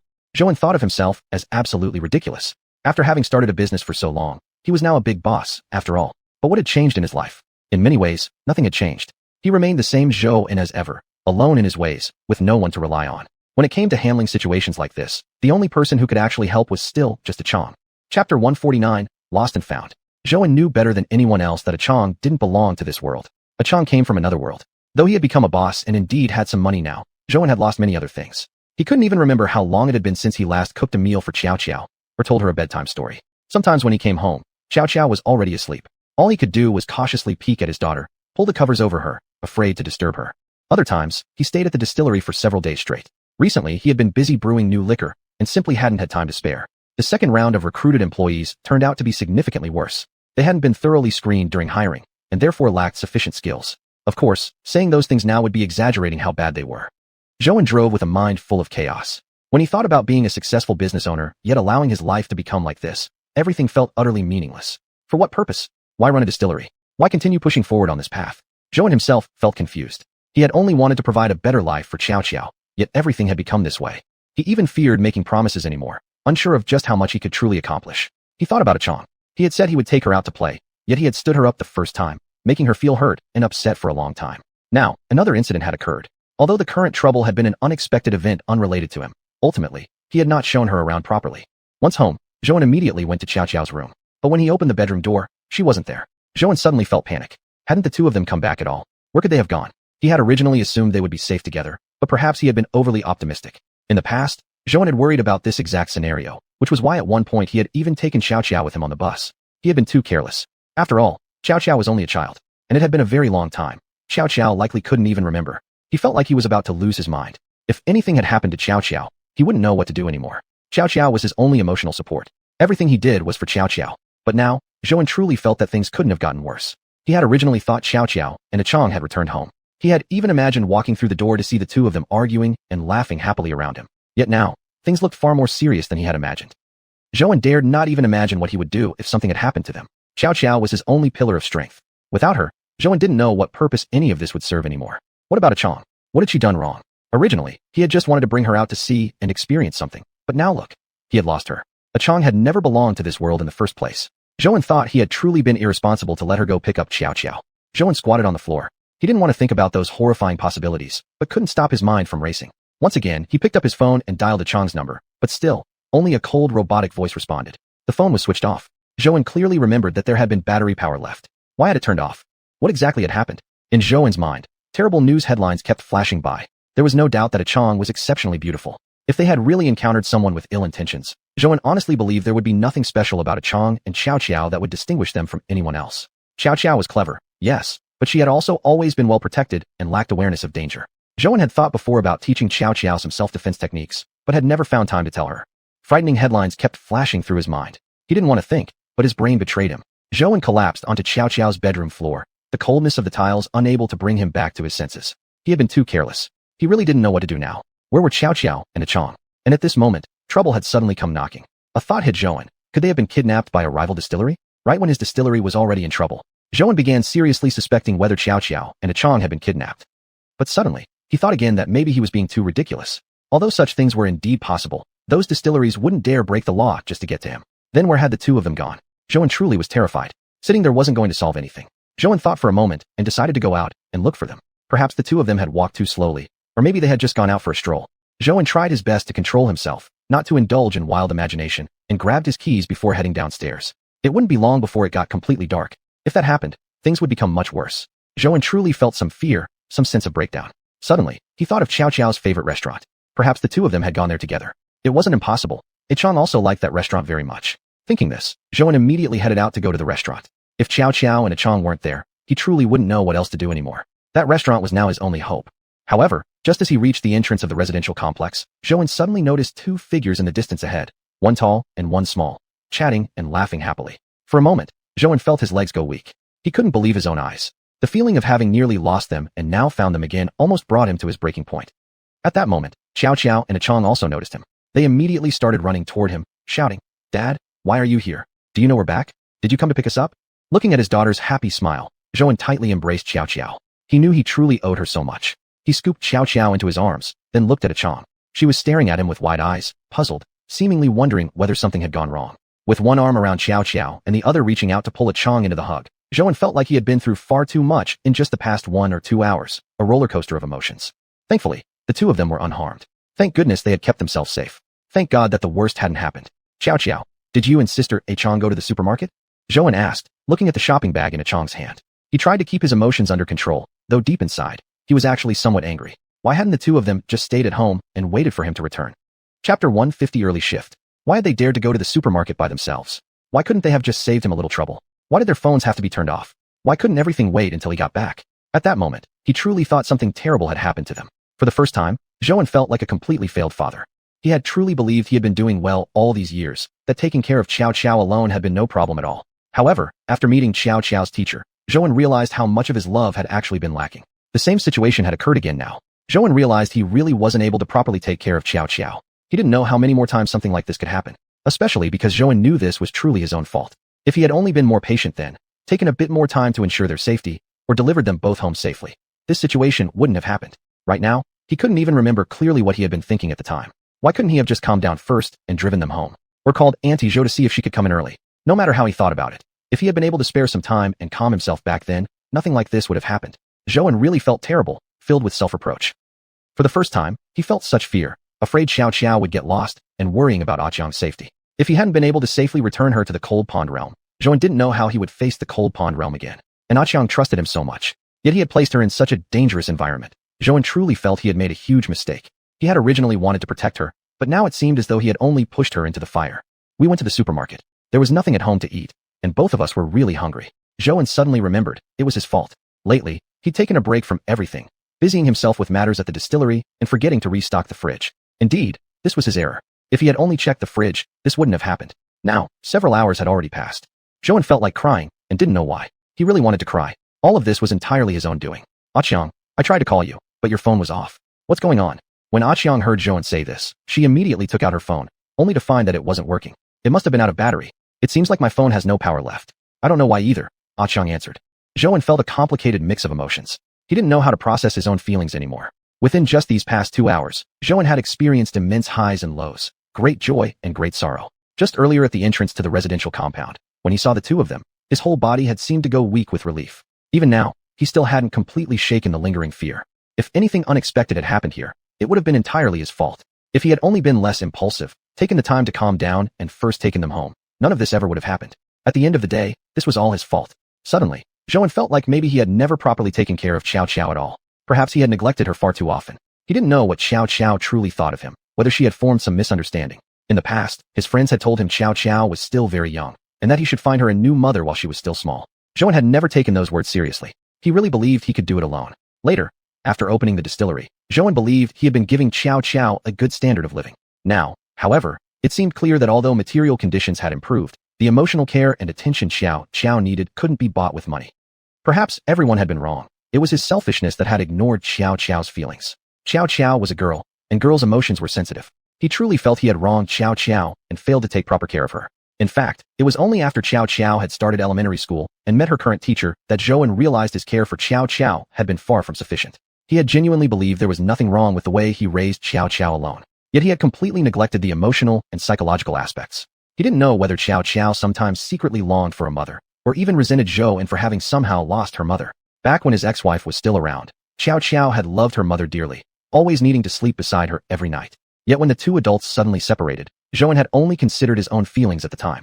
In fact, during the period immediately after his ex-wife left, the life Zhou and Xiao had lived was barely adequate. Before that time, Zhou had never once cooked for Xiao, nor combed her hair, let alone helped her with homework. Now that he thought about it, having a mother really was an important thing. No matter how much Zhou loved Xiao, there were always some gaps. Zhou didn't think much about it. He still had matters at the distillery to deal with, and a pile of troubles were waiting. Suddenly, he felt extremely annoyed. He sent Xiao and Xiang back home, then immediately went to the distillery again. Before leaving this time, he repeatedly instructed Xiao and Xiang not to run around, not to go out, and to wait for his return. When he arrived at the distillery, Zhou didn't head directly to his office. First, he went to the production line to see the employees. As he had expected, nobody looked particularly energetic. In fact, some of the employees seemed even to be in a bad mood. Zhou noticed all of this. After reaching his office, Zhou considered things for a moment and decided to grant them a few days off. It really wasn't suitable to continue working under the current circumstances. If there was going to be anything at all, it would have to be approached with the greatest enthusiasm and the best work attitude. Yet, judging from the current situation, it was clear that nobody really had the heart for it anymore. This was already affecting the distillery significantly, and some strange ideas were justifiable. Zhou understood their attitude completely. The matter was indeed serious, even life-threatening. That person had truly been poisoned and was admitted to the ICU, barely escaping death. Xiaopan, go and let everyone know. Take a few days off for now. I'll notify everyone again when we're ready to resume work. Xiaopan clearly hadn't expected Zhou to say this. He immediately replied with excitement. Boss, if we stop work and take a break now, what about all the orders for the distillery? It's not like before anymore. The last time something like this happened, we only had 5 people, so taking a short break wasn't a big problem. But now, if dozens of people from the distillery are going to take time off, I'm worried. Zhou understood Xiao Pan's concerns. He also knew that what Xiao Pan said was realistic. But at this point, he couldn't afford to think about all that anymore. Continuing work like this was pointless, and the employees would only grow more and more unhappy. Chapter 151, Flustered. It's okay. Listen to me. I'll handle the negotiations with our partners. You go check on the employees. They really aren't in the right state to work right now. Of course, this incident has indeed caused losses for our distillery, but there's nothing we can do about it. It's unavoidable. When over 100 people gathered at the gate, I'm sure not a single employee wasn't frightened. Xiao Pan listened to Zhou's words and thought they made sense, but after a moment of reflection, he still felt upset. Still, thinking about everyone's attitude toward work today, Xiao Pan had seen it all, and indeed, no one seemed enthusiastic anymore. Zhou no longer wanted to explain anything further to the employees. Words of reassurance alone wouldn't help. Rather than that, it was better to do something tangible to show the employees what he was capable of. They still had a long time ahead to work together, and Zhou couldn't hesitate any longer. He had to provide the employees with the strongest assurance possible. Plus, sending the employees home to rest for now was better too, because Zhou was really worried that if those people came back and caused more trouble, someone might actually get hurt if tempers flared. If that terrible scenario really happened, Zhou would no longer be able to control the situation. To ensure everyone's safety, he couldn't afford to wait any longer. Watching Xiao Pan's retreating figure, Zhou thought he should investigate the whole matter thoroughly. Perhaps this was just a deliberate act of targeting. This time's incident certainly shared many similarities with the previous one, but Zhou this time had absolutely no idea who he might have offended. He had no clue whom he might have offended. If it weren't for his prior experience, he might actually have believed his own liquor had poisoned someone. Everything was just too strange. The live streaming partnership had just started, and Zhou had no idea who could have orchestrated such an incident.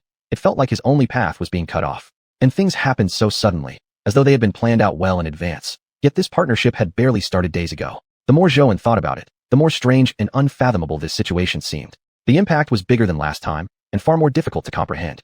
Boss, maybe you should go downstairs and see for yourself. They all insist they want to speak to you in person. Zhou hadn't expected Xiao Pan to return so soon.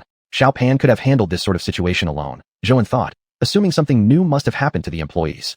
What's going on? Are the employees refusing? Or? Zhou asked with a frown. Actually, he knew himself this decision was making the distillery's situation even worse, but there was no alternative now. He could only stop the losses as soon as possible. Deciding this was difficult enough. It came with tremendous pressure. Although Lu Yi from the streaming company said not to worry, Zhou realized she was the one shouldering the real burden.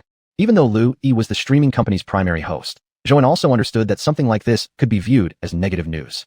Even if the truth emerged later, even if the facts came to light, it would remain a blemish. Still, fortunately, Lu Yi had truly helped him immensely. The streaming company hadn't contacted him yet, giving him time to handle other issues. If production stopped now, all the previous orders they'd accepted would be delayed indefinitely, and Zhou would have to contact each partner himself. The business partners were already aware of what had happened and probably were waiting for Zhou to contact them. Zhou was very annoyed. Even though he knew he'd been framed, he had to find the evidence first. Even though he was the clear victim, he was the one who needed to prove his innocence. Zhou had experienced quite a few similar incidents by now. Although his distillery had only gone through 2 or 3, he had been a business owner long enough to know that many other distilleries faced such problems too. That's just how the world worked. Even if everyone knew you were set up, when it came to business interests, they'd still choose to distance themselves. There was no room for right or wrong when it came to profits. Zhou understood this very well, but he still couldn't help but feel a little sad. But if he put himself in their shoes, he realized he would probably protect his own interests first too. They all want to see you. Maybe they have something they want to tell you. Zhou didn't know exactly what the employees wanted to say, but he trusted them enough to know their concerns were normal. After all, this batch of employees wasn't the same as Xiao Pan and the other 4 who had personally gone through similar situations before. This time, over 100 people had arrived in person, surrounding the distillery, naturally causing fear. When Zhou got downstairs, he saw the employees had already gathered together. Looking at all the familiar faces, he felt a lump in his throat. These were the people who had grown with his distillery through both its triumphs and trials. When Zhou arrived, everyone became somewhat excited. One of the team leaders spoke first. Boss, Xiao Pan told us to go home and rest for a few days. We don't understand what this means. Is our distillery being shut down?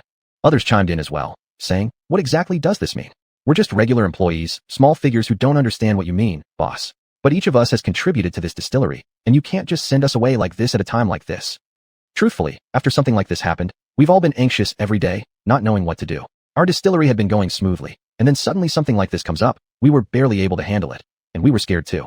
But truly, we don't want the distillery to go bankrupt. It belongs to you, boss, but every one of us has also poured our hearts into it. The atmosphere in the factory has always been so great, and we really don't want to leave.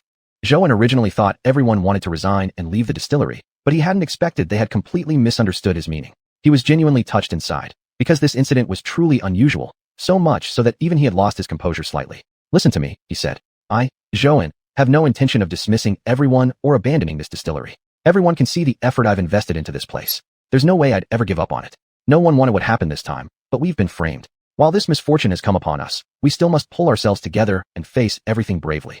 I suggested that everyone go home and rest for a few days entirely, because I want to give you peace of mind. I know you're scared too. After all, over 100 people actually stood at the distillery gate. I don't want anyone here to be harmed by them. Staying home safely is the greatest help you can give to the distillery. As for other matters, I will definitely handle them properly. Boss, then when do we come back to work? Joan smiled. They hadn't even gone home yet, but were already thinking about returning to work. I'll let everyone know when the time is near and things are settled enough. You all worked extremely hard just these past few days anyway. Chapter 152, Inspection. Just treat these past few days as a holiday. Take a rest. Everyone, please rest assured, I will definitely handle this matter well. Finally, Joan added, your salaries will still be paid during this time off. Don't carry any mental burden. All the losses caused by this unexpected incident will be on me.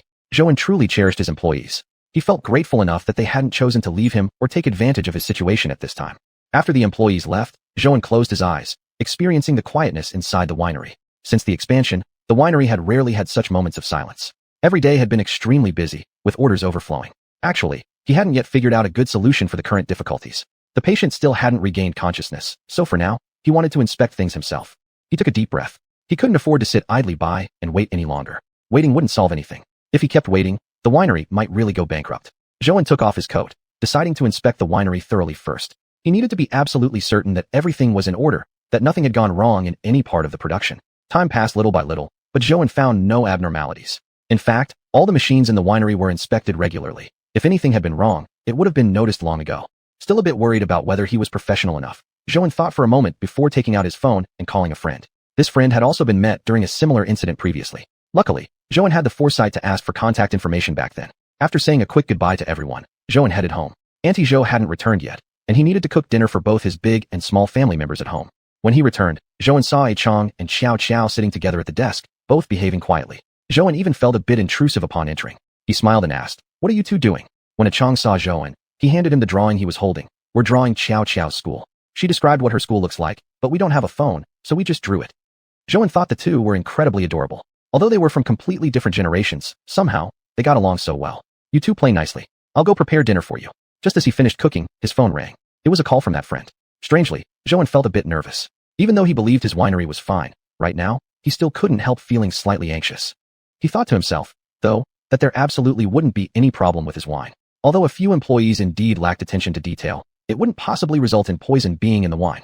That would be absurd. Besides, the equipment at the winery was checked regularly. The factory itself was definitely safe. So this incident had to be deliberate, an enemy intentionally sabotaging him. "Hello? Mr. Zhou, we've completed the inspection of your winery. The initial findings are in. There's nothing wrong. At least from my professional perspective, this incident shouldn't be related to your factory." Hearing this, Joan finally let the heavy stone in his heart fall. Although this outcome had been expected, he couldn't help but feel anxious for a while. After hanging up the phone, Joan thought that if it had nothing to do with his winery, it must be Lu Yi's end. After all, this cooperation had just started, and the wine the customer drank when poisoned was from Lu Yi's supply. Joan involuntarily thought about the one behind this. Whoever it was had truly been clever, striking just when the winery was preparing for its first batch of Livestream sales. It seemed they had been watching him closely, waiting for their chance. The attack had been swift and effective. The cancellation of their live-streaming partnership not only ruined this major order, but had severely damaged the reputation of his winery. Joan really felt that whoever was behind this must be extremely dangerous. He wondered whether Lu Yi's company was aware of this and what their stance was now. But Joan felt that Lu Yi probably didn't know anything about this. Thinking about this, Joan called Lu Yi. "Lu Yi, can you come out? I have something important to talk to you about." Lu Yi obviously hadn't expected Joan to call her at a time like this to ask for a meeting. She had assumed Zhou and would be too overwhelmed dealing with the crisis.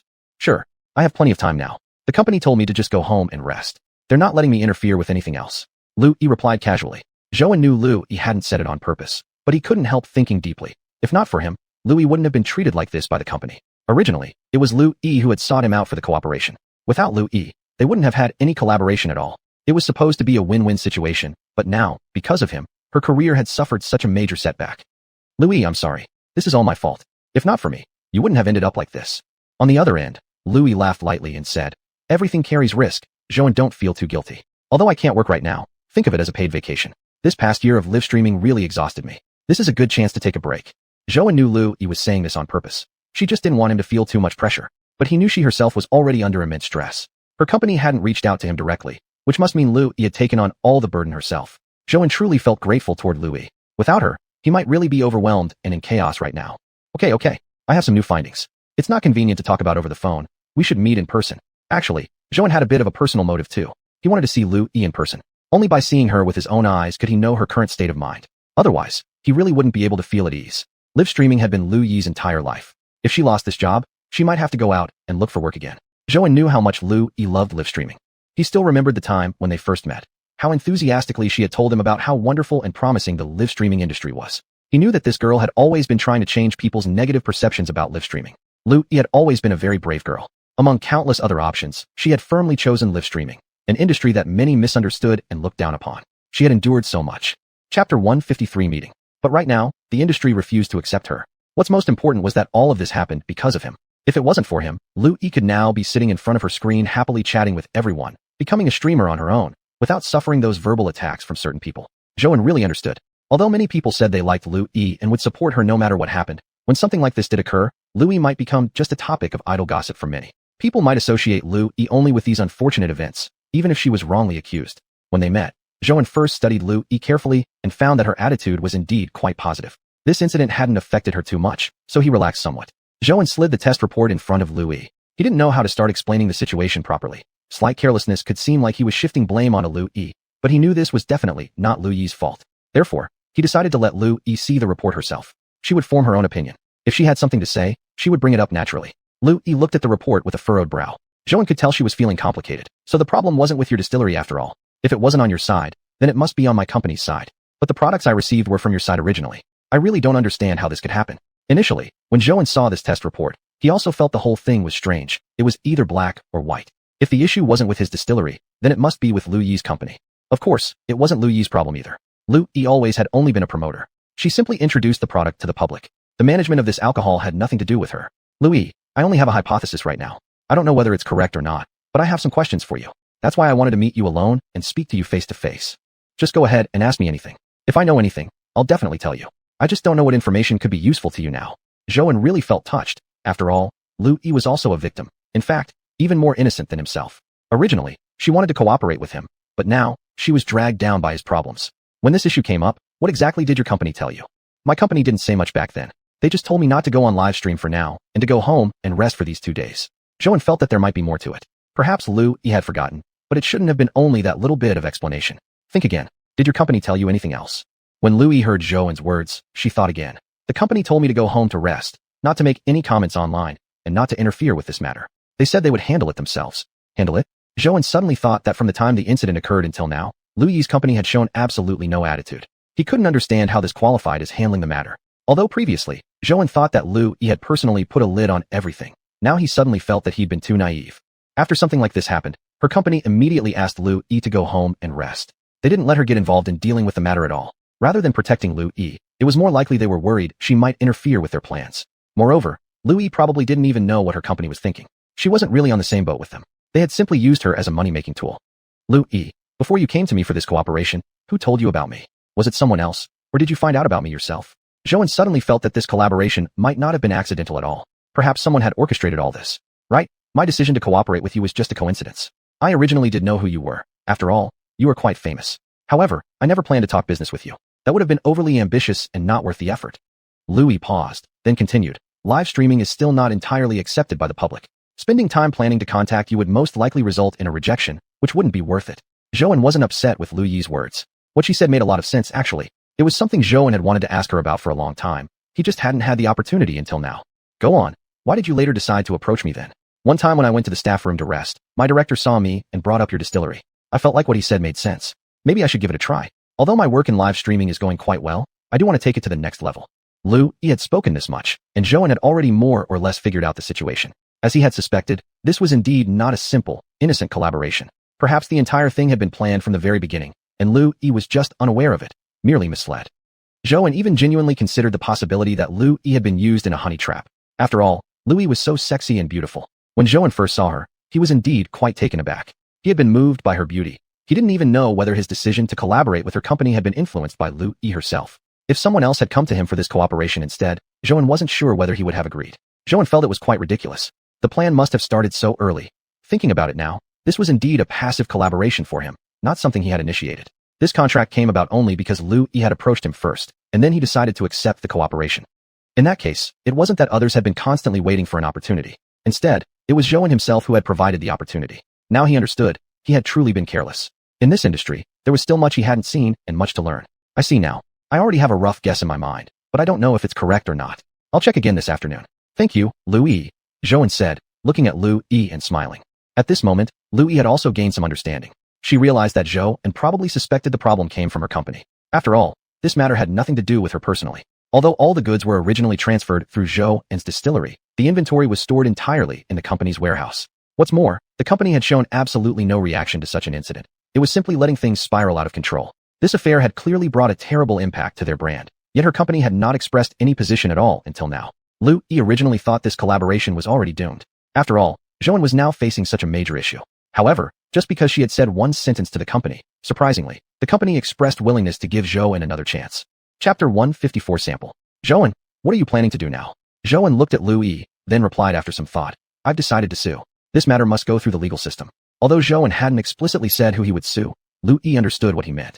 She fully agreed with his approach. After something like this happened, the company simply stood by and did nothing at all. In this situation, the company's refusal to act was itself orchestrating everything. Lu Yi even suspected that the entire incident had been planned by the company from the start, and that she was just a pawn. I support you. I'll do my best to help you too. Be sure to tell me if you need anything. I really can't stand such behavior, Lu Yi said angrily. Zhou didn't say much more to Lu Yi since he had many other things to deal with. Naturally, Lu Yi understood and knew he was going through a tough time now. After sending 8 or 90,000 on a taxi, Zhou left. Watching the taxi disappear into the distance, a wave of bitterness rose in his heart. Although he basically believed Lu Yi's company should be responsible for this matter, Zhou still felt a sense of guilt, because Lu Yi truly was a good girl. No matter what, Lu Yi was innocent. She was merely an honest and conscientious streamer. What did all of this have to do with her? It was simply because of Zhou. Because they wanted to target Zhou, they dragged Lu Yi into it too. Lu Yi was the most innocent person in this whole affair. She had simply wanted to work hard, and never expected to get dragged down like this because of him. Zhou had never been a streamer and didn't understand the streaming industry too well, but although online fans weren't real-life people, he knew those virtual viewers really could impact Lu Yi, and he clearly understood this point. Every time he watched Lu Yi stream, the viewers flooding the chat brought her happiness. Her job was streaming, and those viewers represented the return on her work. But now all of that was gone. Those people were likely cursing her behind her back, and might never watch her streams again. Zhou didn't know how he could make it up to Lu Yi. Worse still, Lu Yi was so understanding. After the incident occurred, until now, she hadn't even gotten angry with him, constantly considering his position. After everything happened, she hadn't immediately told him, and Zhou knew she probably wanted to see whether he could handle it himself. Only when Zhou called her did Lu Yi finally share the entire situation. If Zhou had simply ignored her from then on, she wouldn't have lost much since the collaboration wasn't that big a deal for him anyway. Suddenly, Zhou really felt that Lu Yi was a foolish girl. Although he always had mixed feelings toward her personally, objectively speaking, Lu Yi truly was a good person. Now it was almost certain that the problem originated from Lu Yi's company. Zhou found himself developing some new ideas. He couldn't afford to remain passive anymore. If the person behind everything remained calm enough, who knew how long it might take to uncover the truth? Zhou refused to wait that long. Although the distillery employees had already gone home to rest, those orders hadn't been cancelled yet. With risks increasing day by day in the current situation, he couldn't gamble with the distillery. He'd rather take a risk than let the distillery be ruined because of this issue. After returning to the distillery, Zhou first organized the testing report, adding some of his personal demands to it. He recalled the sample he had left behind before Lu Yi's company arrived. At the time, he'd only mentioned it casually to Xiao Pan, asking him to keep a sample. At that time, he hadn't thought too much about it, never expecting the situation to develop this far. Back then, he just figured keeping one might provide some insurance, and Shangda it would really come in handy now. Xiao Pan had been the one responsible for handling the sample originally, and Zhou wasn't sure where he had placed it. But now that sample had become extremely important. If he could find it, he would have a better chance in this confrontation. Xiao Pan, before this batch of liquor was shipped to Lu Yi's company, I told you to keep a sample. Did you keep it? Zhou called Xiao Pan to ask. Actually, Zhou didn't know whether Xiao Pan would have remembered or not, since back then he'd only mentioned it casually without emphasizing its importance. But given the current situation, if the sample had indeed been kept, it would now be extremely valuable, serving at the very least as solid, useful evidence. A sample. At first, Xiao Pan couldn't remember what Zhou meant. Pausing for a moment, he then nodded. Right? You did mention it to me. I saved a little sample, and put it on the second shelf of the fridge in the warehouse. When Zhou heard this, he exhaled in relief. The stone in his heart finally fell. That was great news. Thank goodness Xiao Pan had kept that sample after all. With the test report and the sample, he now at least had evidence he could use to file a lawsuit. Great. I got it. Thank goodness you kept that sample back then. Truth be told, even up to now, Zhou still couldn't quite understand why Lu Yi's company would do something like this. After all, theirs was a live streaming company, while Zhou was merely running a distillery. Had it not been for this incident, the two companies wouldn't have had any reason to interfere with each other at all. So why would Lu Yi's company act like this? Zhou couldn't wrap his head around it. What possible benefit could come from doing this? If there really was a benefit, then logically, they should have played along properly in order to gain more profit. Yet from the current situation, it appeared they were willing to sacrifice profits just to ruin Zhou's reputation. Zhou didn't think about it for long. He didn't have time, nor did he want to dwell on why exactly Lu Yi's company had done this. What he needed to do now was simply to handle the situation. Lawyer Wang, are you free? I've got something that might need your help. Lawyer Wang had been introduced to Zhou by a friend the last time a situation like this occurred. That friend was the first customer since Zhou opened the distillery, the only person at the publicity center willing to collaborate with Zhou. Though they only occasionally communicated now, and not that often, Zhou would sometimes invite his friend out for tea. Last time, Lawyer Wang had done his best to fight for Zhou's interests, which Zhou had clearly seen. That had also been Zhou's very first experience dealing with a case like this. He had been completely at a loss and always felt grateful for Lawyer Wang's patient guidance. What, Boss Zhou, did you run into trouble again? Not that Lawyer Wang loved to make jokes. It was just that in his profession, when someone called him out of the blue, he could almost immediately guess the reason. Zhou hadn't realized before that Lawyer Wang was such a joker. Indeed, unless Zhou had once again encountered some bad luck, he probably wouldn't have called him. It's a bit more serious than last time, but basically similar. This time, the person was directly sent to the ICU, though I already contacted my friend and transferred him to Central Hospital. He's now out of danger. Chapter 155, Filing a Lawsuit. Upon hearing that, Attorney Wang asked, what exactly happened? What do you plan to do now? I believe the poisoning wasn't caused by my wine. It should be similar to the last time, another frame up. This time, it wasn't someone who directly drank my wine and got poisoned. A few days ago, I did a collaboration promoting the wine in a live streaming session. The person who got poisoned was among the first customers in that live stream. After saying that, Zhou didn't need to continue. Attorney Wang already understood the implication. The one who sticks out gets shot first. Then have you thought of any measures to take now? Since you called me, are you considering filing a lawsuit? But against whom exactly? Zhou thought for a while and decided to express all his thoughts fully. After all, being a lawyer, the man surely understood these matters better than himself. I plan to sue the live streaming company I partnered with. My wine was transported to the streaming company's warehouse, and it was the streaming company that sent the wine to customers. However, from the beginning until now, they've done absolutely nothing, even letting things develop as they have. Zhou paused, waiting for a response from Attorney Wang, but when he heard none, he assumed the lawyer was thinking about the feasibility of the case. So he continued. I've already gathered the evidence, but I'm not sure if the materials are sufficient. I have had a professional team test the wine at my factory, and all reports came back as passing standards. Additionally, there's also a sample I kept from the batch of wine shipped out for the live stream. Upon hearing that, Attorney Wang immediately replied, this evidence might not be sufficient enough. Although the sample might be convincing, it lacks official authority. If you truly go to court, the probability of winning probably won't be high. But this sample was preserved by myself before the product left the factory. I've had some tests done on it as well, and the report came out just yesterday. Attorney Wang could sense Zhou's unease and anxiety, but frankly speaking, these two sets of evidence wouldn't be enough to win the case. If Zhou was indeed planning to sue, he would advise him to prepare more thoroughly. But Zhou didn't know what else he could do. This collaboration was originally a spur-of-the-moment decision, not even slightly part of his original plans. If it weren't for Lu Yi coming to him himself, he never would have thought of getting into this kind of work. The collaboration had been completely unexpected, yet now it had resulted in such a problem, and Zhou truly had no idea how to handle it. Zhou also knew the sample might not serve much purpose, but he really had no other evidence to present. He felt extremely frustrated. He was clearly the victim here, yet he was the one having to scramble for evidence to prove his innocence. He simply couldn't understand why Lu Yi's live streaming company would do this. According to the original contract, why couldn't they just cooperate peacefully? That contract was mutually beneficial if implemented properly. Why had they done this? Why destroy his path entirely? Zhou couldn't wrap his head around it. Ever since he started his winery, he'd never thought about harming others. His winery had grown extremely fast indeed. Now, its scale was quite impressive, but every step had been hard-earned. His success had not come by stepping on anyone. Zhou, I understand how you feel, but stay calm. Right now, emotional talk doesn't help at all. Better think quickly about what other evidence you can provide. Of course, we could still go to court, but honestly, the chance of winning is quite slim. Zhou understood what Attorney Wang meant, but deep down he felt reluctant. Although he realized he needed to find more helpful evidence, where would he get it? He only managed to keep that sample by accident in the first place. He hadn't even imagined such a situation arising at the time of collaboration. If he really prepared all the evidence comprehensively and thoroughly, it might even look like premeditation. Zhou couldn't figure out why things had come to this point. Okay, I understand. Thank you, Attorney Wang. I'll contact you when I get some further evidence in hand. After hanging up the phone, Zhou felt genuinely discouraged. He knew deep down he was somewhat powerless. The emotions that had previously overwhelmed him were coming back. What should he do now? Although he understood that he indeed needed evidence to prove his innocence, he just couldn't figure out where to find it. All he could think of were the inspection report and that small sample he had in hand. The only pieces he believed to be his strongest support. Beyond these, Zhou didn't know what else he could offer. He suddenly felt that his cousin was truly remarkable, having run the factory for so many years. He couldn't imagine how many difficulties his cousin must have overcome. Perhaps problems like this weren't even worth mentioning in his cousin's eyes. Zhou felt troubled. Such incidents kept coming up one after another, and besides feeling frustrated and reluctantly trying to solve them, he couldn't do anything else. Why were there always people who intended to harm others? What had he done wrong this time? Why couldn't they just coexist peacefully and let each person rely on their own abilities? Suddenly, Zhou found himself somewhat ridiculous. His thinking was truly too naive. The world had always been like this, society had its own rules, and even the animal kingdom followed the law of the survival of the fittest. Suddenly, his phone rang again. It was Attorney Wang calling. Zhou felt confused. Why was he calling? Could there be a glimmer of hope in the situation? He felt excited, but also unsure about what Attorney Wang might say. Zhou, as I told you, for now you can start gathering evidence. Don't rush, there's still time. You can go to the company first.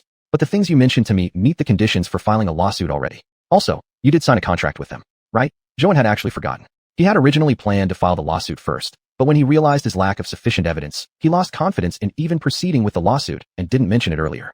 Zhou thought he really was getting worse as time went on, without making any progress at all. When things went wrong, he fell apart and became a mess again. Okay, I see, Attorney Wang. Thank you. Then I will proceed with the lawsuit first. Zhou said with a smile. No matter what happened, regardless of how the lawsuit turned out, one step at a time, Zhou decided that pushing forward with the lawsuit would help resolve the matter more quickly. After delegating the lawsuit to Attorney Wang, Zhou stopped worrying about it, trusting that Wang would handle it well. Zhou returned to his office, intending to sort out the necessary documents for the next steps. An entire afternoon passed like this, and Zhou hardly noticed, buried deep in a pile of documents. He really wanted to find even a little more evidence to prove his innocence, to prove that the poisoning incident had nothing to do with him, but evidence was truly hard to come by. Zhou even felt he had reached a dead end. Chapter 156, Threat. Just as he was about to finish work and head home, he received a call from Lu Yi's company. It seemed that lawyer Wang had worked quickly. The notice of lawsuit had already been sent to the live streaming company. Zhou looked at the flashing phone number on his mobile screen, feeling somewhat complicated in his heart. This was the first time in such a long time since the incident that Lu Yi's company had directly called him. Hello. Zhou grunted, saying no more. He knew the other side would definitely have more to say. Zhou, this lawsuit notice was sent by you, right? I really don't understand why you do this, but I advise you to withdraw it immediately. Zhou had originally thought the other party would speak politely, but he didn't expect them to reveal their stance so clearly from the start. Zhou found it somewhat amusing. This company was truly strange. Perhaps there was someone behind it supporting them? Zhou suddenly thought. Otherwise, how could such a small streaming company have so much confidence? If this lawsuit posed no threat, they could have simply ignored it. So why make a call that brings only trouble? Even though the other side had this attitude, Zhou was now more certain. Their reaction just proved that the lawsuit was indeed effective. Compared to their previous indifferent and passive attitude, Zhou felt quite satisfied. As long as they took action, eventually, they would reveal weaknesses. How is that? Don't I have every right to sue you? You know well enough what you've done, Zhou said with a smile. Zhou, I'm calling you because I respect you. This isn't a discussion. I strongly advise you to withdraw the lawsuit immediately, or you'll regret it. Zhou truly found it ridiculous. What made this person speak to him this way? He felt as if he had become the joke of someone else. Originally, they had approached him first to cooperate, and now everything seemed as though Zhou had orchestrated everything himself, while they watched coldly from the side. Actually, this entire matter had begun with them initiating it in the first place. But Zhou had no intention of dwelling on those things anymore. He was not afraid of this kind of attitude. As long as they continued to act, mistakes would inevitably surface. And now he was certain, Lu Yi's company was behind all of this. You can throw whatever punches you want. Zhou will see it through to the end. I'm warning you, this is the last time I'm telling you. Withdraw the lawsuit now, and I'll let bygones be bygones. Otherwise, we shall see. Zhou couldn't stand listening any longer. Not because he was angry, but simply because he felt the whole thing was too annoying. They were the ones who had started the trouble, but now it seemed as if Zhou was the unreasonable one. My position is clear enough. As for what comes next, do whatever you want, and I will do what I must, Zhou said before hanging up the phone. He didn't have time to waste more words on this company. Staying on the line another second was a waste. Just as he was about to pack up and leave, however, he received another call from the live streaming company. Zhou found it absurd. The matter had already been made clear on his end. Looking at the number flashing on the screen, Zhou coldly hung up the call without hesitation. There was no need for any more wasted words. But less than a minute later, another call came in. Without even thinking, Zhou knew it was the same company again. He found it truly strange. Such a big streaming company that hadn't said a word when the problem first arose was now calling nonstop. Frustrated, Zhou decided to block their number. There was no longer any reason to continue talking with them. He felt confident. If his lawsuit truly had no effect, they wouldn't keep calling him like this or try to intimidate him. So it seemed like it was indeed effective, although the evidence Zhou currently held was far from sufficient. He knew he couldn't let them realize how limited his evidence was, or the situation could again turn unfavorable. As his phone finally became quiet, Zhou exhaled a breath of relief. Though he had made his stance clear on his end, he understood there was still much preparation needed for this matter. The news of the lawsuit soon reached Lu Yi's ears. Zhou had originally no intention of telling her about it, yet he found out that Lu Yi already knew. Zhou had expected that she might be upset. After all, it was her own company. He had not planned to explain why. He knew that she had already been hurt. If it weren't for him, maybe she would still be in front of the camera selling products and would still be a cheerful girl. This is the phone number of the broker who worked directly with me. I think it should be very useful for you. Other than that, there's nothing else I can do to help you, Lu Yi said to Zhou over the phone. Zhou listened to Lu Yi's words and looked at the text message he had just received on his phone. He felt even more confident now. Indeed, this phone number was truly valuable. The broker probably knew the most about what had really happened. If he was willing to speak out everything he knew, Zhou would have a better chance of winning the case. This could be considered a new breakthrough, Zhou thought. He wasn't afraid anymore. At the very least, he now had more evidence in his hands. And judging from the company's recent actions, they had started to stir. As long as they continued to act, they would surely leave behind more clues. Actually, before this, Louis had considered whether she should tell Zhou about the broker's number. However, back then, she had not yet been certain whether the company was truly behind everything, so she hadn't felt comfortable enough to act that way directly. Although she was deeply dissatisfied with her company's behavior, how they stood by passively after the incident occurred and even allowed things to spiral further in the wrong direction without offering any support whatsoever in regard to the contract. But Louis knew that the company had always treated her rather well. Although she was undeniably their top streamer, bringing them considerable profit, the company had never treated her unfairly either. After deciding to pursue live streaming, Louis had carefully considered several different companies before eventually choosing this one. It had been a decision she made only after thorough consideration. Everything this company promised her, they had fulfilled. They never gave her empty promises. That was precisely why she never expected the company to act like this now. She couldn't even comprehend why. What made her most upset was the realization that she had been used as nothing more than a tool. She had believed it was simply a straightforward business partnership. She genuinely put effort into drafting the proposal and reaching out to Zhou for cooperation. She never imagined that everything had been orchestrated and that she herself had become a pawn, used by them. Lu Yi felt heartbroken. If only she hadn't been so naive. Unable to perceive the hidden meaning behind the words that her director had spoken to her that day. Chapter 157 Two Faces. If she had thought more carefully that day and not trusted the company so completely, perhaps none of this would have happened, and Zhou might not have gotten dragged into all this. Although the lawsuit had been won, Zhou himself felt somewhat indifferent. Seeing those people glare at him angrily, he found it a little amusing. What did all this have to do with him? He was the victim. Zhou truly realized that not everyone thought the same way he did. He now understood that the business world wasn't simply about dedicated businessmen focusing on quality products. It was filled with deceit and betrayal. This was the first time Zhou had been to court. It was when he fully realized how drastically his life had changed. Everything he now possessed looked completely different from when he had raised fish. Zhou didn't dwell too much on it.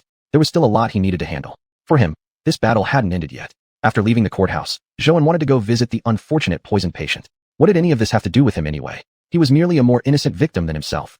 Zhou sat inside the car, glancing at the courthouse beside him, still feeling a bit dazed. Suddenly, he noticed a flash of yellow on the road. For some reason, Zhou immediately recognized that silhouette, familiar, yet somehow distant.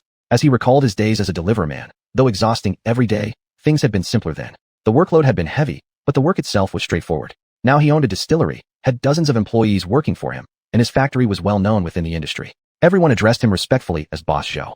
Yet Zhou didn't feel particularly happy about it. Something seemed to be changing imperceptibly beyond appearances, and this uncertainty made him feel uneasy. He was no longer a food deliverman. Watching that flash of yellow disappear into the distance, Zhou thought maybe that person was rushing to pick up orders at the restaurant or was on his way delivering meals, hoping he wouldn't receive a complaint. The only real hardship during his delivery days had been the complaints. Most of the time negotiation was useless, yet they still would strive for that small chance that a customer might rescind a complaint. Through wind and rain, no one knew this city better than them. No one understood better how many narrow alleys the city contained. But those days had passed forever. Zhou took a deep breath, deciding not to look back anymore. It simply wasn't worth remembering.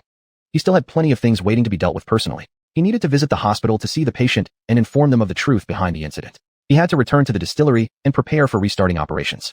After the quality inspection team completed their tests last time, everything had been left in a bit of disarray. He needed to notify the employees to return to work and inform them what had happened.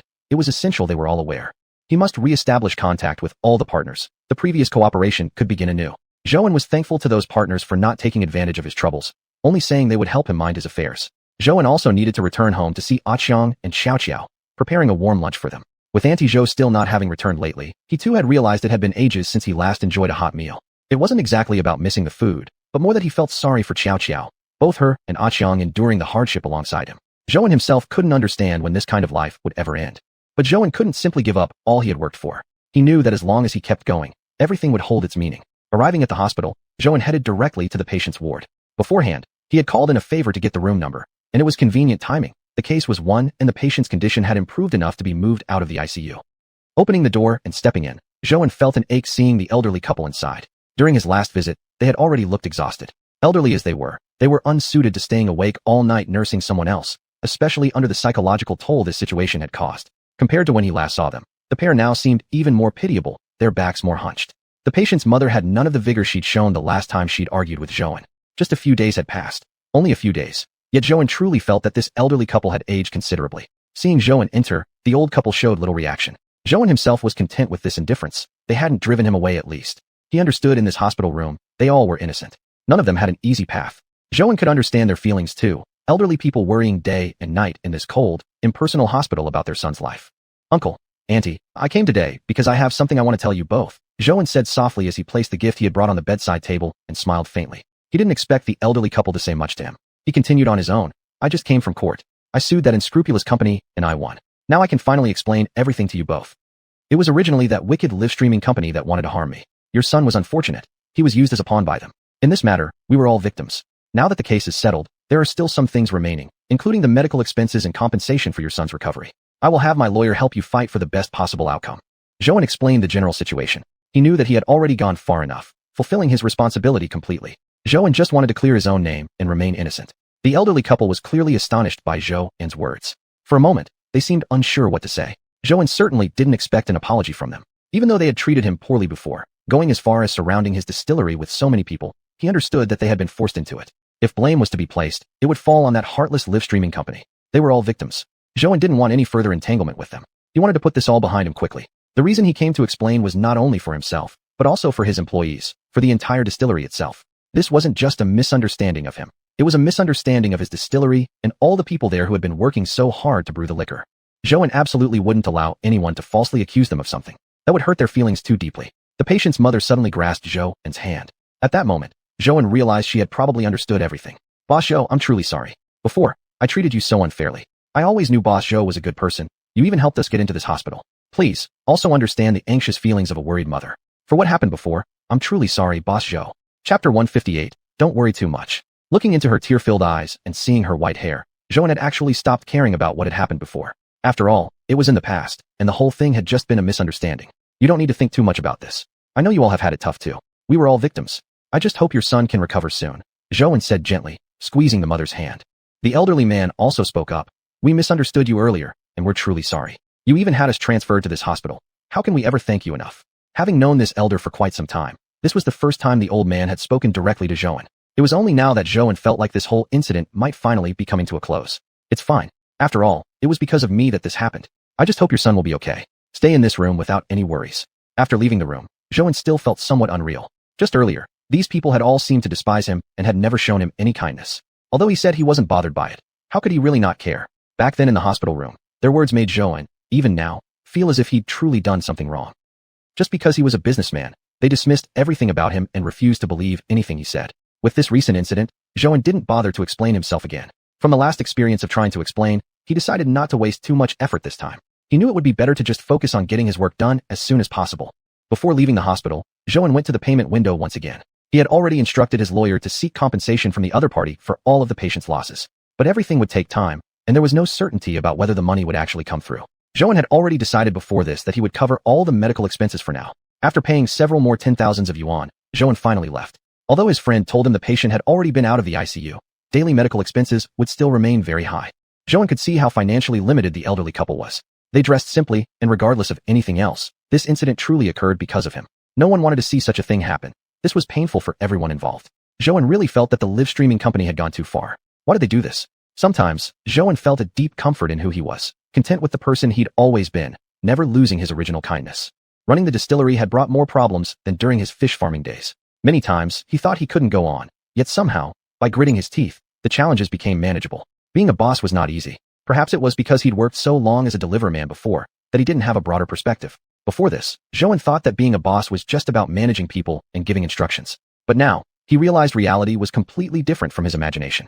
Especially being labeled as a businessman, Joan felt both love and hatred toward that identity. He wanted to become a successful businessman, yet sometimes he even wished he could just drop the title entirely. So many times had Joan been criticized and looked down upon solely because he was seen as a businessman. Since becoming a boss, he had stopped worrying too much. Being targeted so often had somehow made him indifferent. Still, there were moments when a bitter ache welled up inside. He knew he shouldn't feel this way, but what could he do? To many people, a businessman was cold-hearted and domineering. Joan sometimes even saw himself through that lens, which was why he constantly strived to stay true to himself and to treat others with kindness. He didn't want to turn into the very people he despised. Joan always clearly knew his own place, a businessman, a boss, but ultimately, he was nothing more than a liquor brewer. Back at the distillery, Zhou went to his office first and printed out all the materials he needed. Although the case was won and his innocence widely acknowledged, Zhou still had plenty of work waiting for him. The work paused earlier now needed to resume. He had to personally reach out to everyone one by one. Even though Zhou clearly knew they would still continue cooperating with him, since everyone knew his liquor was of top quality and he was confident in this, he still needed to show them his sincerity. Sincerity was the most basic prerequisite for cooperation. Sincerity reflected one's attitude. Only when Zhou began calling each person did he realize how many returning customers he had. Most of them had been working with him continuously, and this brought him some comfort. Returning customers were the best proof of how good Zhou's liquor really was. In the past, he had been too busy negotiating with others to notice how many repeat clients he actually had. A sudden thought struck Zhou. Perhaps this was an opportunity he could use. One of the reasons he had agreed to cooperate with Lu Yi before was because he wanted to see customer feedback. If they sold liquor through live streams, the customer responses would show up in Lu Yi's live broadcast, and Zhou would be able to directly observe customer reactions. And now, these returning customers might also help him understand his own product better. Zhou suddenly came to a small decision. He might start sending regular surveys to these partners in the future. How good was his brewed liquor really? The partners knew best. Plus, brewing liquor involved many uncontrollable, non-human factors, such as seasonal changes and other environmental influences. Brewing wasn't a fixed process. There was no way every batch of liquor would taste exactly the same. On days when the quality wasn't as good, Zhou wanted to know where his liquor stood. After thinking it through, Zhou believed this method was highly feasible. Only by understanding the feedback and true thoughts of others could he improve his product. Zhou's goal had never been just about the present moment, but rather about the future. His liquor was indeed quite good right now, but Zhou clearly knew there was still much room for improvement. He didn't want to settle for the best. He wanted something even better. After roughly compiling a list of these returning customers, Zhou glanced at the time and suddenly remembered that the employees at the distillery still didn't know about what had happened. When he sent one message into the workgroup chat, the group instantly exploded with messages. As he read through the enthusiastic responses, Zhou also felt a sense of joy. We've won the lawsuit. Everyone can come back to work normally tomorrow. Even though he was only staring at his phone screen and separated from them by the internet, Zhou could still feel the employees' enthusiasm through those simple words. They really wanted to return to work. Chapter 159, A Brave Challenge. Zhou felt that this time he had handled things a bit faster than usual, at least much faster than the last time. Many employees didn't even get to rest for a few days before they could return to work. Zhou was genuinely happy about this. Boss, you're truly amazing. We always knew our distillery wouldn't be defeated by such a small setback. One of the employees joyfully said. The reason Zhou noticed this employee's message was because the employee rarely spoke in the workgroup chat. Seeing him so excited now made Zhou feel joyful inside. Luckily, he hadn't backed down this time. He had been brave enough, hadn't given up like he used to, and had courageously faced all the challenges. Luckily, he hadn't disappointed everyone and managed to carry everything through. Zhou smiled, sent a red envelope into the workgroup chat, and didn't say anything else. Although during the legal proceedings, he had told the employees to take a break. This red envelope wasn't just a celebration for barely escaping disaster. Throughout the process, the employees themselves had never given up on him or abandoned the distillery. He fully understood their feelings toward the distillery. It was every bit as deep as his own. At times like this, Zhou thought how incredibly lucky he was to have such a group of wonderful employees. This was his first time being a boss, his first time running such a large enterprise. There had been a long period when he couldn't sleep at all, suffering from insomnia. He was afraid he wouldn't be able to do well enough and would ruin the distillery. Back then, there were already 5 employees, including Xiao Pan, and the pressure he carried was already tremendous for him. Back then, he couldn't really sleep. Not because he didn't want to, but because he had no idea whether he could successfully manage the business. At that time, he was deeply fearful of whether he was being too idealistic. His liquor was indeed well brewed, but it couldn't have been done without the help of the cold spring water. He didn't know if he was truly suited for this industry. Later, he encountered many things and met some people who inexplicably accused and suppressed him. Some even went so far as to endanger their own lives just to frame him. This made him feel even more that his choice had deviated from his original intention. It took a very long time before Zhou finally figured it all out. Indeed, he was a businessman, but Zhou didn't want to become a cold, heartless one. He wanted to have principles and compassion. Later, he realized that these thoughts of his were actually childish and laughable in this particular world. Now he was just a person who brewed liquor, nothing more. He didn't place himself in any high position, and thus didn't have to accept a social circle that made him extremely uncomfortable. His liquor was excellent. Through his own ability, he could keep it that way. He didn't need anyone's support or recommendation. Relying on himself, he could still carve a clear path through this circle. Now that things were mostly resolved, Zhou truly felt exhausted. Recently, he hadn't rested properly for a single minute. Even while asleep, he worried constantly about the distillery. He knew that this distillery wasn't only his hope, it was the hope of dozens of people within it. If it truly collapsed overnight, he wouldn't know how to face those wonderful employees. Thankfully, everything was over now, and he no longer needed to worry about anything. Suddenly, he felt very tired. He wanted to go home, to rest, and to see Xiao. With the last bit of strength he had left, Zhou returned home. Originally, he was thinking about what to do next. They hadn't eaten dinner yet. He didn't know if they wanted fried rice. But as soon as he opened the door, Zhou caught a whiff of a fragrant aroma. A warm scent of rice filled the air. These past 2 days, he hadn't eaten properly, surviving only on scraps. Now, suddenly smelling something so delicious, he instinctively inhaled deeply several times. Perplexed, he walked into the room and saw Xiao and Chang playing with Lego blocks on the carpet, both laughing joyfully. Seeing them, Zhou also couldn't help but smile a little. Sometimes, he didn't understand why their happiness was so simple, but certainly, that was a good thing. Actually, what surprised Zhou was, he went to check if Annie Zhou was in the kitchen. Initially, he had thought it was Annie Zhou who returned early.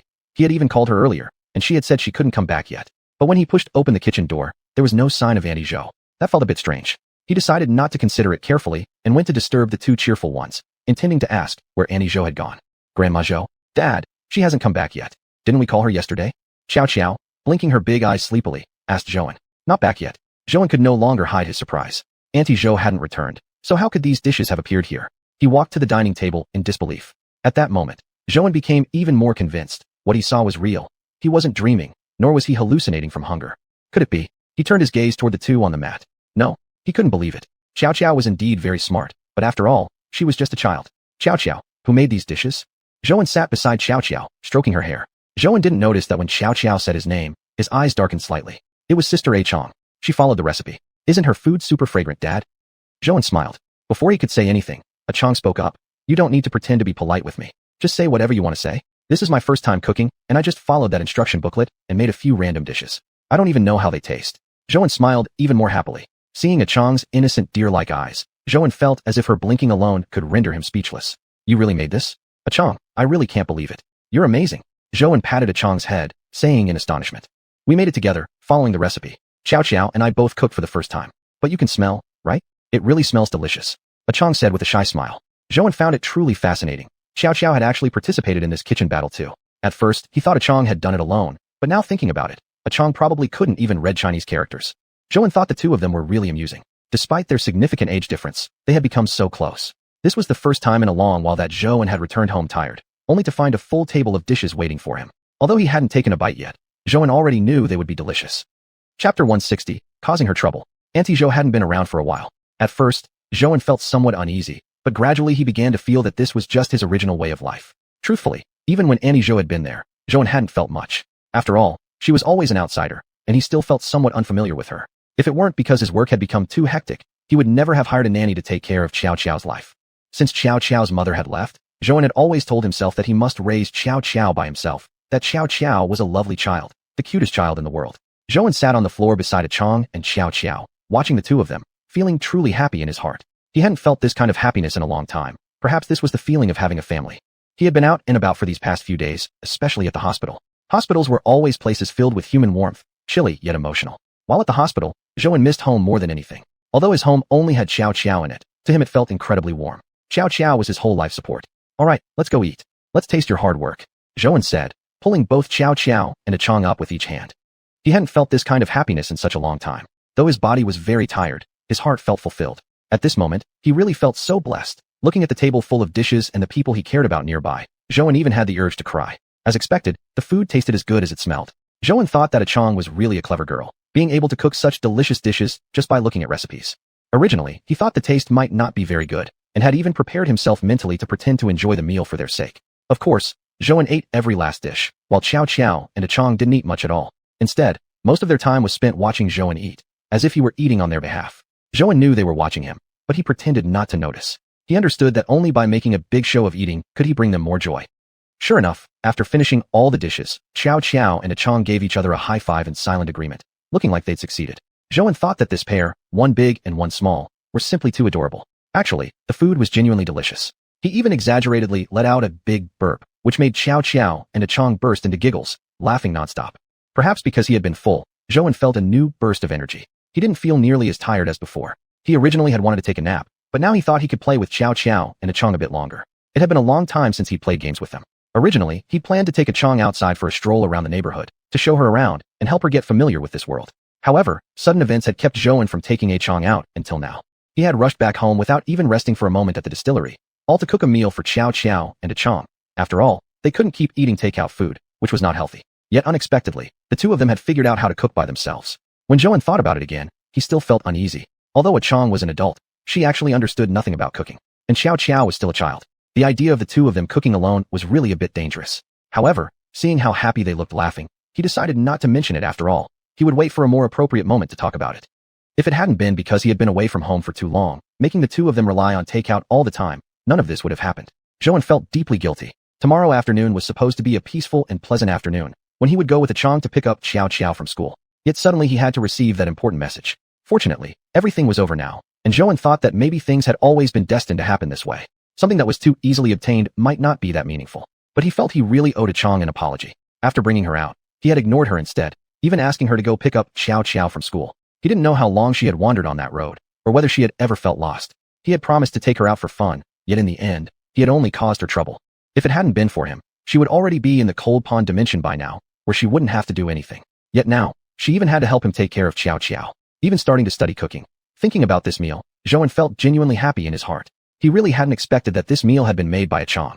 Only relying on a simple recipe book, she had managed to cook such delicious food. That recipe book wasn't even a professional one. It had just been a free gift someone gave when buying a microwave. The next morning, early in the morning, Zhou had originally planned to sleep in a bit longer, but he hadn't expected that.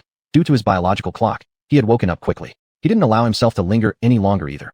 He wanted to arrive at the distillery early. Today, the employees were returning to work, and at the very least, he should arrive earlier than the staff. This was the first time he had experienced such a situation together with these employees. There was always some commemorative significance to it, and Zhou also felt that for them. Perhaps this was also a sincere form of growth.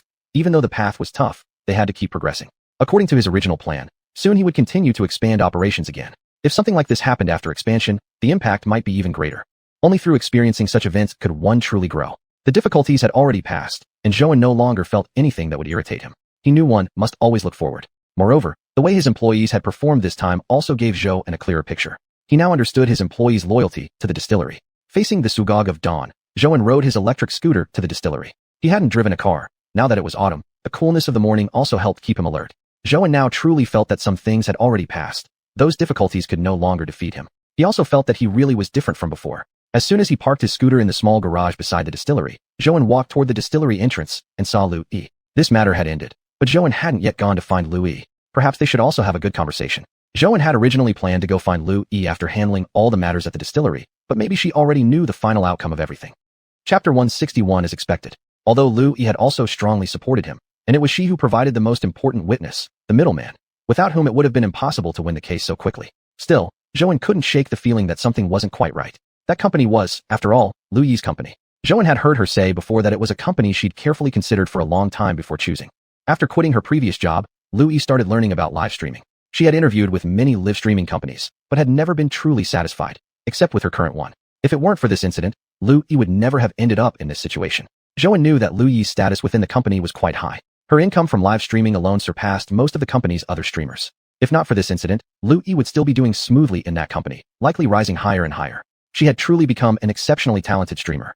Now that everything had been cleared up, Zhou just needed to wrap up the remaining tasks, and it would be almost over. Although the incident had certainly impacted the winery, the effect was practically negligible. But Lu Yi's situation was different. She had genuinely lost her job, not just this one position, but most of her opportunities in live streaming, unless she was willing to swallow her pride and go to a smaller company. Yet when it came to media involvement, choosing a smaller company wouldn't provide the promotional or reputational support she needed. Although the truth had come out, Lu Yi still couldn't return to work soon. Her job had always been under the public eye, and this very incident had also happened in front of the public. If Lu Yi continued live streaming, people would always occasionally bring this incident up in the future. It would become a permanent stain on her. Zhou didn't know whether he should give Lu Yi any assurance, but he himself hadn't done anything wrong. This collaboration had been initiated by Lu Yi contacting him, and the whole incident had been orchestrated by her company. They were both considered victims. Perhaps out of some other emotion, Zhou still felt a sense of guilt. He had also thought about what Lu Yi would do in the future. But that was her life, and Zhou wasn't sure whether he had the ability to intervene. But seeing Lu Yi standing before him, Zhou still felt a pang of guilt, and even some reluctance to face her directly. If not for him, Lu Yi wouldn't have faced such a difficult choice. Zhou knew that, when she passed the number of that partner to him, she must have struggled internally for a long time. He didn't understand why she had suddenly decided to give him that number, but regardless, Zhou felt deep gratitude toward her. Without her, things would certainly not have proceeded this smoothly. Although light always eventually appears after darkness, and truth eventually comes to light, his winery couldn't afford to wait. Every additional day meant another day's loss. Zhou didn't think further. He quickly walked toward Lu Yi. He noticed that she seemed even thinner than before, though he couldn't be sure if it was just his imagination. Lu Yi looked less cheerful than she had during their last meeting, and now seemed overwhelmed with sorrow. Lu Yi, why are you here? It's still so early. Why didn't you tell me beforehand? Zhou had come early that day. He wanted to arrive at the winery before employees returned to get all the preparations done early. For their winery, this was like a new beginning after narrowly escaping disaster. Yet he hadn't expected that Lu Yi would arrive even earlier than he did. He didn't even know how long she'd been waiting here, or what. At that moment, as he looked into Lu Yi's eyes, Zhou really felt a pang of guilt in his heart. After all, he himself was also a victim. But Lu Yi had lost her job, and had been completely stripped of her former position in the entire industry. That girl who loved singing would likely never be seen again. Zhou felt extremely troubled, but what else could he do? He was also a victim. And Lu Yi was an adult. She had her own decisions to make. While Zhou wanted to help her, he simply didn't know how. Lu Yi avoided Zhou's gaze, as if she had something hard to say. She only kept her head lowered, and Zhou could see that she was nervous. Actually, Zhou had noticed it long ago. Whenever she felt nervous, she'd unconsciously begin picking at her fingers. He'd noticed it the very first time Lu Yi came to see him, because Xiao sometimes had the same habit. Because of this not-so-good habit, Zhou had told Xiao many times not to hurt her hands. It was also during that time that Zhou realized, although this woman appeared sexy and domineering, seemingly a very strong woman, when she first came to him seeking cooperation, she had come alone, only bringing with her the contract. But through gradual understanding afterward, Zhou discovered that although she seemed like a mature woman outwardly, deep down, she was like a child. Lu Yi was exactly this kind of girl, very contradictory. Lu Yi must be feeling very sad inside now. After all, this job was one she truly loved. Zhou knew it very clearly. Every time he watched her live stream, Lu Yi looked genuinely happy. And in those streams, Zhou truly felt her happiness. She didn't treat it merely as a job, but rather showed her most authentic self to the audience, bringing joy to them. But now, Lu Yi, Zhou said, I don't know what to say. Thank you. If it weren't for you, my case definitely wouldn't have progressed this smoothly. Truth was, Zhou really didn't know how to respond. This matter was just too complicated. He felt helpless. He couldn't find a way to take care of anyone. Besides that innocent poisoning victim in the hospital, he hadn't provided much support either, just covering some of the medical expenses. A small favor. But what about Lu Yi? She had lost her job, perhaps even ruining her future in this entire industry. It's a sin to stay one more day in that company. I don't know what to do. Now, many companies no longer want me. Some even told me directly they won't work with me again. I really don't know what to do. This was exactly what Zhou had expected. After all, for a public figure, this kind of incident truly was a stain. Although Lu Yi was good at live streaming, there were certainly others who could do it too. Businesses would rather spend a little extra money hiring someone without a scandal instead of taking a risk on Lu Yi. Chapter 162, Gathering Evidence. Liu Yi, don't worry. There will always be a way out. Don't rush into anything. Take your time to think about it, and I will definitely help you. Thank you, Zhou. I really didn't know what else to do, so I had to come find you. Zhou felt that Liu Yi might burst into tears the next second, and he felt extremely upset. If Liu Yi hadn't told him the middleman's number and the middleman hadn't become a witness, maybe Liu Yi wouldn't have ended up in this situation. The trial had ended almost 2 days ago, and Liu Yi likely already knew about it, but she only came to him now. Zhou couldn't imagine what the woman had gone through in the past 2 days. The company had fired her, whether they had said anything cruel or not. Zhou truly felt heartbroken and guilty. Well, let's talk in my office. It's too cold out here, Zhou said, smiling slightly as he patted Liu Yi's shoulder. He knew Liu Yi must be feeling extremely depressed at the moment. No matter who this happened to, it would be hard to bear. And she had gotten into this situation only because she tried to help him. Zhou couldn't possibly ignore her. Originally, she had so many fans and a great platform. Within the company, she was also an important pillar. Now she had suddenly lost everything. Zhou couldn't help but feel terribly guilty. Once inside the office, Zhou made Liu Yi a cup of milk tea. Originally, there were only tea leaves in Zhou's office, which he used to entertain business partners. But later on, Xiao would sometimes come over, and xiuxian also liked milk tea very much. So Zhou added some milk tea bags in the office. Zhou carried a cup of milk tea and placed it in front of Liu Yi. Seeing the slightly red tip of her nose, his heart ached even more. Zhou knew that Liu Yi was here asking for his help, and perhaps he was the only one who could help her now. But he also understood that Liu Yi couldn't bring herself to say it outright. She was someone who cared deeply about saving face. She wouldn't have come to him unless she was truly at the end of her rope. Liu Yi had always been fiercely independent, and Zhou had always known that. It was exactly this trait that helped her stand out among so many streamers. Didn't the company say they just wanted you to take a few days off? Liu Yi, holding the cup of milk tea in her hands, looked at Zhou and said, that was the original plan. But I never expected you would win the lawsuit. Zhou was a bit confused. What did their lawsuit have to do with her? Why did the company fire her because of whether he won or lost? These matters had been their fault all along.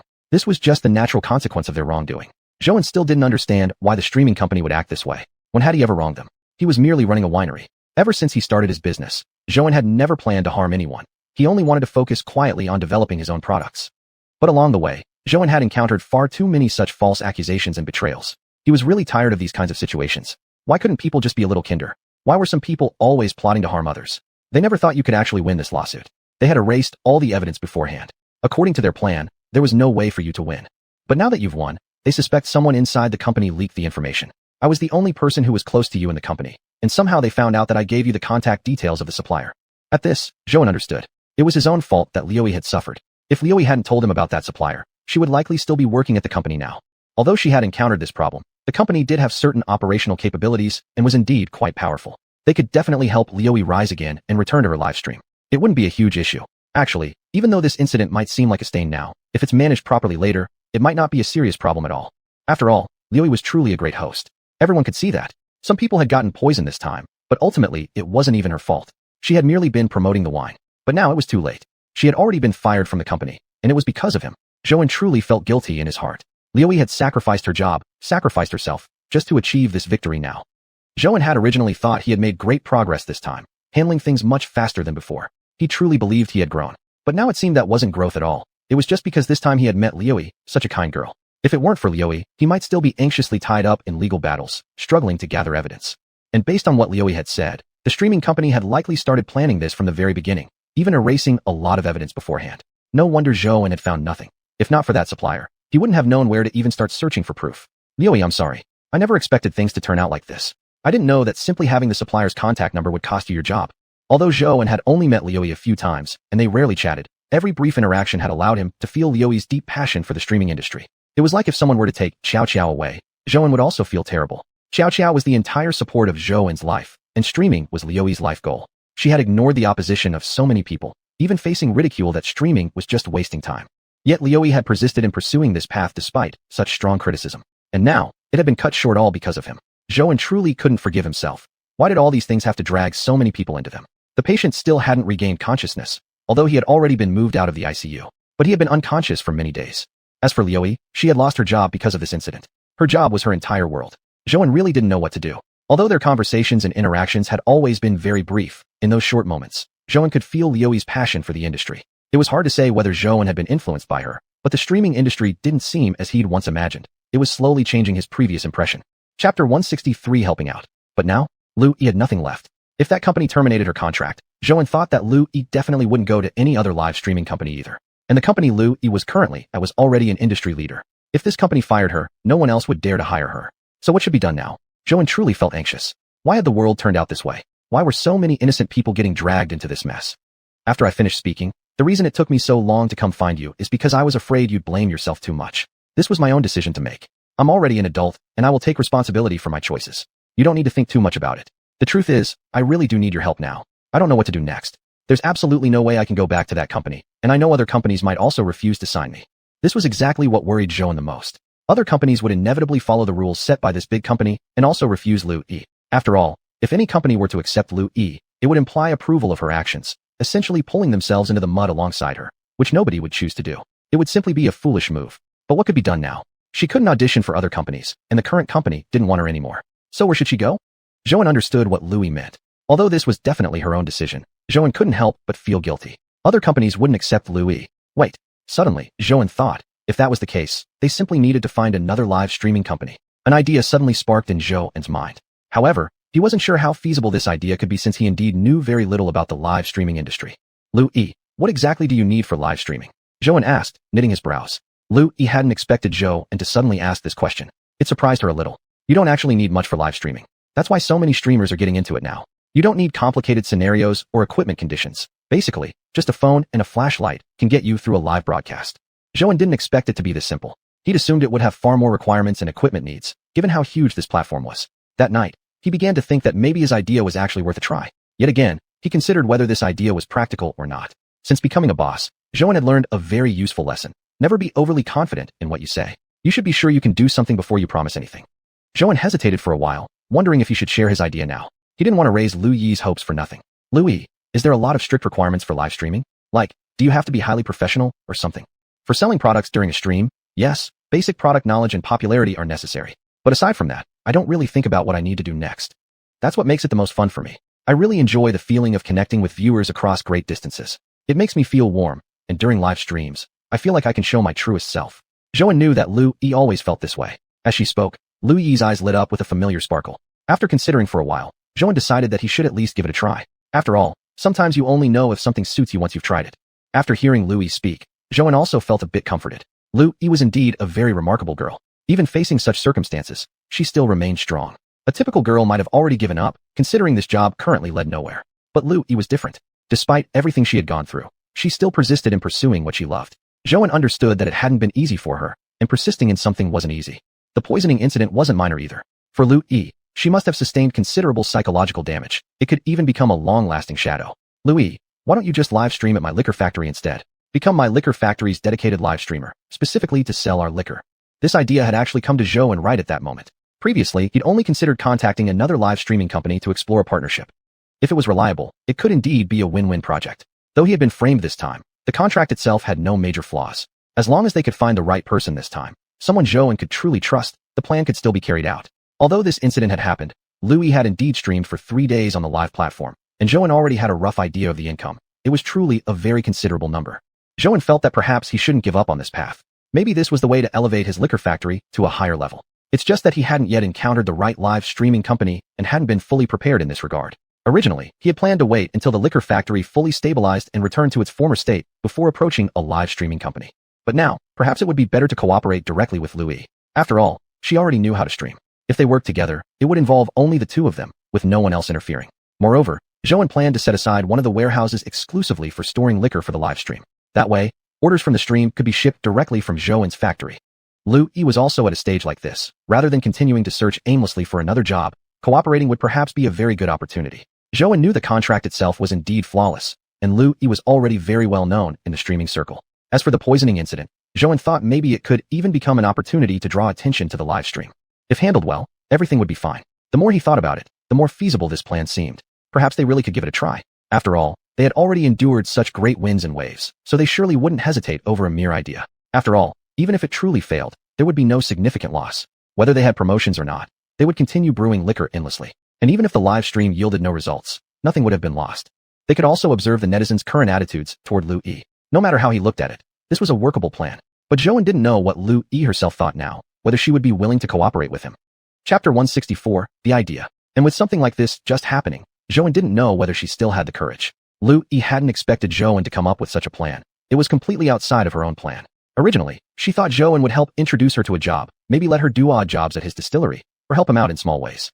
But unexpectedly, Joan suggested a live streaming opportunity. Of course, Lu Yi wanted to stream. It was a profession she had always loved. But she couldn't help wondering why Joan had thought of it. Why would he still want to do live streaming again? Why was he still willing to attempt this kind of cooperation? Joan, aren't you afraid? What if this cooperation fails again? I don't have any problem with it, since for me, streaming doesn't involve any real loss. If I'm bringing it up, then I'm serious about it.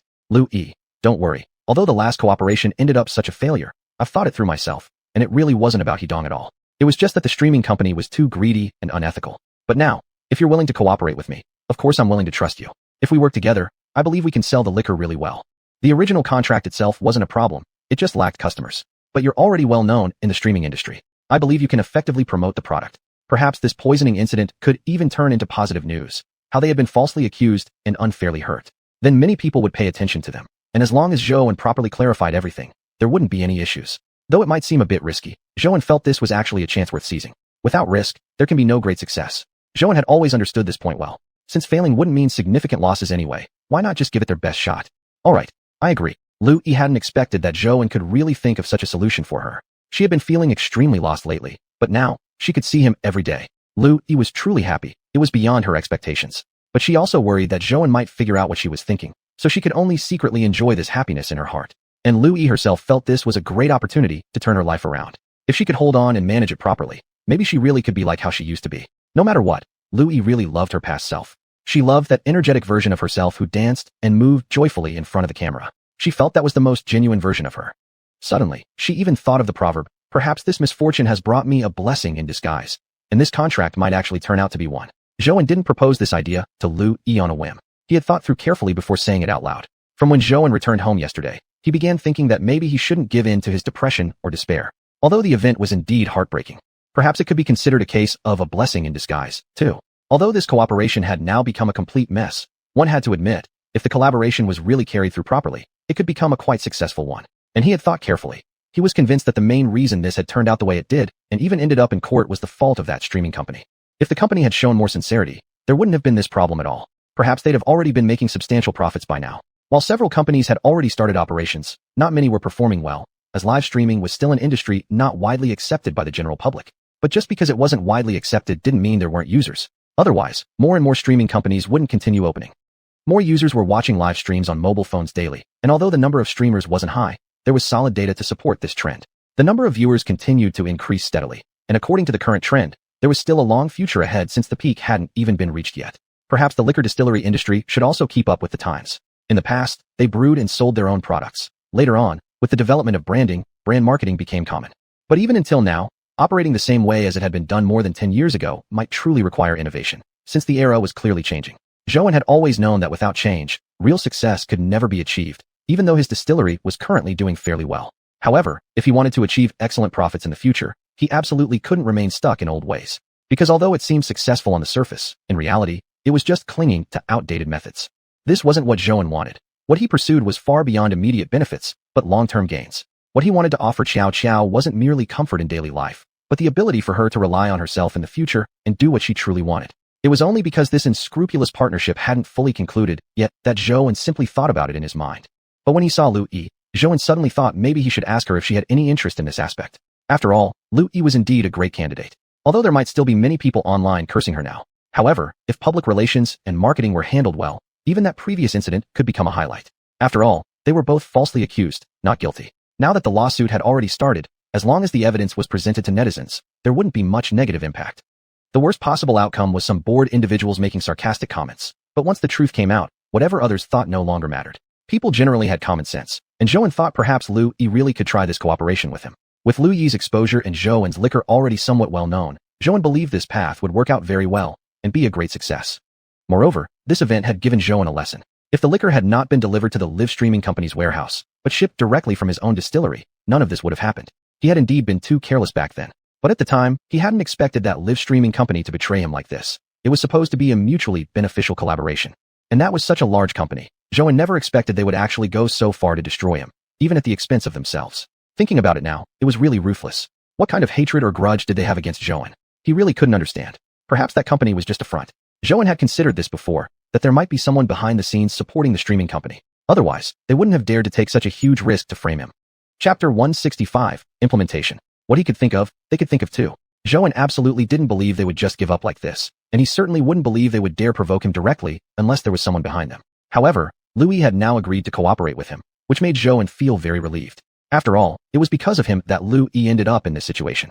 Although that company indeed had issues, it wasn't really related to Lu Yi. The reason she gave him the intermediary's phone number, he knew it was a gesture of her affection toward him. Perhaps when Lu Yi gave him the number, she already knew what she was giving. It wasn't merely a phone number, but an opportunity for work, her favorite job. Xiuxian also wanted that. He truly felt a bit guilty toward Lu Yi. He once shouted at her so angrily, and now reflecting back, Xiuxian really felt remorseful. What made Xiuxian happiest was that this collaboration finally could be carried out. Originally, he had planned to proceed, but hadn't expected it to happen so soon. After all, he still wanted to carefully screen a live streaming company. He definitely didn't want to fall into the same trap again. Now that Lu Yi was collaborating with him, Xiuxian no longer had to worry about that. He needed audio equipment, lighting gear, and so on.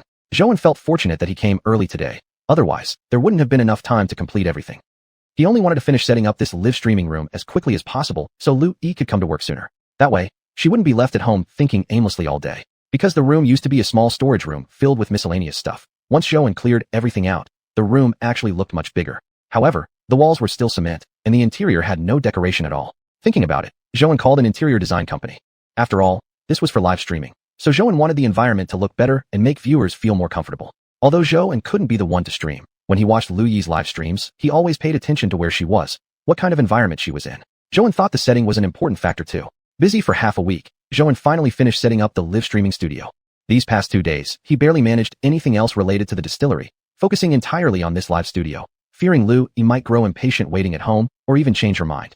Although it appeared that he had done Lu Yi a favor, Xiuxian knew better than anyone that the help she gave him was beyond comparison. Without the contact of that partner, he never could have restored the distillery's normal operation so quickly. Finally, when the live streaming studio was done, Xiuxian felt much more relaxed. This studio, in a way, was a reflection of his effort. Knowing Lu Yi had suffered so greatly for his sake, he truly felt guilty. But thankfully, they could now work together, and he could slowly make it up to her for everything later on. Moreover, the collaboration allowed her to become a streamer. Xiuxian really thought this partnership was great. When Lu Yi arrived at the distillery and opened the door, seeing this live room, her heart swelled with excitement. She never expected Xiuxian to give her such a big surprise. Originally, she only expected a simple office, considering Xiuxian's location was a distillery, not a commercial building. Lu Yi hadn't expected much at all. The fact that Xiuxian was willing to offer her this opportunity for collaboration already made her happy. She was all alone now, without any real authority, and couldn't guarantee that she could bring any profit to Joan. Yet Joan trusted her so much that he even built this live streaming room especially for her. She was truly moved. Everything was beyond Lu Yi's expectations. Being able to go to work every day with Joan was already more than enough to make her happy. Now, this just excited her even more. Possibly influenced by Joan's emotions, Lu Yi thought that perhaps this live streaming deal might actually work out. Although she didn't understand much about business, Lu Yi knew that this collaboration was not something she decided after hearing just a few words from the director. It was a decision she made after several days and nights of serious thought. On the day of the live stream, Joan stayed right beside Lu Yi. Although he didn't appear on camera, he kept watching her throughout. It wasn't because he doubted her work efficiency. He was simply afraid Lu Yi might be attacked by online comments. This was Lu Yi's first live stream since the incident, and Joan had even mentally prepared himself for her to be criticized. Even though others might curse Lu Yi, Joan thought he'd rather have them yell at him instead. It would feel somehow more bearable. Yet after Lu Yi opened the live room, no one cursed her at all. One message after another flooded in as barrage, making her stare non-stop. She even felt overwhelmed trying to keep up with them all. Lu Yi was also astonished. Originally, she had expected this stream to carry a significant risk.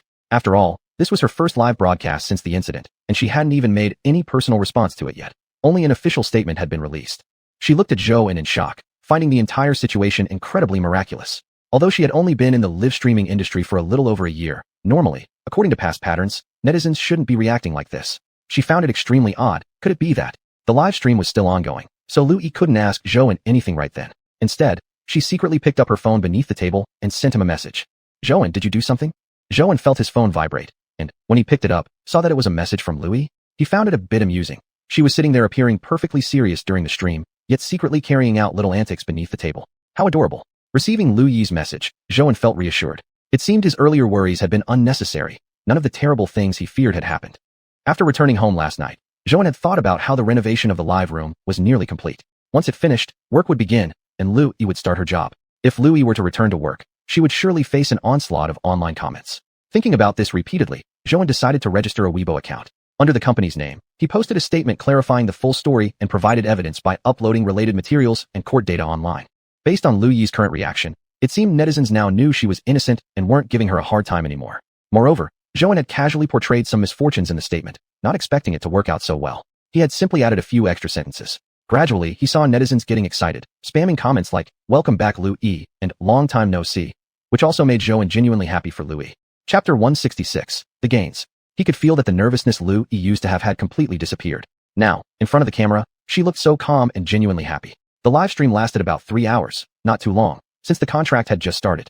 Joan planned to take things step by step, observing the results before deciding on the next steps. "Joan, thank you so much. I didn't expect you to do all this for me. I really appreciate it," Lu Yi said after the stream ended.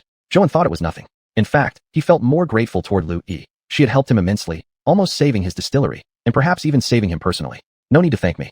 It was also my responsibility. After all, the trouble originally came toward me. You were far more innocent than me." As soon as the stream ended, the junior assistant quickly compiled all the back-end data. Joan was truly amazed. Within one live broadcast, every bottle of liquor displayed had been sold out.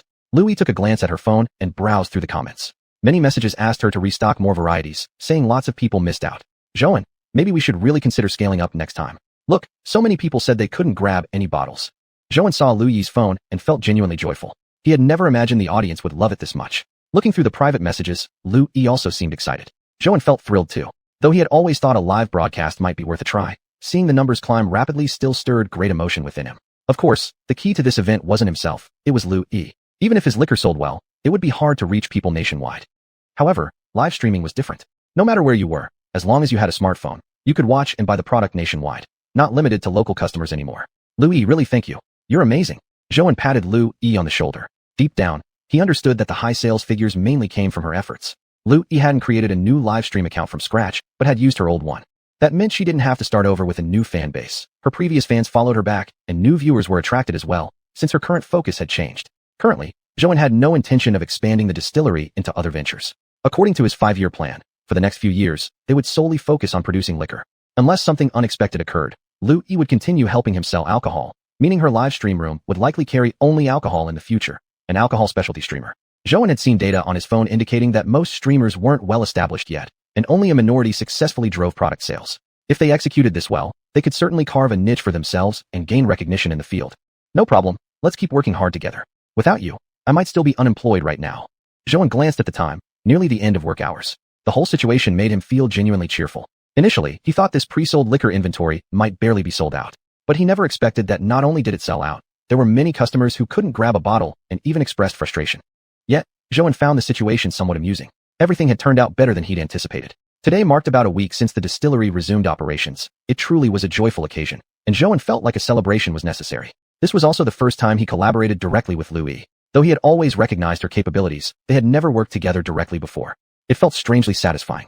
Not long ago, she had been someone approaching him with a contract proposal, looking quite courageous.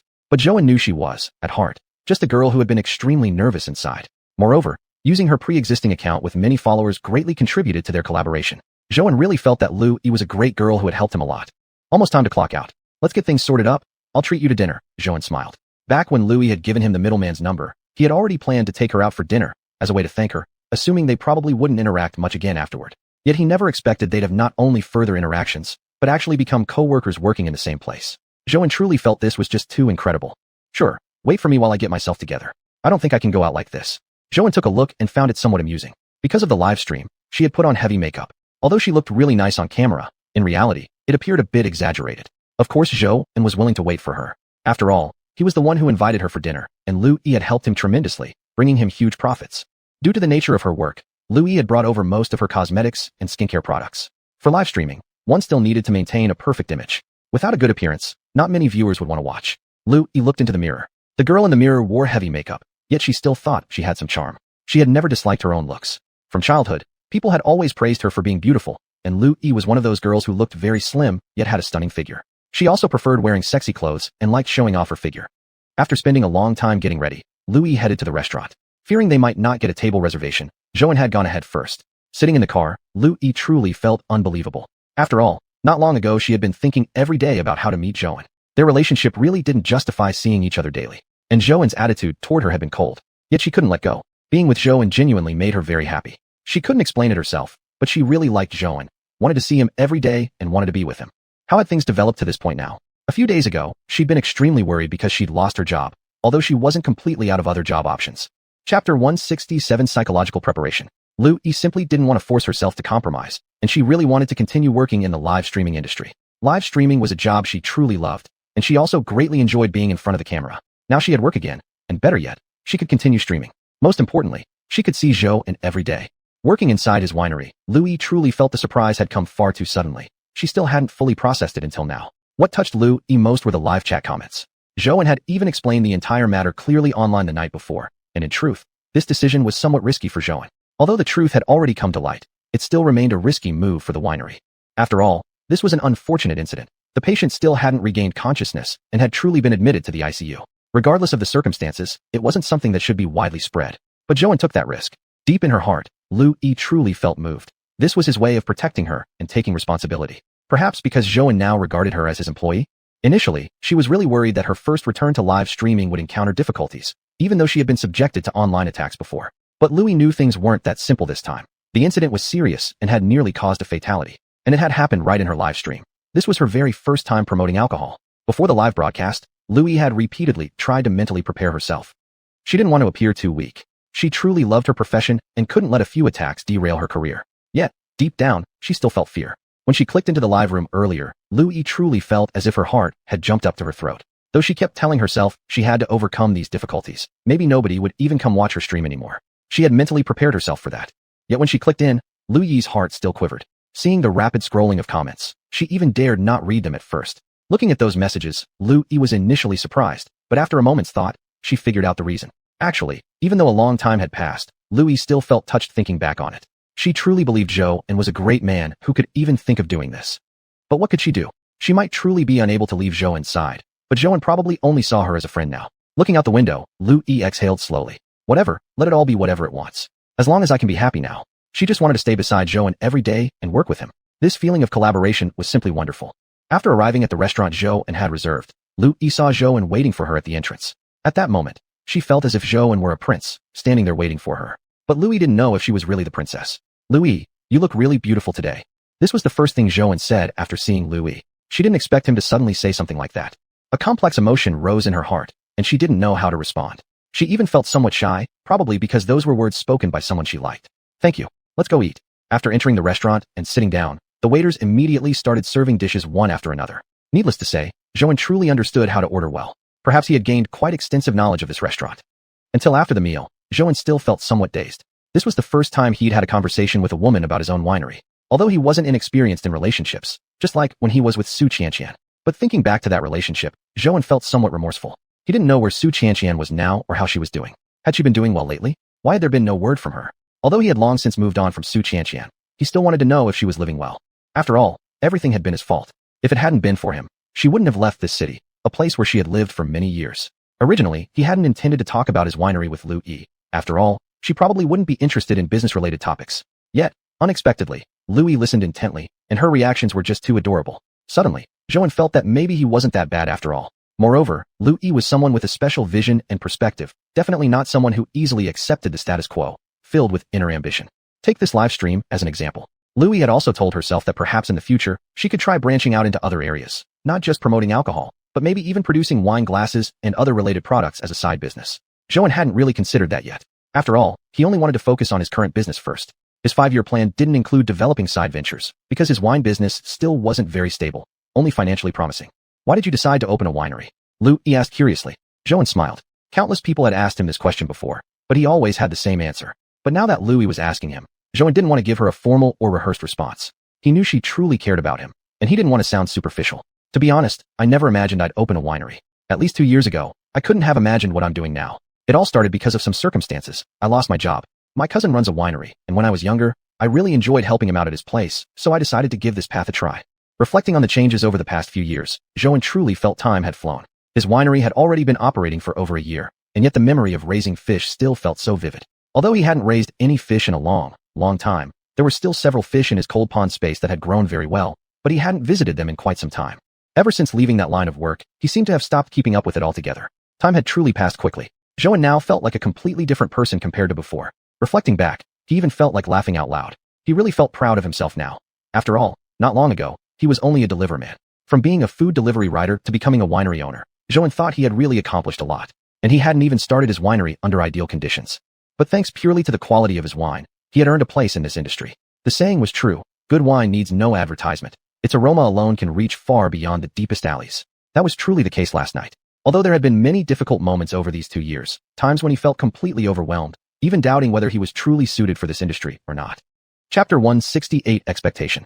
Looking back now, Zhou felt that he had indeed been strong.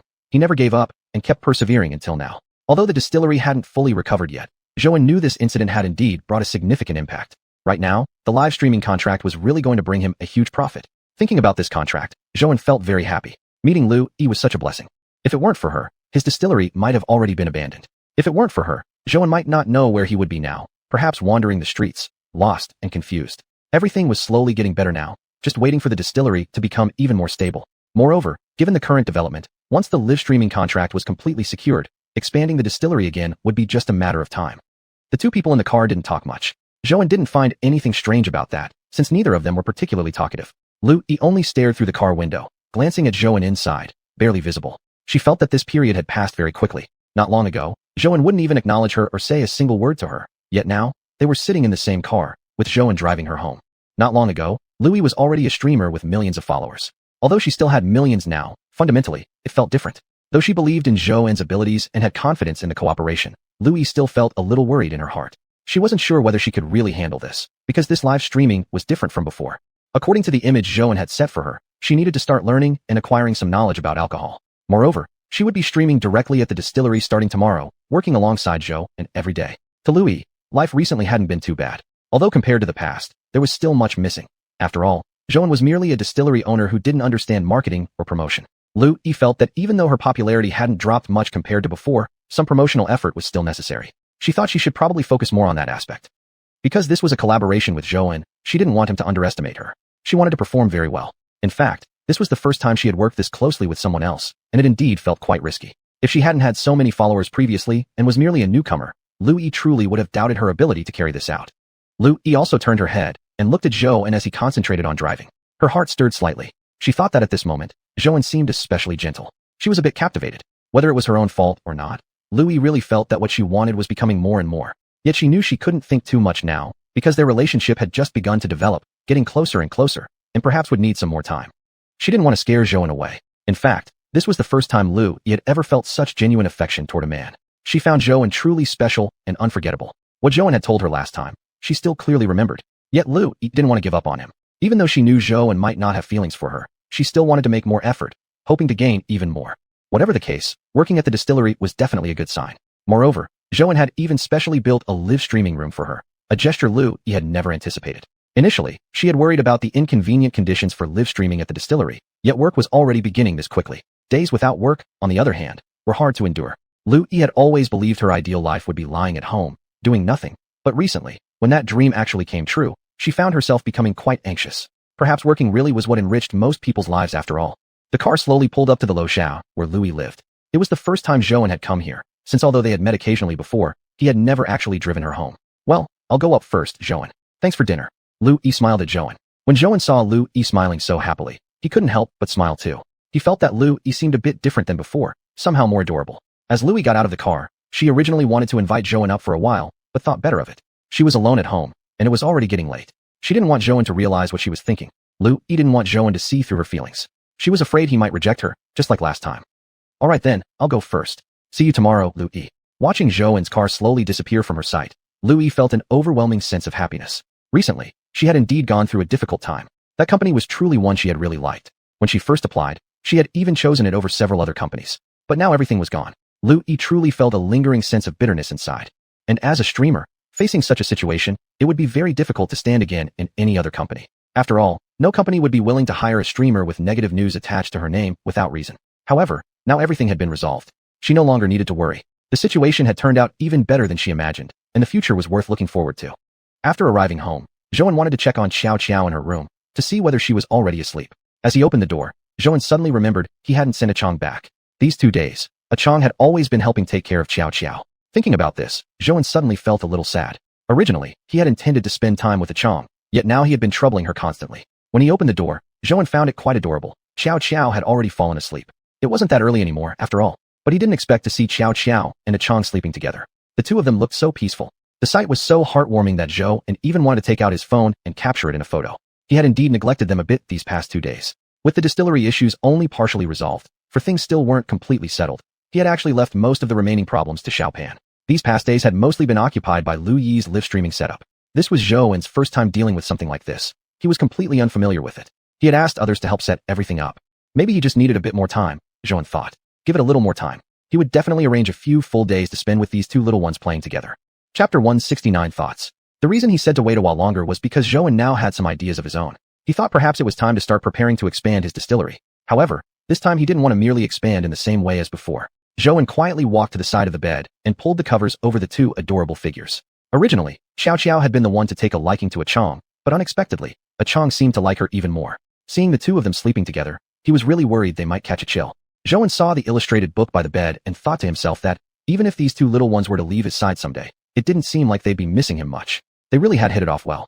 Zhou found it somewhat unbelievable, yet judging from how things looked now, the two seemed like they had known each other for ages, even though it seemed like they were so different in age. After returning to his room, Zhou thought about recent events.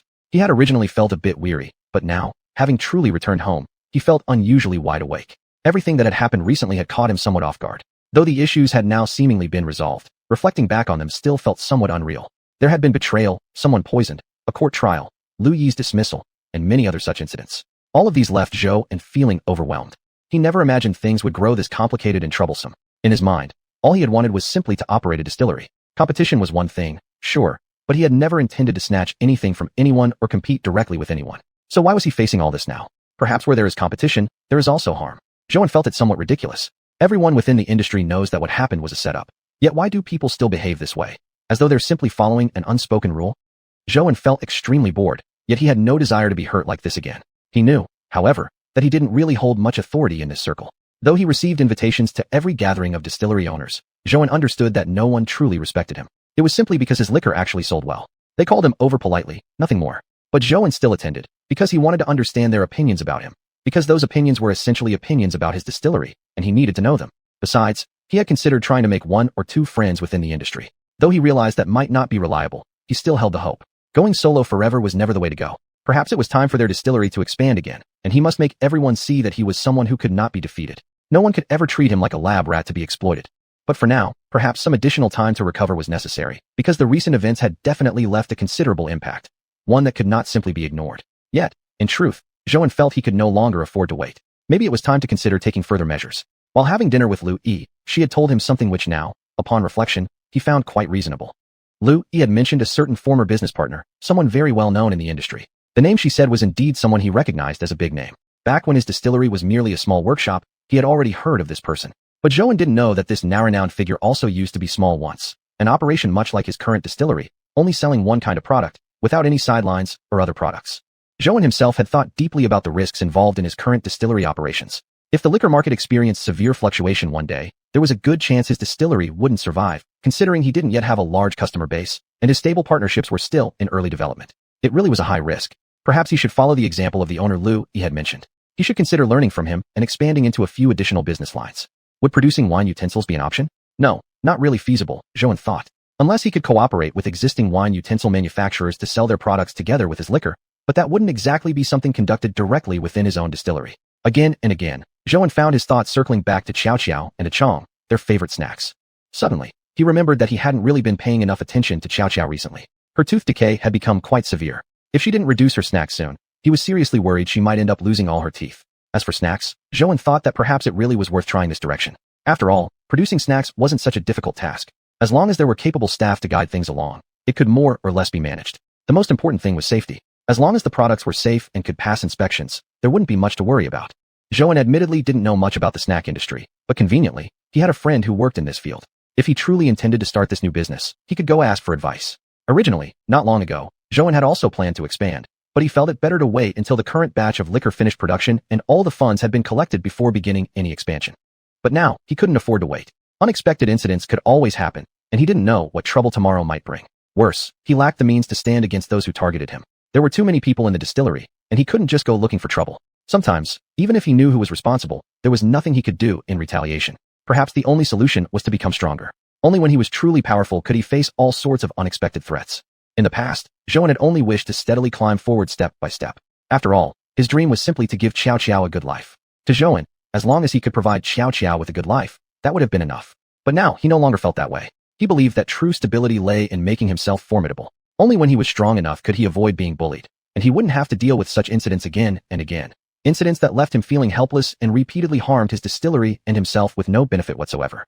Still, Zhou was deeply grateful to his employees. They had stayed with him and hadn't left. Truthfully, Zhou had mentally prepared himself for the possibility of letting some of them go, not because he wanted them to leave, but because he had thought they might give up on him. But later, he had been genuinely surprised. Instead of leaving, they had been thinking every day about resuming operations. Chapter 170 Plan Document. When he had Xiaopan tell the employees to go home and rest for a few days, Zhou couldn't bring himself to say it in person because he feared he wouldn't be able to control his emotions.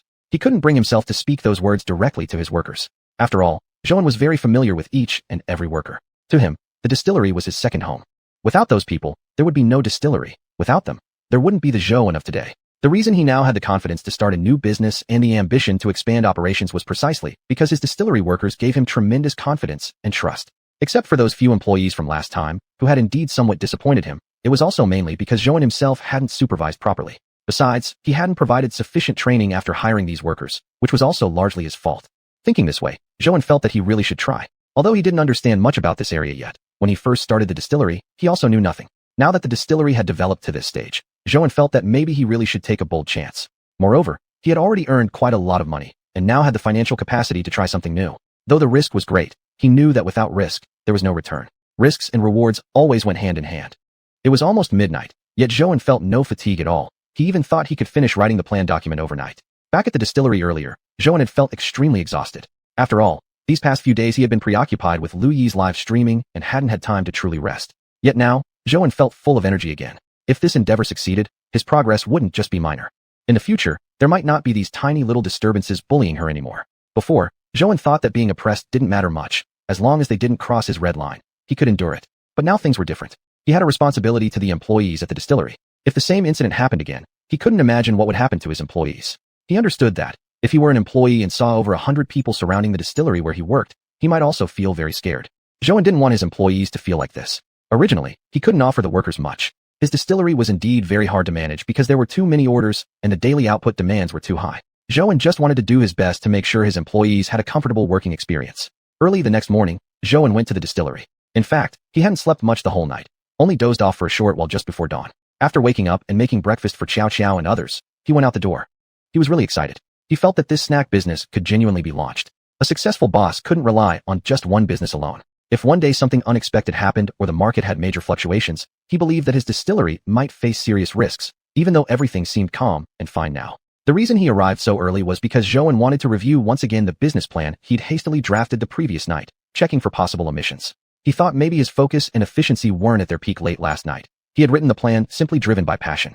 As the sun slowly came up, entering the office, he felt that today was a new day, and another busy one was about to begin. But Zhou truly felt inspired, as if returning to those initial days of entrepreneurship. Although Zhou's journey to entrepreneurship was much simpler compared to most people, since he had access to the resources of the Cold Pond realm and had his cousin's help. But because he had never touched this field before, for him, it was still very difficult. From a food delivery rider to the owner of a distillery, it had been really tough. When Lu Yi entered the office, she saw Zhou frowning, focused on reading something at his desk. At that moment, he looked extremely serious, and she suddenly wondered when he had arrived at the distillery. It was still very early. The reason she had arrived so early today was because she wanted to learn more about this distillery. Although she had visited it before, she didn't really understand it yet. She only had a very basic familiarity. Now that she had decided to start live streaming, she needed to understand the distillery well.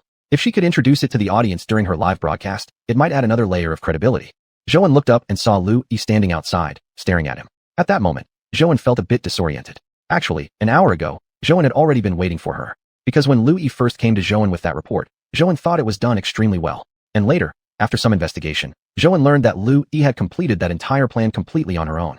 This made Zhou begin to regard Lu Yi with new respect. She wasn't just a streamer, her work efficiency was also very high. Although, it was understandable, since before Lu Yi became a streamer, she had worked as an employee at a company. Her abilities were genuinely solid. This was exactly why her family and friends had so strongly opposed her decision to quit her previous job and switch careers into live streaming. But fortunately, she was willing to stick to her own inner convictions, bravely entering the field of live broadcasting. Otherwise, Zhou suddenly thought rather selfishly. If things had been different, perhaps he wouldn't have met her at all.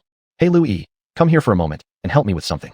Only when Zhou placed the collaboration document into Lu Yi's hands did she realize that her task was to review a report after all. She looked at Zhou, then at the document, suddenly understanding what Zhou meant. He had truly listened to what she'd said yesterday. Lu Yi felt somewhat surprised. He actually paid attention to what she had said. Originally, Lu Yi thought Zhou would simply treat their conversation as idle chatter, something you hear and forget. She hadn't expected him to actually take it seriously. Even just this small detail, this little gesture, made Lu Yi feel moved. After all, she was merely a small-time streamer. She hadn't expected Zhou to really care about what she had said. Lu Yi didn't even examine it carefully at first, just flipped casually through the first few pages, because probably Zhou simply wanted her to check if the proposal was feasible. But even with just a cursory glance through those few pages, Lu Yi felt that Zhou truly was excellent. No wonder he had become such a big boss. No wonder so many people had praised him to her. Although she could clearly tell that this report was written very hastily, somewhat rushed and sloppy, one could still tell that Zhou had invested a lot of thought into it. He had already considered many different aspects comprehensively. Chapter 171, Concern. Zhou, I really think your plan is great. I didn't expect you to write a report so quickly. I even thought you might have prepared it in advance.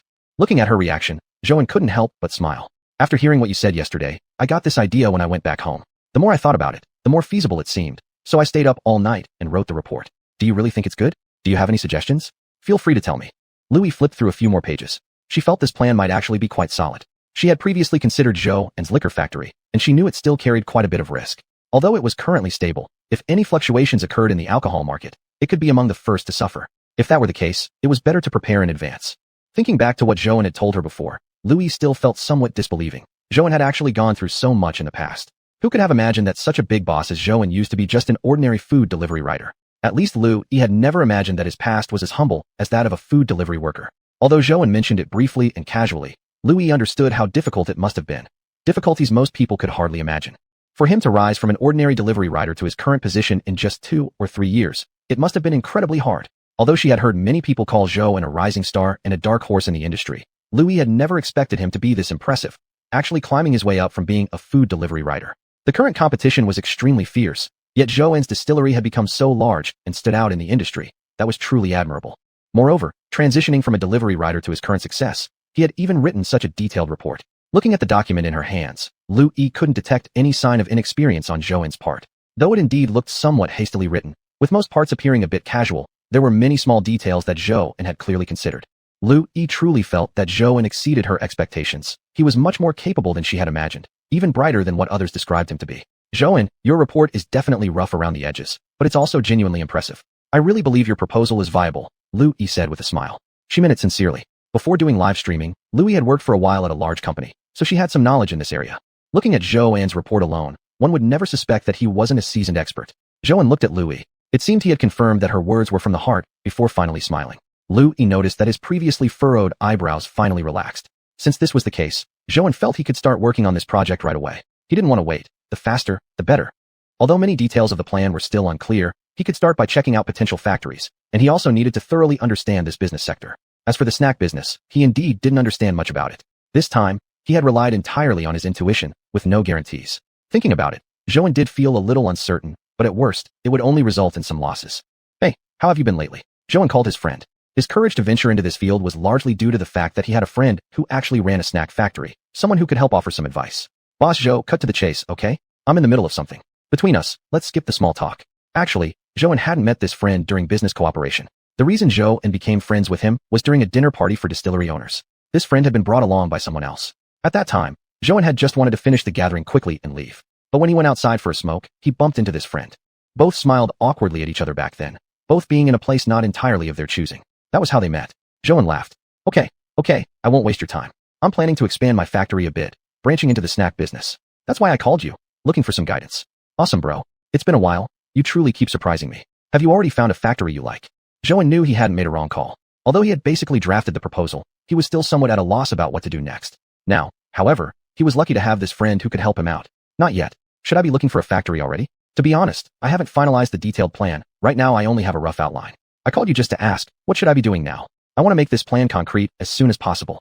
You should go check out some factories first. If you don't have any particular direction yet, I'll recommend a few to you later. You can visit them when you have time. They're all factories I've worked with before, so you can rest assured. After hanging up the phone, Zhouan immediately decided to visit those factories. After all, his friend had indeed been in this industry for many years and had considerable experience, so Zhouan felt confident in following his recommendations. The very next day, Zhouan went to visit the factories his friend had suggested. He didn't know why, but this time he truly couldn't bear to wait any longer. If things continued like this, who knew what awaited him tomorrow? Zhouan felt that maybe, perhaps, he had finally had enough of this kind of life, always encountering obstacles that disrupted his plans. Originally, he had planned to expand his operation during this period, but now it seemed clear that even expansion carried considerable risk. Compared to that, it was better to diversify into other businesses. Lu Yi's words also made sense. His distillery only produced one main product, alcohol. It had no byproducts at all, which was extremely risky. If the market ever experienced any fluctuations, Zhouan's distillery might really be in danger. In fact, Zhouan had known this all along, but he had kept putting it off, thinking he would deal with it later. Up until now, the distillery had been extremely stable, only facing a few minor issues along the way. He had never lacked partners. By the end of the day, Zhouan had almost finished touring the factories recommended by his friend. For some reason, this time Zhouan really didn't want to wait anymore. He had been through too much. Looking at these factories recommended by his friend, they all seemed quite reliable, well-known and established manufacturers. Finally, the equipment issue was resolved, though in practice, there were still some operational difficulties. Therefore, Zhouan learned from the previous lesson. He would not repeat the same mistake again. Thinking back to the previous incident, Zhouan still felt a lingering sense of unease. But in truth, it was partly his own fault. Then again, this was Zhouan's first time being a boss. He hadn't anticipated that the second batch of workers wouldn't be technical personnel like Xiao Pan and his team. Chapter 172, Learning a Lesson. This time, Zhouan finally felt that sense of fatigue. He realized that one person truly couldn't manage everything alone. Most distilleries were run in partnership, yet Zhouan had been going solo all along. Moreover, Zhouan still didn't have a secretary. From recruiting, interviewing, checking machines, conducting tests, and all kinds of evaluations, he felt as though he was about to be overwhelmed and could no longer properly manage the distillery. Many years later, Zhouan would still remember Lu Yi fondly and remain grateful toward her. Zhouan, we've run out of a certain material at the distillery. What should we do? Should we wait first, or brew new liquor right away? Zhouan thought for a moment and replied, let's brew new liquor immediately. Lu Yi, I really appreciate your help.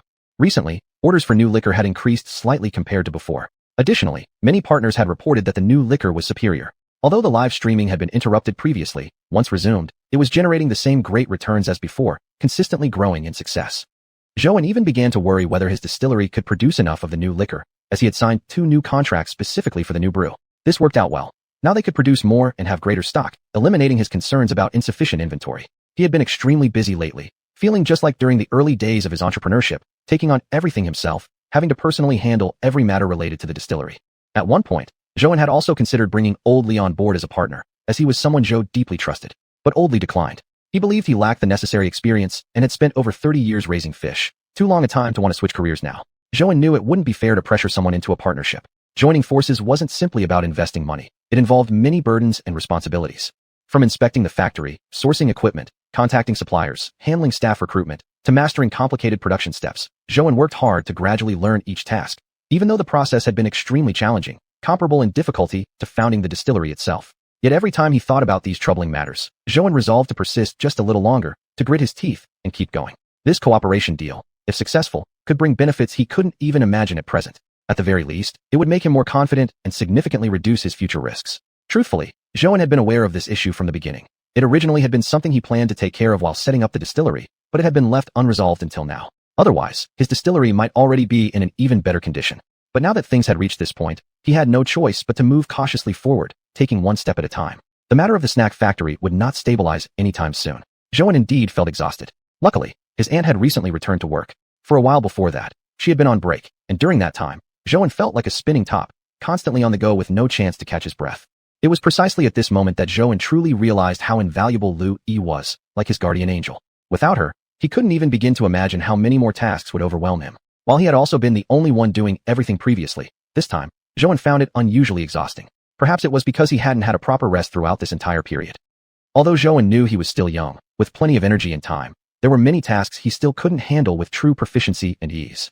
He had not yet fully developed the confidence and command needed to deal with these situations effortlessly. Maybe it was because, in truth, he lacked experience. Although he had become the owner of such a large distillery, he had only been in this industry for less than 2 years.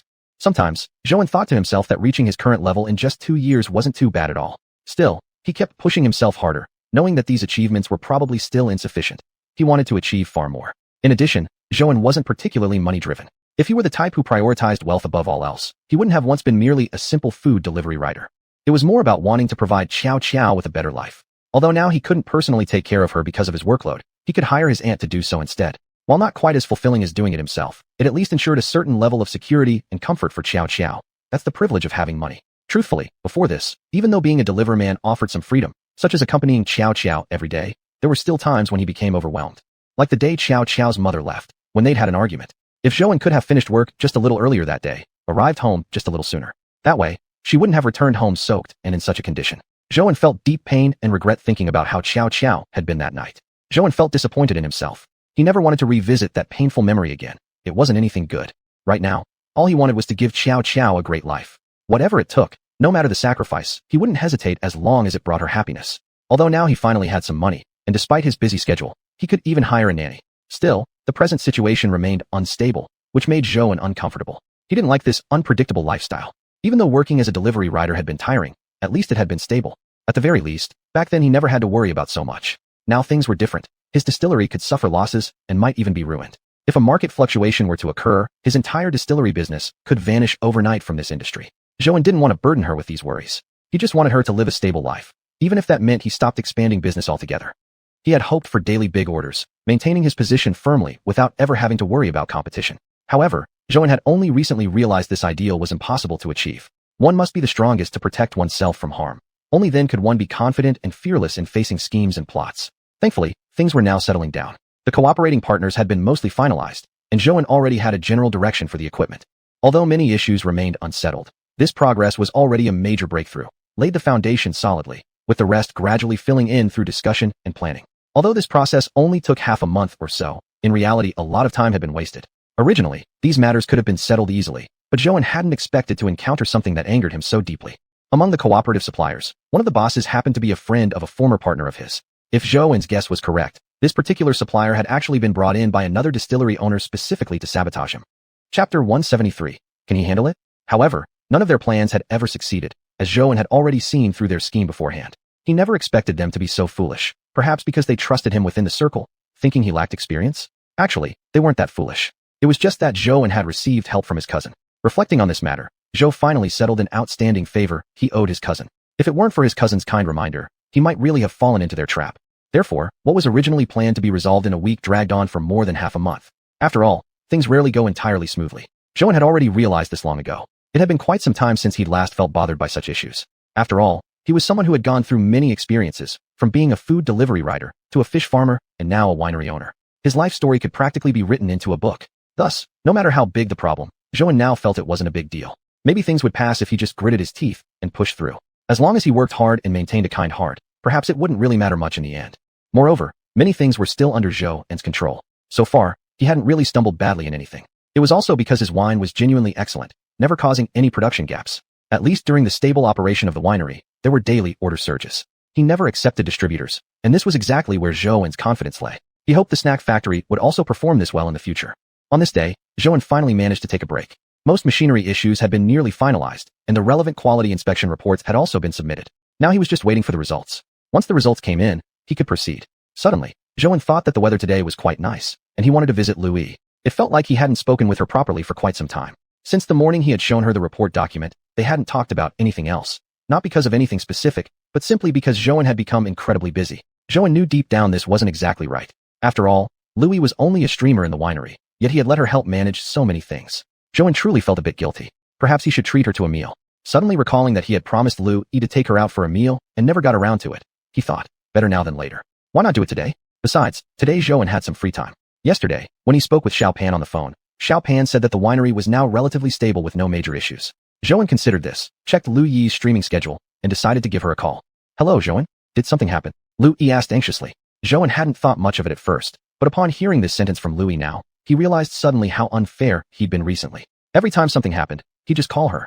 During this period at the winery, everything had depended on her alone. He hadn't thought about her struggles at all. She was just a streamer. Why should she help him manage so many things? Zhou felt he had really done something wrong, making Louis endure too much unnecessary pressure, considering that her income solely came from streaming. From now on, he would definitely reward her well and treat her properly. Zhou resolved that, no matter what happened in the future, Louis should never be hurt, nor endure hardship in his winery. There's nothing wrong at all. The winery is doing well, and everything's good here for me, too. I just happen to have some time today. Can you come out now? Let me book a restaurant, and we can have dinner together.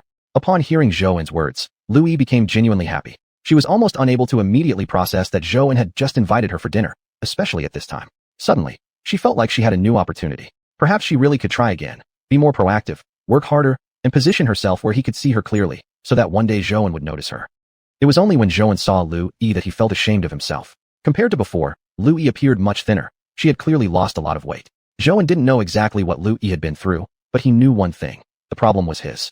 It was entirely his fault, because he had exploited her. She was just a minor streamer, and he had placed far too much pressure on her. Louis, I'm really sorry. You've helped me with so much lately, and I really don't know how to thank you enough. Just give me a little more time. I'll finish everything I have on my hands as soon as possible. Thank you so much. Although Louis had guessed that Zhou had invited her for dinner because of this very reason, the fact that he had reached out to her the moment he had some free time made her feel warm inside. After all, this was right after he had just managed to get some rest. Instead of taking the time to relax for himself first, he came to see her. Louis didn't want to think too much about it right now. She preferred to focus only on what was happening in front of her, to look at the good things. It's okay, Zhou. I'm happy to help you. It makes me really happy to be able to assist you. And during this time I've learned so much, things you wouldn't normally get the chance to learn at other companies. I'm just worried that I didn't do some things well enough and ended up causing you trouble. Zhou truly thought Louis was a wonderful girl. He hadn't expected her to come this far. After all, he was just an ordinary person. Though he owned a big winery, the business was still unstable. Since neither of them had much time, and both had managed to make this dinner happen only by squeezing it in between their busy schedules. After finishing the meal, Zhou sent Louis back home. He knew he owed her a lot, but at the moment, he couldn't repay her for everything. Rather than burden himself with too many thoughts now and create unnecessary stress, it would be better to focus on getting everything done as quickly as possible. Only then could he genuinely compensate Louis and make sure she wouldn't have to work so hard anymore. These were all his own responsibilities, and she was only a streamer. After returning home, Zhou felt an unprecedented sense of relief. Recently, his schedule had been completely messed up. One might think he was overseas working in a different time zone, with how busy he'd been from morning to night. Zhou thought to himself that perhaps he should start setting aside time for exercise regularly, just like other business owners did. After all, while this line of work could sometimes be easy, there were also times when you'd get extremely exhausted for a long stretch, and sometimes it really became too much to bear. Chapter 174, Market Trends. Xiuxian and xiuxian were already asleep. Looking at them, Zhou felt a lump in his throat again. He really thought he had been somewhat inadequate as a father, failing to give xiuxian a complete family, and now he couldn't even provide basic care for her. Yet, thinking about everything happening around him, he found it hard to let go. Zhou had no idea what to do anymore. Was everything happening now truly what he wanted? And yet, if he had to give it all up at this point, he knew he couldn't do it either. Perhaps it was just something unavoidable. If he wanted a stable life, he would certainly have to sacrifice some time with xiuxian. Besides, when xiuxian grew older, she would eventually understand him. He loved her deeply. She was his entire emotional support. Without xiuxian, he wouldn't have reached where he was today or possess what he currently had. Early the next morning, Zhou overslept past his alarm clock. When he finally woke up, the sun was already up, which Zhou found a bit amusing. It was the soundest sleep he had had in quite some time, long since he had rested so comfortably. Zhou felt just how exhausted he truly was. He had rested for just one day, and already he had to start struggling again to find business partners. There would never be an end to all these problems. So far, he had only accomplished some of the most basic tasks. The real difficult challenges had barely begun, and thinking about them gave him a massive headache. Yet he had no choice but to face them, or else his distillery wouldn't have a secure future. Now, he wasn't alone anymore. Many employees were depending on him, pinning all their hopes on him. He couldn't allow himself to carry alone the burden of every loss or hardship. He knew well how much the workers trusted him. They had stayed with him during his hardest times, showing their loyalty to him, and naturally, Zhou deeply valued them. Without them, who knew what would have become of Intan's distillery? After all, the success of a distillery depended entirely on the efforts of diligent workers. After leaving home, Zhou headed directly to the location where a supplier had agreed to meet previously. Today's topic was the issue of raw material supply. Though he had some prior experience in this field, there was finally a little clarity on the matter, because when he first started the distillery, he had also needed to source a lot of raw materials. Despite having some leads, negotiating with suppliers was actually very stressful, and words had to be chosen carefully. One wrong sentence might reveal his bottom line, which would make further negotiation impossible. Mr. Zhou, I don't know for sure if your distillery can really perform well. Other entrepreneurs I've worked with always have considerable annual profits. Can you guarantee your distillery will bring me steady returns? Can you give me strong confidence in this? You can rest assured. Since I dared to start this business, I am prepared to take full responsibility. I wouldn't have launched the distillery if I wasn't confident. You can investigate for yourself and see how far I've come in just a couple of years. You can use that as a reference. Believe me, Mr. Zhou stands with full confidence. If it had been in the past, Zhou probably wouldn't have been able to speak so confidently. But now, he truly felt confident, not from arrogance. Confidence was a good thing. If others sensed uncertainty or hesitation in him, then that would be his weakness, his flaw, and no one would believe in him. Mr. Zhou, you really are extraordinary. We've heard of you from your distillery reputation, and although we worked in different fields before and couldn't collaborate in depth, now that you've entered our market, our chances of working together have greatly increased. Actually, Zhou didn't enjoy exchanging these kinds of polite pleasantries while making deals, but over time, hearing such things often, he had become accustomed to them. Besides, he thought that this particular business partner today was particularly talkative and perhaps not very sincere about cooperating. I'm just a distillery owner. If you really want to proceed, why don't we just discuss the pricing right now? That's the key part of this cooperation, and I'd prefer not to waste your valuable time. By the time Zhou walked out of the company, he felt a bit angry. Perhaps he shouldn't have wasted his time on this partner at all. His sincerity had already been very clear, yet this person clearly had no intention to cooperate, perhaps even intended to humiliate him. Before coming here, he had already done precise calculations in his mind. He wouldn't compromise any further on these matters. Although this was not a formal exam, he truly wanted to make things work. Moreover, Zhou firmly believed that his snack factory would become just as successful as his distillery. Still, he didn't know everything. Although this was only the beginning, Zhou realized he indeed should have left earlier. It had been obvious from the start that this partner lacked sincerity. Was it perhaps him overthinking things? He always felt one shouldn't easily offend people. For some reason, after leaving the office, Zhou recalled how stressful this recent period had been. Suddenly, he remembered that it had been quite a while since he last visited the Handan space. He wondered how xiuxian was doing lately. Zhou knew that xiuxian had gone through a lot recently, asking her to help take care of xiuxian. Xiuxian herself was still unfamiliar with this world, and he didn't even know if she had felt sad or lonely. He had done little to support her. When he arrived at the space and saw xiuxian again, Zhou felt as though they hadn't met in a very long time. To be precise, was there something different about this place? Yet he couldn't exactly tell what had changed. It's been so long since we last saw each other. Zhou, have you finished all your tasks? Zhou finally understood just how busy he had become recently. While he had been occupied, he hadn't thought too much about anything else. He only wanted to finish his current affairs as quickly as possible. Now he felt truly overwhelmed. He couldn't even recall the last time he had cooked for xiuxian. Zhou realized he really wasn't doing a good job as a father. Although his career was currently progressing quite well, during this busy period, xiuxian had been looked after by Auntie Zhou, and xiuxian had been alone in the space all this time. He hadn't come to visit her in a while, and the distillery's daily operations were entirely managed by Lu Yi alone. Chapter 175, Becoming Stronger. Zhou almost found it amusing. Although he believed his liquor factory was developing well, how much of it was truly his own achievement? Not much, actually. He had always suspected that relying solely on self-reliance left much to be desired, feeling guilty that the people around him suffered because of him. Really sorry, Achong. I haven't visited you in a long time. I've just been too busy, sigh. Achong noticed Zhou sighing. In all the time she had known him, it seemed he had never sighed over anything before. Achong wouldn't hold a grudge against him and knew he truly was busy. She had visited his liquor factory. It was simply too huge. Although she didn't understand everything, she knew Zhou met with many people daily and handled countless affairs. Zhou, are you alright? Is there anything I can do for you? Or perhaps you can tell me what's troubling you, and I might help find a solution. I want to find suppliers, but so far there haven't been any suitable ones, just some people trying to deceive me. I don't know what to do. Now things have come this far, I don't want to end this, and I don't want to give up either. Zhou's decision to start a snack factory wasn't made on a whim. He had genuinely thought it through carefully. Expanding operations was inevitable, and he didn't want to delay further. Only by growing stronger could he ultimately make himself truly powerful. Your liquor factory is already so impressive. Why do you still need to look for suppliers? You could easily handle this yourself. Self-sufficiency, just like Cold Pond Space. You know, Cold Pond Space is more mysterious than you can imagine. It can cultivate all kinds of things. Chang made a good point. Zhou had considered this idea himself before, but his liquor factory, although excellent, still wasn't large enough. He couldn't even find a single empty plot of land to operate these other businesses. I understand your point. In fact, I've thought about this issue before, but I really have no space left. My liquor factory has nearly reached its peak and can't expand these other operations anymore. Just a lack of space? Chang asked curiously. Zhou realized his mistake. He had been careless. Perhaps Chang hadn't understood some of his words, and he should use simpler language to explain them. Unexpectedly, Chang understood perfectly. It seemed that during her time at his home, she had learned quite a lot from Xiuxian. Yes, my liquor factory really can't expand anymore. There's simply no space to run these other businesses. Honestly, I've thought about doing it myself before, but trusting anyone else has always been a concern.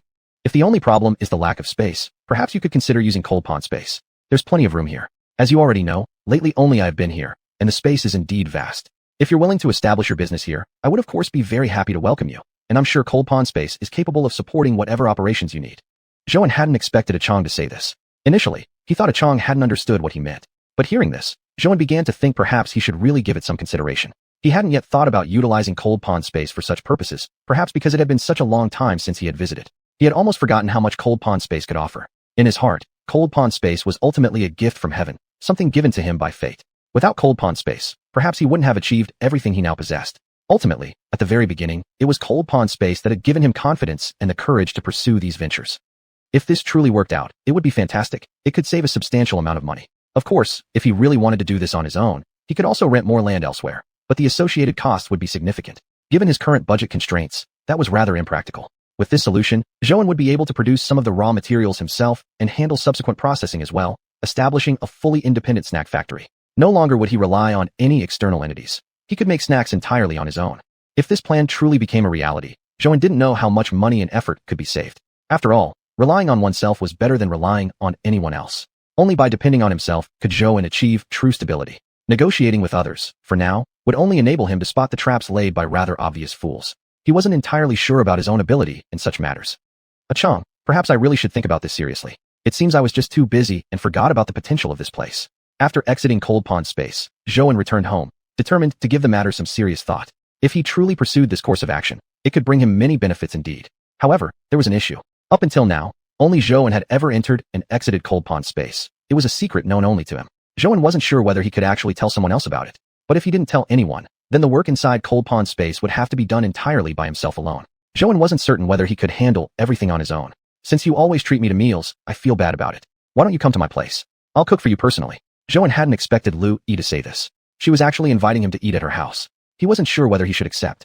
Their current relationship, employer and employee, and the past conflicts between them complicated things. Seeing that Zhou remained silent, Lu Yi smiled and asked, "You don't want to come, do you? I'm telling you, I cook really well. Since you always treat me, I really feel guilty. I've always wanted to thank you for helping me find this job. Without you, I wouldn't know where I'd be right now." Lu Yi truly felt this way. As for Zhou, although her feelings were mostly affectionate, during their recent time working together, she had also developed respect, especially after discovering Zhou had once been a food delivery writer.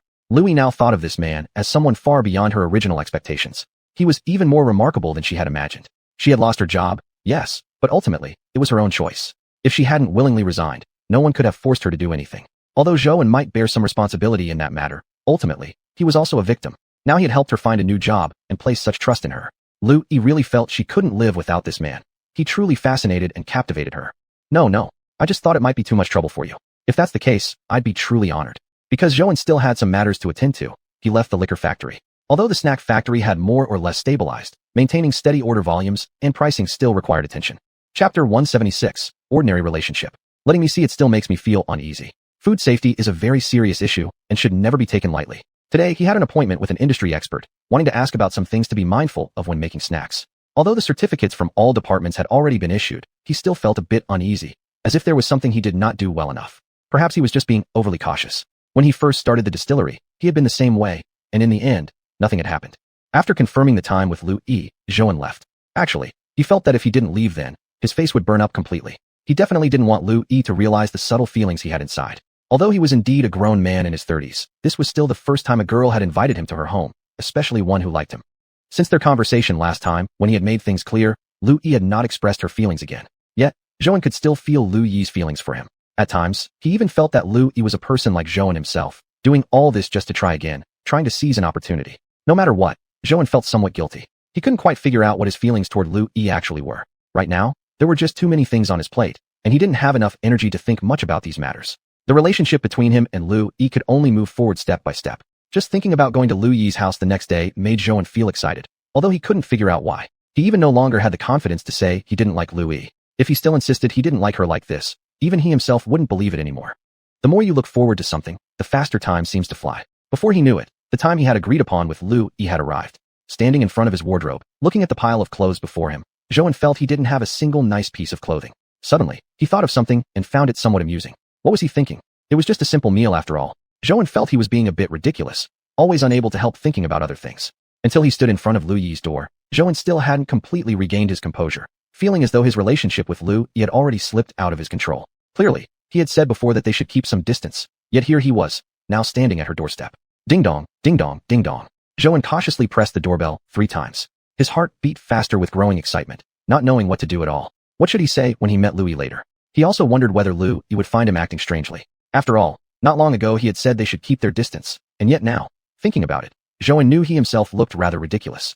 He didn't know why, but Lu Yi still hadn't opened the door. Perhaps she was busy with something? Or maybe it was that Zhouan was too nervous, feeling the waiting time pass unusually slowly. Suddenly, the door opened from the inside. Zhouan's heart leapt to his throat, but he couldn't show it. He definitely didn't want Lu Yi to realize he was nervous.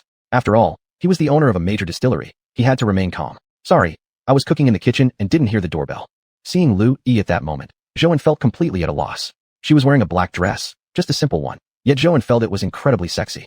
Zhouan remembered the first time he had seen her, how attractive she had been back then. Even beyond that, what he had never forgotten since then was seeing Lu Yi for the first time wearing her work uniform, which still revealed how attractive her figure was. Moreover, the woman in front of him now looked even more attractive than before. Zhouan felt slightly embarrassed to keep staring at Lu Yi. He felt his gaze might seem impolite, yet he couldn't stop himself from looking.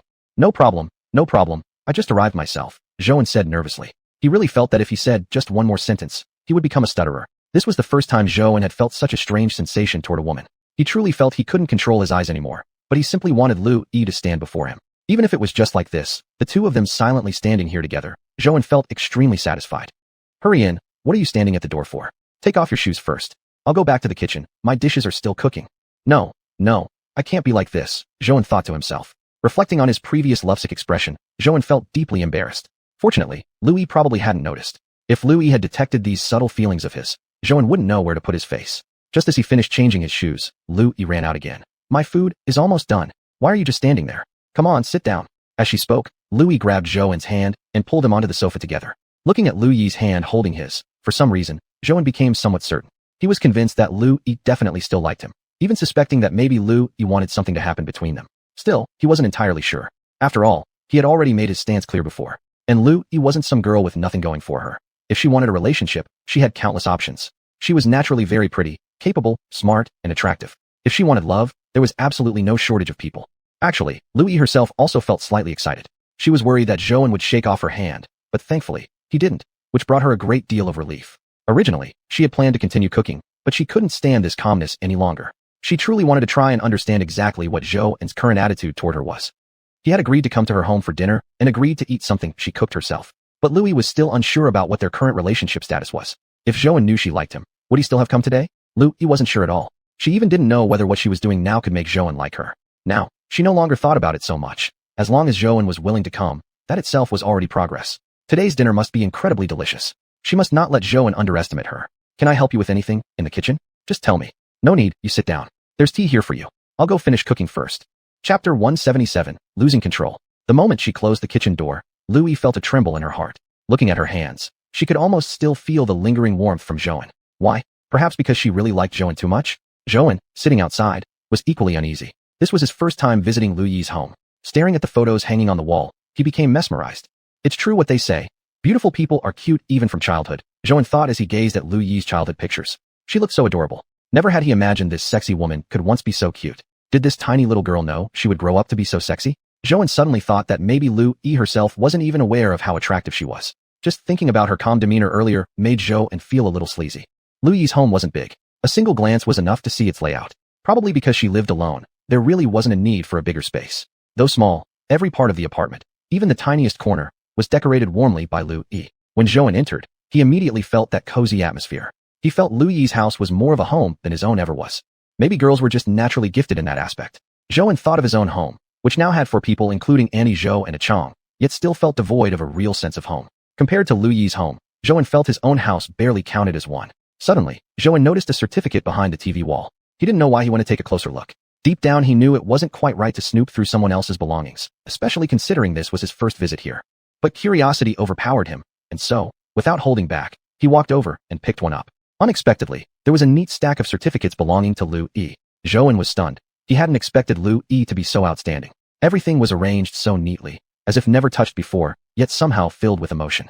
Looking through the certificates, which were from competitions he didn't even recognize, Zhou suddenly felt an overwhelming sense of guilt about his previous thoughts. On what basis was he thinking those things? Lu Yi was simply an extraordinary girl, while he hadn't even attended college. After all, he was just a delivery man. What gave him the right? Perhaps they had never been meant for each other. The reason Lu Yi liked him might just have been a fleeting whim, or, even now, she probably didn't like him anymore. Maybe inviting him over for dinner was just a way to show gratitude. After all, he'd helped her land a job recently, and this job paid significantly more than her previous companies. Realizing this, Zhou felt terribly arrogant. Lately, hearing people call him boss so often must have clouded his judgment. He was, after all, merely a food delivery rider. But Lu Yi, on the other hand, didn't think that way. While Zhou was nervous, Lu Yi herself was equally on edge. It's just that their thoughts were very different. All Lu Yi was thinking about was how today was the right opportunity. Her mind was focused solely on how she could seduce Zhou. Since he had agreed to come over today, it proved he had feelings for her. Lu Yi didn't believe that after spending so much time together, Zhou hadn't developed any feelings beyond friendship. If there were no deeper feelings, then why accept this dinner invitation? Why agree to eat inside her house? Clearly, he knew she lived alone. If there were no special feelings involved, why would he help her find a new job? Even the room she needed for live streaming was set up so thoughtfully by him. Lu Yi was sure that the wine factory hadn't already had that room. Clearly, Zhou had renovated it specifically for her. No wonder Zhou seemed so busy lately, even though he knew little about interior decoration. Lu Yi secretly resolved that she would win Zhou over tonight. Although she was a girl, she had never backed down from pursuing something, or someone, she loved.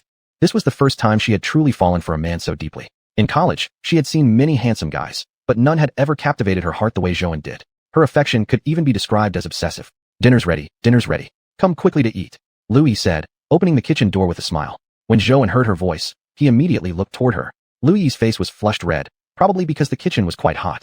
Watching her walk forward holding a plate of green peppers stir-fried with pork, and seeing the way she smiled, Zhou felt an overwhelming sense of warmth.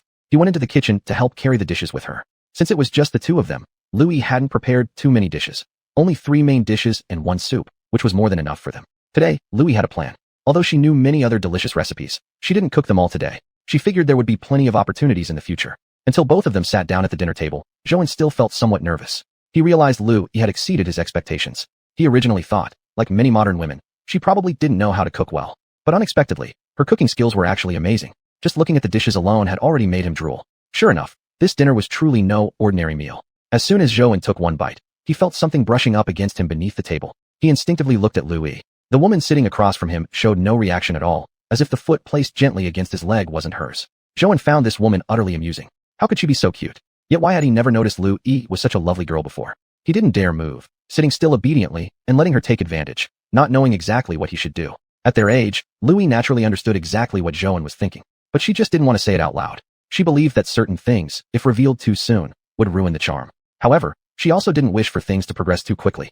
Although she knew why Zhou had come for dinner today, what his presence implied, and what he might be agreeing to silently, Zhou himself was unable to focus on anything else. All he could feel was how sexy Lu Yi looked tonight, and how genuinely happy he was to be invited for this meal. He didn't dare think any further. He didn't want anything to happen right now. Ever since becoming a boss, Zhou had come to believe deeply that a sense of responsibility was incredibly important.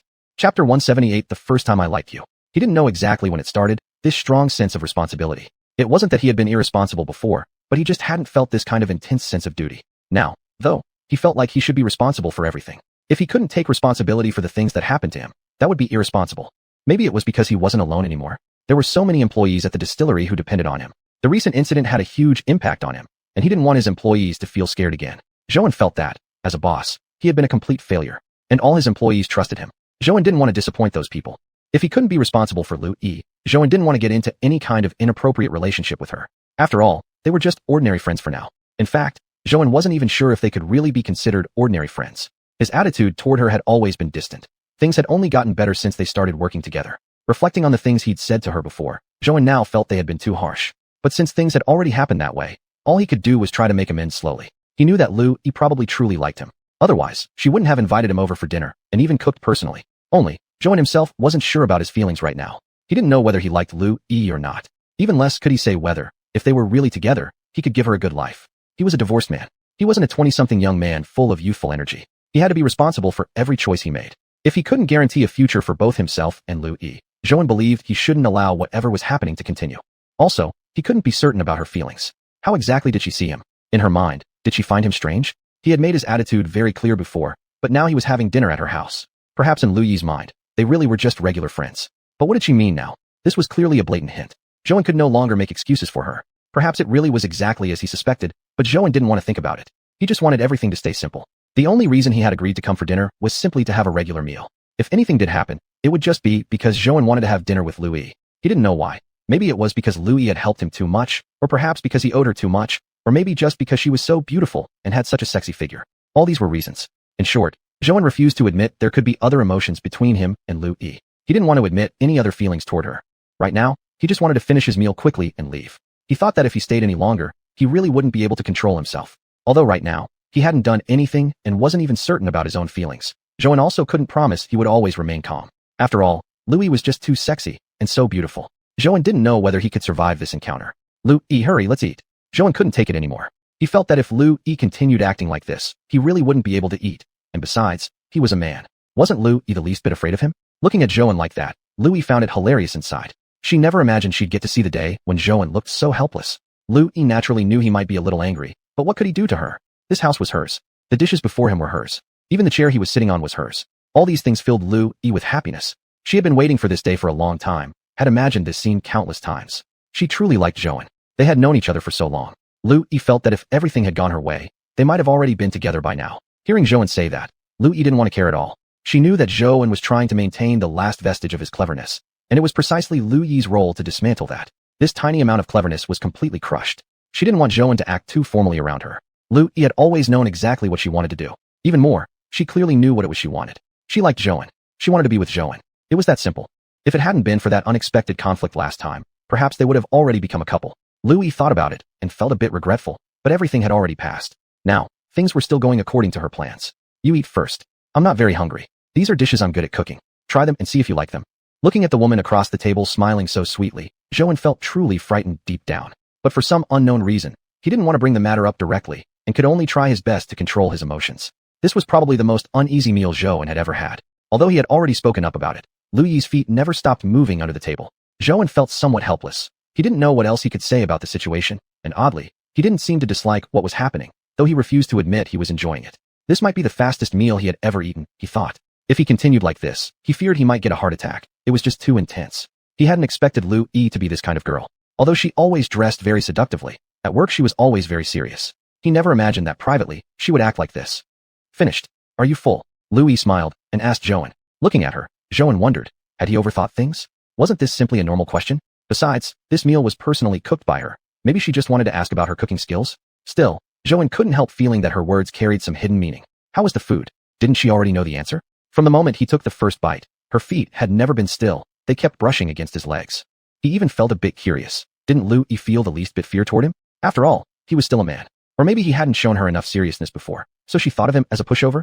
Although his wife had left him several years ago and he hadn't remarried, that didn't mean he had no needs at all. He felt that today, Lu Yi was truly playing with fire.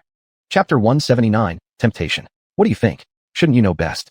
Zhou said, as he stood up, I'll go wash the dishes. Lu Yi immediately pressed his hand down. No. Since I invited you for dinner, I'll see it through. You go watch TV. But you cook the meal yourself, so you cook, I wash. Otherwise I really won't feel right about it. Lu Yi walked around the dining table, went to Zhou, grabbed his hand, and pulled him to the sofa before turning on the TV. You just sit here and watch TV. I'll wash the dishes. It'll just take me 2 minutes. Zhou also felt that he couldn't really persuade her otherwise anymore. And since he was already on the sofa, he didn't feel like refusing either. He'd just invite her for a meal next time. Actually, Zhou still wanted to wash the dishes. At least it would give him something to do. Now he was just sitting watching TV and couldn't concentrate at all. His mind was filled with Lu Yi's image from just a moment ago. Even if he closed his eyes, he could still feel Lu Yi's hand on his. As soon as Zhou thought about it, he felt like his blood vessels would burst. And during dinner, Louis had been rubbing her leg up against his, intentionally or otherwise. He knew she must have done it on purpose, maybe even to test his reaction. But whatever the case was, Joan was determined not to show any weakness. He couldn't allow Louis to realize what he was thinking. Otherwise, he would lose face entirely. How could the owner of such a big liquor factory expose his true self over something so trivial? In the kitchen, Louis was beaming. She was extremely satisfied with how things were going. At least everything was still in her control. Joan hadn't shown any special reactions yet. In fact, no reaction at all was the best kind of reaction from Louis's perspective. At least he hadn't rejected her or even hinted at it. She had no idea what Joan was thinking or doing right now, but Louis felt the best part was still yet to come. Today, she was determined to show Joan what she was capable of, and she had the feeling that this time, Joan probably wouldn't reject her. Louis genuinely liked Joan. This was the first time in many years that she'd felt this way about a man. It was hard to describe exactly how exciting or intense the feeling was. Just seeing Joan made her want to possess him, to be with him. She couldn't understand her own emotions. When had she started liking Joan? It seemed like it was the very first time they met, or maybe it was when they met at the fruit shop. No matter when it was, Louis knew her feelings had never changed. After drying her hands, she quietly stepped out of the kitchen. She saw Joan sitting upright. Even though sitting on the sofa watching TV should be a relaxing state, Joan seemed stiff, as if he were in a job interview. Louis almost burst out laughing. Tiptoeing closer, she held her breath, "Ha!" and suddenly shouted from behind him. As expected, Joan was startled. As he turned around and saw Louis laughing so happily, Joan felt helplessness creep in. Before Joan could even react, she had already rounded to the other side of the sofa and was directly leaning on him. Before Joan could process it, he was already pinned down by her. When he finally gathered his thoughts, he realized Louis was lying on top of him. Joan truly felt like he couldn't hold himself back anymore. As a man, under these circumstances, if he could remain composed at a time like this, then Joan thought he must really have no emotions. Louis had gone this far already. He couldn't let her take the initiative any further. Joan looked at Louis, whose eyes reflected his own image. Suddenly, Louis gently scratched Joan's arm. Joan felt that tiny bit of strength was like a little kitten stirring up his heart, making it even itchier. "Joan, I've already gone this far. What happens next is up to you." Joan immediately pulled Louis tightly into his arms. After a dizzying turn of events, when Louis opened her eyes again, they were already in his bedroom. Perhaps Louis had imagined this exact scene beforehand. She might have predicted how today would play out. The next morning when she woke up, Louis opened her eyes and suddenly remembered something.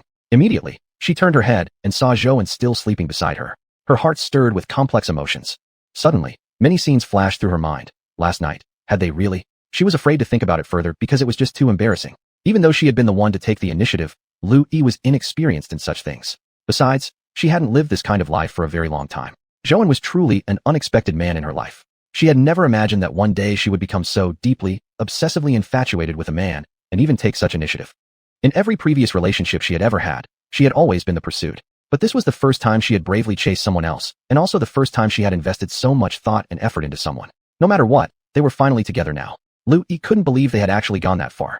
Joan, who once kept her at arm's length and spoke of maintaining distance, would probably never say those words again. Thinking about this, Louis felt a bit delighted. She looked at Joan's sleeping face beside her, feeling incredibly happy. For some reason, seeing him still asleep made her want to tease him. Just like she had expected, Joan was indeed an amusing man, never dull, even rather funny, despite his usually cold and indifferent demeanor at the distillery. When Louis recalled how he never smiled while dealing with the workers, yet blushed, and ended up with scratches on his shoulders last night, she felt a rush of excitement. The more she thought about it, the more she felt everything was proceeding exactly according to her plan, especially now that Joan was actually lying in her bed. As she watched Joan's closed eyes and looked at his lips, the more she thought he was simply too handsome. Unable to resist, she reached out and lightly kissed his eyes, only to see Joan suddenly open his eyes. Louis was startled, not expecting to have woken him up so easily. But in truth, that was exactly what she secretly wanted. She had done it on purpose. She wanted to see him frustrated and helpless. Anyway, now that they were together, Joan would no longer mention keeping his distance. Louis felt she could now do whatever she wanted with him. Opening his eyes, Joan saw Louis's slightly flushed face. Suddenly, he remembered everything from last night. Then he looked at Louis again, and then at the room they were in. After a while, as the realization settled in, he couldn't help but let out a soft laugh. Chapter 180, Restless and Agitated. Perhaps deep down he had always known this day would come, or maybe he should have foreseen it the moment he agreed to her. If Louis had taken the initiative in this matter, it was more accurate to say that he had been indulging her, and himself as well. He couldn't even clearly explain why he had done what he did.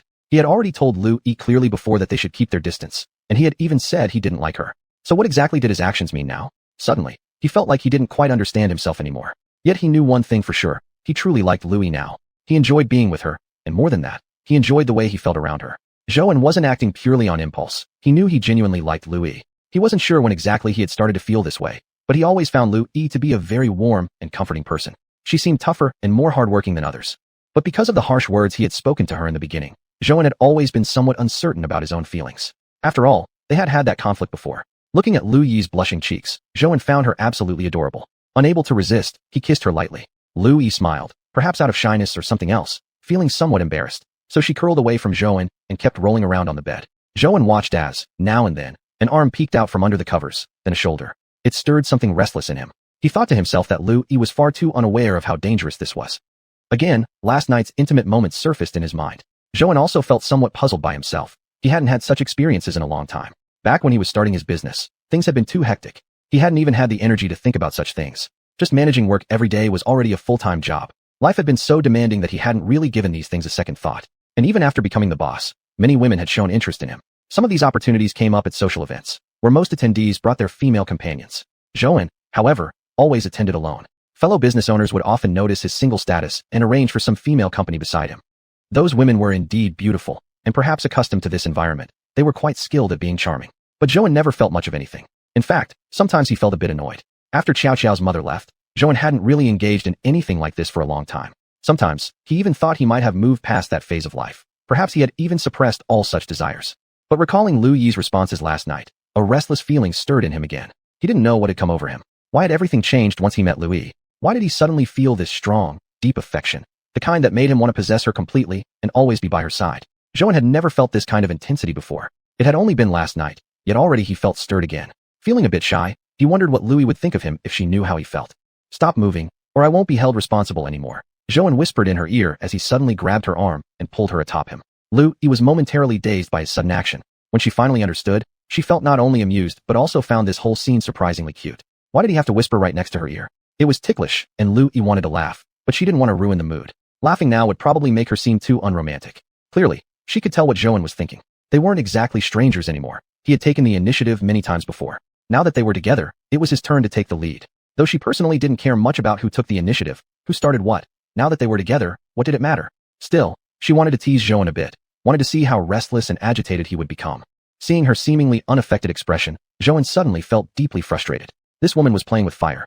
If he didn't show her who's boss today, he'd never live it down. He thought maybe he needed to think this through some more. If he truly followed through with this, it could save him a significant amount of money and help stabilize business operations. Who knew how much time had passed when Zhouan finally decided that perhaps he should listen to a Chong after all, to make use of the cold pond dimension. After all, in business, one should always make use of available spaces.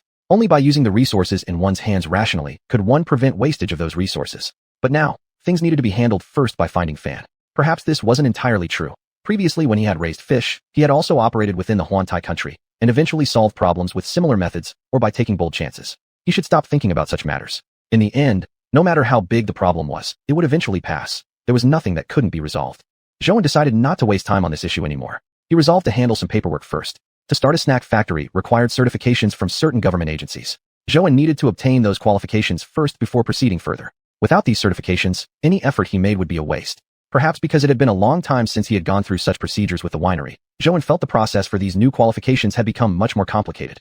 Maybe because most consumers were children, snacks required much more attention, especially regarding safety. To Zhouan, though these were products he would produce, they were mainly for children. Children's health was most important, so Zhouan knew he shouldn't rush things, but would still fully cooperate with any inspections. Moreover, food safety was truly a crucial matter. Suddenly, Zhouan felt that managing a snack factory might be more stressful than running a winery, especially with all the concerns around food safety. Food safety had always been a serious issue. Truthfully, Zhouan hadn't even decided yet what type of snacks he wanted to produce. As for the paperwork, Zhouan had already submitted everything required. Now he was simply waiting for approval from the relevant departments. At this point, there was nothing more he could do other than wait for the results. He decided to return to the winery for a while. Although many operations at the winery were being managed by Lu Yi, there were still certain matters Zhouan needed to personally address. So, several months passed. Zhouan knew the difficulties involved better than anyone else. Of course, none of this could have been possible without Lu Yi's help. Deep down, Zhouan always knew Lu Yi had done him a huge favor. Without her, things wouldn't have proceeded so smoothly, and his snack factory wouldn't have started up so quickly. Chapter 181 Commit More Effort. Recently, the live streaming business has also been doing very well, mainly because Lu Yi's understanding of alcohol has been deepening significantly. Moreover, Lu Yi would bring the audience into the distillery experience, allowing them to visually witness the brewing process of the employees, which has made the audience place more trust in them. It was not until the day of the snack factory's grand opening that Zhouan finally felt he could truly relax. He had been extremely busy during this period. He wasn't even sure how he managed to get through it all. Luckily, things regarding the snack factory were finally settled. At least this process had come to a close. For the products of the snack factory, Zhouan also adopted the same method as with the alcohol factory, putting some of the items on Lu Yi's live stream. Lu Yi's fan base was indeed powerful. Later, Zhouan watched several streams and noticed that her followers had not only remained steady, but had grown even further. Initially, Zhouan was worried she might feel unhappy after resigning from that company, or maybe feel discouraged with her work capabilities, but now, his worry seemed completely unnecessary. Lu Yi was truly an extraordinary girl. She had helped him so much, managing her work so effectively. On the day of the snack factory's grand opening, Zhouan ran a very successful campaign on the live stream, even offering buy one get one free deals and handing out numerous small gifts. Lu Yi's live stream on that day almost couldn't handle the traffic because there were just so many fans. Zhouan hadn't expected that many fans to participate, including many supporters from the alcohol factory. Only at the very moment the live stream ended did Zhouan realize the scale of the revenue it had generated. Although Zhouan always knew live streaming was a promising path and that he intended to keep pursuing it, he never planned to make it his main focus. He had always believed that his previous business model was more reliable and stable. Entering the streaming business was simply an added side operation, and he hadn't even intended to commit much effort to it. However, he suddenly felt that his vision wasn't far-reaching enough, that he was perhaps too narrow-minded. If things continued in this current manner, then at least under the current model, there could be room for expansion later this year, potentially even including expansion of the snack factory. Zhouan thought he should invest more effort into the live streaming business. It truly could be a promising path, and judging by the past 6 months, live streaming was indeed thriving. Compared to 6 months ago, the growth had been significant. Thankfully, he listened to Lu Yi's suggestion and launched the snack products on the stream on the first day of the factory's opening. Otherwise, Zhouan would never have imagined that the volume of transactions would be so immense. Seeing the results now, he found it astonishing. An activity as simple as a live stream could spread the product globally, making people from around the world aware of the items and even generating orders in the hundreds of thousands. Zhouan was truly amazed. It had definitely exceeded his expectations. Since the snack industry involved fewer specialized terms and thus was more approachable, Lu Yi found it easier to get into while streaming, and it did not cause her as much pressure. Zhouan really believed that Lu Yi was a great girl. In the past, he always handled things alone, but now with Lu Yi's help, he felt his work went much more smoothly. Without her, Zhouan would never have thought about many of these things. Lu Yi, let me treat you to dinner tonight. The live streaming thing was all thanks to you, Zhouan said with a smile. Lu Yi looked at Zhouan. Actually, she had been quite exhausted during this time, but for Zhouan and for herself, she felt that a bit of fatigue didn't matter. For some unknown reason, Lu Yi really enjoyed being with Zhouan. The past events weren't about unrequited love, but about an inner obsession she once carried. Now, looking back, it wasn't about any other factors. It was simply that she genuinely liked Zhouan and wanted to be with him. Recalling the moments when Zhouan was beneath her, recalling his hazy eyes, Lu Yi really felt a sense of shyness, yet more happiness. Though she knew that if she hadn't taken the initiative, their relationship might not have developed this far. What difference did it make? She didn't mind being the one who reached out first. She liked Zhouan and was determined to win him over, to actively fight, so that Zhouan's eyes would only be for her. She had always been a brave person, whether facing the work she loved or the person she adored. She never was someone who compromised. Although the words Zhouan had said to her during their last talk had indeed hurt her somewhat, Lu Yi had stayed put and had no choice but to maintain some distance. The two of them got all cozy in the car again, and before long, Zhouan truly felt that the time he spent with Lu Yi was too short. Time itself seemed to speed up whenever they were together. If only time could pass this quickly while he was working, but this thought felt like wishful thinking now that he was fully dedicated to his job. He clearly felt as though they hadn't been together for long. Yet without him realizing it, the time for their separation had already come. There were still some things to handle back in the old city, and Lu Yi also needed to do her live stream today. Now that 0 hour had just launched and the city still needed stabilization, he shouldn't make jokes about that kind of thing anymore. Besides, they had just gotten together, and he didn't want to hurt Lu Yi's feelings. After taking a shower together, Zhouan ordered some takeout food. He thought they might both need to regain some strength. After all, they hadn't eaten for a long time. Once they went to the distillery, there would be even less time available. A single live stream often required several hours, and thinking about it made Zhouan feel a bit kung for her. While Lu Yi was blow-drying her hair, Zhouan tidied up the room a bit. When he had come to Lu Yi's house yesterday, everything had been neat and organized. Yet now, looking at the mess in the room, Zhouan couldn't help but feel slightly embarrassed, though mostly he felt happy. They were finally together.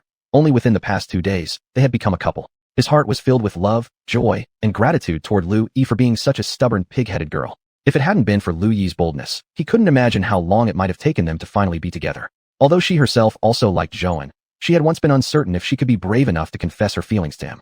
When he changed the sheets, Zhouan suddenly noticed the faint red stain on the bedsheet, and he struggled to find words to describe his emotions at that moment. It had been dark when they turned off the lights last night, but now, that small red stain was unmistakably obvious, impossible for Zhouan to ignore. Last night, Zhouan had already known Lu Yi had been a virgin until then. In truth, this had come as a bit of a surprise to him. He knew that Lu Yi wasn't a careless girl, yet she had always had no shortage of male admirers pursuing her. And nowadays, relationships weren't as conservative as they had been in the past. Zhouan understood this reality, but he still hadn't expected that Lu Yi had remained a virgin until their first time together. Chapter 182. Unexpected. I felt even happier in my heart. For lie DUI, this was another sign of trust. While chatting, the other party was upset, having had a romantic relationship before. But when he was dating others, such a relationship never happened. When I suddenly thought about it, I felt happy, as if I had a very safe feeling. I must treat Louis well. No matter what happens, I must think about how Louis would feel first before doing anything, secretly setting this standard for myself. No, I took off the bedsheet and threw it into the washing machine. If Louis saw it, he would surely laugh again, just like last night. Xiuxian couldn't guarantee that he could maintain the same distance from Louis as before. When you know that our Louis has come out of her house, you still feel a bit mao. Mingming jua tin zao shang, yijing shudeg shrikhope, tahai meo sama taijia, drshurjieted yao junda lu yiluk, xinxing yo shea chi mao baklat. In the past, during the temporary period, he and Louis were just ordinary friends, but now he walked out of her neighborhood, and their relationship was different, from online friends to real-life friends. And they had been extremely close before. Sitting together was the slowest thing in the world. Louis experienced it for the first time in this matter. Xiuxian gritted his teeth, thinking to himself that he wasn't Tubin. All the way back to the distillery, Xiuxian couldn't control his excited mood. He was really worried that something would be different. It might be because he had paid attention to his older brother before. But now, no matter what others thought, he felt as if he couldn't be any cuter. Xiuxian was very clear that he had previously sent a side view of his girlfriend.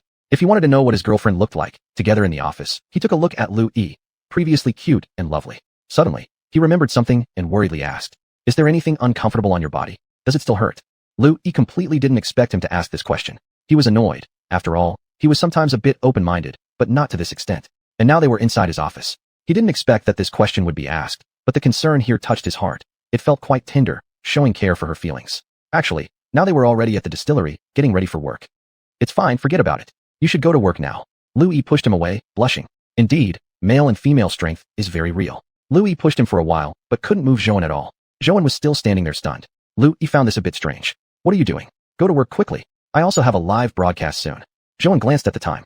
"Your live stream will start later. Why don't you rest here for now? Go sit on the sofa." Louis didn't want to argue about these things with him anymore. It was indeed something not easy to talk about. Since they just came back after the recent argument, naturally they had to return a few days ago, but then it was only for signing some documents.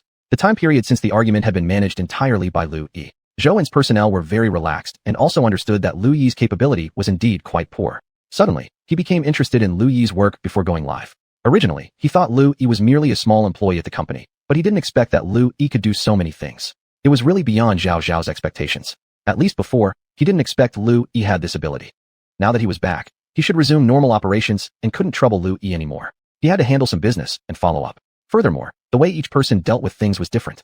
He didn't know Louis's approach, whether the processing method would differ greatly from his own. Therefore, he had to get involved quickly. Things related to the snack factory had now entered their prime. Xiuxian was only waiting for everything to stabilize. Based on the current sales figures, the choice of the historic site was indeed correct, justified by the long time he had spent and the enormous effort he had invested. Louis sat on Xiuxian's sofa, feeling happy inside. He felt that Xiuxian was truly too cute. Although just a few days ago he still showed some indifference towards him, Louis could clearly tell that Xiuxian merely didn't want to show his true feelings. He was constantly suppressing his emotions, something Louis saw with his own eyes. He didn't get angry. After all, this too needed the most restraint, although he also didn't fully understand how Xiuxian was thinking. But at this moment, Louis could clearly tell that Xiuxian indeed liked him. She looked at Xiuxian, sitting not far from her, working busily at his desk. Her heart grew even happier. Men looked truly handsome when they focused. Louis truly felt that the man she liked was amazing. How could he be so excellent? Even his working demeanor was so attractive. Meanwhile, Xiuxian at the desk wasn't actually paying full attention to the materials in his hands. Louis was right in front of him, and he couldn't help feeling somewhat restless inside. She had been forcing herself to focus on her work. These tasks couldn't be delayed anymore. Otherwise, they would just pile up higher and higher. She couldn't possibly ask Xiuxian to help her out now that she was back. That would be too much. Besides, recently she needed to make some adjustments and had to get back into work mode quickly. Before coming here, he had already spoken to Xiao Pan on the phone. The materials on the desk were all prepared by Xiao Pan and delivered before Louis came in. These documents even had Louis's signature on them. Even without saying much about Louis's capability, Xiuxian was truly surprised. Xiuxian had only glanced through a small portion of these materials, but could already feel Louis's influence everywhere. It was really hard to notice, almost like putting on a disguise. Actually, Xiuxian even considered that he might need to learn from Louis himself. And Louis had managed every aspect exceptionally well. Although there hadn't been much change recently, it was only when one became the boss that they realized maintaining a steady state of operations, what might seem like merely keeping soy sauce production stable, wasn't an easy task at all. During Xiuxian's absence, even in that period of unrest, product quantity remained stable all along. Just how many other things about this woman were still unknown to him? Even her work was this impressive. Xiuxian's view of the live streaming industry was truly transformed. Originally, he thought being a live stream host didn't involve much preparation. Yet now, every time he saw Louis go to the production line little by little to ask workers and learn hands-on, He felt that being a host wasn't as simple as it appeared. Moreover, Lu Yi was currently broadcasting from inside the distillery, which might be more convenient than other hosts. But precisely because of this experience, Zhou had completely changed his impression of the industry. This was clearly no easy business. It required great effort and dedication. Perhaps the profession just seemed simple from the outside. After all, to most people's eyes, being a host looked like nothing more than speaking a bit. Nobody could see how much effort they invested behind the scenes. Chapter 183, Suppression. Lu Yi had organized the documents very well, and the efficiency after finishing was also very high. Since Lu Yi didn't have anything that might lead to misunderstanding, she quickly got through a large amount of material. Originally, because their testing methods would be different, Zhou thought he might need some time to adjust, as it had really been too long since he last managed anything directly. He even didn't know exactly how far the work had progressed. But Lu Yi had marked everything very clearly, even highlighting some exciting business matters with notes pointing out key points. He felt that Lu Yi was truly a very capable girl, more competent than he had imagined. Perhaps Zhou should have known this all along.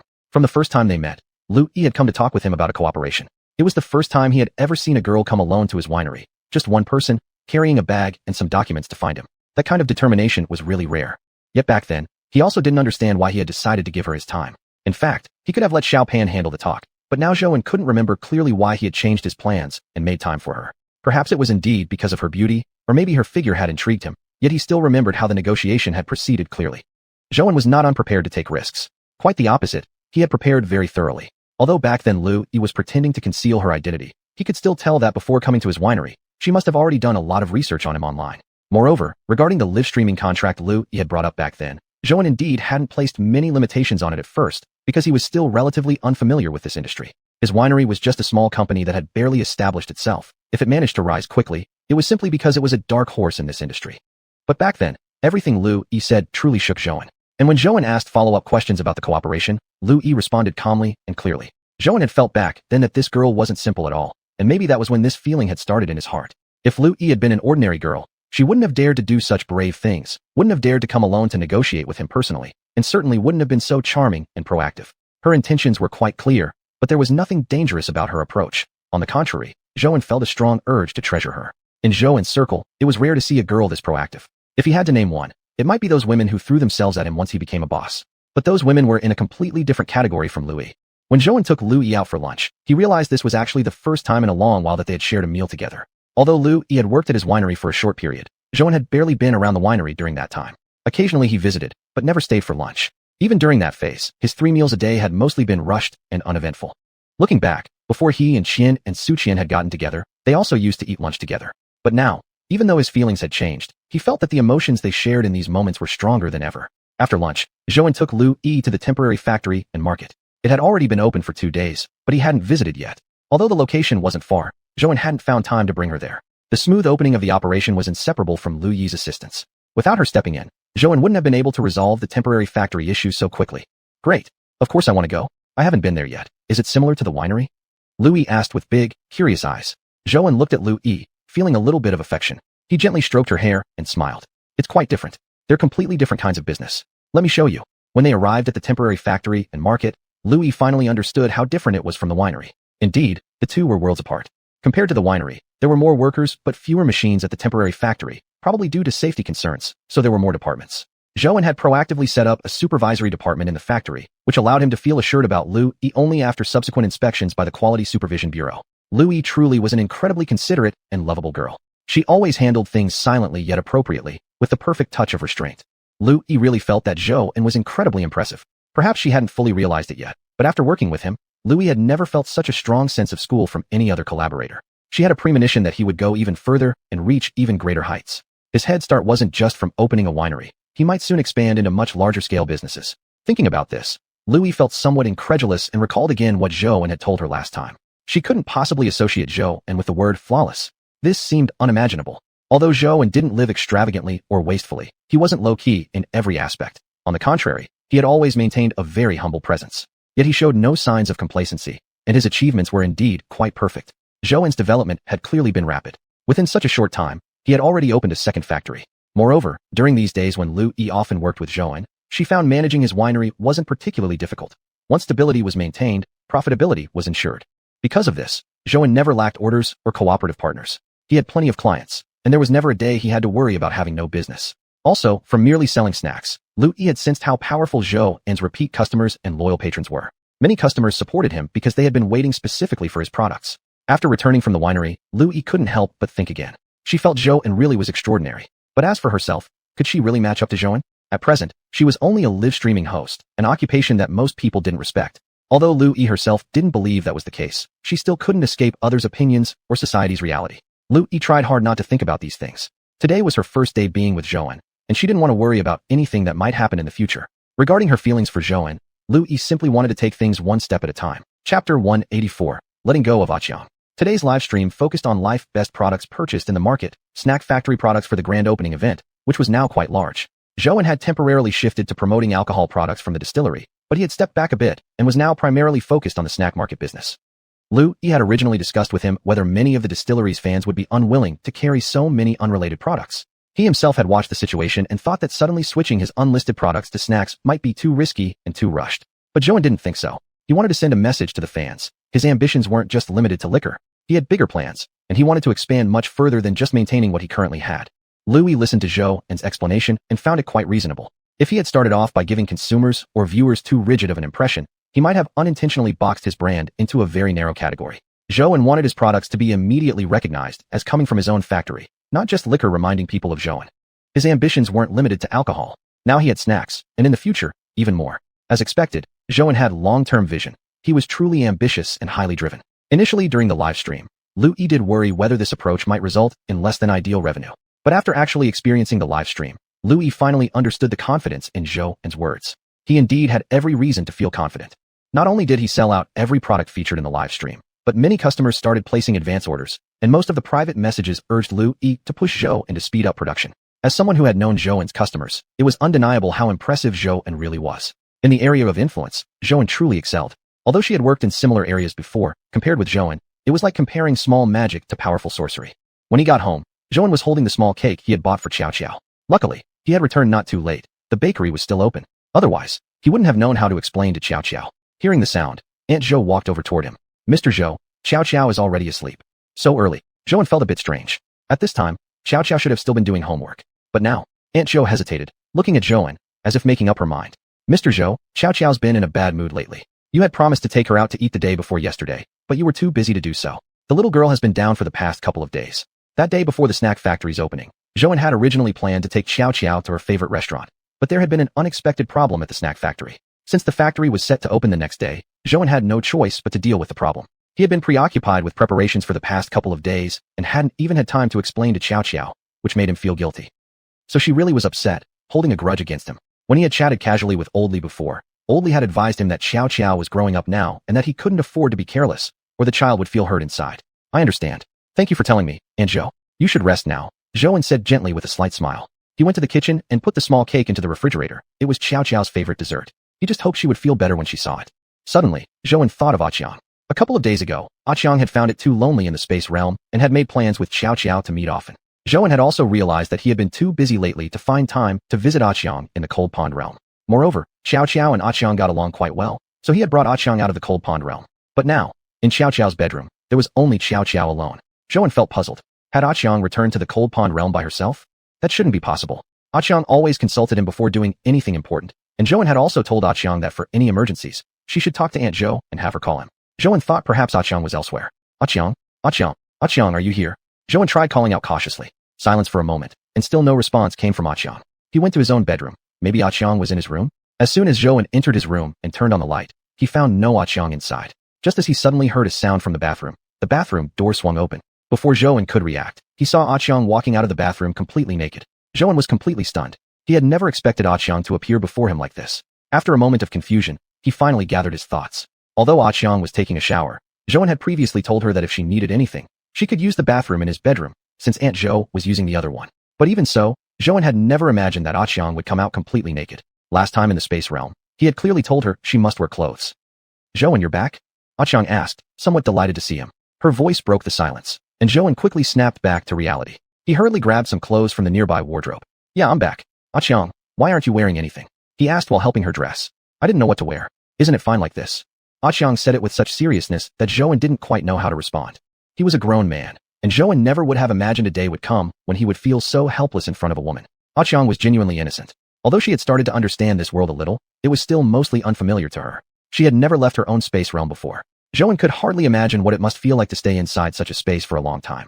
Although Zhouan sometimes went into the cold pond realm just to find some peace and quiet, he knew he wouldn't be able to live there permanently. He'd go crazy. Compared to that, he definitely preferred his own world, even though it could be annoying at times, filled with endless work and responsibilities. But Zhouan thought his own world was more interesting.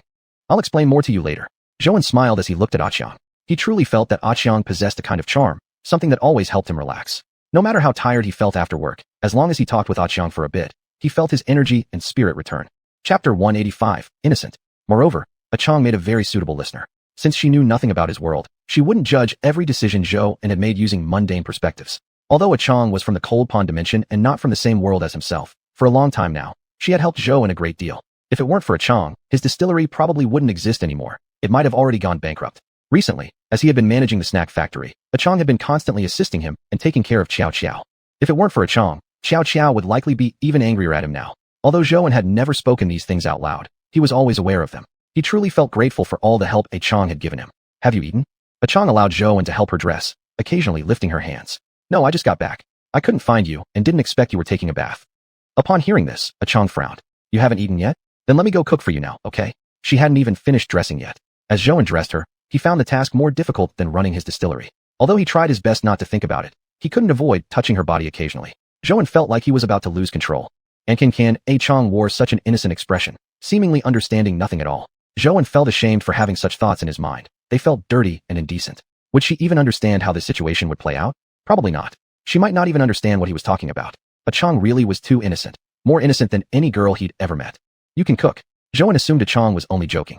Although he had taught her how to cook once before, that time hadn't resulted in her learning much of anything. Most of the cooking steps had been done by him. Although these days she had stayed at his house, he hadn't interacted with her much because he had been so busy. Hearing her speak this way surprised him, thinking that xiuxian must be teasing him again. Now xiuxian was actually learning how to joke around. Zhou found it amusing. Unlike the people of this world, xiuxian was truly pure and straightforward. Whatever she thought came straight out of her mouth without hesitation or beating around the bush. She was such a frank girl, and Zhou truly liked this personality. I'm really good at making fried rice with eggs now. I've cooked with Auntie Zhou many times, and she said I learned quickly and that I'm clever. Looking at xiuxian's determined expressions while she spoke, Zhou found her too adorable and couldn't help reaching out to pat her head. Indeed, she was such a lovely girl, always so sincere and transparent. Zhou felt as though xiuxian was like a blank sheet of paper, so clean. But he hadn't expected that xiuxian could really learn how to make fried egg rice. It appeared that during her stay at his house recently, she had picked up many skills on her own while he had been absent. Fried rice with egg? You really can make it. Zhou couldn't quite believe her and thought she might be teasing again. I really can make it. My fried rice with egg is really good now. Today, xiuxian and I had the fried rice with egg I made, and Auntie Zhou said it was delicious. After xiuxian said that, Zhou genuinely wanted to try it. He had never tasted xiuxian's fried rice with egg before. Although back then in the cold pond dimension, he had indeed taught xiuxian how to make fried rice with egg, their playful interaction during that lesson hadn't resulted in much learning. Never had he imagined that in just a few days, xiuxian had mastered how to make fried rice with egg. What a surprise she was, always bringing unexpected delights. Alright then, today, I'll taste your cooking skills. I wonder how our xiuxian's fried rice with egg tastes. Great, you rest first. I'll go right now. Before the last word was finished, xiuxian had already rushed into the kitchen. Watching her retreating back as she ran, he found it extremely amusing. Truly, he felt somewhat excited about tasting xiuxian's fried rice with egg, especially because she came from another world. Unexpectedly, xiuxian had actually learned how to cook it. He still felt disbelieving. At first, he had really doubted whether it was some sort of trick or illusion. But now, Zhou questioned if perhaps he had been too self-centered, too dismissive of others by nature. He always focused on his outside affairs, leaving home early and returning late, neglecting to genuinely care for and attend to this family he had been living in. It's also no wonder Xiao would be angry with him. Last time, he had promised her something but hadn't followed through. Zhou himself knew that incident had been truly awkward.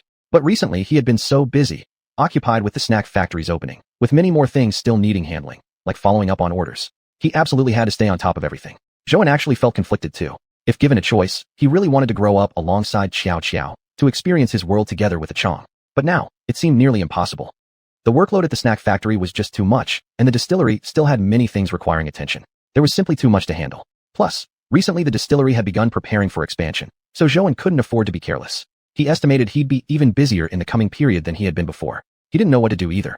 He could only take things step by step. Regarding this family, Zhou didn't know whether he could continue to properly take care of it. He also felt genuinely distressed. Was it because he felt he himself simply lacked enough courage? If given the chance, he believed he should have chosen this career path.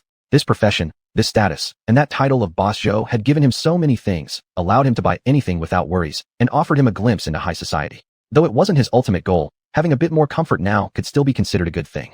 Only until she had grabbed the egg fried rice and carried it proudly from the kitchen did Zhou finally believe it. Until that moment, he barely dared to believe his eyes. Yet now, staring at the real dish in Chang's hands, he realized he wasn't dreaming. He had truly never expected that in just this short span of one day, while he had been away, Chang would actually learn how to cook fried rice. It wasn't an especially difficult thing, granted. But still, considering Chang came from another world and had never seen such things before, even though it was just simple fried rice, something simple enough to give him without any difficulty. Even though the process included instructions on using kitchen tools Zhou himself didn't fully understand, he could sense that Chang had indeed changed greatly these past few days. Chapter 186 Intimate Relationship. It had to be said that the fried rice Chang made was really delicious. It wasn't until Zhou had eaten the last grain of rice that she let out a satisfied sigh. As he ate his meal, Changzhou watched him from across the dining table. However, Zhou didn't feel the least bit pressured. On the contrary, she felt very warm inside. She was just too adorable as usual. Zhou originally thought that she hadn't come home too late, but to her surprise, Xiao was already asleep when she returned. Zhou had just realized this, but there was nothing he could do. He really didn't know how to get through this situation. If he didn't explain things himself, Zhou might remember this incident for a long time. Naturally, he didn't want his daughter to feel upset, which is why he still hadn't responded to the parent of this child, simply because the teacher hadn't decided on the right wording yet. There was just way too much material. Looking at all the paperwork, Zhou had only one thought. He wanted to finish work quickly and return home. Now, everything seemed okay. He thought he could go home early today, but still ended up getting back late. Zhou didn't know whether Xiao was truly asleep, but he did know that he'd acted unusually like a man for the first time last night. When he'd gone out, it felt a bit risky, like someone caught doing something wrong. Though logically, he should have been the one acting normally, right? The fried rice made at your factory really is delicious. Otherwise, I wouldn't have bought so much. Still, making coffee every day must be quite tiring too, right? Zhou genuinely felt this friend was amazing. He had already opened many shops, large and small. No matter how bad things got, Zhou always managed to locate him and some of his projects. Thank you. Here, try the soup. I added something new. It should taste even better than before. This was the first time Chang had stayed out for such a long period, without returning to her own space. Zhou wondered if she even wanted to go back. Lately, Zhou had been quite busy and probably wouldn't have much time to spare for her. Although Xiao was also present, she didn't appear in any combat-related videos. Chang, do you want to return back to the cold pond realm? Zhou felt he should ask at least once. During this period, he really hadn't had much time to look after her. It wasn't because he worried Chang would trouble him. It was just that Chang was too unfamiliar with this world, and Zhou felt uneasy. If she ran into someone with ill intentions, Zhou truly feared that Chang would be deceived away. She was simply too innocent. I don't want to go back. Do you want me to leave? Pausing briefly, Chang spoke again. I really like it here. Xiao is too cute. I love her so much. In all this time, Zhou had never asked Chang about her feelings toward his world. Although she had been here for quite a while, he had completely forgotten to ask whether she liked it or not. Perhaps Chang wouldn't like this world of his. Actually, sometimes even Zhou disliked it himself. After all, this world was full of danger, and a single careless move could get you trapped in someone else's scheme. Compared to the cold pond realm, the world he lived in was overly restless and complex. So many things had become overly complicated. Everyone was performing their own roles, each person no longer sincere, all playing different acts. Hearing Chang say that she liked his world, Zhou felt genuinely happy. Regardless of anything else, he hadn't disappointed Chang. Just this fact alone brought him immense joy. I don't want you to leave, Chang. Recently, I might get even busier. I'm not sure if I'll have time to take care of you. Originally, I wanted to bring you to my realm and introduce you around. From my perspective, the cold pond realm indeed is a bit boring. But as the saying goes, plans often change. I never expected to get this busy. I couldn't even find time to take you out to play. Zhou really did feel somewhat guilty toward Chang. Although he indeed had taken her out from the cold pond realm, he realized that, essentially, the situation was little different from her staying there. At least that's how Zhou saw it, because he was terrified Chang might run into bad people. With her innocence, she couldn't even recognize someone evil. Zhou had originally intended for Chang to see more fun things and eat more delicious food, but now he found that he truly couldn't deliver. He had simply moved Chang from the cold pond realm to his own home. He didn't want Chang to feel uncomfortable or troubled in any way, but he also didn't want the situation to develop like this. It wasn't what he intended. Do you think I will interfere with your work? Chang asked curiously, widening her eyes. Zhou really felt that he shouldn't have asked that question. Chang was such a straightforward girl. If she wanted to return, she would definitely tell him. No, Chang. I'm just worried I won't be able to take care of you. Zhou, I truly like your world. It's completely different from mine. There are so many fun things here that I've never seen before. I really enjoy being here now. Looking at Chang's expression, Zhou couldn't bring himself to say anything else. Chang genuinely loved this world, and he could feel it. In that case, he might as well let her stay. Faced with such an earnest Chang, Zhou really couldn't continue the conversation. He even began to feel guilty. Chang was so adorable, and he hated the thought of her becoming unhappy because of him. Alright then, you won't go back. But Chang, I really will be extremely busy. I don't know when I'll find time. If you need any help, please make sure to ask Auntie Zhou to call me. Because of his busy schedule recently, Zhou was genuinely worried that Chang might feel somewhat out of place staying at his house. After all, she wasn't very familiar with her surroundings here, and in this world, she didn't have many friends yet. Things were better now, but Xiao also had school. They could only meet after classes. He worried that Chang might feel bored being alone at home, but he couldn't accompany her personally either, especially since he now had a girlfriend. You are his girlfriend. Lu Yi was simply too adorable. Their relationship had changed so dramatically in such a short time. From just regular friends, nothing special about their relationship at all, they had now become the closest of partners. Thinking of Lu Yi, Zhouan felt a bit joyful. It was truly amazing. He had actually ended up with Lu Yi. This was something Zhouan had never expected before. Although he had occasionally considered the possibility between himself and Lu Yi, logic had always overruled his emotions in the past. Chapter 187, Deliberate. He really felt that he and Lu Yi might not be very compatible. Besides, Lu Yi was so excellent. There must be many people chasing after her. But himself? He was just an old man, and also with a child. Zhouan glanced at Chang and decided not to bring up this matter for now. What mattered most was that Chang was happy here. After all, originally Zhouan had brought her out from the cold pond dimension into his own world simply to make her happy.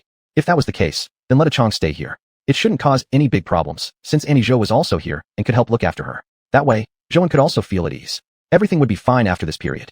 Once he finished all the current work, Zhouan would have time. Then, he would definitely take Chang out for a good tour.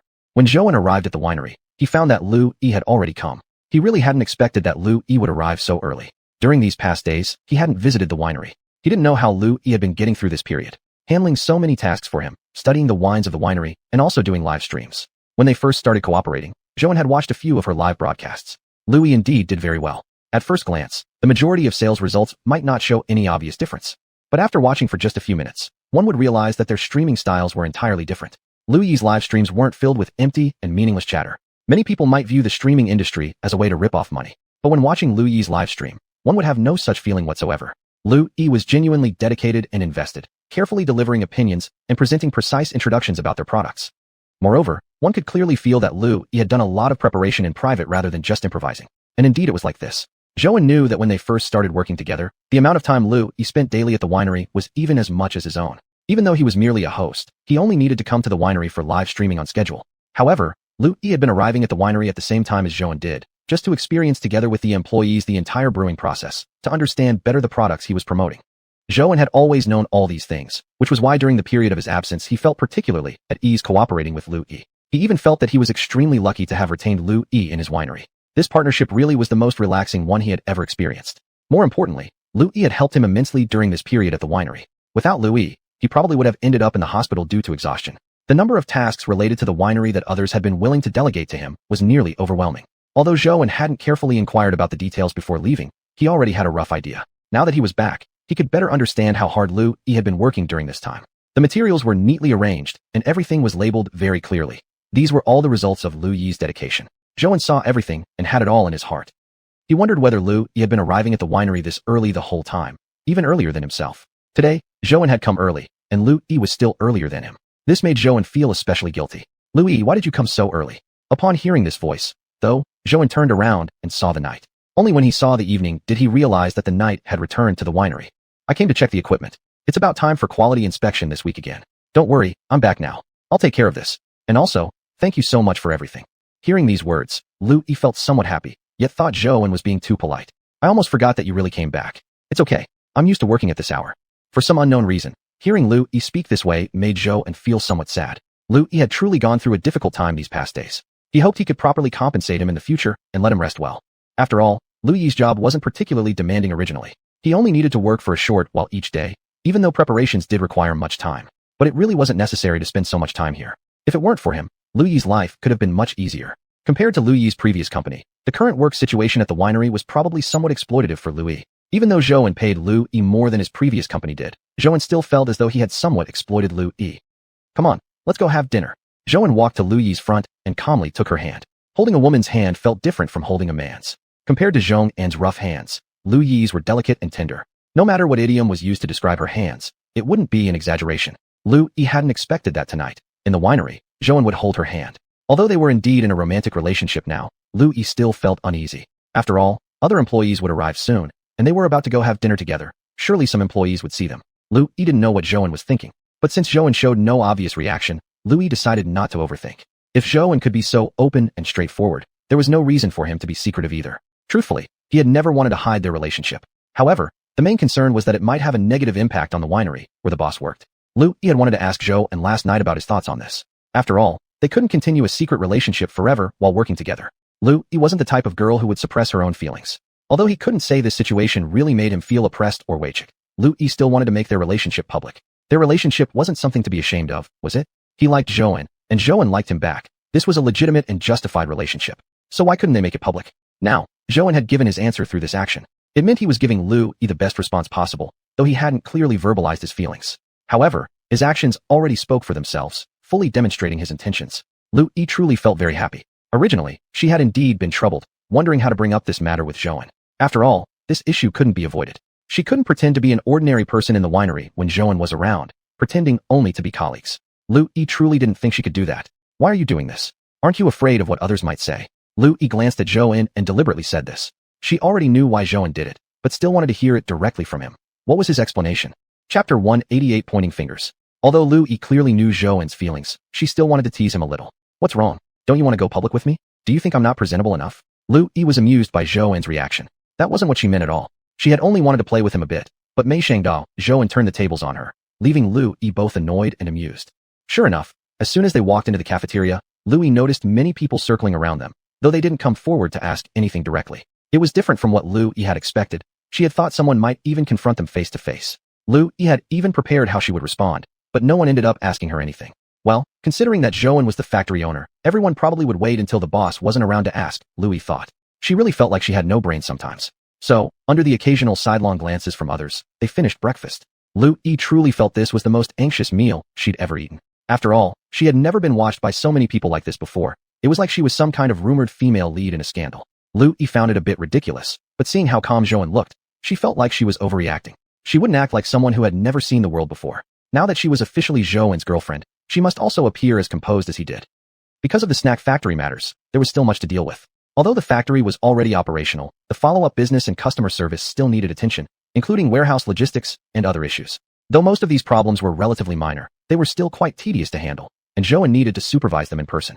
If any step went wrong, things could become extremely complicated, especially since everything was done online. Therefore, Zhou remained particularly cautious. This was his first time handling online transactions, and he felt quite anxious, afraid that he might mess something up. Especially after what happened last time, Zhou came to realize that the power of live streaming could not only bring overnight wealth and incredible opportunities, but also drag someone down to the depths of despair. Just like last time, when the incident broke, people across the country learned about him and his liquor. Zhou truly felt that this kind of power was quite frightening if it couldn't be controlled. Its consequences could be unimaginable. Therefore, the current operations needed to be handled with extreme care. But where exactly had things gone wrong? He feared that matters might spiral out of control, because the suppliers weren't just local ones anymore, and mistakes were unavoidable. Especially with this kind of business, if a batch of goods went wrong, problems were not impossible. Before, he had only sold locally to nearby partners. If any issues arose, they could be handled face-to-face immediately, but now things were different. With the expansion, products became harder to manage, and Linsen didn't just sell to partners, but also to small independent retailers. Moreover, due to distance, discussions and negotiations could not happen as calmly and directly as before. In such circumstances, conflicts could easily get amplified exponentially. After finishing breakfast, Zhou went to the snack factory. Though he would occasionally come by the liquor factory during these days to check in and deal with scattered matters, most of his time had to be spent at the new factory to supervise operations. Once Zhou left, Lu Yi was about to start her work when she was suddenly surrounded by a few employees. Lu Yi, what's going on between you two? Lu Yi, is it really true? A few employees fired questions at her. Instantly, she felt like she couldn't handle school life again. Here it came. Though she didn't mind facing the onslaught alone, why must she bear the full force of all these questions now, while Zhou could just walk away carefree? You all just hold on. Ask one at a time, and I'll answer each of you. Don't worry, I'm not going anywhere, Lu Yi smiled and said. Actually, she didn't feel annoyed by them or anything. After all, her job involved dealing with people, so she wasn't bothered. They were all factory workers, and back when she worked on the production line, she used to bother them with questions and disturbances for quite some time. So now, Lu Yi didn't think anything of it, except feeling a bit shy, and also a little unfairness in her heart. Why could Zhou just walk away freely while she had to stay behind and face all this? Then tell us first, do you have something going on or not? Yes, it's exactly what you're thinking. When the others heard Lu Yi's answer, they immediately understood. All of them burst into laughter. Congratulations then, Lu Yi. You two are a perfect match. We've known our boss for quite a long time, and we've only seen him this close to you. Lu Yi naturally knew how good Zhou had been to her. If it hadn't been for Zhou consistently showing her kindness, Lu Yi wouldn't have become so proactive. Of course, Lu Yi's initiative wasn't without reason. Although she really liked Zhou, if he had always treated her indifferently, she wouldn't have gone out of her way to pursue him. Lu Yi knew herself well. She wasn't a bad girl at all. Many people pursued her. If it weren't for her relationship with Zhou, she still had many options. Thank you all. I'll treat you to candy another day. But why not have dinner together today? Lu Yi said cheerfully. She was truly grateful for the factory workers' blessings. It was her first day officially with Zhou, and receiving so many sincere wishes made her heart swell with happiness. Moreover, this was Zhou's distillery, filled with his employees. Lu Yi felt a sense of being officially acknowledged, like being officially certified. Although they were only Zhou's workers, Lu Yi understood the important place these people held in Zhou's heart. He treated his employees as his second family. Although Lu Yi was still attending classes during this period, they occasionally kept in touch. When Zhou called, he'd ask, "How is Lu Yi doing? Have the employees been satisfied? Do they have any needs?" Perhaps others didn't realize it, but Lu Yi noticed how Zhou genuinely cared about his employees. These people were extremely important to him. Therefore, Lu Yi liked these people too. Love me, love my dog. Indeed, these employees were genuinely kind. Initially, she thought their personalities might be a bit rough, considering they were factory workers who might be somewhat temperamental. Plus, Lu Yi worked as a live streamer and secretly feared potential occupational discrimination. Since Lu Yi started live streaming, she had experienced countless prejudices. Actually, she could hardly handle all the criticism herself. Her family and friends kept questioning why she chose such an industry. Although the initial stage hadn't opened officially yet, at least it hadn't collapsed in the early phase of operations. If things continued following the current pattern, everything would remain under control, exactly as Zhou had planned. Next, after expanding the scale of the distillery, Zhou would focus on expanding the factory further. Chapter 189, Early Days of Operation. Although it might seem a bit hasty, only by expanding could stability be maintained. If she couldn't draw this face, their daily time together wouldn't last long either, because when Zhou started the winery, he had already learned some experience through writing. He knew that expansion wasn't just about taking risks, it was about both risk and reward coexisting. This saying made perfect sense. In the past, he never believed in such things, only wanting to live a stable and simple life. However, things weren't like that anymore. One needed to be bolder, invest money in the right places, face certain risks, and have the courage to truly create wealth. If everything remained in one's own hands, how could an author possibly create any value? Moreover, the snack factory he had opened also had to work hard to move forward, keeping up with the pace of the times. Otherwise, one day it would eventually be crushed. The reason why he had built these factories so big now was precisely because of love. If one merely wanted to ask questions and do business like ding ding, one had to reach a high position, otherwise, one couldn't escape all those pitfalls and potential risks. What Zhou wanted most was stability. If he couldn't maintain stability, then he'd have to wait until things settled down later. What he wanted for her was to provide a stable life. If the winery went bankrupt suddenly someday, Zhou truly felt that if it really came to that kind of solution, he could just stop struggling altogether. All his efforts during this period had definitely paid off. Seeing the snack factory operating well within his control made Zhou genuinely very happy. The operation model of the snack factory was still somewhat different from that of the winery. Its main suppliers were Lu Yi's live stream and its viewers. Zhou hadn't originally planned to adopt such a model, but on the very first day, he asked Lu Yi to list those products in her live stream. After testing the waters, he discovered that this path was actually feasible. If the snack factory followed the same development pattern as the winery, offline first, then online, the income probably wouldn't be as stable or substantial as it was now. Up to now, Zhou knew that this decision was indeed very correct, and it turned out to be a good path. The snack factory was actually walking very steadily down the road of live streaming sales. Originally, he thought dealing with the snack factory today might be very busy, but now it seemed there wasn't much for him to do. The factory had already hired several managers, so things were much easier now. At the very least, he didn't need to do everything himself anymore. Zhou thought that it seemed like Ah Chong liked eating snacks the most. Every time they went to the supermarket, both of them would make a temporary stop there and not want to leave quickly. Furthermore, strangely enough, Ah Chong hadn't even tasted the snacks produced in his own factory yet. Thinking this, Zhou simply took some snacks from the factory and prepared to go home. Since there wasn't much happening at the factory, he might as well use this chance to rest. During this period, he hadn't really rested well because of the heavy burden on his mind. However, now matters had turned out better than he'd expected, so he decided it was time to relax a bit. Perhaps the internal office workers were applying makeup, wanting to visit the winery again. But no, if he really had work to do, there was a lot waiting for him. Yet suddenly, he wanted more freedom. He didn't want to push himself so hard anymore. Zhou was now at the stage of winding down. His business had achieved some degree of stability, so he could afford to slack off a little. Health was the foundation of revolution. The last time at the winery, he had refused to write and just slept the whole night. It was then that Zhou realized that he had indeed been too strict with himself. But now that his business was relatively stable, Zhou decided to take a brief holiday for himself. Up until the early hours of the morning, while carrying the snacks upstairs, Zhou was thinking. He wondered how Ah Chong would react seeing these snacks. Surely she would be very excited. Zhou still remembered vividly how joyful Ah Chong looked the first time she discovered those snacks that he bought temporarily. Back then, Ah Chong was so happy that Zhou regretted not buying more. He had bought only a little, and now here he was, owning a snack factory himself. From now on, whatever snacks Ah Chong wanted to eat, he could bring them home for her, a huge variety of them. Ah Chong must be extremely happy. Furthermore, just thinking that these snacks were all produced by his own factory, Zhou felt quite amazed. Who would have thought a few years ago that this would be what he'd become? Actually, if he thought about it himself, he still didn't know what he would be like in 5 years. Maybe he would be even better than now, or maybe roughly the same, considering how fierce the current industry competition was. No matter what, Zhou cherished everything he had now. He truly felt that all of this was unimaginable to his former self. How could the deliveryman Zhou and of the past ever picture what he was now? Even he himself, after being a boss for some time, still couldn't quite believe he had really made it this far. He found it hard to accept all that he now possessed. When he returned home, Zhou went straight to Xiao Xiao's bedroom. He knew Ah Chong would probably be inside. Lately, she had really enjoyed Xiao Xiao's comic books. Zhou didn't think there was anything wrong with it. After all, those comic books might genuinely be very attractive to Ah Chong. Every time Xiao Xiao read them, she would giggle uncontrollably. He hadn't actually seen what Ah Chong looked like when reading those books, but he imagined she probably looked the same as Xiao Xiao. After all, the two of them got along so well and were so similar, and both were so adorable. However, the moment he opened the door, he realized Ah Chong was still asleep. Maybe she had been too bored alone in the room, something Zhou had considered earlier, which was why he asked if she wanted to return to the cold pond space. Since she was already asleep, Zhou decided not to disturb her and let her sleep a bit longer. After all, it was still early, and dinner time hadn't come yet. Thinking this, Zhou placed the snacks into the kitchen cabinet and began preparing dinner. It seemed like a long time since Zhou had last cooked at home. The last time must have been when Annie Zhou left. She had to go home due to some family matters and had taken a leave of absence. With no choice, Zhou had gone home to cook. Although he hadn't cooked many times, most of the time he simply ordered takeout for Xiao Xiao and himself. Zhou also felt it wasn't very good, but he was helpless. Work had simply been too busy for him to find time to cook at home. Sometimes Zhou really didn't want to think about these things anymore. The more he thought, the more he felt like an unfit father.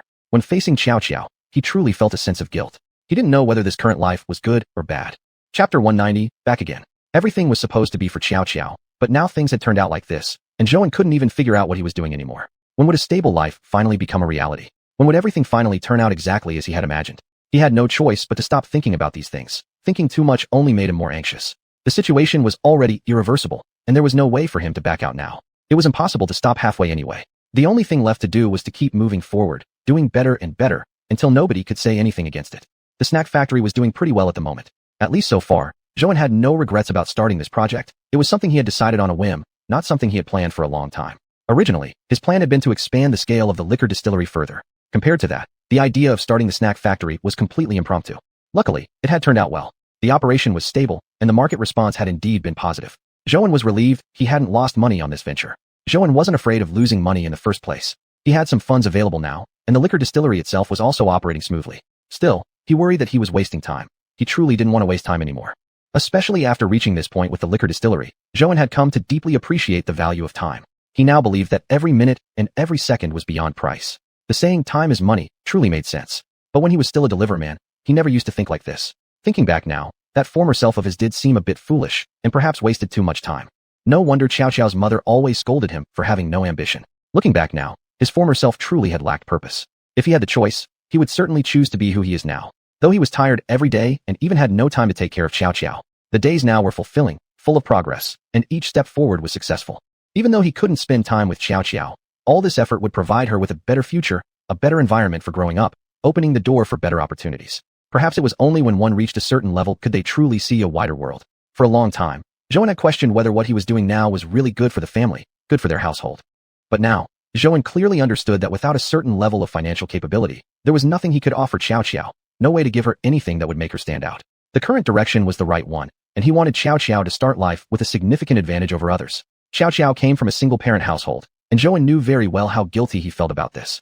If not for him, if he had been a bit more diligent and ambitious back then, perhaps Xiao Xiao's mother wouldn't have left. If he hadn't been so weak and lacking in potential, Xiao Xiao wouldn't have had to grow up in a single-parent family. Although his Xiao Xiao was very understanding, Zhou still felt sad. After all, Xiao Xiao wasn't unaware of these facts. It was just that she was so considerate, always mindful of his feelings and concerned about his sadness, and so she never brought it up. Caught in these conflicting thoughts, Zhou finished making dinner. Nothing elaborate, just fried rice with egg.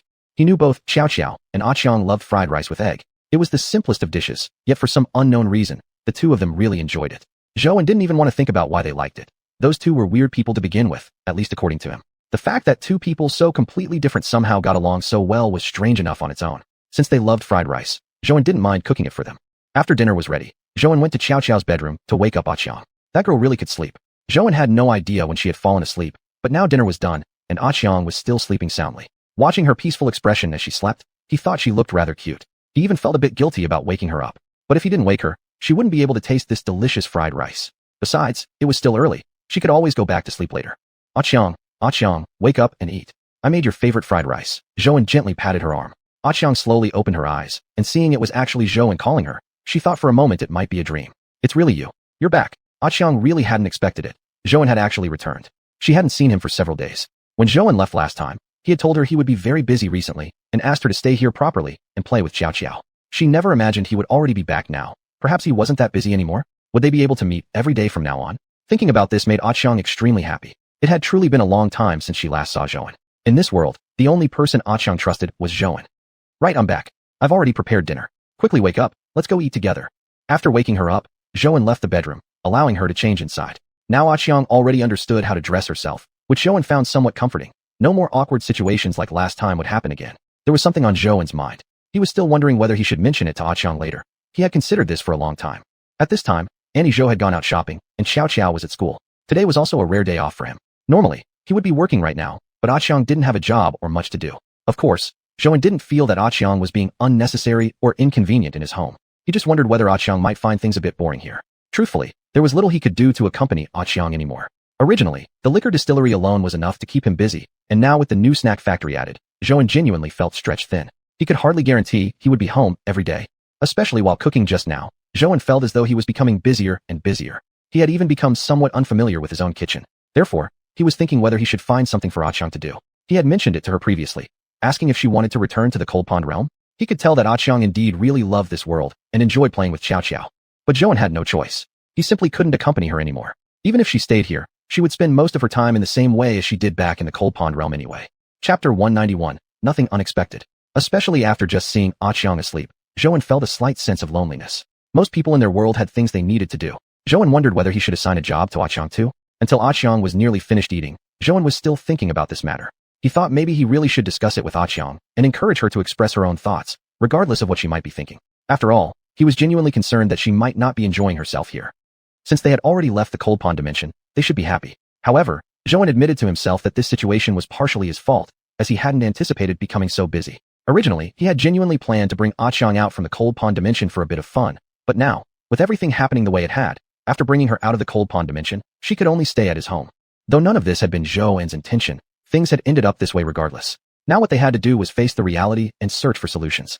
xiuxian, I have something to discuss with you. I think maybe you can consider it, Zhou said nervously, looking at xiuxian.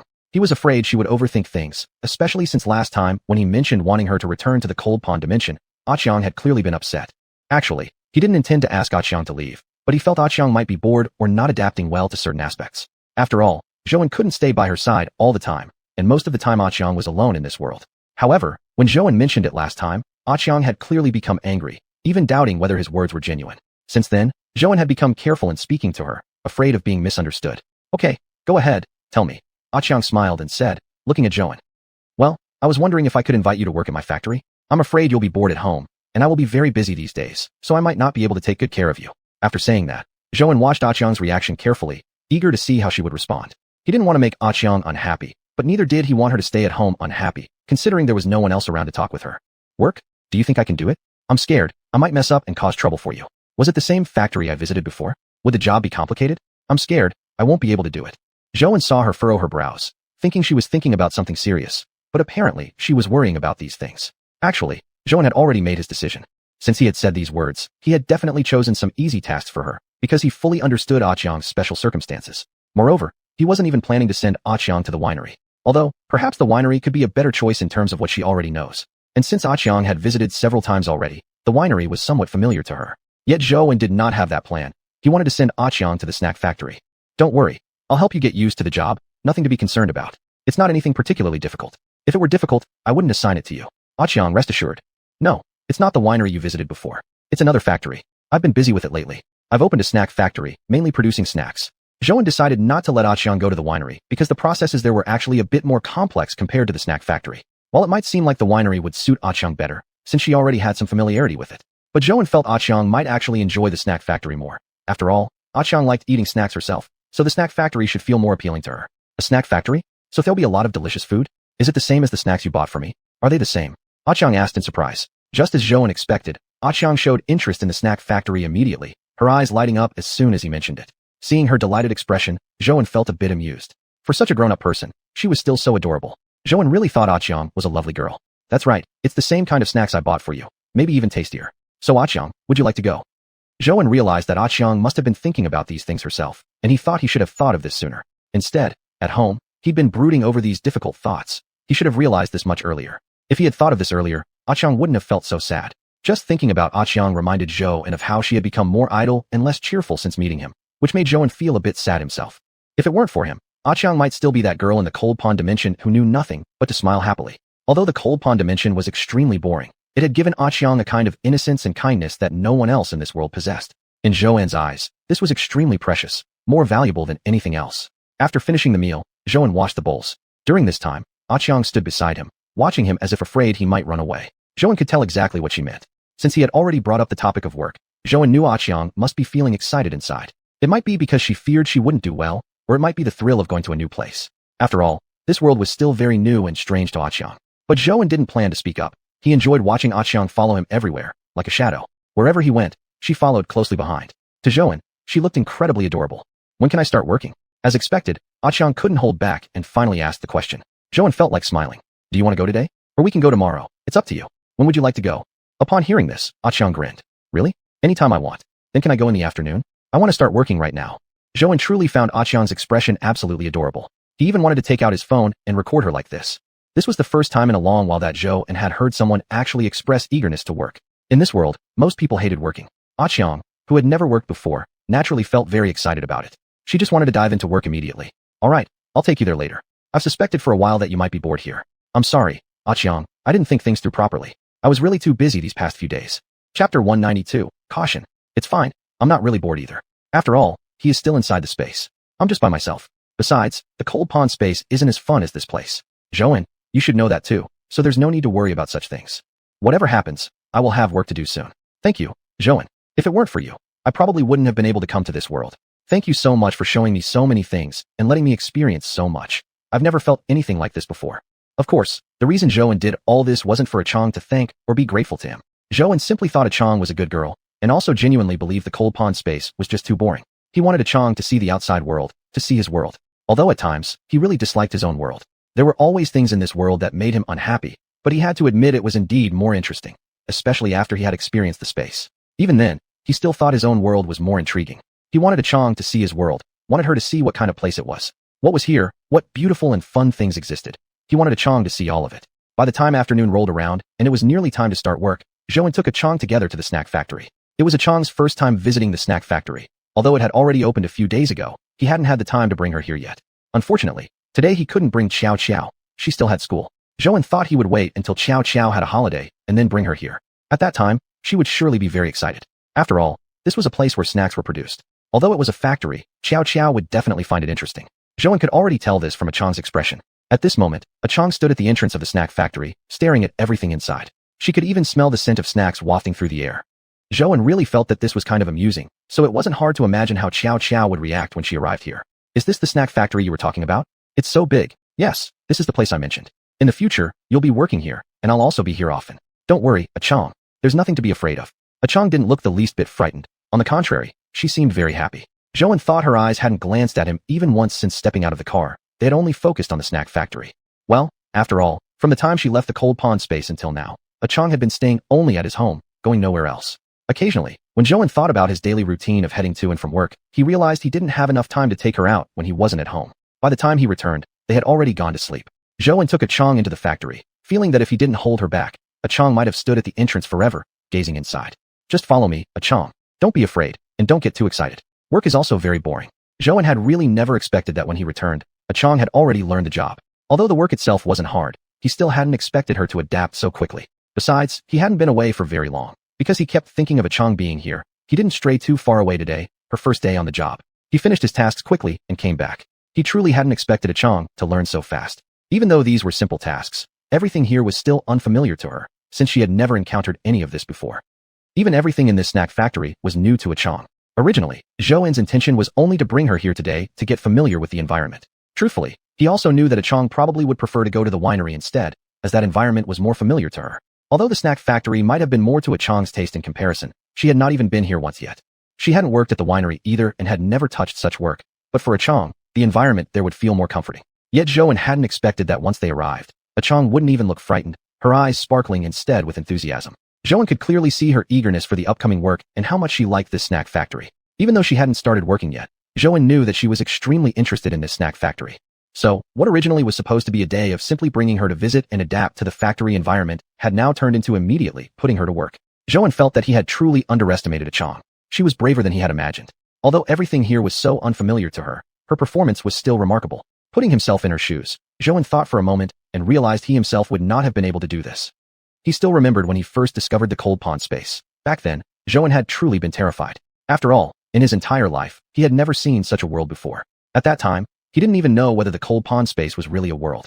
He only felt that it was extremely vast and empty, so much so that he dared not walk around carelessly. Because of that fear, Zhou hadn't discovered the book titled 100 Methods to Wealth until a long time later, and even longer after that did he finally discover a Chang.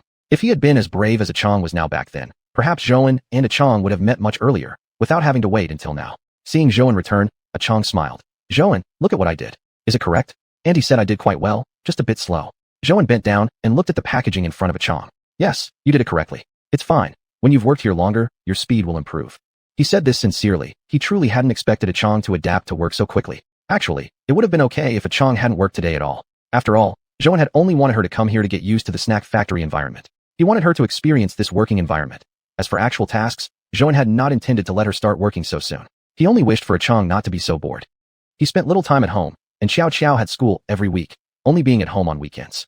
Although Annie Zhou was a housekeeper, she also spent much time outside, whether shopping or doing other things. She only stayed at home after they returned.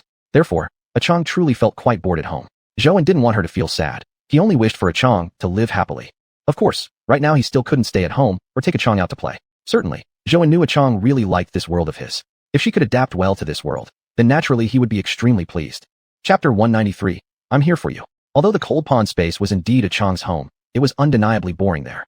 Zhou also felt that a Chang wasn't particularly fond of that place. The reason she had stayed in that world for decades was probably just because she didn't know about this world. But now, Zhou wanted a Chang to see more, to meet more people, and experience the same kind of scenery and delicious food that he enjoyed.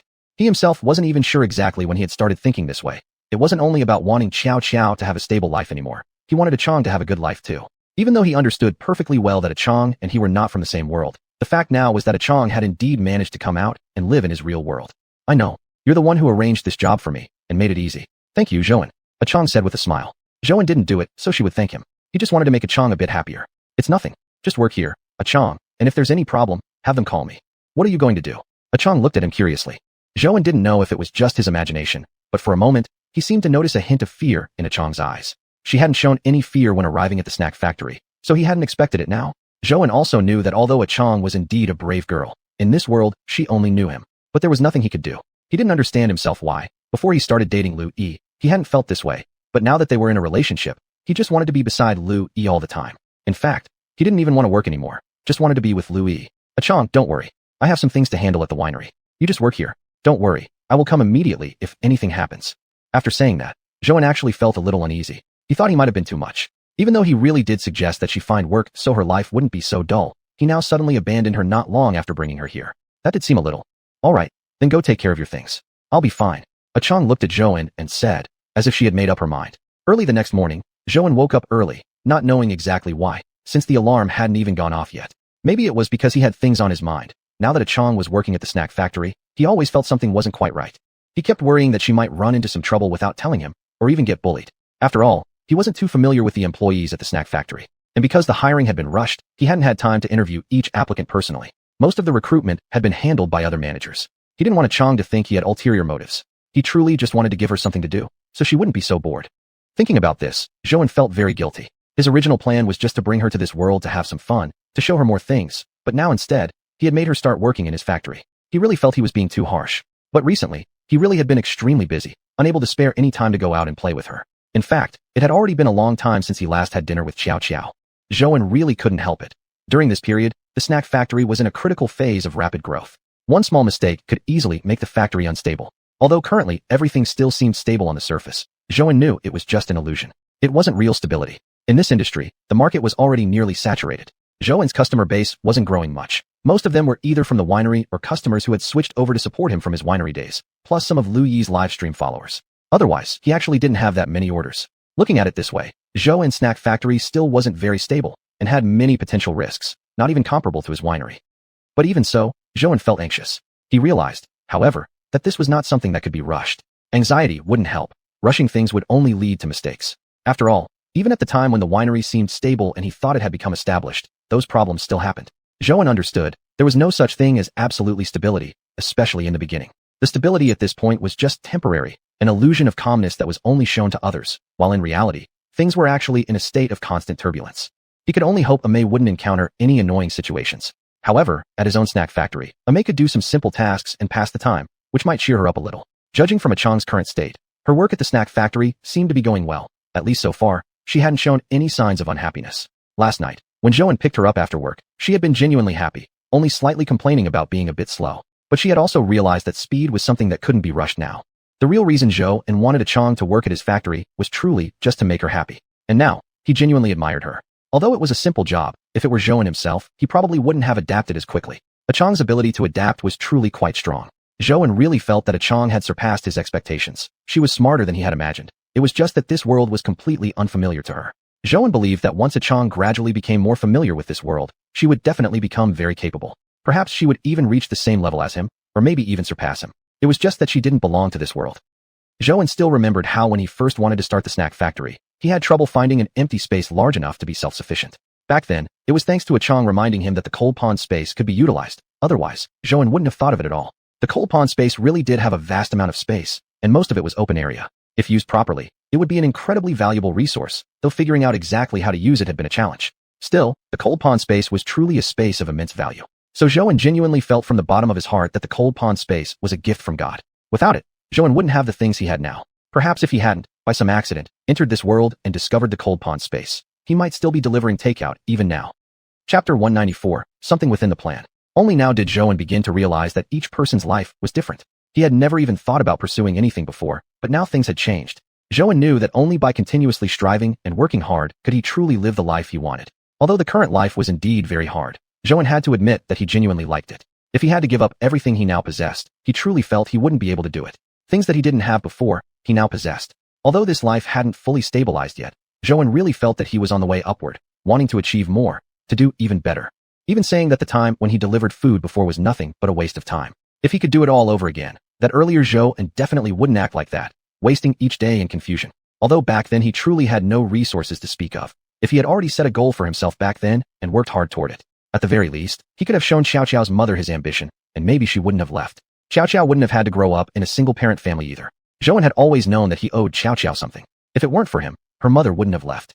Although Xiaoxiao never showed it, and sometimes Zhou felt that he hadn't hurt Xiaoxiao too much, as he had always been doing his best to give Xiaoxiao the best life possible. Yet Zhou also clearly understood that certain types of love could never be replaced. Though he truly loved Xiaoxiao, he couldn't deny that she also deeply needed maternal love, something he was completely incapable of providing.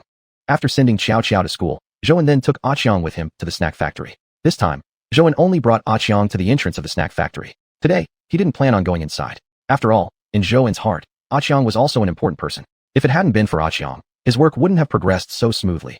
Xiang had truly helped him a lot. Yet when he thought about it again, it seemed unnecessary. Xiang might not even understand such things.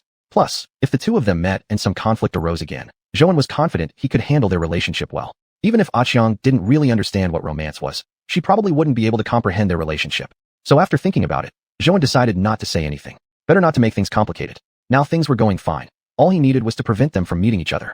And if Louis did happen to see Xiang and started asking questions, Zhou really wouldn't know how to introduce Xiang's existence. He couldn't tell Louis the truth. If he revealed where Xiang came from, the secret of the cold pond space would be exposed. Until now, Zhou hadn't told anyone about the cold pond space. Although he didn't know yet what consequences it might bring if he told someone else, deep in his heart, he felt it was better to keep the secret.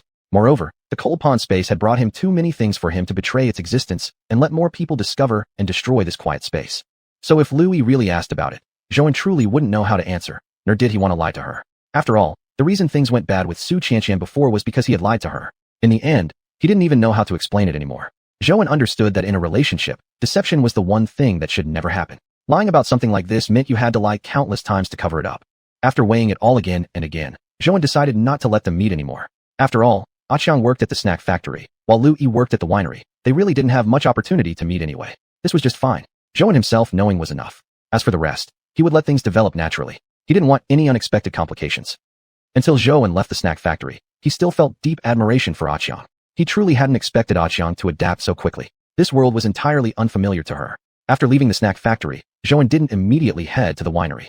He had told Lu Yi in advance to wait for him at home, because Zhou felt that he had been far too busy with work these days. But now that they had officially entered a romantic relationship, he couldn't immerse himself in work alone anymore.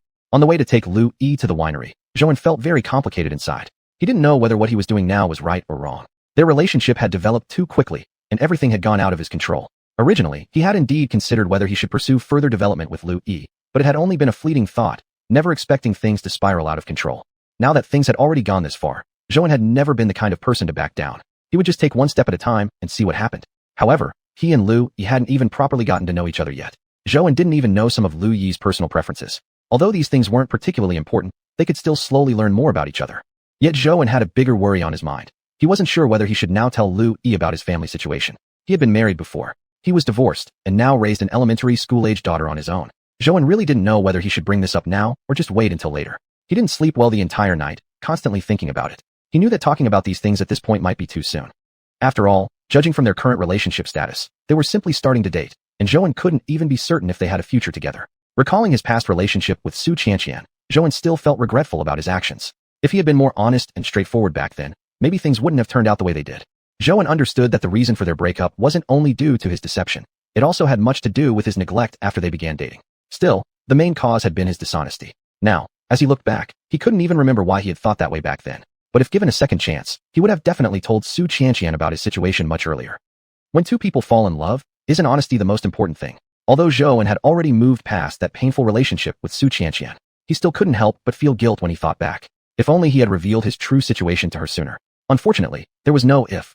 He didn't know where xiuxian was now, but he sincerely hoped she would meet someone 1,000 times better than him in the future. Chapter 195, The Past. At a red light, Zhou turned his head slightly to glance at Lu Yi. She noticed his gaze and smiled. Seeing that Zhou seemed somewhat distracted, she curiously asked, "What's wrong, Zhou? Did something happen?" Her words brought him back to the present. He thought for a while and decided to tell Lu Yi the truth. It was his responsibility, to her, and to their relationship. No matter what decision Lu Yi would make afterward, Zhou would respect it. After all, he was already in this situation, and he knew Lu Yi would have better choices without him. "Lu Yi, there's something I need to tell you," Zhou said with a furrowed brow. He felt afraid too. Although it was mostly Lu Yi who had taken the initiative in their relationship, Zhou truly liked her. If he didn't like her, he wouldn't have allowed her to be so close. Now he was terrified that after hearing the truth, she might come to hate him. After all, Lu Yi was such an exceptional girl. If she wanted to fall in love, men wouldn't be a problem for her. But she had chosen him. At this moment, Zhou really felt unworthy of her. What did he have after all? He wasn't particularly handsome. He had a child, and the only thing he could offer was perhaps his distillery. In others' eyes, Zhou was successful. Especially after opening a distillery, he'd gone on to open a snack food factory. 2 factories in such a short time. Anyone would think highly of Zhou, yet only he himself knew how unstable his distillery truly was. Lu Yi had initially thought that Zhou seemed a bit off today, and now, seeing him this way, she felt certain there was something he hadn't told her. Their relationship had always been one where she pursued him, and now he looked like he was about to tell her something awful. Though Lu Yi didn't mind being the one taking the initiative, she was scared that her efforts might still end in nothing. She really did like Zhou and truly wanted to be with him. Today was just a couple days after they had become a couple, and Lu Yi definitely didn't want to hear something terrifying from him. "Actually, I don't think I ever told you about my family. Our relationship progressed too fast. It didn't even leave us time to properly understand each other." Lu Yi nodded slightly after hearing what Zhou had said. "Yes, our relationship did move quickly. So, Zhou, what exactly are you trying to say?" Zhou inhaled deeply. He didn't know how Lu Yi would react after hearing what he was about to say next. Would she want to break up? Would she think he had deceived her? Would she leave him like xiuxian once did? Though Lu Yi had been the more proactive one in their relationship, deep in his heart, Zhou also truly liked her. If Lu Yi wanted to break things off with him now, Zhou wasn't sure he could bear it. He didn't know how he would face that. Maybe he didn't have to say anything at all, or at least not yet. But he didn't want to hide the truth. He wanted to be honest.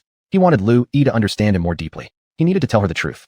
As for what Lu Yi would choose to do afterward, that was entirely her decision, and Zhou would never interfere with her freedom or choice.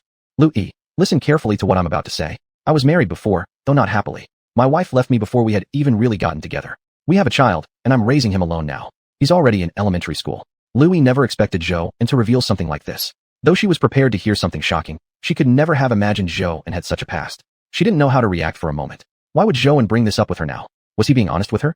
Was this the truth? Had he truly been married before? Did he really have a child now? Zhou saw Lu Yi's pale face, and he understood. This was not something anyone could accept calmly. Even in today's modern society, where divorce was no longer stigmatized, Zhou knew the impact such a fact could have. It wasn't a matter of whether one claimed not to mind. It was completely different when it happened to oneself.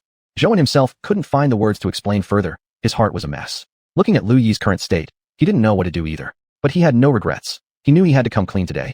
This was something he had to reveal. He and Lu Yi had gotten together too quickly. Perhaps he should have told her this even before that day when he went to her house for dinner, before this relationship had even started. After finishing those words, Zhou fell silent. He had nothing more to defend himself with. This was simply his life, his reality. He looked at Lu Yi, who seemed to struggle accepting what he had just revealed. Zhou fully understood her. Anyone in her place would find this difficult to digest. Lu Yi wasn't speechless out of reluctance, but because she had no idea what to say. Her mind was completely blank. How could this be happening? How could Zhou have such a past? Though she had suspected before, after all, he was in his 30s. Having 1 or 2 previous relationships wasn't really a big deal. Actually, it would be more unusual if he hadn't. Still, Lu Yi had never imagined Zhou had actually been married. Although he was now divorced, he was raising a child alone, and that child was already in elementary school. Lu Yi indeed felt uncertain about what to do next. She couldn't even figure out whether she could truly accept Zhou with everything he had told her. Confused and unsure how to respond, Lu Yi's heart was in turmoil. She felt Zhou's words had gone beyond what she could handle. Maybe I should have told you this before our relationship started, Zhou continued. But things between us moved so fast, I didn't even have time to prepare. I know now you might feel angry or annoyed, even fed up, but these are the facts of my life. I must be honest with you, Lu Yi. I would never force you to make any decision. That's just who I am, and you still have a promising youth ahead of you. After speaking, Zhou focused on driving again. Lu Yi remained silent. He didn't expect her to say anything immediately. After all, anyone hearing this would need some time to process. The mere fact that Lu Yi hadn't gotten angry enough to get out of the car was already something that brought Zhou a little comfort. Though Zhou felt helpless in this awkward moment, he also felt a sense of relief. He had finally told Lu Yi the truth. Chapter 196. The reason for the breakup. If he hadn't told Lu Yi about this matter, they should be laughing and happy right now. But if he didn't speak up, this thing would always remain in Zhou's heart.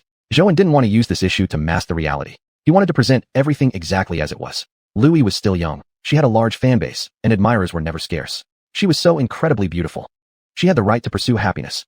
Zhou genuinely liked her, that's all. Now that everything had been said, Zhou actually felt better. At least now, he was no longer under pressure, no longer had anything to hide. Ever since his breakup with xiuxian, Zhou had constantly been thinking about this issue, about the reasons behind their breakup. If back then he had revealed his status earlier, perhaps things wouldn't have ended up this way. Putting himself in another's shoes, Zhou thought. If he were in xiuxian's place, he'd probably be angry too, considering everyone else knew he was the distillery owner except her. Zhou had never felt ashamed or embarrassed to mention the fact that he had a daughter. After all, Xiao was such a wonderful girl. He truly loved her. Without Xiao, Zhou wouldn't be where he was today. The reason he worked so hard and kept starting new ventures was only so that Xiao could have a good life in the future. Without Xiao, Zhou might still be delivering takeout orders. Although he was very tired now and had little time to accompany Xiao, rarely even returning home. Having even a single day off was extremely rare. But Zhou found this current life more fulfilling. Even though it was tiring, it was rich, meaningful, and worth striving for. As for his relationship with Lu Yi, Zhou wasn't sure what would happen. Now the decision lay entirely in Lu Yi's hands. Naturally, whatever choice she made, Zhou wouldn't object. Though he loved Lu Yi deeply, love was a mutual matter. He couldn't force anything. Plus, she was young. Back when Zhou was still working at the fish market, Old Li would always try to set him up with girlfriends. Zhou had never agreed. Now, looking back, he thought his hesitation hadn't been unnecessary. It was simply because he didn't want anyone else to feel wronged, nor did he want his daughter to feel that way. He would stay single for Xiao's sake for the rest of his life. As long as Xiao could grow up healthy and safe, he would do anything. Anything at all. He couldn't bear to see someone blame Xiao for anything.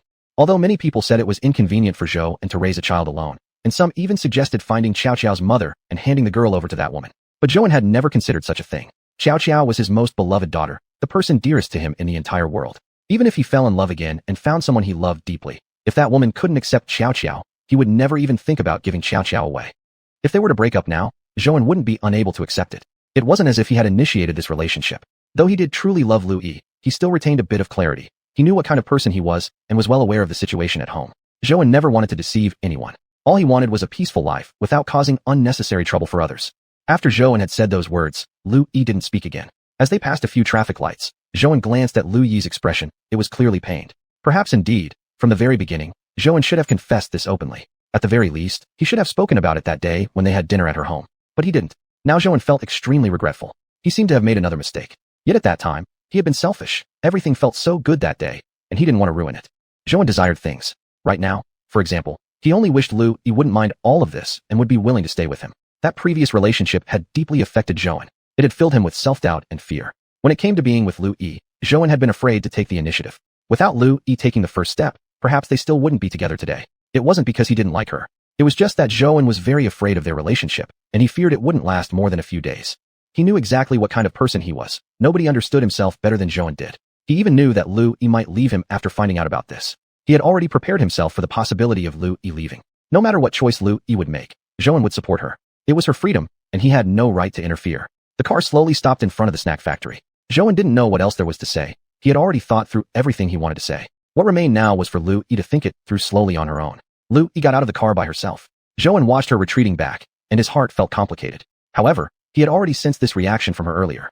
Zhouan was prepared, even though he had steeled himself for this moment. Facing Lu Yi's silence still made him feel somewhat sad. After all, in his memories, Lu Yi had never treated him this way before. They had originally planned to go to the distillery, but Lu Yi needed some products from the snack factory for her live stream today. The previous live stream had featured snacks from the last batch of production. Recently, the snack factory had released some new products, and Lu Yi needed to take the inventory over immediately to list them, or else the upcoming production batch would be hard to secure. Zhouan hadn't considered this detail at all. He had completely forgotten about it when he came to the snack factory yesterday. Otherwise, he could have brought the products over to the distillery before heading to the distillery yesterday. Zhouan increasingly felt that he was becoming dependent on Lu Yi. Lu Yi was truly an extremely capable woman. She had thought of things he hadn't even considered.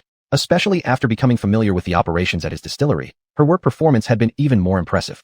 Zhouan genuinely believed that Lu Yi was someone very promising. After getting out of the car, Zhouan didn't chase after her. He didn't want to upset Lu Yi any further. He simply followed quietly behind her. As long as Lu Yi could maintain this attitude now, Zhouan felt relieved. Chapter 197. Hiding something. At least she hadn't started cursing him out or overreacting. Zhouan was already very pleased with her current reaction. When getting out of the car, Zhouan tried to talk to her. He wanted to tell her to wait for him while he got out first and opened the door for her, but before he could step out, Lu Yi had already opened the door herself and walked away indifferently. Throughout the entire ride, she hadn't spoken a single word to Zhouan ever since Zhouan revealed his family situation. Lu Yi hadn't reacted much. Zhouan didn't know how to express his feelings. It would be a lie to say he wasn't upset. He definitely cared because he genuinely liked Lu Yi. Suddenly, Zhouan thought of a Chong from the snack factory. That morning, Zhouan had personally driven a Chong to work. Originally, he had thought Lu Yi was at the winery while a Chong worked at the snack factory, so the two had virtually no opportunity to meet. But now, after seeing Lu Yi's reaction, Zhouan felt he might have guessed wrong. Right now, he could only hope they wouldn't meet. Otherwise, Zhouan had no idea how he would deal with this situation. Lu Yi was already furious enough as it was. If she met a Chong now, Zhouan really wouldn't know how to explain. Moreover, it had not been part of his original plan. Although Zhouan had already decided to tell Lu Yi everything about himself, he still had no intention of revealing anything regarding a Chong in the Cold Pond realm. After all, these matters were better left unsaid because both the Chong and the Cold Pond realm didn't belong to this world. Since neither of them belonged to this real world, Zhouan felt there was no need to mention it. Moreover, if he did, he had no idea what kind of consequences he might face. Although Zhouan's business had grown significantly, even his winery had expanded greatly, Zhouan himself understood best. The reason he'd been able to develop so steadily and rapidly was mainly due to the assistance from the Cold Pond realm. Zhouan knew that, even now, he still couldn't do without the Cold Pond realm. Although his temporary factory was legitimate and he had built it from scratch himself. However, in the alcohol business, he still relied on the herbal formula containing carbohydrates. Without that ingredient, he wouldn't have been able to sell anything at all. It could even be said that if the Cold Pond suddenly vanished, Zhouan's distillery might no longer be able to continue operations. Although Zhouan had already considered this terrifying possibility long ago and had been constantly researching new alcohols, progress in developing his own independent brand had been minimal so far. He had to admit that those well-established wineries, with their long histories, were truly remarkable and impressive. Developing a distinct flavor all their own was indeed very difficult. The reason Zhouan's distillery had risen so quickly within the industry was precisely because of its unique taste, which differed from the majority of wines currently available on the market. Without the Cold Pond, he wouldn't have been able to produce such a uniquely different wine. Therefore, he couldn't afford to risk revealing this secret to anyone, especially not about the Cold Pond realm. Even though a Chong now existed as an individual within the real world, Zhouan still couldn't tell anyone about her. Her origins were even more difficult to explain. He couldn't reveal that she originally came from the Cold Pond realm. He couldn't possibly explain this to anyone. It even sounded absurd. He didn't even know whether anyone would actually believe him if one day he truly told them. After all, if he himself hadn't accidentally entered the Cold Pond realm through an accident, he wouldn't have believed that another world existed alongside this one. Did Lu Yi still really trust him? He currently had no idea how to speak to her, whether it was for product promotion through live streaming or related to her job. He needed to handle everything with care. However, Lu Yi had never expected to meet a Chong here. She had originally thought this girl had disappeared forever, forgotten by Zhouan. She hadn't expected that she'd just been quietly relocated here. She didn't understand what was really going on. Was it a coincidence, or was Zhouan deliberately making this happen? But why would Zhouan place her here? Was Zhouan trying to hide something? Lu Yi genuinely felt that today's events had already surprised her enough. She hadn't expected Zhouan to tell her these things. Although Lu Yi truly liked Zhouan, not only because of his looks, but also because of the feelings he gave her. In her memory, Zhouan had always been someone she deeply trusted. Lu Yi had never imagined that Zhouan had such a family background. She also admitted to herself that she was genuinely surprised. After all, what Zhouan had revealed was completely beyond her expectations. Lu Yi had never imagined that Zhouan had such a past, not to mention that he now had a daughter already in elementary school. This was all her idea in the first place. She was the one who took the initiative. Yet now, Louis didn't know what to do anymore. She truly felt helpless. If it weren't for the fact that she knew work had been particularly demanding lately, she really would have wanted to go home and rest. But aside from their current romantic relationship, they also had a professional partnership. Louis understood this clearly. They were both adults now. She couldn't possibly let personal matters affect her work, even if she truly felt exhausted. Right now, she just wanted to finish the tasks at hand first. As for everything else, Louis wanted to calm down and think. She simply didn't know how to face Joan anymore. But how could she see this girl here? Although it had been a long time since that previous incident, Louis would never forget her. Since Louis met Joan, she had never once seen any woman around him. Chang was the first. She couldn't quite explain it, but Louis firmly believed her sixth sense had never been wrong. There must be something between Chang and Zhou and that they weren't supposed to reveal. But ever since their meeting at the winery back then, Louis hadn't seen her again. She hadn't even had the chance to speak with the girl privately. Later on, Chang simply disappeared, and Louis gradually forgot about her. However, Louis had never imagined she would encounter Chang here at the snack factory today. What did that mean? She really couldn't stop her imagination from running wild. How could she not suspect something? Why was she at the snack factory? How long had she been here? Was she sent here by Joan? When did he arrange for her to come? Why wouldn't he have placed her at the winery instead? Louis thought about it. If this was really just a regular job placement, Chang should have been more familiar with the winery. Not only was the snack factory newly established, but many things there hadn't even been fully set up yet. No matter how much Louis thought about it, she couldn't understand why Zhou and would place Chang at the snack factory. Chapter 198. What exactly is going on? Unless Louis suddenly thought in despair. Unless Zhou and didn't want the two of them to meet at all. After all, one worked at the brewery, the other at the snack factory. They naturally wouldn't have any contact. If it hadn't been because she came today to pick up some products from the snack factory, she wouldn't have come here at all. The two factories were quite far apart. If Zhou hadn't forgotten, he might have brought the products from the snack factory to the brewery yesterday. And if today's incident between her and Zhou hadn't happened, she might not have gotten off the car at all. He probably would have picked up the product here himself. In any case, clearly, he had ensured the two of them wouldn't meet. No matter how you looked at it, Zhou had deliberately kept them apart. Louis was truly afraid to think too deeply now. What exactly was going on? The only thing Louis was certain about now was that Zhou must have a secret he hadn't told her, and his relationship with Auntie Xiuxian must be far from ordinary. But hadn't Zhou already shared his family background with her? He had even revealed such a private matter. What kind of secret could he still be hiding? Louis was really scared now. What could be so important that Zhou would go to such great lengths to hide it? If she hadn't come to the snack factory today, she might never have discovered Xiuxian's existence at all. Louis wasn't heartless. After all, Zhou was already in his 30s. She certainly didn't expect him to be completely exclusive to her. But Louis needed to know something about Zhou. She didn't want to remain ignorant. Now that she had calmed down and thought about it, maybe their romance had developed a little too quickly. But Louis still felt that perhaps she could try to be understanding. She truly liked Zhou. Maybe from the very first time she saw him, she had already been deeply attracted to him. This was the first time she had ever liked someone so much. Even Louis herself found it somewhat incredible. Yet she hadn't expected that dating Zhou, whom she thought she loved, would bring her so much joy. At the very least, she felt she had gained the life she desired. But now, things seemed far more complicated than she had imagined. This situation was nothing like what she had expected. How could Zhou suddenly have a child? How could he have been previously married? Louis suddenly wondered if she had been too hasty in how she approached their relationship. But she wasn't regretful. She truly liked Zhou, and whatever feelings she had for Zhou initially, she still felt the same toward Zhou. It's just that she didn't know Zhou had such a past. She definitely needed some time to process it, to try to understand. Yet what was going on with Xiuxian now? Louis really wondered if Zhou was hiding many more things from her. Or perhaps, they just hadn't known each other well enough. Louis didn't know where her own boundaries were anymore. She didn't know what other secrets Zhou might be keeping from her. Perhaps something new would come up tomorrow? Louis was deeply hurt. About Xiuxian, Zhou hadn't explained anything to her at all. Why was that? A woman's sixth sense told her this was definitely no coincidence. She couldn't treat Xiuxian as one of Zhou's regular friends. No matter who looked at it, the two clearly shared a special connection. Plus, Xiuxian's sudden appearance was highly suspicious. Before Xiuxian showed up, Louis had visited Zhou's brewery multiple times, yet had never once seen this so-called assistant of his. If Xiuxian was really his assistant, how come Louis never encountered her despite several visits? Wasn't this assistant a bit too irresponsible? And if she wasn't an assistant, then what was Xiuxian's true identity? What role did she really play? If she were someone Zhou could openly admit to knowing, why would he introduce Xiuxian to Louis as merely an assistant?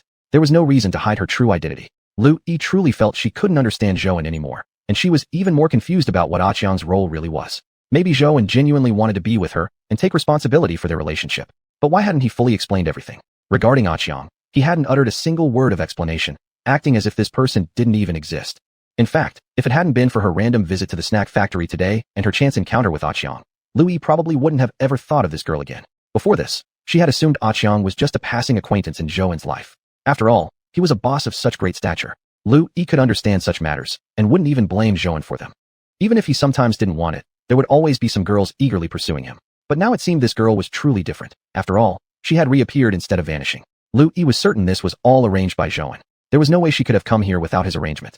Looking at xiuxian sitting there, Lu Yi felt an inexplicable surge of anger. Why could she sit there so leisurely and calmly work? Lu Yi even thought maybe xiuxian was just bored and wanted to find a job to keep herself occupied. She couldn't sense any enthusiasm from xiuxian in her work. xiuxian's pace was truly something Lu Yi believed warranted being fired. Maybe she just had too much free time and came here looking for something to do. But why? Lu Yi had always been busy helping Zhouan in every way, yet this girl sat there enjoying the fruits of others' labor so comfortably. Lu Yi truly felt furious. She couldn't just pretend not to see it. She had come today to pick up products from the snack factory. Lu Yi's eyes turned sharply, and she gave a cold chuckle, thinking to herself, otherwise, I'll just have her help me fetch the products. Lu Yi admitted she was definitely prejudiced against xiuxian. She wanted to trouble her. She simply couldn't bear to suppress this feeling of anger inside. She didn't want to restrain herself, nor did she want to retreat. Since she had met her today, then xiuxian must simply be unlucky. Why didn't she know to keep her distance? She had to show up here. What a coincidence, meeting you again here, Lu Yi said as she walked next to xiuxian. xiuxian had been working when suddenly someone appeared beside her. Looking up, she found the face somewhat familiar. Lu Yi noticed the way she looked at her, as though she had already forgotten who she was. What? Did you forget me already? xiuxian thought for a moment, and suddenly recalled. After all, the number of people she knew in this world wasn't that large. She thought about the places she had visited recently. In truth, xiuxian hadn't gone anywhere at all. She had simply stayed at Zhouan's home all along. Before that, she seemed to have only gone to Zhouan's brewery and now here, to the snack factory. Chapter 199 taught. Although she had been to amusement parks and restaurants before, it had been a long time ago. Since Zhouan got busy, she hadn't gone anywhere anymore. Because she was still very unfamiliar with this world, she dared not go out alone. But xiuxian thought, the last meeting experience seemed not very friendly. At least in her impression, her meeting with Lu Yi seemed not friendly. Sorry, my memory isn't good, but I remember now, xiuxian said apologetically. Seeing her like this, Lu Yi felt somewhat angry inside. Why was she acting this way? Zhouan wasn't here now, so why did she need to act so pitiful? It was as if she herself was bullying her. People who didn't know might really believe she was bullying her. Lu Yi really didn't understand why Zhouan liked this kind of girl. She was clearly pretending to be innocent. How come Zhouan couldn't see it? Lu Yi sneered. Little girl, your acting skill is really amazing. Why don't you go to the entertainment industry? It must suit you better. Lu Yi genuinely disliked this girl. Especially the first time she met her. She acted as if Lu Yi didn't exist at all, just sat quietly there, looking at an illustrated book. What was Lu Yi's feeling then? She only felt that this girl did seem unique, indeed different from most girls, appearing overly innocent. But so what? Lu Yi had seen too many girls like this. They were just after Zhouan's money, weren't they? Moreover, Lu Yi knew that one day she would reveal her true self, and eventually Zhouan would see the real her. And since that meeting, Lu Yi had never seen her again. Lu Yi truly believed that she was just a passerby in Zhouan's life, but she never expected that xiuxian had always been around them, just unnoticed. So what role had she played during this time? Lu Yi felt whether she had destroyed the relationship between Zhouan and her. Perhaps their relationship had been quite good. However, if they were truly in a romantic relationship, why wouldn't they make it public? Why would Zhouan say she was his assistant? Lu Yi still felt she should believe in Zhouan, although he did say something in the morning that she couldn't accept. But she had to say those things were left unsaid before. Besides, Lu Yi had carefully considered and knew she couldn't break up with Zhouan over these matters. After all, it had already been difficult for them to be together. She couldn't break up with Zhouan because of this. Regardless of whatever experiences he had before, it was all in the past now. Living in the present was the most important thing. As long as Zhouan liked her and loved her, that was enough. Yet Lu Yi felt deeply distressed. She didn't know what kind of existence xiuxian was. What exactly was this girl to Zhouan? If she wasn't important, then that time Zhouan had even kept his distance from her for the girl, outright refusing her opportunity to understand him further. Lu Yi couldn't forget that the reason he didn't pursue her afterward was simply because she really liked Zhouan and truly couldn't let go of him. If it had been any other girl, maybe Zhouan wouldn't have continued after that incident. But no matter what, that time Zhouan indeed couldn't ignore it. Since that girl had had an unpleasant experience with her, that girl was different to Zhouan. She was important. I don't understand what you're saying. I need to get back to work, xiuxian said calmly. Although she didn't have any strong feelings toward this person anymore, xiuxian remembered the encounter at the winery that time, where their interaction had been quite unpleasant. She remembered the angry look on Zhouan's face when he returned to the office. Although xiuxian knew Zhouan wasn't angry because of her, perhaps if she hadn't been there at that time, Zhouan wouldn't have gotten angry. xiuxian had only just started working here, merely on her second day. She didn't want to cause Zhouan any more trouble. Coming here to work in the first place had already been troubling him. In fact, working here now, xiuxian understood the real reason for this job. It was simply because Zhouan thought she was too bored alone, so he found her a job. Although she really had learned something now, he had deliberately given her a job that was nearly the lightest and simplest here. But even so, Zhouan kept praising her for doing a great job, genuinely complimenting her, and xiuxian could feel that Zhouan wasn't just appeasing her. However, based on her observations over the past 2 days, xiuxian felt that not only was she doing the simplest job, but she was also working very slowly. Although Zhouan had told her that this issue of speed couldn't be rushed, xiuxian still felt she was going too slowly.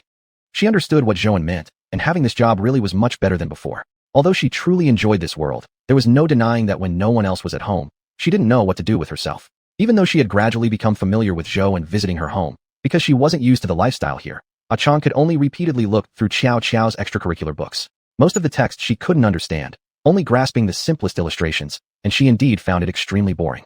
Work? I came here to make you work, Lu Yi said with a smile.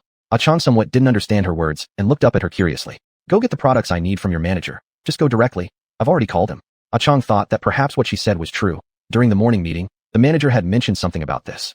Lu Yi originally thought whether Chang would listen to her or not. After all, she had the backing of Zhou. Although she did appear quite pitiful and somewhat touching, Lu Yi had to admit, despite being a woman herself, Chang looked quite fragile and helpless. Lu Yi hadn't planned to make her resign anyway. She only wanted to test Chang's attitude. However, she hadn't expected Chang to actually go ahead. Suddenly, Lu Yi felt bored, not expecting her to be so obedient. This kind of behavior made things perhaps less interesting. Since she was gone, Lu Yi thought, maybe she was avoiding her, but unable to evade her, her departure could just give Lu Yi space to proceed with some other plans. After Chang checked the snack factory and other related products, she returned. Lu Yi glanced at the items Chang was carrying. Just as she expected, Chang definitely wasn't smart enough. Chapter 200, a hilarious joke. After all, it was just for Zhouen's money. Thinking about it, anyone smart and with half a brain wouldn't go to such extremes. Chang walked up to Lu Yi. Here, this is what you wanted. Lu Yi took it and burst into loud laughter. You're sure this is what I wanted? You wouldn't even know what. Chang was now certain. Lu Yi was deliberately making things hard for her. She had wanted to keep her distance so as not to put Zhouen in an awkward position, but now she had fallen right into the trap. She seemed to finally understand what Zhouen had told her before. This world wasn't all that beautiful and was full of troubling things too. But now, did that mean she herself had become the troubling burden Zhouen had spoken about? She truly didn't want things to turn out this way. If it weren't for wanting to stay far away from trouble, she wouldn't have gone through the trouble of fetching the item in the first place. Chang really regretted not listening to Zhou Bo. Before she started working, Zhouen had already told her not to respond to anyone who talked to her. Plus, Chang knew Lu Yi was a bad person, but she still couldn't just ignore her. Chang really felt remorseful now. What should she do? She had brought trouble to Zhouen again. For some reason, Chang suddenly felt a desire to return to the cold pond realm. She missed that familiar place and didn't want to keep working here anymore. Though she didn't hate this kind of work itself, she just suddenly felt that she was nothing but trouble for Zhouen. After all, Zhouen had already been extremely busy. Chang knew how busy Zhouen's work was. Sometimes, he didn't even have time to go home and get a proper sleep, let alone eat properly. Chang had tasted the factory cafeteria's food. Although the dishes were varied and the rice quite good, they still couldn't compare to home-cooked meals. And she had heard from Xiao that Zhouen often didn't return home, which was why he had hired Chang as a nanny. The nanny was mainly there to take care of Xiao's life, since Zhouen was simply too busy. But now, despite his busy schedule, she had caused him such a big problem. Chang felt really sorry. Maybe she should have listened to Zhouen that day and returned to the cold pond realm. Suddenly, Chang wondered whether that was when Zhouen had started seeing her as a burden.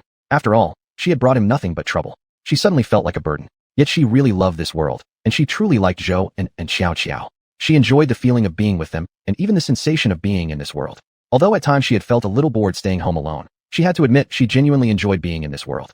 In truth, Chang hadn't felt particularly bored, because back in the cold pond realm, she had also been alone. It was just that during the beginning, when she first arrived here, things were a bit unfamiliar. This world was simply too different from the cold pond realm. I don't want to argue with you. What exactly do you want? Chang said coldly. Ever since their encounter at the distillery, Chang had known that Lu Yi seemed to harbor some ill feelings toward her. Yet they had clearly met for the first time today. Chang truly couldn't figure out Lu Yi's intentions. So today, Chang had actually seen Lu Yi long before. She just hadn't looked up and acknowledged her. She had no intention of greeting her, let alone getting mixed up with her again. She hadn't expected Lu Yi to approach her voluntarily. Since Lu Yi came to her, Chang had no choice but to face her head on. But even so, Chang didn't want to get involved with Lu Yi. She knew this person might not be like Zhouen, someone who truly cared for her. Perhaps she just couldn't coexist peacefully with this person. Hearing Chang's words, Lu Yi felt as if she had just heard the most absurd joke.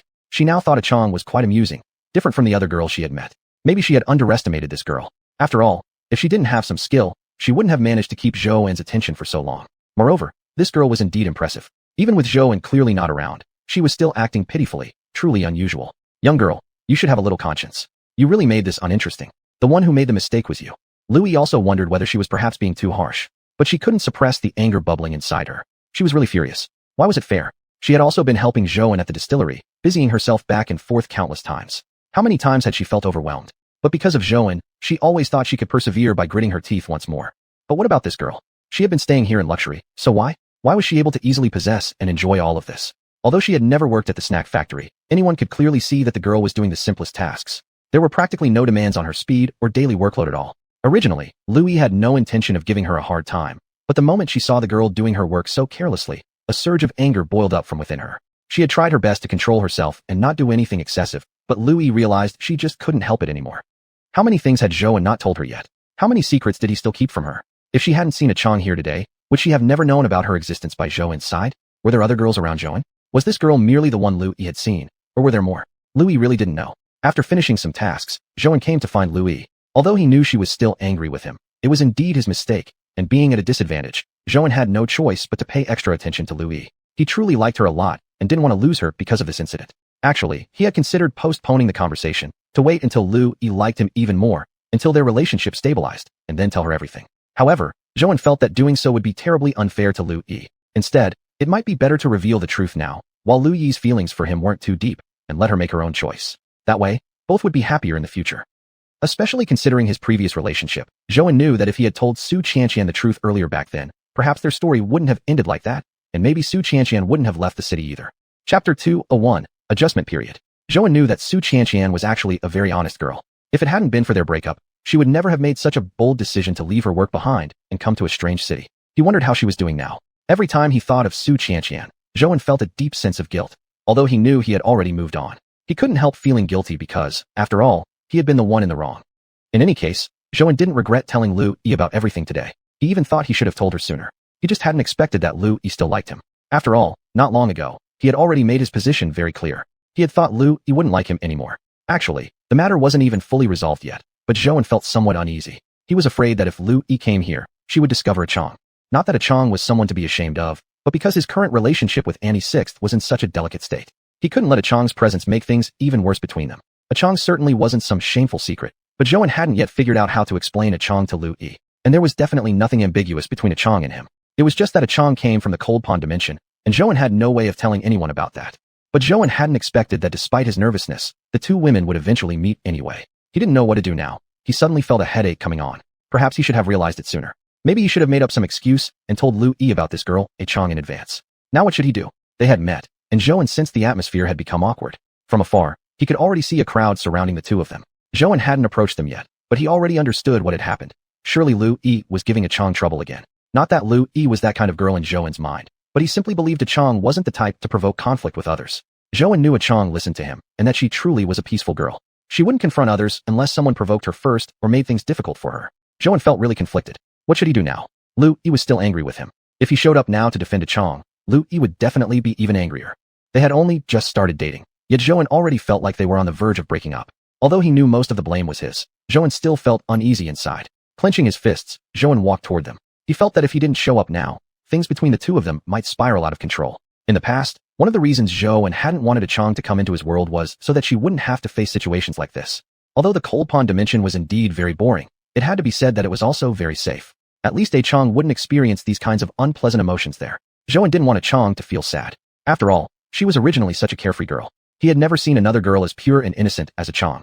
But precisely because of that, though a Chang was truly clean-hearted, kind, and sincere, she was also more likely to be taken advantage of in this world. She was simply too unguarded. Perhaps because in the cold pond dimension, there had never been anything to threaten her, but whatever the case, a Chang really wasn't well suited to survive in this world. Zhou felt deeply distressed that a Chang had encountered something like this, that he hadn't protected her properly. He had originally thought his arrangements were sufficient, yet it was still because of him that she had faced this. Originally, he wanted a Chang not to be so bored, since everyone else was working or going to school, and only she had nothing to do all day except stay at home. Zhou had planned to wait for a holiday and take a Chang out somewhere to relax, since he had promised her that he'd show her around this world and let her have some fun. But so far, Zhou hadn't had the chance. He had been too busy.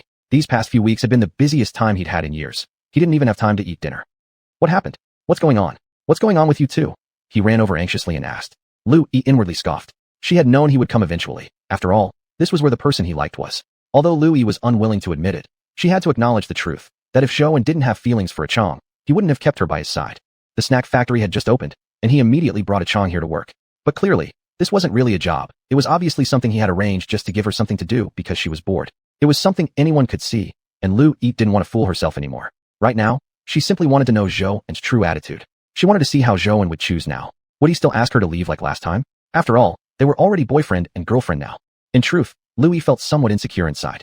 She didn't know whether Zhou truly cared for her. In their relationship, it had always been Louis taking the initiative. She had been the one who actively pursued Zhou. Although she had indeed helped him with many things, in a slightly selfish way, she had volunteered to help him. If Zhou didn't appreciate it, there was nothing she could do about it. Now, Louis didn't want to think too much anymore. She just wanted to watch. What attitude would Zhou take? What happened? You can ask everyone present. They all know. This employee simply doesn't take her work seriously. The product she brought isn't even what I asked for. Lu Yi said sharply. Chang hadn't expected Lu Yi to act first and say such things. But she was certain she hadn't misheard. It was clearly Lu Yi who had told her to fetch it. There must be some trickery here. Somehow, she had definitely been tricked. Still, Chang now felt uneasy. She didn't know what Zhou thought of her. Would he think she really didn't understand anything? And why would Lu Yi say she wasn't working seriously? Chang felt deeply wronged. Or had she been careless with her work? True, she wasn't familiar with this world or the factory yet, but during these 2 days of work, she had always been very diligent. Granted, she was much slower than the other employees and clearly lagged behind in speed, but Chang had truly worked hard. She believed she just needed an adjustment period, that's all. Chapter 202, Lack of Dedication at Work. Suddenly being spoken to like this by Lu Yi, Chang really felt somewhat wronged. Originally, she thought she wouldn't care what Lu Yi said, but why did she specifically accuse her of not being serious about her work? And to say it in front of Zhou, would Zhou believe her? Would Zhou think he had been deceived? Would he now think she was annoying? Would he send her back to the cold pond space again? Lu Yi, Chang is still a new person here. She only started working here a couple of days ago. Please be more tolerant. Let other employees go get the product later. Let's just forget about this. Lu Yi truly felt ridiculous. Why had she even come to test things out? The answer was obvious, wasn't it? She thought coldly inside. Lu Yi knew that this girl must have known Zhou much earlier than her. Although she didn't know Chang's background, clearly, they had known each other for a long time. But if they liked each other and had known each other so long, why weren't they together? Why did Zhou still want to stay with her? What exactly was going on? Lu Yi felt her head was about to explode. She never expected things to get this complicated. After all, it should have been simple. She liked Zhou and he liked her too, and he was willing to be with her. They were already dating, so why did something like this have to happen? Lu Yi really felt annoyed. Alright then, since you say so. You're the boss, so whatever you say goes. I guess I just made a big deal out of nothing. Lu Yi said angrily. She really felt that today had been too shameful. She had never experienced something like this before. Normally, people always flattered her. But now, they were already in a relationship, and Zhou was already her boyfriend, yet he hadn't even taken her side in this. Why did Zhou have to act like this? Lu Yi felt like she could no longer understand him. His words clearly suggested that he thought she was picking on Chang. Although Lu Yi did want to pick on Chang, that was just her own thought. Why did Zhou have to say it out loud? Why did he clearly defend Chang, as if afraid she might be hurt? Standing there, Lu Yi felt like a joke. She looked at Zhou, then at Chang, suddenly feeling utterly ridiculous. She didn't want others to mock her, nor did she want to lose face any further. Without looking at either of them again, Lu Yi walked out directly. She didn't want to stay here even for a second longer. Zhou looked at her retreating figure, also feeling some irritation. Although he knew it was possible that Chang and Lu Yi would meet eventually, the snack factory wasn't that big, after all, and there weren't that many employees. But no matter how much they might meet, Zhou hadn't expected Lu Yi to target Chang and make such a scene. So many employees were gathered around, and it made him feel uneasy inside. Besides, Chang was simply a girl who didn't understand much. She had come here only because he wanted to bring her along to have a little fun. Now nothing had gone as planned. She hadn't gotten to visit anywhere yet, and was already working here at the factory. Zhou had already felt guilty toward Chang before, but now this happened, and she had been mistreated. Zhou knew that if he didn't stand up for Chang, she would surely feel sad. And he was very certain that this was not something Chang provoked. It had to be Lu Yi deliberately causing trouble. There were so many people in the snack factory, so many employees. Then why did she just happen to choose Chang to ask for help in picking things up? And Lu Yi certainly hadn't forgotten Chang, considering how unpleasant their previous encounter had been. Perhaps he had been too careless. He had only thought that with so many employees around, Lu Yi wouldn't go so far as to make such an embarrassing scene. But he hadn't expected that she would actually do it. He didn't know what to do anymore. He had just started dating Lu Yi. Alright, everyone scatter and get back to work. We're in a rush to meet our sales target these days, so everyone get to work. Zhou shouted loudly. He truly felt angry. Why did Lu Yi have to do this and take things this far, causing so much awkwardness between them? Chang hadn't said a word throughout this entire process. She didn't know what she could possibly say. Originally, she thought Zhou might consider her annoying. After all, she had brought such a big trouble for him. But she never expected that Zhou would actually defend her. Chang really felt extremely sorry, and if it hadn't been for her, perhaps this whole mess wouldn't have happened. Seeing so many people gathering around, she was genuinely scared inside and didn't know what to do about this situation. But more than that, she felt deeply sorry toward Zhou, so she dared not speak, not knowing what she could possibly say. Seeing Chang still frozen in place, Zhou walked over and smiled. Chang, maybe you can stop working for now. You can work again this afternoon. Take a break for now. Zhou, did I cause you a lot of trouble? I'm really sorry. I never expected things would turn out like this. Chang said sincerely, feeling deeply remorseful. Hearing Chang apologize to him, Zhou really felt somewhat uneasy inside. If it hadn't been because of him, none of this might have happened, and Chang wouldn't have faced so much hostility. It's nothing. Actually, it's me who caused you trouble. Don't feel burdened. I just think you might be tired working now. Why don't you go rest for a while? Okay, Zhou, I still feel very sorry. After arranging for Chang to rest in his office, Zhou left. Although it was a new snack factory, the office had been decorated in the same style as the previous distillery. Inside the office was a small restroom where one could relax. During the past few weeks, Zhou sometimes rested there when he worked overtime. Now he had to find Lu Yi and get everything clarified. If they didn't clear things up now, their relationship might truly be over. But they had only just started dating, and Zhou really didn't want things to go on like this. His previous relationship had lasted less than a week, and Zhou truly didn't want to experience something like that again. Although this incident might have been entirely Lu Yi's fault, Zhou still felt he should apologize to her, since the whole mess had started because of him. He also knew that Lu Yi was genuinely angry with him. If he hadn't said those things to her that morning, perhaps she wouldn't have brought her emotions into work. Besides, Zhou really liked Lu Yi. He didn't want their relationship to end like this. He truly hoped to have a future with her. Chapter 203, Entering the Cold Pond Space. Even after Zhou had left, Chang sat on the bed in the resting room, still feeling somewhat at a loss. How had things turned out like this? It seemed a bit different from what Chang had intended. She truly didn't want to cause Zhou any trouble. She just wanted to experience and feel Zhou's world quietly. But now, Chang really couldn't understand why Lu Yi had to act this way towards her. So far, they had only met twice. Why did Lu Yi dislike her so much? Truthfully, Chang didn't even know what dislike really meant. She only knew that it made her feel uncomfortable inside, a sort of painful feeling. In this world, Chang only knew Zhou, Xiuxian, and Auntie Zhou. They were all very kind to her, and she genuinely liked them. But Lu Yi was different. Chang could sense that Lu Yi didn't like her. Whatever the case, Chang still felt very upset. If it weren't for her, if after Zhou had spoken to her last time, she had obediently returned to the cold pond space, perhaps none of this would have happened. In the end, she really did trouble Zhou. She remembered the night when she first arrived in this world. Zhou had asked her to return to the cold pond space back then. What exactly had Zhou said at the time? He told her he would return the next day to the cold pond space and take her back here to play together. Yet she had waited for so long that night. Although time didn't exist within the cold pond space, Chang still felt that waiting was such a torturous thing. She also remembered when Zhou recently told her to return to the cold pond space. It was possible that he had wanted her out of this world all along. Chang clearly understood how busy Zhou's work was. When he had no time, she had stayed in his house for quite a long time. When he was extremely busy, he couldn't even return home to sleep, coming home early or returning late. Now Chang sitting in the rest room of Zhou's office. She knew that this small space might have been his tiny refuge recently. Chang really didn't want to cause any trouble for Zhou. She didn't want things to develop to this point either, but she could do absolutely nothing. Chang didn't even know what she could possibly do, and she couldn't seem to understand where things had gone wrong. After Zhou left the snack factory, he ran toward the road. Lu Yi had come in his car, but Zhou now clearly understood that she wouldn't possibly wait for him in the garage. Zhou really felt a bit of a headache.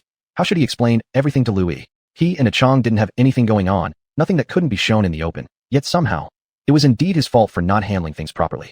Perhaps it was just a coincidence after all. As Zhou was walking, he suddenly spotted Lu Yi. From a distance, that back figure looked terribly lonely. Zhou also hadn't wanted things to develop to this point, yet everything had somehow spiraled beyond his control, turning into this mess without any clear reason. His original intention had merely been to inform Lu Yi about his family situation, but he certainly hadn't expected it to end up like this. He truly didn't want to hide anything from Lu Yi, considering that they were once in a relationship. This wasn't a small matter either. Zhou believed that Lu Yi deserved to know everything and had the right to understand. Being responsible to Lu Yi was also being responsible for their relationship. Zhou had no intention of concealing anything from her regarding certain things. As far as his family matters were concerned, since things had already reached this point, there was really nothing more to say. He wouldn't offer any defense. Yet deep inside, Zhou still hoped Lu Yi could understand him. He genuinely liked her and wanted to be with Lu Yi. Though he didn't know what Lu Yi might be thinking, that was truly how Zhou felt. He merely wanted to completely and truthfully reveal his situation to Lu Yi. But Zhou had really never expected that they would run into a problem again today, and it was once again about Chang. Actually, last night, Zhou had already been struggling with whether he should tell Lu Yi about Chang's identity. Zhou knew Lu Yi definitely hadn't forgotten Chang, since that first meeting had been quite unpleasant. That was also the first time Zhou had been so harsh with Lu Yi. But if he told her about Chang, he would have to reveal the cold pond space as well. Could the matter of the cold pond space really be told to others? If Chang were not from the cold pond space, but a person from this world, Zhou would have mentioned her the morning he talked about his family situation. But the matter of the cold pond space couldn't be revealed. Although up to now Zhou still didn't know what consequences might arise if he exposed the truth about the cold pond space. Still, Zhou felt that speaking of it would somehow be like causing harm to Chang, and harm to the cold pond space itself. Moreover, Zhou hadn't been brought into the cold pond space by someone else's recommendation or guidance. He had discovered it by pure chance, through an unexpected incident. And from that moment until now, Zhou had never seen anyone else besides himself enter the cold pond space. Although the cold pond space was very accommodating, and once he entered Zhou and experienced no reactions and could come and go freely, he still didn't know what consequences others might face if they came here. Zhou dared not take any risks with this matter. His liquor factory currently relied on cold pond water. He couldn't afford to gamble with it because the risk was simply too great. If something truly went wrong, Zhou wouldn't be able to bear the responsibility. Lu, Zhou called out from a distance. Lu Yi had originally been lost in thought. How had things suddenly turned out like this? And why hadn't Zhou stood on her side? Although what Zhou had said was quite reasonable, Lu Yi knew that he was clearly defending Chang. But why? Last time, Lu Yi could understand why Zhou had spoken that way, but now, they were no longer just ordinary friends. They were now clearly in a romantic relationship. So why did Zhou still not stand by her side? Did Zhou not even consider her his girlfriend? Or was that girl more important than her? After all, she was clearly his girlfriend, yet he wouldn't stand by his own girlfriend's side. Lu Yi really felt very upset inside. She hadn't expected things to turn out like this. Perhaps she never should have taken a chance on this result. Zhou ran toward her, looking somewhat at a loss. I'm sorry. Are you angry with me? I'm sorry, Zhou said nervously. Lu Yi thought that Zhou was almost a bit ridiculous. Shouldn't she be angry? At a time like this, had Zhou only just now remembered whether she would be upset? Why hadn't he thought of her just now? Chapter 204 Mutual Understanding. Actually, Lu Yi deeply felt that there was perhaps a slight possibility that Zhou might stand on her side and help her find answers, but she was wrong again. Zhou, you know exactly what you've done, and you also know what you haven't told me, Lu Yi said angrily. She truly felt furious. This was the angriest she had ever been since she met Zhou. She had never expected that Zhou would act like this. Why did he insist on standing on xiuxian's side instead of hers? Was he really so confident about her that he didn't even consider whether she would be angry or not? Didn't Zhou think about how she might feel? Lu Yi felt terribly wronged. On what basis? Why could that girl receive so much protection and care from Zhou? Of course, Zhou understood exactly what Lu Yi was referring to. She was questioning him about xiuxian. However, how exactly should he explain xiuxian's situation to her? He couldn't tell the truth. The matter of xiuxian was directly tied to the cold pond space, which was a secret he couldn't reveal to anyone. Lu Yi, don't be angry. Just wait for me a moment, and I'll tell you everything. When Lu Yi heard him say this, she suddenly thought perhaps she had been too hasty. Perhaps Zhou hadn't intended to deceive her. After all, regarding his family, Lu Yi had not asked questions. It was he who volunteered to share. Moreover, when they had just started dating, Zhou had mentioned this matter immediately. Lu Yi did not feel that Zhou was rejecting her. Quite the opposite. It had given Lu Yi a sense of security. Perhaps Zhou only wished to be completely open and honest with her. But then there was xiuxian. Lu Yi originally already felt very bothered. She was uncertain whether she could even accept Zhou's family situation. But there was barely any time for her to adjust and adapt before another person, xiuxian, appeared. How was she supposed to come to terms with this? Fine, I'll give you a chance. Say it, I'll let you explain. xiuxian is a distant relative of mine. Her family is in a difficult situation, and she only came to me for help this year. You know, I've gradually worked my way up to this position. Before, I was nothing more than a food delivery rider. As the saying goes, once a person becomes successful, they must also bring along their relatives. You know these things are hard for me to refuse, and her family had previously helped mine as well. Our family moved once. Before that move, her family and mine were from the same village. I was on good terms with this girl, which you can probably guess. I couldn't just ignore her plight, especially when she traveled such a long distance to seek my help. I simply couldn't turn her away. Actually, Lu Yi had considered this possibility before. She had guessed that perhaps xiuxian was some sort of cousin of his. After all, the two of them clearly didn't seem like a romantic couple. However, Lu Yi still remembered that day in the office, their first meeting, and how Zhou had introduced xiuxian. What exactly did he say at that time? He had introduced xiuxian as his assistant. If they were merely distant relatives, why had Zhou lied to her back then? She truly couldn't understand what exactly was going on in Zhou's mind. And now she even had more doubts. Was Zhou actually telling the truth, or not? Then why did you say she was your assistant the last time we were in the office? Lu Yi wasn't necessarily doubting what Zhou said. She just wanted to understand what he truly thought. In the past few days, she increasingly felt she didn't understand Zhou very well. It seemed she couldn't even begin to grasp his thoughts. Zhou hadn't expected Lu Yi to remember that detail. At the time, that was merely the simplest of introductions, and he hadn't expected Lu Yi to actually remember.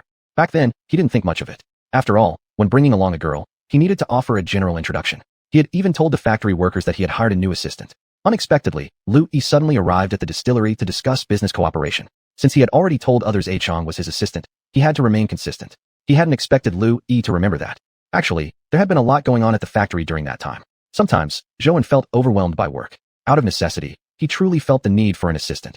He couldn't manage everything by himself. Sometimes, when he was busy, Xiaopan had helped him. Therefore, during that period, several assistants had visited the factory. To avoid unnecessary speculation and ensure everyone focused on their work, he simply told the employees that these were newly hired assistants. Lu Yi, before you came, I had already introduced xiuxian to my distillery workers as my assistant. At that time, our relationship wasn't that close yet. Since I had already told everyone that, I just had to casually say the same thing to you too. I never expected you would remember it for so long. That was unexpected. Things turned out to be like this. Lu Yi felt perhaps she and Zhou really needed to communicate properly, or else she would truly misunderstand him. But suddenly, Lu Yi thought of something. Why had Zhou placed this girl in the snack factory? Since she had already been to the distillery, wouldn't it have been better to let her stay there directly? Though Zhou had opened this snack factory, his main business was still the distillery. Wouldn't it have been more convenient to take care of xiuxian there? Moreover, the snack factory had just been established. Many management and implementation systems were not yet fully developed. Placing her here might not be as comfortable as placing her in the distillery. Plus, that girl had already visited the distillery several times. She should already be quite familiar with it. But why did you make her work in the snack factory then? Why not let her go to your distillery? Wouldn't the distillery be more convenient for taking care of her? Lu Yi was determined to get to the bottom of things. Since she had decided to question him today, she must get to the bottom of everything. Louis really didn't want to experience such a situation again. This was already the third time Joan treated her like this, and if it happened again, she really wouldn't be able to endure it anymore. She didn't have any excessive demands, just hoped to understand Joan better. After all, the two of them were already together now, and mutual understanding was probably the most basic and necessary thing in a relationship. Joan hadn't expected xiuxian to be an issue either. However, after listening to her words, Joan thought for a moment. This problem was actually simple. The reason why he had placed xiuxian in the snack factory rather than the distillery was indeed explainable. You're actually right. When you met her at the distillery last time, that was the first time I brought her there. To be honest, I also felt that placing her in my distillery would allow me to better take care of her. However, the distillery is highly specialized work. It requires technical expertise, and the environment there really isn't very suitable for her. Chapter 205. No courage. For her, the job is a bit too challenging, and she seems to prefer snacks more. Why not just let her stay at the snack factory?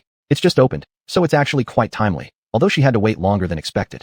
This was something Louis hadn't anticipated. However, Joan's explanation made sense. She had seen how the brewery conducted its job interviews and knew there were some basic requirements, at least a fundamental knowledge of making alcohol. The snack factory, however, was different. The job that xiuxian was doing was relatively simple, and it wouldn't be difficult for someone who had no prior experience. It would indeed be very challenging and inefficient for a complete novice to handle such tasks. Hearing this, Louis suddenly felt discouraged, realizing that everything was different from what she had imagined. Perhaps she should have asked him earlier. She should have questioned the truth behind everything instead of making assumptions right from the start. She didn't know what else to say. The questions she wanted to ask seemed to have all been answered, and she had no idea what to do next. Joan noticed Louis had gone silent, and assumed that she had already understood everything. However, deep inside, he felt uneasy. The explanation about why he placed xiuxian in the snack factory was fine, but when it came to everything else, he felt guilty. It wasn't because of any favoritism or nepotism. It was only because he couldn't reveal xiuxian's true identity. Although Joan knew he had no choice but to keep that secret, he still felt troubled. Louis also felt sad. She didn't understand what was going on, and now, having learned the truth, she regretted how she had treated xiuxian. She had come from afar to rely on Joan, only to be treated like this. Undoubtedly, today's events had greatly affected her. Louis hoped that xiuxian wouldn't take it to heart and could forgive her. Suddenly, Louis felt angry at herself. Why hadn't she clarified everything earlier? Then xiuxian wouldn't have been hurt. In truth, none of this was intentional. She had just been too narrow-minded, and everything had happened one after another, making it unbearable for her.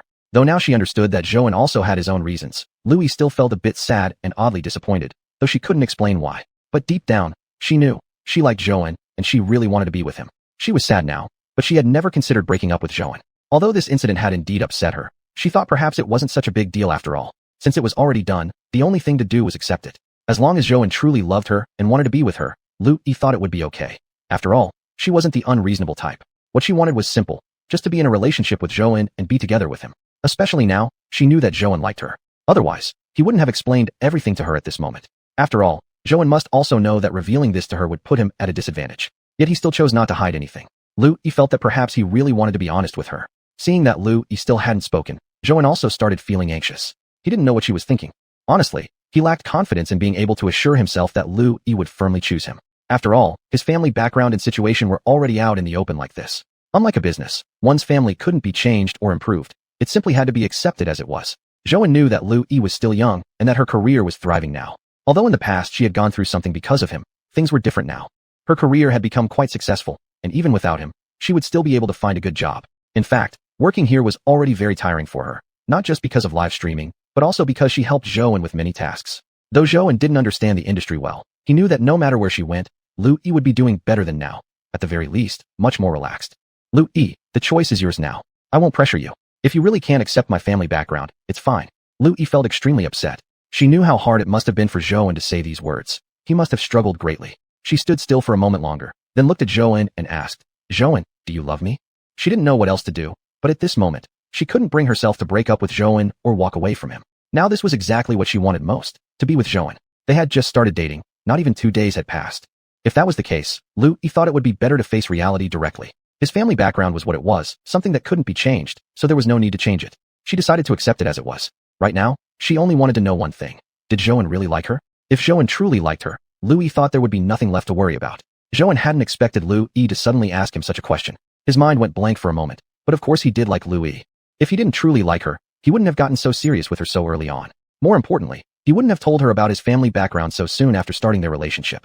He had never treated their relationship as something casual or insignificant. It was never just another fleeting experience for him. Indeed, he hadn't been very proactive in this relationship, nor had he been particularly brave. But deep down, Zhou really did like Louis.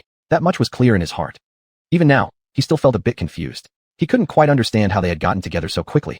It wasn't that he didn't want to be with her, it was just that everything had unfolded faster than he had expected. Still, in his heart, he was grateful for Lu Yi's initiative. If she hadn't taken the first step, they might still not be together even now. Perhaps it was due to his past relationship that Zhou now carried a lingering fear, like someone once bitten by a snake fears even a rope for 10 years. He always hesitated too much, overly cautious and hesitant. I do. Louis, I really do love you. Zhou said Ly.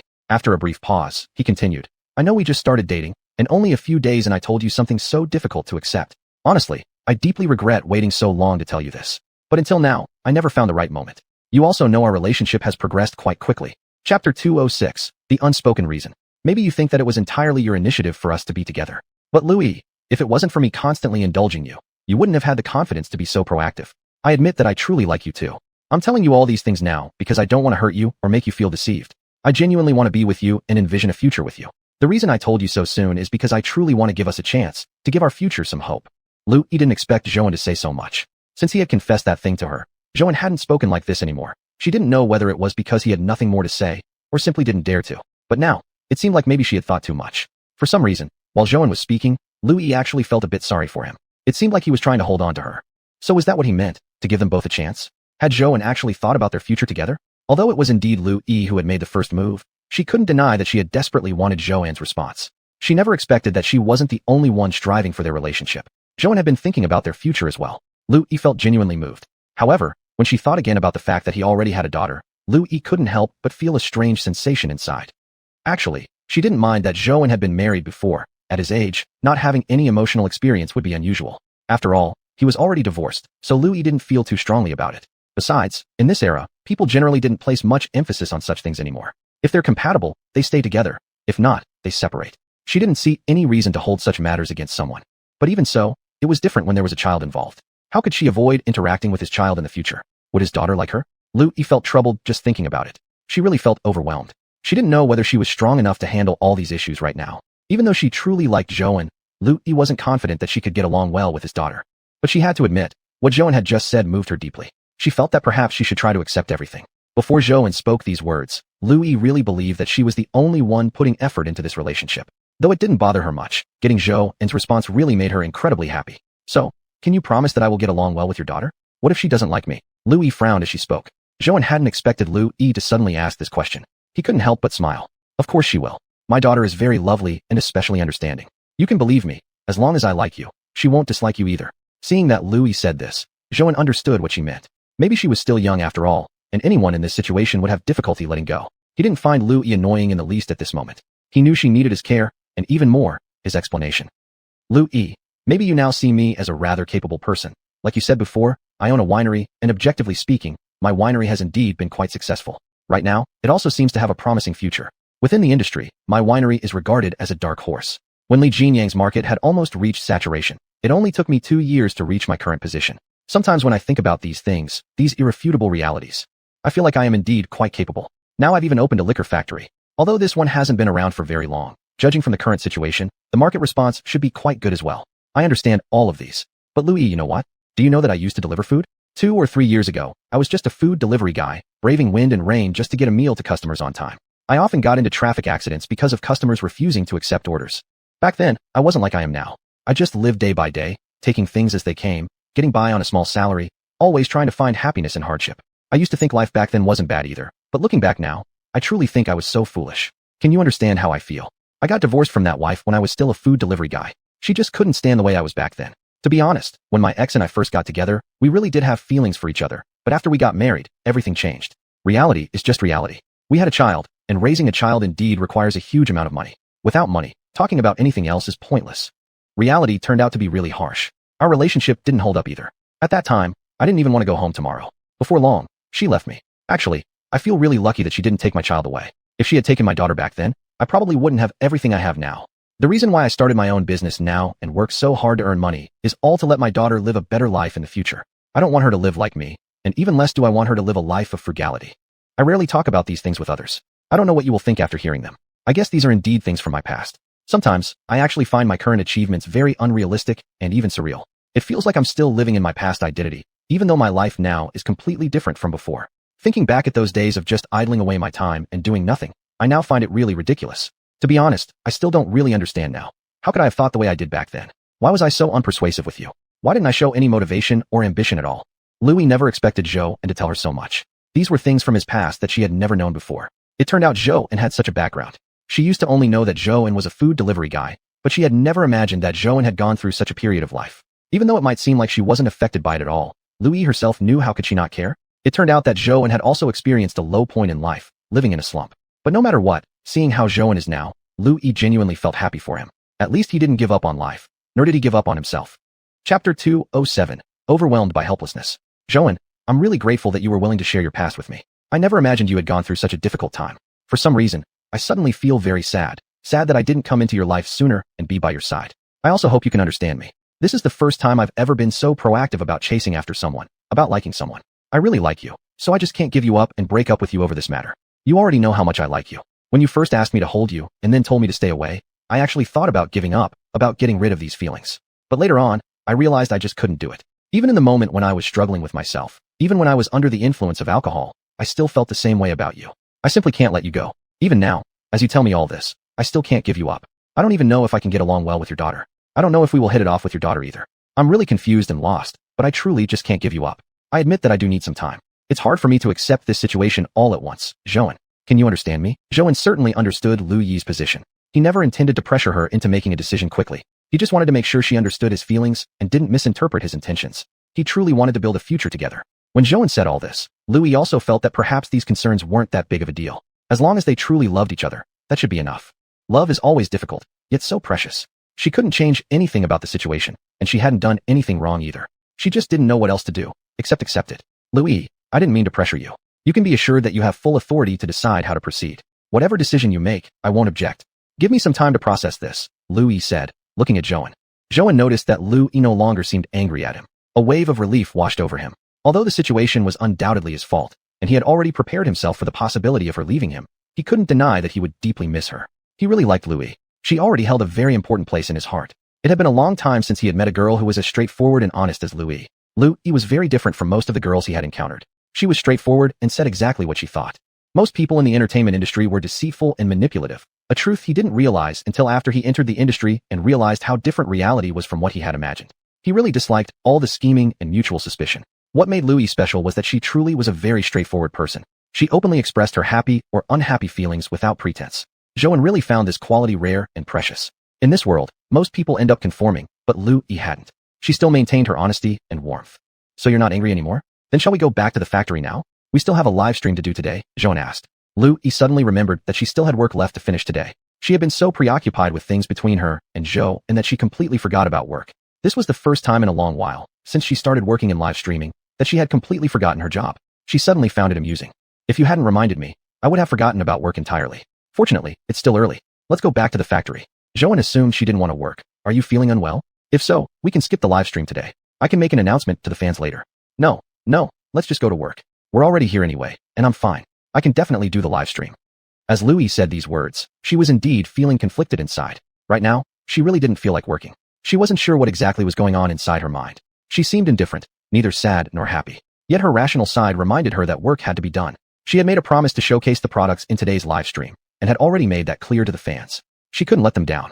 Her credibility was important, otherwise people would lose faith in her. Louis also realized she had to go to work today regardless. She needed to meet Ah Chong again, and there were things she really needed to apologize for. After all, Ah Chong had come all this way to seek out Zhou and only to be wrongly accused by her. No matter who experienced such a thing, they would probably feel very upset. He was indeed too angry at the time and didn't think thoroughly about the whole situation. It was really impulsive of him. Louis decided she had to find Ah Chong later. She hoped Ah Chong would forgive her, since he was Zhou's distant relative. Although a distant one, he was here with them now, and it was wrong for Louis to misunderstand someone so close to Zhou. Actually, Louis was also thinking whether she herself had been too narrow-minded. If she had been more open-minded, more rational, if she had asked Zhou earlier about the matter, perhaps none of this would have happened.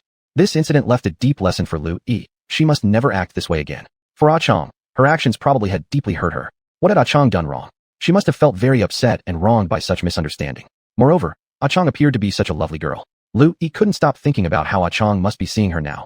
Louis increasingly felt that she had truly made a mistake. After returning to the snack factory, Louis didn't go anywhere else. She immediately looked for Ah Chong. Zhou had told her that Ah Chang was in his office, since she had indeed been affected by what happened, and he let her rest in his office for a while. Lu Yi felt deeply remorseful. If it weren't for her, Ah Chang might still be working normally. At that time, Lu Yi hadn't even thought clearly and had caused so many people in the factory to witness this embarrassment. Opening the door, she saw Ah Chang sitting on the sofa in Zhou's office, reading an illustrated book, almost exactly the same as when she first met her. Lu Yi remembered the first time she saw Ah Chang. She had been a very quiet girl, not paying attention at all to what others were talking about. She simply sat there by herself, looking at comic books, as if the world around her didn't concern her at all. Lu Yi felt even more upset inside. If it weren't for her own narrow-mindedness, none of this would have happened, causing such a sincere girl to suffer because of her misunderstanding. Lu Yi truly felt awful about it. Chapter 208. I was too impulsive. Ah Chang, Lu Yi called her name. Ah Chang was reading a comic book. She hadn't expected the person entering the room to be Lu Yi. At first, she thought it was Zhou coming back. Why was it her? Did Lu Yi have anything else to say to her? However, Ah Chang thought there didn't seem to be much between them to talk about. Moreover, at the moment she looked up, her eyes were filled with surprise, and she really couldn't tell what else he had come for. Yet Lu Yi found Ah Chang unexpectedly strong. She seemed a bit sad, but indeed sensed Ah Chang's current mood wasn't very good. If it wasn't because of her, things wouldn't be like this now. Perhaps she really had hurt him. Inside her heart, Lu Yi was genuinely happy. Ah Chang was willing to forgive her. After all, Lu Yi knew very well that what she had done was indeed somewhat excessive. Ah Chang had only recently started working here. Lu Yi could clearly see that Ah Chang was still a bit unfamiliar with this place. Perhaps her previous thought that Ah Chang just didn't want to interact with anyone was her misunderstanding. It might be that Ah Chang simply didn't know how to integrate into this environment.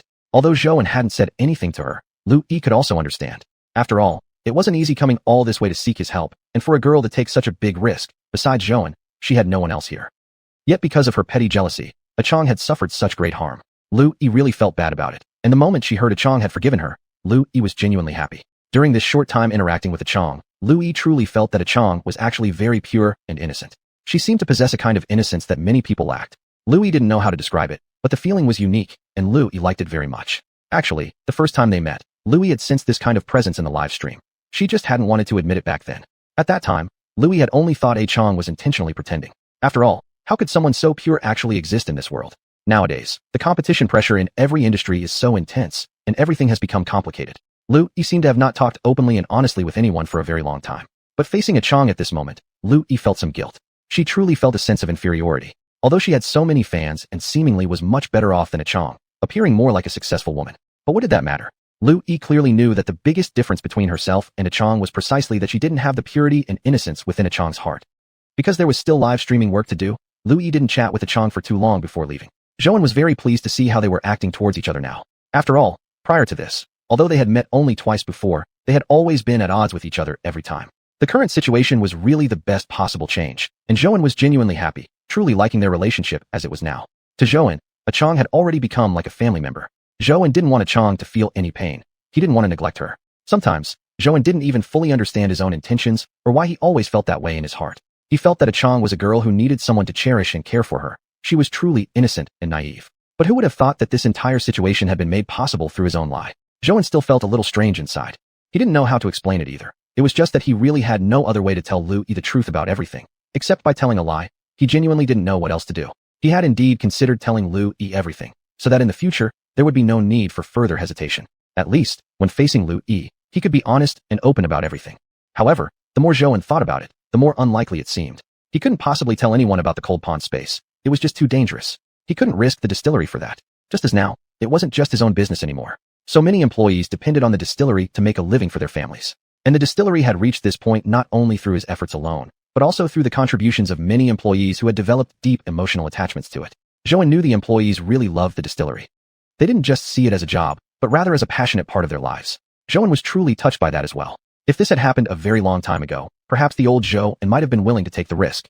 After all, he truly didn't want to keep any secrets from Lu Yi. Sometimes, a secret is not something that brings happiness, at least not for Zhou. That space was a secret that often made him anxious. Especially now that Ah Chang had come out from the cold pond space and entered his real world. Zhou felt even more anxious. He didn't even know how to explain her real situation to others. There was absolutely no way he could tell anyone. It was simply impossible, even though it was the truth. If this had been back when he first started his business alone, perhaps Zhou would have been willing to take a gamble. At that time, even though he had already begun collaborating with others, he was still the only one bearing everything. There had been no issue of profit or loss. Everything revolved around him alone. It would have just been a slight waste of effort. Zhou, your relative is really something. Now I actually realize that I did go a bit too far, but I just didn't have the peace of mind to think carefully, causing her such great trouble, Lu Yi said. looking at a Chong with a sense of guilt.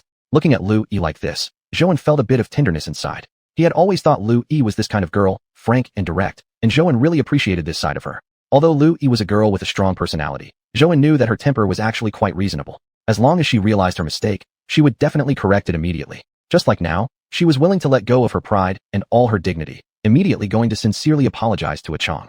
That was precisely a rare quality. After all, it's easy to make someone arrogant, but making someone humble was never easy. Lu Yi, it's okay. A Chong will understand your intention. Don't worry, I'll definitely help her from now on.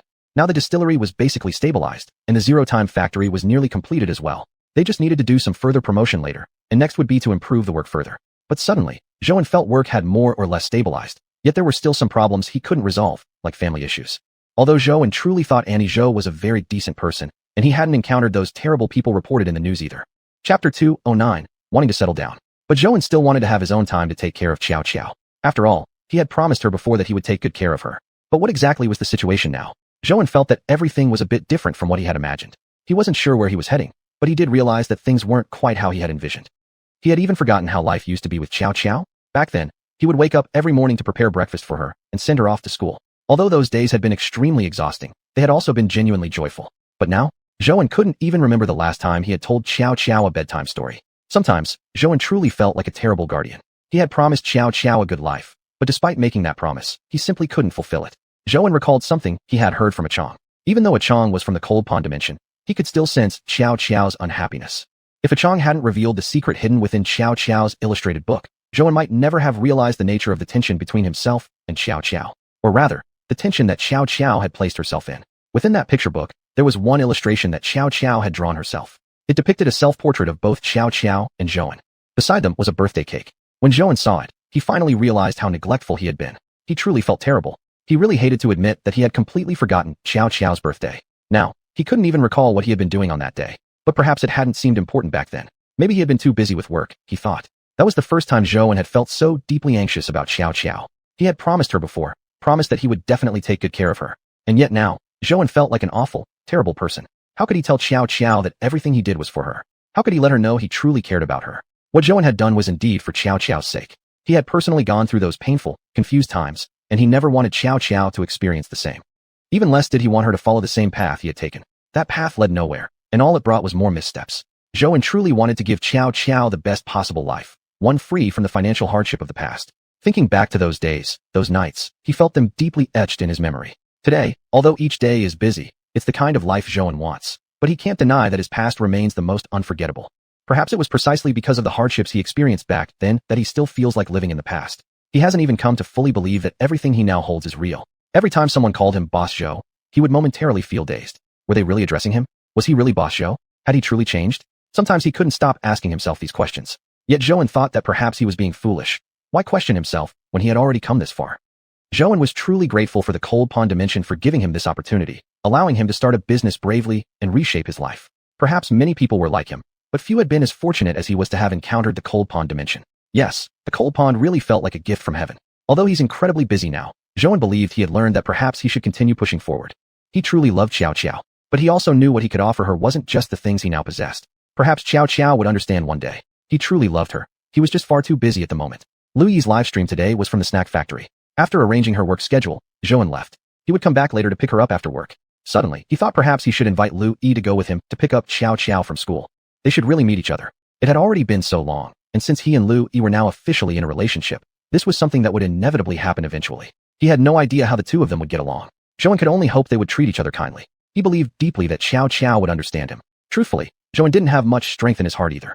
Privately, he truly believed that compared to most people, he had to make it clear that he could definitely see through all these things and understand their relationship with Lu Yi. Although Zhouan wasn't planning to hide anything from Xiao, it was just that he thought the situation was quite simple. Therefore, Zhouan really wasn't worried about the two of them meeting. He didn't know why Lu Yi was so anxious. Maybe it was because Lu Yi had never experienced such a situation before. Lu Yi, don't worry. As long as I like you, my daughter won't have any objections. Don't be nervous. Suddenly hearing those words, Lu Yi felt for a moment as if he had never seen Zhouan before. This expression on Zhouan's face was actually just too handsome. Hearing Zhouan say things like that, Lu Yi naturally gained a bit of confidence. Maybe it really wasn't a big deal. After all, sooner or later, they would have to meet. If they had to meet eventually, why not just face it now? Why not today? But at the thought of really meeting his daughter, Lu Yi still felt very complicated. He truly didn't know how to describe his current feelings. Sitting in the front passenger seat, Lu Yi felt extremely nervous. He didn't even understand why he was this nervous. He slightly turned his head and glanced at Zhouan, who was driving calmly. Lu Yi felt that Zhouan didn't seem to take this seriously at all.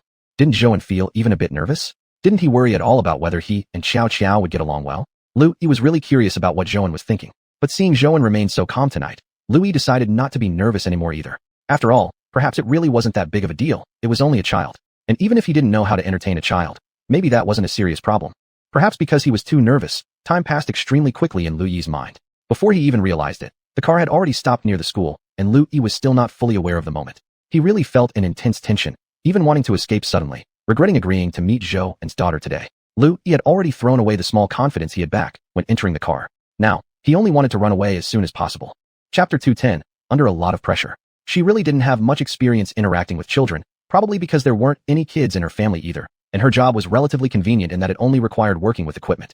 She truly didn't know how to display her charm around children. Lu Yi was very worried that Xiao wouldn't like him. Plus, they came so suddenly today that he didn't even have time to prepare a small gift for Zhouan's daughter. Little girls definitely like Barbie dolls and things like that, but Lu Yi didn't even have time to buy anything now. It was all Zhouan's fault for being too hasty and bringing her here like that. The moment she saw Xiao, Lu Yi felt her heart melting. Xiao was just so adorable. Looking carefully, she did bear a slight resemblance to Zhouan. Lu Yi was still somewhat dazed until Xiao approached the two of them. Xiao looked at Lu Yi but didn't react much. She thought this older sister was pretty and smiled slightly, saying, "Thank you, sister." Looking at Xiao's smile, Lu Yi suddenly felt some happiness, even moved. When she first came over, Lu Yi didn't have much experience. She had genuinely worried that Xiao wouldn't like her. Plus, she didn't have experience dealing with children. If Xiao really didn't like her, Lu Yi didn't know how she would handle it. Luckily, things didn't seem as bad as she'd imagined. Judging from Xiao's expression, she appeared to like Lu Yi after all. "Alright then, let's go. I'll take you two to eat." Zhouan smiled slightly and said. In fact, Zhouan was also a bit nervous about this meeting. He was somewhat worried whether Xiao would understand his intentions, and unsure whether his daughter would like Lu Yi. Because when Zhouan once introduced xiuxian to Xiao, he still remembered Xiao's delighted expression at the time. At that time, he had thought they would have a good ending. But who could have known things would end up like this? Moreover, xiuxian truly had a very good relationship with Xiao. Without Zhouan, maybe the two of them still would have remained very close. Zhouan remembered after xiuxian left, Xiao had been in a low mood for quite a while. He knew she really missed xiuxian and wanted to see her again very much. But there was nothing he could do. Zhouan had no choice but to tell her that xiuxian had gone to work, but as time went by, Xiao came to understand that xiuxian wouldn't return anymore. About that past relationship, Zhouan truly felt deep regret and guilt in his heart, not only toward xiuxian but also toward Xiao. He felt he had indeed been irresponsible. Therefore, Zhouan really didn't know how Xiao would feel this time with Lu Yi being here or what thoughts she would have. Yet, deep down, Zhouan still selfishly hoped that Xiao would understand him. Zhouan took them both to a restaurant for dinner. Naturally, it was the restaurant that Xiao liked the most, the one that served cream ice cream. Until now, Zhouan still hadn't quite figured out why Xiao loved this restaurant so much. Actually, the food wasn't particularly amazing, but the ambience was indeed great, and their children's meal sets were excellent too. So Zhouan was always happy to bring her here. Yet coming back here again, Zhouan suddenly felt a bit unfamiliar. The restaurant had undergone some new changes. Zhouan suddenly thought about when the last time was that he had brought Xiao here. It seemed like the last time was when a Chong came out from the cold pond realm. It had been quite a while since Zhouan last brought Xiao here himself, hadn't it? Deep down, he realized that taking care of Xiao had been becoming increasingly difficult for him, but he also lacked the capability to change this reality. During the meal, Zhouan constantly paid attention to Lu Yi's emotions, worried that she might be unhappy. After all, his relationship with Lu Yi hadn't been as solid as it once was, and she still somewhat resented what happened in the morning. Zhouan sincerely felt sorry, thinking that Lu Yi deserved a better relationship if she weren't with him. Deep down, Zhouan understood very well that no matter who Lu Yi ended up with, it would probably be a more peaceful and stable relationship than being with him. He truly felt moved that Lu Yi chose to be with him. Zhouan knew that if Xiao said something today that made Lu Yi unhappy, their relationship might really be beyond repair. Actually, after what had happened that morning, Zhouan had sensed Lu Yi's subtle change. She was truly upset, perhaps also because she started to realize that their relationship had indeed been somewhat impulsive. They hadn't even properly gotten to know each other before entering a relationship and even becoming intimate. Yet, seeing how things had turned out, Zhouan could truly sense that Lu Yi probably couldn't let go of him either. Zhouan could genuinely feel Lu Yi's affection for him. Fortunately, Xiao behaved very well and didn't disappoint him. Watching the two of them, the big and the small, chatting and laughing together, Zhouan really felt extremely happy. It had been a long time since he had felt this way. It seemed like the last time he experienced this feeling was way back, when he was dating, long ago. Zhouan actually knew that Xiao really liked xiuxian, and back then, Zhouan himself also felt he really liked xiuxian, yet they had still ended up parting ways. Perhaps they just weren't suited for each other after all. When he thought about it now, Zhouan realized he had indeed made a lot of mistakes back then. Lu Yi felt happy seeing how happily Xiao was eating. She had heard from Zhou and before coming that Xiao really liked this restaurant. This restaurant is really great. Xiao Xiao has such amazing taste. It's fantastic. Lu Yi smiled and said while looking at Xiao Xiao. When Xiao Xiao heard Lu Yi's words, her heart grew even happier. This was truly her favorite restaurant. It was also the favorite place where she and her little friends loved to come. Big sister, do you like it too? Then we can come here often from now on. Xiao Xiao said happily. Hearing those words, Lu Yi became even happier. She truly felt that Xiao Xiao was much more understanding than she had imagined. Moreover, Xiao Xiao didn't seem nearly as difficult to handle as she had imagined.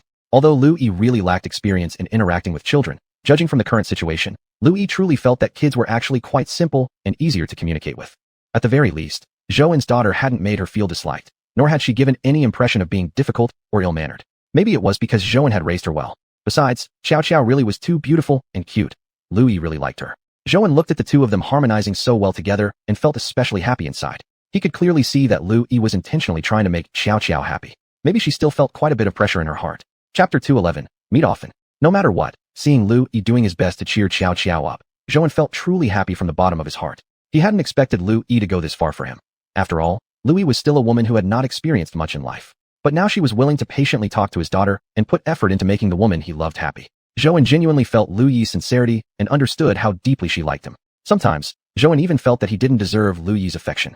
What did he have? He was just an ordinary man, while Lu Yi was different in his eyes. She was such a cheerful and excellent girl. At times, Zhouan even felt that Lu Yi's professional abilities were stronger than his own. Although he had struggled in this industry for the past couple of years, compared to Lu Yi, he sometimes thought her insights were deeper than his. Zhouan knew that if Lu Yi wasn't with him, she would definitely have better options, yet she still chose to be with him.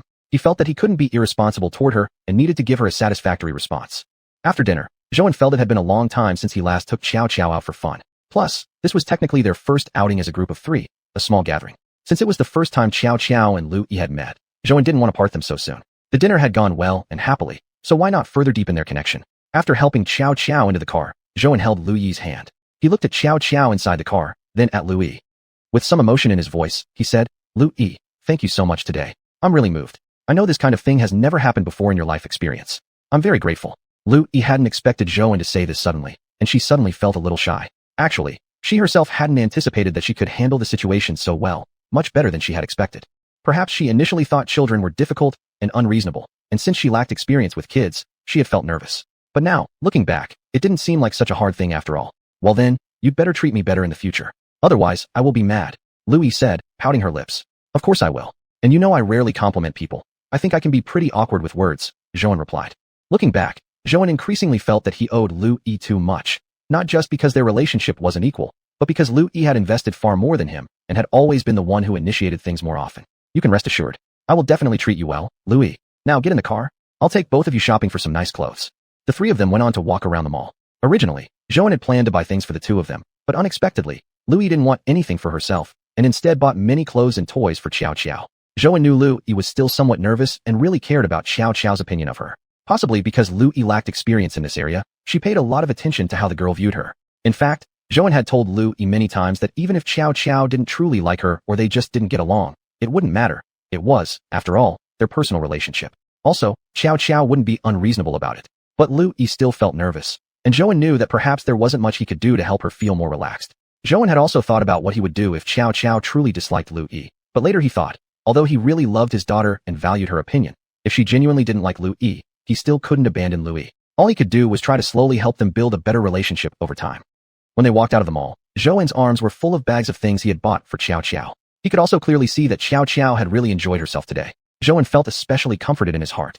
He truly felt this day had gone especially to him. Although in the beginning, he had indeed been a bit nervous, worrying that Xiao Xiao and Lu Yi might not get along well. Also, this morning, something unpleasant had happened that made Zhouan feel deeply upset without knowing how to handle it. But now everything had passed smoothly. Now, he and Lu Yi had finally been truly open with each other. At the very least, he had given Lu Yi a proper response, and given their relationship a sense of closure. Just as they were about to head home, Xiao Xiao suddenly stopped. Neither Lu Yi nor Zhouan had any idea what she was about to do. They simply looked at her curiously, assuming she had something to say. Unexpectedly, Xiao Xiao turned to Lu Yi, as if she wanted to speak. Lu Yi suddenly felt a bit nervous. She didn't know what Xiao Xiao was going to do. After all, even though they had spent a very pleasant day together, this was still their very first meeting, and everything she had done was just to make Xiao Xiao happy. She didn't know whether Xiao Xiao was truly happy or not. Big sister Lu Yi, thank you very much today for buying me all these gifts. I really love them. I hope we can meet again next time. I'll take you to a secret place that I really like. Lu Yi hadn't expected that Xiao Xiao would say something like this. She was truly surprised and deeply moved. This was her very first time interacting with a child so successfully. Dr. Lu really felt extremely happy. Perhaps she could even consider expanding her work to include more interactions with children. Due to her family background, Lu Yi had hardly ever interacted with children before. Her relatives and friends were all around her own age, so she truly lacked experience in this area. Lu Yi's job was also quite isolated. After all, she didn't have to communicate with customers face-to-face, but instead conducted her work through online live streaming. She could work simply by using her phone. Although she had a huge number of customers and followers, Lu Yi had to admit that she wasn't particularly good at socializing with others. Lu Yi was deeply moved. She squatted down and said, "Xiao, thank you for saying that to me. I'm really happy. I hope we can meet often in the future." Zhouwen watched the two of them and felt deeply touched. He also squatted down and hugged both of them tightly. Chapter 212, Fantasy. At this moment, he suddenly felt as if he had gained immense satisfaction from some aspect. Perhaps that's why so many people desire to settle down. Family is indeed very important, Zhou couldn't help but admit. The higher he climbed in his position, the more important family became. How many times had he worked late into the night, then returning home, hoping to make this house feel warm? Although he already had this home with himself and his beloved daughter, which should be enough. After all, their original life was just the two of them. Occasionally during certain late nights, he mainly looked forward to having a woman participate in their life and become part of their family. The feeling of family he had once fantasized about, Zhouwen could now truly experience. He genuinely felt that everything now was just too wonderful. After dropping Lu Yi off at her home, there were only Wan Ku and Xiao left in the car. Looking at her, noticing her mood was genuinely quite good, he carefully opened his mouth and asked, "Xiao, do you like today's big sister?"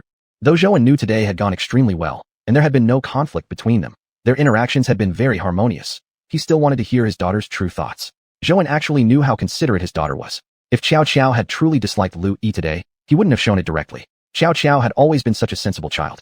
Yet regardless of how harmonious everything seemed on the surface today, Zhouwen still wanted to know what his daughter truly felt inside. He didn't want his daughter to feel she must always deceive herself.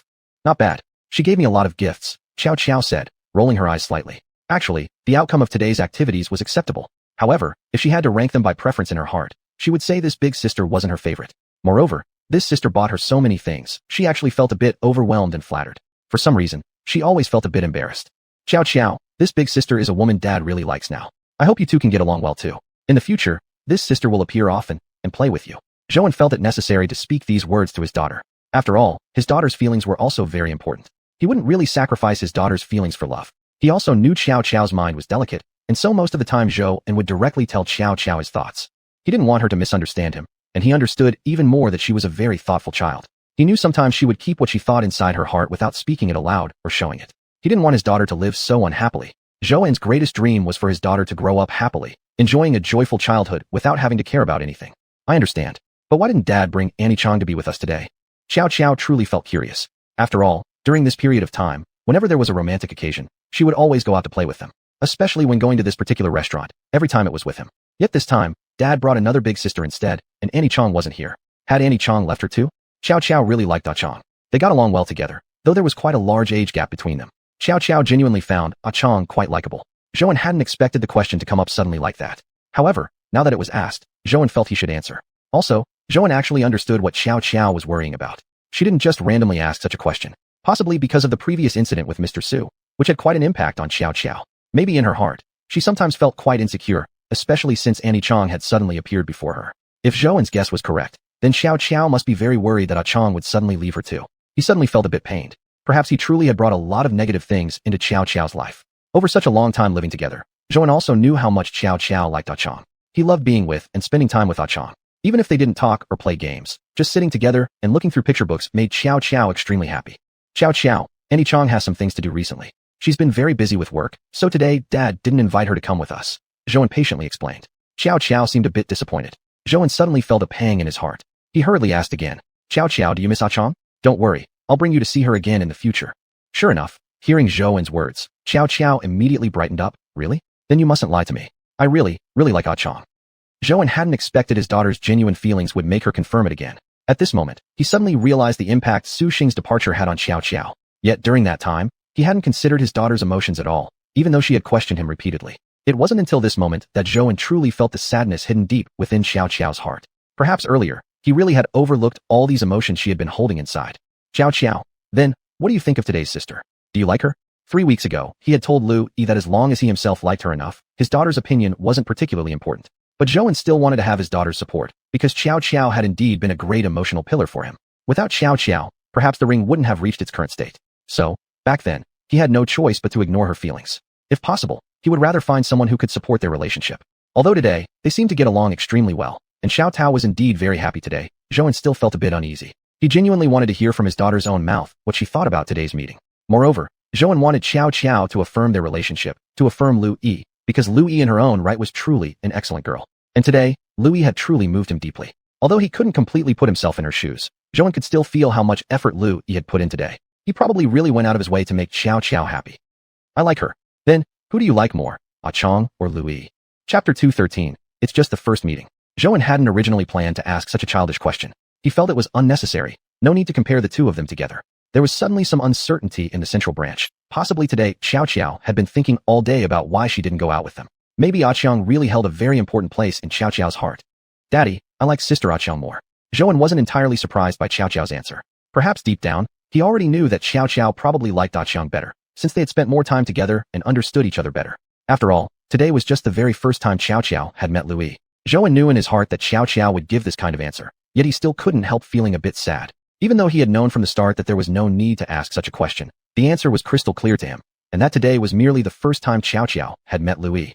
But the moment his daughter actually said she liked Chong more, Zhou couldn't help but feel hurt. Because this wasn't exactly the answer Zhou wanted. Privately, he had hoped that Xiao could develop a better relationship with Lu Yi. After all, Lu Yi was his girlfriend. If they could get along well, then when they eventually became a family, things could be more harmonious. Perhaps Lu Yi only wanted to have a romantic relationship with him, and perhaps in her eyes Zhou wasn't very proactive, but Zhou himself knew better than anyone else. He genuinely took this whole thing seriously, and had even planned for a future with Lu Yi. Zhou had never intended to merely fool around with Lu Yi. He was completely serious about their relationship.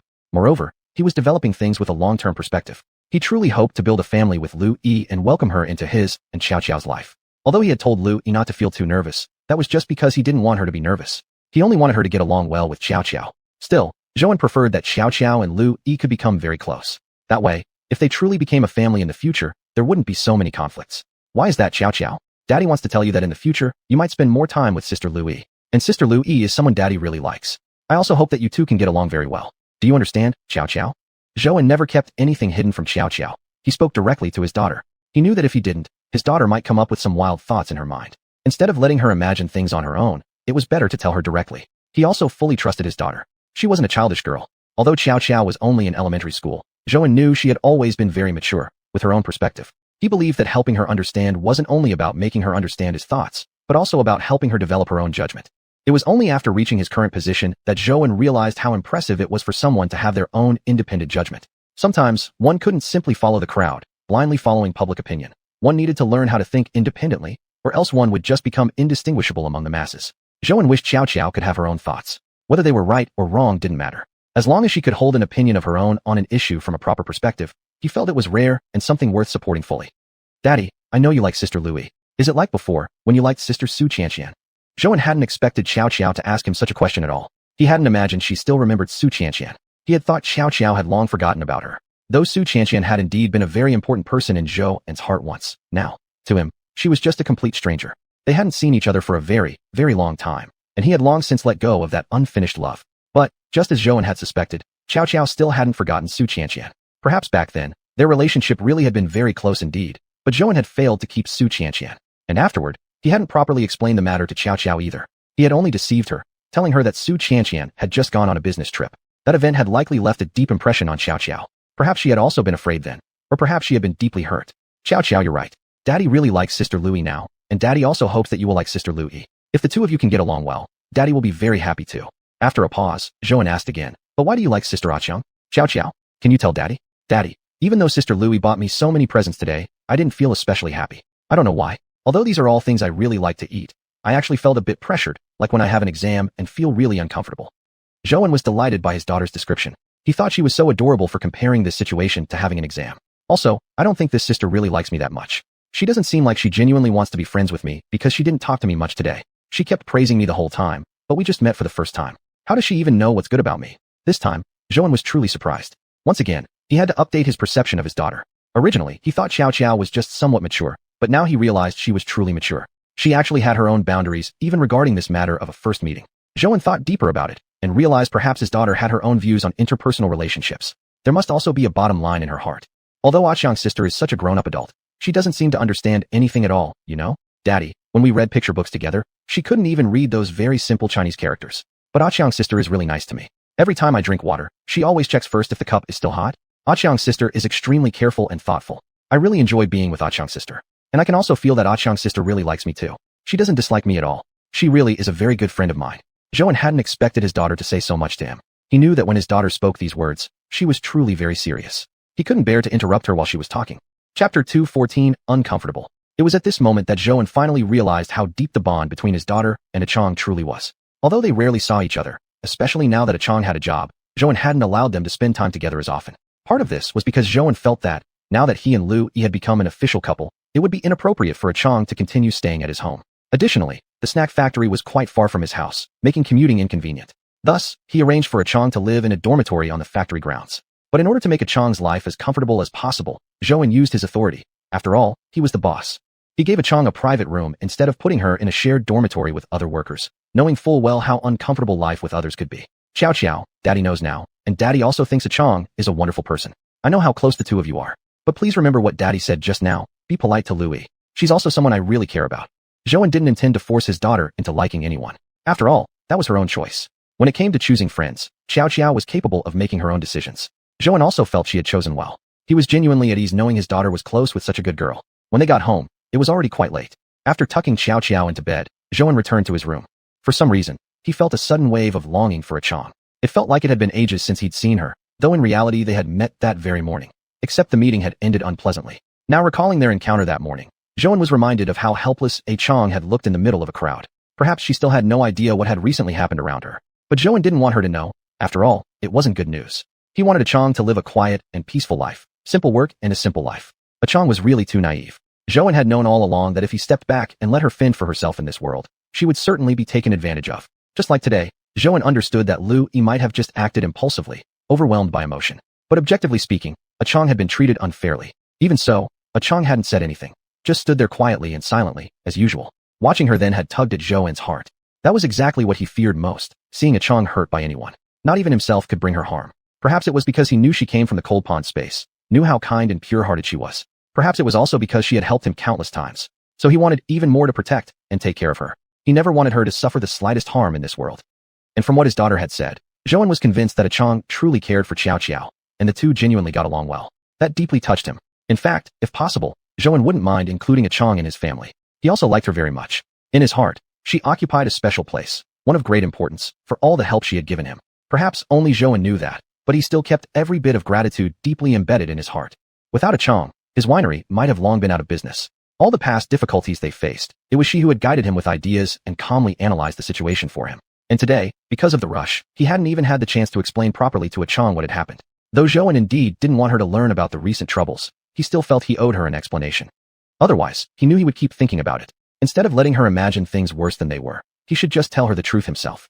After all, she and Lu Yi had more or less reconciled, at least in Zhou's eyes, and he believed Lu Yi wouldn't mistreat Xiang again.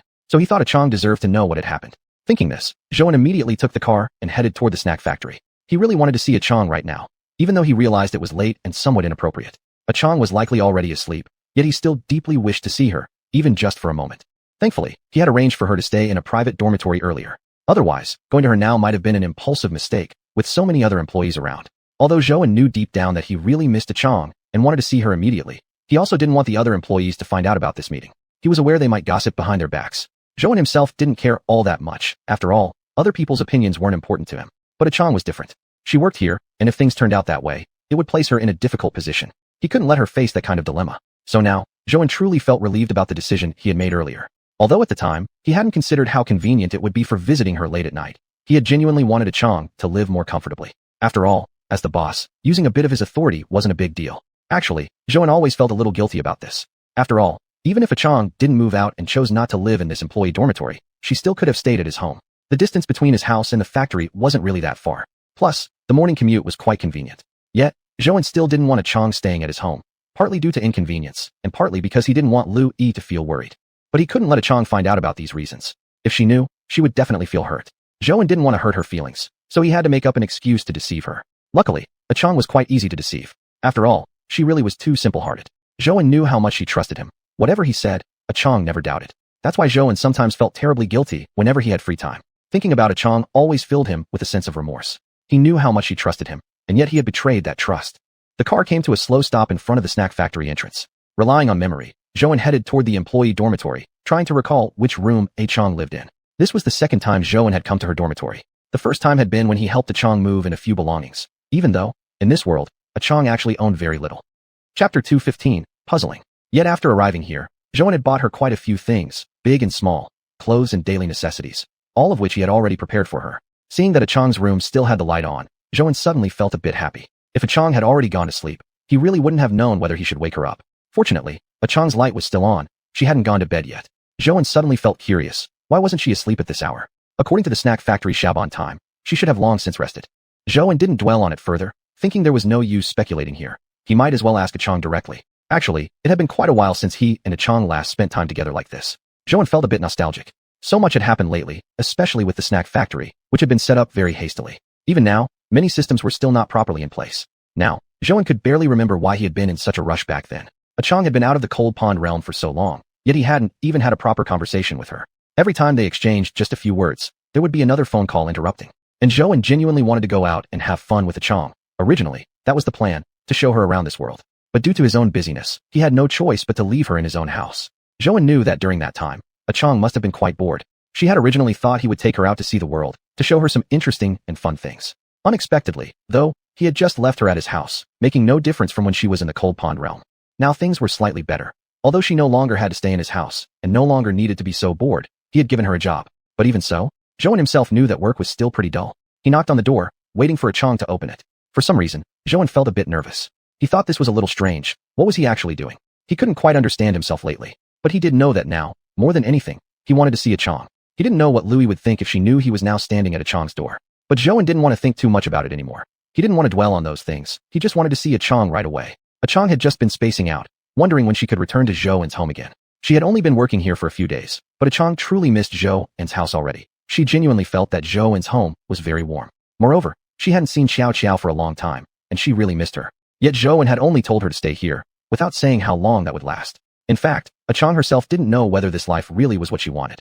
It felt quite meaningless, quite different from her expectations. She had originally thought she could be with Zhou every day, but upon arriving in his world, she realized only too well that even in the same world as him, it was still impossible to always be by his side. Still, thinking about it, Chang preferred to stay in this world. After all, only in this world did she stand a greater chance of seeing Zhou. She didn't know why she longed to see Zhou so much. She truly felt that Zhou gave her a great sense of security. Whenever she saw Zhou, Chang felt extremely happy. But now, she also knew that Zhou was very busy, so she didn't want to disturb his life. Besides, Chang knew that if Zhou wanted to see her, he would definitely come looking for her. Suddenly, Chang recalled their meeting earlier that day. Apparently, Zhou hadn't seemed happy. Although even now she still felt somewhat puzzled. Even Chang herself hadn't fully understood exactly what had happened. But Chang could feel that whatever happened today probably caused Zhou trouble. However, she remembered later that Lu Yi had come to apologize to her. Although Chang still felt puzzled, she could see that Lu Yi's apology was genuine. Actually, she hadn't been angry about this incident at all. It was not the first time something like this had happened, and Chang never considered Lu Yi someone worth caring about. No matter what she did, Chang wouldn't be affected by her. But Chang didn't understand why Lu Yi suddenly apologized to her, perhaps because Zhou had said something to her? Now, Chang really felt that her previous thoughts had been too simple. Perhaps this world wasn't quite the same as what she imagined, or even if imagined the same way, reality still wouldn't align perfectly with her expectations. Now that there was still a chance to tackle difficult tasks, she had merely been waiting in Handan for Zhou Huan to come find her. Yet, reflecting on it now, he didn't come to see her every day, only occasionally when he felt remorseful or faced some problem. Perhaps it had something to do with her, but now, all of a sudden, she understood, it might simply be that he wanted a moment of peace inside the space. This was the thought that suddenly occurred to Chang while Zhou had let her rest inside his office. Originally, she thought she could keep working a bit longer, but as she turned around, seeing the employees watching her, she suddenly felt that maybe she really should take a rest and give everyone else a moment to relax too. This was also the first time Chang felt how different this world truly was. Everyone was unlike what she had imagined, and not everyone would be kind to her. Inside Zhou's office, Chang finally understood Zhou's intention. It turned out he wanted her to take a break, not just for her, but for the employees too. In that moment, Chang suddenly realized why Zhou often went to rest inside the cold pond realm. Compared to that place, this world was indeed too noisy and chaotic. Just as she was thinking about all these things, the door suddenly knocked. Chang felt slightly curious. Who could it be visiting her at this hour? Although she had already been living here for several days, this was the first time someone had come to see her. Could it be Zhou? Chang suddenly felt a bit excited. She admitted to herself that she truly missed seeing Zhou, even though she had just seen him earlier in the day. As the door opened, Chang couldn't believe her eyes. It was really Zhou. She couldn't believe it was actually him coming to see her at this time. Unable to contain herself, she smiled. Zhou saw Chang smiling so happily and suddenly felt somewhat puzzled, yet at a loss for words. Chang never expected that Zhou would actually come looking for her. Although she had secretly hoped for a moment that he might, she still felt surprised. Why had Zhou come? Was it because of what happened between her and that woman today? Yet Chang herself didn't know what she had done wrong, even though the woman had appeared very angry. Chapter 216, A Troublesome Place. Although later the two of them eventually reconciled, Chang knew that woman must be someone very important to Zhou. Yet Chang recalled that when Zhou was inside the cold pond dimension, he had never mentioned this woman to her. Ah, so it really is you. Why did you come looking for me now? Chang said joyfully. Seeing Chang's happy expression, Zhou also smiled. Chang, I came to find you. Are you not happy about it? Chang knew that Zhou was teasing her on purpose. How could she not be happy? Even back in the cold pond dimension, Zhou often teased her this way. Back then, she truly wished Zhou would come find her in the cold pond dimension, because after getting to know Zhou, Chang genuinely found the cold pond dimension somewhat boring. Zhou was a very humorous man, and Chang really enjoyed spending time with him. Sometimes Chang also felt puzzled herself. Though it was true that very few people existed in the cold pond dimension, and Chang had spent so many years there without encountering many people, it didn't mean that there had been no one else. Only that those who had appeared before she hadn't interacted with. In fact, Chang had noticed Zhou's existence before Zhou discovered her, but she simply hadn't sought him out, believing there was no need. After all, he was just another person who would eventually leave that place. But Chang never expected that Zhou would actually have such interaction and connection with her, and even bring her into his world. Of course I'm happy. But, Zhou, what exactly happened this morning? Chang asked, puzzled. She hadn't planned on bringing it up again originally. Chang understood well enough in her heart that it wasn't a pleasant thing, even though in the end, she and that woman had shaken hands and reconciled. Still, Chang could sense that Zhou hadn't been happy this morning. Still, she wanted to understand clearly. She somehow felt she might meet that woman again. And now that she was living in this world, Chang thought she had the right to know. She couldn't remain as clueless as before.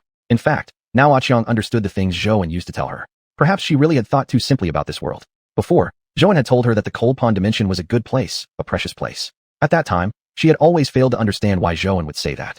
After all, she had lived there for so many years, yet never had she thought there was anything good about the cold pond dimension, though she hadn't wanted to escape from it, only because Chang didn't know about this other, more colorful world. Like now, after discovering this world, she really didn't want to go back. She truly felt that her old world had been quite boring, and although this world could sometimes also feel dull, overall it was more joyful. She really enjoyed spending time with people in this world. Zhou hadn't expected her to ask this question. After all, he hadn't intended to tell Chang the truth. Although he knew Chang had the right to know, Zhou didn't want to tell her everything, since it wasn't anything good. And Chang was so innocent. Zhou truly couldn't bear to tell her those ugly truths. To him, Chang was like a blank sheet of paper, and Zhou didn't want to draw anything on it at all. Since he didn't have the ability to bring Chang a perfectly beautiful and wonderful world, Zhou had decided he wouldn't let her see even the slightest bit of darkness in this world. That was really how he thought. So when Chang now asked him, Zhou didn't tell her the full truth, not out of anything else, but because the two of them had already resolved their conflict. Zhou also knew that perhaps even now Chang still didn't completely understand what had happened. But in the end, Louis wouldn't treat her like that again, and that was enough for Zhou. Maybe Chang would encounter similar problems in the future. Perhaps when he was away dealing with other matters, Chang ran into such troubles again. But Zhou always figured he'd deal with it then. On that day, he would do his best to protect Chang anyway. Now that Zhou had become such a successful business owner, and Chang was working in his factory, he believed he still had the ability to protect Chang well. Whatever happens, whatever one might say, Zhou had no intention of allowing Chang to have any negative impression of this world. Maybe it was because Zhou had seen too much, so he truly believed that this world wasn't as wonderful as Chang imagined, and he knew she had placed too much beauty and imagination onto it. Perhaps also because at the very beginning, Zhou had taken her to many fun places and let her taste lots of delicious food, making Chang believe this world was so wonderful. Yet in reality, it wasn't exactly like that. Zhou simply couldn't bear to tell her the truth, that the world actually had many annoying aspects. For instance, the treachery and deceit in business, or the mutual suspicion and gossiping behind each other's backs among employees. Zhou knew all about it, but he didn't want Chang to know anymore. Although now she had already entered this world and was now living and working here, he still didn't want her to know too much. At the very least, he wished for Chang to maintain her own purity and kindness. Earlier it was just a misunderstanding, and now everything has passed. Lu Yi also has no misunderstandings anymore. Actually, she now wants to be friends with you. Chang, are you willing to be friends with her? Zhou genuinely hoped the two could become friends, and wished for their relationship to become harmonious. Truthfully, Zhou felt quite at ease regarding Chang. He believed she would not do anything to hurt others, nor would she hold too many negative thoughts about people. Chang really was extremely kind, not foolish. Zhou knew she was genuinely kind, and Chang really was quite innocent. The problem actually came from Lu Yi's side. Moreover, now Lu Yi had come around. She now understood these things, so Zhou could now fully relax. Zhou felt their relationship could possibly improve slowly. Although Chang wasn't a relative or especially important friend to Zhou, currently, for Zhou, Xiang held a very significant place in his life. Xiang was the most special girl he had ever met, not only because she came from the Cold Pond dimension, but also because her heart was genuinely rare and precious. She truly was very innocent, very pure. Chapter 217, Happier. Although she had never left the Cold Pond space and had never seen this world, her adaptability was very strong. So far, Zhou hadn't noticed her feeling uncomfortable at all. Back in the Cold Pond space, whenever he encountered trouble, he would often talk to her about everything. Xiang had always given him emotional support during his darkest times. Zhou truly felt deeply moved. Back then, a lot had happened. Sometimes, he really couldn't bear it anymore, and usually, whenever things became overwhelming, he'd escape to the Cold Pond space for peace. But each time, Xiang would patiently stay by his side, offering advice. Without her, Zhou truly wouldn't have come this far smoothly. She's someone you like, right? If you like her, I'm willing to like her too. But I think she doesn't like me. Zhou never expected Xiang to ask him such a question. After all, she had never mentioned to him what she liked or disliked. This was the first time Xiang had spoken to him like this. He didn't even know what to say. Xiang, she's really someone I like very much now, and I hope the two of you can get along well. At the very least, don't have conflicts with each other. Pausing for a moment, Zhou continued. Xiang, rest assured, since you've come to this world, and I've brought you here, I will protect you well no matter what. Whenever you're in trouble, be sure to tell me. For something like today to happen again, I absolutely won't let it happen in the future. Just thinking about what happened during the day made Zhou extremely angry and gave him a headache. He was genuinely furious and heartbroken. He imagined her situation at that time, surrounded by so many people, and wondered if she had been deeply hurt emotionally. Even though Zhou knew that Xiang might not even know what actually happened, he also understood that deep inside, she was truly upset. He absolutely did not want Xiang to experience anything like today again. For Zhou, that was a true challenge to him. It's fine. I'll definitely get along well with her. I'll treat her just like xiuxian. Xiang smiled as she spoke. Yet, for some reason, she couldn't bring herself to say what she felt. Deep inside, she was indeed quite upset. Xiang herself didn't know why she was sad. It was just a feeling of discomfort, and when she tried to convince herself that she should like Lu Yi, she truly didn't feel any sadness in her heart. She didn't know exactly what was going on with her. She only knew that she couldn't feel happy anymore, that she wasn't as joyful as she used to be. She indeed missed seeing Zhou and longed for him to come visit her, but she didn't want him to say these things. She couldn't understand herself either. Let's not talk about unhappy things anymore. Xiang, ever since I arranged this place for you, I haven't had the time to ask how you're doing. I've just been too busy. Now I can finally ask you. Have you found anything uncomfortable or unsuitable here? Xiang understood how busy Zhou was, and she also knew that he hadn't intentionally neglected her, since she had felt his lifestyle and habits even before she got a job and when she was still living in his home. Previously, when she had no job and was still living at Zhou's house, Xiang already understood how busy Zhou's work really was. So she wasn't angry at him at all. Although this place really couldn't compare to his home, Xiang didn't think that was a bad thing. Plus, she really enjoyed this job, even though she felt a little pressure inside. Compared to others, her speed was indeed much slower, but Xiang also knew that she was slowly improving. At least her pace was becoming faster. You don't need to worry. You focus on your work, I'm doing fine here. I'm just a little homesick for xiuxian. Xiang truly missed xiuxian very much. She even dreamed about her sometimes. She truly believed that she and xiuxian were the best friends in the world. Although xiuxian was still a child, and this was the first time she interacted with a kid, Xiang genuinely felt a special connection with xiuxian. Moreover, xiuxian wasn't as unreasonable as Zhou described. At least in Xiang's eyes, xiuxian was a very lovely and considerate girl. Zhou seemed to have predicted exactly what Xiang would say, because xiuxian had said the exact same thing to him. Now, he understood, and he also realized how deep the bond between the two girls had become. Without his knowledge, their relationship had already grown this strong during the time he was absent. Zhou was actually very happy that the two girls got along so well, and both of them were people he truly cared about. Besides, his work had been extremely busy. Although Zhou had long realized this, he couldn't do much to change it due to work obligations. He had no choice but to finish everything today and finally completed the tasks at hand. There would be even more things waiting for him next year. This period was a critical rising phase, and Zhou knew he couldn't lose his drive or retreat. Now that he had so many people relying on him, Zhou couldn't afford to act impulsively like before. He couldn't afford to be careless either. He really wanted to spend time with xiuxian, wanted to cook breakfast for her, and longed to accompany her just like the days he used to deliver food. Xiuxian told me today that she also really misses you, Zhou said with a smile. Hearing these words from Zhou, Xiang became extremely joyful. Really? She actually said that? I really miss her too. I can't wait for the holidays. Seeing Xiang's reaction, Zhou felt a little Xinkung inside. Maybe from the very beginning, he shouldn't have asked her to move out of his house. But back then, Zhou truly believed it was necessary for them to keep some distance. After all, his home wasn't that big, and letting her live with him would be inconvenient if Lu Yi came over in the future. Moreover, he was also worried that Lu Yi might notice something. Although now Lu Yi didn't have any objections, it was only because Zhou had told her that Xiang was his distant cousin. However, if the truth were discovered, Zhou really didn't know how he would handle the situation.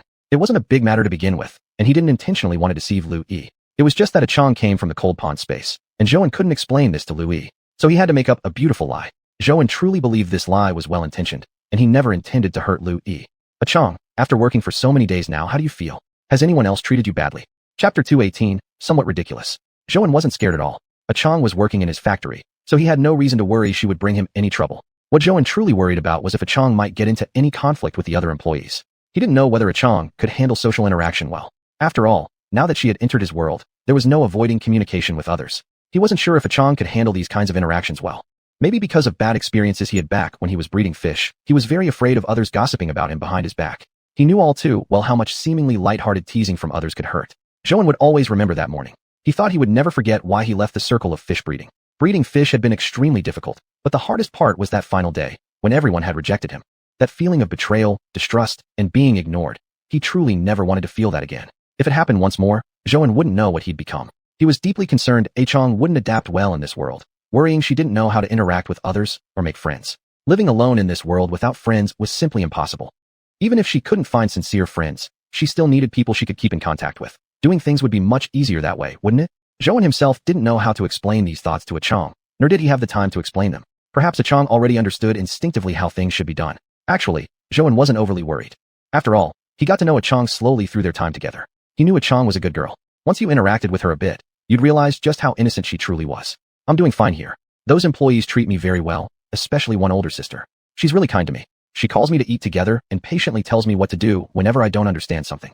Chang continued talking, and Zhouan felt truly happy that she had shared all this with him. Perhaps it was because they hadn't had much communication in a while. Zhouan thought that even though Chang was now in his world, it seemed they were spending less time together than before.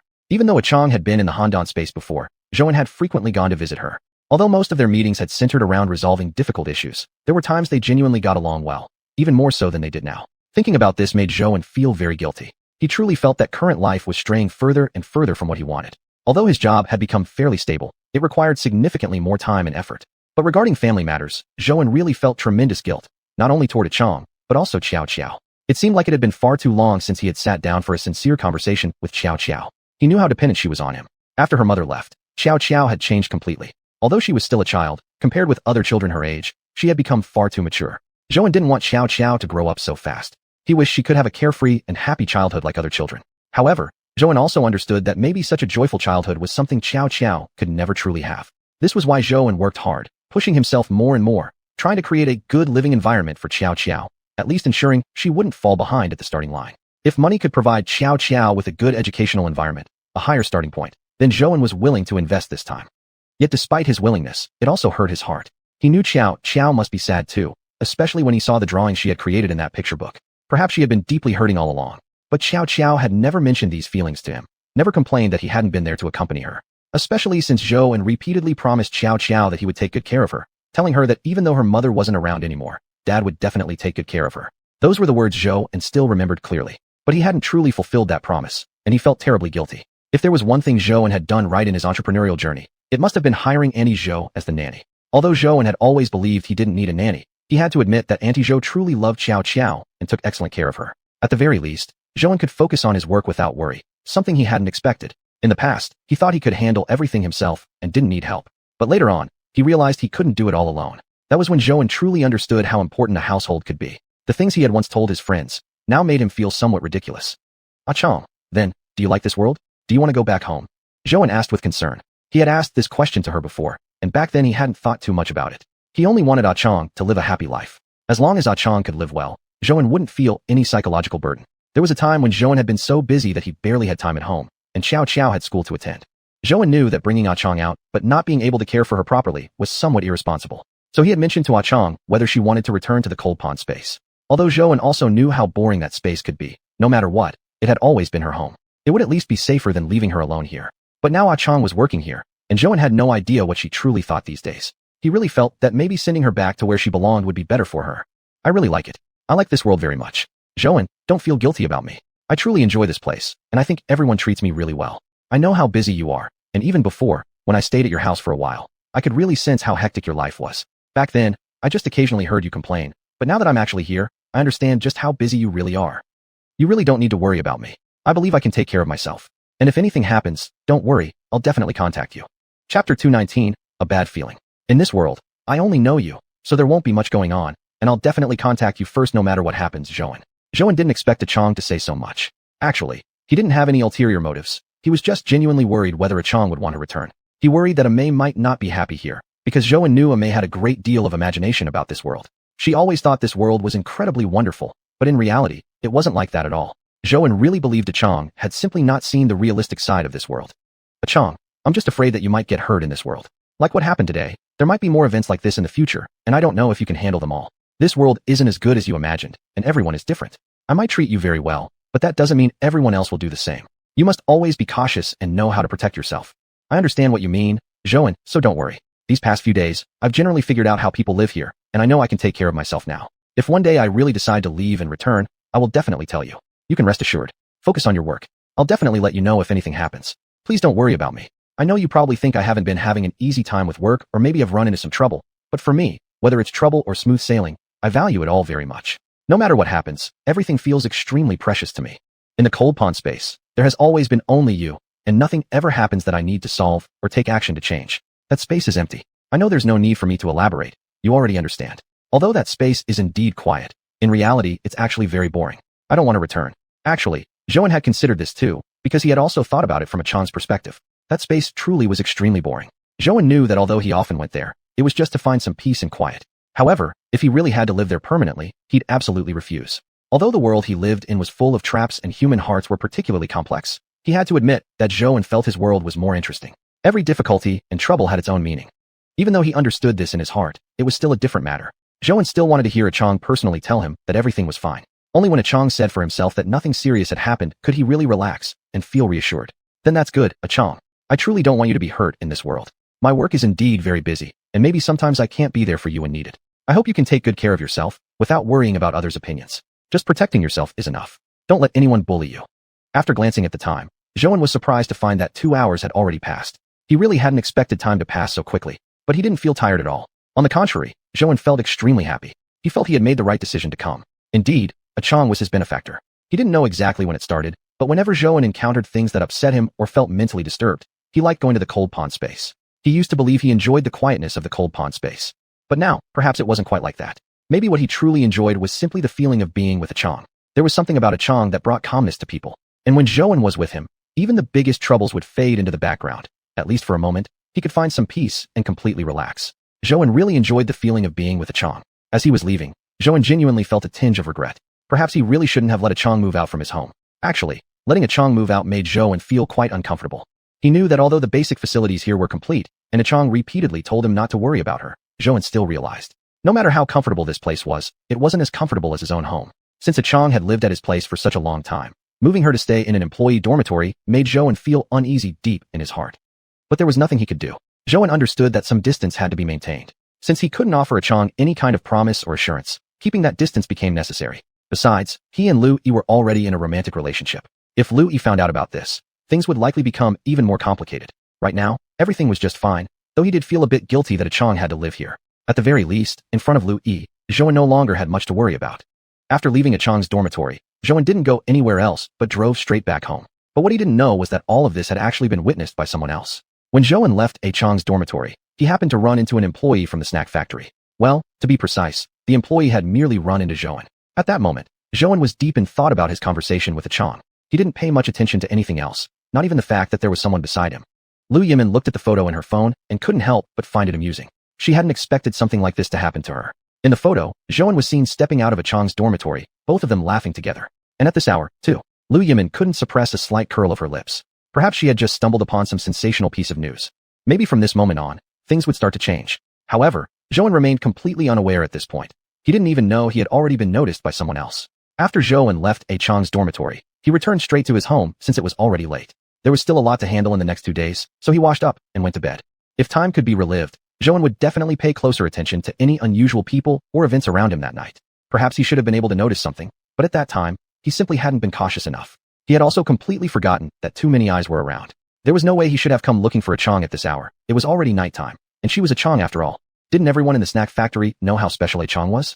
She had originally been a newly transferred employee and was given a single room in the dormitory. Such special treatment was truly exceptional. Chapter 220, A Mess. Moreover, when Chang got into an argument with Zhou's girlfriend, so many employees witnessed it. Although at the time Zhou didn't specify exactly what happened, those who were perceptive enough understood clearly. Zhou was clearly siding with Chang. The alarm clock rang as usual again. After waking up, Zhou thought about today's schedule. It didn't seem too packed. he decided to drop Xiao Xiao off at school. He hadn't done that in quite a while, and it had also been a long time since he and Xiao Xiao had any quality time together alone. He truly felt that maybe he and Xiao Xiao needed some time.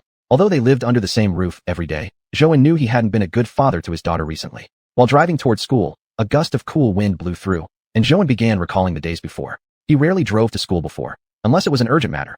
He mostly rode his electric scooter to pick Xiao Xiao up.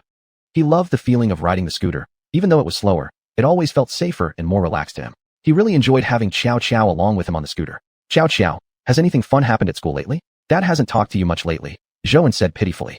Zhou knew his daughter was somewhat unhappy with how he had been acting recently, but there was little he could do about it. These days at work had simply been unavoidable. If only there was some way he could have had an easier schedule, Zhou wouldn't have pushed himself so hard. He would have focused on caring for Xiao Xiao properly, but he truly had no choice. Sometimes, he did feel like an utterly inadequate father. In the past, he had promised repeatedly that he'd always take good care of Xiao Xiao. Even earlier, when they had still been raising fish, Old Li had told him multiple times to find another woman, to provide Xiao Xiao with a complete family, but each time Zhou refused him, never even entertaining the idea of getting married again and finding a mother for Xiao Xiao. Back then, he had been so confident. He always believed he could perfectly raise Xiao Xiao alone and how capable he was. Yet now, reality had struck him so hard. He truly felt his abilities were limited now. He realized he simply couldn't manage both his career and family successfully. Without Annie Zhou's help, he honestly didn't know what his life would look like. Perhaps a complete mess. Truthfully, this wasn't the kind of life Zhou wanted. In fact, he felt most days his current life was terrible. At times he even didn't know what he should be doing. Beyond working every day, endlessly expanding and growing his business, time had been spent entirely on just that one pursuit. He didn't even know if this counted as wasting time since his efforts had borne fruit. Only, these results currently couldn't really be compared with anyone else's achievements or make him feel truly powerful. Zhou understood some efforts only paid off after many years, but he also understood that the road he was walking now was indeed the correct one, and he never had any intention of giving up. Yet, every time he thought of Xiao Xiao, Zhou felt extremely pained. Perhaps professionally, he already could be considered successful, but regarding his family, he felt like a complete failure. Xiao Xiao glanced at Zhou. Xiuxian seems really busy lately. She told me her mom signed her up for a calligraphy class, learning how to write with brushes. Zhou remembered Xiuxian. Ever since Hui Hui left, Xiao Xiao hadn't been close to any of her classmates. Xiuxian had transferred to their class later, and Zhou remembered Xiao Xiao talking to him excitedly about the new classmate on the first day she came home after Xiuxian transferred in, but he hadn't paid much attention then. Yet judging by now, it seemed their relationship had grown quite close. Zhou had sensed this early on. His daughter had never mentioned any classmates so eagerly before, not even on the first day Xiuxian transferred in. So, does that mean you two haven't been playing together as much lately? It's okay, Xiao Xiao. When the holiday comes, you can invite Xiuxian to our home. Dad will make time to take you both out for something delicious. Zhou suddenly recalled that it had really been a long time since he had last invited Xiao Xiao's classmates over for a meal. In the past, he frequently invited Xiao Xiao's little friends over to his house to play and run around. One reason was because he wanted his daughter to have a carefree childhood like other children, happy and joyful. At the very least, at her tender age, she shouldn't be burdened by too many adult worries. He didn't want Xiao Xiao's childhood to be dull and joyless. This was not just because Zhou knew that divorced families were rare nowadays. Xiao Xiao was actually the only child from a single-parent family in her class. Zhou didn't want Xiao Xiao to be looked down upon or bullied by other children. Suddenly, Zhou felt extremely upset. He had actually forgotten such an important matter. Fortunately, Xiao Xiao had made Xiuxian a friend by now. Otherwise, Zhou really would have felt terribly guilty. Really? Then I'll invite him over during the holiday. I really like Xiuxian, and he's always especially nice to me, often bringing me delicious snacks. Xiao Xiao, would you like to take an interest class? You could learn calligraphy with brush pens, and you could be with Xiuxian. There are also many other interest courses, like singing, dancing, learning to play the piano. Xiao Xiao, is there anything you'd like to learn? Zhou had actually thought about this long before Xiao Xiao entered elementary school. Although he had always been busy with work, he had kept up with the current educational trends. Most families nowadays would gradually introduce their children to various interest-based classes at this age. Most of these were dance or music classes, and Zhou didn't think that was necessarily a bad thing. After all, this was exactly the age for exploring and developing one's potential. He truly believed this was a great idea, but back then, when he discussed it with Xiao Xiao, she said she wasn't interested in anything and refused to participate. Zhou never quite understood why she had been so resistant before. But now that Xiuxian had joined, perhaps Xiao Xiao might have a different opinion. Zhou thought he should ask again, since children's thoughts could change so quickly. I don't want to join. I'm not interested in those things. Dad, is that what you want me to do? Seeing his daughter's worried expression, Zhou knew she had definitely misunderstood him. He guessed Xiao Xiao thought he was trying to force her into taking interest classes again. At the beginning, Zhou had thought the same as most parents did, that since Xiao Xiao was still young, she didn't have the ability to decide what was best for herself. In fact, he had once made a unilateral decision to sign Xiao Xiao up for an interest class. Chapter 2, 21 Resistance. But Xiao Xiao had only attended half of the class before she ran out crying and throwing a tantrum. It was the first time Zhou had ever seen Xiao Xiao so upset, and since then, he never mentioned the idea of sending her to after-school classes again. But now that xiuxian was attending an interest class, Zhou began to wonder whether xiuxian might want to try it too. If she was willing to attend, he would of course be happy to support her. However, he also understood that it couldn't be forced. After all, Zhou never expected his daughter to become rich or achieve great success. He simply hoped that she could live a happy life. It's fine. If you don't want to join, we won't. But if one day you decide you'd like to take an interest class, be sure to tell Daddy. Daddy will take you to sign up right away. After dropping xiuxian off at school, Zhou headed to the snack factory. On the way, he thought deeply about many things. He really felt that he and xiuxian hadn't had a real conversation in far too long. They genuinely needed to communicate. Although she was still a child, Zhou always believed that xiuxian was a person who deserved respect and equal treatment. Sometimes, children aren't the ones being unreasonable. It's simply because adults haven't explained things clearly or truly respected them. Adults often assume children's opinions are unreasonable and that their own are always correct. But perhaps sometimes, adults make mistakes too. Regardless, Zhou felt quite satisfied with their morning conversation. It had been a long time since he and xiuxian had spoken like that. Zhou felt that timely communication was indeed crucial. Talking really could solve problems. He used to think xiuxian was very angry at him, but now it seemed like things had improved. Xiuxian was the center of Zhou's life. If she wasn't happy, he didn't even know what purpose he was working for anymore. Originally, it was precisely because of xiuxian that he had worked so hard, starting his own business, earning money so that in the future, they could live a happy life together. Zhou had always known that without xiuxian, he wouldn't have made it to where he was today. He wouldn't be the boss Zhou known by so many people. Perhaps the day his wife had passed away, if she had taken xiuxian with her, he might still be a delivery man, spending each day apologizing meekly to customers after receiving complaints. He might not even have been able to find work as a delivery rider.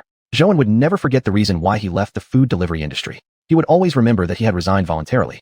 That final day, however, was marred by an accident that had occurred because the weather had been terrible. Zhou knew that in reality, he had been let go due to poor performance and constant complaints. And he would never forget why he left the fish farming business, just like he left the delivery job. But that final day, compared to the delivery job, was even more humiliating. In truth, even now, Zhou didn't think of himself as someone particularly successful. Deep down, he still considered himself somewhat inadequate, lacking confidence. He never truly believed he was extraordinary. In fact, he always felt like he was still living in a dream, and he often thought the dream would eventually wake up. The reason Zhou came to the snack factory was because he thought Lu Yi would be there today. Recently, the live stream sales had focused on new products from this snack factory. But what Zhou hadn't expected was that Lu Yi wasn't here today. It wasn't until he arrived at the factory and asked the manager that he found out. But since he had already come, he might as well deal with the tasks here first. Actually, most of the affairs regarding this factory had already been handled well. Though Zhou felt that many things were still not fully implemented, he realized these things would take time. You can't eat a hot tofu all at once. He understood that many things needed to be approached gradually, step by step, in order to walk more steadily. Still, now that he was here, he might as well inspect and check some things first. With that thought, Zhou headed to the workshop. He hadn't paid much attention to this place before, since most of his time had been occupied dealing with negotiations elsewhere. This factory was new, lacking a long-standing reputation, and mostly relied on the reputation of the wine factory to get started. Otherwise, Zhou felt that the beginning would have been extremely difficult. But thanks to Lu Yi's large fan base, the live stream sales had been quite impressive. The current profits were satisfactory enough that Zhou didn't have to worry too much, giving him the time to gradually negotiate with potential partners. Zhou walked around the factory. Apparently, there wasn't much for him to do here. He thought for a moment, and decided he might as well go to the office to tidy things up. Perhaps it was because he still hadn't fully adjusted, but he had only stayed here during the busier periods recently. If not for resting, he rarely spent time in this office, probably because he was more accustomed to the environment at the winery. The last time he had come to this office was because of the conflict between xiuxian and Lu Yi. Thinking back now, Zhou felt that xiuxian must have been deeply wronged. He realized he still didn't fully understand xiuxian. Although xiuxian clearly lacked knowledge of the adult world and truly was a very innocent person, she had been faced with serious accusations and ridicule back then, and many employees had even gathered around to watch. Zhou thought, if he were in her place, he would have felt deeply hurt. The more he thought about it, the sadder he became. Even though he knew xiuxian likely didn't truly understand the meaning behind those accusations, or even Lu Yi's dislike toward her, Zhou still felt terrible. It was he who had brought xiuxian into this world. He only wanted her to be happy every day. Yet now, everything was far from joyful. At first, he had only wanted xiuxian to experience this world briefly, because he knew the cold pond space was simply too terrifying. He knew that perhaps xiuxian might sometimes feel bored there. But he never expected that his original intention would now turn into something like this. Just as he was thinking deeply, suddenly there was a knock on the office door. Zhou had originally intended to tidy up and then head to the winery. Had something happened again? Come in. The door opened slowly. Zhou kept his head down until the person entered. When he finally looked up, he was surprised to see it was a female employee. He only vaguely recognized her face. After all, it was hard not to notice her good figure. Although she was no match for Lu Yi, she was still quite eye-catching in this factory. But why had she come to see him? Had something happened? Zhou felt a little confused. Chapter 222 Satisfactory Result. Although Zhou was still the biggest boss of the snack factory, most of the work had been handed over to others because he was constantly overwhelmed. Since the factory didn't carry that much risk, he didn't intend to get too involved either. Though he knew this factory was still necessary to establish, compared to the liquor factory, it was relatively stable, so he didn't have to worry too much. Originally, this factory was meant to diversify risk, and Zhou knew the liquor factory was where his focus truly belonged. If anything came up, one should contact the relevant person in charge or the group leader directly. Zhou couldn't figure out why this employee wanted to see him. Actually, Zhou wasn't very familiar with most of the factory employees, except that during the hiring process he had been especially careful, due to the incidents previously at the liquor factory. He paid particular attention to the selection of employees. He didn't want a recurrence of the previous incident, especially because this was a new factory. If the initial employees performed poorly, expanding the scale and introducing new employees would become difficult in the future. Experienced employees would carry a certain degree of influence, so Zhou had to ensure that the first batch of employees had sufficient capability and qualifications. Do you have something to say? Zhou looked at her and asked. He couldn't deny that this employee had a great figure, though if it weren't for his girlfriend, he might have found her quite attractive. Compared to Lu Yi, however, she still fell slightly short. Zhou noticed she had stood there for a while without speaking, so he spoke first. Lu Yimin looked at Zhou. She thought she probably wouldn't regret this decision today. Zhou indeed deserved this, though he had only been in the factory for a short time. She knew he already had quite a reputation in the industry. Most importantly, he had climbed to his current position within just 2 or 3 years, and the other factory he ran was also generating substantial profit, making him an unexpected success in the industry. More importantly, Zhou was also extremely good-looking. Lu Yimin truly believed Zhou and was handsome, unlike those stereotypical bosses who had big fat faces and beer bellies that made others feel dizzy at the sight. Lu Yimin stared at Zhou and without saying anything, simply offering a faint smile. Somehow, Zhou felt her smile was strangely unsettling. He seemed to understand what Lu Yimin meant, though maybe he had misjudged her intentions. At this moment, Zhou realized perhaps this employee wasn't here to discuss work. Perhaps he should have guessed it from the beginning. If it were really work-related, she would have gone to her direct superior, not straight to him. Lu Yimin continued staring at Zhou as she slowly walked toward him. Zhou couldn't quite figure out what this employee was up to. She wouldn't answer when he asked. For some unknown reason, Zhou even felt a little nervous, though he couldn't figure out why. He just thought this employee was truly acting strange. Lu Yimin slowly pulled out a photograph from behind her back and gently slid it in front of Zhou. Zhou thought it was bizarre. What could she possibly be trying to do? But when he saw the photograph lying on the table, he suddenly felt as if struck by lightning. He felt truly shocked. What was going on? He picked up the photo for a closer look. It showed him clearly leaving a Chang's house last night. Zhou never imagined that this moment would be captured. Who had taken this photo? Why did Lu Yimin have it? What exactly was Lu Yimin trying to do? What are you trying to do? What does this mean? Zhou glared at Lu Yimin, somewhat angrily. He really felt furious.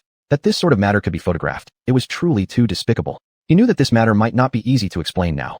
Zhou knew there was no point in explaining to the woman in front of him. Since she had brought the photo today, her intent must have been to threaten him. Zhou felt helpless. It was the first time he had been threatened like this by a woman. He truly felt at a loss now, unsure of what exactly this employee intended. Up to this point, in Zhou's memory, he had never interacted with this employee before. But now, this employee had actually come holding such a photo, and Zhou felt genuinely angry. However, he also knew that he couldn't let his guard down. Since it had already happened, he had to deal with it.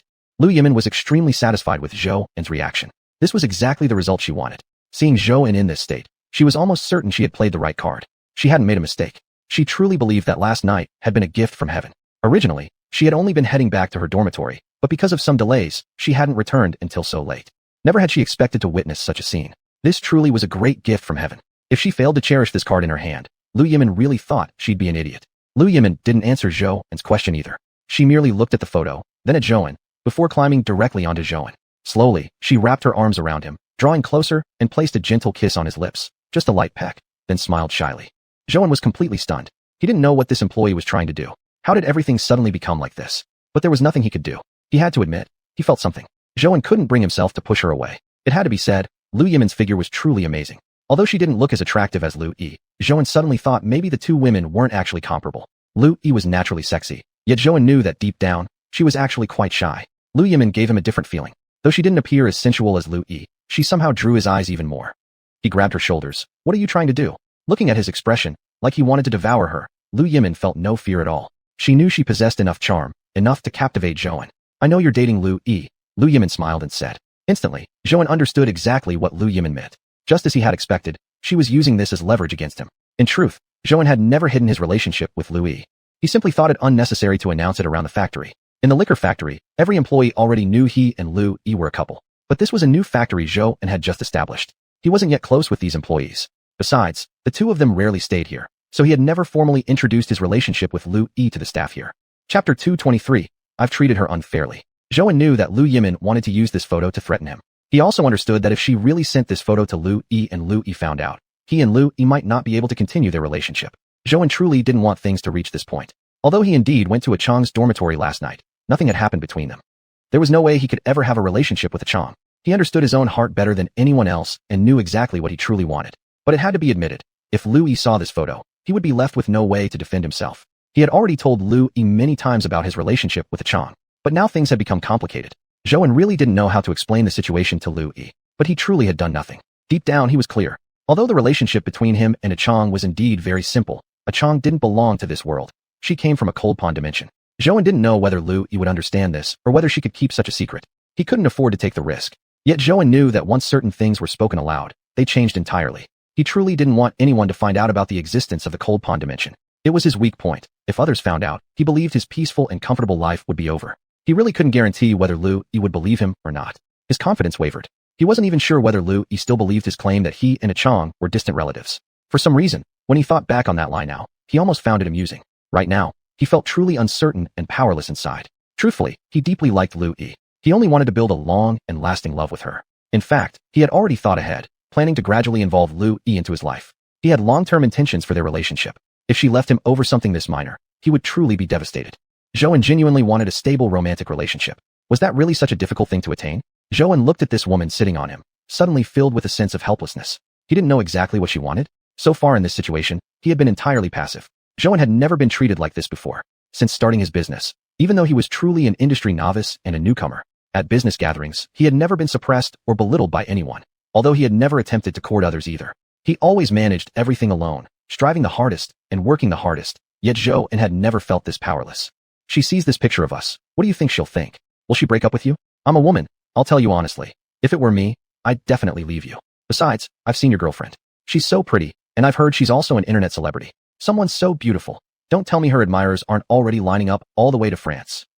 Undoubtedly, what Lu Yimin said struck right at his deepest insecurities. Zhou truly felt that Lu Yimin had pinpointed this weakness and targeted him accordingly. Sometimes, Zhou himself couldn't help but think that he didn't deserve Lu Yi. Although he had become such a successful business owner, with significant assets, and his family situation was currently fairly decent, he knew this decent family situation wasn't truly because of his family. Quite the opposite, Zhou truly adored his daughter and had worked hard precisely for her sake, achieving everything he had now. Yet it had to be admitted, his family background was the one thing Zhou least wanted to talk about with anyone. He knew that Lu Yi had never completely let go of her concerns about his having a child. After all, she was still young. Of course, it was understandable if almost anyone faced with the situation might find it hard to accept. He knew himself and Lu Yi being together might indeed feel unfair for her. But there was simply no alternative. Sometimes, Zhou would slowly tell himself not to focus too much on these issues. As long as two people loved each other, that should be enough. Yet he didn't know how long Lu Yi's feelings would last for this kind of situation. Perhaps just fleeting infatuation, momentary passion. Perhaps she truly couldn't accept the reality of him having such a family. What Lu Yimin had said wasn't wrong either. Lu Yi was so beautiful that she never lacked for attention. Whenever she wanted, she could easily find someone else to fall in love with. And there were so many better men out there. What did he really have to offer? Apart from a little money, he had nothing else. His career was still in its early upward phase, and most aspects of his life hadn't stabilized yet. Simply put, Zhou felt like a complete failure. What's more, their situation wasn't as simple as just breaking up anymore. They were business partners now, too. Louis had been doing live streams at the distillery for quite a while already. If she suddenly stopped, Zhou had no idea what would happen. He didn't even know if he could afford the losses. And since the snack factory had opened, although the order volume had been impressive, Zhou knew most of that success was thanks to Lu Yi. Her Turbojan fans were exactly the target consumer group for the snack factory. Most of their customers came directly from Lu Yi's live streams. They were her fans. Zhou knew that if Lu Yi stopped collaborating with him right now, the snack factory could instantly become unmanageable for him. That's why Zhou absolutely couldn't break up with Lu Yi. Doing so wouldn't only bring personal damage, but would also affect all the workers in both factories. Zhou simply couldn't bear such a huge loss. Their relationship had long since gone beyond a simple personal matter. Ever since signing the cooperation agreement, ever since Zhou had been willing to help her find this job, things had already changed. Zhou had just refused to think deeply about it before. He believed their relationship would keep improving, and he was confident they could last. Most importantly, he truly liked Lu Yi, and from what he could feel, Lu Yi liked him deeply too. But now, after seeing this photo, Zhou really wasn't so sure anymore. Suddenly, everything he had felt so secure about now seemed shaky and unstable. That sensation was truly unpleasant. Before seeing this photo, Zhou had at least believed he still had something decent to offer. But now, he honestly felt like an ant on a hot walk, completely panicked and without a plan. Chapter 224, Loss. What exactly did Lu Yimin want? Zhou couldn't help but feel amused. He never expected that one day he'd be challenged by a mere employee. He had never imagined a day like this would come, Despite all his precautions, he had still been outmaneuvered by one of his own staff members. And she had planned it all in such a short amount of time too, targeting exactly his weak spot. Zhou began to look at Liu Yimin, one of his employees, in a new light. Perhaps there were indeed hidden talents within his factory. Just tell me straight, what exactly do you want to do? What do you want? Zhou really didn't want to keep going like this with her. He knew Liu Yimin had her own motives. Otherwise, she wouldn't have dared do something like this. It was too risky. It was a waste of time and risk defending him. After all, no matter what happened, he was still her boss, and Zhou knew he was currently in a very passive position. Still, he realized that Liu Yimin must have taken a huge risk to come here. If this plan failed, she surely knew what kind of fate awaited her. At the very least, she'd permanently lose this job forever. I don't want anything else. I only want you. Liu Yimin looked at Zhou and said. Zhou was completely unprepared for Liu Yimin's words. He had already braced himself for any demand she might make. Suddenly, Zhou found himself at a loss. He really couldn't understand what Liu Yimin was aiming for. Zhou had never encountered a woman like her before. It seemed ridiculous, and he genuinely found it absurd. She wants me? What could she possibly want from me? Doesn't she know I have a girlfriend? Zhou thought. Was Liu Yimin hoping that he would break up with Liu Yi and be with her instead? That would be absolutely ridiculous. You know I have a girlfriend. Just tell me what you want. Get straight to the point. Zhou really didn't want to drag this on anymore. It was pointless. Moreover, he hated this passive feeling. It had always been him who controlled everything. He had never been treated this way before. I know you have a girlfriend, but so what? I only want to be with you. No matter what happens, being with you is enough. I'm telling you one last time. I have a girlfriend. Zhou was getting really annoyed now. He couldn't understand what the woman was thinking. Did she expect him to repeat himself over and over again? And she already knew he had a girlfriend. Zhou really couldn't grasp what she was trying to achieve here. I know, but what difference does that make? I don't need to be your girlfriend. I don't care about titles. Zhou, I just want to be with you. Just being with you is enough. In the past, Zhou might have been moved by such words. But now, he didn't believe any of this nonsense. To him, it all sounded like pure nonsense, and he found it rather amusing.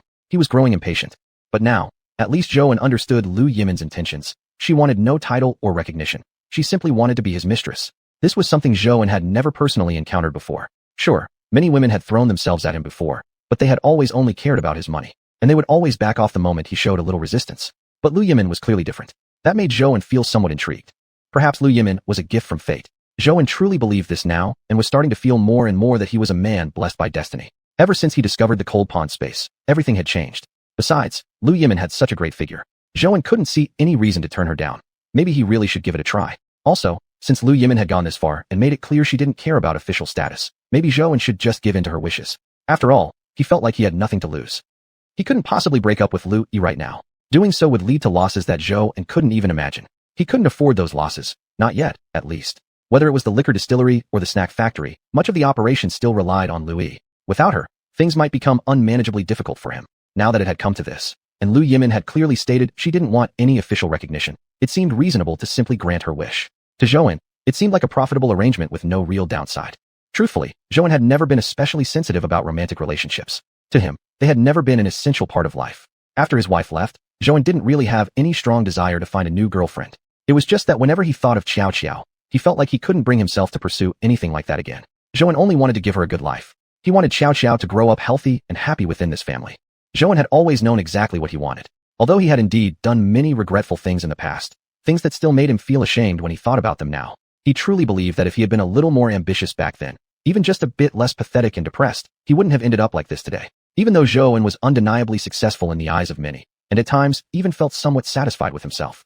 At the very least, he had accomplished something he had never done before and stood at a very high place. Each day he pushed forward and broke through his own limits, but occasionally, during those quiet late-night hours, Zhou still felt like a completely useless person. He couldn't give Xiao a perfect family. He knew she was still a child, and he also understood that deep down, Xiao had always longed for a complete family. Once, when Zhou was tidying up Xiao's desk, he found a drawing she had made, a picture of a child holding hands with both parents. In that moment, he understood that inside, Xiao truly still yearned for a whole family. In the past, whenever Zhou picked up Xiao from school, he noticed that other students were often well accompanied by both parents. Before, Zhou could clearly see how lonely Xiao actually was. He seemed reluctant to communicate with others. When picking up Xiao at the school gate, most of the parents around were mothers. Seldom did fathers come to collect their children. Zhou was aware of all these things, but knowing them didn't change anything. He understood that he was powerless to alter the current situation. For some wounds already inflicted, he didn't know how to mend them. Chapter 225, Refusing to Cooperate. Later on, Zhou eventually came to terms with it. Since there was no way to change the situation, he could only work harder and earn more money so that Xiao would have a high starting point in life. At the very least, he could guarantee her livelihood and ensure she would live a life free from worries about food and clothing. Actually, Zhou knew everything. It was just that sometimes he didn't want to see things so clearly. The reality was just too cruel. Especially now, he indeed had a lot of money. But what difference did that make? He still couldn't heal the emotional wounds in Xiaoxiao's heart, nor could he give her the kind of happy family she truly desired. Zhou had thought about it before, whether or not he should find Xiaoxiao a stepmother, but he felt it really wasn't necessary. He truly believed that he alone could provide Xiaoxiao with the best life possible, and he didn't feel he was doing anything wrong. But these were all previous thoughts. Now, Zhou realized that such thinking had indeed been somewhat selfish. He had lost track of how long it had been since he last told Xiaoxiao a bedtime story, or how many times he had failed to prepare breakfast for her. Although he genuinely didn't have time, and he knew he was really busy, being busy was not an excuse. Zhou once promised that he would definitely give Xiaoxiao a good life, but clearly, what Xiaoxiao wanted wasn't the kind of life he was providing.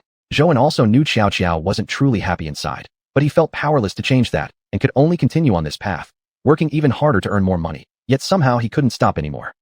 But now he understood what people used to say about each stage of life having its own troubles. He had reached a stage now that he had never reached before, a level previously unattainable, yet his life still fell far short of satisfying. Even though he was now genuinely with Lu Yi, Zhou still felt very uncomfortable. Though he truly liked Lu Yi, he couldn't figure out why, but he sensed a certain gap between them.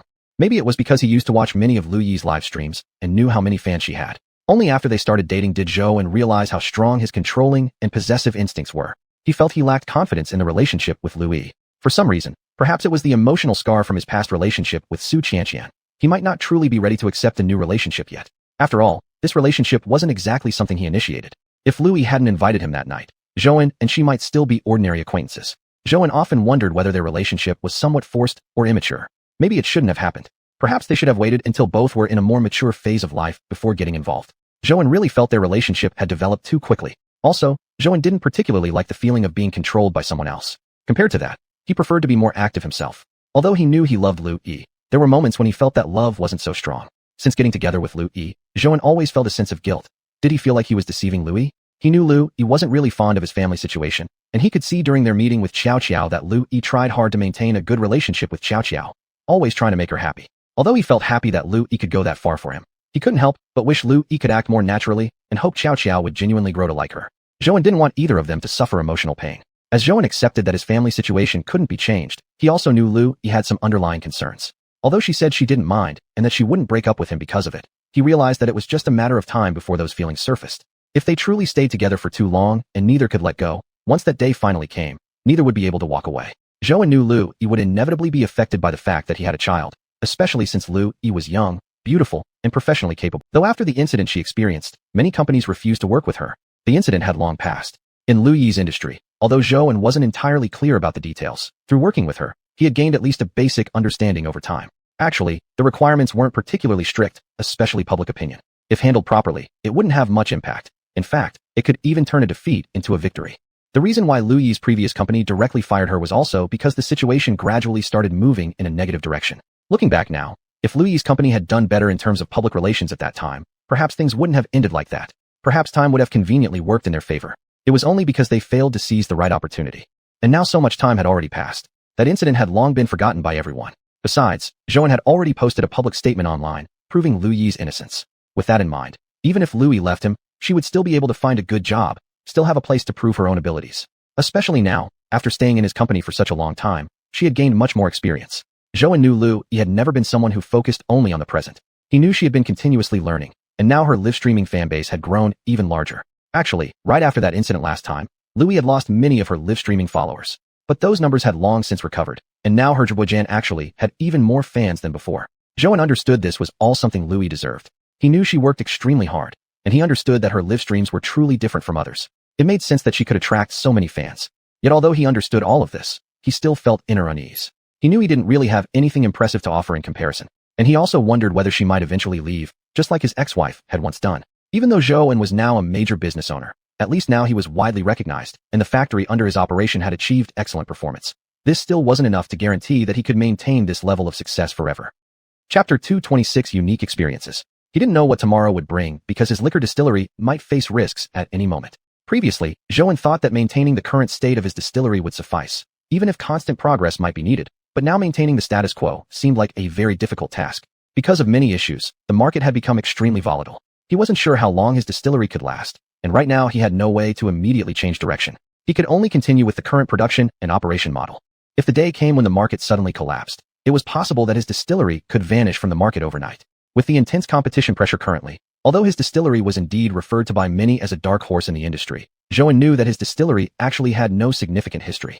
In fact, up until now, his distillery hadn't experienced any major crises. It had always remained stable. Though in the past there had been several incidents that frightened Zhou, looking back now, they all seemed trivial. Compared to other distilleries, Zhou's indeed carried some risks, because it lacked the unique experiences that could make it stronger. Most of the snack factory's success was built upon Lu Yi's contributions, so Zhou truly didn't know what notable strengths he personally had.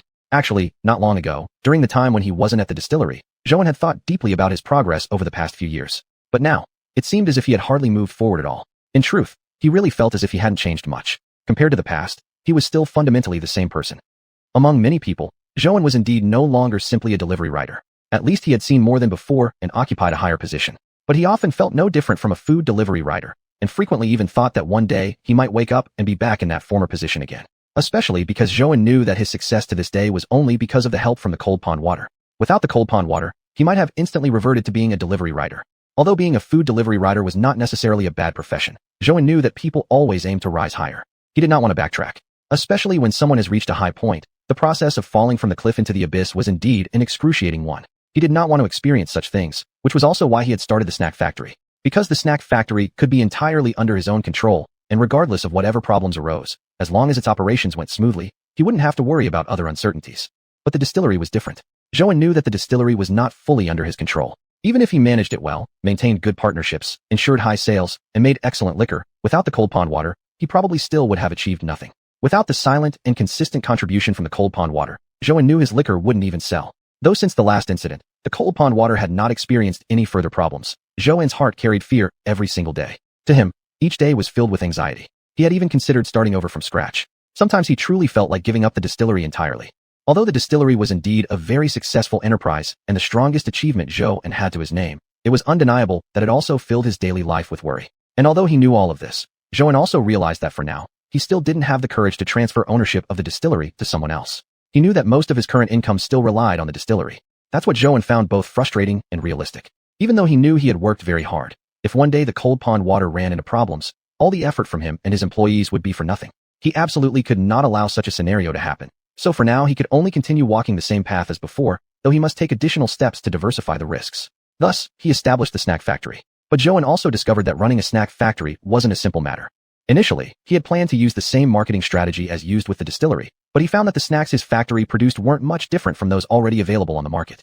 However, developing a new flavor of snack required a significant amount of time for research and testing. It was something that couldn't be rushed. Still, deep down, Zhou couldn't help but want the process to go faster, and even faster again. And during this process, without Lu Yi, Zhou would certainly have had to cover this loss himself. If it weren't for Lu Yi, the output of his snack factory wouldn't have started off so strongly, at least not enough for Zhou to shoulder this loss confidently. And without his fans, the snack factory's earnings might have been quite ordinary. After all, beginnings are always difficult, and Zhou was very familiar with this kind of situation. It had been the same when he first started the liquor distillery. He wasn't unfamiliar with such struggles at all, but after witnessing Lu Yi's power, Zhou realized things could actually turn out differently. Moreover, Lu Yi's fans were indeed very supportive. Zhou knew exactly how powerful his fans were, and it was only after seeing how his fans behaved that Lu Yi himself felt even more inadequate. Yet he had always refused to acknowledge that this loss was an ongoing, ever-present threat. After all, he was such a big boss, and already 30 years old. Zhou truly didn't want to admit how timid and insecure he felt inside. He genuinely believed that without Lu Yi, there was no way he could have made it this far. Whatever business he ran now was all Yikao Lu Yi. Without that support, he wouldn't have been capable of managing these things at all. It wasn't that Zhou couldn't afford those losses, but he had other plans. The liquor distillery would soon be expanding again, and if the snack factory's earnings turned negative at this point, it would directly impact the distillery. Though he was indeed a man of considerable assets now, most of his money was tied up. Zhou didn't have the ability to suddenly come up with a large sum of cash to cover the snack factory's losses. Therefore, Lu Yi had truly done Zhou a tremendous favor, and Zhou couldn't ignore this fact. He knew how deep Lu Yi's feelings for him were, and how much Lu Yi had helped his business. So when Lu Yimin handed him those photos, Zhou's heart was actually in great turmoil. He knew exactly how powerful that photo was, and how much influence it could bring to him. Chapter 227, must be destroyed. If Lu Yi found out about this, she would definitely question him about it, and feel like he had deceived her. Zhou also knew that even if he and Lu Yi had broken up, he could never reveal the secret of the cold pond space. But now, Zhou wasn't alone anymore. He truly couldn't bear the consequences, and he knew that he was incapable of facing them. Yet, he couldn't tell the people at the winery, and even less so the people at the snack factory. He knew he now bore responsibility toward many people. Perhaps Lu Yimin had also figured out this weakness of his, which was why she had come to him. Truthfully, he found her a bit intriguing too. After all, When she had confessed her feelings to him, Zhou knew she must have thought it over for a long time. Otherwise, she wouldn't have approached him so quickly. After all, Lu Yimin was just an ordinary employee, or rather, a brand new, completely average one. And Zhou was the ultimate boss. He knew that it had taken Lu Yimin tremendous courage to approach him, and that a slight misstep could cost her job. Looking at it this way, Lu Yimin indeed was a very brave woman, surpassing many others in courage. At the moment, he was essentially at her mercy. Zhou knew that the moment he saw the photo, he would be at someone else's mercy. At least, he had lost the initiative. But this turn of events was quite unexpected. He had originally assumed Lu Yimin was after his money, and had even planned to give her some money to just go away. But to Zhou's surprise, Lu Yimin wasn't motivated by money. What made him feel she was even more fascinating was that she still dared to say such a thing knowing full well that he already had a girlfriend. That made Lu Yimin even more appealing than he had imagined. In this sense, she wasn't like the usual women. Zhou despised women who only approached him because of his wealth. Perhaps it was because his ex-wife constantly looked down on him, but Zhou had developed some sort of psychological shadow. He truly believed such women were shallow and had absolutely no interest in them. Worse still, he couldn't bear to spend any time or emotional energy on them. But Lu Yimin was different. She seemed to genuinely have other feelings for him. When Zhou was with her, he felt unusually happy. Lu Yimin gave him a feeling he had never had before. Although they had only spent 2 or 3 hours together, Zhou felt like he had reached an entirely new peak in life. Perhaps it was that so-called sense of fulfillment. Men tend to feel satisfied easily in such matters. Whatever the case, Zhou felt rather willing, at least not as reluctant as he might have once been. When it came to emotional matters, men always preferred to take the initiative. Still, the fact that the photo remained in Lu Yimin's possession made Zhou feel uneasy. But there was nothing he could do about it. Thinking about it later, he decided he'd eventually ask her to destroy the original copy. Otherwise, he'd always feel like there was a weight on his mind. He checked his watch and realized that it was nearly time to leave work. Time had truly flown. Zhou suddenly thought of something and smiled slightly. He really felt that he had indeed changed a bit. Previously, he never imagined himself doing something like this, even though he had never been overly sincere about relationships. But Zhou had never expected himself to have such a relationship with someone else, especially while still having a girlfriend. But now that it had happened, it was what it was, and he didn't really mind. Thinking of Lu Yi's imminent end of work, Zhou thought it over and decided to go pick her up. On the way to the winery, Zhou suddenly felt that today had been incredibly unusual. He had never experienced anything like it before. Originally, he had visited the snack factory for Lu Yi's sake, yet everything had taken this unexpected turn. Zhou truly believed that life was unpredictable. Plans couldn't keep up with changes. But oddly enough, he didn't feel much guilt. Originally, his relationship with Lu Yi was still new, and from Zhou's perspective, this wasn't a big deal. Still, this situation was more than a little unexpected. At the very least, Lu Yi had always been part of his plan.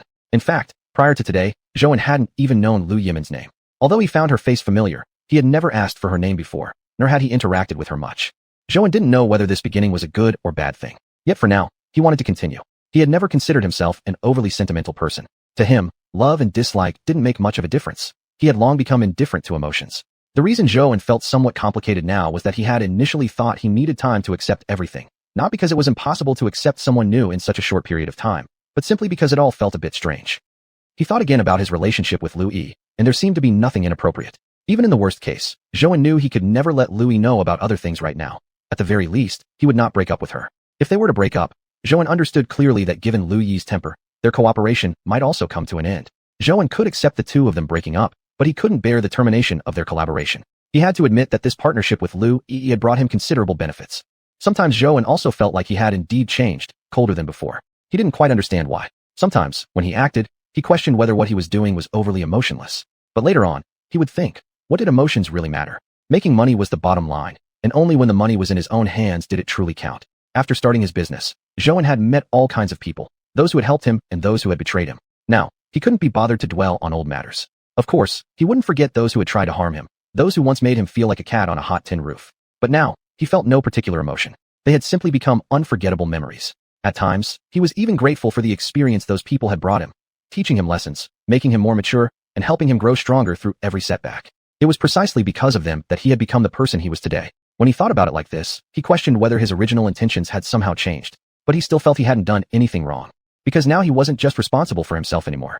Now he had a winery to manage and many employees to take care of. He knew that if he took the wrong step, it wouldn't just be a mistake on his part. It would also betray the expectations of all those employees. Chapter 228, Money Earned Consciencelessly. Although he didn't regret it, Zhou still hoped Lu Yi would never find out about this day. Actually, he felt somewhat uneasy inside, using one lie to cover up another. In the end, it would only result in countless more lies. Zhou didn't know whether a day would come when the truth finally surfaced, but for now, he hoped the truth could come a bit later. He had messaged Lu Yi in advance, telling her he'd wait for her at the gate. When he saw Lu Yi walking towards him, at that moment, for some reason, his heart still felt a little nervous. Zhou suddenly felt confused about himself. He didn't know why he had let things develop to this point. Nor could he figure out why he hadn't found a better excuse to refuse Lu Yimin the moment she pulled out those photos. Something wrong? You look like you want to say something, Lu Yi asked curiously after getting into the car. Zhou hadn't expected Lu Yi to ask him that. Had he appeared too obvious? Suddenly, he thought he really was a bit too weak, perhaps because this was his first time doing something like this, feeling somewhat insecure. It was because Zhou couldn't find the confidence in himself. He truly felt somewhat guilty toward Lu Yi. But then, what could he do? Zhou felt helpless all of a sudden. Although he told himself it wasn't a big deal, in his heart, he still felt somewhat guilty toward Lu Yi. He knew Lu Yi really liked him.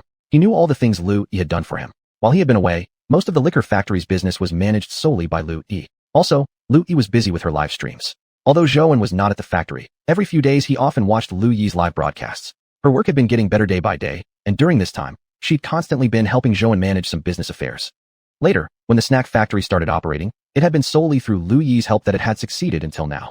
Zhou knew Lu Yi always said that the snack factory didn't require much effort, but behind the scenes, she had learned extensively about the products they were manufacturing. What Zhou appreciated most about Lu Yi was precisely this trait. She always aimed to do everything to the best of her ability. To most people, live streaming might seem very simple, but only after getting to know Lu Yi did he realize that live streaming wasn't easy at all. It had taken a lot of hard work to reach this point. Like most people, Zhou had always thought live streaming was a simple profession with very low entry barriers. Though indeed the barriers were low, Zhou only realized after getting to know Lu Yi just how difficult live streaming actually was, requiring in-depth understanding of product details beforehand. Also, when facing such a large audience, the Dubois must answer their questions one by one. Zhou knew how heavy the workload was. It was really no easy task. If a streamer didn't have enough knowledge about the product they were selling, they'd be the laughingstock of the industry. That was precisely why Lu Yi had so many followers. Zhou knew Lu Yi had always worked very hard, and even now, at her current level, she was still consistently dedicated. Every time he opened the live streaming app, Lu Yi's channel was always among the top 3, almost never slipping down. Her position in the live streaming community had also become quite strong, because she truly was a dark horse, not one of the earliest streamers, but someone who had constantly worked hard in this field, even turning it into a full-time job. Because Lu Yi had always been down-to-earth and conscientious, constantly offering her fans quality products and never making money in a way that would trouble her conscience. So even without the romantic element, Zhou genuinely felt from the bottom of his heart that Lu Yi was a great girl. And because of this, Zhou truly didn't want to end their cooperative relationship. He knew how important their collaboration was for both of them. Especially for Zhou, the sales of his 2 factories were mostly driven by Lu Yi's marketing efforts. The liquor factory situation was slightly better, but the sales volume of the snack factory was completely driven by Lu Yi's live broadcasts. In fact, most of the profits from the snack factory should rightfully go to Lu Yi. Zhou truly believed that she had made remarkable contributions. It's nothing. I just feel like it's been a while since I last saw you. Zhou immediately replied with a smile. All right then, take me out for dinner quickly. I'm starving. I had such a busy day today. Seeing her like this, Zhou found her quite cute. He couldn't help himself and reached out to gently pat her head. When he first saw Lu Yi, right from the very beginning, their first meeting had been the day she came alone with the documents to his liquor factory to talk about a cooperation. Actually, Zhou hadn't really intended to hold a grudge against this young girl that day. From the moment he met her, he had already sensed that her company lacked sincerity. Otherwise, they wouldn't have sent her alone. Yet, after hearing what she said, Zhou couldn't help but feel that this girl truly possessed courage and intelligence. It was clear she had thoroughly prepared before coming. That was why Zhou was willing to spend time listening to her explain her ideas clearly. But what Zhou would never forget was the moment he opened the office door and saw Lu Yi standing there. It felt as if she was someone from his dreams, a destined soul. For Zhou, that was the day Lu Yi left the deepest impression on him. When he first got to know Lu Yi, Zhou truly felt that she was exceptionally fortunate, an always enthusiastic and warm-hearted person, at least completely different from his ex-wife and previous girlfriends. It wasn't until he met Lu Yi that Zhou realized he actually preferred this kind of girl. But as they kept getting closer over time, Zhou suddenly realized that Lu Yi wasn't exactly as she appeared, at least not entirely aligned with the impression she had given him initially. Indeed, Lu Yi had an exceptional figure and exuded confidence, never hesitating to show it off. Because of her great body, she loved wearing clothes that accentuated her figure, and due to her confidence, she dared to go alone to the liquor factory to discuss business with him. Because Lu Yi was bold and open-minded, she had always been an energetic and lively girl. But after they began dating, Zhou discovered that Lu Yi also had a delicate, feminine side. He truly believed that Lu Yi was still capable of surprising him. She seemed to have many different facets, like a multifaceted gemstone. Zhou didn't know how many more surprises Lu Yi had yet to reveal. After having dinner together, Zhou drove Lu Yi back to her home. The car slowly came to a stop downstairs at Lu Yi's place, when Zhou suddenly realized that it had been several days since they last spent time together. He couldn't remember the last time he had dropped her off at home. Chapter 229, I'll definitely make it happen. Yet only yesterday they were still together. Zhou merely felt time had passed too quickly. He also found this thought of his quite strange because he had never felt this way before. Why now? Why did he now have such an absurd thought? Lu Yi knew the car had stopped, but she didn't get out immediately. She wanted to stay with Zhou a little longer. Indeed, Even though they worked together, their actual time meeting up wasn't much at all. Xiuxian had been busy all afternoon, and Lu Yi hadn't even seen Zhou. She really didn't want him to leave so soon. Lu Yi truly adored Zhou. She genuinely believed Zhou and was the person destined for her. She had never liked anyone like this before. So when he appeared, Lu Yi truly understood what that heart-stirring feeling meant. Perhaps true love at first sight does exist in this world. Although 2 days ago Zhou had confessed some things to her, Lu Yi indeed felt somewhat upset inside. Actually, before meeting Zhou, she had never even considered becoming someone else's stepmother. It wasn't that her mindset still lingered in traditional societal views. She simply had never imagined such a role appearing in her life.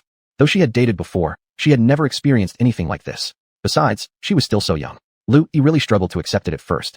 But after meeting Zhou's daughter, it somehow didn't seem like a big deal anymore. Xinlao's daughter was just too adorable. Lu Yi felt she had no way of rejecting the child. Actually, her previous fear was only about not being able to properly care for a little kid. She knew raising a child nowadays was difficult, and educating one even harder. She truly didn't know whether she could handle it well.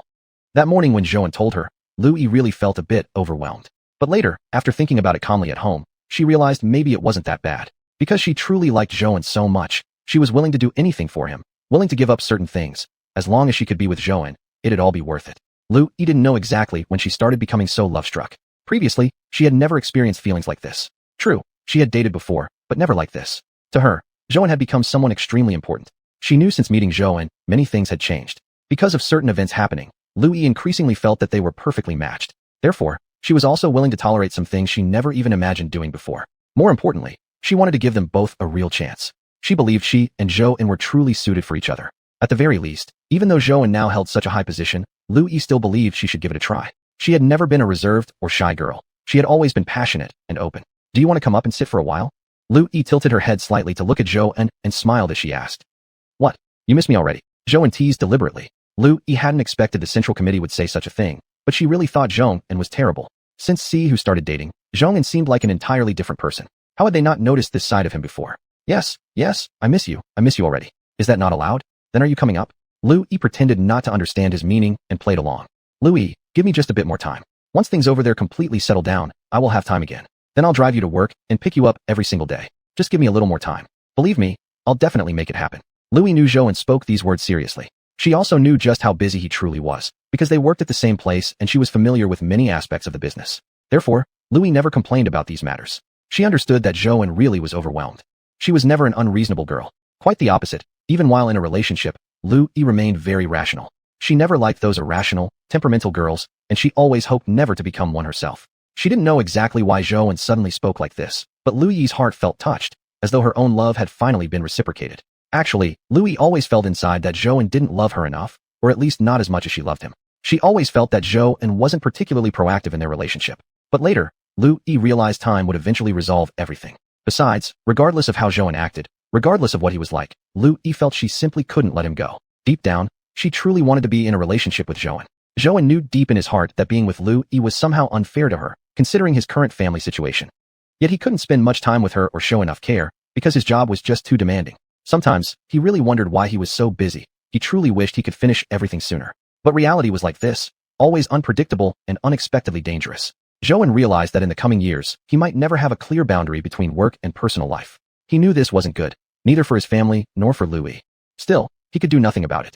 Caught between reality and emotional sadness, he could only choose reality. He could only push himself harder and reduce the burdens on his shoulders. Zhou was also genuinely happy. He really thought Lu Yi was an exceptional girlfriend, perhaps even more devoted than he was as a boyfriend. Since they got together, Zhou truly felt like Lu Yi had transformed into someone different. She seemed to never dislike him, always thinking of him before anything else. Zhou deeply appreciated and cherished the love Lu Yi had for him. He thought, perhaps there were only a few girls in the world who could love him like this. He remembered Lu Yimin's words, how she claimed not to seek fame or fortune from him. But Zhou knew that Lu Yimin didn't truly love him either. She merely had her own goals, and Zhou had never invested any real emotion in her. To him, Lu Yimin was nothing more than a tool. She just happened to appear at the right time, and she was somewhat suitable, that was all. Zhou never entertained any other thoughts about her. Once he became strong enough, once that photograph no longer posed a threat to him, Zhou would naturally set everything right again. After entering Lu Yi's home, Zhou felt even more strongly that Aunt Zhou was truly an essential presence. Before, he had never considered hiring a housemaid. Chapter 230, A Great Comfort. Back when he was raising fish, there was a period when Zhou was extremely busy. During that time, Oldly suggested whether he should hire a nanny, since Xiao was alone at home and it was somewhat worrying. At that time, Zhou was constantly running himself ragged, very busy, yet he never considered hiring a nanny. He had seen too many news stories about nannies harming children. He really worried that if he hired a bad nanny or someone irresponsible, he didn't want Xiao to suffer any harm whatsoever. In truth, Xiao had already become very considerate, and Zhou believed that providing her with a good life was sufficient. He wanted Xiao to have a happy childhood. But now Zhou understood, if Annie Zhou was at his house, then even if he was often too busy to come home, at least Xiao could eat a warm meal, and he wouldn't have to worry excessively, ensuring Xiao's quality of life. For Zhou, the cold pond space was an exceptional place, a veritable treasure. Whenever he encountered difficulties, he always wanted to retreat into the cold pond space for solitude. In there, he could listen to the voice of his heart. He had long lost count of how many choices he had made within the cold pond space, because it was so quiet that it allowed him total relaxation, enabling him to focus purely on the present. Sometimes, when overwhelmed with pressure, Zhou would enter the space. Inside, he felt as if he could empty his mind and forget everything. For Zhou, this was immensely valuable.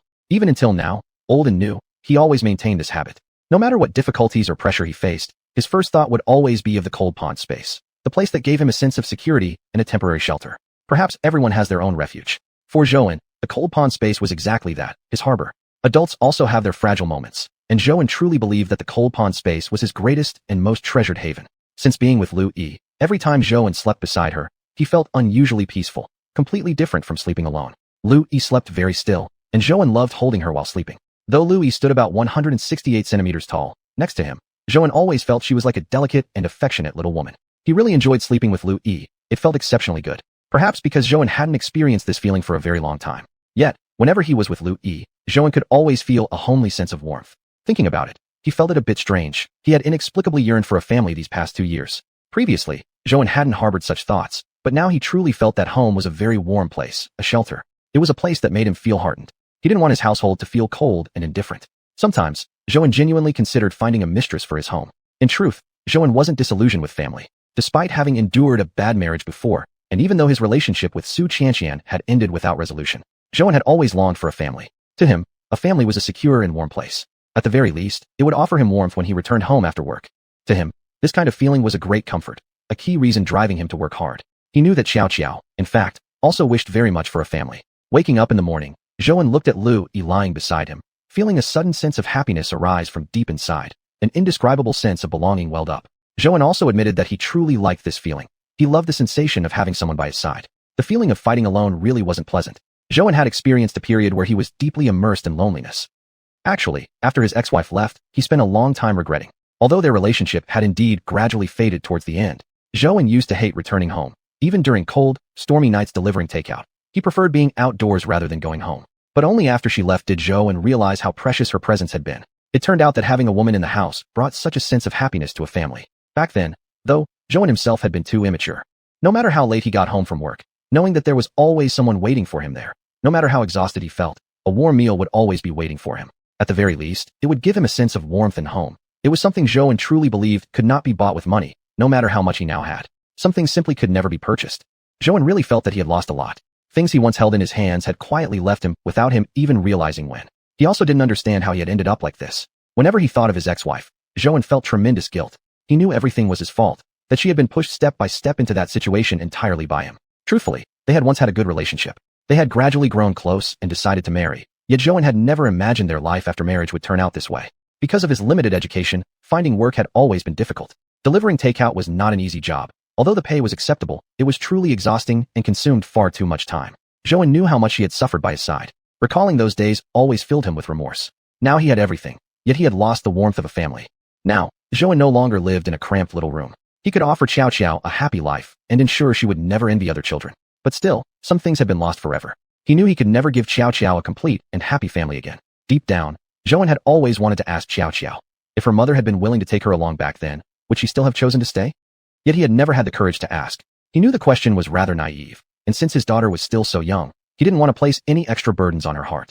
Zhou always knew Xiao was an unusually mature child, unlike most other kids. And the biggest reason was precisely because she didn't have a whole family. She should have been at the age for joy and innocence. Yet Xiao lacked the same energy and spirit other children naturally had. Whenever Zhou thought of this, his heart felt deeply pained. It was he who had brought things to this state. Chapter 231 Belonging. During the time Zhou was dating Sun Xianxian, he briefly experienced the warmth of a home and felt truly happy. What impressed Zhou most about Su Xianxian, the most unforgettable sensation she gave him, was a certain tranquility. When Zhou watched her caring for Xiao at home, he felt immense warmth.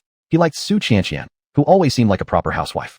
Zhouan enjoyed the sight of her running between the kitchen and the bedroom, bustling about the house. To Zhouan, this was what happiness felt like. He genuinely longed for this sensation, knowing full well that it was something money could never buy. Perhaps because Zhouan now felt unconcerned about economic issues, his longing for spiritual fulfillment became stronger. Therefore, looking at Lu Yi lying beside him now, he really felt an immense joy in his heart. Zhouan looked again at Lu Yi and decided to get up and make breakfast. In truth, the time they had spent together wasn't particularly long, as both of them were usually quite busy. Especially Zhouan, who had recently been preoccupied with other matters, barely showed up at the liquor distillery anymore. Lu Yi had been engrossed in her live streaming business. With the expansion of the snack factory, the workload had grown substantially for her.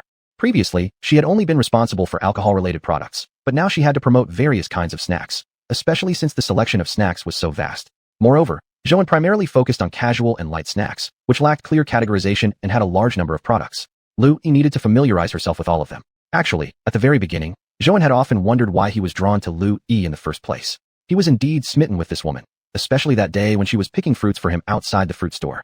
It felt as if they had been old friends for many years, even though they had only met twice. Yet Zhouan found Lu Yi remarkably approachable, despite the fact that her presence had initially seemed so overwhelming. But later, Zhouan couldn't understand why. Even though they only talked about business cooperation that day with barely any casual conversation, he still became deeply captivated by her. Perhaps it was due to that spirit in Lu Yi which Zhouan himself lacked, the kind of determination to pursue what she wanted relentlessly, something Zhouan considered truly admirable. He was always overly cautious, hesitating before and after action. Perhaps it was because of his previous fall during a slump. Zhouan had not been born into wealth. He had built everything through his own effort. In truth, Zhouan was actually very afraid that it was all just a dream. He truly feared that one day he might wake up to find himself back to being a deliverman. To Zhouan, all this was incredibly precious, things he had once never dared to imagine. Even though he had now reached such a position, he still had trouble believing it. But Lu Yi was different. Maybe because she had always been in the public eye, standing on the summit all along, she didn't understand the feeling of being at the bottom of the mountain. It made her exude immense confidence. Zhouan knew that Lu Yi carried a boldness he himself lacked.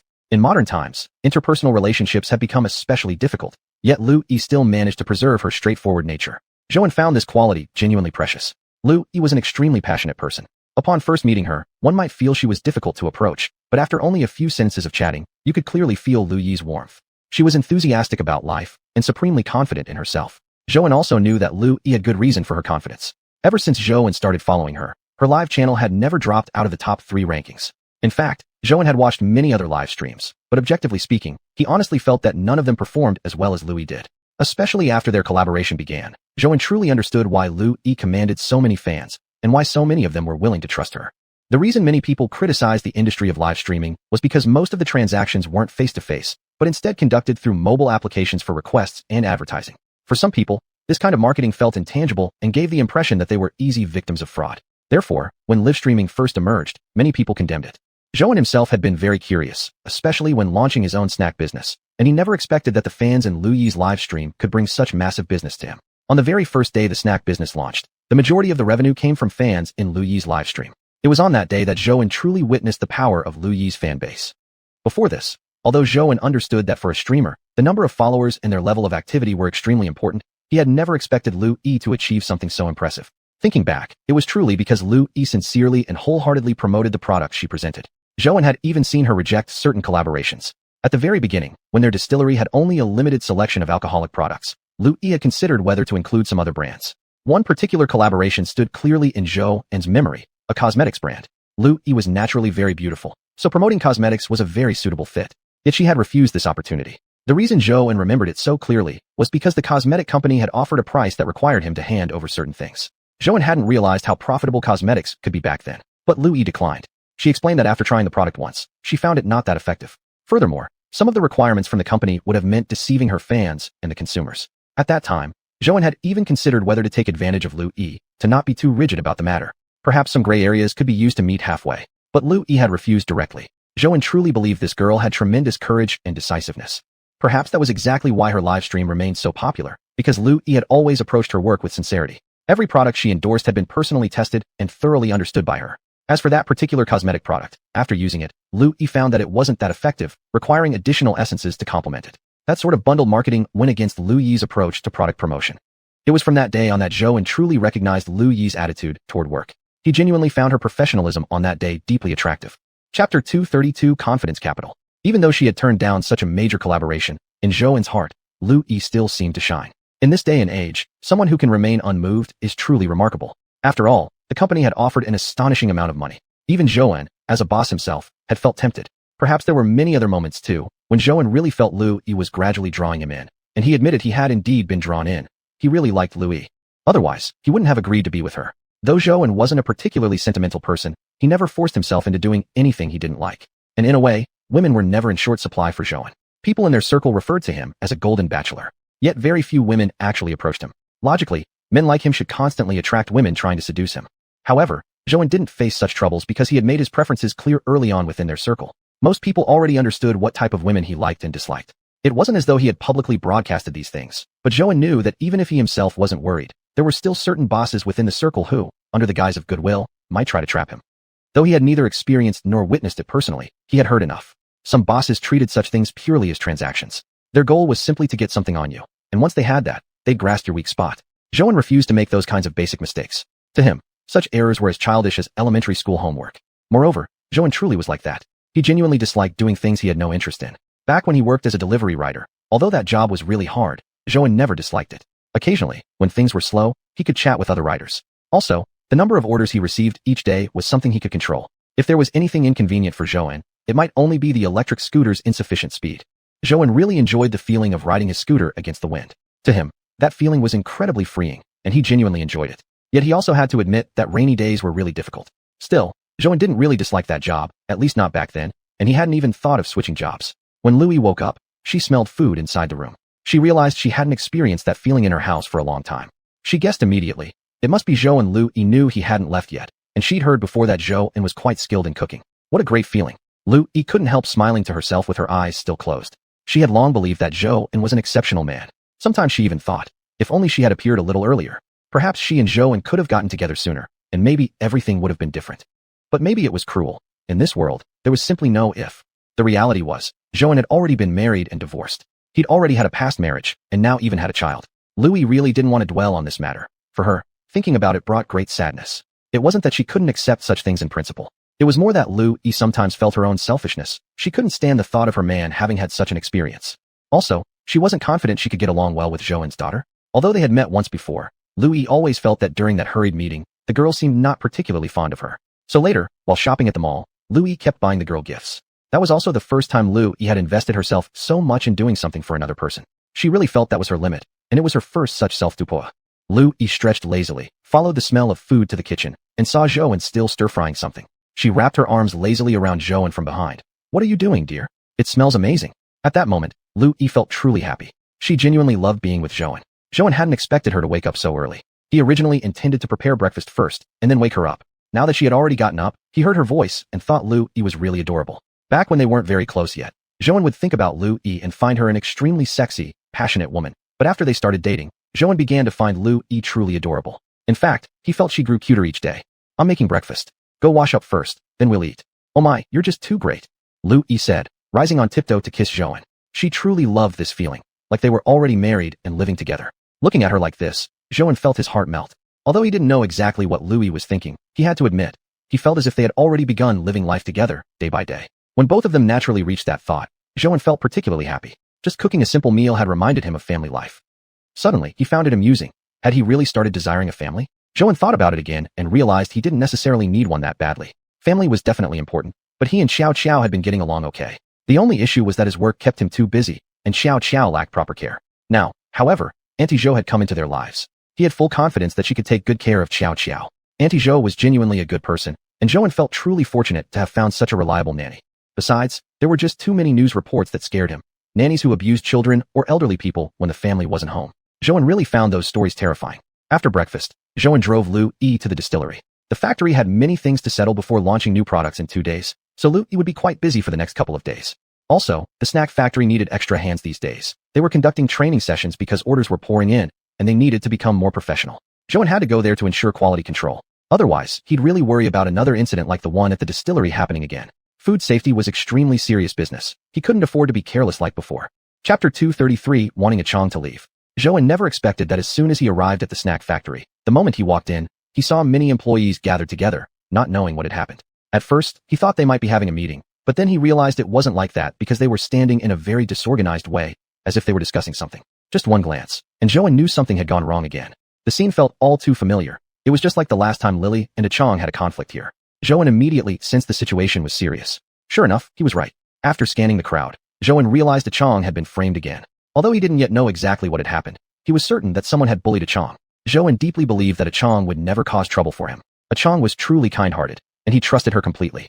Anyone who truly understood Chong and was willing to spend time getting to know her would naturally be drawn to her. She had a unique charm that irresistibly pulled people close to her, and she brought peace. Even if someone was in a raging mood, simply talking with Chong would instantly calm them down. This was exactly why Zhou enjoyed being around her. Actually, when he first considered letting Chong come work here, Zhou had already thought about this problem. He knew that if she were going to work, she couldn't avoid interacting with other employees, which inevitably meant some friction. Zhou understood how these food factory disputes usually went, which was why he had initially been against letting Chong work here and wanted her to return to the Hainan space. Although the Handan space was indeed very boring, it was also quite safe. At the very least, it was a good place for Chong. What are all of you doing? Not working. Zhou approached the employees and said. In truth, he didn't really need to ask what had happened. When the employees started dispersing to the sides, Zhou finally saw Chong standing in the center of the group. She looked deeply upset, and Zhou suddenly felt his heart break. He instantly felt that bringing Chong to work here had not been a good choice. Especially at the snack factory, Zhou couldn't be fully committed here, as most of his time was spent outside managing sales and business operations. He truly felt that his worst fears had come true. Though he was now the ultimate boss, he still couldn't protect Chong from the injustice and pain she was suffering. Zhou felt deep sorrow. How kind-hearted Chong was. Zhou knew this better than anyone. There was no one in this world who understood Chong better than he did. He looked up and saw a few employees beside him wanting to explain something, but Zhou didn't want to hear a single word from them right now. He just wanted to take Chong away as soon as possible.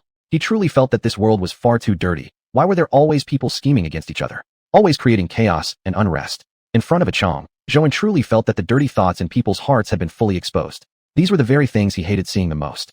All of you who have nothing to do with this, get back to work immediately. I don't want to see any of you stirring things up here. I hired you to work, not to spectate others arguing. As for what exactly happened here, I hope the parties directly involved will explain everything in detail in my office later. Now disperse. I don't want to see any of you staying like this for another minute. Otherwise, I can't guarantee what I might do. This snack factory is not a vegetable garden where you can do whatever you want. Zhou never expected that such a situation would happen at his factory again. Last time, when Chong and Lu Yi had their dispute, it happened because there was an underlying conflict between the two of them already. He recalled Lu Yi again, and his own lie. Zhou knew that whether a lie was meant to be kind or not, it was essentially a ticking time bomb. But Zhou also truly saw no other choice. This had already been the second time. He really didn't want the relationship between them to become even more strained. Lu Yi was his girlfriend, and Zhou knew how dependent she was on him. At the same time, Chong was the one who had helped Zhou more, and Chong had no one else to rely on in this world except for himself. Zhou knew Chong loved this world, and loved him too. So Zhou truly didn't know what to do. Lying was not something he wished to do. His past relationship with xiuxian ended exactly because of lies. That was how their love had ended. Zhou had known this day would come the moment he brought Chong into this world and let her work at his factory. Chong was simply too innocent. Zhou didn't necessarily think that was a bad thing, but he knew well enough that in this world, it was extremely difficult for an innocent person to survive. Boss, we didn't do anything wrong. It's just that Chong doesn't know how to do anything, and even what she can do takes her way too long. We really don't want to work with her anymore. One of the female employees said tearfully. Zhou didn't expect this employee to be so arrogant even in his own office. Fortunately, he hadn't brought Chong here. Otherwise, she would definitely feel hurt inside. Zhou knew Chong could understand some things now. Perhaps Chong had always been a very emotional person, but when she was alone in the Handan space, there had been no reason for her to express those emotions. Before he met Chong, Zhou had indeed thought the Handan space was quite boring. If not for some events that occurred, he wouldn't even have thought of the Handan space. Later, the reason why Zhou enjoyed going there was simply because he wanted to find Chong. Recalling the day they first met, Zhou could still picture it vividly. Chong was truly a girl like no other. Right now, all I need is for you to tell me everything that happened, from start to finish. I don't want to hear anything else. Zhou truly had no patience to listen to their complaints. He understood people like them all too well. They always stuck together. Though the industry might differ, every workplace was the same when it came to handling newcomers. It wasn't special attention or support, but rather excessive scrutiny. Back when Zhou first started delivering takeout, he had also been ostracized. At that time, he nearly broke down completely. Even though he had been the first to line up at the store, his colleagues always cut in front of him. Because of that, he had been complained about many times. At first, Zhou had been genuinely angry. Later on, it wasn't because such incidents had decreased, but simply because he had gotten used to it. Chapter 234 Pushing Forward. As time slowly passed, Zhou didn't feel much about it anymore. After all, there would always be new people joining the circle. Upon hearing Zhou speak this way, the two employees immediately fell silent, staring at each other in confusion. When Zhou had finally had enough, one of the employees spoke up. It's Chong. She clearly doesn't know how to do that packaging, but she insisted on helping me. She did it on purpose. As a result, my work got delayed. And I didn't even want her help. She just went on her own way, acting like she couldn't hear me. She framed me on purpose, all because I cut in line in front of her the last time we were having a meal. Zhouan really felt like he had heard something strange. Cutting in line? He thought these employees were truly speechless. Although he hadn't yet asked Chang what had happened, from what the two employees said, Zhouan roughly understood the situation. Either Chang really had tried to help them. Zhouan knew that Chang's job wasn't difficult at all, quite simple, and comparatively relaxed. But even so, Zhouan believed that Chang must have been tricked. Otherwise, she wouldn't have taken the initiative to do anything. Before coming to work here, Zhouan had spoken to Chang about such things. He fully trusted that Chang truly listened to him. Alternatively, it was certain that these two employees intentionally made Chang do those tasks. However, Zhouan was somewhat curious why these two employees suddenly acted like this.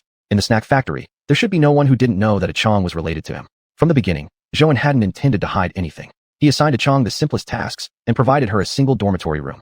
Zhouan had never thought of hiding their connection. In fact, he had intentionally let the employees know, which he considered very necessary. He knew that Chang was truly too kind-hearted, innocent, and straightforward, not knowing how to protect herself. In Chang's eyes, perhaps everyone was friendly. That's why he acted that way, letting the employees all know that Chang was someone he had brought along, exactly to prevent her from being bullied, relying on his identity.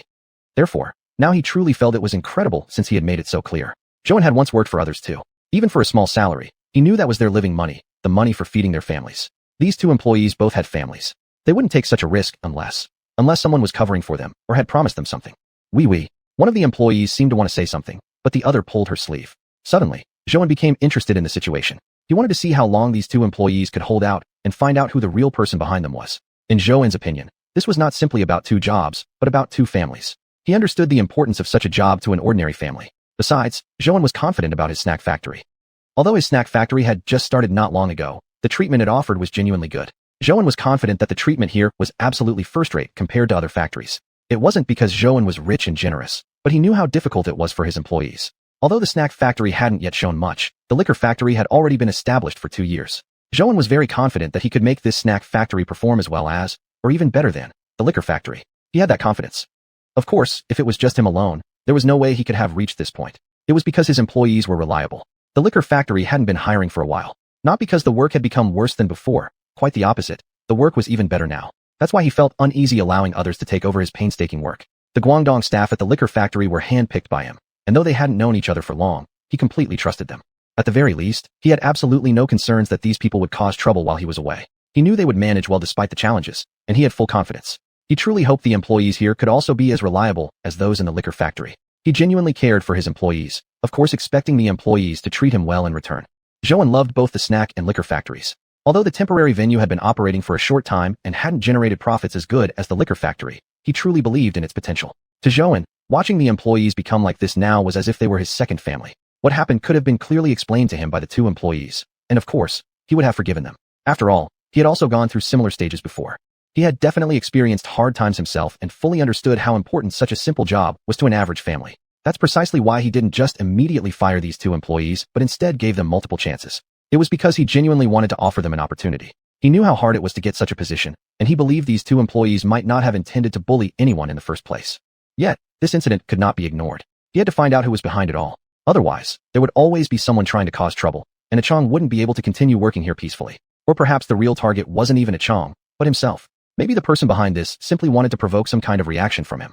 No matter what, Zhouan would never allow such things to happen. To him, it was a direct provocation. I mean, we really didn't want to do this. We both just joined the factory recently, and we've been mistreated. We truly love this job, one of the employees said.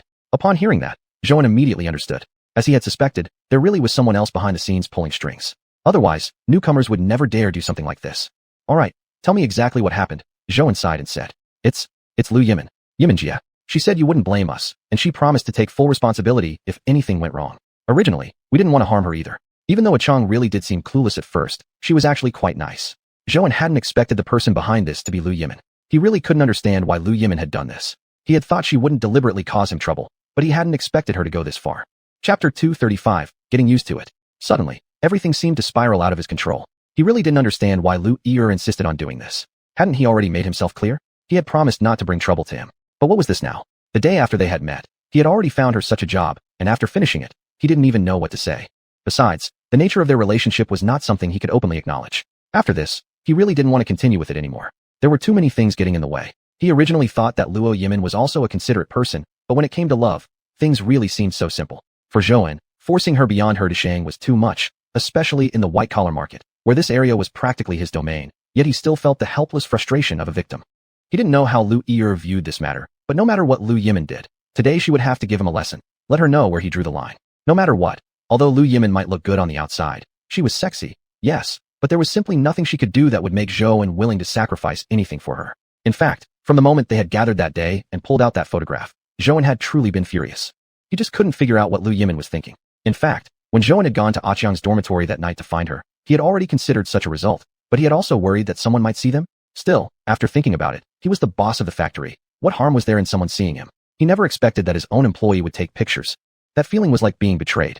He was truly furious about last night's incident, but thinking again about Lu Yi, he had decided not to take any drastic action. This was already extreme enough, or else he would only worry about Lu Yi finding out. If he had tolerated Lu Yimin's behavior, it was only for one reason: his relationship with Lu Yi. Lu Yimin had indeed been right. He couldn't bring himself to say anything to Lu Yi right now. Not only was she his girlfriend now, but also his business partner. And, quite truthfully, Zhou had already grown accustomed to Lu Yi. No matter how you looked at it, Lu Yi was an exceptional woman. She loved Zhou, liked it this way, and truly felt that at least within her current circle, no other woman fascinated him as much as Lu Yi. Lu Yimin was only someone he played with briefly, and now Zhou suddenly felt she was ungrateful, actually doing something like this. Moreover, this was only the day after they had slept together. Who knew what other problems might come up? Although he had indeed agreed to Lu Yimin's earlier request to make her his mistress, he hadn't intended to have anything else happen between them. Or rather, Zhou had never really taken her seriously. She was just an employee. What difference could one employee make? If it wasn't for considering Lu Yi's feelings, he would have fired Lu Yimin long ago. Alright, I understand. You two can leave. He had no intention of wasting words with these two employees. He didn't want them knowing about his connection with Lu Yimin. He didn't know how much Lu Yimin had already told them. Under these circumstances, he couldn't act recklessly and risk exposing himself. He knew his instinct had been right. There was trouble in the air. He had never expected Lu Yimin to go this far. It was like daring to poke a tiger in the butt. Then what about our jobs? One of the employees asked softly. Zhou spun around, having already decided he wouldn't keep them on any longer. 2 employees less wouldn't be a big loss. To Zhou, nothing was more important than his products. He simply didn't believe these 2 employees could produce quality work, nor could he trust them to approach their work seriously. Though he could understand their fears and hesitation, he found them too easily swayed. Zhou couldn't trust them to help him do anything well. Though their tasks were very simple, it was undeniable that they were not particularly critical. Still, he always knew how important employees were to him.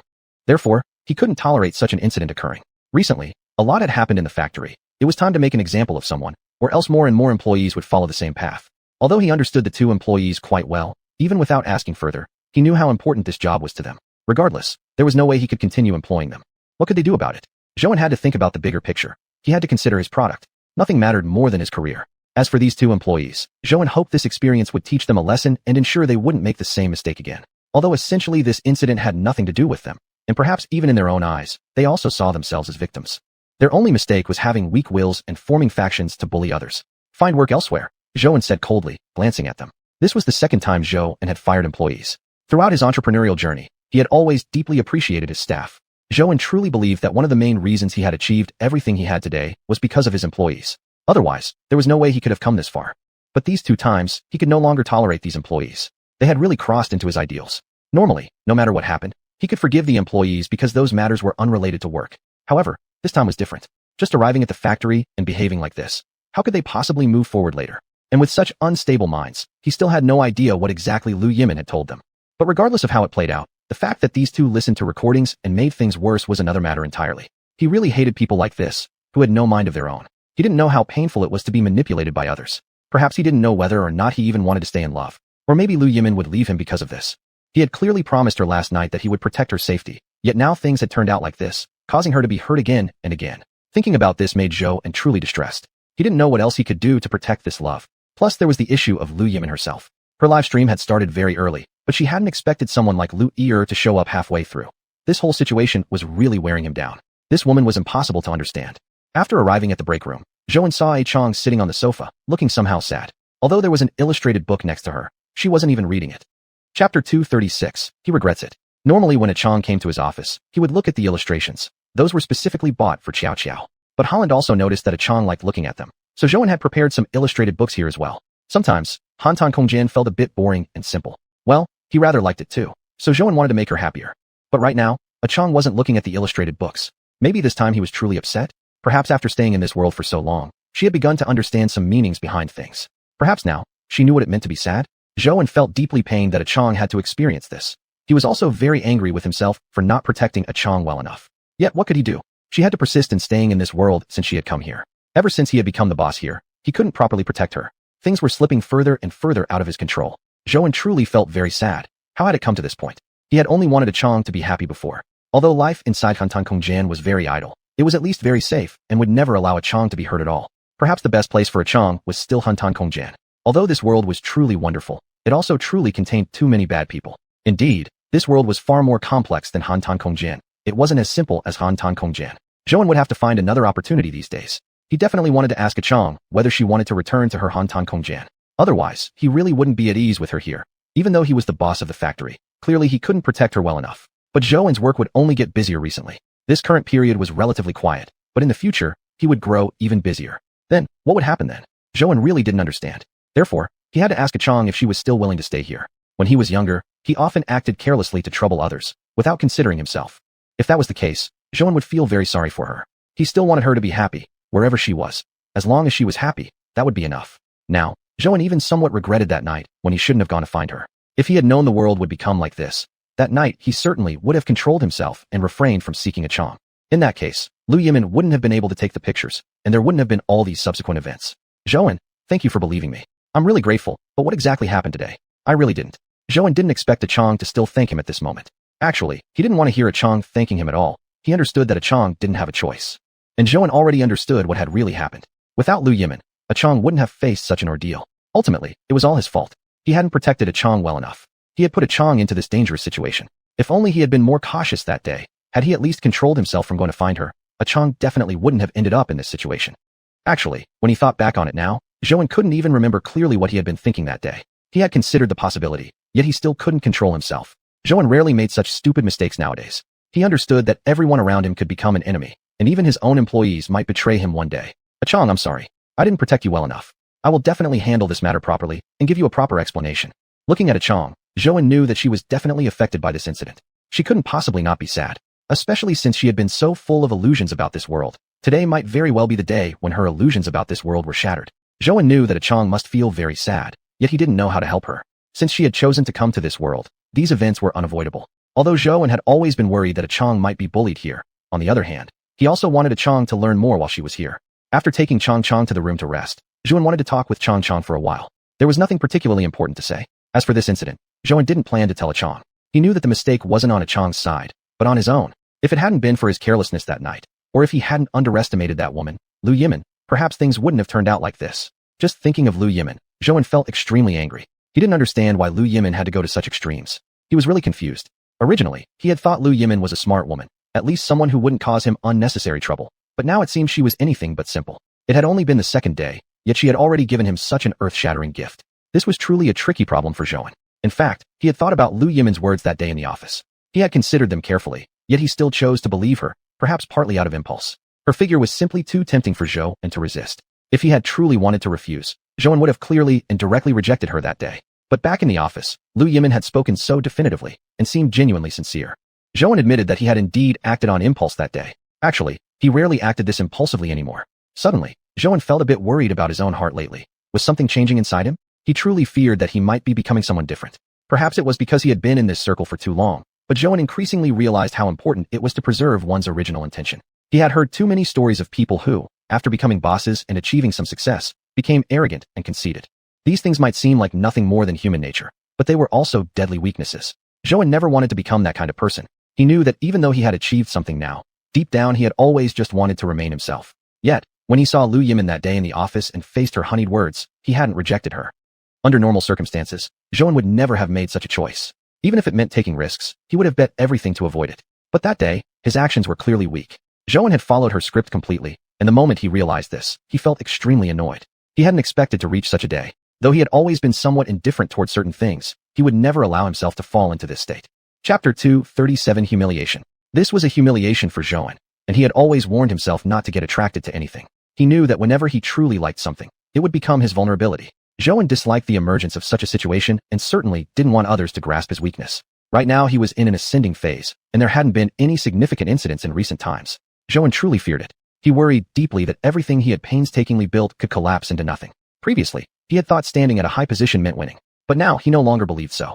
Perhaps after attaining a high position, One starts thinking about more risks, and the higher the risk, the greater the danger. Zhouen's mind only grew more uneasy. Moreover, this wasn't even his original field. As a newcomer, achieving such a result was rarely seen in the entire circle, and Zhouen understood there were many eyes watching him constantly. Indeed, the old and the new were quite confident. If anything undesirable happened to his factory today, perhaps tomorrow countless people would rush to crush him. Though people often appeared friendly on the surface, Zhouen knew they were nothing but wolves in human skin. That's why Zhouen never considered befriending anyone. He understood the people in this circle were untrustworthy. Business was like warfare. Alone, he must fight solo. After escorting Chang to a room to rest, Zhouen returned to his office. He genuinely felt the need to have a talk with Liu Yimin. His doing so was based on prior expectations that Liu Yimin would eventually approach him. Maybe she had been waiting for him all along. Suddenly agitated, he really couldn't figure out what exactly she was thinking. Initially, he hadn't considered her seriously at all. How had things reached this point? He was practically betraying his own principles. Last night, he suddenly thought this woman was actually quite intriguing. Despite her awareness of his relationship with the child, she still acted like this. Zhouen couldn't comprehend whether Liu Yimin wanted to test his limits or determine how significant a place Chang occupied in his heart. In any case, this time Zhouen was truly angry. He had never imagined that Chang would be treated this way at his own winery. Louis might have made things hard for her before, but his intention hadn't been solely to frame her. It was simply a misunderstanding. But now the situation was different. This time, Liu Yimin had clearly come directly for Chang. Perhaps she was trying to provoke him, using Chang merely as bait. Yet to Zhouen, this was especially disgraceful. He had never expected that the one he cherished so dearly could, in someone else's eyes, be regarded simply as bait. Since Liu Yimin had gone this far, Zhouen would ensure she saw how vital Chang was to him. He wouldn't hesitate to express his affection for Chang. He understood what a genuinely wonderful girl she was. Though Zhouen recognized that Chang didn't understand much about romantic feelings, she did understand his earnest desire to provide the best for her within his abilities. If it weren't for his current hectic schedule, he never would have brought Chang here to work. The reason he had her come was only so she'd have something to do. He didn't want her to sit alone getting bored. Moreover, Chang got along very well with his hometown people, and Zhouen enjoyed seeing them together, especially since he himself seldom had close interactions with any friends. I suppose one could even say this was the first time. Though there was a notable age difference between them, they always appeared so happy together. Zhouen could see that at least previously, he'd never experienced such interest. I wonder exactly when xiuxian awoke, though maybe she's become like him. Isn't Chang's greatest charm his sincere kindness? How rare and precious that is, truly priceless, one of a kind. The more he realized this, the more he wanted to keep Chang by his side. The world was complicated enough already, yet Chang was the simplest soul in it, the purest. To Zhouen, Chang already was family. He didn't know exactly how to define their relationship. Zhouen wasn't someone who easily used intimate words, but whatever their relationship was, it was already quite close enough. To Zhouen, Chang had long become family. He understood that in this world, Chang only had him, and he bore this pressure deeply within. He simply wished for Chang to perform exceptionally well on the show as well. Actually, Zhouen had considered before whether he should let Chang work at the winery. After all, his live streaming business had started to expand this month. And when Zhouen realized that if she really worked at Liu Yi's place, she would be better taken care of in the future, he believed that Liu Yi would definitely take good care of her. But there were still too many things to consider. Zhouen knew that Chang might not be willing to face so many people. There were some things where she now had her own style and preferences. No matter what, Zhouen just wanted to say it out loud. At his age, he had already lost count of how many years he had spent here, and the feeling of being unable to go back was truly too bitter. Zhouen was thinking about what he should say when he met Liu Yimin later. He didn't know whether he should be more firm in his attitude or what. He simply felt that this was the first time he had such strong dislike for a girl.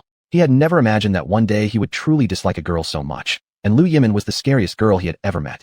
Actually, Zhouen didn't have much expectation of her. He just required her to behave herself. As long as she kept out of trouble and didn't bring him any issues, Zhouen still wouldn't treat her badly. But these thoughts constantly lingered in his mind, things he had never told Liu Yimin before. Yet he hadn't expected that she would actually do something like this. Since she had been so unappreciative, Zhouen felt he no longer needed to hold back anything. He had always disliked being controlled by others, and he especially disliked being manipulated. He really couldn't stand this kind of feeling. Since starting his business, he had never been especially close to any other boss, precisely because he didn't want to be tied up with others, and he never wanted to become involved with anyone in any complicated way. Zhouen also had that capability. He knew he could completely stand on his own. He could live independently and manage his relationships with his employees. Thus, he had never thought of forming alliances with others. It wasn't that Zhouen disliked it, but he simply preferred a different kind of model, a way that was indeed more beneficial for him. Chapter 238: Annoying Presence. Zhouen truly couldn't handle it anymore. Dealing with just interpersonal relationships was extremely complicated for him, and besides, this was nothing more than a rather empty matter. Zhouen really felt there was no need to establish any relationships here. After Raymond came in, Zhouen didn't speak at all, treating him simply as if he were air. He didn't know exactly what Liu Yimin intended to do, and right now, he didn't want to provoke unnecessary attention either. He only wanted to know what Liu Yimin's actual stance was. Although he already roughly understood what was going on, he still wanted to hear from Liu Yimin herself exactly what was happening. In this way, the two remained locked in a stalemate for a long time. Neither spoke first. There was still time. As for the slow recording, his heart indeed felt somewhat uneasy, though he believed everything was still within his control. She knew Zhou and would never abandon her. After all, she didn't have such a large leverage over him. Zhou would never head stubbornly eastward unless necessary, otherwise, he would definitely suffer some loss. That was why Zhou agreed to her request in the office last time. However, he hadn't expected that after marrying her off, Zhou wouldn't say a word. Originally, he had assumed that Zhou would loudly reprimand her or even accuse her directly. Yet now what did this mean? Summoning her here to his office, then saying not a word. Did he expect her to stand here forever? Lu Yimin certainly didn't believe that Zhou hadn't noticed her presence. You called me? What's up? Lu Yimin asked casually, feigning nonchalance. Inside, however, she was still somewhat afraid. She didn't know exactly what Zhou would do last night. Now that she thought about it, she somewhat regretted it, uncertain why she had acted like that. It wasn't like she had just met Zhou in the previous day. Although she had long been forgotten by her senior, their relationship hadn't even begun to turn green 2 days ago, and now she truly felt regret. She really felt she had ruined an excellent hand of cards. Originally, she had thought that a Chang was an unnecessary employee and had looked at him with distaste for a long time. It wasn't due to work issues. They didn't work on the same production line. No matter how well or poorly Ma Qiao performed her job, it wouldn't affect other employees. Unless other employees went out of their way to confront them, such incidents shouldn't occur. At this moment, Lu Yimin genuinely wanted to see the consequences and wanted to understand Zhou's thoughts about this matter. Why had he brought her here? What was he planning for her to do?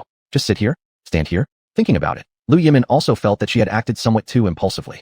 Yet on that day, she genuinely thought a Chang was a very annoying person. She had never seen a girl like that before. The girl possessed a unique aura. Yet what of it? Nothing but another factory worker, just like them. Lu Yimin looked down on a Chang immensely. She felt that a Chang's pretentious act was unrealistic for a real girl. The last time they happened to meet while having a meal, they briefly encountered one another. But Lu Yimin simply thought that this girl's demeanor was indeed particularly unique, and that girl resembled the image she had imagined in her dreams. I called you here, and you don't even know why? I'm warning you, don't play games with me anymore. Zhou stared at Lu Yimin and said. He still hoped his words wouldn't need repeating, for he was utterly fed up with this standoff. He understood that it was entirely different from what he initially expected. Originally, he considered Lu Yimin as a colorful woman, at least someone with appetite and interest. He never expected that she would create such troubles for herself. Someone like her, he would rather spend extra money to have disappear from his sight than spend each day anxious over her lies. What games am I playing? What are you talking about? I don't understand. Lu Yimin's heart was soft, but internally fiercely competitive. She hadn't expected him to be so blunt suddenly, speaking his mind so openly. She was at a loss for words, overwhelmed by the sudden confrontation, and could now only watch everything unfold directly. Originally, she had only wanted to teach a Chang a lesson, but never anticipated that a Chang's luck was this good, crossing paths with Zhou again. She also understood Zhou's extremely important status. Lu Yimin simply thought she had done what she needed to do. She couldn't ignore everything. She knew what she truly wanted wasn't the things right in front of her. I'm telling you this. Tell me everything. I already know everything. This is your last chance. Zhou truly didn't want to waste any more time on her, yet he felt that this woman had fallen short of his imagination. If he didn't resolve this matter now, he might struggle with sleep forever after. He had never imagined a day when he would be tripped up by a woman. He had never felt such a sensation before. To him, this was truly a disgrace. There had been so many women before who wanted to establish some kind of connection with him, yet he had always refused.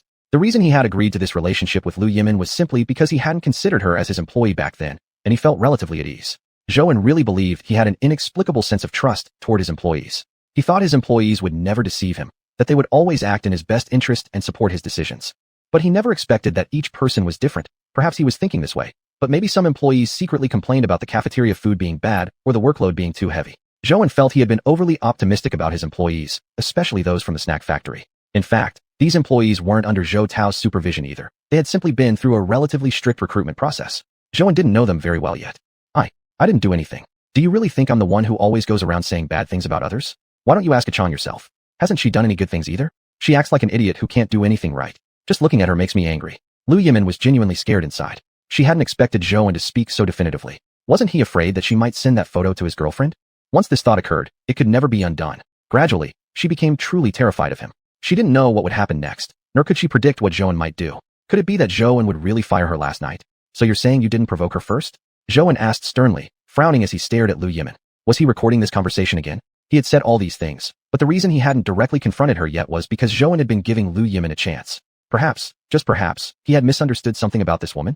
He hadn't been this harsh last night. Exactly. How could I possibly provoke her first? You don't know how a Chang appears decent on the surface, but in reality, she's terrible. I've heard she's dated so many. Chapter 239, Putting on a Show. Before Lu Yimin could finish her sentence, she suddenly felt a ringing in her ears. By the time she realized what was happening, Zhou had actually slapped her. He was genuinely surprised. Why did Zhou hit her? What was he doing? Was it wrong for her to lose? Lu Yimin instinctively covered her left cheek, still very puzzled. How had things turned out this way? Didn't Zhou just stand up for her last night? He probably had used too much force without thinking. Even her hand hurt a bit. This was the first time Zhou had ever hit a woman. Honestly, he found it completely intolerable. No one in the world knew Zhou better than her. He had always refrained from showing off or acquiring information through others' mouths. But who was he now? Yet, what had Lu Yimin just said? Maybe he felt like she was too unfamiliar with him. Zhou, you actually hit me because of a Chong? Lu Yimin truly felt heartbroken. She never expected Zhou to treat her this way. Honestly speaking, when she first decided to act this way, there was some xiuxian Li. She was also worried whether Zhou would tolerate her anger. But recalling how Zhou had acted that day, Lu Yimin believed that maybe he actually liked her. But now, Lu Yimin only felt that she had been too confident. If Zhou really liked her, why would he treat her like this? She never imagined that Zhou would actually hit her. Had she really done something unforgivable? Besides, a Chong was basically a nobody. Although this time she admittedly had provoked her a little, she hadn't lied. Moreover, a Chong was simply taking the easiest job thanks to connections. Why should she receive the same salary while doing much lighter work? Lu Yimin was heartbroken. If she had known that Zhou would act this way, she would never have done this. But why was Zhou like this? If he really liked a Chong, then why didn't he just be with a Chong directly? What exactly was the deal with his girlfriend then? Now, Lu Yimin only felt that Zhou was unfathomable. Initially, she thought he was just someone slightly rich, perhaps a boss. She didn't expect him to be much more complex than she imagined. Originally, Lu Yimin thought she had found Zhou's weak spot, but now it didn't seem to be the case. It appeared that Zhou truly didn't care at all about those few photos she had in her possession. Didn't he fear her revealing this to Lu Yi? Lu Yimin knew that Lu Yi was so beautiful. At first, she was also curious. Why would Zhou still flirt with a Chong on the side if his girlfriend was so attractive? Compared to a Chong, Lu Yi was far superior. Moreover, a Chong was genuinely not smart. Normally, she barely communicated with them and had no idea about anything. Lu Yimin truly couldn't figure out what was so great about a Chong. When Zhou heard her say this, he found it amusing. Who gave her the confidence to do something like this? Zhou was really curious. Where did Lu Yimin's confidence come from? Moreover, what difference did it make to him if others cared? Zhou truly found Lu Yimin annoying. She wasn't as simple as he had imagined. This has nothing to do with you. This time is just a warning. If there is a next time, I won't guarantee what I will do to you. Zhou glared at Lu Yimin coldly. This was the first time Zhou had ever hit a woman. Lu Yimin had truly crossed his red line. He never expected her to attack a Chong so quickly. Zhou, you're pretty funny yourself. Since you like a Chong so much, why don't you just break up with your girlfriend? What are you doing here then? Zhou hated being threatened most of all. Although he indeed had some compromising photos in Lu Yimin's hands, he wasn't particularly worried. He knew the more he showed concern, the more pleased Lu Yimin would become. Perhaps in Lu Yimin's view, those few photos could really destroy Zhou. Actually, Zhou had not planned to pay attention to Lu Yimin in the first place. If it wasn't for her decent figure and the fact that the words she spoke that day sounded reasonable, Zhou would not have chosen to get involved with her. Otherwise, Zhou would have already dismissed her from his sight. Perhaps he hadn't made himself clear in the first place. After thinking about it, Zhou decided not to have such thoughts anymore. Clearly, he had plenty of things to deal with already. Now he had to clean up this mess. It also caused a Chong to be bullied by others. When Zhou thought about this, he felt upset. What gave Lu Yimin the right to do this? Do you think you can control me? I've already made myself clear. What you do is your own business. But this is just a warning. Zhou had truly had enough. He no longer wanted anything to do with this woman. If it weren't for being initially deceived by her appearance and words, he would never have gotten involved with her in the first place.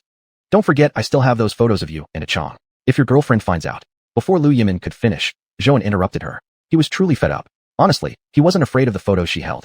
He had plenty of ways to make Lu Yi believe him. He also knew that Lu Yi genuinely liked him. He only wanted everyone to get along. But Mei Shangdao Lu Yimin Jida again had something powerful in her hands. Did she really think these were his vulnerabilities? It was ridiculous. Didn't I just say clearly? This is the last time. Let me warn you one final time. Don't you dare think those few photos can threaten me. The only reason I was involved with you was simply because I wanted to, not because you wanted to. Lu Yimin, don't overestimate yourself. If you can behave yourself in the future, work honestly, and stop causing unnecessary troubles, I can guarantee that you'll continue to have everything you currently possess. Otherwise, guess what I'm capable of? This was the first time Zhou had ever reached such a confrontation with a woman. He really believed this matter shouldn't have become so complicated. If Lu Yimin had just been a little more obedient, they wouldn't have ended up in this situation. Everyone could have saved face, without things getting so awkward and tense. Yet right now, Lu Yimin was provoking him. Zhou felt strongly that if he didn't clearly show his position, more problems would follow in the future. Plus, a Chong was working here now. He had to consider a Chong's safety and clear this grievance for her. When he thought about how distressed a Chong had looked in the office just now, Zhou felt extremely pained. It was the first time he had seen such a sorrowful expression on her face. Chapter 240, Don't Want to See You. From the moment Zhou met a Chong until now, he had never sensed any other emotions from her. When he took her to eat good food, she was very happy. When he showed her nice things, she was also very pleased. Yet, Zhou had never seen her upset or hurt. Zhou felt that those worries and concerns he once had were truly becoming reality. Those things he least wished for were happening beyond his control. All Zhou felt was sadness. He had wanted to protect the Chong so much, yet now he had ended up pushing her unintentionally into a dangerous situation. Worse still, this was his territory. If it had happened elsewhere, who knew what might have occurred? Lu Yimin disappointed him greatly. Originally, he thought Lu Yimin was someone just like him, and that day he had already shared his thoughts. Zhou knew she was just after money, essentially no different from those other women throwing themselves at him for favors. But he still agreed. It wasn't because of anything else. He simply found Lu Yimin attractive, and since this was his domain, he believed he had the ability to handle everything properly. But what Zhou never expected was that Lu Yimin would actually harm Chang, using her to test his limits. Chang was the one person here that Zhou most wanted to protect, and now Lu Yimin truly understood his bottom line. As soon as Lu Yimin heard what Zhou said, she knew he was genuinely furious. She also realized, perhaps, just how important Chang really was to him. It wasn't simply a matter of family ties. Though she didn't know exactly what their relationship was, Lu Yimin now knew she was wrong. Or perhaps she shouldn't have taken herself too seriously from the start. Zhou, being such a big boss, could have any woman he wanted. Lu Yimin only felt she had overestimated herself. What Zhou said was right. She believed, perhaps, Zhou might have had some feelings for her, and that's why she acted the way she did. Now, recalling everything, Lu Yimin felt like a joke. And what about him? What did he want? Could it really be that in Zhou's eyes, she was still just an ordinary employee? Lu Yimin couldn't believe this. After all, they had been intimate. Did Zhou think of her as a woman who slept around? No, she had never been like that before, only with Zhou. In fact, it wasn't entirely about money. But in Zhou's eyes, maybe that's all she really was. When Lu Yimin first started working at the factory, she saw Zhou for the first time. That day, he was patiently teaching other workers how to perform basic operations. Since new equipment had been installed that day, Zhou kept instructing them carefully, step by step, until they got the hang of it. That was also the first time Lu Yimin met Zhou, and she was deeply moved. She truly thought Zhou was one of the kindest, gentlest people she'd ever met. Zhou wasn't just any boss. He owned such a big snack factory, and from what other employees said, there was also a winery, already operating for several years. But she never expected such a big boss to be so gentle. Although many employees struggled with the machines, Zhou stayed patient, guiding each one by hand until they learned how to use them properly. Lu Yimin had never seen such a gentle man before, especially one of such high status. How could she not fall for him?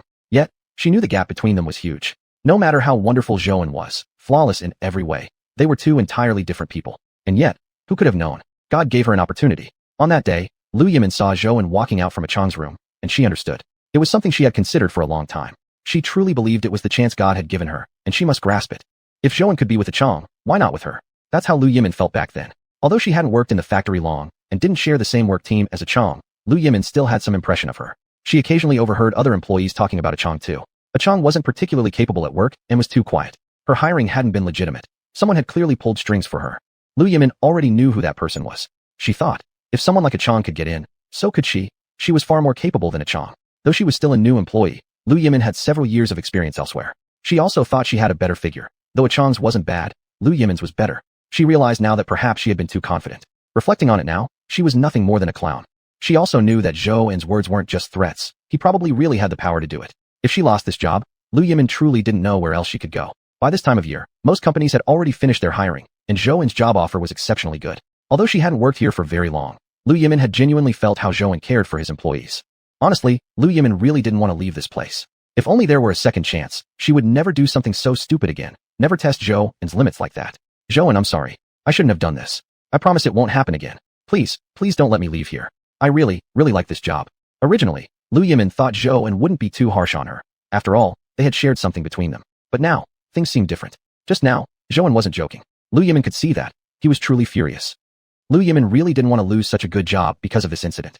Her educational background wasn't impressive either, and the only thing she could rely on was her work experience. If she left this factory and went elsewhere, Lu Yimin knew better than anyone else that she would never find a job this good again.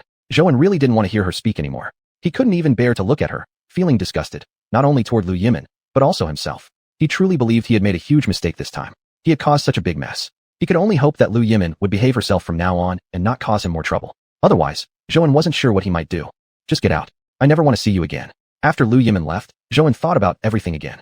He really believed that if he hadn't made a mistake from the beginning, if he hadn't been deceived from the start, Chang wouldn't have suffered so much humiliation. Chapter 241, Extremely Angry. But there are no ifs in this world, and the fact is that it has already happened. Zhou really felt extremely guilty and even didn't know how to face Chang anymore. He knew that although Chang wasn't from this world and was different from most people, this time he truly felt how deeply Chang had been hurt. Back then, Zhou had often wondered how Chang would look when she was sad. Would anything ever make Chang feel sad? Because back then, Zhou would visit the emotional space to find Chang every few days. That was a difficult time for him, full of things that troubled and upset him. Because of the cold pond space's quietness, and because Chang herself was such a calm and serene girl, Zhou really enjoyed being with her. Zhou had vented countless troubles to her, but he had never seen Chang look sad before. She usually stayed quietly beside him and gave him comfort from time to time when he was upset. This was the first time Zhou saw Chang sad. Although he had been curious about it before, now Chang was genuinely upset, and Zhou felt as if his heart was being torn apart. He truly felt very distressed because all of this was his fault. Chang hadn't done anything wrong, yet was bearing this injustice. And this already was the second time. He knew Lu Yi had done something similar before, but he wasn't sure whether Chang had felt hurt that time. But this time, Chang was truly heartbroken. So what should he do? How could he help Chang forget all this? Zhou knew that Chang still didn't fully understand what had happened.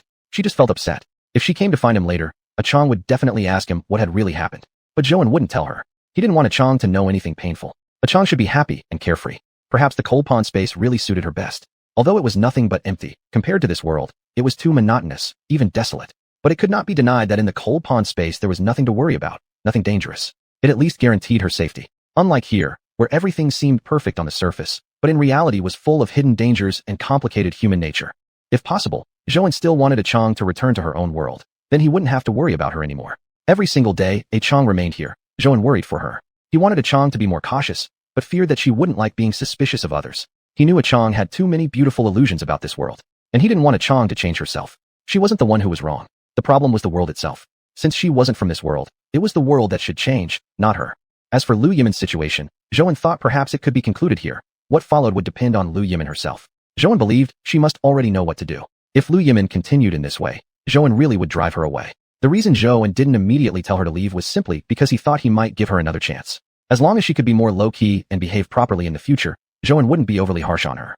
After all, they had once been in a relationship, and Zhou only wished for things to end on good terms, not in an overly ugly and public scene. After calming down a bit, Zhou went to see Chang again. He felt that Chang needed him now. He was the only one in this world Chang could rely on, and she only knew him here. Zhou felt he should have paid more attention to her. Since he had brought her here, he had to take good care of her. Zhou truly felt Chang was someone who desperately needed care. She was so innocent. If he could, Zhou would rather Chang just stay at home and not go outside. He was terribly afraid someone might hurt her. Chang, are you feeling better now? Have you relaxed a bit? When he first saw Chang, Zhou noticed she seemed tense all over. He could see how tightly she clenched her hands, and for the first time seeing Chang like this, his heart hurt with sorrow. I'm fine now. Don't worry about me, Zhou. Chang said as she flipped her hair aside. Suddenly, Zhou noticed a red mark on Chang's neck, and there was even some dried blood on it. Chang, what's this? What happened? Immediately, Zhou brushed Chang's hair aside, asking anxiously. Chang realized what Zhou was referring to. Actually, she had no intention of telling him about it, because she didn't think it was that important a matter. When Zhou wasn't around, the two of them got into an argument. At that time, Chang was recalling some of the things Zhou had told her, completely unprepared for someone suddenly grabbing her from behind. In that instant, Chang felt the world spinning around her, not knowing what had happened. She was terribly frightened. Chang only heard the two saying things like how useless she was, how all she knew was how to seduce men, and other words she didn't quite understand. There had been a brief struggle, and the wound on her neck was from that tug of war. It's nothing, I just accidentally got scratched by them earlier, Chang said casually. Zhou felt utterly miserable. He never expected Chang to have been actually injured. At first, he thought they had just exchanged a few harsh words, but Mei Shangda, they had actually come to blows. Zhou regretted the things he had said to Lu Yimin earlier. He should have told her immediately to pack up and leave his snack factory right away. The moment he first saw Chang, he should have checked whether she had any injuries. He truly felt regretful now. What exactly was he doing just then? What was he thinking? How could he have forgotten something like this? Why didn't you tell me earlier? You're bleeding. What if you end up with a scar on your face? Zhou anxiously exclaimed. He truly felt extremely angry, not at Chang, but at himself, for not taking good care of her. He felt like a total bastard. If possible, he really wished he could go back to the past. Back then, although Chang hadn't come into his world yet, Zhou had felt much happier than now, and even seemed more content. Come on, let's go to the hospital immediately, or else there might be scars left. Zhou abruptly stood up, grabbing Chang's hand. Just as he was about to open the door and take her to the hospital, Zhou suddenly thought maybe he shouldn't do it this way. After some consideration, he took Chang out through the back entrance instead. Chapter 242, not wanting to trouble him. If they left now, there would definitely be a lot of employees who would see the two of them. Zhou couldn't silence so many mouths. He knew that just one rumor from each person could drown them. Although those were all his employees, Zhou also understood that sometimes he couldn't control what so many people thought. Right now, Zhou didn't want to bring himself any more trouble. Besides, his relationship with Chang was nobody else's business. He didn't want to explain it to anyone. This was entirely his own matter. He had no need to interact with or confess anything to anyone else. Just thinking about Lu Yimin made Zhou angry. He truly hadn't expected Lu Yimin to go this far. They had only known each other for 2 days. Just thinking about how Chang had been hurt by someone like that, Zhou felt furious. If only he had resisted her temptation from the beginning, none of this would have happened. The more he thought, the more upset he became. If it wasn't for the scar on her face, Zhou truly felt guilty. If time could rewind, he definitely wouldn't do it again. They stayed at the hospital for almost 2 hours before the initial examinations were completed. Zhou had given Chang a full-body checkup, otherwise, he wouldn't feel at ease. Although Chang repeatedly said that she was fine elsewhere and hadn't been injured, Zhouan still couldn't be sure. Just thinking about the things Lu Yimin had done and the way Chang mentioned, Zhouan wished he could utterly destroy Lu Yimin. Shouldn't he have checked earlier to see whether Chang was hurt somewhere else? Now he truly regretted allowing Lu Yimin to return to work. However, since he already said that, there was no way to change it. As for what would happen later, it would depend on her behavior. If such a thing ever happened again, Zhouan would not show mercy. Fortunately, the final test results came back with nothing serious. Just the facial injury needed some time to heal. Otherwise, there was nothing else particularly concerning.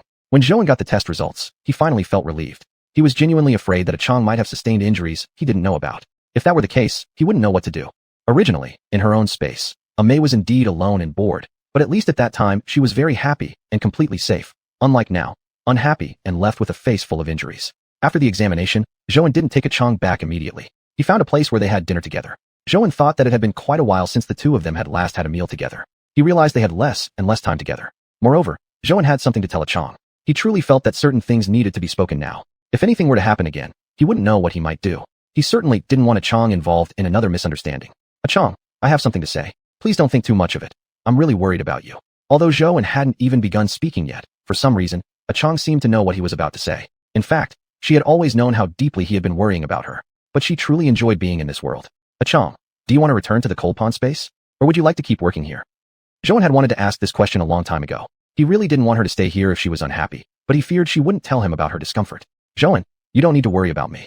If I wanted to go back, I'd definitely tell you. I know this matter may have brought you inconvenience and caused you trouble, but in the future, I will certainly protect myself better. I will also strive to fit into this place. Then, Chang, do you want to switch jobs? If you also don't want to stay here anymore, maybe you can go work at the winery. You're more familiar with things there. Actually, Chang had considered this question before. In this factory, she had already had 2 arguments with others. She realized she probably wasn't well suited to this job.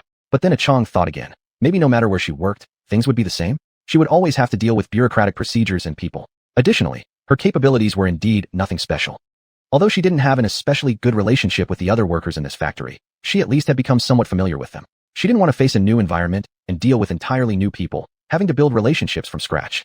No, Zhouan. Thank you really, but I think I should stay here. Please believe me, I can definitely get along well with everyone. Chang was indeed trying her hardest to blend in now. She truly felt that she had changed quite a bit compared to the past. Though the results might not yet be very noticeable, she believed she was making progress nonetheless. For some reason, Chang really didn't want to leave. Perhaps it was because this was her first job, or maybe it was because so many things had happened at the factory that made her feel nostalgic. Zhouan, you don't need to worry about me. If there comes a day when I want to leave, I will definitely tell you. I know many things have happened recently, but they have all been very meaningful to me. There has never been so much happening in my life before. Of course it's safer in the cold pond space, and there wouldn't be so many troubling things, but the cold pond space is truly too boring. It's not that I need exciting or thrilling events to feel alive. It's just that staying alone in my own space made me feel excessively lonely, making me feel like I had been abandoned. Abandoned? Zhouan thought about this word Chang used, and suddenly felt a deep ache in his heart. He hadn't realized she had such feelings inside. But it shouldn't be like this. Although Zhouan didn't quite know how to explain. After all, he himself still didn't understand exactly what the cold pond space actually was. He only felt that each space was different. Maybe even the cold pond was a place that appeared very lonely. But hearing Chang speak like this now, he truly felt heartsore. Perhaps a more accurate word would be heartbroken. Even though he himself had stayed in the cold pond space before, he had never felt lonely or cast aside. Perhaps it was because his stay there was temporary. He had originally thought he could understand Chang, but now Zhouan felt his thoughts were too shallow.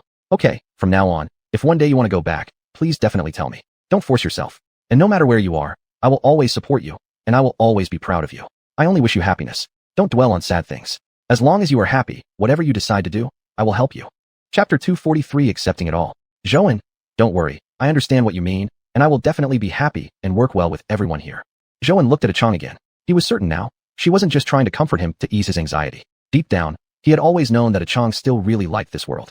It was just that her recent luck had been a bit poor, and some unpleasant things kept happening. However, he thought, if they wanted to continue staying in the same world in the future, she had to go, even though it was difficult. I believe you have that ability. As long as you're happy, that's best. I still say this. Chang, you must not imagine this world to be too beautiful. You must stay alert and not trust anyone, not believe what others say. In this world, you can only trust me. You can't rely on anyone else except me. You understand that, right? What scared him most was that Chang might be deceived by others. He knew Chang was a girl as innocent as a blank sheet of paper. Zhouan, don't worry. I have remembered every word you've said. I won't forget. Originally, Zhouan had been very worried that Chang wouldn't adapt well here, but now seeing her like this, he felt truly relieved. Though his concern for Chang hadn't entirely disappeared, at least now Chang didn't have other worries and could be happy here, so Zhouan wouldn't have unnecessary thoughts anymore. Zhou had always known that Chang wasn't one to run away from things. Although he knew that Chang had never been to this world before and was very unfamiliar with it, he also knew that Chang was actually very strong. Since they met until now, he had never seen Chang sad over anything, nor had he seen her feeling insecure about anything. Quite the opposite. Zhou was the one who often had things that upset him. Then Chang would patiently comfort and encourage him, helping him regain his courage and confidence. Chang, do you want me to take you home? Xiao hasn't seen you for a long time. Why don't you come back and visit? I've just been too busy lately. Actually, the last time he went to pick her up after school, Zhou had considered whether to bring Chang home as well. After all, the two of them hadn't seen each other for a long time. But thinking about it, he felt hesitant due to fearing Lu Yi might misunderstand.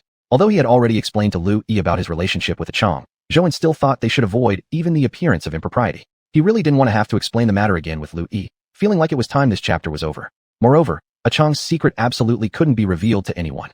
Zhou had always known there was a kind of unspoken rule within the cold pond space, though he didn't clearly know what the rule was or fully understand how the cold pond space operated. Still, Zhou felt that he must delay whatever was happening. For now, he still depended on the water in the cold pond space. If something unexpected happened, there really would be no way to handle it, and he couldn't bear the consequences. The distillery was getting better day by day, and Zhou was truly delighted, but the more his success grew, the more uneasy his heart became. Because Zhou understood, his success wasn't only due to his own efforts, but also his good luck. Without the cold pond space, Zhou knew he wouldn't have come this far. Therefore, he had always been deeply anxious, fearing that some problem might appear, causing the cold pond space to change again, to become like it once was, or perhaps that one day the cold pond space would simply stop opening for him. If that day really came, Zhou truly felt that he would collapse completely. He wouldn't know what to do at all. Moreover, there were so many people in the distillery who relied on him. If that day really arrived, Zhou wouldn't even know how to explain the situation to everyone. And all these matters were only known by Zhou alone. He didn't even have a way to explain to others. Who would believe him?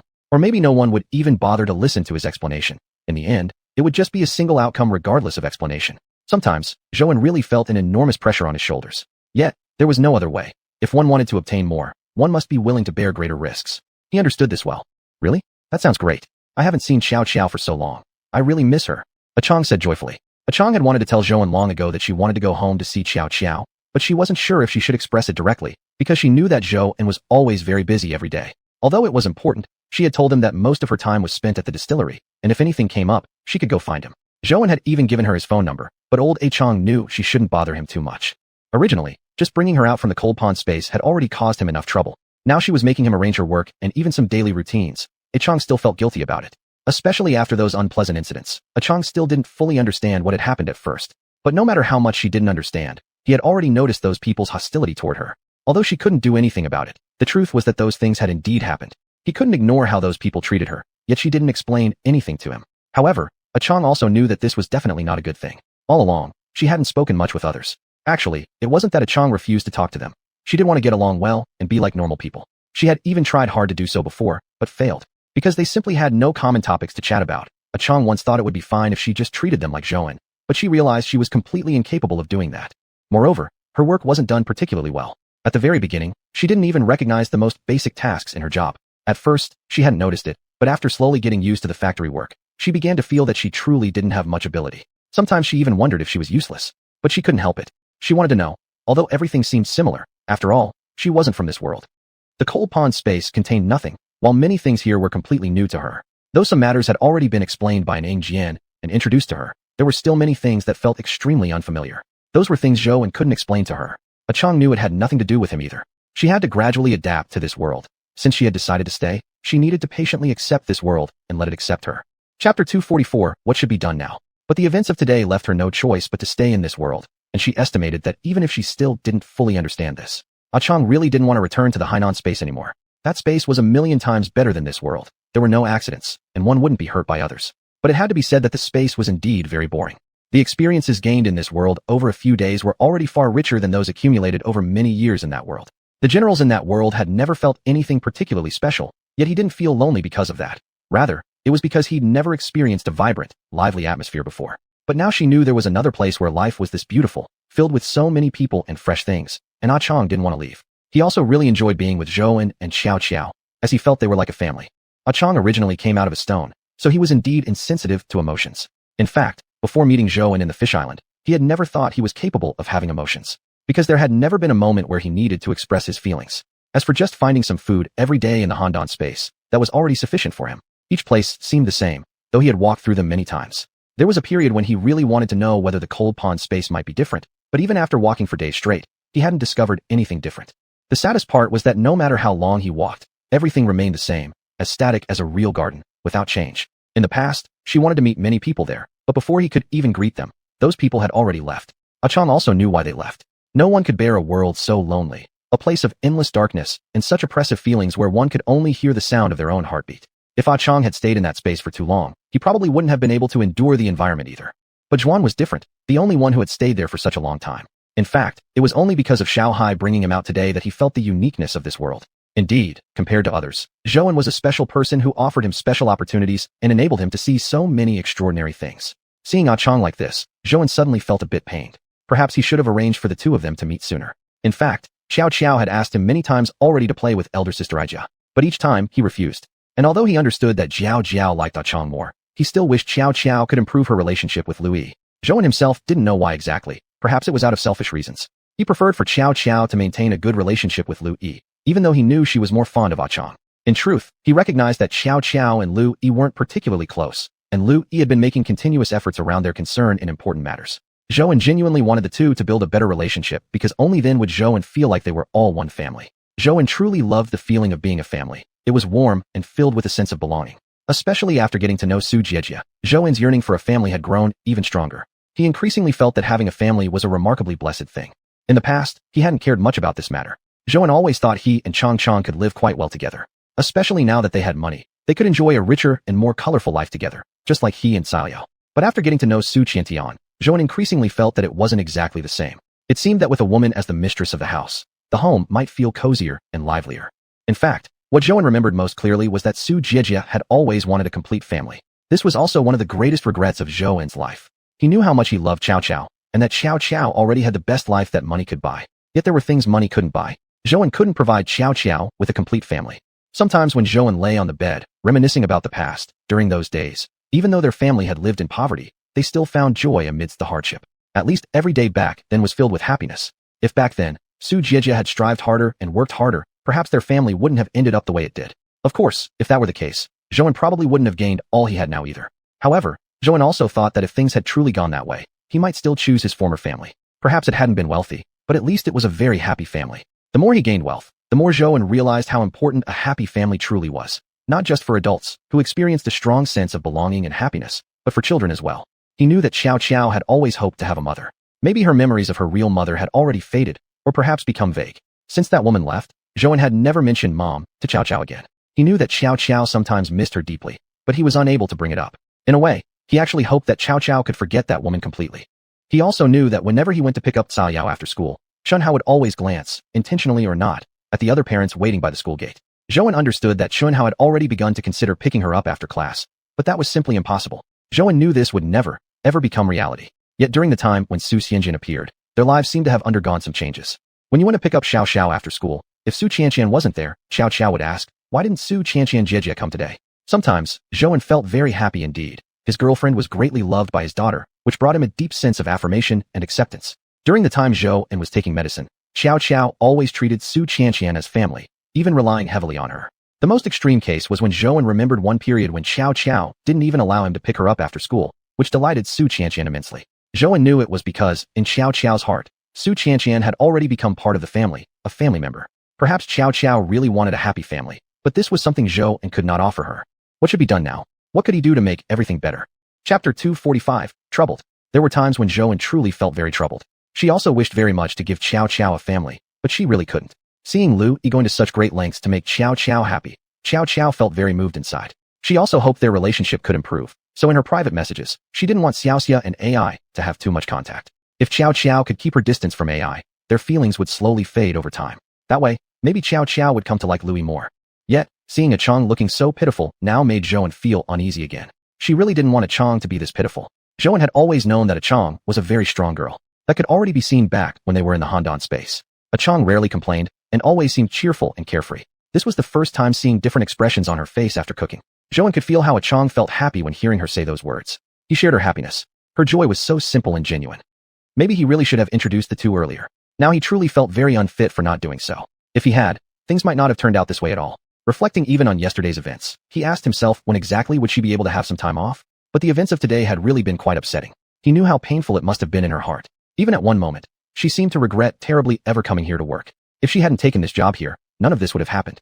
If he could just spare a little more time each day to go home to see her, to accompany her, perhaps things wouldn't have turned out like this either. Zhou thought. Originally, why had he invited a Chong into his world? Wasn't it just to show her around, to let her play for a while? How did it turn into this mess? Thinking about this made him feel very guilty. It wasn't as if he brought her here to play around or see things properly. Instead, now he made her work in his place. The more he thought about it, the more bewildered Zhou felt. How had things ended up like this? Exactly where had he gone wrong? After thinking it through, he resolved never to do such a foolish thing again. If there ever was a next time, unless he was well prepared, Zhou would never again casually invite anyone else. He knew back then he was supposed to be especially busy, but he only focused on bringing her out and overlooked arranging enough time to play with her properly. As things got busier and busier, later on they barely had time together each day. If only he had been more cautious and attentive back then, this wouldn't have happened. Zhou really blamed himself a lot and felt deeply guilty. If one day he found the time, he definitely must take a Chong out to play somewhere nice. He knew that she had lots of expectations and imagination for this world. Yet so far, he had never brought her to any of those places. After dinner, Xiao and AI asked if they should go anywhere to play airsoft. The Alliance said no, to just go home directly. Just from how he looked, Zhou knew what he was thinking. He must be eager to go back home to see Xiao. Zhou hadn't told Xiao about this in advance. When he got home later, the surprise would make her very happy. The more he imagined their meeting, the more delighted he felt. Sometimes Zhou also felt amused at getting jealous. Xiao, a straightforward girl, became unusually quiet every time she was with him, like a gentle little cat. She loved watching them together. The feeling between the two gave a sense of peaceful, tranquil days that made everyone around feel fond of it.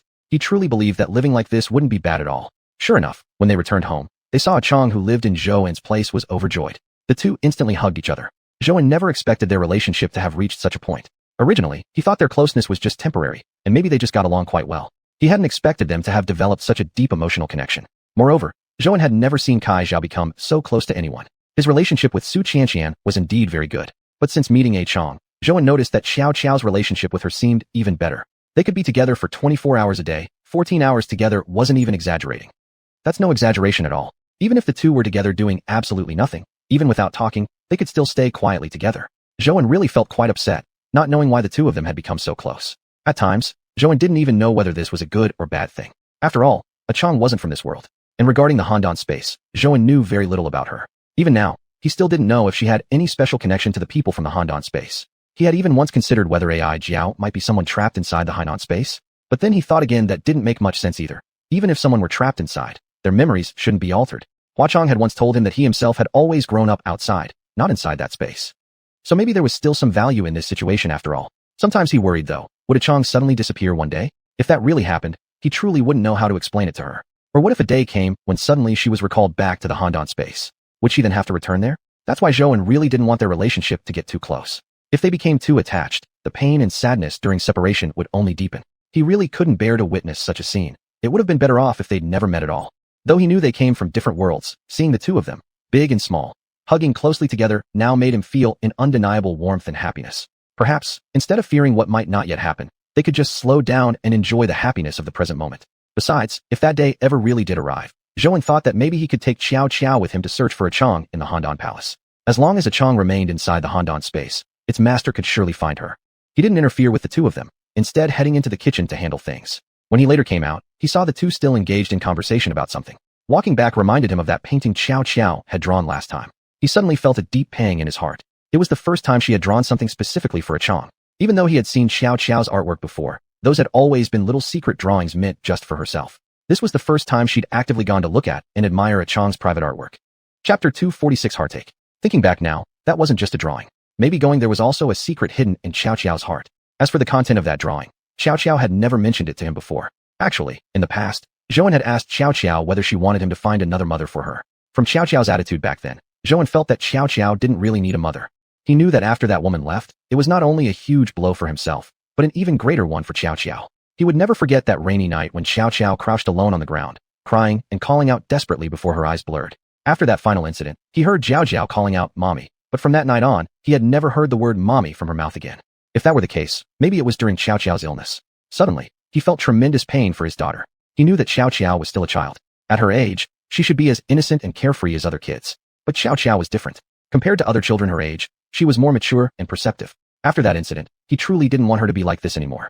He felt really heartbroken. If it were possible, Zhouan really wanted Xiao to be able to enjoy the same simple happiness as other children of her age. Innocent, worry-free, never needing to think about anyone's feelings. He knew Xiao was mostly silent and reserved by nature, yet she truly was a very considerate child, always being able to notice things quietly. These traits reminded him so much of himself, yet he didn't know how to convey it to Xiao or interact with her in a way that could let her relax. Zhouan watched the two of them playing happily and decided to join them. It felt like ages since he had played with Xiao like this. The feeling took him back to the past, for how long he couldn't recall, when each day had been filled with happiness. Although delivering takeout was very hard work, he still found that time quite fulfilling. Of course, life was definitely much better now than before. Yet it could not be denied that they had lost a lot compared to those days. At the very least, they had lost time of laughing together and being there for each other. Sometimes, even though he realized Xiao was angry at him, Zhouan still couldn't make the necessary changes. He knew there were some matters that required sacrifices. But if he couldn't even make changes in small things now, he wouldn't be able to do anything at all, which made Zhouan feel like he really had lost his reason. Perhaps the first step toward success was sacrifice. Without sacrifice, there could be no gain. This was something Zhouan firmly believed. At the very beginning, after that woman had left, raising Xiao alone was very difficult for him. After all, he was just a man, while Xiao was such a delicate little girl. He blamed himself for not taking good enough care of her and for making her unhappy. Xiao was already this big, already attending elementary school. Zhouan really found it incredible. Time had truly passed quickly. The worries and fears that Xunjie had once feared had now all passed. In fact, looking back now, he could not even remember why he had felt sad back then. Perhaps some paths only made sense after you walked through them. Zhouan gazed affectionately at Xiao. Seeing her so cheerful tonight made him incredibly happy. He was also relieved he hadn't failed to raise his daughter properly. Because before they had separated, most of the daily responsibilities were handled by that woman. Back then, he merely helped out with some chores while spending most of his time delivering orders. He had never truly cared for a child before. After she left, Zhouan was in complete chaos at first. He didn't know what to do or how to raise and educate a child. He was genuinely worried that Xiao would end up ruined by his hands. Although Zhouan also realized some things had to be left to the individual nature of the child, since each was different. He also understood how important good parenting was to a child's development. He never wanted to disappoint Xiao. For Zhouan, Xiao was his everything. Yet the very reason he had worked so hard for so long was precisely because of her. Without Xiao, he wouldn't have the life he has today. Without her, he might still be delivering takeout, or perhaps wouldn't even have that job anymore. Suddenly, his phone buzzed with an incoming text. He checked it out of habit, but decided not to respond. He glanced at the message, sent by Lu. Another boy sent him a message asking what he was doing right now. Gigi looked at it, but didn't reply. Right now, he only wanted to stay here and properly spend time with Xiao, truly spend some meaningful moments with her. It had been a very long time since he last lingered like this in this family, a long time since they last played together. Feelings really do fade over time, and Zhouan knew this all too well. Deep down, he was also very unhappy and constantly blaming himself. Chao had also mentioned this to him before, but it wasn't until today, until Zhouan finally took real action, that he realized he didn't want to regret anything. More than that, he didn't want her relationship with Xiao to turn cold and unfamiliar. To Zhouan, Xiao Xiaodong was everything in his life, the very center of his world. He could never let Xiao feel disappointed in him. Right now, he didn't want to think about anything else, nor did he want to deal with his relationship with Lu Nan. Truthfully, he had always known that relationships required effort and maintenance. But at this moment, he didn't want to deal with anything else. After finally ong Xiao to sleep, Zhouan still felt a bit happy. It had been a long time since they last played together like this. The last time they were like this seemed like ages and ages ago. Nowadays, Zhouan's work was becoming increasingly busier and busier. He barely had time to spend a proper moment with Xiao. He knew that Xiao only had him as family, just as he only had her. But work simply wouldn't allow it. Zhouan often felt deeply guilty, his only daughter, and he hadn't taken proper care of her. At times, he truly felt like a failure as a parent. But there was really nothing he could do. The distillery needed him, and the other factory needed him too. And at a time like this, nobody could afford to be careless. This was exactly the moment when seriousness was required. Zhouan was genuinely afraid that a small mistake could cause everything to turn to foam overnight. If things really ended up like that, Zhouan wouldn't even know how to face himself, let alone Xiao. He truly believed that these sacrifices were necessary right now, as long as in the end, things worked out. But how could things work out in the end? Zhouan really couldn't afford to be careless. Although he had achieved something quite remarkable so far, anyone who saw it would say that Zhouan's distillery had grown impressively big. Anyone in the business knew that Zhouan was a dark horse. Chapter 247, Extremely Dangerous. However, Zhouan still felt extremely uneasy because everything before him had not yet stabilized. He couldn't draw any conclusions immediately. He was genuinely worried that something unexpected might happen again. For Zhouan, the day when everything would truly be stable would be when both factories no longer required his management. Zhouan had considered this matter before. He also wanted to be like his cousin, a boss who could simply watch things unfold without getting involved, checking in only once a day to observe how things were going. But Zhouan knew his own limits. He wasn't there yet. At the moment, he was really not capable of being a hands-off boss. Although the liquor factory had been established for 2 years now, it still had a lot of room for growth. At least for now, he couldn't stop overseeing the affairs of the factory. Although Xiao Pan was developing quickly, Zhouan still couldn't entrust all operations to him. Thus, in Zhouen's mind, things still hadn't stabilized. He truly couldn't feel at ease, especially with the matter of the snack factory, which had only just started to show signs of progress. He had to tread carefully at every step. Otherwise, Zhouen really feared that his own carelessness might drag him into a desperate and agonizing situation. Zhouen knew that what he had achieved so far hadn't come easily, but he also understood more clearly that maintaining all of it would be extremely difficult. Moreover, his ambitions had never stopped at this level. He wanted more, wanted to travel a much longer path, and wanted to stand at a much higher place. In the end, doing things this way seemed like the safest approach. There would be nothing left to worry about, no fear of falling. Even so, Zhouen decided firmly that from now on, he must spend time playing with his daughter regularly. He understood that although Xiao was still young, this was precisely the time she needed his company most. He genuinely wanted to give his daughter a perfect childhood. Zhouen had reflected on this before, but as time passed, he felt that the things he couldn't do increased, along with his growing responsibilities. He really was becoming overwhelmed. But starting from today, after resolving to make time on a regular basis to play or eat something with Xiao, he made a promise to himself to truly establish quality time with her, to ensure Xiao wouldn't grow distant from him. Zhouen also knew exactly why Xiao was so fond of Chong, not just because the two got along well, but mainly because Chong was someone highly trustworthy. She knew Chong would never deceive her. That was the sense of trust Xiao had in Chong. Sometimes, Zhouen envied Chong immensely for having such strong credibility in Xiao's eyes. Undeniably, sometimes when Zhouen spoke, Xiao simply wouldn't believe that he could actually follow through. That was why he envied Chong so much, his ability to gain such unwavering trust from his daughter. Of course, Zhouen realized it was entirely his own fault. If he could actually follow through every promise he made to his daughter, or if he had spent more time with her previously, things wouldn't have turned out like this. Actually, even before starting the snack factory, Zhouen had considered whether or not he should do it. He knew that if he truly established the snack factory, it would bring significant pressure upon him. Moreover, there were still issues to handle at the liquor factory. Adding the snack factory into the equation made Zhouen worry that he wouldn't be able to manage everything. Before the snack factory opened, when there was only the liquor factory, he could still occasionally accompany Xiao to her favorite family restaurant. However, after establishing the snack factory, Zhouen truly ran out of time. Sometimes, he was so busy he couldn't even find time to eat, and returning home to sleep felt like a luxury. Therefore, he had indeed seriously considered whether he was heading in the right direction, whether it was really worth pushing himself this far. For Zhouen, he didn't have high expectations for himself. He truly hoped he could give Xiao a very happy life. That would be enough, at least for him. To him, that was his entire world. Xiao was everything in his life. If that was all he had, then what was there for him to worry about? But after thinking for a long time, Zhouen decided to proceed. Even though this decision meant greater complexity and heavier pressure ahead, he still felt that this current situation, something he desired, must be consolidated. If he didn't start the snack factory, the risk he would bear would be even greater. Zhouen was unwilling to carry such a burden. For him, those days of living in anxiety and constant fear would be unbearable. Zhouen had never once envisioned becoming extraordinarily wealthy or powerful, but since he had already come this far, it naturally followed that he must attain the corresponding results. He no longer wished for his life to continue in this timid and pitiful state. For Zhouen, maintaining a stable life was the most important. But establishing the snack factory was a necessity, for without it, Zhouen couldn't secure all that he already held in his hands. Back then, Zhouen had also considered whether he should venture into other businesses, but at that time, he hadn't thought that far ahead. He always wanted to delay for a while longer because the liquor factory's business was going exceptionally well, and Zhouen wanted to focus on perfecting the existing liquor production line. But he had completely forgotten one important thing. If the risk was too high, if something significant really happened overnight, then relying solely on the liquor factory would indeed be extremely dangerous. Zhouen was unwilling to take such a huge risk.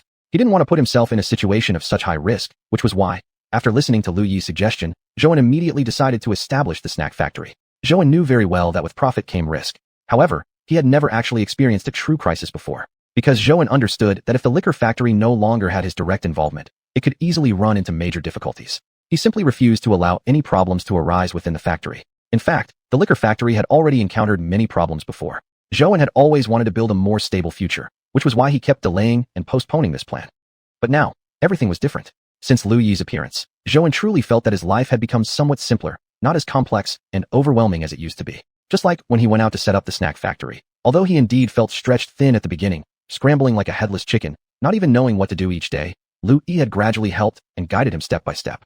And when Zhouen was out personally managing other projects, Lu Yi had continuously been supporting him. Even though she had only signed a live streaming contract with him, she had helped him far more than he could have ever expected. To Zhouen, Lu Yi was truly extremely important. She was an extraordinarily capable woman. During the time when he was away from the liquor factory, although he wasn't there, he knew exactly how much effort Lu Yi had invested on his behalf. He also knew how much assistance Lu Yi had provided to him. During that period, most of the business operations at the liquor factory were handled by Lu Yi. Zhouen clearly understood how much Lu Yi had sacrificed for him, which was why he sincerely didn't want to disappoint her. Chapter 248, A Foul Atmosphere. If it weren't for this one thing, Zhou wouldn't have been bewitched by that woman, Lu Yimin. Indeed, Lu Yimin had hit the nail on the head. He truly didn't want to break up with Lu Yi, let alone make her sad. He knew that Lu Yi genuinely liked him and understood exactly how Lu Yi felt about him. Though he was unwilling for those terrible things to happen, he knew that if they really did occur, the losses he would suffer wouldn't be minor.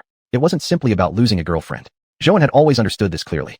He didn't want to break up with her either, and certainly didn't want to end the contract with Lu Yi. He knew exactly how much profit the trousers could bring him, and more importantly, how crucial Lu Yi was, both in his life and in his work.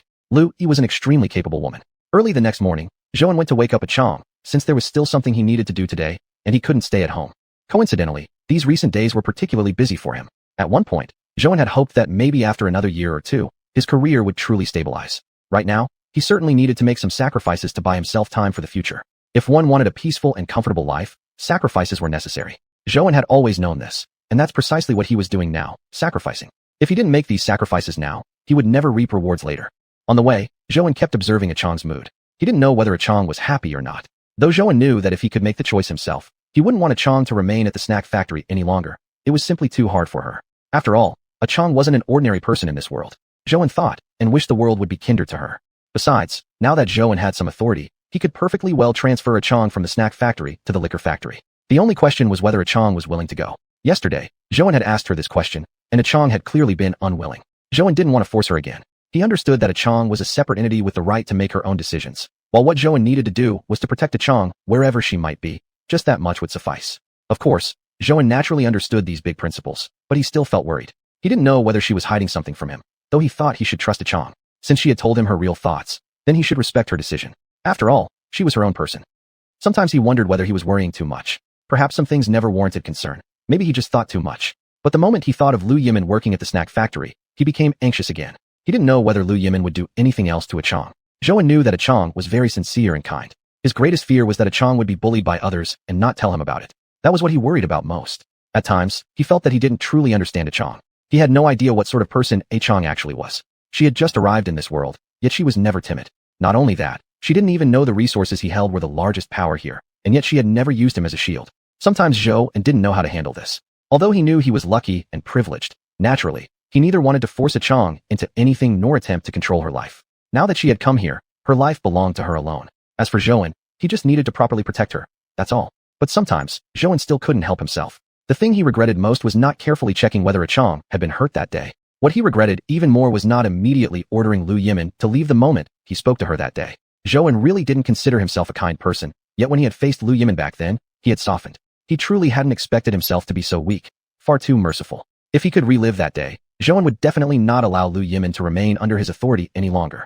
Thinking back to what Chang had said that day, recalling her injuries and the way she'd been wronged, Zhou felt extremely angry. He had clearly promised himself that as long as Chang remained in his territory, he would protect her well. Yet what had things turned into now? Zhou really felt deeply furious. Even in his own domain, Zhou had been unable to protect her properly. To a man, this was terribly shameful. He couldn't accept the fact that such a humiliating truth was real. Originally, Zhou had planned to bring Chang to the snack factory with him and take the opportunity to hold a meeting with the employees. He truly felt that there were some things he needed to address openly. Otherwise, he was genuinely worried about what might happen if Chang continued to interact with them here. But today didn't seem like the right time, and Zhou knew he still had other work to attend to. Therefore, he decided to postpone this matter for now, though he knew he would have to do it eventually. Otherwise, he wouldn't feel at peace, and Chang wouldn't be happy here either. Originally, there wasn't much happening at the liquor factory today either, except that he had planned to give a temporary notice that several contracts needed his signature. Lately, Zhou hadn't given special attention to the liquor factory, handling most of the contracts as long-term agreements, so he could temporarily ignore the details. But for some reason, Zhou suddenly noticed this new contract without prior notice. Contract matters were usually handled directly by himself. Thinking about it, Zhou suddenly realized it had been quite a while since he'd last visited the liquor factory. Looking into the salary records, he noticed the wages were low and several aspects of the operation hadn't kept up. Considering this, Zhou decided he absolutely must visit the liquor factory today. Actually, Zhou trusted Xiao Pan a lot. He knew that Xiao Pan had always been very dedicated. To be honest, hiring Xiao Pan was truly a privilege for Zhou. From the very beginning, he had known that Xiao Pan was a capable assistant, someone Zhou had recognized as valuable from the start. Especially when Zhou was out, most of the operations at the liquor factory were handled by Xiao Pan. He did an excellent job managing the relationships among the employees. Earlier, whenever problems arose at the liquor factory, it was Xiao Pan who mediated and resolved the internal issues. Indeed, Xiao Pan had contributed greatly to the factory. Xiao Pan had taken on many responsibilities usually handled by the boss, yet Zhou didn't mind at all. He knew Xiao Pan was doing everything for the good of the factory. Chapter 249 Hard Work. There was a time before when Zhou took Xiaopeng out for dinner, and Xiaopeng honestly confessed to him that initially, Zhou had also been very curious. Why would someone capable like himself want to join a small distillery competition instead of a bigger company? Xiaopeng thought it was not worth staying for back then, and the distillery had little connection, nor any particular highlights worth remembering. At the time, Zhou thought, if he were Xiaopeng, he probably wouldn't have hesitated to join a better company. But Xiaopeng chose his small distillery and stayed with it for so long. That moved Zhou greatly, and made him quite curious too. Xiaopeng had always been an outstanding employee, wherever he was. Even if he didn't work here anymore and found a better opportunity, Zhou believed he could carve out a world of his own. But what did Xiaopeng say back then? He told Zhou that he also had his own dreams and aspirations, ones he wanted to follow just like Zhou. They wanted more than just a decent job, they wanted to follow their hearts. At that moment, Zhou understood exactly what Xiaopeng meant. Xiaopeng knew that Zhou was someone who aspired to climb higher. He could clearly see that Zhou desired much more than what was right in front of them. That's why Xiaopeng was willing to stay with him for so long. Even though this distillery had once been just a small, insignificant place, Xiaopeng still stuck with it for such a long time. Of course, Zhou had his own way of doing things. He hadn't let Xiaopeng or anyone else down. The distillery was indeed getting better and better, and Zhou also felt they were genuinely improving, climbing higher. Whenever he thought about all that, Zhou felt he must have done something right, at least not disappointing himself, not disappointing his employees, and not disappointing those who followed him. In fact, later on, Xiaopeng and the other four also gave Zhou an incredible courage and strength. Whenever Zhou encountered any difficulties, he would always recall how Xiaopeng and those others in the distillery depended on him, placing their full hopes on him. Although Zhou sometimes did feel the pressure was heavy, he didn't mind it. He simply transformed pressure into motivation. Zhou had never been the type to get stuck in his thoughts. He was truly grateful for his employees, for their choice to stand by him. Zhou hadn't expected that one day so many people would have so much trust in him. Actually, to this day Zhou didn't know what his strengths were, nor could he pinpoint his own merits. Although he indeed had some accomplishments now, Zhou still saw himself as no different from an ordinary food delivery guy. That was how he perceived himself internally. He wasn't sure where exactly he stood in life. Tomorrow felt both full of possibilities and yet somewhat confusing. Late at night often found Zhou unable to sleep, wondering whether all he was doing now was truly right or wrong. Zhou knew he hadn't gone down the wrong path. Sometimes he just felt a bit lost. How exactly did he end up on this path? And that previous period of raising fish, by comparison, it felt like a distant memory. How had he managed through those busy days? He had almost forgotten them now. Yesterday evening, after spending a long time playing with xiuxian, Zhou realized only then how quickly time had passed. After dropping xiuxian off at the snack factory, Zhou went directly to the distillery. The daily workload was heavy, but he had long grown accustomed to it. Although he occasionally felt very tired, he felt that his current life was indeed fulfilling. Looking at the people coming and going along the streets, and the endless stream of cars passing by, he now was one of them, without the former sense of isolation. He was now just part of these ordinary people. The feeling wasn't necessarily great. Before, he used to think that he had no goals, and now, having goals hadn't really changed much. Life still went on the same way. After catching up a bit, he headed directly to the office. Originally, he was also thinking whether he should go check on the employees first. It had been a long time since they'd truly connected. Previously, Zhou had regular meetings with his employees, because the success of a distillery depended not only on the efforts of the owner or the trust in the market, but more on the diligent work of the employees. Zhou had always understood this, so he had never forgotten the old guards. Even more often, letting his employees assist in decision-making was an important and valuable thing.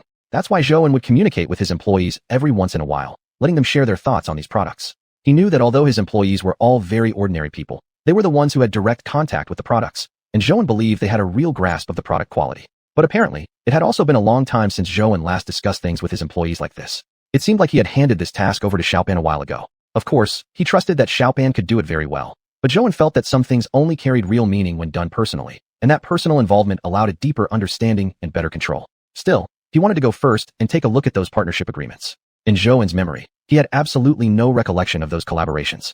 However, when he arrived at the office and opened the door, he saw Lu Yi already there.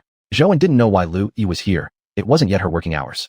Moreover, Lu Yi looked very unhappy. Ever since Zhou had stabilized the snack factory and taken over Lu Yi's responsibilities, he had relieved her of most of her work. Her job now wasn't much. She only needed to come to the distillery for live broadcasts. So she really shouldn't have been here. Zhou felt something was off with Lu Yi. It seemed like she had been waiting for him for a long time. Still, Zhou suddenly found it strange. Why would Lu Yi be here? Zhou became slightly intrigued. He didn't know exactly why, but seeing Lu Yi's expression made him wonder if he had done something wrong. Perhaps it was because he had been keeping something from her. But Zhou truly felt unusually uneasy in his heart. He became deeply anxious. If looks could kill, Lu Yi's cold stare alone would have already brought Zhou down on the spot. Zhou immediately raced through his thoughts. What exactly had he done? Suddenly, Zhou remembered, last night, Lu Yi had apparently sent him a text message, but at the time, he had been playing with xiuxian and hadn't responded to her. Chapter 250, Admitting the Mistake. At that time, Zhou hadn't been ignoring her on purpose. He was just really enjoying himself too. He truly felt that it had been a long time since he had such a happy time playing with xiuxian. so he didn't want to ruin the atmosphere between himself, Xiao and xiuxian. For Zhou, last night had genuinely been a rare and wonderful evening. He had been unable to focus his attention on anything else afterward. Although he saw the message Lu Yi sent him, he didn't reply immediately at first. He originally planned to respond to Lu Yi after Xiao fell asleep, but later he just forgot about it. If it hadn't been for seeing Lu Yi's message just now, he probably still wouldn't have remembered. Zhou realized he had done something wrong. Of course, he hoped Lu Yi was angry with him just because of this. If it was for some other reason, Zhou wouldn't know what to do at all. Actually, after Lu Yimin said that, Zhou felt a bit worried. He didn't know whether Lu Yimin might have been angered by him and told Lu Yi about it. He hadn't even figured out how to deal with these things yet. To him, if it really happened, it would be a bomb. Hear me out. Last night, I was just playing with Xiao and them. It's been a long time since I last spent time with my daughter. Zhou was cautiously testing Lu Yi's mood. Truthfully, he still wasn't entirely sure if she was angry about this. If it wasn't about this, Zhou really didn't know what else he could do. Deep down, he silently hoped that Lu Yi's anger was only because of this. Alright, I believe you. Then what? Did you play all the way until now? Why haven't you replied to my message yet? Zhou had never seen Lu Yi like this before. She seemed really angry, yet, inexplicably, he felt a bit relieved inside. So it really was because of this. Although he had known Lu Yi for a while now, it was the first time Zhou had seen her like this. In his mind, Lu Yi had always been cheerful, at least whenever he saw her. She had never seemed unhappy before. Yet now, suddenly seeing Lu Yi like this, Zhou truly felt a bit afraid inside. It was the very first time he had seen her this way. It must be said, Lu Yi was quite intimidating when she got angry. Zhou didn't even know how to speak, afraid that he might say something else wrong and make Lu Yi even angrier. Last night, I played for quite a while. Originally, I thought I'd reply to you once my daughter fell asleep, but then I just got too busy and forgot. Then this morning, when I was heading to work, I got a call telling me to come deal with something, so I rushed over here immediately, Zhou explained. Zhou didn't want to lie. This was exactly how things had happened. He didn't want to create another lie because he knew some things could be proven, and he could straightforwardly say this truth aloud. Maybe this way, Lu Yi wouldn't be too upset. From Zhou's point of view, it wasn't a big deal. Still, he did admit that he hadn't considered that Lu Yi might be upset back then, and afterward, he indeed should have replied to Lu Yi. But he hadn't done that. You could even forget about me, Zhou. You never really paid attention, Lu Yi said, visibly angry. Zhou didn't know what to say. He had even forgotten, just now, what he had thought last night. At the time, he had clearly planned to send a message to Lu Yi once Xiao fell asleep. Please forgive me. I really didn't mean to. I really like you, and you know that. I promise I won't do this again. No matter how busy I am in the future, I'll always reply to your messages. Can you do that for me? Zhou almost felt like laughing, although he didn't know why. Yet he knew if he really laughed at this moment, Lu Yi would only get even angrier. This was actually the first time Zhou had felt this way toward a girl. It was just such a unique and novel feeling that Zhou found himself wanting to laugh. Besides, he felt that Lu Yi had already calmed down by now.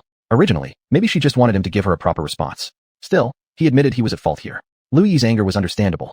If Zhou had thought of Lu Yi last night, he would have responded to her message. Lu Yi wasn't really trying to stay angry at Zhou. He knew that she needed his companionship. And for this past while, he had indeed neglected her a bit. He knew their relationship was still in its early days. This was, however, the first time Lu Yi had ever been angry at him. And Zhou could clearly feel that she was truly angry. What was that feeling exactly? When Zhou saw Lu Yi this way for the first time, his heart was filled with uneasiness at the very beginning. Moreover, Lu Yi didn't say anything. Only her expression was very serious. For that brief moment, Zhou even felt like he was done for. After all, there were indeed things in his heart he couldn't tell Lu Yi, things he felt guilty about. And seeing Lu Yi's attitude just now, he really couldn't read her at all. If he had been just slightly more cowardly, even a little bit, he might have blurted everything out. But if it really had gone that way, that would have truly been unfortunate. Zhou thought to himself just now.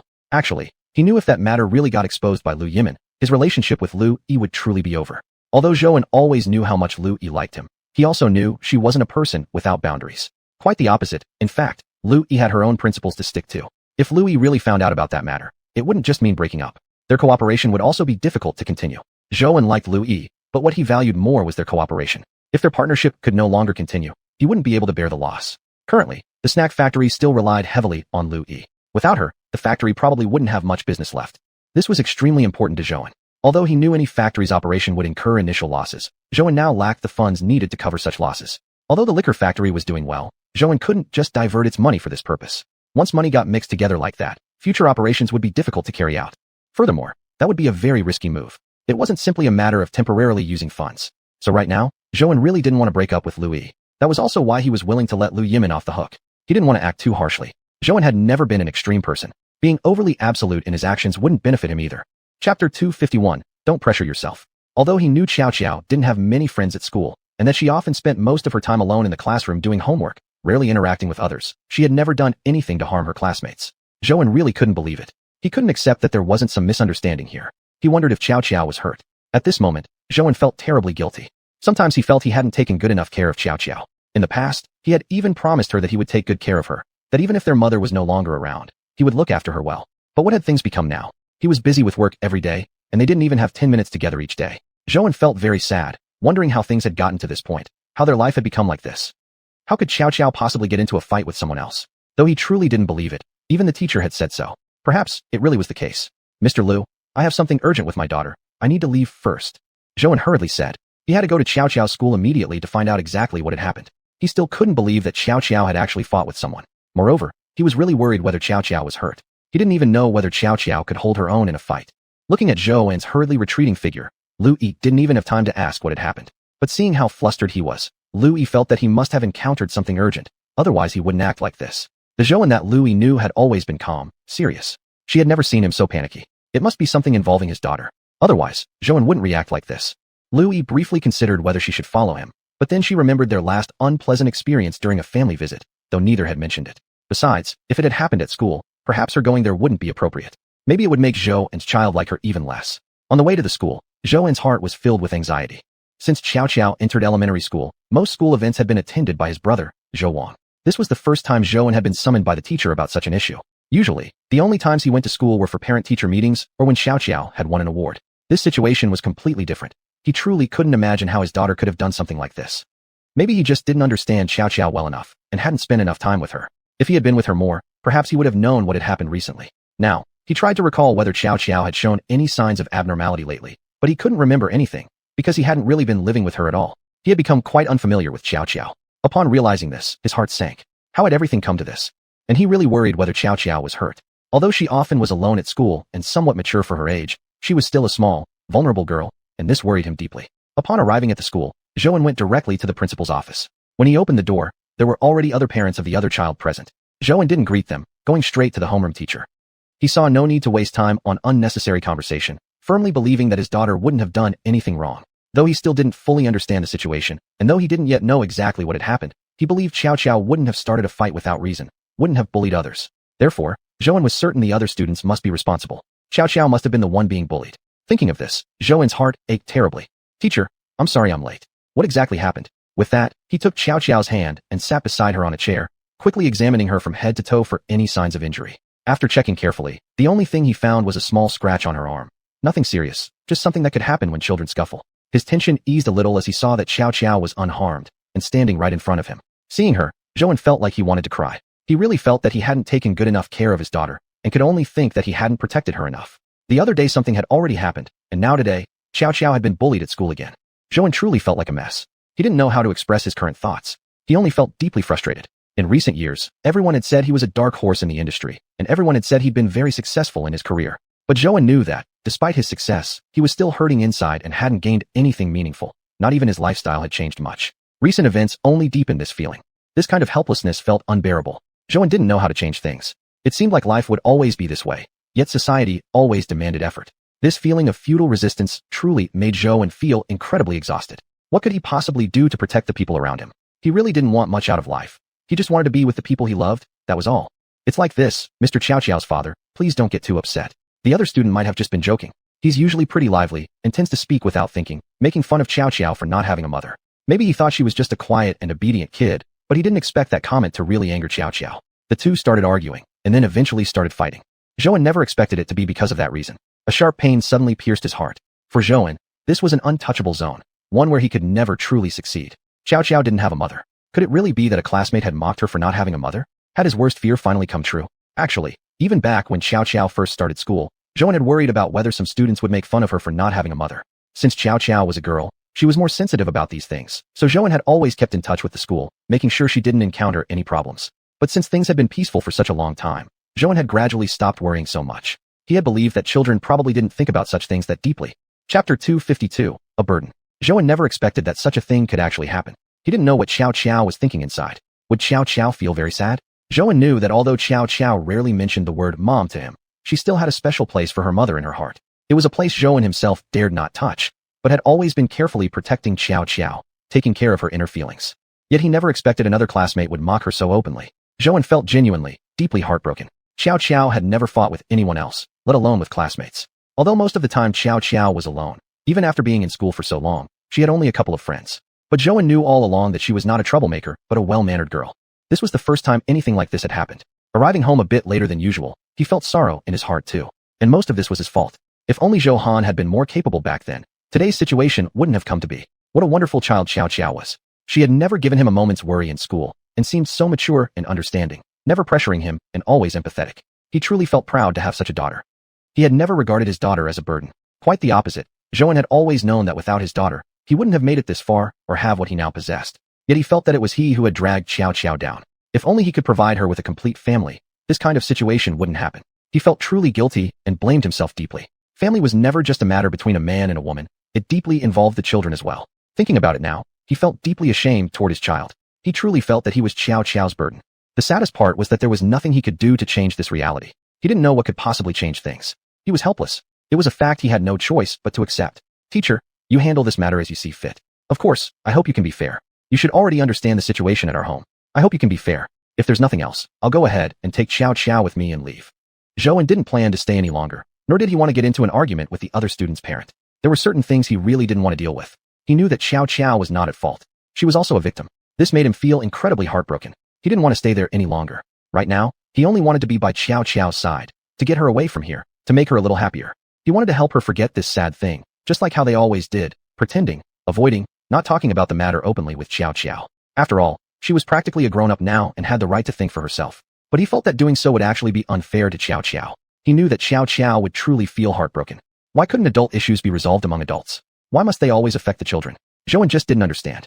Of course, what he even less understood was why that student would say those things. Although he had worried about this kind of situation before, he believed that nowadays kids were generally considerate and wouldn't harm their classmates so deeply. But he never expected that such children really existed. Perhaps they had spoken carelessly, thoughtlessly, but Zhou really felt those words had been very hurtful. Xiao, do you want to go play anywhere? Daddy will take you out today, okay? Seeing his daughter's unhappy expression, he knew Xiao's heart had been deeply wounded. For now, cheering Xiao up was all that mattered. He knew the teacher would handle everything properly. He felt completely confident about the class teacher, having interacted with them many times before. He knew that the teacher had always been very good to Xiao.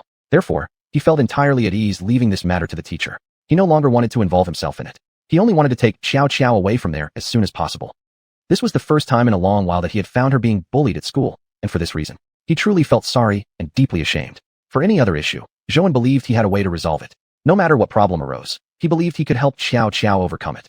But Tan Can was family-related, and there was absolutely nothing he could do about it. She didn't know how to make up for it in this aspect. He had decided to take Xiao to the hospital for a checkup first. Although she didn't appear to have any injuries, her arm had a slight cut. Still, he couldn't shake his worry. He must take Xiao for a full body examination. Otherwise, he wouldn't feel at ease. He knew kids might not have much strength, but when it came to fighting, they had no Bishan. He wondered whether she had fought back when the incident occurred. His heart felt truly upset. Judging from the appearance of that male student, there was no sign of injury. Suddenly, it occurred to him that perhaps he should enroll her in a martial arts class. That way, next time she got into a fight, she wouldn't easily lose. Although he understood it was wrong to let his own child fight others, Zhou simply wished Xiao could learn to protect herself. He wanted her to stand up for herself when someone tried to bully her. While Xiao was inside the room for the checkup, Zhou waited outside. At this moment, he suddenly felt that his life was somehow meaningless. He really didn't know what he had been busy with all these years. Had he truly succeeded? Had he genuinely changed his life? Yes, things had changed, but not in a better direction. His and Xiao's lives seemed to be deteriorating, getting worse and worse. He indeed felt life itself had become increasingly unfamiliar. Moreover, he realized he had been taking too little care of Xiao. Even the time he spent with Xiao daily was less than that with Annie Zhou. When realizing all these, he only felt deeply sorrowful inside. Yet, ironically, he was currently at a rising phase in his career. He couldn't help it. He had no time to properly manage this issue. He wished to be with Xiao, wanted to accompany her, wanted to be with her every single day. But that felt just like a dream he couldn't reach. During this particular stage, he was simply unable to do everything well. For Zhou, it was either work or family. Zhou's choice of focusing on work wasn't due to a lack of love for his daughter, nor was it indifference toward his family. On the contrary, his worries for the family were precisely why he made that choice. Chapter 253, Don't Force It. He knew that if he didn't have a successful career to show for himself now, Xiao would struggle to survive in society later on. He wanted to become someone Xiao could rely on in the future, hoping she could live a happy and worry-free life, at the very least not having to worry about money. That's what motivated him, and it was also why she had kept going for so long. This was her purpose, her reason for enduring even when she had once thought of giving up. He wanted to provide Xiao with a good life, but he understood that this would require giving up certain things. Zhou had always known this. After the examination results came out, Zhou Huaxin finally felt relieved. Fortunately, there was nothing serious. It was just a child's exaggerated misunderstanding. He hadn't realized that her inner world had been deeply hurt. But the master didn't know how to heal the damage already done to her heart. He understood it was all his fault. If only he had achieved a bit more back then, Tian wouldn't have reached this point. But since Tian had turned out this way, there was nothing he could do. All he could do now was try to make her happy again. Perhaps this was just one of the hardships they had to overcome together. After all, similar situations would surely arise in the future. Zhou thought to himself helplessly. He couldn't truly protect Xiao well, since he couldn't be with her every day. There would always be times when they were separated, moments when he wasn't around. He also realized that as she grew older and encountered situations like this, she would need to accept this reality. Xiao would eventually have to deal with people's opinions. People's words couldn't be controlled. Even if it was their fault, this was something he couldn't avoid. Dad, I have something I want to ask you. Xiao suddenly tugged on Zhou's hand. Zhou's heart suddenly tensed. He didn't know what Cui Xiaoyao wanted to say. He just wanted Chun Xiao to be happier. But what Xiao said next completely baffled him. He couldn't understand why she would have such a thought. He didn't even know where the idea had come from. Yet after letting her words sink in, he realized she really had thought of it, perhaps even for quite a while, or maybe he had thought of it subconsciously long ago. Tell me, do you want Dad to take you somewhere fun? Or are you craving something delicious? How about we go back to that family restaurant again? It's your favorite. Xiao shook her head. Dad, why can't Auntie Xiang be my mom? He really didn't know how to answer this. He had never expected her to ask such a question. Though he himself had thought about it before, he had always dismissed it as absurd, utterly impossible. Xiang didn't even belong to this world. How could they ever be together? How could they form a family? He wasn't upset. He understood Xiao had thought carefully before speaking, and that she was a considerate girl who never deliberately made things difficult for him. Zhou also knew that she truly liked Xiang. It was obvious in how she smiled when they were together, not just because she was lonely or lacked companionship. Before, Xiao had often been home alone, yet never once had she complained to him that it was too lonely being by herself. But everything changed when Xiang appeared. Especially now that Xiang had left their home and started her own job, the two of them had started seeing each other less and less. Xiao would often tell him how much she missed Xiang. At first, he thought she simply looked at Xiang as an older sister. He knew Xiao needed someone to keep her company, because being all alone at home was certainly quite boring for a little girl. But later, Zhou noticed Xiao's feelings for Xiang weren't just those of a friend. She even hoped that Xiang would live with them. This realization had started when, during a previous trip to Cambridge with Annie Lui, Xiao had asked him why Xiang hadn't come along. At that time, Zhou understood Xiao's feelings. Perhaps she really liked Xiang, and it was a kind of like that wanted to become part of the same family. But back then, he hadn't directly asked her, thinking perhaps that, in time, the two of them would gradually drift apart. Feelings, he believed, would fade naturally. But Zhou hadn't expected that she would bring this up again so directly. His little sister was asking him such a blunt question now. His heart suddenly felt very heavy. Never before had she brought up such topics. Never had she mentioned the word mom, or spoken about wanting a mother. Though he understood how deeply she longed for that role, Xiao had never mentioned it to him, until now. This was the first time. But Zhou didn't have a father to promise him anything, and right now, he couldn't give her a conclusion or a guarantee. Zhou knew this matter wasn't an ordinary one, not something involving Wei Tongxiao. If he made a promise, Zhou couldn't truly guarantee that he'd be able to keep it.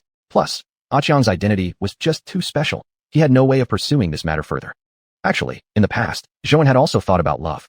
Perhaps she could come into his world, and life could become part of their family. Especially when Xiang and Xiao met and played with him, he knew the two of them really disliked each other greatly. But this thought only existed for a brief moment before he decided the idea wasn't even worth entertaining. Because Xiang was from a different world. Although they seemed no different on the surface, Zhou didn't know if one day some unexpected incident might happen. If this matter really developed, if their relationship truly began, if they really formed a family. Zhou couldn't guarantee that they could have a happy, stable future. Looking at her space, although it seemed harmless and appeared to be just a simple space, he knew that it was actually extremely powerful. Yet he couldn't even begin to speculate. There really was no related information available. Therefore, he felt scared. Was there a risk of stepping over some invisible line? Zhou really didn't dare to act rashly. The distillery still relied on the Han Dynasty space, and if he really ended up with Xiang, he didn't know whether he could handle the consequences if something major happened later. Moreover, he didn't want to let Xiao suffer either. It would be better not to start at all than to let things develop and cause her heartache later. If it never began, she wouldn't have to hold on to hope. But then why did she suddenly ask him this? Zhou knew about that male classmate's thoughtless words. They really had forced the issue earlier. Her long silence had indeed made this the first time Xiao had spoken to him directly. Chapter 254. She has the right to know. She really Xing her daughter. Right now, there's only an appearance of happiness, but she doesn't know what to do either. And the sentence Xiao just said, she has no way to guarantee that. Xiao, if you really like grabbing your elder sister, then in the future, I'll often bring my elder sister to play with you. That'll be fine, right? Zhou really doesn't want to talk too much with Xiao right now. There are just some things he can't tell his daughter. Though there are things Xiao has the right to know. After all, she's his daughter, and this matter involves her participation and directly concerns her. Still, Zhou doesn't wish to inform her. To Zhou, Xiao is his entire life and center. He doesn't want his daughter to feel unhappy. For any other matter, Zhou would go all out to make his daughter happy. No matter what kind of demands Xiao might make, Zhou would do his best to fulfill them. But this one thing cannot be handled that way. He knows he cannot agree to this. It's not simply about him. It's about his entire family, and also about xiuxian. Zhou knows xiuxian is a very simple girl, and she likes him. But Zhou cannot be that selfish and ignore xiuxian's feelings. He knows xiuxian doesn't have much understanding about love and family. He doesn't want to deceive her. That would be far too unfair to xiuxian, and Zhou simply cannot do that. But he also can't directly refuse his daughter. At this moment, Zhou realizes that xiuxian genuinely wishes for xiuxian to be her mother. This is the first time xiuxian has brought up such a topic with him. Ever since that woman left, xiuxian has never mentioned the word mom to him again. This is the first time. Zhou finds it hard not to think deeply, but he's helpless. In truth, though Zhou does feel a strong sense of reliance on family, it's mostly because of xiuxian. He wants xiuxian to feel the warmth of a family, just like other children her age. He wants xiuxian to believe that family is her safe harbor, the place where she can return whenever she's hurt or bullied outside. Yet Zhou hasn't really thought about remarriage. To him, marriage isn't that important anymore. Though he truly does long for the feeling of family happiness, those feelings did truly captivate him. Still, Zhou sees it quite clearly. Marriage is not something he particularly needs. Perhaps it's like the saying, once bitten by a snake, one fears even a rope for 10 years. Zhou no longer holds high expectations for his own marriage. When xiuxian was still around, Zhou really had considered building a future with her during their relationship. At that time, he really thought about whether there might be a future between himself and xiuxian. He had even felt that warm, familial sense, especially that evening when, after a long and exhausting journey, he returned home to find xiuxian taking great care of both children. At that moment, Zhou felt like he was really falling. He truly believed that maybe marriage wasn't such a bad thing, and perhaps memories of such joy could be something to look forward to. But not too long afterward, for Zhou, that time was indeed very happy and joyful, yet the painful events that followed left him deeply afraid. At least for now, he really cannot think about such matters. He honestly doesn't know whether he will ever be able to regain such a beautiful life. After xiuxian left, he also thought a lot, and perhaps he truly was not suited to live with anyone else anymore. That failed marriage, that broken relationship. Zhou really feels as though maybe he simply has no future in love. That failed marriage, that broken relationship. Zhou really feels as though maybe he simply has no future in love. Although his current feelings with Lu Yi are rather good, and if Lu Yi knew about Zhou's past, she'd genuinely like him still, yet Zhou never considers a future between them. It's not that he refuses to think about the future. It's just that he honestly hasn't felt that strong sense of certainty he once had. Building a family requires much consideration. So far, they still don't understand each other well enough. So Zhou cannot yet imagine a future for them. Knowing that he was once married and is raising a daughter, Lu Yi says she doesn't care outwardly, but Zhou knows she must care inside. She just likes him very much now, so she is willing to overlook that matter and even willingly try to please and cheer up xiuxian. But there will surely come a day when Lu Yi grows tired of him. On that day, he truly cannot guarantee their feelings would continue as before. Human affection is very fragile and easily shattered. One might like someone today and dislike them tomorrow. Zhou has long since accepted this. Although he wasn't particularly concerned about dating Lu Yi or not, he wouldn't suffer any loss either way. And Lu Yi, being such a capable woman, had already brought him not just some happiness in life. She was also a capable assistant in his work. Zhou had always understood that during the time they'd known each other, and especially since their collaboration began, Lu Yi had brought him a lot. He hadn't stopped thinking about his own emotional issues, but he truly felt it was something without a future. Compared to dwelling on such things, he preferred to simply focus on his work. Work was a strangely wonderful thing. Although Zhou didn't really enjoy working, nor did he particularly like this profession, he had to admit that this career brought him a strong sense of accomplishment. Something he had never experienced before. He had to admit, the sense of achievement and fulfillment were truly captivating. As long as he immersed himself in work, that was where he found purpose. The reason he had come this far, growing larger and more successful, was precisely because he felt an increasing sense of achievement. It was a truly marvelous thing. For Zhou, he truly enjoyed this process, though he felt he had wronged xiuxian and his own family. This couldn't be ignored. On one hand, ever since he started his business until now, he had truly spent less and less time caring for xiuxian. And it was only when her teacher called him that Zhou realized how long it had been since he last communicated with xiuxian's teacher. In the past, he used to frequently call her teachers to check in and understand how xiuxian was doing at school, because xiuxian's family situation was different from others. But he hadn't done that in a very, very long time. Every day, he was too busy with work matters, first with the liquor factory, now also with the snack factory. Sometimes Zhou felt helpless, but the truth was, he simply couldn't stop anymore. Injured or not, he couldn't afford to drop everything. Now, he was completely different from who he used to be. Now, Zhou had accumulated a lot, and had many employees under him. Chapter 255, there will be better choices. Couldn't he just make a decision on his own, without considering xiuxian? For him, clarifying this point was important, even if he didn't seem to leave much of an impression on others. Yes, he still needed to take certain employees into account. Zhou knew those employees trusted him a lot, but there was nothing he could do that might erode their trust. The car slowly pulled to a stop at the ball field. Zhuang got out and picked up xiuxian. It seemed like it had been a while since Zhou last brought xiuxian to the winery, probably not since the early days when the winery had just opened. Back then, it was only because Zhou was overwhelmed with work and nobody else was available to look after her, since Annie Zhou hadn't arrived yet. However, after Annie Zhou came, they hadn't returned even once. Zhou had never brought her here since. Originally, he had intended to let Xiao stay at home with Annie Zhou, which made him feel more at ease. But after thinking about it, he realized that Xiao now needed his company. She used to be such a little girl. Zhou had always known that, although Xiao appeared unaffected on the outside, her heart must be hurting deeply. That was the sort of girl she was. I guess that was also a bit of Zhou's concern. Every time he thought about it, he felt very sad. He truly wanted Xiao to be like other children, without needing to be so mature. So he changed his plans. It wasn't as if there were children around his office. He could always keep his favorite comics there. Moreover, Louis was around today. Zhou thought it would be good for them to get closer.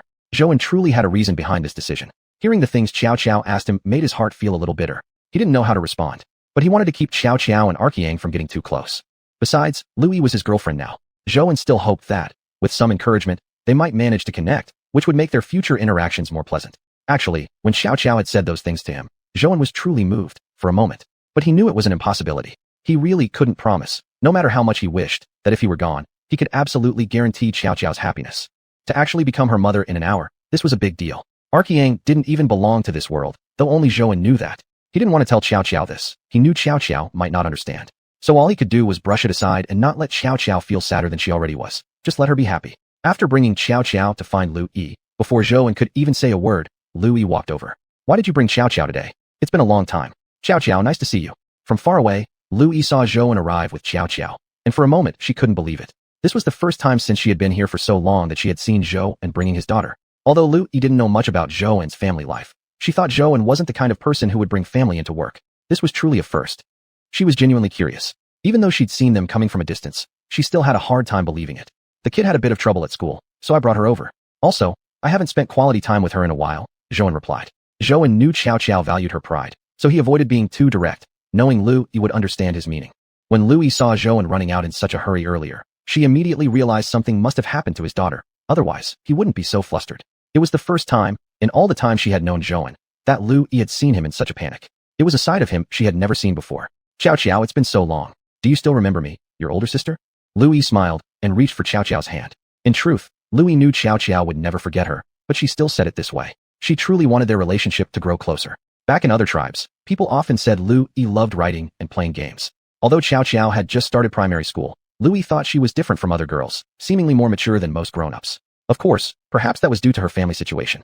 Lu Yi didn't want to think about it too much. She knew that, although Xiao was still just a child, she deserved respect nonetheless. Actually, in the beginning, Lu Yi had been really bothered by the fact that Zhou already had a child. He could ignore the fact that Zhou had been previously married. It was understandable since everyone made mistakes. Lu Yi could simply regard it as one of Zhou's past errors. Moreover, he had been divorced for a long time already. Lu Yi could choose not to dwell on those past events. After all, this was the modern era, and her mindset wasn't that narrow-minded. But now the situation was different. He had a child. That was the moment when Lu Yi truly began to question whether their relationship deserved reevaluation. However, many things happened afterward, and Lu Yi truly believed she could endure a little longer, especially after meeting Xiao. She quite liked this girl. Although that was only their first meeting, and the atmosphere was indeed quite tense, he clearly wanted to please Xiao and try to make her happy. He didn't want their relationship to become awkward. But after returning home that day, did Lu Yi keep thinking about what had happened? She felt that this girl was actually quite lovely, not nearly as unreasonable as she had imagined. Originally, Lu Yi thought children were generally mischievous and irrational, but Xiao was different. She was not like what Lu Yi had expected. When Xiao heard Lu Yi speak, she nodded. Yes. Of course I remember you, sister. Xiao is so sweet. I thought you might have forgotten me. After we last met, I wanted to ask your dad to arrange another meeting, so we could go out and play together again, but there was never a chance. Looking at Lu Yi's expression, Xiao felt deeply moved and realized that Lu Yi had been trying hard to make her happy. Honestly speaking, from the moment Zhou had told Lu Yi the truth about his family that day, she had indeed felt extremely upset, and even until now, he still found it somewhat unbelievable. The day he revealed the truth to Lu Yi, Zhou had already steeled himself for the worst outcome. He knew Lu Yi couldn't possibly take it lightly. Even Zhou had prepared himself for a breakup, believing it wasn't something entirely unexpected, familial complexities indeed difficult for Lu Yi to accept. Chapter 256, Nothing Suspicious Found. Lu Yi is an unmarried girl. Zhou knew Lu Yi well and understood that if she left him, she would still have many other options. Many better ones. But he never expected that Lu Yi would go this far for him, and even then, she could still stay by his side and try to make his daughter happy. He was truly moved. Originally, he thought Lu Yi only liked him briefly, but he didn't know that she liked him so deeply. Zhou really forgave Lu Yi for whatever shortcomings she might have had, other stories aside. Later on, he said that he had never met a girl like her, so wholeheartedly devoted to him. He knew that Lu Yi was really very good to him. So sometimes, Zhou really didn't know what to offer in return for Lu Yi's deep affection. He truly felt as though he couldn't fully deserve it. Xiao Xiao, Daddy still has some things to handle. Can you play with Annie Lu first, okay? In truth, he was quite worried about how Xiao Xiao might react. But knowing that Lu Yi didn't have any special feelings for him, at least not the kind she had for a Chong, he felt a bit better. He also knew this was partly his own fault because, previously, when Zhou brought Sun Qingyan to meet Xiao Xiao, there had been a time when it seemed as if xiuxian might be joining their lives permanently. But later, xiuxian left Zhou, and even the little one knew that xiuxian probably wouldn't come back again. Back then, Xiao Xiao had also grown quite fond of xiuxian and had asked him many times about her. Yet each time, Zhou had to lie to her. Zhou didn't want to lie to her either, but he really couldn't bear to tell her the truth. He didn't want his daughter to feel the same sadness that he did, and all of this had happened because of his own fault. If he hadn't messed things up, no one would have had to be like this. That was why he really, truly didn't want to tell her the truth. He felt that time would give her answers in its own way. Zhou could understand that perhaps Xiao Xiao now also didn't feel like talking to Lu Yi, or maybe she worried that Lu Yi might one day disappear, just like Su Qingqing had. But right now, Zhou couldn't promise Xiao Xiao anything. He couldn't promise that they could always stay together or assure her that Lu Yi would always be around for her. For Zhou, making such promises was still difficult. He couldn't make those promises and could only do what he could, and happen to deal with things as they came. What else could he do? The road ahead was still long, and Zhou truly couldn't make any predictions at the current moment.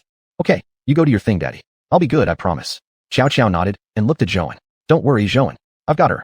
You go to work with peace of mind. Lu Yi held Xiao Xiao's hand and said. In truth, this was a challenge for Lu Yi too. She had met Xiao Xiao briefly before, and they had gotten along all right back then, but this time they were alone together, and Lu Yi wasn't sure if they would continue to get along well. Still, she wanted to try, because there might be many days like this ahead. She wanted to share some of Zhou's burdens, even though she knew Xiao Xiao was indeed a good, obedient child, though a child who definitely needed someone's care. Perhaps, in the future, when Zhou was busy with something, Lu Yi could help take care of Xiao Xiao. Lu Yi did feel a bit of pressure handling this, but still, she wanted to give it a try. The more time she spent, the more she experienced life, the kind of life Zhou was living. Seeing the two of them get along rather well together, Zhou's heart was at ease. In truth, he felt a little uneasy too. He wondered whether Xiao Xiao and Lu Yi would continue to get along this smoothly. Zhou didn't have complete confidence in Xiao Xiao. He knew that today she had been through something painful and was probably feeling very sad inside now. And just now, on the way here, Yuan had asked her that question, but she hadn't given an answer yet. It was clear to everyone that Xiao Xiao had understood the meaning behind it. Thus, he hadn't really focused enough on her to know whether Xiao Xiao would act mature and obedient.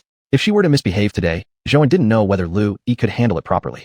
Lu Yi lacked experience in this aspect, so she still had some worries, but she also felt this was a good opportunity. Perhaps after today, their future interactions could become a bit better.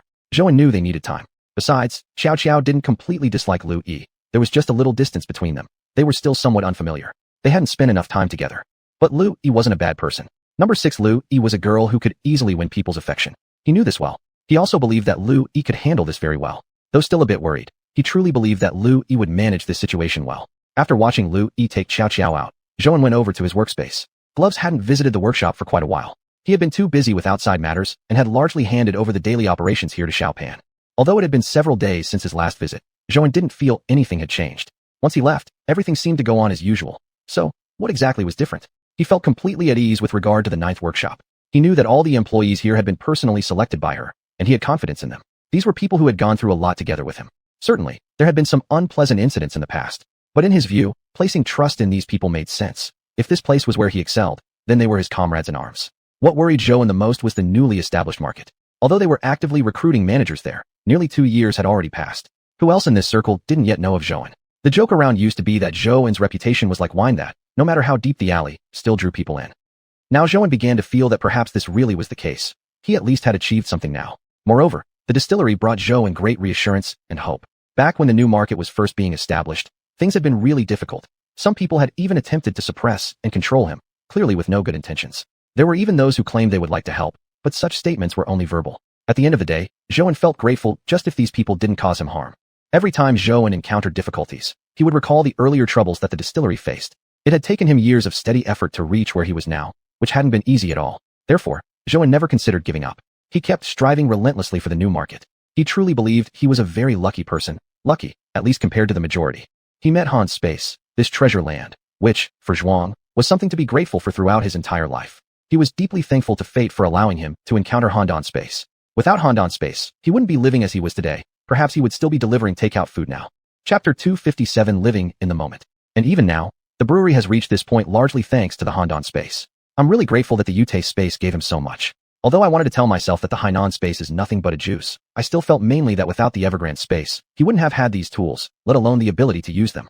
He still remembered fish farming, but during that period, He wasn't really happy within the security system. He knew that raising fish wasn't really his strength. And Zhou also knew that during that time, he didn't really like raising fish to make salt. Choosing fish farming was just because he wanted to make money. During that time, Zhou didn't feel happy at all while raising fish. In fact, it was even painful. Perhaps because he didn't put any effort into it. His English might seem very impressive to most people, and many even praised him for having potential in this area. But only the Wanji knew how she raised the fish. But even though the fish she raised were really good, and even she could make every fish into a fish king. But what did that have to do with him? He merely put the fish into the Handan water. Back then, Zhou thought of this reason and felt very sad. The teddy dog was doing well at that time, but that had nothing to do with him. Zhou didn't want that feeling anymore. He felt that kind of life was really hard to live. Moreover, Zhou was also very scared during that period. What if one day the Hainan water became zero for Zhou? What if there was no more Zhou one day? Zhou worried about those things every day, and he felt very tired. So later he decided to stop raising fish, also for the sake of liberation, but he felt that kind of life was hard. Although now he still relies on Hainan water, Zhou knew he had indeed mastered a lot in terms of ending things. Compared to the past, he has really changed a lot. Zhou truly feels that his current self seems to be the version he likes the most. He has busy things every day, and his life is very fulfilling. Zhou really likes this feeling. Back then, he thought delivering food wasn't that bad either, and he was even able to support his family, which wasn't bad at all. But now, his view isn't like that anymore. He feels that people strive to go higher, just like water flows to lower places. This saying is definitely correct. He even feels some regret. If only he had worked a little harder back then, maybe he would be even more accomplished today. He just did a rough check inside the basketball court and found no problems. Of course, this result was inevitable. He believed that Xiaopan could take good care of things here, and he didn't need to worry too much about the staff. The employees on the market side were not people Zhou didn't want to be close to, but rather, he felt unable to grow close. Maybe it was because he didn't grow during the recruitment process, so he always felt some kind of mismatched aura with the employees there. Although they were all his own employees, those employees had already caused him several troubles in not much time at all. There were people at the gas station, and it seemed they were still around there. Besides being really worried about what else those people might do, Liuyi, where are you? I'll come find the two of you and pick you up for dinner. Are you done with your work already? We're at the amusement park. Xiao said this is the place you often bring her to. Once Liuyi said this, Zhou immediately knew where the teacher was, though he realized it had been a while since he had taken Xiao there. Actually, Xiao was a girl who was very easy to satisfy. The places she liked weren't many, just a few favorite restaurants and that family-style restaurant she loved most. But the place she liked going to the most was the amusement park. This had always been the case. Sometimes, Zhou himself didn't quite understand why Xiao loved these two places so much. Since she just happened to like them, of course, he was willing to take her. But truly, it had been a long time since Zhou had gone out with Xiao together. The last time he took her out was with Xiang, when he had called her to come out from the place where they were. That had been a pretty long time ago. Zhou finished thinking, alright, I know where it is. You two just wait for me there. I'll be there in a bit. He never expected that Liuyi would bring her to the amusement park, and not just any amusement park, the one that was Xiao's old favorite. It must be that the two of them had been getting along pretty well. Thinking of this, Zhou felt some joy. He originally thought Liuyi wouldn't know how to deal with it, but Mei Shangdao Lu Yi took Xiao to the amusement park, and Xiao also told Lu Yi the address to that amusement park. This was what this meant. Zhou thought for a moment, and in his heart, he also accepted Lu Yi. Thinking of this, Zhou was extremely happy. He was truly happy, imagining that his relationship with Lu Yi wouldn't remain so unfamiliar and that at least they could be somewhat closer. Although he felt a bit unworthy of Lu Yi, at least today, elder brother Lu Yi's efforts had been quite good. Zhou still hoped that Xiao and Lu Yi could also become close to each other. Zhou didn't know either how his relationship with Lu Yi would develop. Would it one day suddenly end? He didn't even know whether Lu Yi might disappear from his life like he had done before. He only wanted to live in the moment. As long as today was joyful, that was enough. Moreover, today Xiao had sorted out those issues. Otherwise, Zhou wouldn't even have thought about it. He felt grateful too. Lu Yi had taken her to the amusement park. Dad, Xiao shouted as she saw Zhou's car, immediately running over to him. Watching his daughter sprinting toward him, Zhou couldn't help but smile. After stepping out of the car, Zhou immediately picked up Xiao. My little girl, don't run so fast, be careful not to fall. Then Zhou looked at Lu Yi and held her hand briefly, saying, Thank you, Lu Yi. You've worked hard today. Xiao didn't cause you any trouble today, did she? Actually, when Zhou took Xiao to the snack factory, it was exactly with the intention of bringing the two of them closer together. Although she had told Zhou, and he was aware of it, that Xiao herself preferred Xiang more, Zhou still wanted Xiao and Lu Yi to become more attached. At the very least, he wanted to offer the two a chance to spend time together. Zhou had faith in Lu Yi and confidence in Xiao as well. No, Xiao has been very well behaved. She's a delight. Lu Yi genuinely felt this way and really believed that Xiao was a very lovely girl. Actually, at the beginning, Lu Yi initially felt a bit worried and even considered stepping back because Lu Yi thought that he had little experience in getting along with children. In Lu Yi's family, although there were relatives and friends, they were all around Lu Yi's age. And this was also the first time Lu Yi had ever felt such deep affection for someone. He genuinely believed Zhou and was the person destined for him. Chapter 258, Not Intruding. Although this era indeed doesn't want to get involved in so many things, Lu Yi still wished Zhou and could feel the same way as she did. However, since things had already come to this point, Lu Yin couldn't change the reality anymore, and generally could accept it. She had indeed thought about giving up before. She had also considered whether she should break up with him. In her opinion, their relationship was probably not suitable anymore. Even though she had never mentioned it to Zhouan, Dr. Lu had already planned out their future in her mind, treating this relationship as her future partner. Before meeting Zhouan, Lu Yi had never felt this way, because before meeting Zhouan, no man had ever made her feel like spending a lifetime together. Sometimes Lu Yi couldn't even understand herself. Why after the breakup did she still have so many thoughts? This was something she had never experienced before. But later, she thought maybe it wasn't strange at all. Perhaps it was simply true love, continuously making her feel how much she truly liked Zhouan. She had never gone to such lengths for anyone before. Lu Yi knew there were times when she felt exhausted too, even feeling that their emotional investment wasn't equal. Yet she couldn't bear to give up because she really enjoyed being with Zhouan, and transferring her life path had already become part of Lu Yi's life plan. For Lu Yi, this was her future. She had never thought of separating from Zhouan. Therefore, even after she finished talking about her family background with herself that morning, Lu Yi didn't plan to abandon him. If he really cared that much about this matter, Lu Yi wouldn't have acted so impulsively with Zhouan. She had never been this impulsive before. Zhouan really was the first exception in her life. For Lu Yi, even though she was often a very impulsive person, her impulsiveness was never blind. She pursued things only when she felt confident about them. Just like the live streaming she did. Even now, there were still many friends who didn't approve of her choices. Yet Lu Yi never cared about others' opinions. She only wanted to do what she wanted, not what others liked or wanted her to do. Zhouan was the same kind of presence to Lu Yi. He didn't worry about what others thought of him. To Lu Yi, other people's opinions weren't important. But more importantly, whoever they were comparing him to, she implied that she had to ensure their relationship was mutual. This June was extremely important. She didn't want to waste her time or end up as a submissive lover. Lu Yu knew he himself wasn't lacking in advantages. Even if he left in, he would still have many other options, yet he still wanted to give Zhouan a try. She wanted to give them both a chance, give their relationship a chance. It was the first time she had gone this far for a man. Many nights Lu Yi suffered insomnia because of this issue, unable to sleep. She really had seriously considered her relationship with Zhouan. Yi Chun questioned herself. Could she really accept Zhouan's child? Lu Yi understood that if she couldn't accept the child, then their relationship wouldn't truly be compatible. She knew children were sensitive. She didn't want to be unfair to anyone, and she definitely didn't want to deceive herself. The first time meeting Xiao Xiao, Lu Yi was genuinely very nervous. She really didn't know if she could make Xiao Xiao like her. That day, Lu Yi felt like she was going through an interview. Plus, Zhouan's decision that day had been too sudden. She really hadn't expected that Zhouan would take her to meet the tutor's family. Lu Yi knew Xiao Xiao was Zhouan's only family, and the center of his life, so that day was particularly significant for Lu Yi. At the very least, she now understood her position in his heart.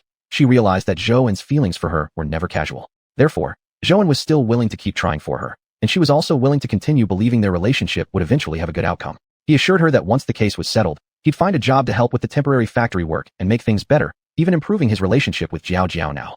Lu Yi went through all of this because she really liked the feeling of being in love. Sometimes she didn't even know if doing all these things was the right thing to do, but later she thought there was no way for her not to do it. For Lu Yi, helping Zhouan, even just a little, was something she truly enjoyed. That was how she expressed love.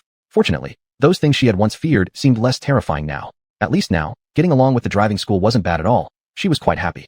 Initially, she had thought it would be a monster ready to swallow her, but later she realized it was simply a sweet, lovely child. Today, when Lu Yi walked out of the distillery with Xiao Xiao, she was still very nervous. Previously, they had always been a group of three, but this year Zhouan suddenly wanted Lu Yi to spend time alone with Jie. Lu Yi really didn't know what to do back then. At that moment, she also admitted that she felt a bit nervous and even panicked. But now, looking back, the day had passed quite happily, and she was truly glad about the relationship they now had. Moreover, during the time with Jie, she couldn't close her eyes even if she tried. Lu Yi was truly there, feeling grateful that she had actually managed to do it. Maybe in the future, she could try more often. Having this kind of experience wasn't a bad thing at all. For Lu Yi, although she definitely had very strong work abilities, she had never dealt with children before. In the future, maybe she could try working with kids too. Now that the live streaming industry was gradually maturing, it was no longer as chaotic and messy as it used to be at the beginning. Most streamers had also started to find their own areas of expertise. Lu Yi, however, had continued hosting products ever since she signed the contract through director He. She had never tried doing anything beyond that, yet she thought, actually, when the timing was right, she could focus on children's content. But Lu Yi didn't choose to do that, because her regular customers were already an established consumer group. Perhaps in the future, she could attract some new fans from that direction. She felt her idea was truly somewhat inspiring, and she was a little happy. Meeting up with the tutor today had sparked such a thought. She really thought this year had turned out quite well. Come on, let me take you two out for dinner. Still wearing their swimsuits. This was the first time Zhouan had ever brought Lu Yi to that family restaurant. He had told her beforehand that this place was his secret spot. Before entering, Zhouan had told Lu Yi about this secret, and Lu Yi was genuinely delighted. She hadn't expected that she had already reached such a status in Xiao Xiao's heart. In fact, she had really been very worried before, that Xiao Xiao might not like her, since they had only just met after all.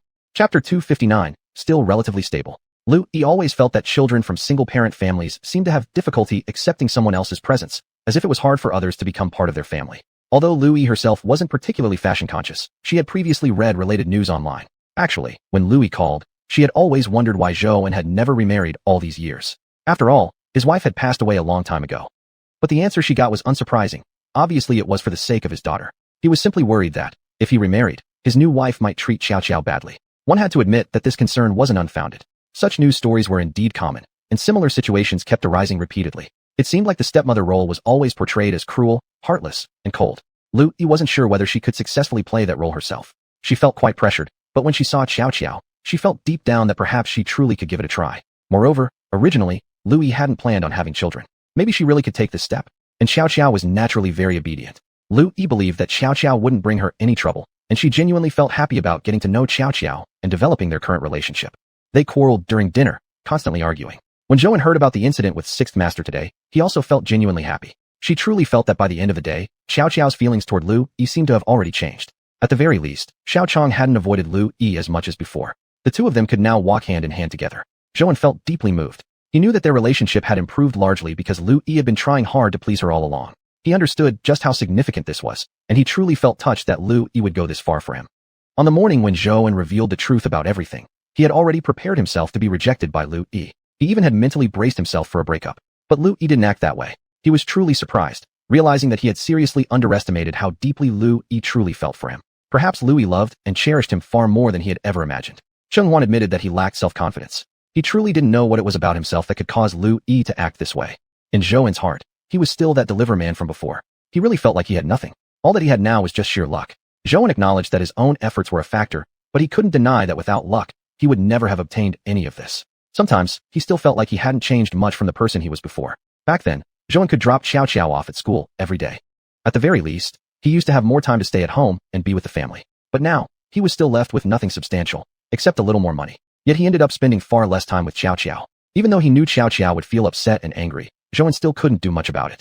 One couldn't have everything both ways. To Zhou, earning around 1,400 or 1,500 yuan per thousand was enough now. Having Lu Yi as his girlfriend was already a blessing from 8 lifetimes. Moreover, he now had a new understanding of Lu Yi. He never expected that Lu Yi would go this far for him. Because Lu Yi, as a girl, was inherently likable, and she had many admirable qualities. He never doubted that if she decided to leave, she would manage just fine on her own and easily find another great man. In fact, it would be easy for her to find someone far better than himself. After all, Lu Yi was naturally attractive, had a great figure, and possessed strong work abilities. He thought to himself that from now on, he must treat Lu Yi well and never betray her. After finishing dinner at the family restaurant, Zhou drove Lu Yi back home. He was truly grateful for what Lu Yi had done for him today. He knew that even though the two of them had genuinely enjoyed each other's company, there must have been inner struggles for Lu Yi throughout. He had never taken care of a child before, and Lu Yi had even told him in the past that she didn't particularly like kids. Back then, Zhou had disagreed with her and insisted that they would eventually have their own children one day, that living without kids was simply not possible. What had Lu Yi said back then? She had said she would remain child-free. Unless she could find a husband who shared her exact views, she wouldn't get married at all. Yet how had everything turned out this way? Now, he truly felt that he had changed, and changed a lot of things for Lu Yi. Yet he didn't know whether those changes were good or bad, nor whether they had been fair to Lu Yi. Zhou didn't want to think too much about things anymore. Now, everything had already reached this point, and he simply hoped they could continue getting along well as before. Dad, can we not go home first? Xiao suddenly asked. Not knowing why she suddenly said that, he slowly pulled the car over to the side of the road and asked, "What's wrong, Xiao? Why don't you want to go home?" "I want to go find Sister A Chong. It feels like we haven't seen each other in a long time." Zhou hadn't slept early last night, and he had just now surprisingly suggested going to A Chong's place as well. He knew the two of them had always been close, but today had just been when he and Lu Yi had their first official meeting. Perhaps in Xiao's heart, wanting to meet A Chong was simply more important, but that was still understandable. After all, it was normal for Xiao to feel closer to someone she had spent more time with. He shouldn't pressure Xiao too much. Whatever she wanted to do, he would support her.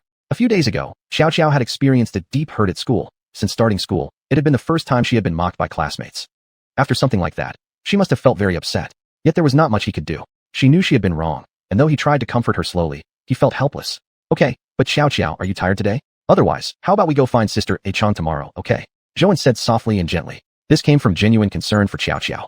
After what had happened at school during the day, no matter how indifferent his daughter might have seemed, she must have felt exhausted, especially after spending such a long time at the amusement park. Xiao shook her head. "Let's go now, Dad. I really miss Sister A Chong." He had no choice. Since his daughter had said this, he thought for a moment before deciding. Why not just take her now? Otherwise, even at night, she wouldn't be happy. In that moment, it became clear how close they truly were. Had Chang really become this important in Xiao's heart? He had originally thought that what Xiao had said this morning had simply been an impulse. But now, it suddenly occurred to him that perhaps Xiao had been thinking about it for a long time before finally asking him directly. Chapter 260 The Best Friend. Truthfully, Zhou had thought about that issue too, but she felt it was somewhat absurd. Mahjong was more than just someone from this world. He had his own way of taking risks. Rather than gaining something only to lose it later, it would be better never to have gained it at all. In this regard, Zhou had a very open perspective. She understood that some things could not be forced, and some things simply should not happen. There were times when regrets inevitably came, especially when she had brought Ah Chang here. Perhaps deep down, she knew Ah Chang didn't truly belong to this world. After steaming rice, she really didn't know whether what she had done was right or wrong. In particular, the last time she had let Ah Chang stay alone at her food factory, and after the wage chick that followed, Zhou had felt genuine guilt that day. She still wasn't sure whether her initial decision had been right. Perhaps she should have ignored Ah Chang's feelings from the beginning and just taken him back to the Hainan space. That way, Chang would have remained the same Ah Chang as before. At the very least, he had never changed. Then he wouldn't have suffered any harm at all. Zhou truly believed that this world had been too unfair to Ah Chang. She really thought that Ah Chang couldn't cope with everything this world threw at him. The differences between the two worlds were simply too vast. They were entirely different realms. Moreover, privately, Zhou realized that Ah Chang wasn't adapting to this world quite as easily as Ren Haiqiang had. To Zhou, this world was not a good place at all. Though it certainly contained a lot of exciting things, numerous enjoyable and interesting aspects, it also came with many dangers. The unpredictability of human nature made Zhou believe this world wasn't suited for Ah Chang. And now, Tiao's growing dependency on him worried her even more. Zhou didn't consider this a positive development. After transferring schools, Ah Chang didn't have many friends anymore. Ah Chang and Tiao just naturally became close. But still, Zhou wanted the two of them to maintain some distance. Tiao, once you become emotionally dependent on someone, you'll always have that person on your mind. That person will then become irreplaceable to you. Lu Yi had once been just such a person for Tiao. When Zhou first left this place, Tiao would ask herself every other day, when will Wan-Yi-chan come back? Later, Tiao eventually realized that Lu Yi probably wouldn't return, yet she still couldn't stop herself from asking that question. At the time, Zhou truly felt that she had hurt Tiao deeply. It was precisely from that time on that Zhou realized every decision she made would inevitably impact Tiao. Of course, aside from Zhou herself, Ah Chang did not see Tiao merely as a friend in his heart. For Ah Chang, Zhou was more like a family member to him. He was genuinely grateful that Zhou had taken him out of the Handan space and allowed him to meet Xiao, an incredibly interesting child. He was very happy with everything he currently possessed. Previously, he had never left the space, never had the chance to experience so much. Back then, he had spent day after day idly inside the space, living the same repetitive life over and over. Actually, saying it that way wasn't quite right. After all, there wasn't even a concept of time spent in the space. It was only after coming to this world that he truly developed a sense of time. In his space, every moment was exactly the same. There had never been any change. So Ah Chang had never perceived the existence of time within the Handan space. Yes, even the coach now said that all these experiences felt incredibly magical to him. He was deeply grateful to Zhou for giving him so much. Ah Chang sister, I missed you so much. Where have you been these days? You didn't come looking for me. Xiao rushed into Ah Chang's arms. Sorry Xiao. I've been working here these days and didn't have time to come see you. Don't be angry with me.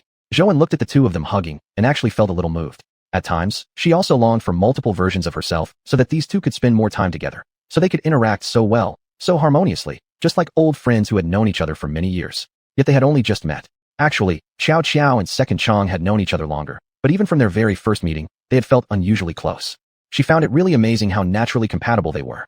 Finally, as it neared 11 o'clock in the evening, Zhou remembered that she needed to get up early for work the next morning, so she walked over to the pair and said, Xiao, it's already very late. Let's go home.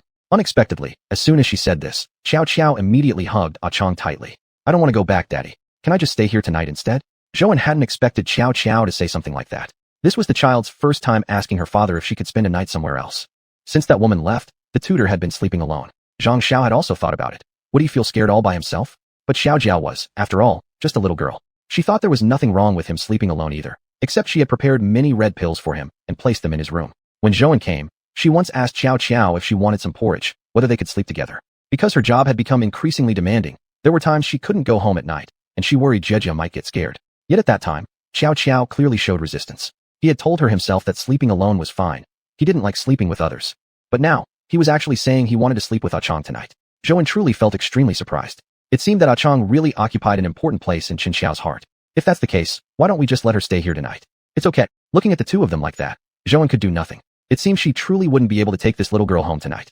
Fine, Xiao. I'll come pick you up tomorrow. On her way home, Zhang kept smiling. She even wondered if she had done something wrong. Maybe, from the very beginning, she shouldn't have allowed Ah Chang to come out. Perhaps the best choice had been to bring him home right away. Yet Zhou truly felt whether their relationship had become too close. She had indeed intended to maintain some emotional distance. It seemed that Tiao Tiao was such a lovely girl, and she really liked Ah Chong. It must be admitted, they had become much too close. Besides, Zhou had already made a decision that could be maintained. But now, seeing how intimately the two acted around each other, Zhou again felt whether she had perhaps overthought things. There was nothing particularly wrong with them being close. After all, the two of them really were from completely different spaces. They weren't even from the same world originally. There was also quite an age difference between them. Yet somehow they still got along incredibly well. It really seemed quite unbelievable.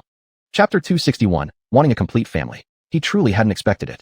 He never thought today would confirm that Xiao would tell him she's decided to settle down at Ah Chong's place. This was really too unexpected. Zhou suddenly felt that Ah Chong had almost become more important than himself. He felt a sudden curiosity. Just how significant was he in comparison?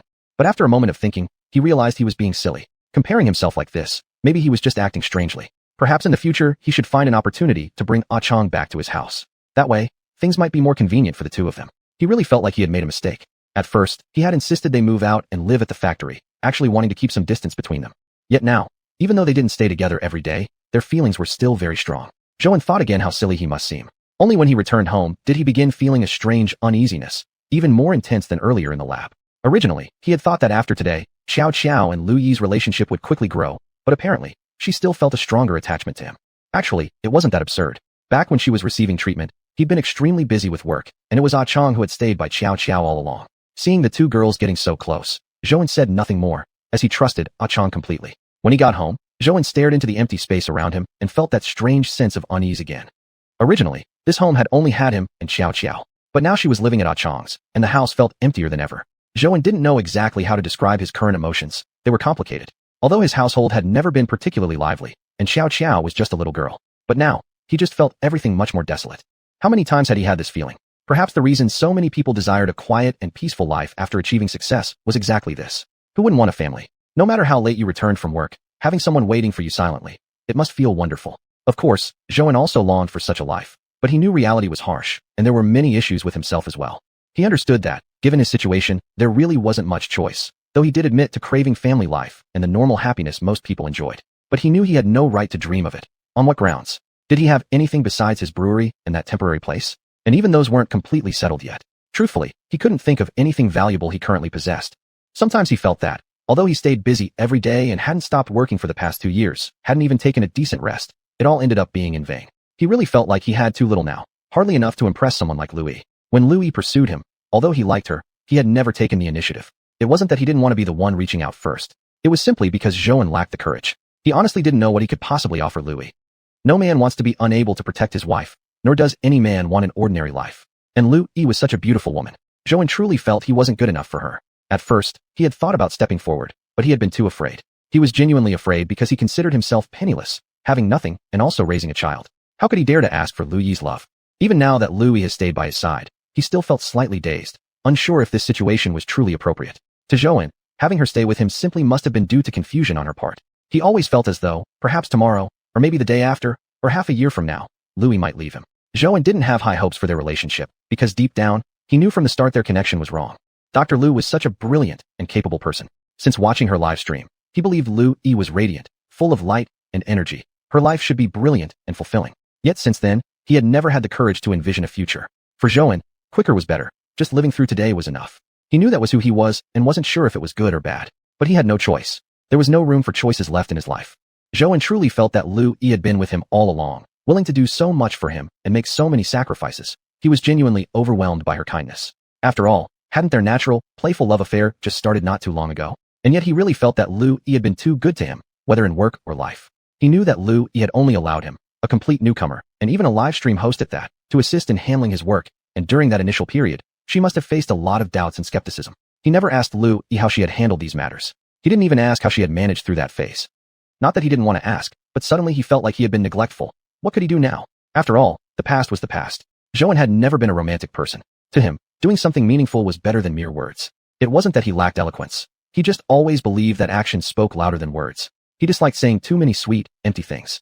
Nice words may be touching, but other than sounding nice, they weren't of much use. Action was more valuable than empty compliments. That day, when he suddenly decided to take Lu Yi to pick up Jia from school, Zhou had actually been very nervous. Deep inside, he was really worried because he knew how difficult it must be for Lu Yi. He almost forgot to think. If Lu Yi refused, then what would he do? In truth, That day he had made a big decision. To him, this wasn't an easy thing either. He didn't know what kind of reactions this might cause. Maybe Lu Yi would break up with him, or perhaps his daughter wouldn't be happy. But in the end, he still bravely took action. For Zhou, that day marked a significant emotional investment in this relationship, a giant step forward for him. Fortunately, Lu Yi had agreed that day, and at that moment, Zhou felt extremely happy. He had never expected that Lu Yi would be willing to do this for him. After all, so many things had happened that day. Even recalling it now, he wondered if he had been too impulsive. But there was nothing else he could do. He didn't want Lu Yi to misunderstand, to imagine things, or to start doubting him. Chapter 262, How to Judge. There was nothing that could make Zhou feel absolutely confident. Although he was already a big boss now, Zhou was a person who lacked self-assurance. He didn't know how to evaluate himself either. In his own heart, he truly believed he was an ordinary person like any other. He couldn't believe in himself, couldn't act confident about anything, and it was the same regarding his feelings for Lu Yi. It wasn't because he wasn't proactive. It was simply because he didn't believe in himself. He didn't believe Lu Yi liked him, and certainly didn't believe she would accept a family like his. Yet Lu Yi truly believed in him and actually did it. Zhou really felt it was rare and thought perhaps he had underestimated how much she liked him. Suddenly, his phone rang. A text message notification brought Zhou back from his thoughts. "What you doing?" Zhou smiled when he saw the message from Lu Yi. He hadn't replied to her message last time. Then Lu Yi messaged again. He stared at her message for a while. After being together for so long, Lu Yi rarely got angry with him. Truth be told, before they dated, Zhou thought Lu Yi would be one of those unreasonable girls. He even considered what he would do if she ever got mad at him. But he hadn't expected that scenario to be non-existent. Lu Yi was extremely strong-minded, quite the opposite of what he'd imagined. At least up until now, Lu Yi had never been irrational. He hadn't replied to her last message. It was the second time Lu Yi reached out, and he hadn't responded. He understood and accepted it. After all, it was definitely his fault. The first time she got upset with him was that morning when he confessed to her and told her everything about his family. Still, Zhou didn't want to think about that. He didn't consider it her being angry, only a little surprised. After all, he knew that such a thing would be hard to accept no matter who it happened to. He understood, and he also knew it was entirely his fault. Zhou didn't think too much further and immediately called Lu Yi on video. Seeing Zhou's video call pop up on her phone, Lu Yi felt a sudden surge of appreciation. She hadn't expected him to reply this fast. It seemed that being angry really worked.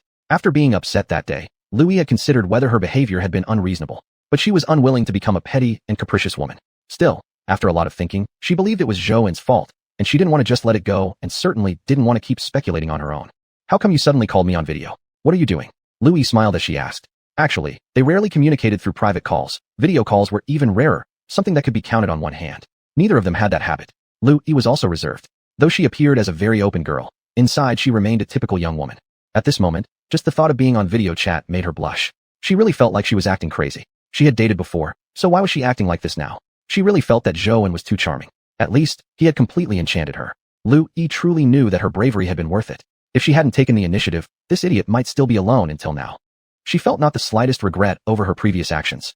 She knew there wouldn't be a story without taking the initiative. And although she was the one who made the first move, she also knew that Zhou had silently done a lot for her. She understood all that in her heart. Zhou, seeing her happy expression, also smiled. "Nothing much. Just calling you." Zhou considered whether to tell Lu Yi about Xiao not being home today. He felt if Lu Yi learned this, she might misunderstand him again. Also, he wanted to talk with Lu Yi longer. They really needed communication. They did have conflicts, just that both had ignored them. Most importantly, staying peaceful was the best path. He didn't like quarrels at all, nor did he like to clash with others. Zhou really hated that feeling. Lu Yi loved Zhou too much. She didn't want to argue with him, as it would be unbearably painful for her, losing both sides without gaining anything. She didn't want that. But Zhou worried that if he told her, Lu Yi would be angry. He didn't want to make her angry. If possible, he wouldn't hide anything from Lu Yi. Just like now, Zhou knew there were indeed things that were his own fault, but he still didn't want to face them. Yet he wanted to be with Lu Yi properly. If possible, he truly didn't want to hide anything from anyone. He knew that keeping secrets was definitely a very bad choice. If it wasn't for lack of other options, Zhou really wanted to explain everything about his past to Lu Yi. He truly didn't want any lies to exist between them. If Zhou had told xiuxian everything earlier, there wouldn't have been so many problems afterward.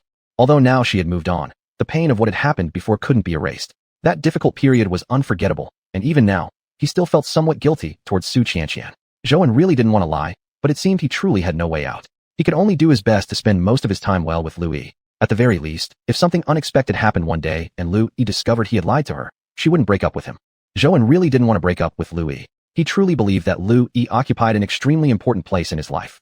Moreover, Zhou knew very well how good Lu Yi was to him, but the care he gave her was still far from repaying what she gave him. He truly felt that in this world, no girl had ever been so good to him, whether in work or life. Throughout her time abroad, Lu Yi had always revolved around him. Zhou saw it all and kept it in his heart.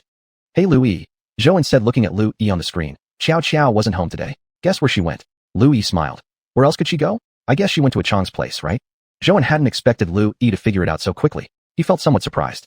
After all, although Zhou had told Lu Yi the situation between the two of them, their relationship still remained quite distant. Aside from meeting once before, the two hadn't interacted much. Although Xiao had indeed said something like that, Zhou was really afraid. But thankfully, she didn't actually say it, and he was truly grateful. Chapter 263, Planning to Keep It a Secret. Luckily it was on the fake leave form, otherwise, he really wouldn't have known how to face Lu Yi. In that case, there shouldn't be any suspicion anymore. After all, Xiao had also said it was recently that Chen Wan had some internal conflict with her, and he breathed a sigh of relief. No, I just think Xiao should say a few more words. She really likes you. Lu Yi didn't expect Zhou to suddenly say that, and couldn't help laughing. Don't laugh. I'm serious. After you got home yesterday, the little girl told me herself. Lu Yi looked at the Spring Festival gala. Zhou didn't seem to be joking, and suddenly felt moved. He never thought that Xiao would actually tell Zhou that she liked him. He truly hadn't expected that.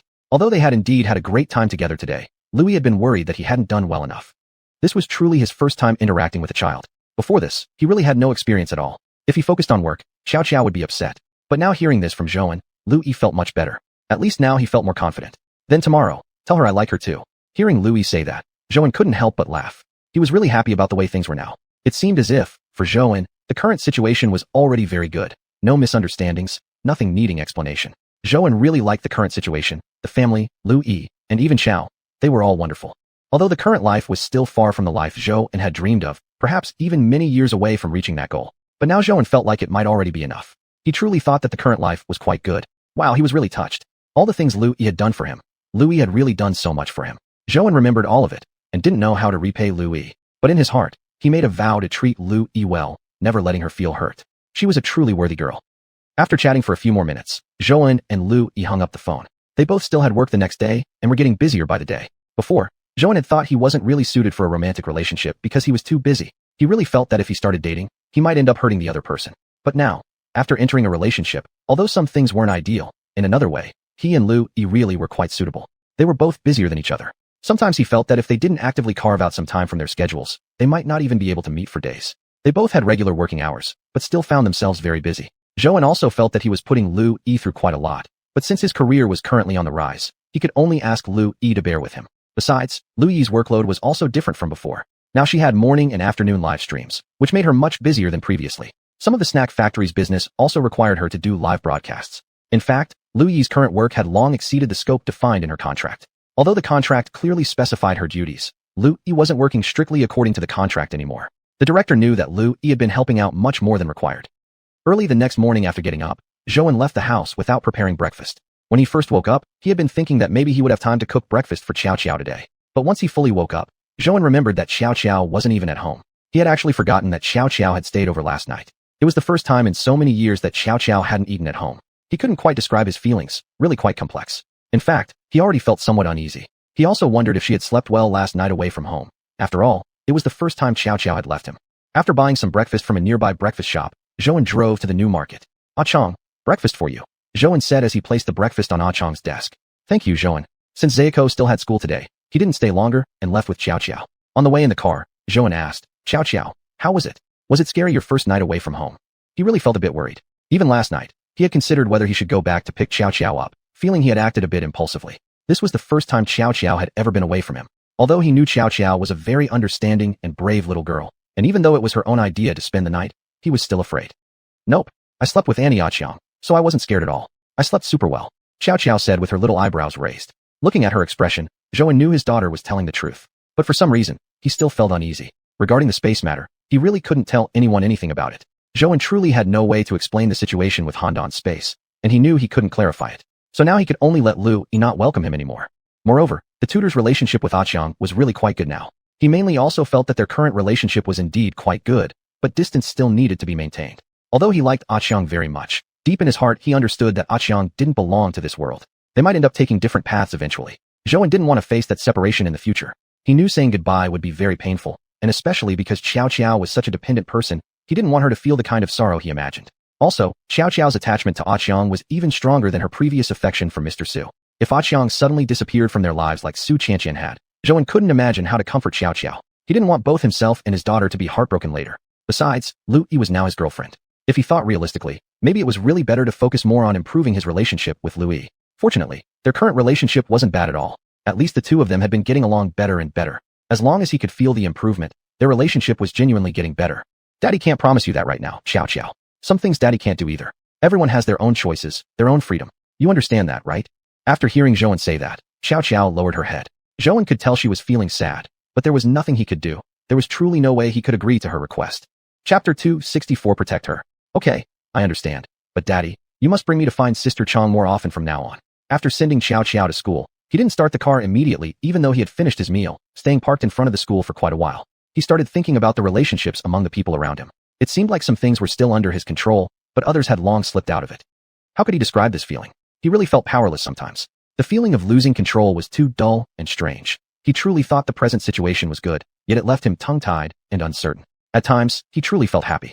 Everything now was so good. He had a girlfriend, a daughter, and everyone around him was doing well, and he felt truly joyful. Yet, at other times, he felt unsatisfied for reasons he couldn't explain. Perhaps it was because Lin Ri's progress still hadn't met his expectations, or because Xiao and Liu Yi didn't get along very well. However, Zhouan also knew these things would take time to resolve. These matters couldn't be fixed overnight. Especially the emotional issues between Xiao and Liu Yi couldn't be easily sorted out. Coming back home, he couldn't help himself either. To Zhouan, he really wanted everything to progress more quickly, yet deep inside, he always felt insecure. Because he had lost so much in the past, and as time went on, he increasingly realized that what he had in hand was the most important. How could he explain this? Perhaps because he had lost so much before, Zhouan always felt anxious about gains and losses. When he was dating Zhenzhen, at that time Zhouan truly believed that his future would become much better. Back then, he was really happy. She was the first girlfriend he had met after his divorce, the first in so many years. Although back then, Old Li and some other friends introduced many girls to him, they were too numerous. He didn't expect that he would meet his lover on his own. Yet, they did end up together. Although he sometimes felt it was unbelievable, he felt much happiness. That feeling of having a family, the sense of belonging, was absolutely wonderful, and he really enjoyed it. But eventually, they still broke up, and those feelings vanished, leaving him believing that emotions are intangible and elusive, too ephemeral. Sometimes, he truly felt uncertain about his future, not knowing whether he could still attain a happy and bright one. He also questioned whether he had the ability to properly take care of Liu Yi. In fact, Zhouan felt guilty toward her. Liu Yi had sacrificed too much for him, yet he hadn't done anything in return. He always thought that words were insufficient, that emotions should instead be expressed through actions, but emotionally, he knew he had done very little. He would always be someone like this. Zhouan thought he was a failure, but he could do nothing about it. Maybe Liu Yi still liked him now and was willing to tolerate his attitude, but Zhouan kept reminding himself that one day, when Liu Yi eventually stopped loving him, she would eventually leave. Thinking about this made him feel deeply sad. He didn't know what to do, as if he already knew the ending, so he no longer wanted to bother changing anything. Yet, the outcome also depended on him, and even so, he had no desire to do anything to change himself or change everything. He knew perhaps it was truly fate playing tricks. Sometimes, he truly felt that he was pathetic, but in many people's eyes, he was indeed very capable, achieving his current status within 2 or 3 years, and was quite well known even within his uncle's circle. He also knew that his work had been outstanding. However, unexpectedly, the reason why he had been able to achieve so much so quickly was solely because of the cold pond space. It wasn't a result purely from his own efforts. Without the cold pond space, Zhouan would likely have become nothing, with nothing at all. If the cold pond space suddenly disappeared again like it once had, Zhouan might instantly return to his previous life as a deliveryman overnight. Thinking about this, he felt almost like giving up, realizing he truly wasn't happy with the current situation. It was all unstable and not really what he desired. Sometimes he suddenly thought about changing, but then felt powerless, thinking he lacked the capability to change anything. The outcome seemed already decided, and he was merely going through the motions, working methodically and living methodically. Each day, he was busy working, yet still lacked that sense of ownership over his life. Liu Yi loved him so much, yet he found himself unable to love and protect her completely. There was simply no way to be brave like Liu Yi, unable to find a way to treat her the same way she treated him. He didn't even know how to describe himself. Truly, he had made too many mistakes. After returning to the factory, Zhouan didn't go directly to his office. Instead, he walked into the workshop to check on the employees' work. He hadn't visited the workshop in a long time. Even though he had stepped back from daily operations, his employees were still like a second family to him. He had always valued the relationship between himself and his workers. In fact, there wasn't much complicated work today. Zhouan only needed to finish sorting through the vehicle documents and briefly check if anything unusual had happened recently. These past couple of days had been quite relaxed. Zhouan felt like it had been ages since he last experienced such ease. It felt as if he were a wind-up doll who had finally stopped moving, no longer caught up in constant busyness. Now that everything had suddenly slowed down, Zhouan found it somewhat surreal. He suddenly recalled that it had been a long time since he last cooked a proper meal for Xiao. Sometimes, he really felt guilty about this. He felt like he had failed her. Promises he had once made to her remained unfulfilled. He truly didn't feel like a good father. Yet Xiao had never caused him academic worries. Every time he went to school, he was always there to receive praise from the teachers. Throughout the years, Xiao had been well-behaved and obedient, never drawing any criticism from teachers regarding her studies or performance. There had been only one exception, when he was called to the school because Xiao had gotten into a fight. But Zhou knew even that fight had been because of him. He understood the sadness deep in her heart, the absence of a mother. He knew that Xiao often envied her classmates, who had complete families and could be picked up by their mothers after school. Back then, he had naively thought he could replace the mother's role.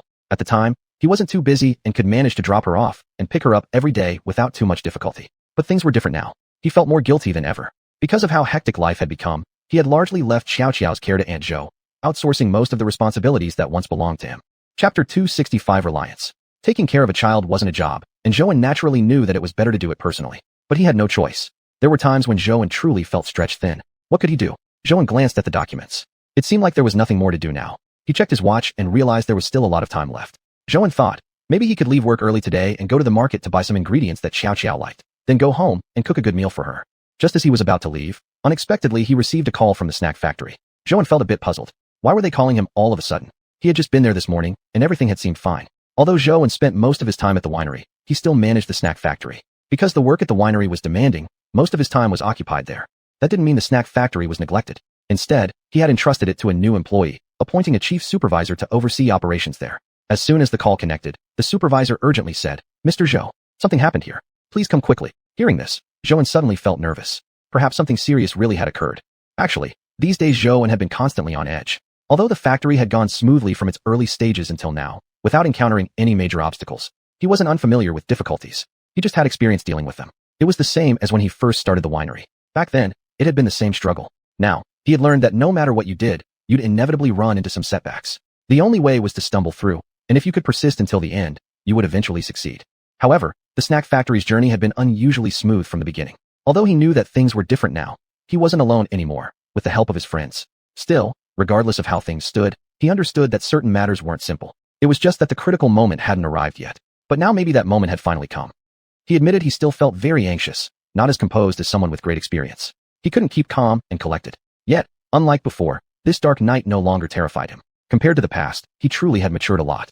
He no longer believed that any one situation could truly defeat him, and he believed that even if something major happened, he would still be able to handle it. The doctor said she was strong enough to endure it on her own, and with attention and care, it would be possible to manage everything smoothly. Without saying anything more, he immediately hung up the phone.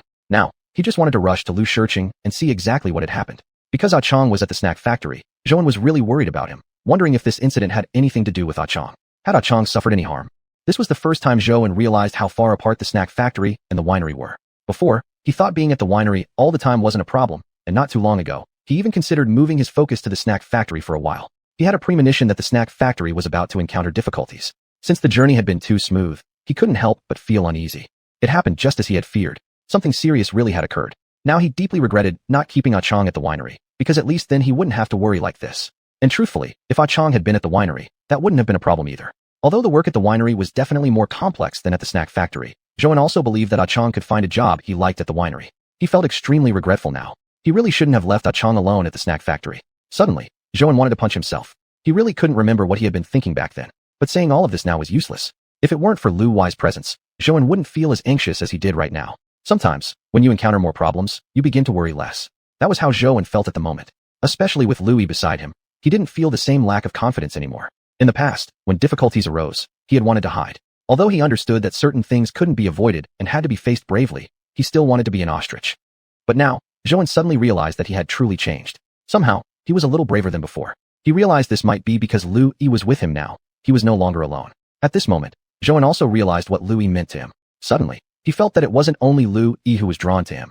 He had also become deeply attached to Lu.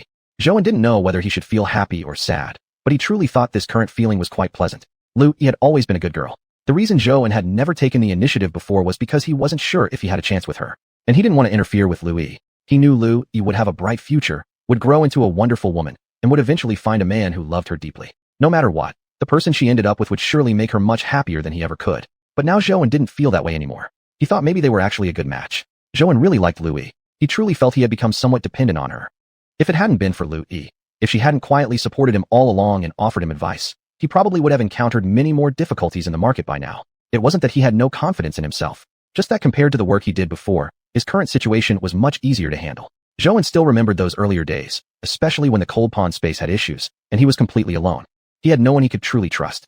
Before Lu came along, Zhou had considered cooperating with Old Li, someone he trusted more than anyone else. Of course, Zhou wanted to collaborate with Old Li. That would have been perfect. But Old Li hadn't seen things that way. Zhou knew he had his own reasons, and he didn't blame him. After all, he had always been alone to begin with. At one time, Zhou had believed he could do everything by himself, and he hadn't thought there was anything strange about that.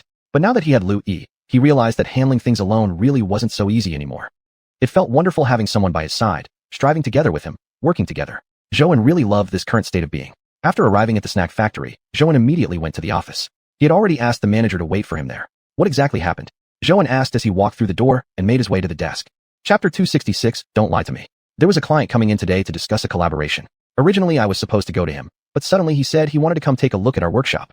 Then, before I could go get a document, he became taken by one of our employees. Judging by the way the manager described things, it was obvious that taken meant nothing more than harassment. This was the sort of thing he loathed most. Back when xiuxian was around, similar things had happened too. Zhang Ai still remembered what had happened that day. It was the day they broke up. Normally, Zhou wouldn't allow outside visitors onto the production floor unless a collaboration strictly required it, so they could view the operation. Previously, they hadn't paid attention to this issue much, but after Su Cici experienced such an incident once, she resigned soon afterward, and since then, no one was allowed to tour the workplace. After renovations, everything people saw was through monitored live streams. He really didn't want such incidents to happen again. It made him truly irritated and disgusted. If only these were the only concerns, it wouldn't be so bad, but now that Chong was here, he felt especially uneasy. He couldn't even bear to think much further. Could that employee be Chong? After all, Chong really was particularly beautiful. Zhou knew that even without makeup, Chong looked gorgeous.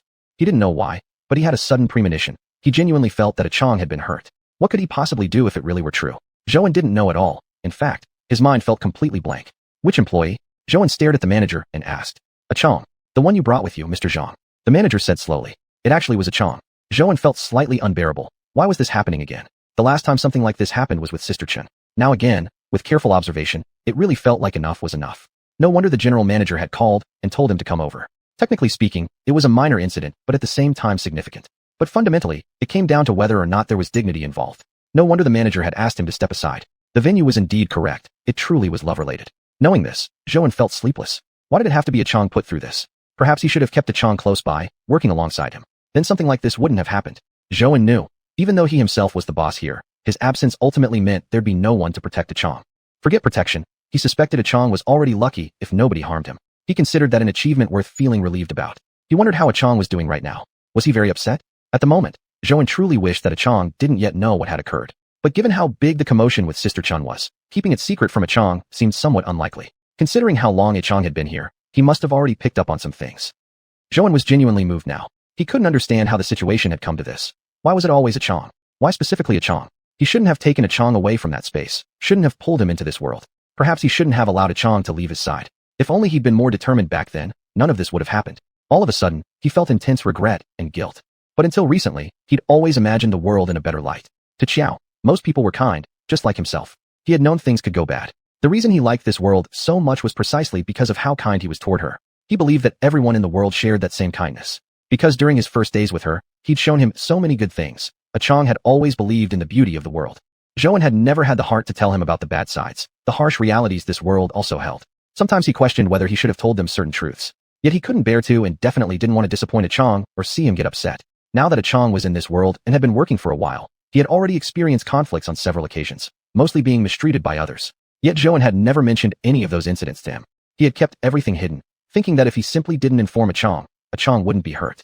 It was only because he didn't want Chong to be hurt. But now, all of a sudden, Zhou realized that maybe he really couldn't protect Chong as he wished he could. Maybe he simply couldn't do it well enough to protect Chong completely. Even though this was his own territory, even though all the staff here were his own employees, so what? He had become such a big boss already, but what good did it do? Chong still ended up hurt and wronged. He didn't know how to describe the way he felt at this very moment. Zhang Ai really felt like a complete failure. He had no idea what to do next, no way to make up for the hurt and pain Chong must have been feeling inside. Zhang Ai truly felt helpless and exhausted.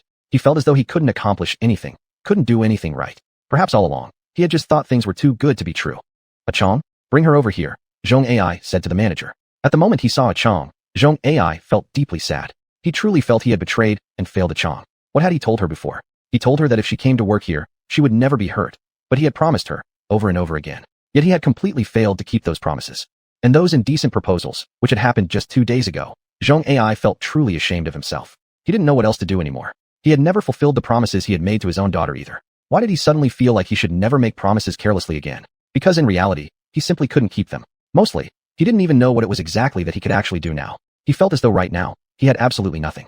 Though neither of them had spoken yet, Zhong Ai could feel that Chong, in this moment, was extremely sad and heartbroken. But he didn't know how to comfort Chong. Zhong Ai thought to himself, once this incident passed, he would definitely take Chong away from here. He couldn't allow her to continue working here any longer. Chong, you. Before Zhong Ai could finish his question, Chong cut him off. Zhong Ai, I'm okay. Maybe I just need some time to calm down. Did I cause you a big problem? I'm sorry. Chapter 267. Indeed, a misunderstanding. Zhong never expected Chong to say such a thing. At first, he still clung to a faint hope that Chong didn't yet know what was happening. But now it seemed that Chong already understood everything. For some unknown reason, Zhong felt a bit nervous inside. He was slightly worried that Chong might start imagining things in his mind. Perhaps he should have thought of it earlier. Chong had been here for so long. There was no way he wouldn't know about such a small matter. Zhong thought that he was being quite foolish. He was a bit angry with himself. He really didn't understand what exactly he was doing, and he indeed felt that he had only made things worse. If he hadn't been the one who invited Chong to work here, none of this would have happened, and he wouldn't have had to endure such mcnowage. And now, even though she clearly knew he had been wronged, he still had to face those customers. He knew why Chong said this. Perhaps before he came, Chong had heard it from others, or perhaps Chong also felt that he had indeed caused him trouble. It's fine. You go rest in the break room first. Don't worry about the rest. I'll handle it. I know you've been wronged, Chong. Give me a bit of time. Zhong truly felt extremely irritated. He knew that Chong also felt wronged, but right now he couldn't do anything that would actually help him. Even later, he had to deal with what came next. He had to meet that business partner. Moreover, he couldn't even beat that guy up. Perhaps he would even have to apologize to him. Just now, the manager told him that this person had extensive resources. If they could successfully attract this cooperation, the future profits for Lu Shu's factory would exceed expectations. Without a cultural background, Zhong truly felt unable to resist such temptation. Moreover, the temporary factory had only just started. He really couldn't afford to offend anyone. In the past, when Zhong was young and hot-headed, he thought it was nothing to act impulsively, but the lessons that came later had made him fearful ever since. This temporary factory wasn't easy to establish, and without Lu Yi's dedicated efforts in nurturing it, it could never have reached its current state. He didn't want to return to where it all started from scratch, nor did he want Lu Yi's efforts to go in vain, especially knowing that he could never accept such a thing. Therefore, what he now needed to do and what he wanted to do were completely different. If he were to follow his own true feelings, he would immediately rip up the contract and kick that business partner out of the factory, never wanting to see him again. Cooperation was absolutely impossible. He even secretly wanted to give that business partner a good beating. But reason told him that doing so would certainly make cooperation impossible. If he could secure this partnership, maybe the snacks factory would have an easier road ahead. Zhong knew that if the starting point could be slightly higher, then their future path would be smoother. Zhong truly felt very upset. He really didn't want to say these words. They weren't what he truly felt. Yet, he had to say them, finally understanding that perhaps he was indeed different from the person he used to be. At that time, he wasn't such a person, but now he had become similar to the kind he once despised. He didn't know how to describe his inner feelings. Roughly, he just felt that he was no longer who he was before. He didn't know whether this was a good thing or not. Maybe it was good after all. At least this kind of experience allowed him to learn and understand more, making his future path longer and his status higher. Wasn't this circle just like this anyway? It must be that everyone went through similar things. There was nothing wrong with this. It was simply for the sake of living. Just say some formalities and pleasantries and move past it. Zhong told himself not to think too deeply. He truly felt that he had no other choice. This was just an unavoidable decision. I've long heard that Boss Zhou is a capable man. Meeting you today, I can see that you're indeed extraordinary. To achieve such success in such a short time must be difficult. I've heard that nowadays people who want to cooperate with you need to book an appointment in advance. Not at all. I've just been too busy recently. Sometimes I really wish I could personally handle things with you gentlemen, but I simply can't. I'm handling everything alone and can't be in two places at once. Please forgive me and don't take it the wrong way. Zhou politely said these words, though his inner thoughts were entirely different. He truly felt that he had indeed changed somewhat. At this moment, he even seemed somewhat distracted, as though he truly was no longer the same person he once was.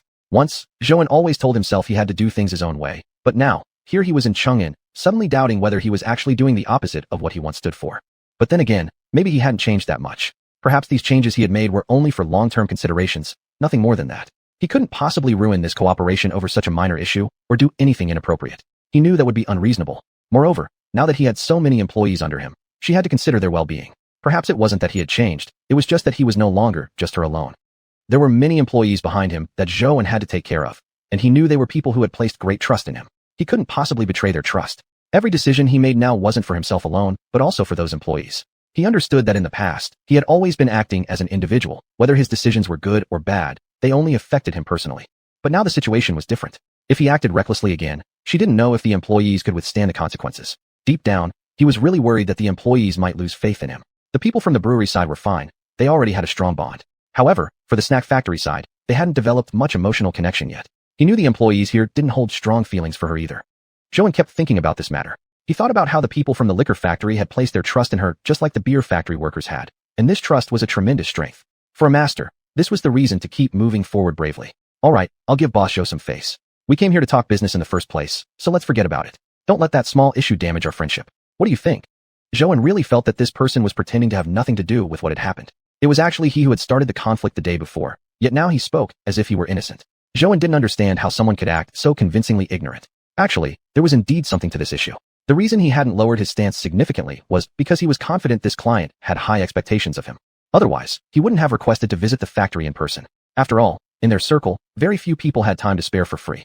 Zhou had actually figured something out. He suspected this person indeed wanted to cooperate with him, but she also felt concerned that their temporary factory, being newly established, might not seem reliable enough. Chapter 268 How much hurt? That was why he had come here to check things out himself. It was just like buying clothes. Only after seeing it and feeling it for himself could he feel at ease. Real estate agent turned here. What he meant was simply to offer a way out for both sides, ending the matter right there. One was actually quite pleased too. Fortunately, this client was different from that time when xiuxian had troubles. This one at least made some sense. Naturally not. We will keep cooperating. We won't talk about those issues anymore. And if this cooperation works out, it's going to be a huge profit. Don't let a woman cause so much tension between us. As Zhou listened to those words, he felt deep sadness inside. The moment he recalled how Chang had looked just now, he felt a sharp pain in his heart. He knew that Chang must now be sitting in her break room. Perhaps she wasn't even reading her picture book at the moment, though Zhou knew she loved to read illustrated books. That was exactly why he'd gotten many of them specially for her office. Yet now, Zhou thought maybe Chang was just sitting wordlessly on the chair in the break room. Was Chang extremely heartbroken at this moment? Although Zhou understood she had every reason to be angry and had clearly been wronged, he felt worst of all, because even knowing Chang had suffered injustice, he still could do nothing for her. Zhou didn't bother wasting more words with the client. Once the conversation had returned to business, he handed the client directly over to his general manager. Zhou hadn't been directly managing the snack factory deal for a while, having entrusted it all to the general manager. He felt completely at ease doing so, as the person had been introduced by his older cousin, which gave him confidence. After leaving the client, Zhou went straight to the break room. He couldn't stand letting Chang be alone anymore. He was the only person who deeply loved Chang in this world, and Zhou knew fully well how much he trusted him. Chang, what exactly happened? Zhou had thought it over for a long time, whether or not he should ask about this incident. Actually, he wanted to be just like before. Though Chang understood little about the business world, she had been clearly hurt by this event. Yet Zhou still wished for her to remain ignorant of everything. He didn't want her to know all of this. If only he could return to the past. If so, none of this would have happened. He deeply regretted bringing Chang here at all. He should have made a decision earlier. Perhaps things wouldn't have dragged on until reaching this point. Zhou truly felt remorseful, regretting having involved her in these matters, especially in his own territory. He felt a deep sense of guilt, but felt helpless. He could do absolutely nothing to help Chang, except comfort her, though what good was comfort really? Back during his meeting with that client, Zhou would never be able to forget what the man had done and said just now. He knew that wasn't what he wanted. Though he genuinely wished to defend Chang, wished to help her vent her anger, he still couldn't. The only thing left for him to do was to make sure Chang came out of this incident unscathed, without being humiliated, without suffering any more harm. Moreover, Zhou had decided, maybe from now on he should tell Chang certain truths. Deception wasn't the answer, nor a sustainable strategy. At that moment, he deeply regretted his past silence. Before, he had believed he could protect Chang well, but now, he clearly had failed to properly protect her, allowing her again and again to suffer hurt. If only he could have been a bit more decisive, a bit less confident, these events wouldn't have occurred. He didn't know what was going on in Chang's heart now. His only wish was for Chang to emerge from this incident with a clean escape, so she'd never again face such an experience. At this moment, Zhou realized fully that his abilities were severely limited. He couldn't even protect those closest to him, let alone those he wanted most to protect. Furthermore, Zhou increasingly felt that right now, he was no different from before. He was even worse off now, living more pathetically than before. Even though he knew clearly that Chang had been wronged in this matter, what difference did it make? He couldn't say a word in her defense, couldn't fight for justice for her. Even Zhou didn't know how to face Chang. She'd faced such an incident right in his own factory, even though he'd promised her specifically before that he would definitely protect her well. At that time I was working, and he came up to talk to me. You told me not to speak casually to strangers, so I ignored him. Then he felt disrespected, and we began to argue. Later, the supervisor arrived, and he asked the supervisor to introduce me to him. Zhou hadn't expected it to turn out like this. Hearing Chang speak so calmly about the incident now, he realized she probably didn't want to talk much at the moment. Perhaps she needed time to calm herself. Zhou had always deeply trusted Chang. He knew she would never deliberately cause him trouble, and that she truly listened to what he said. Even words he had spoken to her a very long time ago, she still remembered clearly. Perhaps it was because he'd just had too much to drink, but he felt he should have told Chang everything a long time ago. Maybe he should have explained earlier those truths that everyone else already understood. If he had, then Chang wouldn't have been hurt like this. He didn't even know how to put it into words now. Zhou truly believed all of this was entirely his own fault. Chang, I'm sorry. I let you endure such humiliation. I know, this wasn't your mistake. In fact, Chang already somewhat understood what was going on. She also realized now that perhaps the world wasn't exactly as she had imagined it, certainly not as beautiful as she believed. Long ago, she remembered Zhou telling her once that the world wasn't as good as she thought. At that time, Chang had pressed him for an explanation as to why he had said such a thing, but Zhou hadn't answered. Now she finally understood. Now she understood why Zhou had said the world was different from how she imagined it. Back then, in her eyes, the world was full of people and fresh new things, truly like a fairyland. But now, having encountered an experience like this, Chang finally truly understood the meaning behind Zhou's words back then. Actually, she hadn't taken this matter too seriously. It was just because this was her very first experience of such an incident, and she had felt confused about what to do. Compared to that, she worried more about whether Zhou was angry with her. Chang truly felt that since starting work, she had brought Zhou in so much trouble. She didn't know what Zhou thought of her now. Chang really feared that Zhou would come to dislike her. She knew that, although none of this was her fault or her doing, the incidents had indeed occurred and were directly related to her. Chapter 269. Everything is so difficult. Chang really didn't want Zhou to dislike her, nor did she want him to misunderstand her. It would truly hurt her deeply. It seemed like ever since Chang started working here, she had never really worked in peace. Whenever things calmed down for a few days, something always came up. Chang couldn't figure it out herself. What exactly had she done wrong? Why did these troublesome matters always come her way? She hadn't done anything wrong, and had been working hard all along. Chang truly only wanted to survive in this world, to live a simple life with a simple job like most people. Yet now, Chang felt everything was so hard. Maybe, just maybe even that kind of simple life was difficult for her to obtain. Hearing Zhou speak like this now, Chang felt deeply moved. She was genuinely afraid that Zhou would be angry with her. She didn't know whether Zhou was saying these things to stop her from feeling sad, or whether he was just trying to comfort her. She didn't know whether what Zhou said was the truth. Working here during this period, Chang had come to know that Zhou was the top boss here, and the man who came today was someone collaborating with Zhou. Though Chang didn't know much about work-related matters, back in the Cold Pond dimension, Zhou had mentioned some of these things to her, so she now had a basic understanding. She knew this factory was newly built by Zhou. She knew it contained a lot of his effort. She really didn't want to cause Zhou any trouble, yet things had turned out like this. Not knowing how things would ultimately go, Chang no longer wanted to think about it. She was very grateful that Zhou had helped her out of this mess. Thank you, Zhou I don't know what else to say, Chang said softly, her head lowered. Looking at Chang, Zhou suddenly felt she was like fragile glass, truly delicate, and he was deeply worried she might start overthinking things. Perhaps Chang needed some time to rest. Zhou realized that since she began working here, she had never really had a break. Earlier, he had once wanted to take her out for a trip, but he had been too busy himself to manage it. Perhaps now was a perfect opportunity, or maybe Zhou should have let Chang rest much earlier. Chang, do you want to take a break for a while and go back to my home? You haven't really had a proper rest since starting work here, Zhou asked softly. He knew Chang was very sensitive now. One wrong word from him could easily lead to misunderstanding. He truly wanted Chang to rest. Zhou believed she must now be extremely exhausted, especially after everything that had happened. Chang looked up at Zhou but said nothing. For some reason, Zhou sensed at that moment he might have said something wrong. He suddenly felt that Chang may have misunderstood his meaning. He quickly added, Chang, I just mean that you need to tidy yourself up. Maybe you really need to take a break now, to calm down. When you're fully rested, I'll personally bring you back here to work again. Don't worry, I mean nothing else. Chang admitted to herself that indeed, at first, she thought maybe Zhou did have some other intention. He had brought up more than once before whether she wanted to quit this job altogether. Chang had asked herself whether she should return to the Cold Pond dimension. She knew she didn't belong to this world, yet she really liked it, and she especially liked Zhou. There were times when Chang actually felt she couldn't hold on any longer. This world was undeniably challenging for her. At the very least, this job alone was tough enough for her to handle. And now with all these additional problems, Chang increasingly thought sometimes she was simply too naive, feeling more and more that maybe she was just not suited for this world. Yet she wanted to keep trying. She believed things might get better if she gave it more time. It would just take time to adjust. Just moments ago, when she heard what Zhou said, she truly thought he was going to send her away. She couldn't understand exactly what he meant. She had to admit, for a moment she felt afraid. She really worried she had correctly guessed what Zhou was truly thinking. She even felt Zhou was being dismissive, maybe truly tired of her after all this happened so quickly in such a short time. Although Lu Yi had already shaken hands and made peace with her, Chang would still think of Lu Yi often. She always felt there was something unusual between Lu Yi and Zhou. Though Chang didn't know exactly what their relationship was, she still somehow sensed that their connection seemed closer than the one between herself and Zhou. Chang was increasingly feeling that she didn't really understand Zhou anymore. That knowing gratitude he showed seemed to be drifting farther and farther away from her. She didn't know whether the current situation was good or bad, nor could she tell whether she should continue staying here. Would staying here only cause Zhou more trouble? Would Zhou feel unhappy with her staying? Chang thought for a moment and quietly asked herself whether she still liked this world. But she had asked herself that almost every day. Chang truly felt that she still liked this world very much.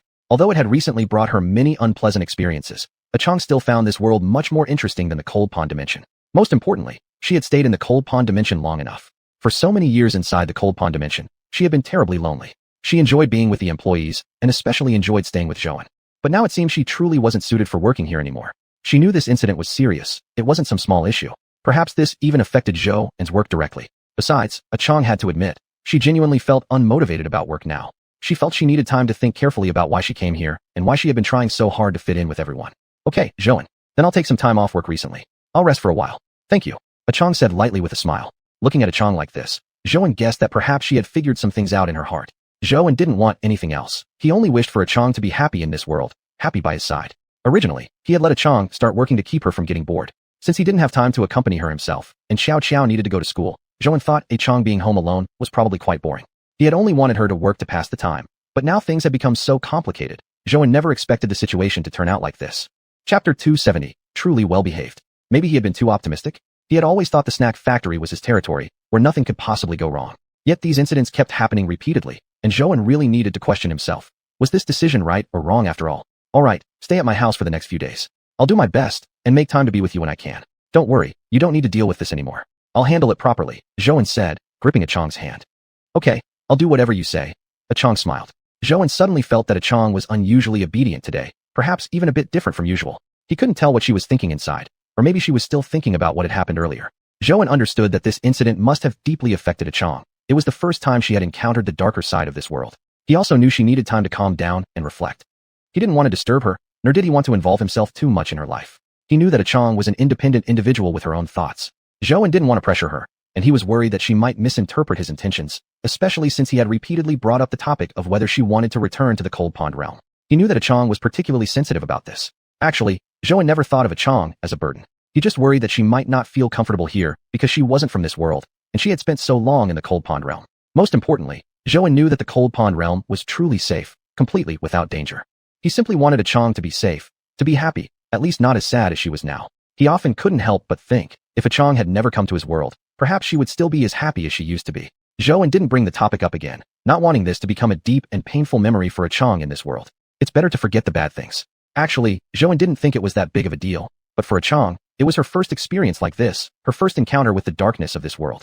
He didn't want her to feel too sad, but he also wasn't very good at comforting people. He didn't know what to do either, only trying his best to distract her from thinking about it. He just wanted Chang to be happy. Since that was decided, Zhouan took Chang back to her dormitory. After all, she wouldn't be returning here for some time, and she needed to bring along a few personal belongings. Zhouan felt that the one thing he had done right was arranging Chang's stay in a single-room dormitory, so she wouldn't have to live crowded with other employees. He knew that Chang still hadn't fully adapted to this world, and she hadn't yet gotten used to it.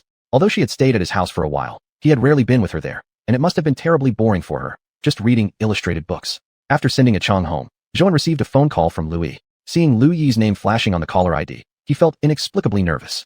Zhouan didn't know why, but he was anxious. He wasn't sure whether what he was doing now was right or wrong. Of course, he was convinced that Chang was currently unfit to work, knowing how upset she was inside. It was, after all, her first time going through such an ordeal. Anyone in her position would feel wronged. But if Lu Yi found out that Chang was currently living in his house, Zhouan didn't know if she would misunderstand or suspect something. He knew Lu Yi cared for him a lot and genuinely liked him. Zhouan had originally not intended to deceive her either. If this caused conflict between them, Zhouan really didn't know how to deal with it. Regarding Chang's true identity, there was no way Zhouan could explain. It was an unspoken secret he had to keep. But right now, Zhouan didn't have the time or luxury to think about that. Work couldn't continue like this, and he knew Chang didn't want to return to the Cold Pond realm. Truthfully, Zhouan didn't mind this either. The Cold Pond realm was dull and vast, hardly a place anyone would wish to enter. If not for the difficult times he once faced, Zhouan wouldn't have wanted to stay there any longer either. He still remembered that whenever he faced hardship before, he would retreat to the Cold Pond realm. He always felt that place brought him inner peace and allowed him to let go. At least, it gave him a temporary escape from reality's troubles, even if just for a while, allowing him to forget himself. Zhouan really liked that feeling, although he knew he couldn't truly run away from problems. But at least sometimes, it was okay to indulge himself a little. Hello? Lu Yi, what's wrong? Zhouan asked somewhat anxiously. He knew very well that he was indeed feeling a little guilty inside, all because of Chang. Zhouan had truly never intended to deceive Lu Yi about anything. He had always been willing to share everything about his personal life with her, and he genuinely wanted to be completely honest and open with her. But when it came to Chang, he really couldn't tell the truth. This was a secret he alone had to keep, and he had told this lie only out of necessity. If possible, he really wanted to tell Lu Yi everything. That way, he could face her openly and without hesitation every single day. Zhouan had always known lying was wrong, and he hated keeping silent, but he had no other choice. Just like with his previous relationship with xiuxian, if he had only told her the truth from the beginning, they wouldn't have ended up going their separate ways and breaking up like that. Zhouan deeply regretted it. Although he had long since moved on from that relationship, it still held a very important place in his heart.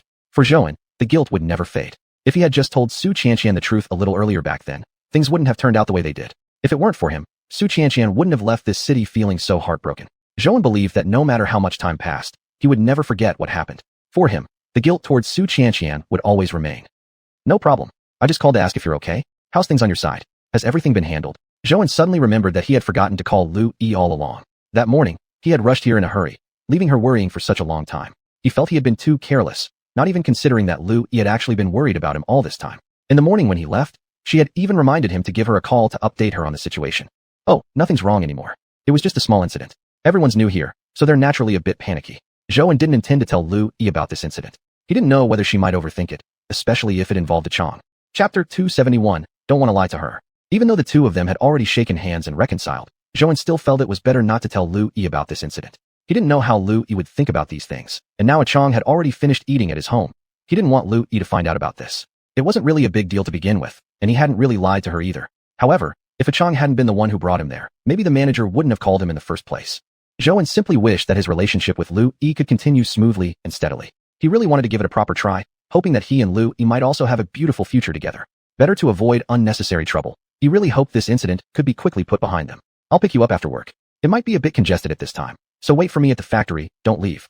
Zhou truly felt that he now wanted to properly date Lu Yi and carefully nurture their relationship. Lu Yi was genuinely his lucky girl, and had genuinely helped him a lot. Zhou was sincerely grateful for everything Lu Yi had done for him. Of course, he knew that Lu Yi loved him deeply, and now he had also come to love her dearly as well. He didn't want to miss out on Lu Yi or let their relationship end so soon. Zhou told a Chang to stay at his place, after which Auntie Zhou would come to cook. Then Zhou left. He really wanted to meet Lu Yi now and didn't want her to know about everything that had happened. Zhou, is really nothing wrong? Lu Yi saw Zhou waiting for her at the factory entrance and immediately ran over to ask. Even though he had already told her on the phone, Lu Yi was unsure whether Zhou was just saying that to prevent her from worrying. Actually, Lu Yi had been having a certain feeling lately. She didn't know where it came from, but she had a sense that something was about to happen recently. The snack factory had been going too smoothly. Although she understood the power of her fan base was quite strong, Lu Yi still remained self-aware.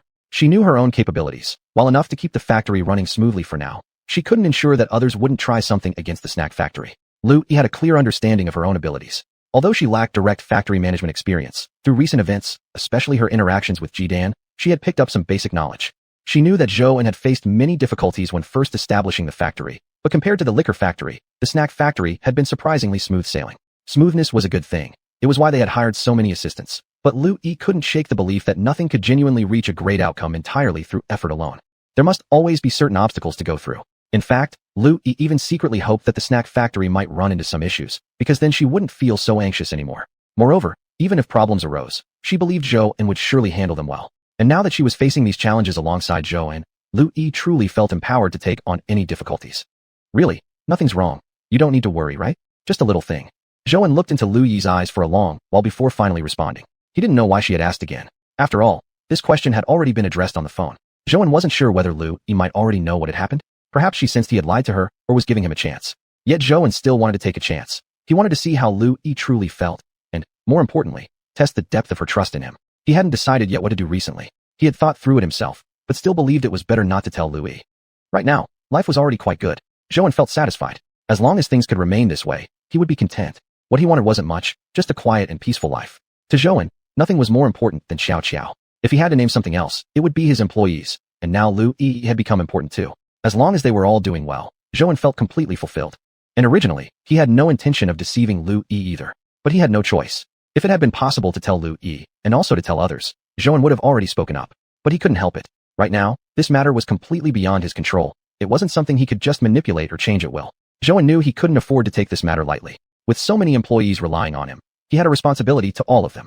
And now that he had come this far and reached such a high position, he understood that if things fell apart, the consequences would be severe. He didn't want to go back to how things used to be. He didn't want to feel powerless again, unable to do anything. The life he had now, Zhou truly believed it was enough. Back then, he used to think maybe life was better in the past, but now he realized he preferred the present. After all, a life without worries about food or clothing was much more comfortable. He had also thought about how to proceed in the future, how to properly express his feelings to one, whether to rely on methods or emotional stability. But he still hadn't found the right choice. Okay, I was just worried you were hiding something from me because you didn't want me to worry. But if something really happens, you must tell me. I will definitely try my best to help you. After all, we are in a relationship now, right? That was just how Lu Yi was. She believed that once two people became involved, once there was an emotional bond, honesty became a must-do responsibility. Because of past experiences, Lu Yi valued sincerity even more. Zhou didn't want to deceive anyone either. Lying wasn't easy. Once you told one lie, you would need countless others to cover it up. Even a white lie, what difference did it make? Even if there was no other way out, what could you do? In the end, it was still lying. But Zhou hadn't yet found a solution. He couldn't balance the current relationship, nor did he know how to explain Chang's involvement. Though he didn't want to lie, he truly didn't know what else to do. If there was even one reason that could justify telling the truth, he wouldn't choose deception. He wouldn't choose to hide things from Lu Yi. Living a life of deception wasn't easy. In fact, it felt like every day was filled with anxiety and fear. He was terrified that one day Lu Yi would find out the truth on her own. You can rest assured. I know, Lu Yi. Believe me, I can handle everything well. Zhou patted Lu Yi's hand gently as he spoke. Chapter 272, the grand finale. If Zhou truly dared to look down on her, Lu Yi thought to herself, she would definitely punch him. But more importantly, Lu Yi didn't even know whether Zhou wanted this child. If he truly didn't want the child, Lu Yi really didn't know what she would do. Her marriage with Zhou had been too fast, far faster than she had planned. And Zhou already had a child. Lu Yi didn't know whether he wanted another. How lovely Xiao was, Lu Yi understood it well. Ever since she entered this family, they had at least never had any conflicts. She could feel how mature and thoughtful Xiao always was. Lu Yi genuinely liked Xiao. She truly treated her as her own daughter. And their relationship now was so much better than when they first met. Lu Yi couldn't help but gently stroke her stomach. Was there really a little baby in there? Would it be a boy or a girl? She wondered how many months along she was. At the same time, Zhou was anxiously queuing up for a registration number. He felt that each second was unbearably long. He hoped it would be a girl. The little one would surely resemble Lu Yi more. Zhou longed to see what little Lu Yi looked like, and Xiao probably wanted a younger sister as well. He truly hoped for a daughter, someone as beautiful as Lu Yi. He didn't want the child to take after him at all. Although he already had a daughter, Zhou still sincerely wished that if this pregnancy were real, it would remain a girl. If it were a boy, Zhou would probably worry. Although he had already achieved decent success, he still felt it was far from enough. This path had been so incredibly difficult, and the hardships were things only he himself truly knew. Lu Yi had helped him endlessly, and he felt that without her, he never could have made it this far, nor possessed everything he had now. At that time, her instincts were right. Zhou truly believed that if he hadn't dreamed of Lu Yi, he might never have entered into marriage again. It was Lu Yi who made him believe that love was still worth believing in, and made him look forward to family life. He would never forget the day when he brought Lu Yi to meet Xiao for the first time, how Lu Yi had been back then. For Zhou, that moment was the truest representation of Lu Yi in his heart, and even then, he hadn't expected Lu Yi to go that far for him. She clearly wasn't someone who usually interacted much with children, yet she was willing to try her best to cheer up his daughter. Ever since that moment, Zhou knew that Lu Yi was an extraordinary girl, one he didn't want to lose, one he didn't want to miss anything related to, and someone he definitely wanted to stay together with. Although he knew he had nothing to offer, and that there were plenty of better people out there, indeed, many more, he himself didn't have anything particularly special. Zhou truly believed that, without Lu Yi, he wouldn't have possessed any of what he had now. He wouldn't be able to have this new life at all. Meeting Lu Yi had indeed been the luckiest thing to ever happen to him. When he thought about how narrowly he and Lu Yi had almost missed each other, he felt unbearable regret. But from the moment he felt how truly important she was to him, he understood her significance in an entirely new way. His older sister was important to him professionally, and Zhou could clearly feel how much of his life she already occupied. He looked at Lu Yi sitting there from afar, and felt a surge of tenderness toward the girl. But he also would never forget how she looked when they had reconciled that day. He truly, sincerely appreciated her willingness to give him another chance at marriage, and to allow him this second opportunity. There were many times when Zhou himself didn't understand his own thoughts. Perhaps it was because his work had simply been too busy, or maybe due to some other matters that had made it impossible for him to truly invest himself in their relationship. But regardless, Zhou knew one thing. He had wronged Lu Yi, and he hadn't cherished their relationship well. But thankfully, despite all the twists and turns, Zhou and Lu Yi had stayed together after all. Having a home truly was a very fortunate thing. Right now, he felt incredibly happy, so much that he felt like he might burst into song. He could feel his life slowly changing, becoming entirely different from what it had been before. Now, whatever he did seemed to be full of vitality and energy, something that had completely lacked in his past life. Back then, Zhou had always wanted a stable life, but he never really had a clear goal. He had simply longed for a fleeting vision of peace. However, after meeting Lu Yi, things truly seemed to be getting better little by little. Whether it was the winery or the snack factory, Zhou felt that everything had been improving steadily over time. Of course, Zhou clearly understood that all of this was thanks to Lu Yi. Without her, he could never have achieved what he now had. The end.